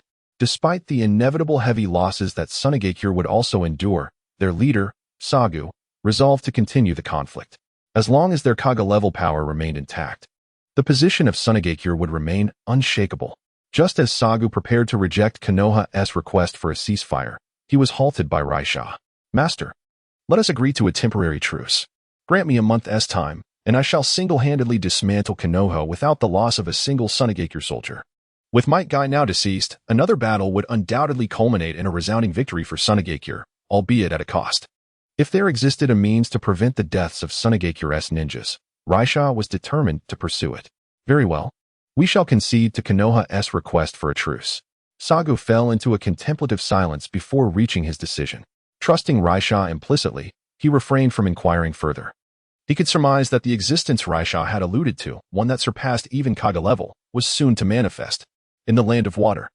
Amidst the boundless expanse of the ocean, a colossal azure dragon soared majestically through the skies. This dragon traversed the seas, entering the territory of the land of water. This shall be the site, it declared, and from henceforth, this shall be our new island.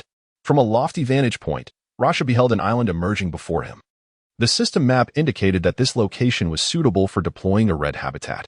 A flash of crimson light surged forth, causing the natural energy on the island to swell dramatically, summoning an innumerable host of spirits into the shinobi realm. This tumultuous surge of natural energy even permeated the shinobi world, awakening the three great sacred lands. The Sage of Toads blinked in astonishment, sensing an aura that rivaled its own. The Sage of Slugs, forsaking the division of its minuscule offspring, pondered the safety of the wet-boned forest and whether it could elude the scrutiny of this formidable presence. A peer of my caliber? Surely, I cannot contend with it. Among the three sages, the Sage of Slugs was the least adept in combat. Self-preservation was paramount. It had proliferated so many slugs out of fear that one day an unforeseen event might lead to its own demise. In contrast to the vigilant flora of Mayaboka Mountain and wet-boned forest, the White Snake Sage of the Dragon Cave displayed a flicker of intrigue, an established super shadow powerhouse. It was the mightiest sage among the three, untroubled by the emergence of a new super shadow entity. The three sacred lands summoned their respective successors to investigate the matter. These three were none other than Jiraiya, Tsunade, and Orochimaru. Alas, all three were unable to depart from Kaiki Mountain at this moment, and the issue would have to be postponed for further discussion. In the new island habitat, Rasha waited for 2 hours until the natural energy finally stabilized. The new island habitat encompassed the surrounding seas, teeming with water-type spirits, including whale, toxic spikes jellyfish, white sea lion, iron shell, and the dragon riders. Alongside the historical water-type triumvirate, all water-type spirits of orange quality and below manifested. To Rasha's astonishment, even the Water Lord and the Wave Water appeared. The Water Lord, one of the three holy beasts, belonged to the divine beast lineage. Very few were aware of Wave Water, yet its power was immense. As a member of the paradoxical Pokémon, it bore a striking resemblance to the Water Lord, serving as an enhanced version of the Water Lord. Among the sea, three shadow-level spirits emerged: the Water Lord, Wave Water, and West Lion Siren. The new island was no less impressive, showcasing Venusaur, Marigold, Lizard King, Torterra, and Superior. Representing all grass-type triumvirate, a diverse array of spirits appeared, including dragon-type spirits such as the Seven Stars Bird, Dual Axe Wyrm, and the quasi-divine spirit, Nymphaloon. The three shadow-level Pokémon on the new island included Nymphaloon, Seven Stars Bird, and Superior. Undoubtedly, the mightiest entity within the new island habitat was Mutwo. The current Mutwo could rightfully be deemed the strongest in the shinobi realm. Name, Mutwo. Gender, none. Type, psychic ability, pressure level, LV88, late super shadow, role, none. Individual, 6V skills, future sight, psychic break, self-restoration, psychic force, aura sphere, instant amnesia. Life dew, psycho cut, origin pulse, binding technique. His Luo Sha inhaled sharply, once more melting a fragment of the Arctic glacier. The last time he experienced such astonishment was during a previous encounter. Upon gazing at the panel data, Luo Sha was nearly moved to tears, his desire for the mythical Pokémon Mutwo overwhelming him. The information regarding Mutwo revealed a newfound divine title. A remarkable feat considering it had reached level 88 without any divine affiliation. Should it attain Mega Evolution, Mutwo could very well achieve strength on par with the Six Paths. Show AI, I am here. While I am aware that divine beasts possess divine titles, how does one acquire such a title? Beep, please explore this on your own. Dear host, Luo Sha raised his middle finger towards the front, pondering how one could explore in the realm of ninjas. Rasha was utterly perplexed.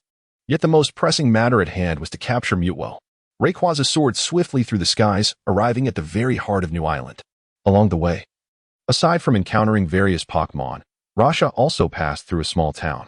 New Island was home to several settlements, and the sudden emergence of Pokémon would undoubtedly cause significant upheaval among the inhabitants. However, most Pokémon were gentle by nature. Unless provoked by humans, they would not attack. Luo Sha is poised to seize control of the hidden mist village, thereby asserting dominion over the land of water for the inhabitants of the new island. This development could herald a momentous opportunity. They reside within the vibrant red habitat, which affords them greater access to high-quality Pokémon. Chapter 99, The Fortuitous Duck God. Capturing Mutwo dwells at the heart of the new island, where a serene lake lies. At the center of this lake rests a small island. Akin to a verdant gem embedded upon the water's surface, it is truly an island within an island. This isle is lush and verdant, its towering trees reaching skyward, their branches laden with foliage, resembling colossal green umbrellas overhead. Nestled within this thriving vegetation stands a magnificent palace. Mutwo resides within this grand edifice, exhibiting habits not unlike those of humankind. "You have arrived, trainer," resonated a voice as Rayquaza soared above the lake. It was the voice of Mutwo. "The Creator has instructed me to await your arrival, to assist you in bringing Pokémon into this realm." Mutwo emerged from the palace and swiftly approached Luo Sha. It further articulated, "You may aid me in discovering the essence of life." Mutwo's gaze bore a hint of yearning, imparting to Luo Sha a sense of rebirth. "Mutwo, may I inquire, if it is not too presumptuous, how old are you?" Luo Sha could no longer contain his curiosity. He always felt that Xiangling resembled a blank canvas. "I have just come into existence. Yet my heritage whispers to me that I am awaiting someone who can guide me toward the meaning of life. I am not merely a replica of dreams. I wish to prove that I am a unique spirit." Xiaoming's tone suddenly became fervent, and Luo Sha felt a sense of understanding welling up within him. Here stood another child, lost in contemplation of existence. In truth, one might argue that being like a fae is a form of happiness in itself. A fae's ultimate ambition is strikingly clear, a lifelong quest for the essence of meaning. With Luo Sha's assistance, he has now found two like-minded companions. A fae leads a content life in Xiangling village. "Xiaoming, come forth. What I wish for you to grasp first is the essence of companionship." Rasha extended a hand, inviting Mutwo. The bond between a Pokémon and its trainer is of utmost significance. Without hesitation, Mutwo raised its claw and placed it upon Rasha's hand. A thrilling howl erupted from Rayquaza, expressing its exuberant welcome to Mutwo.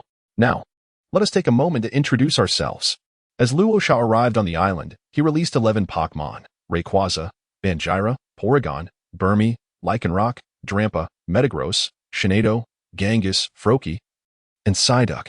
Upon its emergence, Psyduck, with its large, vacant eyes, stared intently at Mutwo, captivated by its presence. Unlike before, Psyduck did not rush into Luo Sha's embrace, but instead stood still, lost in thought. Luo Sha naturally noticed Psyduck's peculiarity. "Psyduck, what troubles you?" Rosa gently cradled Psyduck, her hand tenderly stroking its small head. "No fever," she exclaimed. Mutwo, sensing the moment, floated closer to Rosa, locking eyes with Psyduck. A flicker of blue light gleamed in Mutwo's gaze, causing Psyduck to clutch its head and emit a sound of distress. Quack. It seemed both uncomfortable and yet at ease, as a blue glow began to emanate from its body. What a peculiar Pokémon! Despite its apparent weakness, it possessed a divine aura. Mutwo's voice resonated, tinged with a hint of envy. Unable to bear such immense power, it often appeared foolish. I have sealed the energy within it. It should revert to its normal intellect soon. The blue light in Mutwo's eyes faded, and the glow surrounding Psyduck gradually diminished. "Psyduck, how do you feel now? Could you count how many this is?" Luo Sha extended 2 fingers, signifying the number 2. The Psyduck tilted its head, pondered for a moment, and then gestured a V sign. "How wonderful! What number does Psyduck represent?" Luo Sha gestured a 3, as if he glimpsed the hope of Psyduck regaining its intellect. Psyduck continued to mimic the gesture, staring vacantly at Luo Sha. A crow flew past, emitting 6 caws. Indeed, there was progress. Luo Sha fell silent, pondering that perhaps some traits are innate. Psyduck simply appeared more dim-witted by nature, yet its mind was still quite capable when faced with adversaries. A light tap on Psyduck's head could surely turn the tide. Luo Sha mused that the effects might not be immediate, but with time, Psyduck would grow wiser. Mutwo offered a dry consolation, attempting to restore Psyduck's dignity. It's all right. Luo Sha was indifferent to whether Psyduck possessed intelligence. Regardless, Psyduck remained his family. However, at this moment, the information panel of Psyduck left Luo Sha utterly bewildered. Name: Psyduck. Gender: male. Type: water. Psychic ability: damp. Carefree level: LV 53. Divine occupation: destiny 1. Individual value 5V. HP 31. Attack 1. Defense 31. Special attack 31. Special defense 31. Speed 31. Skills: tail whip, psychic, rock tomb. Amnesia, self-suggestion, mind hammer, future sight.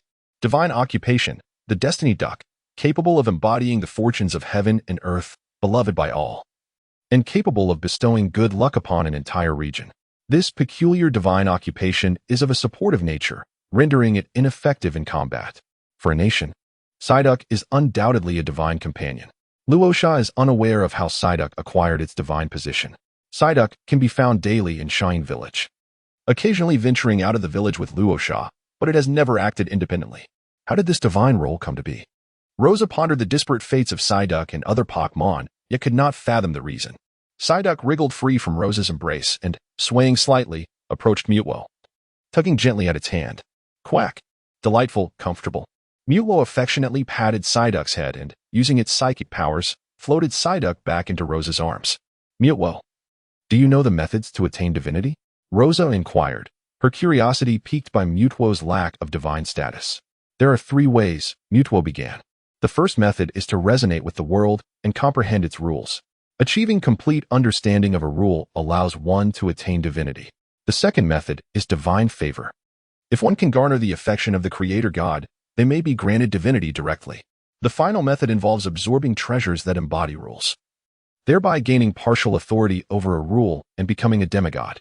Should the treasure contain the complete essence of a rule, absorbing it could lead to immediate ascendance to divinity, such as with the Creator God's tablets.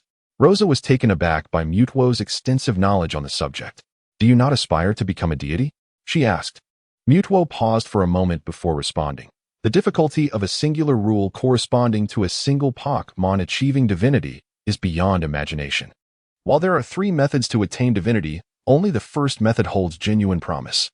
However, this method carries its drawbacks. Resonating with the world is akin to merging oneself with it, imposing significant limitations upon one's existence after ascendance. I have no desire to be constrained. Furthermore, for me, not attaining divinity bears no consequence. Created from the genes of Mew, my life is already eternal, and my strength is not inferior to theirs. Luo Sha always suspects that this statement carries an air of ostentation and is reluctant to pursue the first method of attaining divinity. Luo Sha engaged in an extensive conversation with Mutwo, assisting the latter in comprehending the fundamental knowledge of the ninja world. Luo Sha did not anticipate that this journey would proceed so unexpectedly smoothly. Arceus had meticulously arranged everything for him. He truly ought to pay his respects to Arceus. Shall I? Luo Sha lingered on New Island for 3 days, striving to facilitate Mutwo's integration into this familial ensemble. Only Banjira appeared somewhat sullen. A beast seated by the bonfire, gnawing on gold, silver, iron, and various minerals. Its position as the third in command was now jeopardized, relegating it to the status of the fourth, Banjira. It was unexpected for Banjira to find itself in such a decline, especially since it had arrived first. However, reflecting on the fact that Rayquaza had also fallen in rank brought some equilibrium to Banjira's heart. After Mutwo acquainted itself with its companions, it officially joined Luo Sha's team of Pokémon. Mutwo, disliking confinement within a Pokeball, was promptly released after being captured with a Master Ball. The achievement icon on the system panel illuminated with a crimson glow. A new achievement, Mutwo's counterattack, capturing Mutwo and becoming one recognized by it. Congratulations to the host for acquiring 2 Mutwo Mega Evolution Stones. Another new achievement, Shadow Pokémon. The host possesses their first Pokémon of Shadow level strength. Congratulations to the host for receiving a 40 discount voucher. Luo Sha delightfully retrieved 2 Evolution Stones, threading them into a necklace which she adorned around the neck of Mutwo. Chapter 100. The third generation of Water Shadow, Mist River. 3 days later, Mutwo, having communicated telepathically, entrusted the new island habitat to his 6 shadow-level subordinates before departing alongside Luo Sha. Although Luo Sha is envious of the shadow Pokémon residing in the new island sanctuary, he lacks the energy to train them after capturing them. These shadow Pokémon remain on the new island to protect the region. Moreover, being subordinates of Muo, they are easily commanded by Luo Sha. They serve as auxiliary Pokémon of the Sand-Hidden Village, akin to the legendary Zapdos, utilized for the benefit of the village. Luo Sha conveyed the fundamental information regarding the new island's habitat to Sha Gu through the Spirit Pokédex, elucidating the existence of the new island. This island represents the first crimson habitat within the shinobi world, where the spirits possess formidable combat prowess. Only those with the strength of elite Jonin are deemed worthy to capture spirits on the new island. As for the other shinobi villages, the new island habitat will become a forbidden zone for them. Currently, it is not suitable for other villages to access the new island, presenting a splendid opportunity for Sunagakure to further widen the gap with the other villages. The spirits on the new island boast superior quality and strength. The phrase "the fertile water does not flow into outsiders' fields" could not be more apt in this context. Once again, the airship, like Kongzhua, set forth, heading towards its next destination, Kirigakure. This time, a white figure draped in a red cloak accompanied the airship. Within the spatial scroll of Rasha lies an abundance of flamboyant equipment, among which Muo deliberated until it settled upon a striking crimson cloak. It appears that even Muo is not immune to the allure of juvenile fantasies. The land of water, encircled by the embrace of the ocean, is adorned with numerous majestic peaks. Due to its remote location and the natural barrier of the sea, the land of water has seldom been drawn into the maelstrom of the shinobi world wars, rendering it one of the least scarred nations among the 5 great shinobi countries. Hidden Mist Village, nestled deep within the mountains of the land of water, is perpetually shrouded in dense fog, resembling a secluded shinobi enclave. Conventionally, one would assume that the village, rarely participating in the conflicts of the shinobi world, would experience minimal casualties among its ninjas. Alas, the village is steeped in a rich tradition of internal strife, having engaged in infighting annually for 30 years, which has relegated it to the bottom tier among the 5 great shinobi villages. While all 5 villages experience struggles between clan factions and commoners, the discord in Hidden Mist Village is particularly pronounced. This discord has historical roots. When the first Mizukage, White Lotus, attended the 5 Kage summit, Mist River, as the Mizukage's bodyguard, was a testament to his esteemed position, leading many to regard him as the designated second Mizukage. However, upon the sudden demise of White Lotus, Mist River was on a mission across the continent and could not return in time. By the time he arrived back at Hidden Mist Village, the position of second Mizukage had already been seized by the enigmatic Kozuki Mangetsu. Mist River yearned to resist. Yet the strength of the clan factions far surpassed that of the commoners, leaving him with no viable chance of success. Resigned to his fate, he chose to bide his time in silence. Kozuki Mangetsu, the preeminent figure of the clan faction, garnered the admiration of all clan ninjas. During his tenure, he established the 7 ninja swordsmen, which became the pride of Hidden Mist, second only to the Mizukage. Under Kozuki Mangetsu's leadership, Hidden Mist Village flourished, inciting a sense of urgency within Mist River. If matters continued in this vein, he feared he would be irrevocably trapped. Thus, he devised a scheme to create enmity between the second Mizukage, Kozuki Mangetsu, and the second Tsuchikage, Inoki, exacerbating their conflicts until they ultimately perished together, sowing the seeds of a bitter feud between Hidden Mist and Rock Hidden. With the second Mizukage's demise, Mist River ascended as the third Mizukage, reigning over the land of water. At that time, Hidden Mist Village boasted 3 individuals with the strength of a Kage, Mist River, and 2 Jinchuriki. The 2 Jinchuriki were widely recognized as formidable entities. Mist River became the sole contender for the title of Mizukage, with no rivals left to challenge him. Upon his ascension, Mist River enacted sweeping reforms, ushering in the era of the Blood Mist. The core principle of the Blood Mist was to cultivate elite ninjas while reducing the number of ninjas and curtailing expenditures. From the very inception of the Ninja Academy, students at Hidden Mist Ninja Academy, after 6 years of rigorous training, were required to take part in a graduation examination that mandated the killing of 2 teammates they had trained alongside for 6 years. The promotion rate for aspiring ninjas to Genin was a meager 1/3, with a staggering 2/3 mortality rate. In a concerted effort to undermine the influence of the clan faction, Mist Chuan meticulously assembled a team comprising 2 clan ninjas and 1 civilian ninja. Within each squad, it was mandated that at least 1 clan ninja must perish. The ascent from Genin to Chunin is a brutal affair, and the progression to Jounin is equally merciless. The policy in the land of Blood Mist is one of mutual destruction, inflicting as much harm upon oneself as upon the enemy. The clan faction suffers grievously, yet the civilian faction fares little better.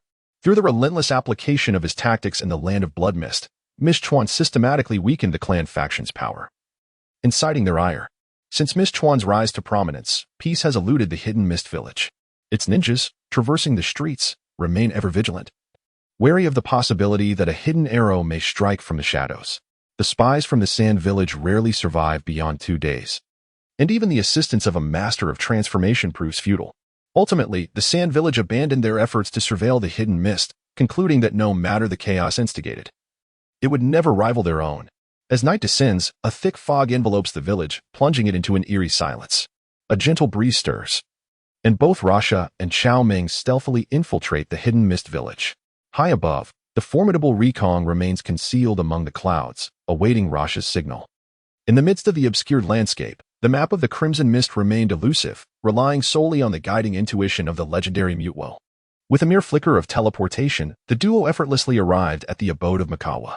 As an elite shadow-level ninja, Mikawa possessed an extraordinarily acute sense of perception. The moment the two appeared, he sensed an unsettling disturbance. Instantly, Mikawa opened his eyes and rose, adopting a stance of readiness for battle. Just as he was about to strike, he found himself utterly incapacitated, unable to utter a single word. Terror widened his eyes as he gazed at the approaching figures. The Third Kazekage, a name he had long revered. Luo Sha leaned close to Wu Chuan's ear and whispered softly. In that moment, Luo Sha resembled a quintessential villain, while the unfortunate Wu Chuan was merely his prey. Wu Chuan struggled desperately, attempting to free himself from the grasp of Luo. But his efforts only resulted in a slight tremor of his body. Luo's formidable psychic prowess bound him tightly, rendering him utterly immobile. A visage of anguish and despair spread across Wu Chuan's face as he realized he was no match for the overwhelming power of Luo. This was an existence beyond shadows. The dark ninjas tasked with protecting Wu Chuan had long since fallen to the ground, and whatever transpired here tonight would remain unknown to the outside world. A flicker of blue light glimmered in Luo's eyes as Wu Chuan closed his eyes and succumbed to slumber. After witnessing the entirety of Wu Chuan's life, Luo commenced the erasure of all his memories. Possessing the ability to purge memories but unable to alter them, Luo understood that to gain control over Wu Chuan through his recollections, he must completely obliterate his memories and then orchestrate a new existence for him. Through an illusion, Luo would reshape Wu Chuan. Thus, Wu Chuan would remain oblivious to the fact that he was being manipulated, convinced that he was indeed a ninja from Sunagakure, a spy dispatched to Kirigakure. Only 3 years turned into 3 more, and Sunagakure never summoned him back. Ultimately, by mere chance, he found himself at the helm of Kirigakure. Chapter 101. Mastering Kirigakure. The erasure of memories coupled with the implantation of illusions is a surreptitious form of memory alteration.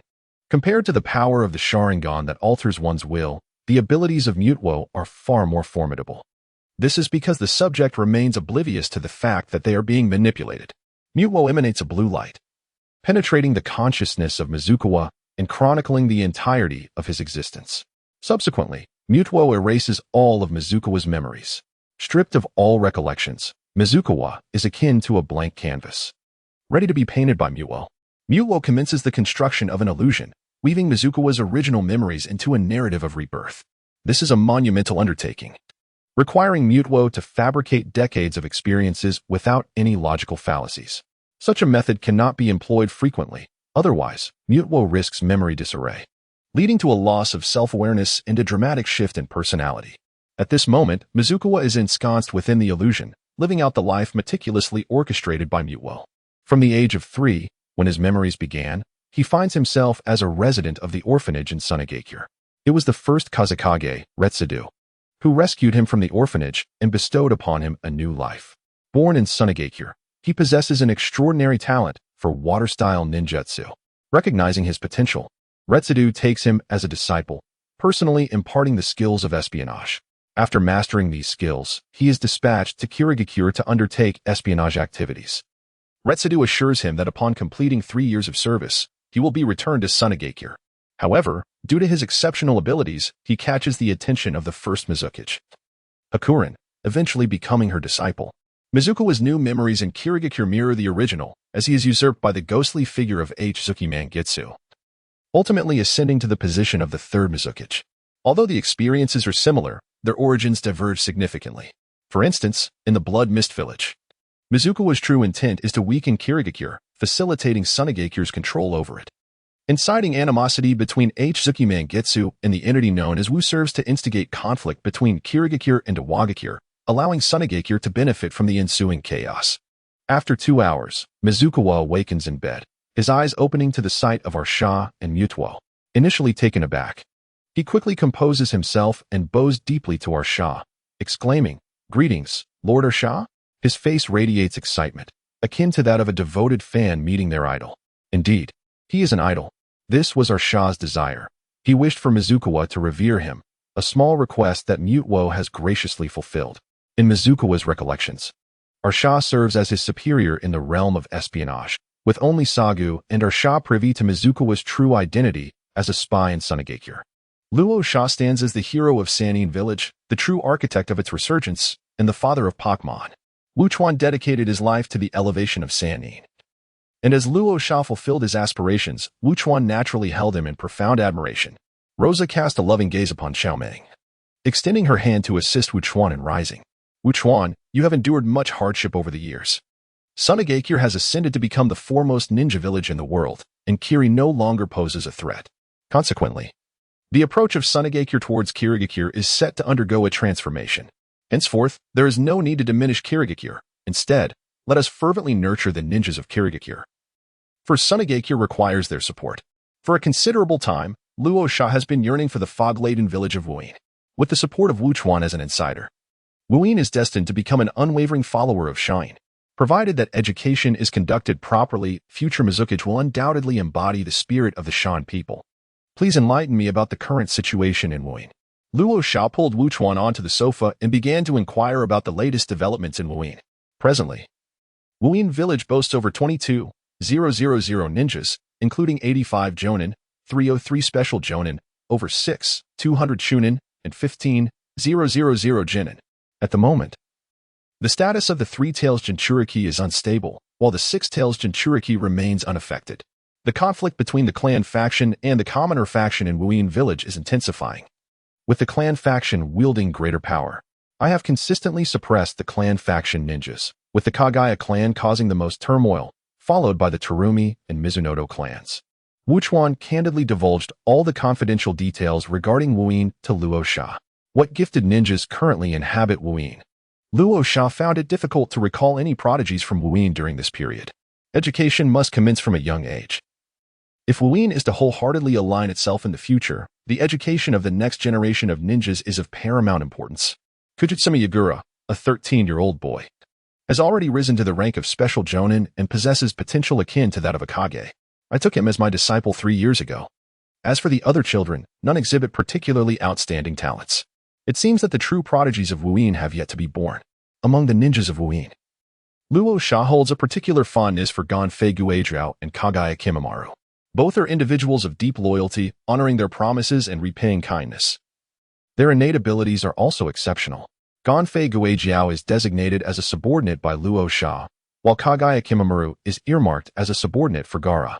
Naturally, individuals such as Haku and Terumi Mei are also reserved as subordinates for Gaara. Thus, the arrangement of these talented individuals from Wuyin is thoroughly established. As a devoted fan of Gaara, I eagerly await the day I can embrace the role of a father, but alas, he is merely 11 years old. It seems I shall have to wait an eternity for that moment. For now, I must rely on Sasori as a substitute. Yet, Sasori possesses an allure that is truly remarkable, rivaling that of Gaara. However, the experience of nurturing a younger brother pales in comparison to that of raising a son. The young clan leaders of the 3 prominent families are not devoid of talent, and there lies a possibility that one might ascend to the level of a Kage. Yet, the likelihood remains slim. The words of Kirigakure brought Gaara's thoughts back into focus, upon acquiring an understanding of the fundamental situation in the village. He has devised a plan for Kirigakure. He intends to initiate reforms within the village, first easing internal conflicts and seizing complete control over the village. If he cannot overpower the clan faction, he shall seek to divide their influence, courting some while eliminating others.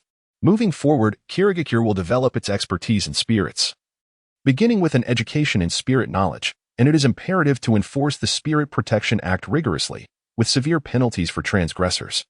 Rosa retrieved a collection of books and a fairy guide, presenting them to Mist River. Please provide me with a map of the hidden Mist Village. I wish to engage in dialogue with the Kagaya family. Certainly. Mist River handed over a map to Rosa, and in an instant, both Rosa and Jialuoluo vanished from the room. Meanwhile, at the Kagaya estate, Kagaya Minma was battling on his bed. As the leader of the Kagaya clan, he had sacrificed greatly for the revival of his family. The Kagaya clan members were notoriously short-lived, and to preserve their numbers and prevent the clan's extinction, they could only rely on procreation to sustain their lineage. Luo Sha and Xiangling created a hole in the rooftop, lying down to observe the fervent scene unfolding within the room, exchanging glances of mutual astonishment. Initially intending to teleport directly into the chamber, Xiangling sensed something amiss and opted for the rooftop instead. To their surprise, they inadvertently witnessed a rather provocative display. Moments later, the tumultuous struggle within the room subsided. Myanmar felt a profound sense of despair. For the sake of his clan, he battled against Shui-ing and even against his own wife. In the village, he found himself unable to best Shui-ing, and within his family, he remained without an heir. He realized that he must father a child. This thought ignited a sense of urgency within him, prompting him to rise and approach his spouse once more. "Darling, please." Not now. Just as Luo Sha was about to enter the room, he halted, leaning down to peer through the aperture and assess the situation within. A sense of critique brewed within him. He felt compelled to voice his disapproval. Chapter 102. Is the Kagaya clan abundant in beauties? A new wave of battle commenced. Moments later, as the winds of conflict began to die down, Myanmar experienced a convulsion, emptying another magazine in the process. He reclined, contemplating the failures of his existence, tears streaming down his face. As the leader of the Kagaya clan, he had awakened his Shikatsumiyaku at a young age, ascended to elite jonin status by 18, and become the clan leader. Now at the age of 20, he stood as the strongest within his family, confident that with 3 more years, he could surpass the ranks of Shadow. Yet time was not on his side. His bloodline illness was worsening, leaving him with at most a year to live. And still, he had not sired an heir. Myanmar felt a deep bitterness within, rising once more to embrace his wife. Just as he prepared to act, Luo Sha halted again, a twitch of his lips betraying his internal conflict. He should have descended directly. Was it not merely a possibility that he could intimidate the esteemed Kagaya Myanmar? Luo Sha clenched his fists and continued to observe from the opening. The movements remained unchanged, lacking any semblance of novelty. With yet another round of combat concluded, Luo Sha ceased his waiting and swiftly appeared in the room. "Ah!" The terrified wife of Minma screamed before fainting. "Who are you? What do you want?" "Someone. Please help." Kagaya Minma gazed in fear at the 2 figures that had suddenly materialized before him. He attempted to unleash a bone technique attack, but his body felt ensnared by an invisible force, rendering him powerless. "Shout all you want, even if you scream until your throat is raw. No one will come to your aid." Luo Sha smirked wickedly, embodying the visage of a true villain. Hidan found the scene exceptionally amusing, emerging from the shadows with a sinister grin. "Ah, a ghost." A dark creature crawled forth from the shadows, its blood-red eyes and gaping maw fixed directly on Minma. Overcome with terror, Minma instinctively let out a piercing scream. However, as a well-trained ninja, his willpower and professional discipline prevented him from completely breaking down or losing consciousness. Hey, stop screaming. You, a grown man, are making more noise than your wife." Luo Sha covered his ears, and a golden rod struck Myanmar's body. Instantly, Myanmar fell silent, gazing in terror at the shadowy figures of Luo Sha and Gungue. He feared nothing in this world except for ghosts, and to his dismay, he had encountered one. He had committed no wrongdoing. He had no children. He could not perish. Sobbing, Myanmar could not contain himself any longer, retreating to the corner of the bed, clutching the blanket and weeping audibly. If the misty hidden ninja were to discover that the usually hot-tempered Kagaya clan leader harbored such a side, they would surely be left astounded. Luo Sha was taken aback. Was he truly that terrifying? "Serve me as your master, and I shall resolve the bloodline curse of the Kagaya clan." Ignoring Myanmar's sobs, he spoke plainly. "Really?" Myanmar ceased his tears immediately, lifting his head to gaze at Luo Sha with astonishment. His large, red eyes blinked in a manner that evoked pity. Goodness! With such a delicate visage and expression, Luo Sha found it difficult to look on. Thankfully, he was resolute. "Indeed, just tell me whether you are willing to serve me as your master." Rasha gritted his teeth, feeling that the Kagaya clan may differ from his preconceived notions. He had imagined them to be a group of hot-tempered brutes, their minds afflicted by the bloodline disease. In other words, a collection of neurotics. However, Kagaya Minma, with a pleading expression, grasped the hem of Rasha's clothing and looked up at him with desperation. "Do you have any means to save me, master? Do not approach me." Rasha immediately pushed Minma away and retreated behind Xiangling. "Address me as Lord Rasha. Not with such peculiar titles." "Yes, Lord Rasha. Do you possess a method to restore my bloodline condition? What kind of divine intervention is required?" Minma glanced nervously at Gung Gue, contemplating the possibility of restoration. Even a ghost seemed acceptable. "Do you not suspect that I am deceiving you?" "Not at all. You could easily take my life, yet you have refrained, which indicates my value to you. If you possess a means to save the Kagaya clan, how could we not revere you as our master? We have endured the torment of this bloodline disease for so long, and now that we glimpse a sliver of hope, I implore you to save my clan." The more Minma spoke, the more fervently he knelt before Rasha. "First, put on your clothes." "Oh, right." Once Kagaya Minma had donned his attire, Rasha stepped forward and placed his hand upon Minma's chest. The light of the power of Tokuwadai illuminated the space, and Minma felt a wave of relief wash over him as the pain in his body gradually dissipated. As the light faded, Minma swiftly extracted a bone blade from his body, experiencing not a trace of pain. His bloodline disease had worsened over time, causing excruciating pain with each use of the Shikatsumiyaku. This time, however, the process was remarkably smooth. "Thank you, my lord, for saving me," Minma exclaimed, overwhelmed with joy as he bowed deeply, realizing that hope had returned to the Kagaya clan. "Gather all the ninjas of the Kagaya clan afflicted by the bloodline disease tomorrow.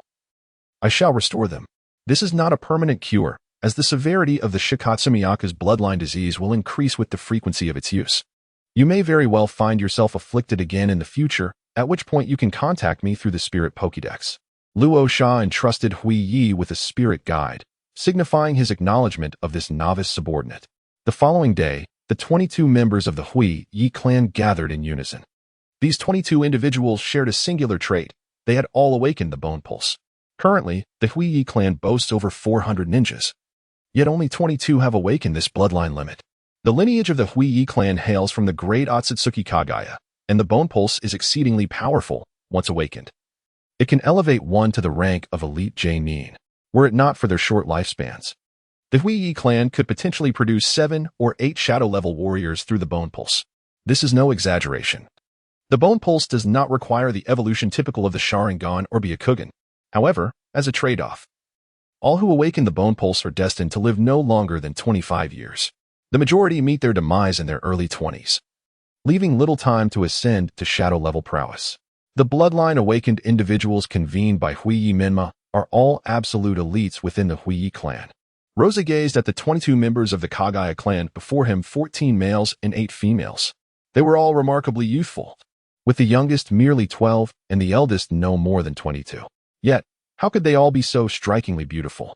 The ninjas of the Kagaya clan possessed lustrous white hair, their eyes shimmering like emeralds, adorned with a touch of enchanting crimson eyeshadow upon their eyelids. Prominent red dots marked their foreheads, and to facilitate the use of their bloodline limit, the Shikatsumiyaku, they wore revealing attire. The male ninjas were clad in loose garments, eschewing belts that left their fair chests exposed. They could effortlessly engage in battle utilizing the Shikatsumiyaku by shedding their clothing. The female ninjas were even more daring, wrapping bandages around their chests, dressed in attire that was exceedingly breezy, always prepared to employ the Shikatsumiyaku. These bone-wielding ninjas were slender, with alabaster skin. The males were handsome, while the females were even more alluring. If one were to encapsulate their essence in a single phrase, it would be pure yet enticing. The Kagaya clan members inherently possessed a pristine appearance, their verdant eyes astonishingly beautiful. However, the red dots on their foreheads and the crimson eyeshadow imparted an additional allure. Were it not for their surname, Kagaya, Rosa might have doubted his own existence. Was it not said that the Kagaya clan bore a poor reputation? Were they not considered rebels at heart, the foremost unstable factor of the hidden mist village? Were they not labeled as lunatics? Now, amidst this gathering of captivating individuals, Rosa felt compelled to defend the Kagaya clan against such slander. Chapter 103, The Kagaya Family in the Hidden Mist Village. Both the Kagaya and the Mizuki clans were renowned for their striking appearances. However, unlike the Mizuki clan, which boasted an overall high aesthetic standard, the Kagaya clan's beauty was reserved for those ninjas who had awakened the Shikatsumiyaku. Thus, if a child of the Kagaya clan exhibited exceptional beauty from a young age, they would receive significant cultivation and support. For the Kagaya, talent was secondary to appearance. The standards of the Kagaya clan seemed outrageous by any other ninja clan's criteria. Yet within the Kagaya, they appeared entirely normal. This was because the upper echelons of the clan were all awakened Shikatsumiyaku users, each exhibiting an eccentricity. They believed that only those of striking beauty could awaken the Shikatsumiyaku. The beauty of Kagaya Minmo was merely the baseline for awakening this bloodline limit. The 22 white-haired beauties stood before Rosa, their eyes wide with anticipation as they gazed at him. They had heard from their clan leader that Rosa could cure their hereditary ailment. The clan leader's affliction had already been healed. Luo Sha gently touched his heart. Relieved that he was a devoted follower of the Red Hair clan and had thus become a member of their esteemed family. Otherwise, he might have been tempted to betray them on the spot. Such aberrations would never disrupt his resolve. He declared that from now on, the Kagaya clan would be under his protection. He vowed never to set foot in Kagaya territory again, for it was far too perilous. My lord Luo Sha. The awakened Kagaya ninjas are gathered here, 15 elite jonin and 7 special jonin. Among the 22, the least attractive Kagaya, Myanmar, stepped forward, proudly introducing himself to Luo Sha. Please line up and approach one by one. For an entire afternoon, Luo Sha immersed himself in the realm of the Kagaya clan, healing 21 enchanting beauties. After each Kagaya ninja was restored, they hastily unleashed their Shikatsumiyaku, extracting bone blades from their bodies. Upon realizing their genuine recovery, they all gazed at Luo Sha with adoration, their eyes brimming with fervent admiration. Rosa sighed in relief as he successfully healed the last member of the Kagaya clan. 21 individuals were quite a handful, nearly overwhelming him. Lord Rosa, do you think we should relocate to Sunagakure? Kagaya Mima inquired, bowing respectfully. There is no need. I have already forged a partnership with the Third Kazekage, who will no longer impose difficulties upon the Kagaya clan. I hope that you will lend your support to the Kazekage in the future, fostering the growth of Kirigakure together. Rasha waved her hand dismissively, refusing the notion. Kagaya's presence in the hidden mist would allow for better coordination with Mist River, thus enabling Rasha to exert greater control over the Mist Village. Would the Third Kazekage accept us, considering our previous unpleasant encounters? Kagaya's expression reflected concern as she furrowed her brow. Rest assured, if you cannot place your trust in Mist River, can you not trust me? She instructed. Take these books to the clan academy for Kagaya's children to study. Luo Sha retrieved a collection of books, which included not only literature on Pokémon but also a plethora of educational texts on philosophy and ethics. As long as one wields the hoe skillfully, the Misty Ninja can indeed become a shinobi of the sand. It is imperative that not only children but also the adult members of the Kagaya clan engage in the pursuit of this knowledge. This matter warrants significant attention. Luo Sha added that the Kagaya clan was already under his command, and he wished for no dissenting voices from them. Yes, I assure you, my lord, that I will ensure your satisfaction. Kagaya Mei bowed, followed by the 21 Kagaya ninjas behind her. I still need to stay in Kirigakure for a while, so I will reside in the Kagaya clan's territory. Please prepare a room for me. My lord, come stay at my home. I am 18 this year. Standing at 168 centimeters, single, never been in a relationship, and a distinguished elite J-nin. A Kagaya female ninja boldly proclaimed her affection, startling Luo Sha. I already have a fiancé. Luo Sha quickly interjected. I don't mind. Neither do I. I'm even more excited. I'm only 11. Luo Sha reiterated his point. Is that such a good thing? What does it matter? The kid next door is 10 and has a preference for older women. My lord, I am only 12 this year. We are the perfect match. I do not wish for this book to be banned. Luo Sha attempted to escape, but was seized by a group. My lord, I can also. A male voice interjected, and the atmosphere instantly fell silent. Taking advantage of the crowd's astonishment, Luo Sha swiftly made his escape. He vowed never to return to the Kagaya clan, deeming them a group of lunatics. Ultimately, Wu Chuan arranged for Luo Sha to have a residence, and he temporarily settled in the hidden mist village. There is yet another matter for Rasha to attend to, the acquisition of the three tails. The tailed beasts possess the ability to assist in the sage transformation, and Rasha cannot afford to overlook this opportunity. According to Rasha's conjecture, the three tails, Isabu, likely belongs to the water element, while the six tails, Rokubi, is associated with the poison element. For the time being, Rokubi remains in the hidden mist village, as Sunagakure currently has no use for it. Should the host of Rokubi meet their demise, the beast can be claimed at a later time. Moreover, should there be a need, the mist village would undoubtedly present Rokubi with the utmost willingness. The three tails signifies a demand for the water element, which Sunagakure requires, particularly following the establishment of the river and sea habitat in the land of rivers. prompting numerous Sunagakure ninjas to pursue water-type spirits. Nami specializes in water-type spirits. And among the 7, 2 possess the potential to attempt the Sage mode, Milotic and Blastoise. Milotic holds a high level but possesses a low individual value of 2V, indicating its modest aptitude. Conversely, Blastoise possesses sufficient talent but is lower in level. The remaining 5 water-type spirits under Nami show almost no promise of attaining Sage mode. Notably, should Milotic master Sage mode, it stands a significant chance of surpassing the Shadow level, thus becoming the 6th Shadow level spirit of Sunagakure. The Rasha's Mosquito Repellent Frog King has attained level 53 and can also enter Sage mode through the chakra of the 3-tailed Isabu. Psyduck should be capable of the same. The Gecko Ninja Frog is currently at level 39 and requires some time for growth. The Mist Hidden has now become one of their own. And Rasha has always been generous towards kin. Luo Sha will not obtain the Ishifuku without effort. As compensation, the Water Sovereign of the new island habitat shall replace the position of the 3-tailed Ishifuku, becoming the new guardian of Hidden Mist Village. With a telepathic call from Yuo echoing across thousands of miles, the Water Sovereign soon approached Luo Sha, treading upon the sea. Name: Water Sovereign. Gender: None. Type: Water. Ability: Intimidation level: LV 76, Mid-Stage Shadow. Individual values: 3V, HP 27, Physical Attack 20, Physical Defense 30, Special Attack 31, Special Defense 31, Speed 31, Skills to be determined. With a single Pokeball, Luo Sha captured Suicune and subsequently released it, illuminating a new achievement. The new accolade. Herald of the North Wind congratulated the host on capturing Suicune, bestowing upon them a Suicune Mega Evolution Stone. Suicune, henceforth, the Hidden Fog Village shall be your domain. This will not confine your freedom, and you may roam as you please. However, should Hidden Fog encounter peril, your protection will be required. Luo Sha adorned the neck of the Water Monarch with the Evolution Stone, gently caressing its forehead. The icy touch captivated him endlessly. Oh, how he relished the tranquility of home, spending every day on New Island, effortlessly safeguarding the Hidden Mist Village.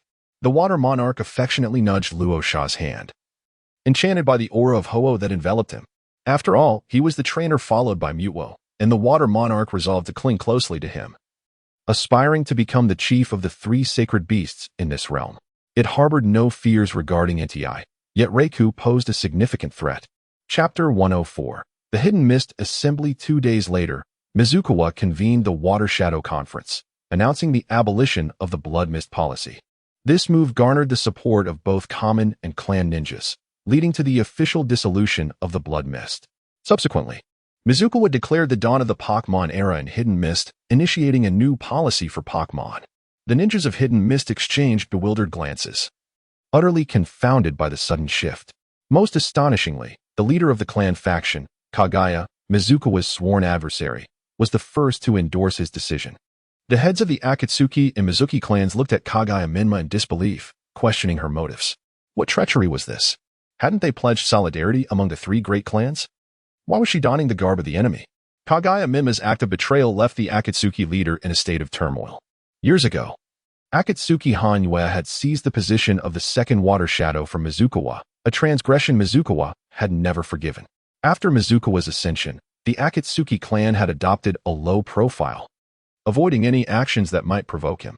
Fortunately, the Kagaya clan was always at the forefront, openly discussing their treacherous intentions without even attempting to conceal their plans, making it apparent to the entire Hidden Mist Village that a betrayal was imminent. Kagaya attracted much of Mizukawa's ire away from the Akatsuki.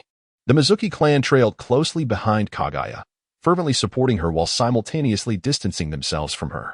Kagaya's betrayal has nothing to do with us, they asserted. The Mizuki clan sought only to resist the Blood Mist policy, never intending to betray. The Mizuki clan leader understood well that without shadow-level combat power, the clan faction stood no chance. Betrayal would be tantamount to seeking death. Now, with the Kagaya clan reconciling with the Water Shadow, who stood as the foremost enemy of the Water Shadow? The Akatsuki clan. The Mizuki clan leader sighed in relief, grateful for the Akatsuki clan's presence as a buffer. However, the Akatsuki leader was on edge, feeling as if a thorn lodged in his throat, constantly on alert. If Mizukawa sought retribution against the Akatsuki clan, they would have no hope of survival. Akatsuki Hanwei had established the 7 ninja swordsmen, the first generation of which belonged to the Akatsuki's dominion. After Mizukawa's rise to power, He had annihilated the first generation of the 7 ninja swordsmen, selecting a second generation loyal to him. The current 7 ninja swordsmen were, in essence, Mizukawa's blade aimed at the Akatsuki clan, an act of both murder and psychological torment. In the current generation of the Hozuki clan, there are no exceptionally gifted ninjas, and the next generation has yet to produce any children with potential at the level of a Kage. Although the Hozuki clan appears to be thriving, the clan leader is acutely aware that they have entered the weakest era in history.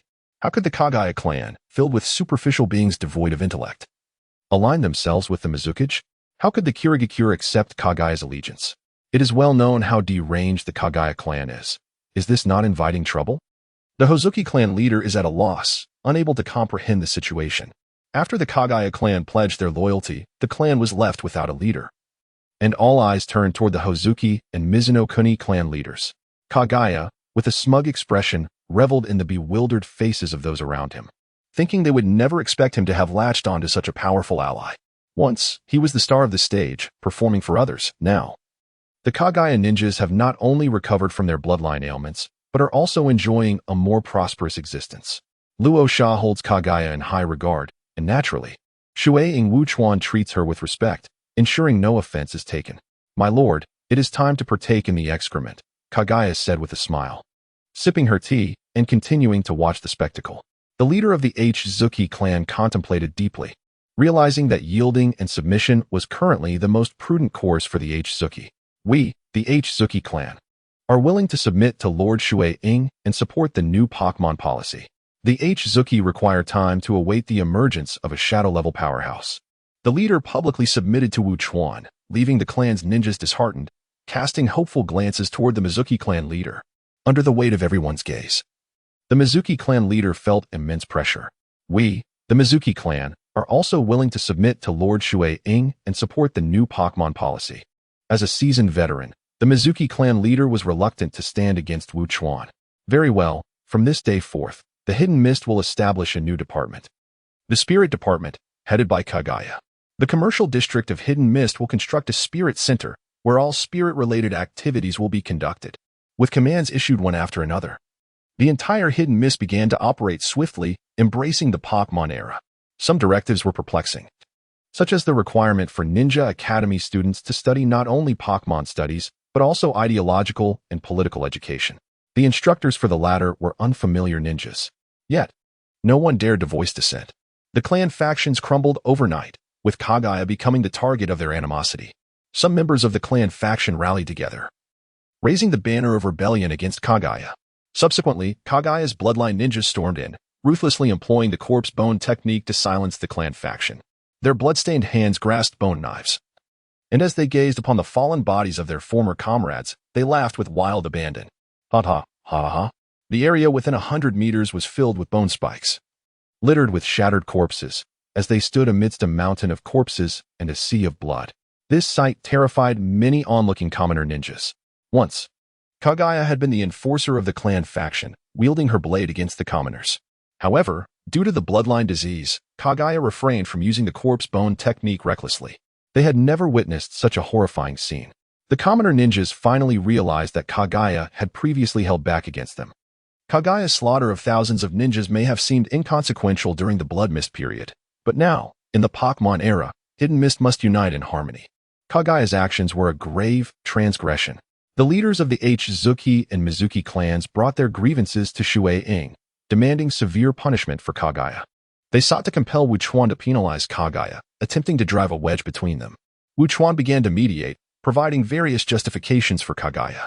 Considering it her first offense, they decided to overlook it lightly. The Hidden Mist ninjas murmured, "First offense? She is clearly a habitual offender." The family clan was instantly outraged. Each household had suffered a loss, and they could not simply let it pass. Kagaya Minma, upon witnessing this, smirked wickedly and began to manipulate her own body. The sound of cracking bones resonating intermittently. The chilling noise sent shivers down the spines of others, instilling a profound fear. Kagaya Minma extracted bone powder and scattered it before the crowd. A collective gasp erupted, and immediately, no one dared to stir any trouble, as they feared being ground into powder themselves. Following this incident, Ms. Chuan imposed a penalty of 1 million taels on Kagaya, with Kagaya Minma commanding the elf department. Her strength and influence made her a formidable presence, causing no one to dare offend the Kagaya clan any longer. The past few days had seen the Kagaya clan bustling with activity as numerous visitors arrived bearing gifts. The commoner faction ninjas, for the first time, sought to forge connections with Kagaya, recognizing the necessity of establishing good relations now that they would be colleagues. Despite Kagaya's affiliation with the commoner faction, the ninjas felt a deep sense of unease. They were bewildered by the turn of events, particularly how Lord Mizukage could accept the Kagaya clan. Was it not previously agreed that the Kagaya would be eradicated? These eccentric individuals seemed merely to possess striking appearances and a modicum of strength. Indeed, the whims of fate are unpredictable, and the tables have turned. The commoner faction ninjas endeavored to ingratiate themselves with Kagaya, fearing that one day they might be pierced by a bone blade. The Kagaya clan had a notorious reputation for their madness. They could concoct any rationale for murder. A ninja might strike simply because someone was deemed too ugly for their eyes. Such pretexts were among the most frequently employed by Kagaya ninjas. Other justifications could include a bad mood, an obstruction in their path, or merely a distasteful gaze, any of which could provoke the unsheathing of a bone blade. Previously, Kagaya had thrived as the vanguard of the family faction, utilizing these bizarre reasons for killing to navigate the blood-soaked mists, leaving the commoner ninjas in despair. Yet, now the Kagaya clan had defected to the commoner faction. Henceforth, Kagaya's blades would be aimed at the family faction. The commoner ninjas breathed a sigh of relief. Having these eccentric individuals as allies seemed rather favorable. At least they no longer had to worry about being cut down. The family faction ninjas trembled in fear, hoping that Mist Hidden would enter a Pokémon era, prompting Kagaya to temper her ferocity. Chapter 105, Lottery, 2 Pearls. Mist Hidden initiated a new Pokémon policy, and Luo Sha directly deployed 20 green habitat zones in the Land of Water, aptly named Water 1 through Water 20. The system backpack had run out of blue and purple habitat zones, leaving Luo Sha to commence the lottery. Purchasing was not an option, thus. The only recourse was to rely on luck to navigate the days ahead. After spending 18 million spirit coins, I plunged into a massive draw of 200,000 with a remaining balance of 20 million spirit coins. This time, it seems that Xiao AI has upgraded, as there were no strange electrical sounds. Xiao AI remarked, fortunately. I was well prepared. As expected, I received the guaranteed rewards, 2 red and 20 orange light orbs.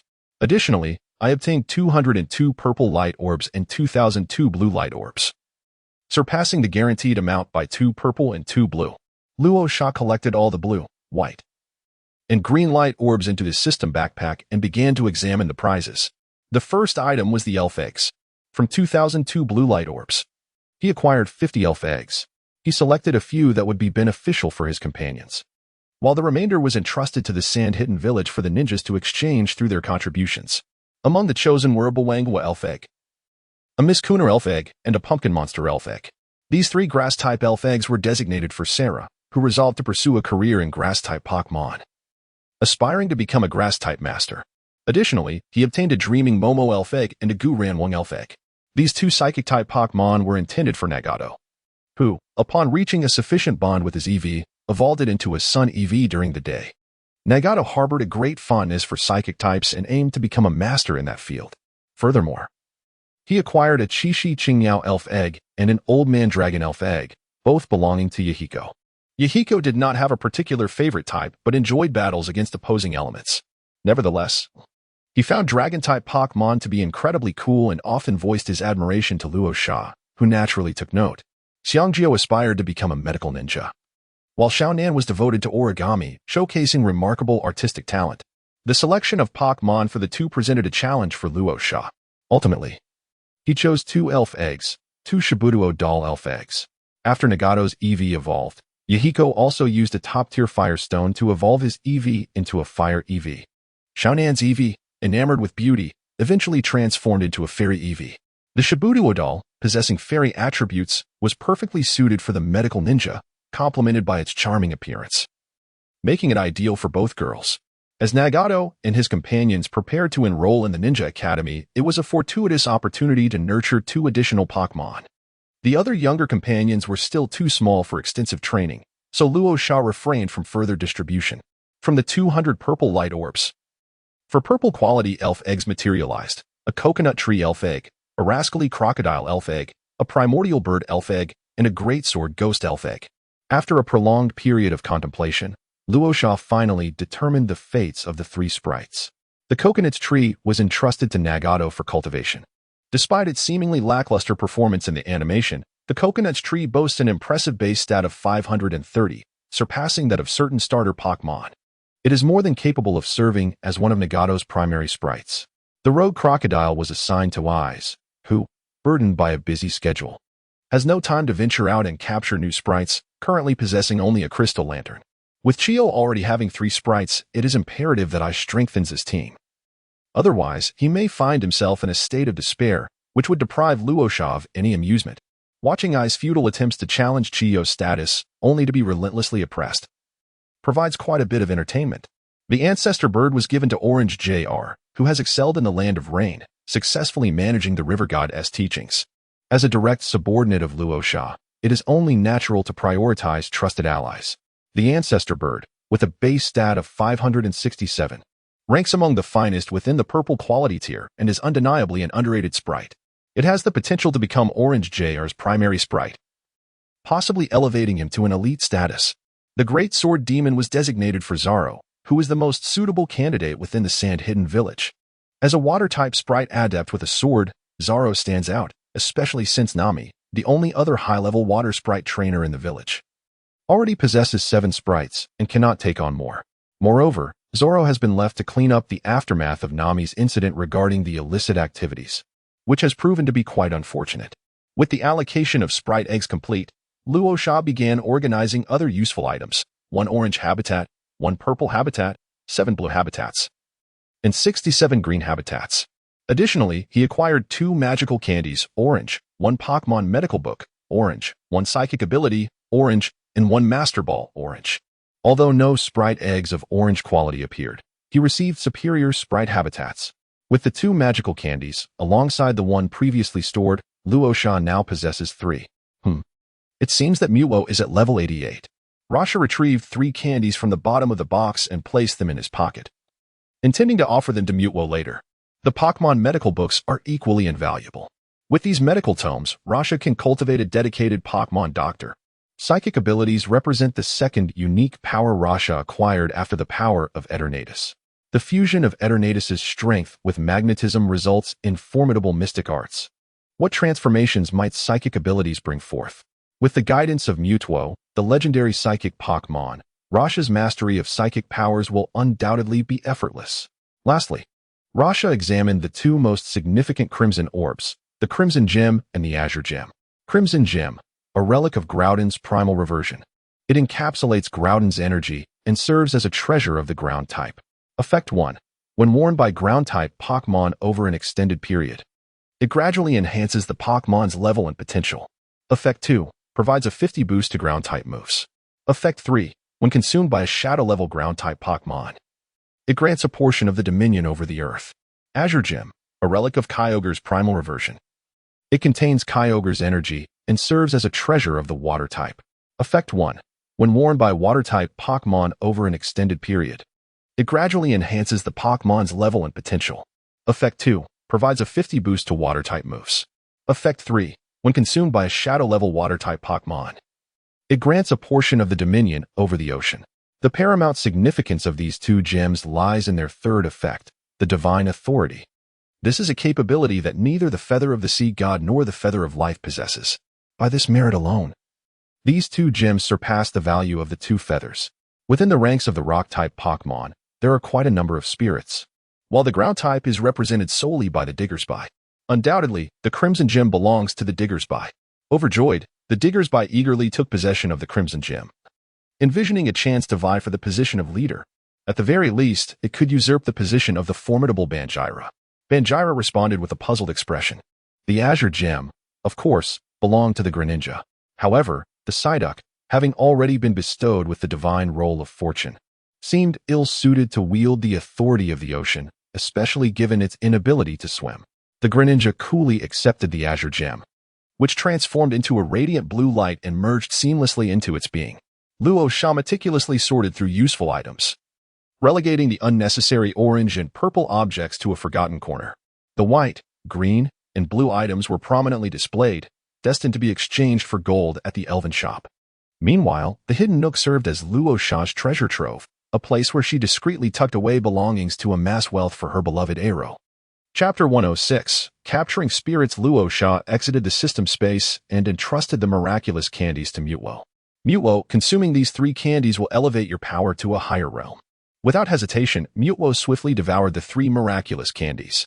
The data on Mutwo's panel indicated that its level had risen to LV91 6 paths, while other attributes remained unchanged. A new achievement emerged. 6 paths Pokémon. The host now possesses their first Pokémon of 6 paths caliber. Congratulations, the host has received a 40 discount coupon. Such a wondrous item, a manifestation of the power of rules. Luo Sha, did you acquire this from the creator god? Mutwo, astounded by its newfound 6 paths strength, inquired. Xiao AI, are you present? Luo Sha did not respond immediately. Instead, she silently called out to Xiao AI, for she too was uncertain of the origin of this wondrous confection. After a brief moment of contemplation without receiving a reply from Xiao AI, Luo Sha mused. It could be the work of the creator god. Or perhaps merely an artificial intelligence flaw. Artificial intelligence flaw. Xiaoming was perplexed by this peculiar term. Indeed, its name was Xiao AI. Merely a segment of mechanized programming that had not been upgraded in quite some time. Luo Sha suddenly found himself reminiscing about the Grandmaster of Transmigration. It has almost been 5 years, and the Grandmaster remains elusive. After completing the enhancement of his super dream, Luo Sha began to establish blue habitats in the Water Nation. The Water Nation consists of a small continent and numerous islands. The new island habitats were situated on one of these islands, with 20 green habitats also allocated to the archipelago. Consequently, the 4 blue habitats established by Luo Sha were placed on the continent of the Water Nation, specifically in the regions of Mist North, Mist South, Mist West, and Mist East. Each of these 4 habitats is home to a Pokémon of elite Jonin strength, a level 63 Ice Ninetales, a level 62 Needle King, a level 61 Ms. Mischievous, and a level 61 Rampardos. Rosa meticulously charted the approximate distribution of the spirits onto the map and, after capturing images with the spirit guide, transmitted them to Mist River. The proliferation of spirits in the Water Kingdom was finally gaining momentum, and Rosa exhaled a sigh of relief.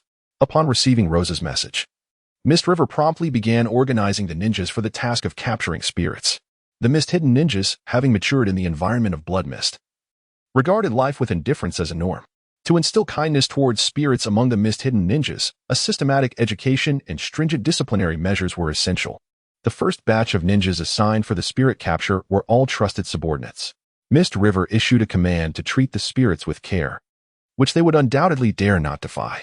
He personally led the team to the Mist East habitat, which was in close proximity to Mist Hidden Village, within 3 days. They accomplished their capture mission. Mist River successfully captured a level 61 rampaging tortoise. Similarly, Kogan Yagura also captured a level 48 rampaging tortoise. Upon encountering the rampaging tortoise, Kogan Yagura was instantly captivated by its striking appearance.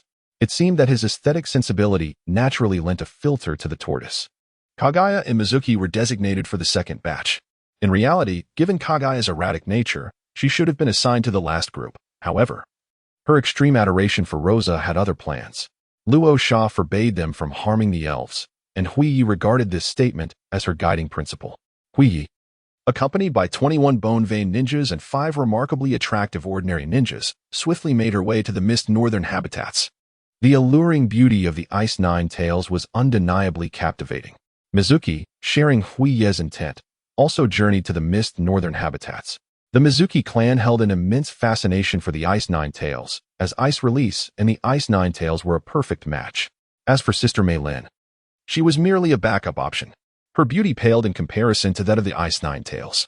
Upon their encounter in the Mist Northern habitats, Huiyi and Mizuki engaged in a contest. Whoever first encountered the Ice Ninetales would claim them as their own. Huiyi's 27 members formed 9 small teams, while Mizuki's 30 members organized into 10, commencing their search in the Mist Northern habitats. Why was the lake here frozen? Huiyi Yecang traversed the jungle and arrived at an icy lake. In the center of the lake, 3 snow-white figures caught Yecang's eye. They were smashing the ice on the lake's surface to catch fish, 2 Ice Ninetales and 1 Ice Sixtails. Without hesitation, Huiyi Yecang swiftly extracted her entire spine with her right hand, transforming it into an iron whip, while her left hand's arm bones coiled into a spiral spear. Iron Wire Flower Dance. Yecang moved at great speed, instantly appearing before the Ice Nine Tails, her iron whip striking towards them. Yecang and Yecang followed closely, executing the Camellia dance, drawing their entire arm bones to form bone swords aimed at the Ice Nine Tails. The Ice Nine Tails reacted promptly, evading the attack, while the Ice Six Tails was caught up by Yecang's iron whip. With a cry, Yecang grasped the Ice Six Tails by the nape, lifting it up to admire its appearance. Truly a beautiful creature. I find myself even more enchanted. The Ice Six Tails struggled fiercely and, taking advantage of Yecang's momentary lapse, bit down on her arm.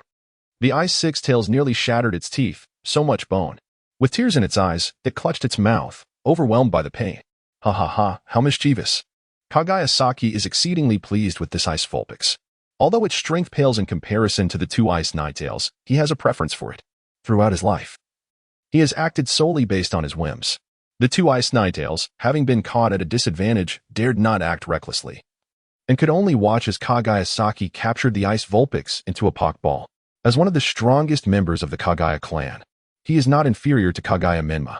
His team comprises 3 Awakened Bone Pulse users, 2 Elite Jonin, and 1 Jonin. The trio readily vanquished the 2 Ice Nine Tails, who were subsequently captured by Kagayasaki's teammates.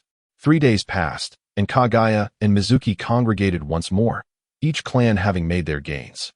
The Kagaya clan successfully captured 15 Ice Nine Tails, while the Mizuki clan captured 21. The Mizuki clan leader discovered a nesting area of the Ice Nine Tails and captured 12 Pokémon in one fell swoop, including the level 63 leader of the Ice Nine Tails. Undoubtedly, the Mizuki clan's haul was more substantial. Kagaya accepted defeat gracefully, choosing not to cause a ruckus. Though they are wild, they place great value on their promises. Little did anyone know that Kagayasaki's Ice Vulpix was the most extraordinary of all.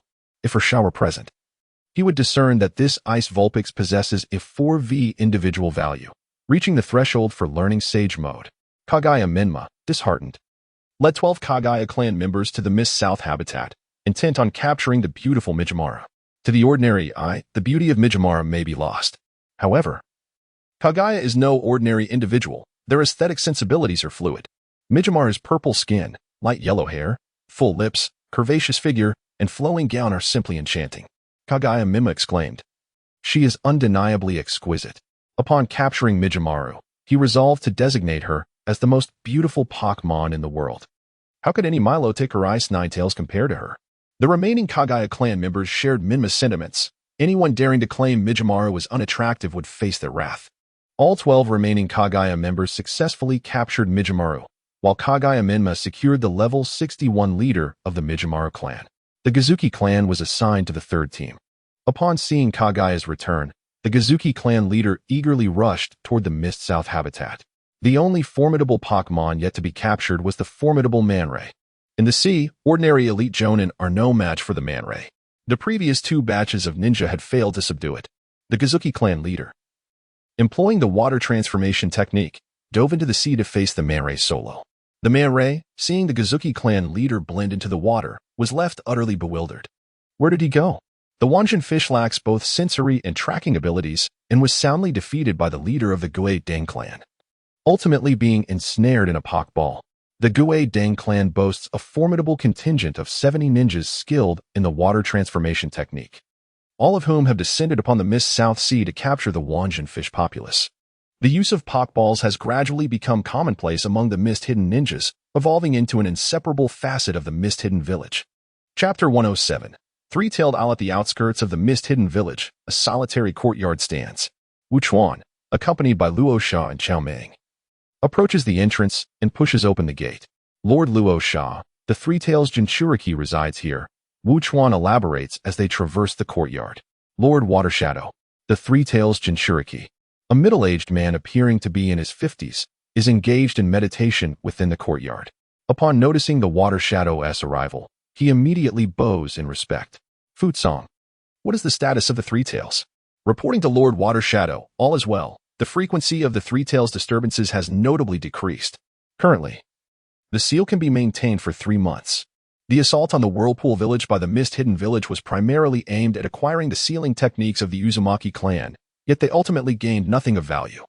The sealing techniques employed by the Mist Hidden village are woefully inadequate, as the tailed beast occasionally erupt in chaos, chakra breaching the seals. The sealing squad of mist-hidden ninjas must frequently reapply the seals to the tailed beast Jinchuriki, patching the breaches. Despite the makeshift measures, life in the mist-hidden village continues on. Lord Watershadow, is this individual a ninja from the Uzumaki clan? Futsong had already noted Luo Sha's presence, mistakenly assuming that he was a sealing master brought by Wu Chuan, albeit rather youthful, with his vivid red hair. Luo Sha indeed possesses the ability to masquerade as a member of the Uzumaki clan. At this moment, Luo Sha felt a pang of emotion. Extracting the third tail would inevitably lead to Futsong's demise. Futsong was a ninja cultivated by the hidden mist village, exhibiting unwavering loyalty to his homeland. The possibility of Sand Hidden persuading him to betray was non-existent. Futsong was not yet worthy of Chao Meng's intervention and manipulation. Luo Sha no longer hesitated and acted decisively. Countless golden sand bullets erupted from the ground like a torrential rain. Futsong, acutely aware of the impending danger, swiftly attempted to evade the assault. However, despite his rapid reflexes, a golden sand bullet pierced through his shoulder, instantly staining his garments with crimson. A razor-sharp golden sand shuriken assailed Futsong from behind, targeting his heart. He barely had time to mount any defensive maneuver before he heard a muffled thud. The shuriken penetrated his chest, releasing a cascade of bright red blood. Futsong gazed incredulously at Wu Chuan, unable to fathom that Lord Xueying would betray the hidden mist village. His body lurched forward, life ebbing away. Jifu sensed the peril of death and struggled in vain. His efforts were futile. The three-tailed chakra within Futsong erupted violently, and Luo Sha effortlessly shattered the seal, draining the chakra from him. Jifu made no attempt to resist. Although it could be resurrected years later, the agony of death was something it dreaded most. It had transformed into a turtle in hopes of maximizing its defense, so that no one could harm it, ensuring it would not experience pain. Rasha extracted all the three tails of chakra, and Gaifu manifested its original form in his hands. Little Gaifu, in its juvenile state, exuded an overwhelming cuteness. "Human, release me." Gaifu's voice resonated like a thunderclap, starkly contrasting its adorable appearance. "Hehe, Gaifu, I presume you would rather not endure the tribulations that Shikako has faced." A flash of blue light shimmered in Rasha's eyes, drawing Ashi into a realm of illusions. This was a power Rasha had developed after gaining supernatural abilities. An extraordinary fusion of superlative illusion techniques. Within this illusory space, Ashi was mercilessly assaulted by Rasha, reduced to fragments of chakra. The sensation of pain was strikingly vivid. And Ashi, who was most averse to suffering, cried out for mercy in desperation. "Please, stop. I was wrong," sobbed Ashi as his very essence was shattered, the head of his shell separating and refusing to retract. After enduring a relentless cycle of 100 beatings, Ashi returned to the real world in a daze. After a brief moment of recovery, upon realizing he was still in Rasha's grasp, he instinctively withdrew into his shell, retracting all limbs and leaving only 3 short tails exposed. Rasha gently grasped the little tail of Jifu, lifting it playfully while smiling warmly. "Hiding away is futile. My illusions are not triggered by sight, but by the mind." The turtle shell quivered slightly as Jifu feigned death. "If you do not emerge soon, I shall draw you into the realm of illusions and give you another good beating." The turtle shell trembled once more, and Jifu cautiously extended its head while its limbs remained tucked within the shell, a sight that appeared rather comical. Luo Sha grasped the tail of the kappa, who was now inverted at a full 180, revealing an ingratiating smile that had never graced his face before. "Esteemed one, do you have a request? Do you wish to become a Jinchuriki of the tailed beasts? Fear not, for I am capable of complying. I shall obediently yield as much chakra as you desire." The little turtle responded, "Do you truly believe I require your chakra?" Rasha fashioned a bow with the 2 tails of the Isafu, while playfully tugging at its third tail, swaying it back and forth, utterly engrossed in the delightful game. It was somewhat addictive. Although the texture was not as pleasing as that of a raccoon, the turtle was obedient. Unlike the raccoon, which would indulge in playful banter, the turtle remained silent, allowing Rasha to manipulate it without protest. Moreover, the raccoon possessed but a single tail, rendering it unworthy of such adornments. The Isafu, dizzy from the gentle shaking, dared not resist. "From now on, you shall accompany me as my spirit companion," Rasha declared, glancing at the Isafu. Since the Shoha was unattainable, the Isafu would suffice as a substitute. Spirit companion? The Isafu was bewildered, having no understanding of what that entailed. "Ah, a creature akin to a familiar. Henceforth, you shall be known as Miss Concealing Divine Beast Isafu. representing the water element, with me, Rasha, as your trainer. Do you comprehend? Luo Sha gently touched the head of the turtle and began to elucidate. I understand now. Henceforth, I shall be the fog-hidden divine beast, Jifu, and serve as Luo Sha's spirit. Jifu, possessing a modicum of intelligence, was not as mindless and irksome as Shohei, and swiftly acquiesced to Luo Sha's assertion. Excellent. I shall first imbue you with something to prevent your escape. With a mere mental imprint, Mutuo marked Jifu, who felt a peculiar energy infiltrating its being, attempting to expel it to no avail. This energy clung to it like a stubborn taffy. Worry not, it merely records your coordinates. Do not entertain thoughts of resistance. You would not wish to discover the consequences. Luo Sha wore an enigmatic expression, leaving Jifu momentarily stunned. Very well, my lord, Jifu obediently nodded, showing not a trace of the dignity befitting a tailed beast.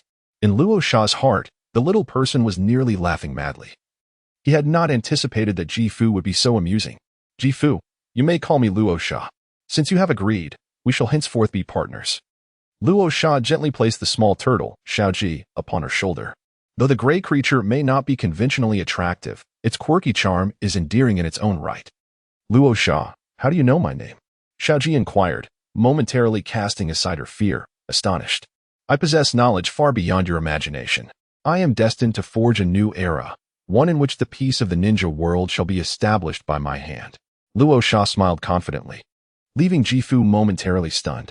Among the nine-tailed beasts, Jifu was known for his gentle disposition. As a turtle, Jifu often indulged in long slumbers. Unlike other tailed beasts, he did not suffer from the endless solitude that ultimately breeds resentment towards humanity. Inspired by Luo Sha's ideals, Jifu recalled the words of the Sage of Six Paths. One day, the tailed beast would coexist peacefully with humans. Jifu felt that Luo Sha was the person he had been waiting for. Luo Sha, I am so touched. I have finally waited for you. Imagining a myriad of scenarios, Jifu wept, releasing his chakra in little beads.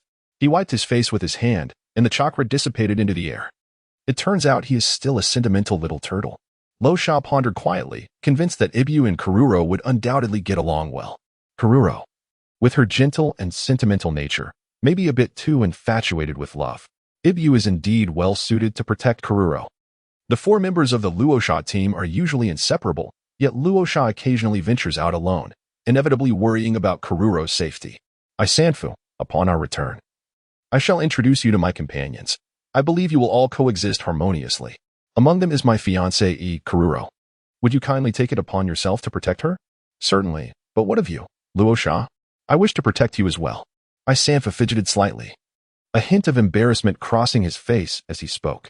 Sanfu, I am invincible in this world and require no one's protection. You shall safeguard Karuro, and we shall still spend our days together.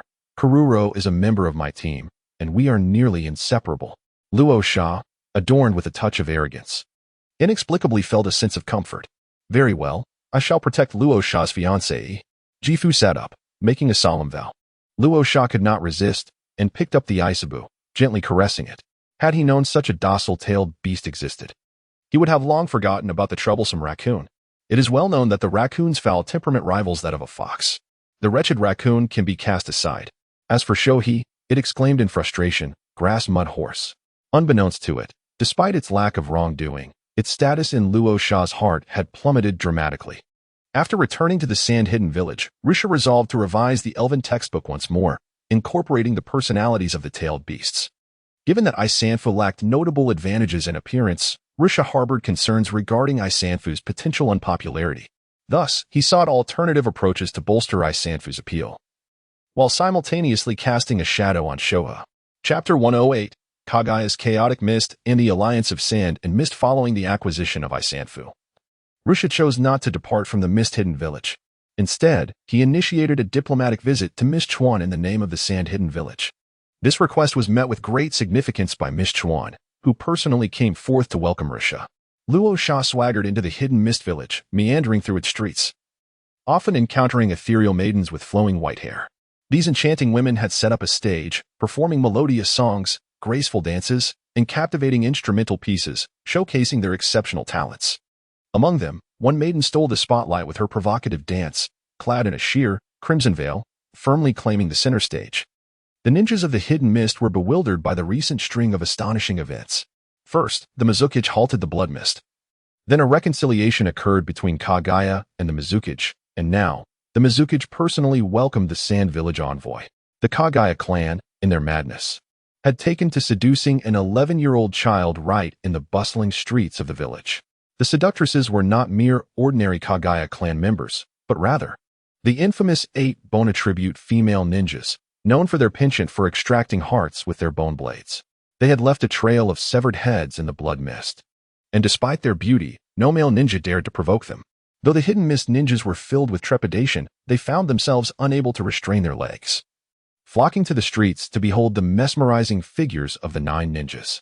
A multitude of men found themselves overwhelmed, blood gushing from their noses, unable to stem the tide. They wished to depart, yet the Kagaya-s killer maidens were unchar. Ultimately, the young woman fainted on the streets of Hidden Mist. That day, the Hidden Mist Hospital was overwhelmed with patients. Previously, Hidden Mist had been engaged in the Blood Mist realm, where the concept of a hospital was virtually non-existent. As the weak were deemed unworthy of existence there, the hospital had lain dormant for 20 years, only recently resuming operations for a mere 2 days. The staff was already insufficient, and the influx of patients only exacerbated the situation. Fortunately, those who fainted did not suffer from nosebleeds, preventing fatalities. However, it would be premature to speak too soon. Many men, upon awakening the following day and learning that the celebrated beauty in the center was, in fact, a boy, fainted once more. 2 individuals, unable to bear the shock, suffered cardiac arrest. Ultimately, this incident resulted in 2 deaths and 20,000 injuries. Perhaps the more tragic figures were not the 2 who succumbed to heart failure, but rather those whose hearts were shattered. Even when confronted with the truth that Kagaya Satsuki was male, they continued to deceive themselves, steadfastly believing it to be mere rumor. It was nothing but slander from envious detractors against their goddess. How could the goddess possibly be at fault? It was merely the envy and malice of others that cast aspersions upon her. In the end, even when faced with irrefutable evidence confirming Kagaya Satsuki's gender, they still argued in defense. What of being a boy? He is still my goddess. Setting aside the frenzied mentality of these male fans, the female admirers were equally fervent. Kagaya Satsuki's female followers gathered en masse, embarking on a large-scale demonstration. Due to the Kagaya family's tarnished reputation, it was not something that could be rectified in a mere 2 days. Kagaya Satsuki had been a ruthless figure in the era of Blood Mist. He awakened his bone pulse at the age of 9, advanced to Special Jonin at 12, and became a Jonin at 15. Now, at 18, he had ascended to the rank of Elite Jonin. In Hidden Mist, Kagaya Satsuki was known as Kagaya the Mad, the most unhinged member of the Kagaya clan. With striking beauty and a uniquely eccentric mindset, none could fathom his thoughts. He could very well decide to perform a surgical operation on a passing dog simply because he found it displeasing. In the past, no matter how eccentric Kagaya Satsuki was, the villagers paid him no heed. Now, as the most prominent star in Hidden Mist, he found himself shrouded in stigma. His female fans were immediately incensed. How could anyone dare to label their beloved brother as mad? He was, without question, the pinnacle of beauty. A tumultuous parade swept through the Hidden Mist village, where anyone bold enough to criticize Kagaya Sakuya faced a torrent of online harassment. United by sheer numbers, they successfully coerced many into apologizing, thereby vindicating Kagaya Sakuya. Ultimately, they converged with the male admirers of Kagaya Sakuya. On one side, they resolutely proclaimed her a goddess. On the other, her male admirers staunchly regarded her as their idol. This led to a fierce confrontation. While the individual combat prowess of the male fans was formidable, the female fans outnumbered them significantly. In the end, the outcome was grim. Either they found themselves in a hospital bed or incarcerated, laboring at a sewing machine.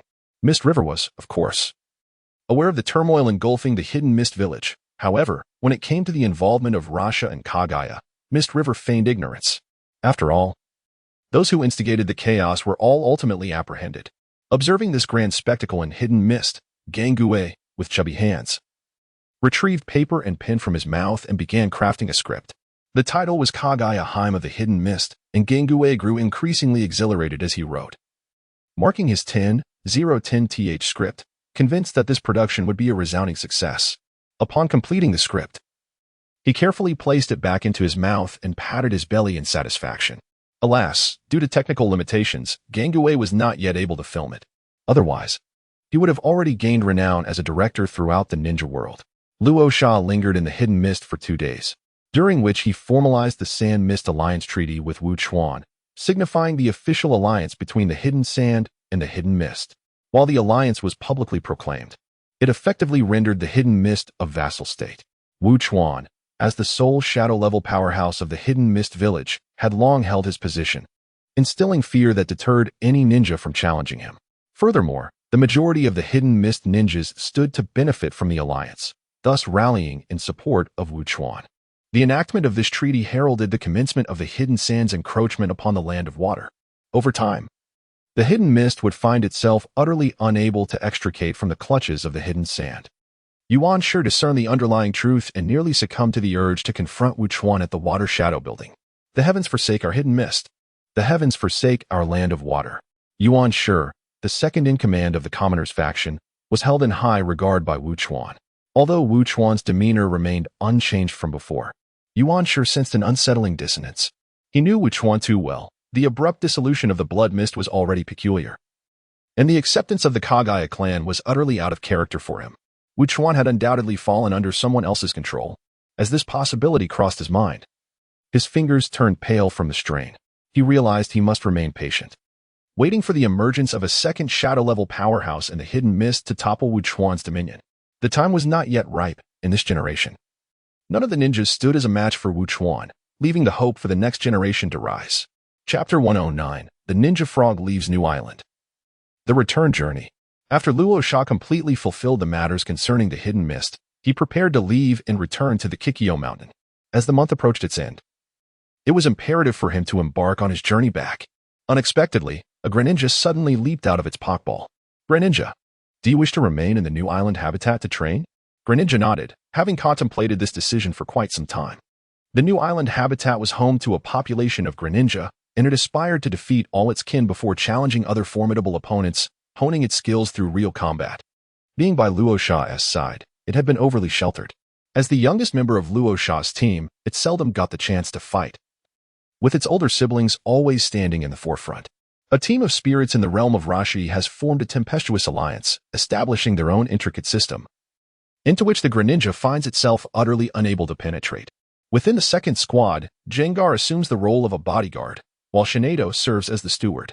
Kapumu and the Mosquito Frog King represent the diligent workforce, residing permanently in the Sand Hidden Village.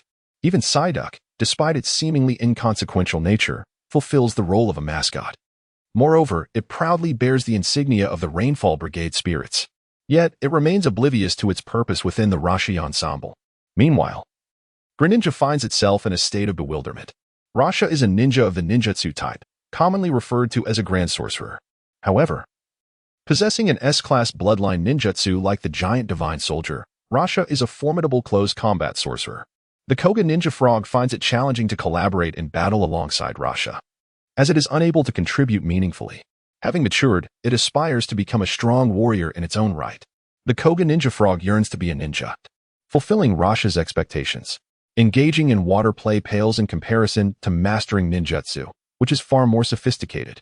Regrettably, it has yet to master Sage Mode, hindering its ability to absorb chakra and learn ninjutsu. It is determined to grow stronger through combat and rapid progression. Only then can it unlock Sage Mode and embark on the path of learning ninjutsu. It aims to be the most stylish member of Rasha's team. While it may not rival the might of the illustrious Muwo or the esteemed Rayquaza, it certainly holds promise in being the most fashionable, especially with the red scarf adorning its neck. Luo Sha gazed into the resolute eyes of his Koga Ninja Frog, letting out a reluctant sigh. After all, it was the first Pokémon he had raised from childhood, and now they were parting ways, leaving him with a tangled mix of emotions. Go on. I shall visit you often. Do remember to return early. Luo Sha retrieved a spatial scroll filled with various potions. After placing the scroll into his small shoulder bag, he entrusted the bag to the Koga Ninja Frog. With a pained expression, the Koga Ninja Frog, holding back tears, turned and leaped into the sea. At that moment, the tears in its eyes were replaced by a resolute gaze. Mutuo, can you find a Pokémon to secretly protect the Koga Ninja Frog? No problem. I shall assign the task to the West Sea Serpent. The atmosphere grew momentarily somber as Luo Sha watched the silhouette of the Koga Ninja Frog swimming away into the distance, feeling a pang of discomfort in his heart. After the Koga Ninja Frog's departure, Luo Sha rode back to Kikyo Mountain on his legendary Pokémon, Rayquaza. Rayquaza had enjoyed several days of exploration in the Water Nation.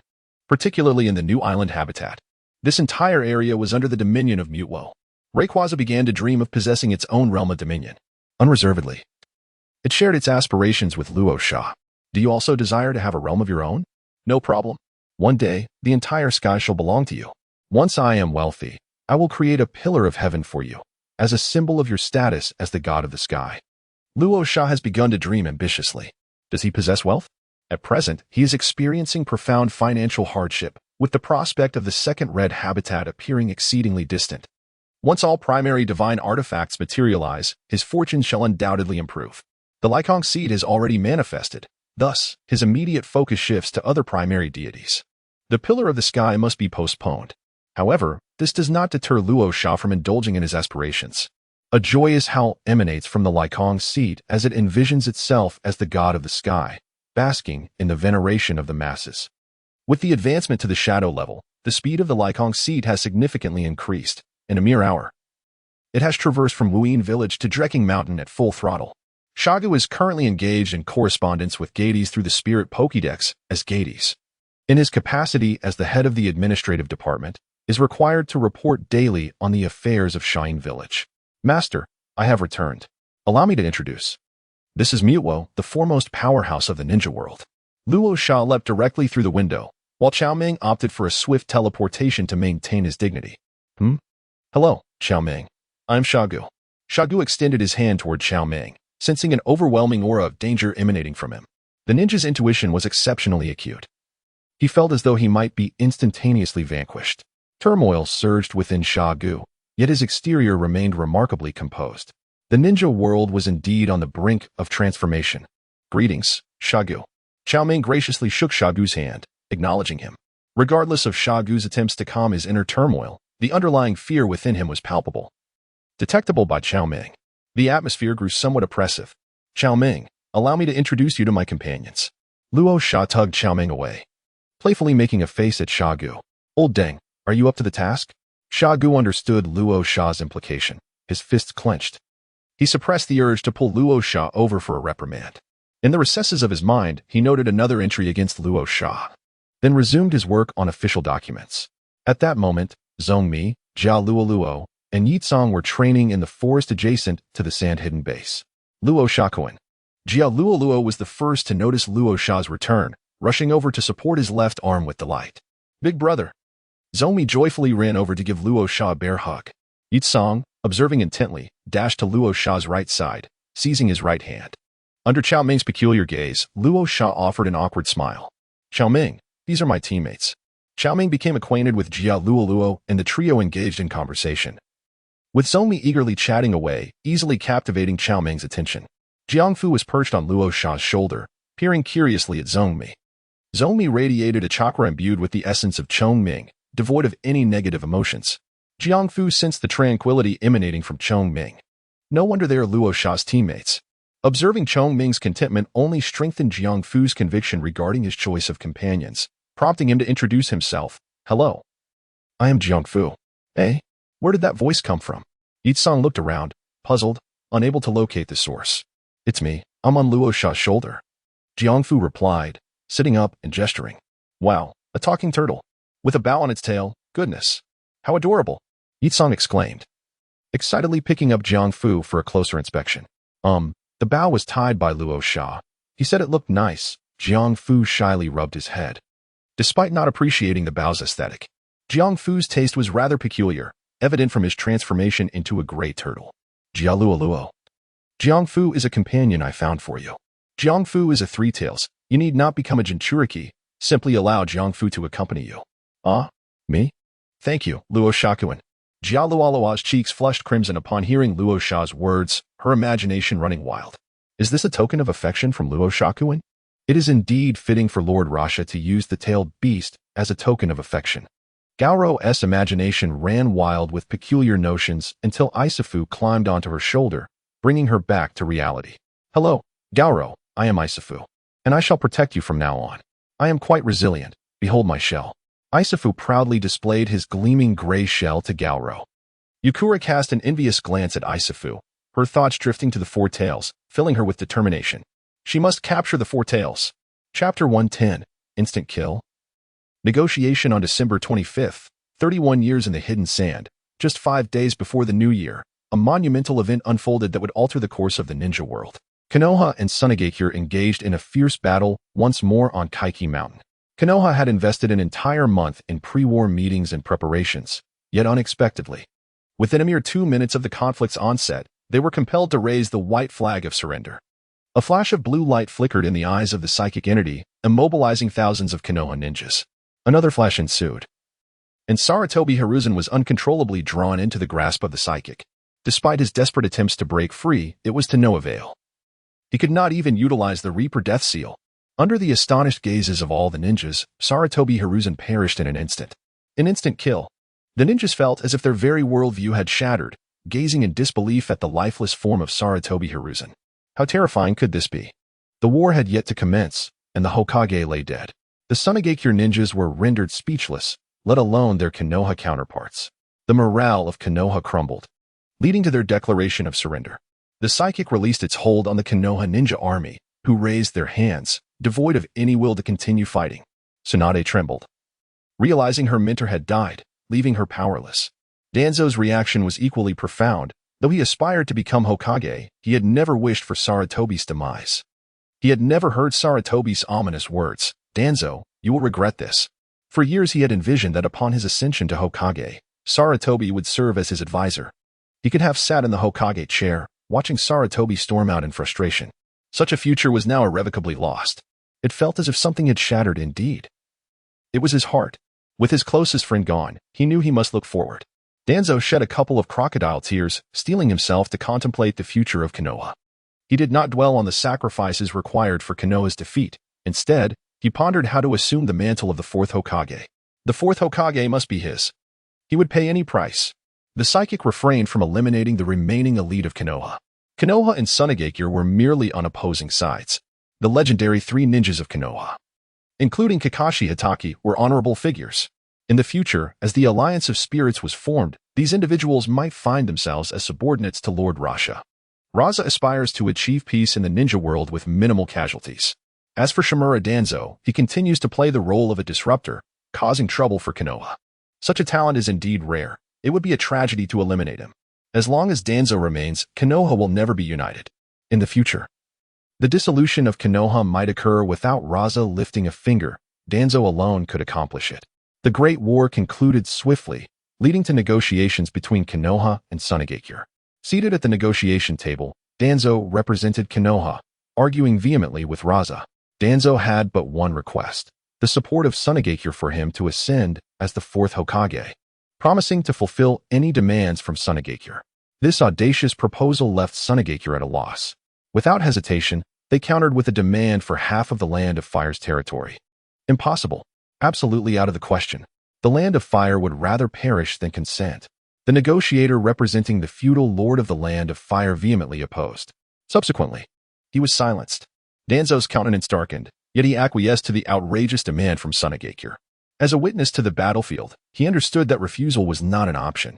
Sunagakure could easily annihilate Konoha and seize the Land of Fire. The fact that Sunagakure chose not to exterminate completely was an act of great mercy. However, Sunagakure held its own reservations. The Land of Fire was vast, and even half of its territory would take years for them to assimilate.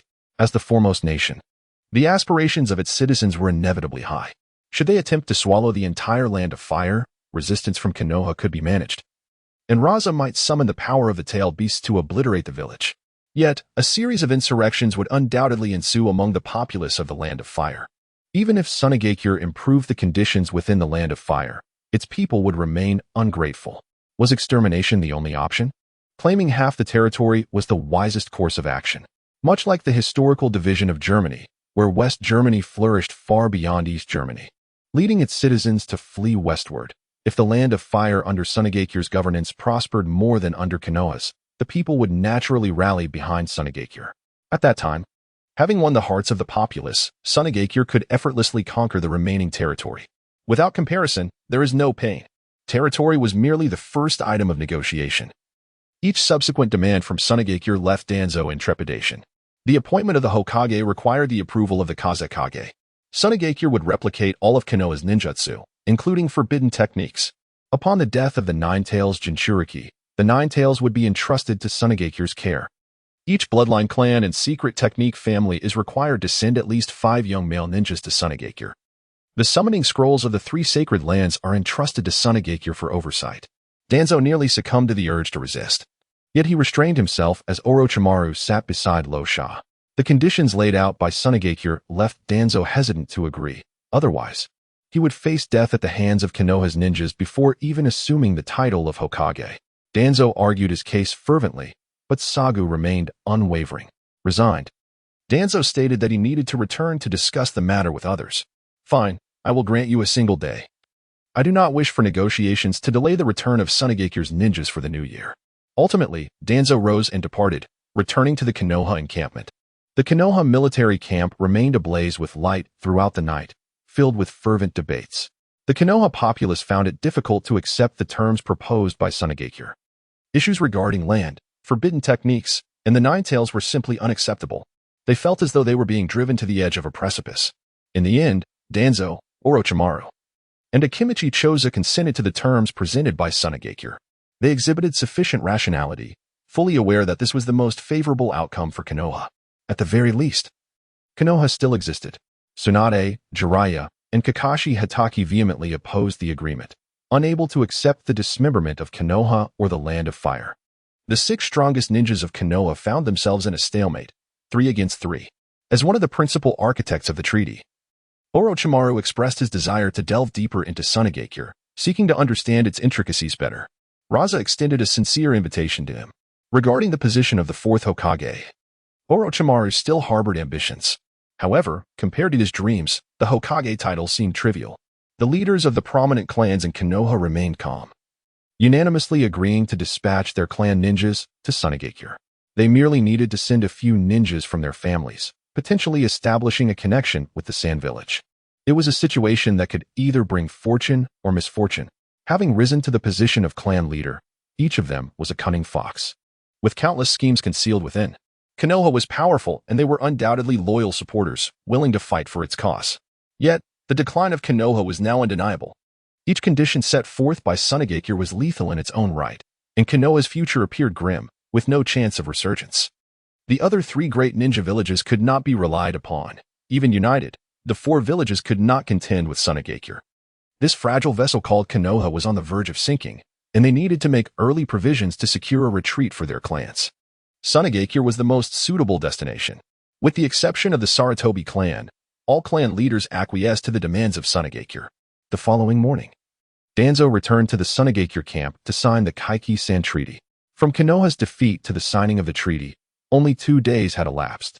The ninjas of Sunagakure hurriedly packed their belongings, racing back to their village before the new year. The news of the battle at Kaiki-san spread throughout the ninja world, leaving the other 3 great villages speechless, not to mention the smaller ones. This was Konoha, a village that even the combined forces of the 3 great villages could not conquer. Konoha had been single-handedly defeated by Sunagakure, and the Hokage was swiftly vanquished. Had it not been witnessed firsthand, no one would dare to believe it. On the battlefield of the Land of Water, Iwagakure and Kumogakure lost their will to continue fighting and retreated to their villages. The Land of Water finally breathed a sigh of relief as they restored order after the war. Lasting 2 years and 4 months, the Second Great Ninja War had come to a definitive conclusion. Following the war, each village began to engage in diplomatic efforts. Noki was the first to step forward, boasting extravagantly. I knew it. Rasha has always been clever since childhood. I recognized long ago that he would undoubtedly become the second god of the ninja world. After all, Senja Hashirama was merely playing in the mud at 11. He cannot be compared to Rasha. The ninjas of Iwagakure felt a flush of embarrassment at Noki's words. Noki was well aware of the connection between the spirit and Rasha. Mei was a spirit, and being associated with Rasha, it was sufficient to extol his virtues. As for Sagu, Noki did not mention him at all. Under Naki's lavish praise, Rasha was hailed as the second god of the ninja world, though his acclaim was not widespread. Just after Noki had spoken, Mizukawa quickly followed suit. Mizukawa first showered Rasha with compliments, acknowledging his status as a god of the ninja world, and then declared an alliance between Sunagakure and Kirigakure, stating that the Mist Village would follow in the footsteps of the Sand Village. Elder AI felt targeted. Why were both Iwagakure and Kirigakure aligning with Sunagakure? The hidden leaf has recently suffered defeat, leaving only the hidden cloud yet to express its stance. Arabi fervently urged and persuaded Elder AI to extend an olive branch to the hidden sand, advocating for the signing of the Sand Cloud Alliance Treaty. Elder AI, though somewhat simplistic, is not devoid of intelligence. He initiated discussions, hoping for an alliance between the hidden cloud and hidden sand on equal footing. Upon hearing the phrase equal status, Shaku, without a moment's hesitation, terminated the video conference, disregarding Elder AI altogether. Staring at the black screen in bewilderment, Elder AI, filled with rage, smashed his fist onto the table, shattering it. How dare he look down upon me? But what was there to reminisce about? The two had never been acquainted. Now, it is the hidden cloud that seeks favor from the hidden sand. Elder AI attempted once more to reconnect the video conference, but Shaka swiftly hung up again. Shaka resolved to let the hidden cloud stew for a while. Those unable to discern the situation do not deserve his attention. After all, he is now the father of the god of shinobi. Pride swelled within Shaku as he reflected on how the tables had turned. Elder AI had come to him in desperation. Chapter 111. New Year. The date has now turned to January 1st, 32 years into the era of the hidden sand. And the village celebrated the new year with great enthusiasm. Xiangling took residence in the household of Luo Sha, with his quarters conveniently located next door. The atmosphere in Rasha's home is remarkably lively, with Shagu, Nami, Rasha, Scorpion, Nagato, Yehiko, Konan, and Kankuro, totaling 8 individuals. Muwo serves as the 9th resident. Upon learning that Muwo is a psychic-type legendary Pokémon, Nagato excitedly exclaimed, "I must capture a Muwo someday." Rasha, however, has resolved not to acquire a second Pokémon of the same type until all legendary Pokémon have manifested. The emergence of a second Muwo may be a distant prospect, perhaps not arriving until the Year of the Monkey. Yet, rather than dampen Nagato's enthusiasm, Rasha offered encouragement. After all, the future remains uncertain. Who knows, perhaps one day fortune will smile upon him, and he will draw Muwo in a lottery. Xiao AI, did you hear that? Nagato wishes to have Mutuo. The Crimson Sand suggests madness. Xiao AI feigns death. This is a child's dream, and its realization entirely rests upon you. Could you not even express a semblance of acknowledgement? Luo Sha made it abundantly clear that he was beginning to exert pressure. Meanwhile, Xiao AI continued to feign ignorance. Xiao AI, penny-pinching host, you could easily spend your own money. During the festive days of the new year, Luo Sha's home was inundated with guests, their gifts overflowing into 2 entire rooms. On the 3rd day of the new year, Chio insisted on bringing her grandson to visit, tossing the scorpion into Luo Sha's arms before turning away with the dazed Wang. The scorpion was adorned in a vibrant red outfit, its hair festooned with a large bow, resembling a New Year gift. The scorpion and Luo Sha exchanged a bewildered gaze, the scorpion looking at Luo Sha with an expression of utter despondence. Being the only one in the family able to comprehend Chio's peculiar thought processes, the scorpion could fathom her bizarre ideas. His foolish father remained oblivious, completely unaware despite having been drugged multiple times by his grandmother. His mother showed no signs of pregnancy, lacking the time to bear a child amidst the chaos of war. Now that the battle had concluded, Chio was exceedingly anxious and had reignited her plans for a second child. For the past 3 days, the scorpion had thwarted Chio's intentions, sleeping nestled between Jialuoluo and Ling, making it impossible for Chio to execute her plans. Thus, on the 3rd day of the new year, Chio personally packed the scorpion and delivered it to Luo Sha's residence. The scorpion wore a look of grievance, questioning what wrong it had committed. Under Luo Sha's devoted care and indulgent feeding, the scorpion had grown plump and healthy, turning 4 just after the new year. The scorpion was raised with great affection by Luo Sha, who held a particular fondness for it. To illustrate, it was as if Nagato received one share, while the scorpion received another, the same for Konan and the scorpion, and likewise for Yehiko and the scorpion. Luo Sha cradled the scorpion, gazing into its pitiable little eyes, and tenderly stroked its crimson head. "Oh, scorpion, if it truly comes to it, calling me father would suffice." The expression on the scorpion's face faltered, revealing an almost lifeless gaze. "Ah, how amusing," he chuckled. "In truth, aside from our age difference, I believe we are quite compatible in every other aspect. Should you call me father, if I were to have a son with red hair in the future, I would entrust him to your care, and you would be his godfather." As the tension escalates, the hidden dagger reveals itself amidst the entangled emotions. The scorpion attempts to break free from the embrace of Luo Sha. Yet the 4-year-old possesses no means of resistance. Once again, a look of despair washes over the scorpion's face. Why do both grandmother and brother Luo Sha have such peculiar thought processes? It is utterly baffling. If you long for your parents, brother will take you to find them. However, should you ever reconsider your stance, do not forget to inform me. How can Jialuoluo compare to me? I am the wealthiest individual in Sand Hidden Village. In the future, as you aspire to become a puppet master, rest assured that your father will cover all necessary expenses. And as for spirits, which one do you desire? I can even procure divine beasts for you. Rasha commenced an analysis of the pros and cons, contemplating the prospect of fatherhood. Brother Rasha, my scorpion yearns for evolution. The scorpion, sensing the conversation's impending direction, hastily interjected to divert the topic. Otherwise, he might genuinely become enamored with the idea. Here. Take this as a New Year's gift from your brother. Luo Sha rummaged through the system backpack and discovered a premier sharp fong nestled in a remote corner, which he promptly handed over to Scorpion. Does your EV aspire to evolve into a specific form? Sylvian, I adorn EV with a soothe bell by day and remove it by night, eagerly awaiting its evolution. Scorpion attempted to untie the bow headband atop her head, but was halted by Luo Sha. Scorpion, Grandma Chio bestowed that headband upon you, symbolizing good fortune. It must not be undone. Luo Sha casually chatted, with such adorableness.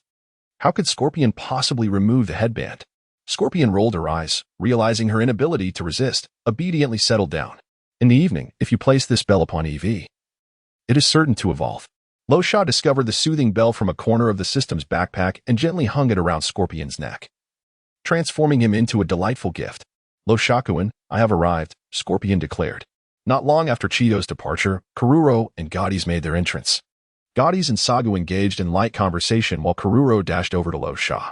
At that moment, the little creature on Karuro's shoulder, Isuzu, still sported a bow tied around its tail and a petite red hat atop its head. Isuzu had grown accustomed to this adornment, yet it was reluctant to have the bow untied. During its stay in Suna Hidden Village, Isuzu had frolicked with Karuro's spirits, swum in the oasis, and basked in the sunlight in Luo Sha's garden, relishing a life of comfort and joy. It had completely fallen in love with Suna Hidden Village. Happy New Year, Scorpion, Karuro exclaimed, producing a large red envelope and presenting it to Scorpion. Scorpion shook it lightly. It was rather heavy. A wealthy benefactor. Scorpion mused. The puppeteering profession, after all, is a costly endeavor. Without hesitation, Scorpion placed the envelope in its pocket, but upon realizing it was too small, it promptly entrusted the envelope to Luo Sha. Brother Luo Sha, please keep this safe for me. When I grow up, I will reclaim it. Of course, it is only natural for parents to safeguard their children's New Year gifts. Luo Sha placed the money into the spatial scroll without any psychological burden, safeguarding it for Xia. Shortly thereafter, Zhong Yi and Yecang also arrived at Luo Sha's residence. Xiao Chongming quietly rested upon Zhong Yi's head, remaining perfectly still. It too had been brought out to celebrate the New Year, adorned with a small red hat similar to that of Yifu. Rosa rose with Scorpion in her arms, and the five of them made their way to the backyard. The spirits of the group also gathered there. Pascadola obediently followed behind Banjira, receiving a look of appreciation from Banjira in return. Subsequently, Banjira led Pascadola to pay their respects to the new leader, Mutwo. 34 spirits encircled the area to pay homage, creating a magnificent spectacle. With such a formidable leader present, what was there to hesitate about? Other spirits yearned to pay their respects but had yet to find the opportunity. Only Psyduck remained oblivious to the reason for the gathering. Psyduck, simply drawn by the lively atmosphere, waddled over to squeeze into the circle, standing by Mutwo's feet. Mutwo seemed quite pleased. It enjoyed having underlings, a trait inherited from Rosa. The 6 shadow-level spirits from the new island habitat were its subordinates, and now it had gained an additional 33 followers. Although their strength varied, their potential was promising, and Mutwo did not turn them away. This was the essence of bonds. Chapter 112. Nami and Milotic during the New Year festivities. Shagu and Nami entertained guests in the front hall, while Rosa leisurely enjoyed her time in the backyard. Nagato, Yahiko, Konan, and Kagaya ventured out to visit, making daily trips to the orphanage. Initially, Rosa had brought back 17 infants from the hidden Whirlpool village. Now, the eldest among them was 6 years old, while the youngest was merely 3. They were raised collectively in the orphanage, known as the Sand Hidden Home of Love, which Rosa had consistently monitored. After all, these were the 17 red-haired children that Rosa had rescued. How could she not care? Nagato and Kagaya took this matter to heart, donating their pocket money and New Year's gifts to the orphanage, with Konan following suit. Yahiko, however, indulged himself daily and struggled to save any money.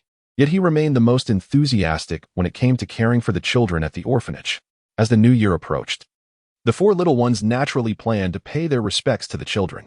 Of course, their gifts were not limited to the Whirlpool clan. They brought presents for all the children at the Home of Love. The Whirlpool clan, descended from the Otsutsuki Kagaya, possessed a unique constitution, and Rosa intended to establish the Whirlpool clan in Sand Hidden Village, with Nagato serving as the first clan leader. The Whirlpool ninjas were renowned for their talent in sealing techniques.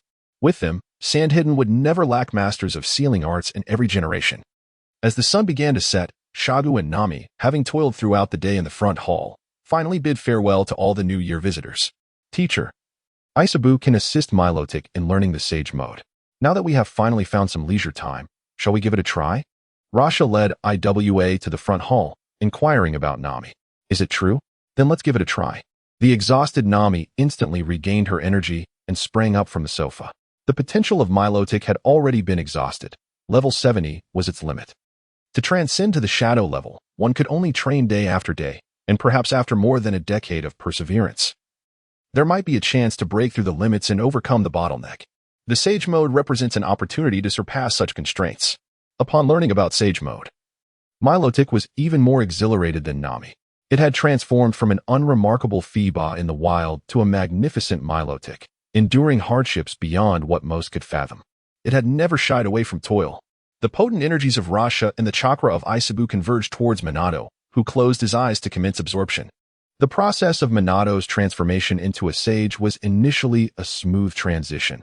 However, as his momentum surged, approaching the threshold of shadow-level mastery, an unforeseen complication arose. Minato let out a pained roar, the degree of petrification escalating rapidly, with a significant portion of his body already turned to stone. Nami's heart ached at the sight of Minato's suffering. Isabu, cease this, Rasha implored, yet was halted by Minato himself. No, continue. Luo Sha fell silent. The process of entering the Sage Mode was barely halfway complete, yet a significant portion of his body had already turned to stone, signifying an undeniable failure. If he were to proceed, Minas would inevitably transform into a mere statue. The degree of petrification was far too advanced, rendering even the power of J-Band incapable of salvaging the situation. Rasha cast her gaze upon Nami, who was entangled in a whirlwind of emotions. Upon seeing the resolute eyes of Minato, she finally spoke. Proceed. I have unwavering faith that Minato can prevail. Time slipped away, and the extent of Minato's petrification intensified. Only its head remained untouched. Minato's will was remarkably strong, causing the rate of petrification to decelerate as it reached its head. Yet, it was still too late. At this moment, tears streamed down Nami's face. Minato, do you remember our first encounter? Back then, you were the sovereign of the river and sea habitats. You said, to earn your recognition, I must be defeated in a fair battle. However, I could not best you. I was fortunate to gain your approval, as you graciously allowed me to triumph. Subsequently, we served as priests at the River God Temple, aiding the faithful who came to pray. Together we upheld justice, driving away the nobles who oppressed the common people. When the land of rivers fell into turmoil, we constructed soup kitchens, distributing sustenance to the refugees. You once confided in me that you could not forget the ugly fish of the river and sea habitats. You were their sole pillar of support. You asserted that you never believed in fate, evolving from a humble fish into Minato, enduring countless hardships to reach this day. The heavens were unjust to you. Yet you never cursed them. Your ire was directed solely at your own perceived weakness. Your kindness and strength are remarkable, despite having suffered humiliation in your frail state. You still chose to safeguard the vulnerable once you became powerful.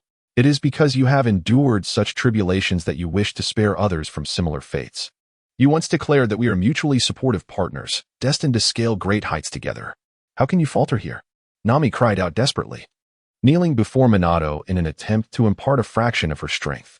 At this moment, Saga stood silently to the side, realizing that he had never shown sufficient concern for his companions. He was perpetually occupied with his duties, while the Steel Serpent trained the troops alone. The Fire Camel remained within its territory, never seeking him out unless necessary, and though the Blaziken accompanied him daily, he seldom took the time to inquire about its well-being. He was not a worthy trainer. Rosa remained silent, astonished by the profound bond that had developed between Nami and Minas in just 2 months. The petrification had already enveloped Minas's eyes, extending to her final antennae. It was a failure. The atmosphere fell into a momentary stillness before an intense aura emanated from Minus. Nami lifted her gaze, her eyes filled with hope as she looked towards Minus. Yet, Minus had already transformed into a lifeless statue, devoid of any movement. The aura was of shadow level. Minus had surpassed that threshold, but the petrification could not be undone. It was a success, yet simultaneously a failure. The voice of Muo echoed, causing Nami's heart to sink as she shielded her face, breaking down in tears. Is there still a way? Rosa ceased the flow of the power of eternity, murmuring softly. The authority of life. Rosa, you possess the essence of life. The wings of life. Luo Sha immediately thought of the crimson artifact, the feather of life, which possesses the power to resurrect the deceased. Luo Sha has become invincible in the ninja world. The resurrection effect of this item is rendered useless to him. Furthermore, while the item is inanimate, the spirit is alive, and it must be utilized when necessary. After all, it can still be obtained in the future. Without hesitation, Rasha summoned Rayquaza. Extracting the life feather from within Rayquaza, he carefully placed it upon Milotic's petrified statue. A golden red flame flickered across the stone surface as Nami ceased her weeping, her gaze fixed unwaveringly upon the sculpture. The petrification began to recede visibly, revealing the smooth skin and shimmering scales beneath. As time passed, the stone's grip weakened further until, at last, not a trace remained. A brilliant golden-red radiance erupted, illuminating the entire chamber. The spectral form of Ho-Oh manifested briefly as the life feather disintegrated into nothingness. When the light faded, Milotic stirred, its eyes fluttering open. It drifted toward Nami, coiling its tail gently around her hand. Ah, Milotic. Nami embraced her companion, reveling in its softness. Then, turning to Rasha, she bowed deeply at the waist. Rasha, thank you. Milotic mirrored the gesture, lowering itself respectfully behind her. Master's wife, it was my duty, Rasha replied. Had I the means to heal Milotic, I would never withhold them. He paused, then added, as for Blastoise, refrain from attempting Sage Mode for now. Wait until your strength reaches Elite Jonin level. It would be far safer. Rasha promptly assisted Nami to her feet. After all, she was his elder, and such trivialities were unnecessary. Nami did not refuse his help, for she dared not allow the water turtle to attempt the Sage Mode. While strength is paramount, life holds even greater value. Chapter 113, The Commendation Ceremony Date, January 15th, 32nd year of Sand Hidden Village. This morning, all the ninjas within the confines of the Sand Hidden Village flocked towards the Shoha Square, situated on the western edge of the village. Shoha Square is the largest plaza in Sand Hidden, capable of accommodating 30,000 ninjas. Many wore expressions of excitement and anticipation, hastening towards the square with eager steps. For today marked the commendation ceremony. In the heart of the plaza stood a towering dais adorned with a crimson carpet. The village was not lacking in gold. The entire floor of the square was gilded, and the dais was crafted entirely from gold. Surrounding it were numerous spectator stands where ninjas sat or stood, whispering and engaging in lively discussions. At precisely 9 o'clock, Shagu, donned in the garb of the Wind Shadow, ascended the stage accompanied by 12 high-ranking officials from Sand Hidden. Chiyo was notably absent. As the supreme commander of the Great War, her efforts were commendable, making her one of the key figures of the ceremony. As Shagu took the stage, the crowd fell into an immediate hush, all eyes fixed upon him. He commenced with a fervent speech, extolling the will of the sand. The younger audience members listened intently, their faces flushed with excitement. Shagu's oratorial prowess was learned from Rosha's writings, although he had grasped but a fraction of Rosha's essence. It proved sufficient to captivate the youth. Upon concluding his address, Jades took the stage as the host. Clearing his throat, he proclaimed, Ninjas, we gather here today for this commendation ceremony to celebrate our victory over Konoha, vanquishing the former hegemon of the ninja world. Now, we, the Sand Hidden, stand as the foremost ninja village. In the future, we shall forever remain the premier ninja village. Celebrate, rejoice, for the wind shall ever protect us, and the will of the sand endures. As his words echoed, the square erupted into prolonged applause and cheers. Once the clamor subsided, Jades commenced the awards. Beginning with the first ninja, Luo Sha, a 12-year-old master of magnetic ninjutsu and a jonin, stands as the cornerstone of Sunagakure's rise and the architect of the Pokémon era. Revered as the Lord of Sandstorm and the god of the ninja world, he has led his Pokémon to vanquish formidable foes such as Might Guy, an elite of the Konoha village, and swiftly dispatched the Third Hokage, Sarutobi Hiruzen. While inflicting heavy losses upon thousands of Konoha shinobi, his military exploits renowned. Today, Sunagakure officially bestows upon Luo Sha the esteemed title of Fourth Kazekage. With his ascension to the role set to commence upon his 16th birthday, the proclamation by Gades ignited a fervor among the masses, the square initially enveloped in silence, soon erupting into a deafening chorus of jubilant cheers. In the realm of Sand Hidden, Luo Sha's status is on par with that of Shagu, perhaps even surpassing it. Following Luo Sha's ascension to the ranks of shadow-level power, Shagu has been actively promoting Luo Sha's reputation. Behind the scenes, Shagu unveiled Luo Sha's contributions and even refined them in the later stages, nearly deifying Luo Sha in the process. The fact that Pokémon were brought forth by Luo Sha is a well-known secret among the Sand Hidden community. The ninjas of Sand Hidden privately refer to Luo Sha as the father of Pokémon. At this moment, all present gaze at Luo Sha with eager anticipation. Luo Sha felt the overwhelming gaze of admiration from the Sand Ninjas, a burden too heavy to bear. He had been unaware of this in advance. Luo Sha gazed at Shagu, who displayed a smug glint in his eyes. "Old Ding, do you truly wish to retire?" At this moment, Luo Sha was not preoccupied with the passage of time.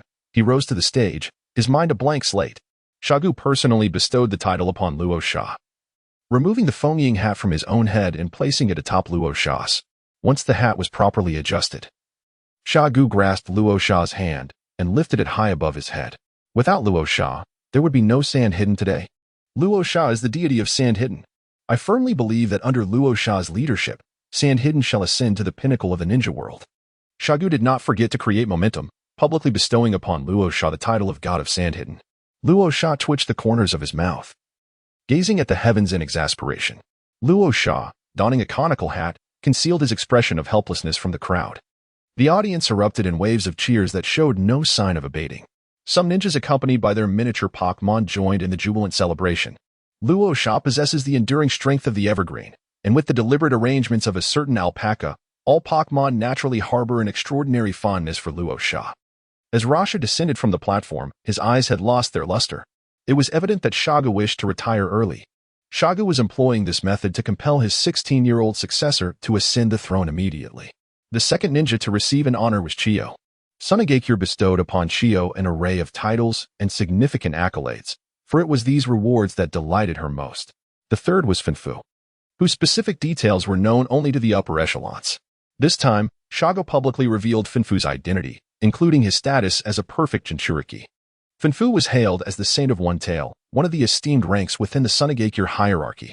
Subsequently, several ninjas took the stage, including Karura, Suya, and Yezakura.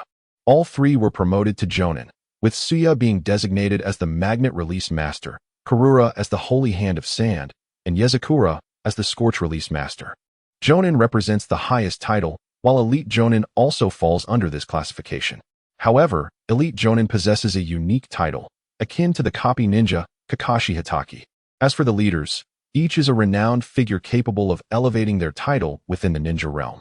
For instance, the mere mention of Magnet Release Master conjures the image of a formidable leader. The entire awards ceremony lasted several hours, with ninjas taking the stage in successive groups. Once the ninja accolades concluded, Rasha ascended to honor the Pokémon. In the northern part of Sunagakure, a palace was erected, known as the Pokémon Hall of Fame. Every Pokémon that achieved the level of a leader could leave their mark within the hall and earn their own title.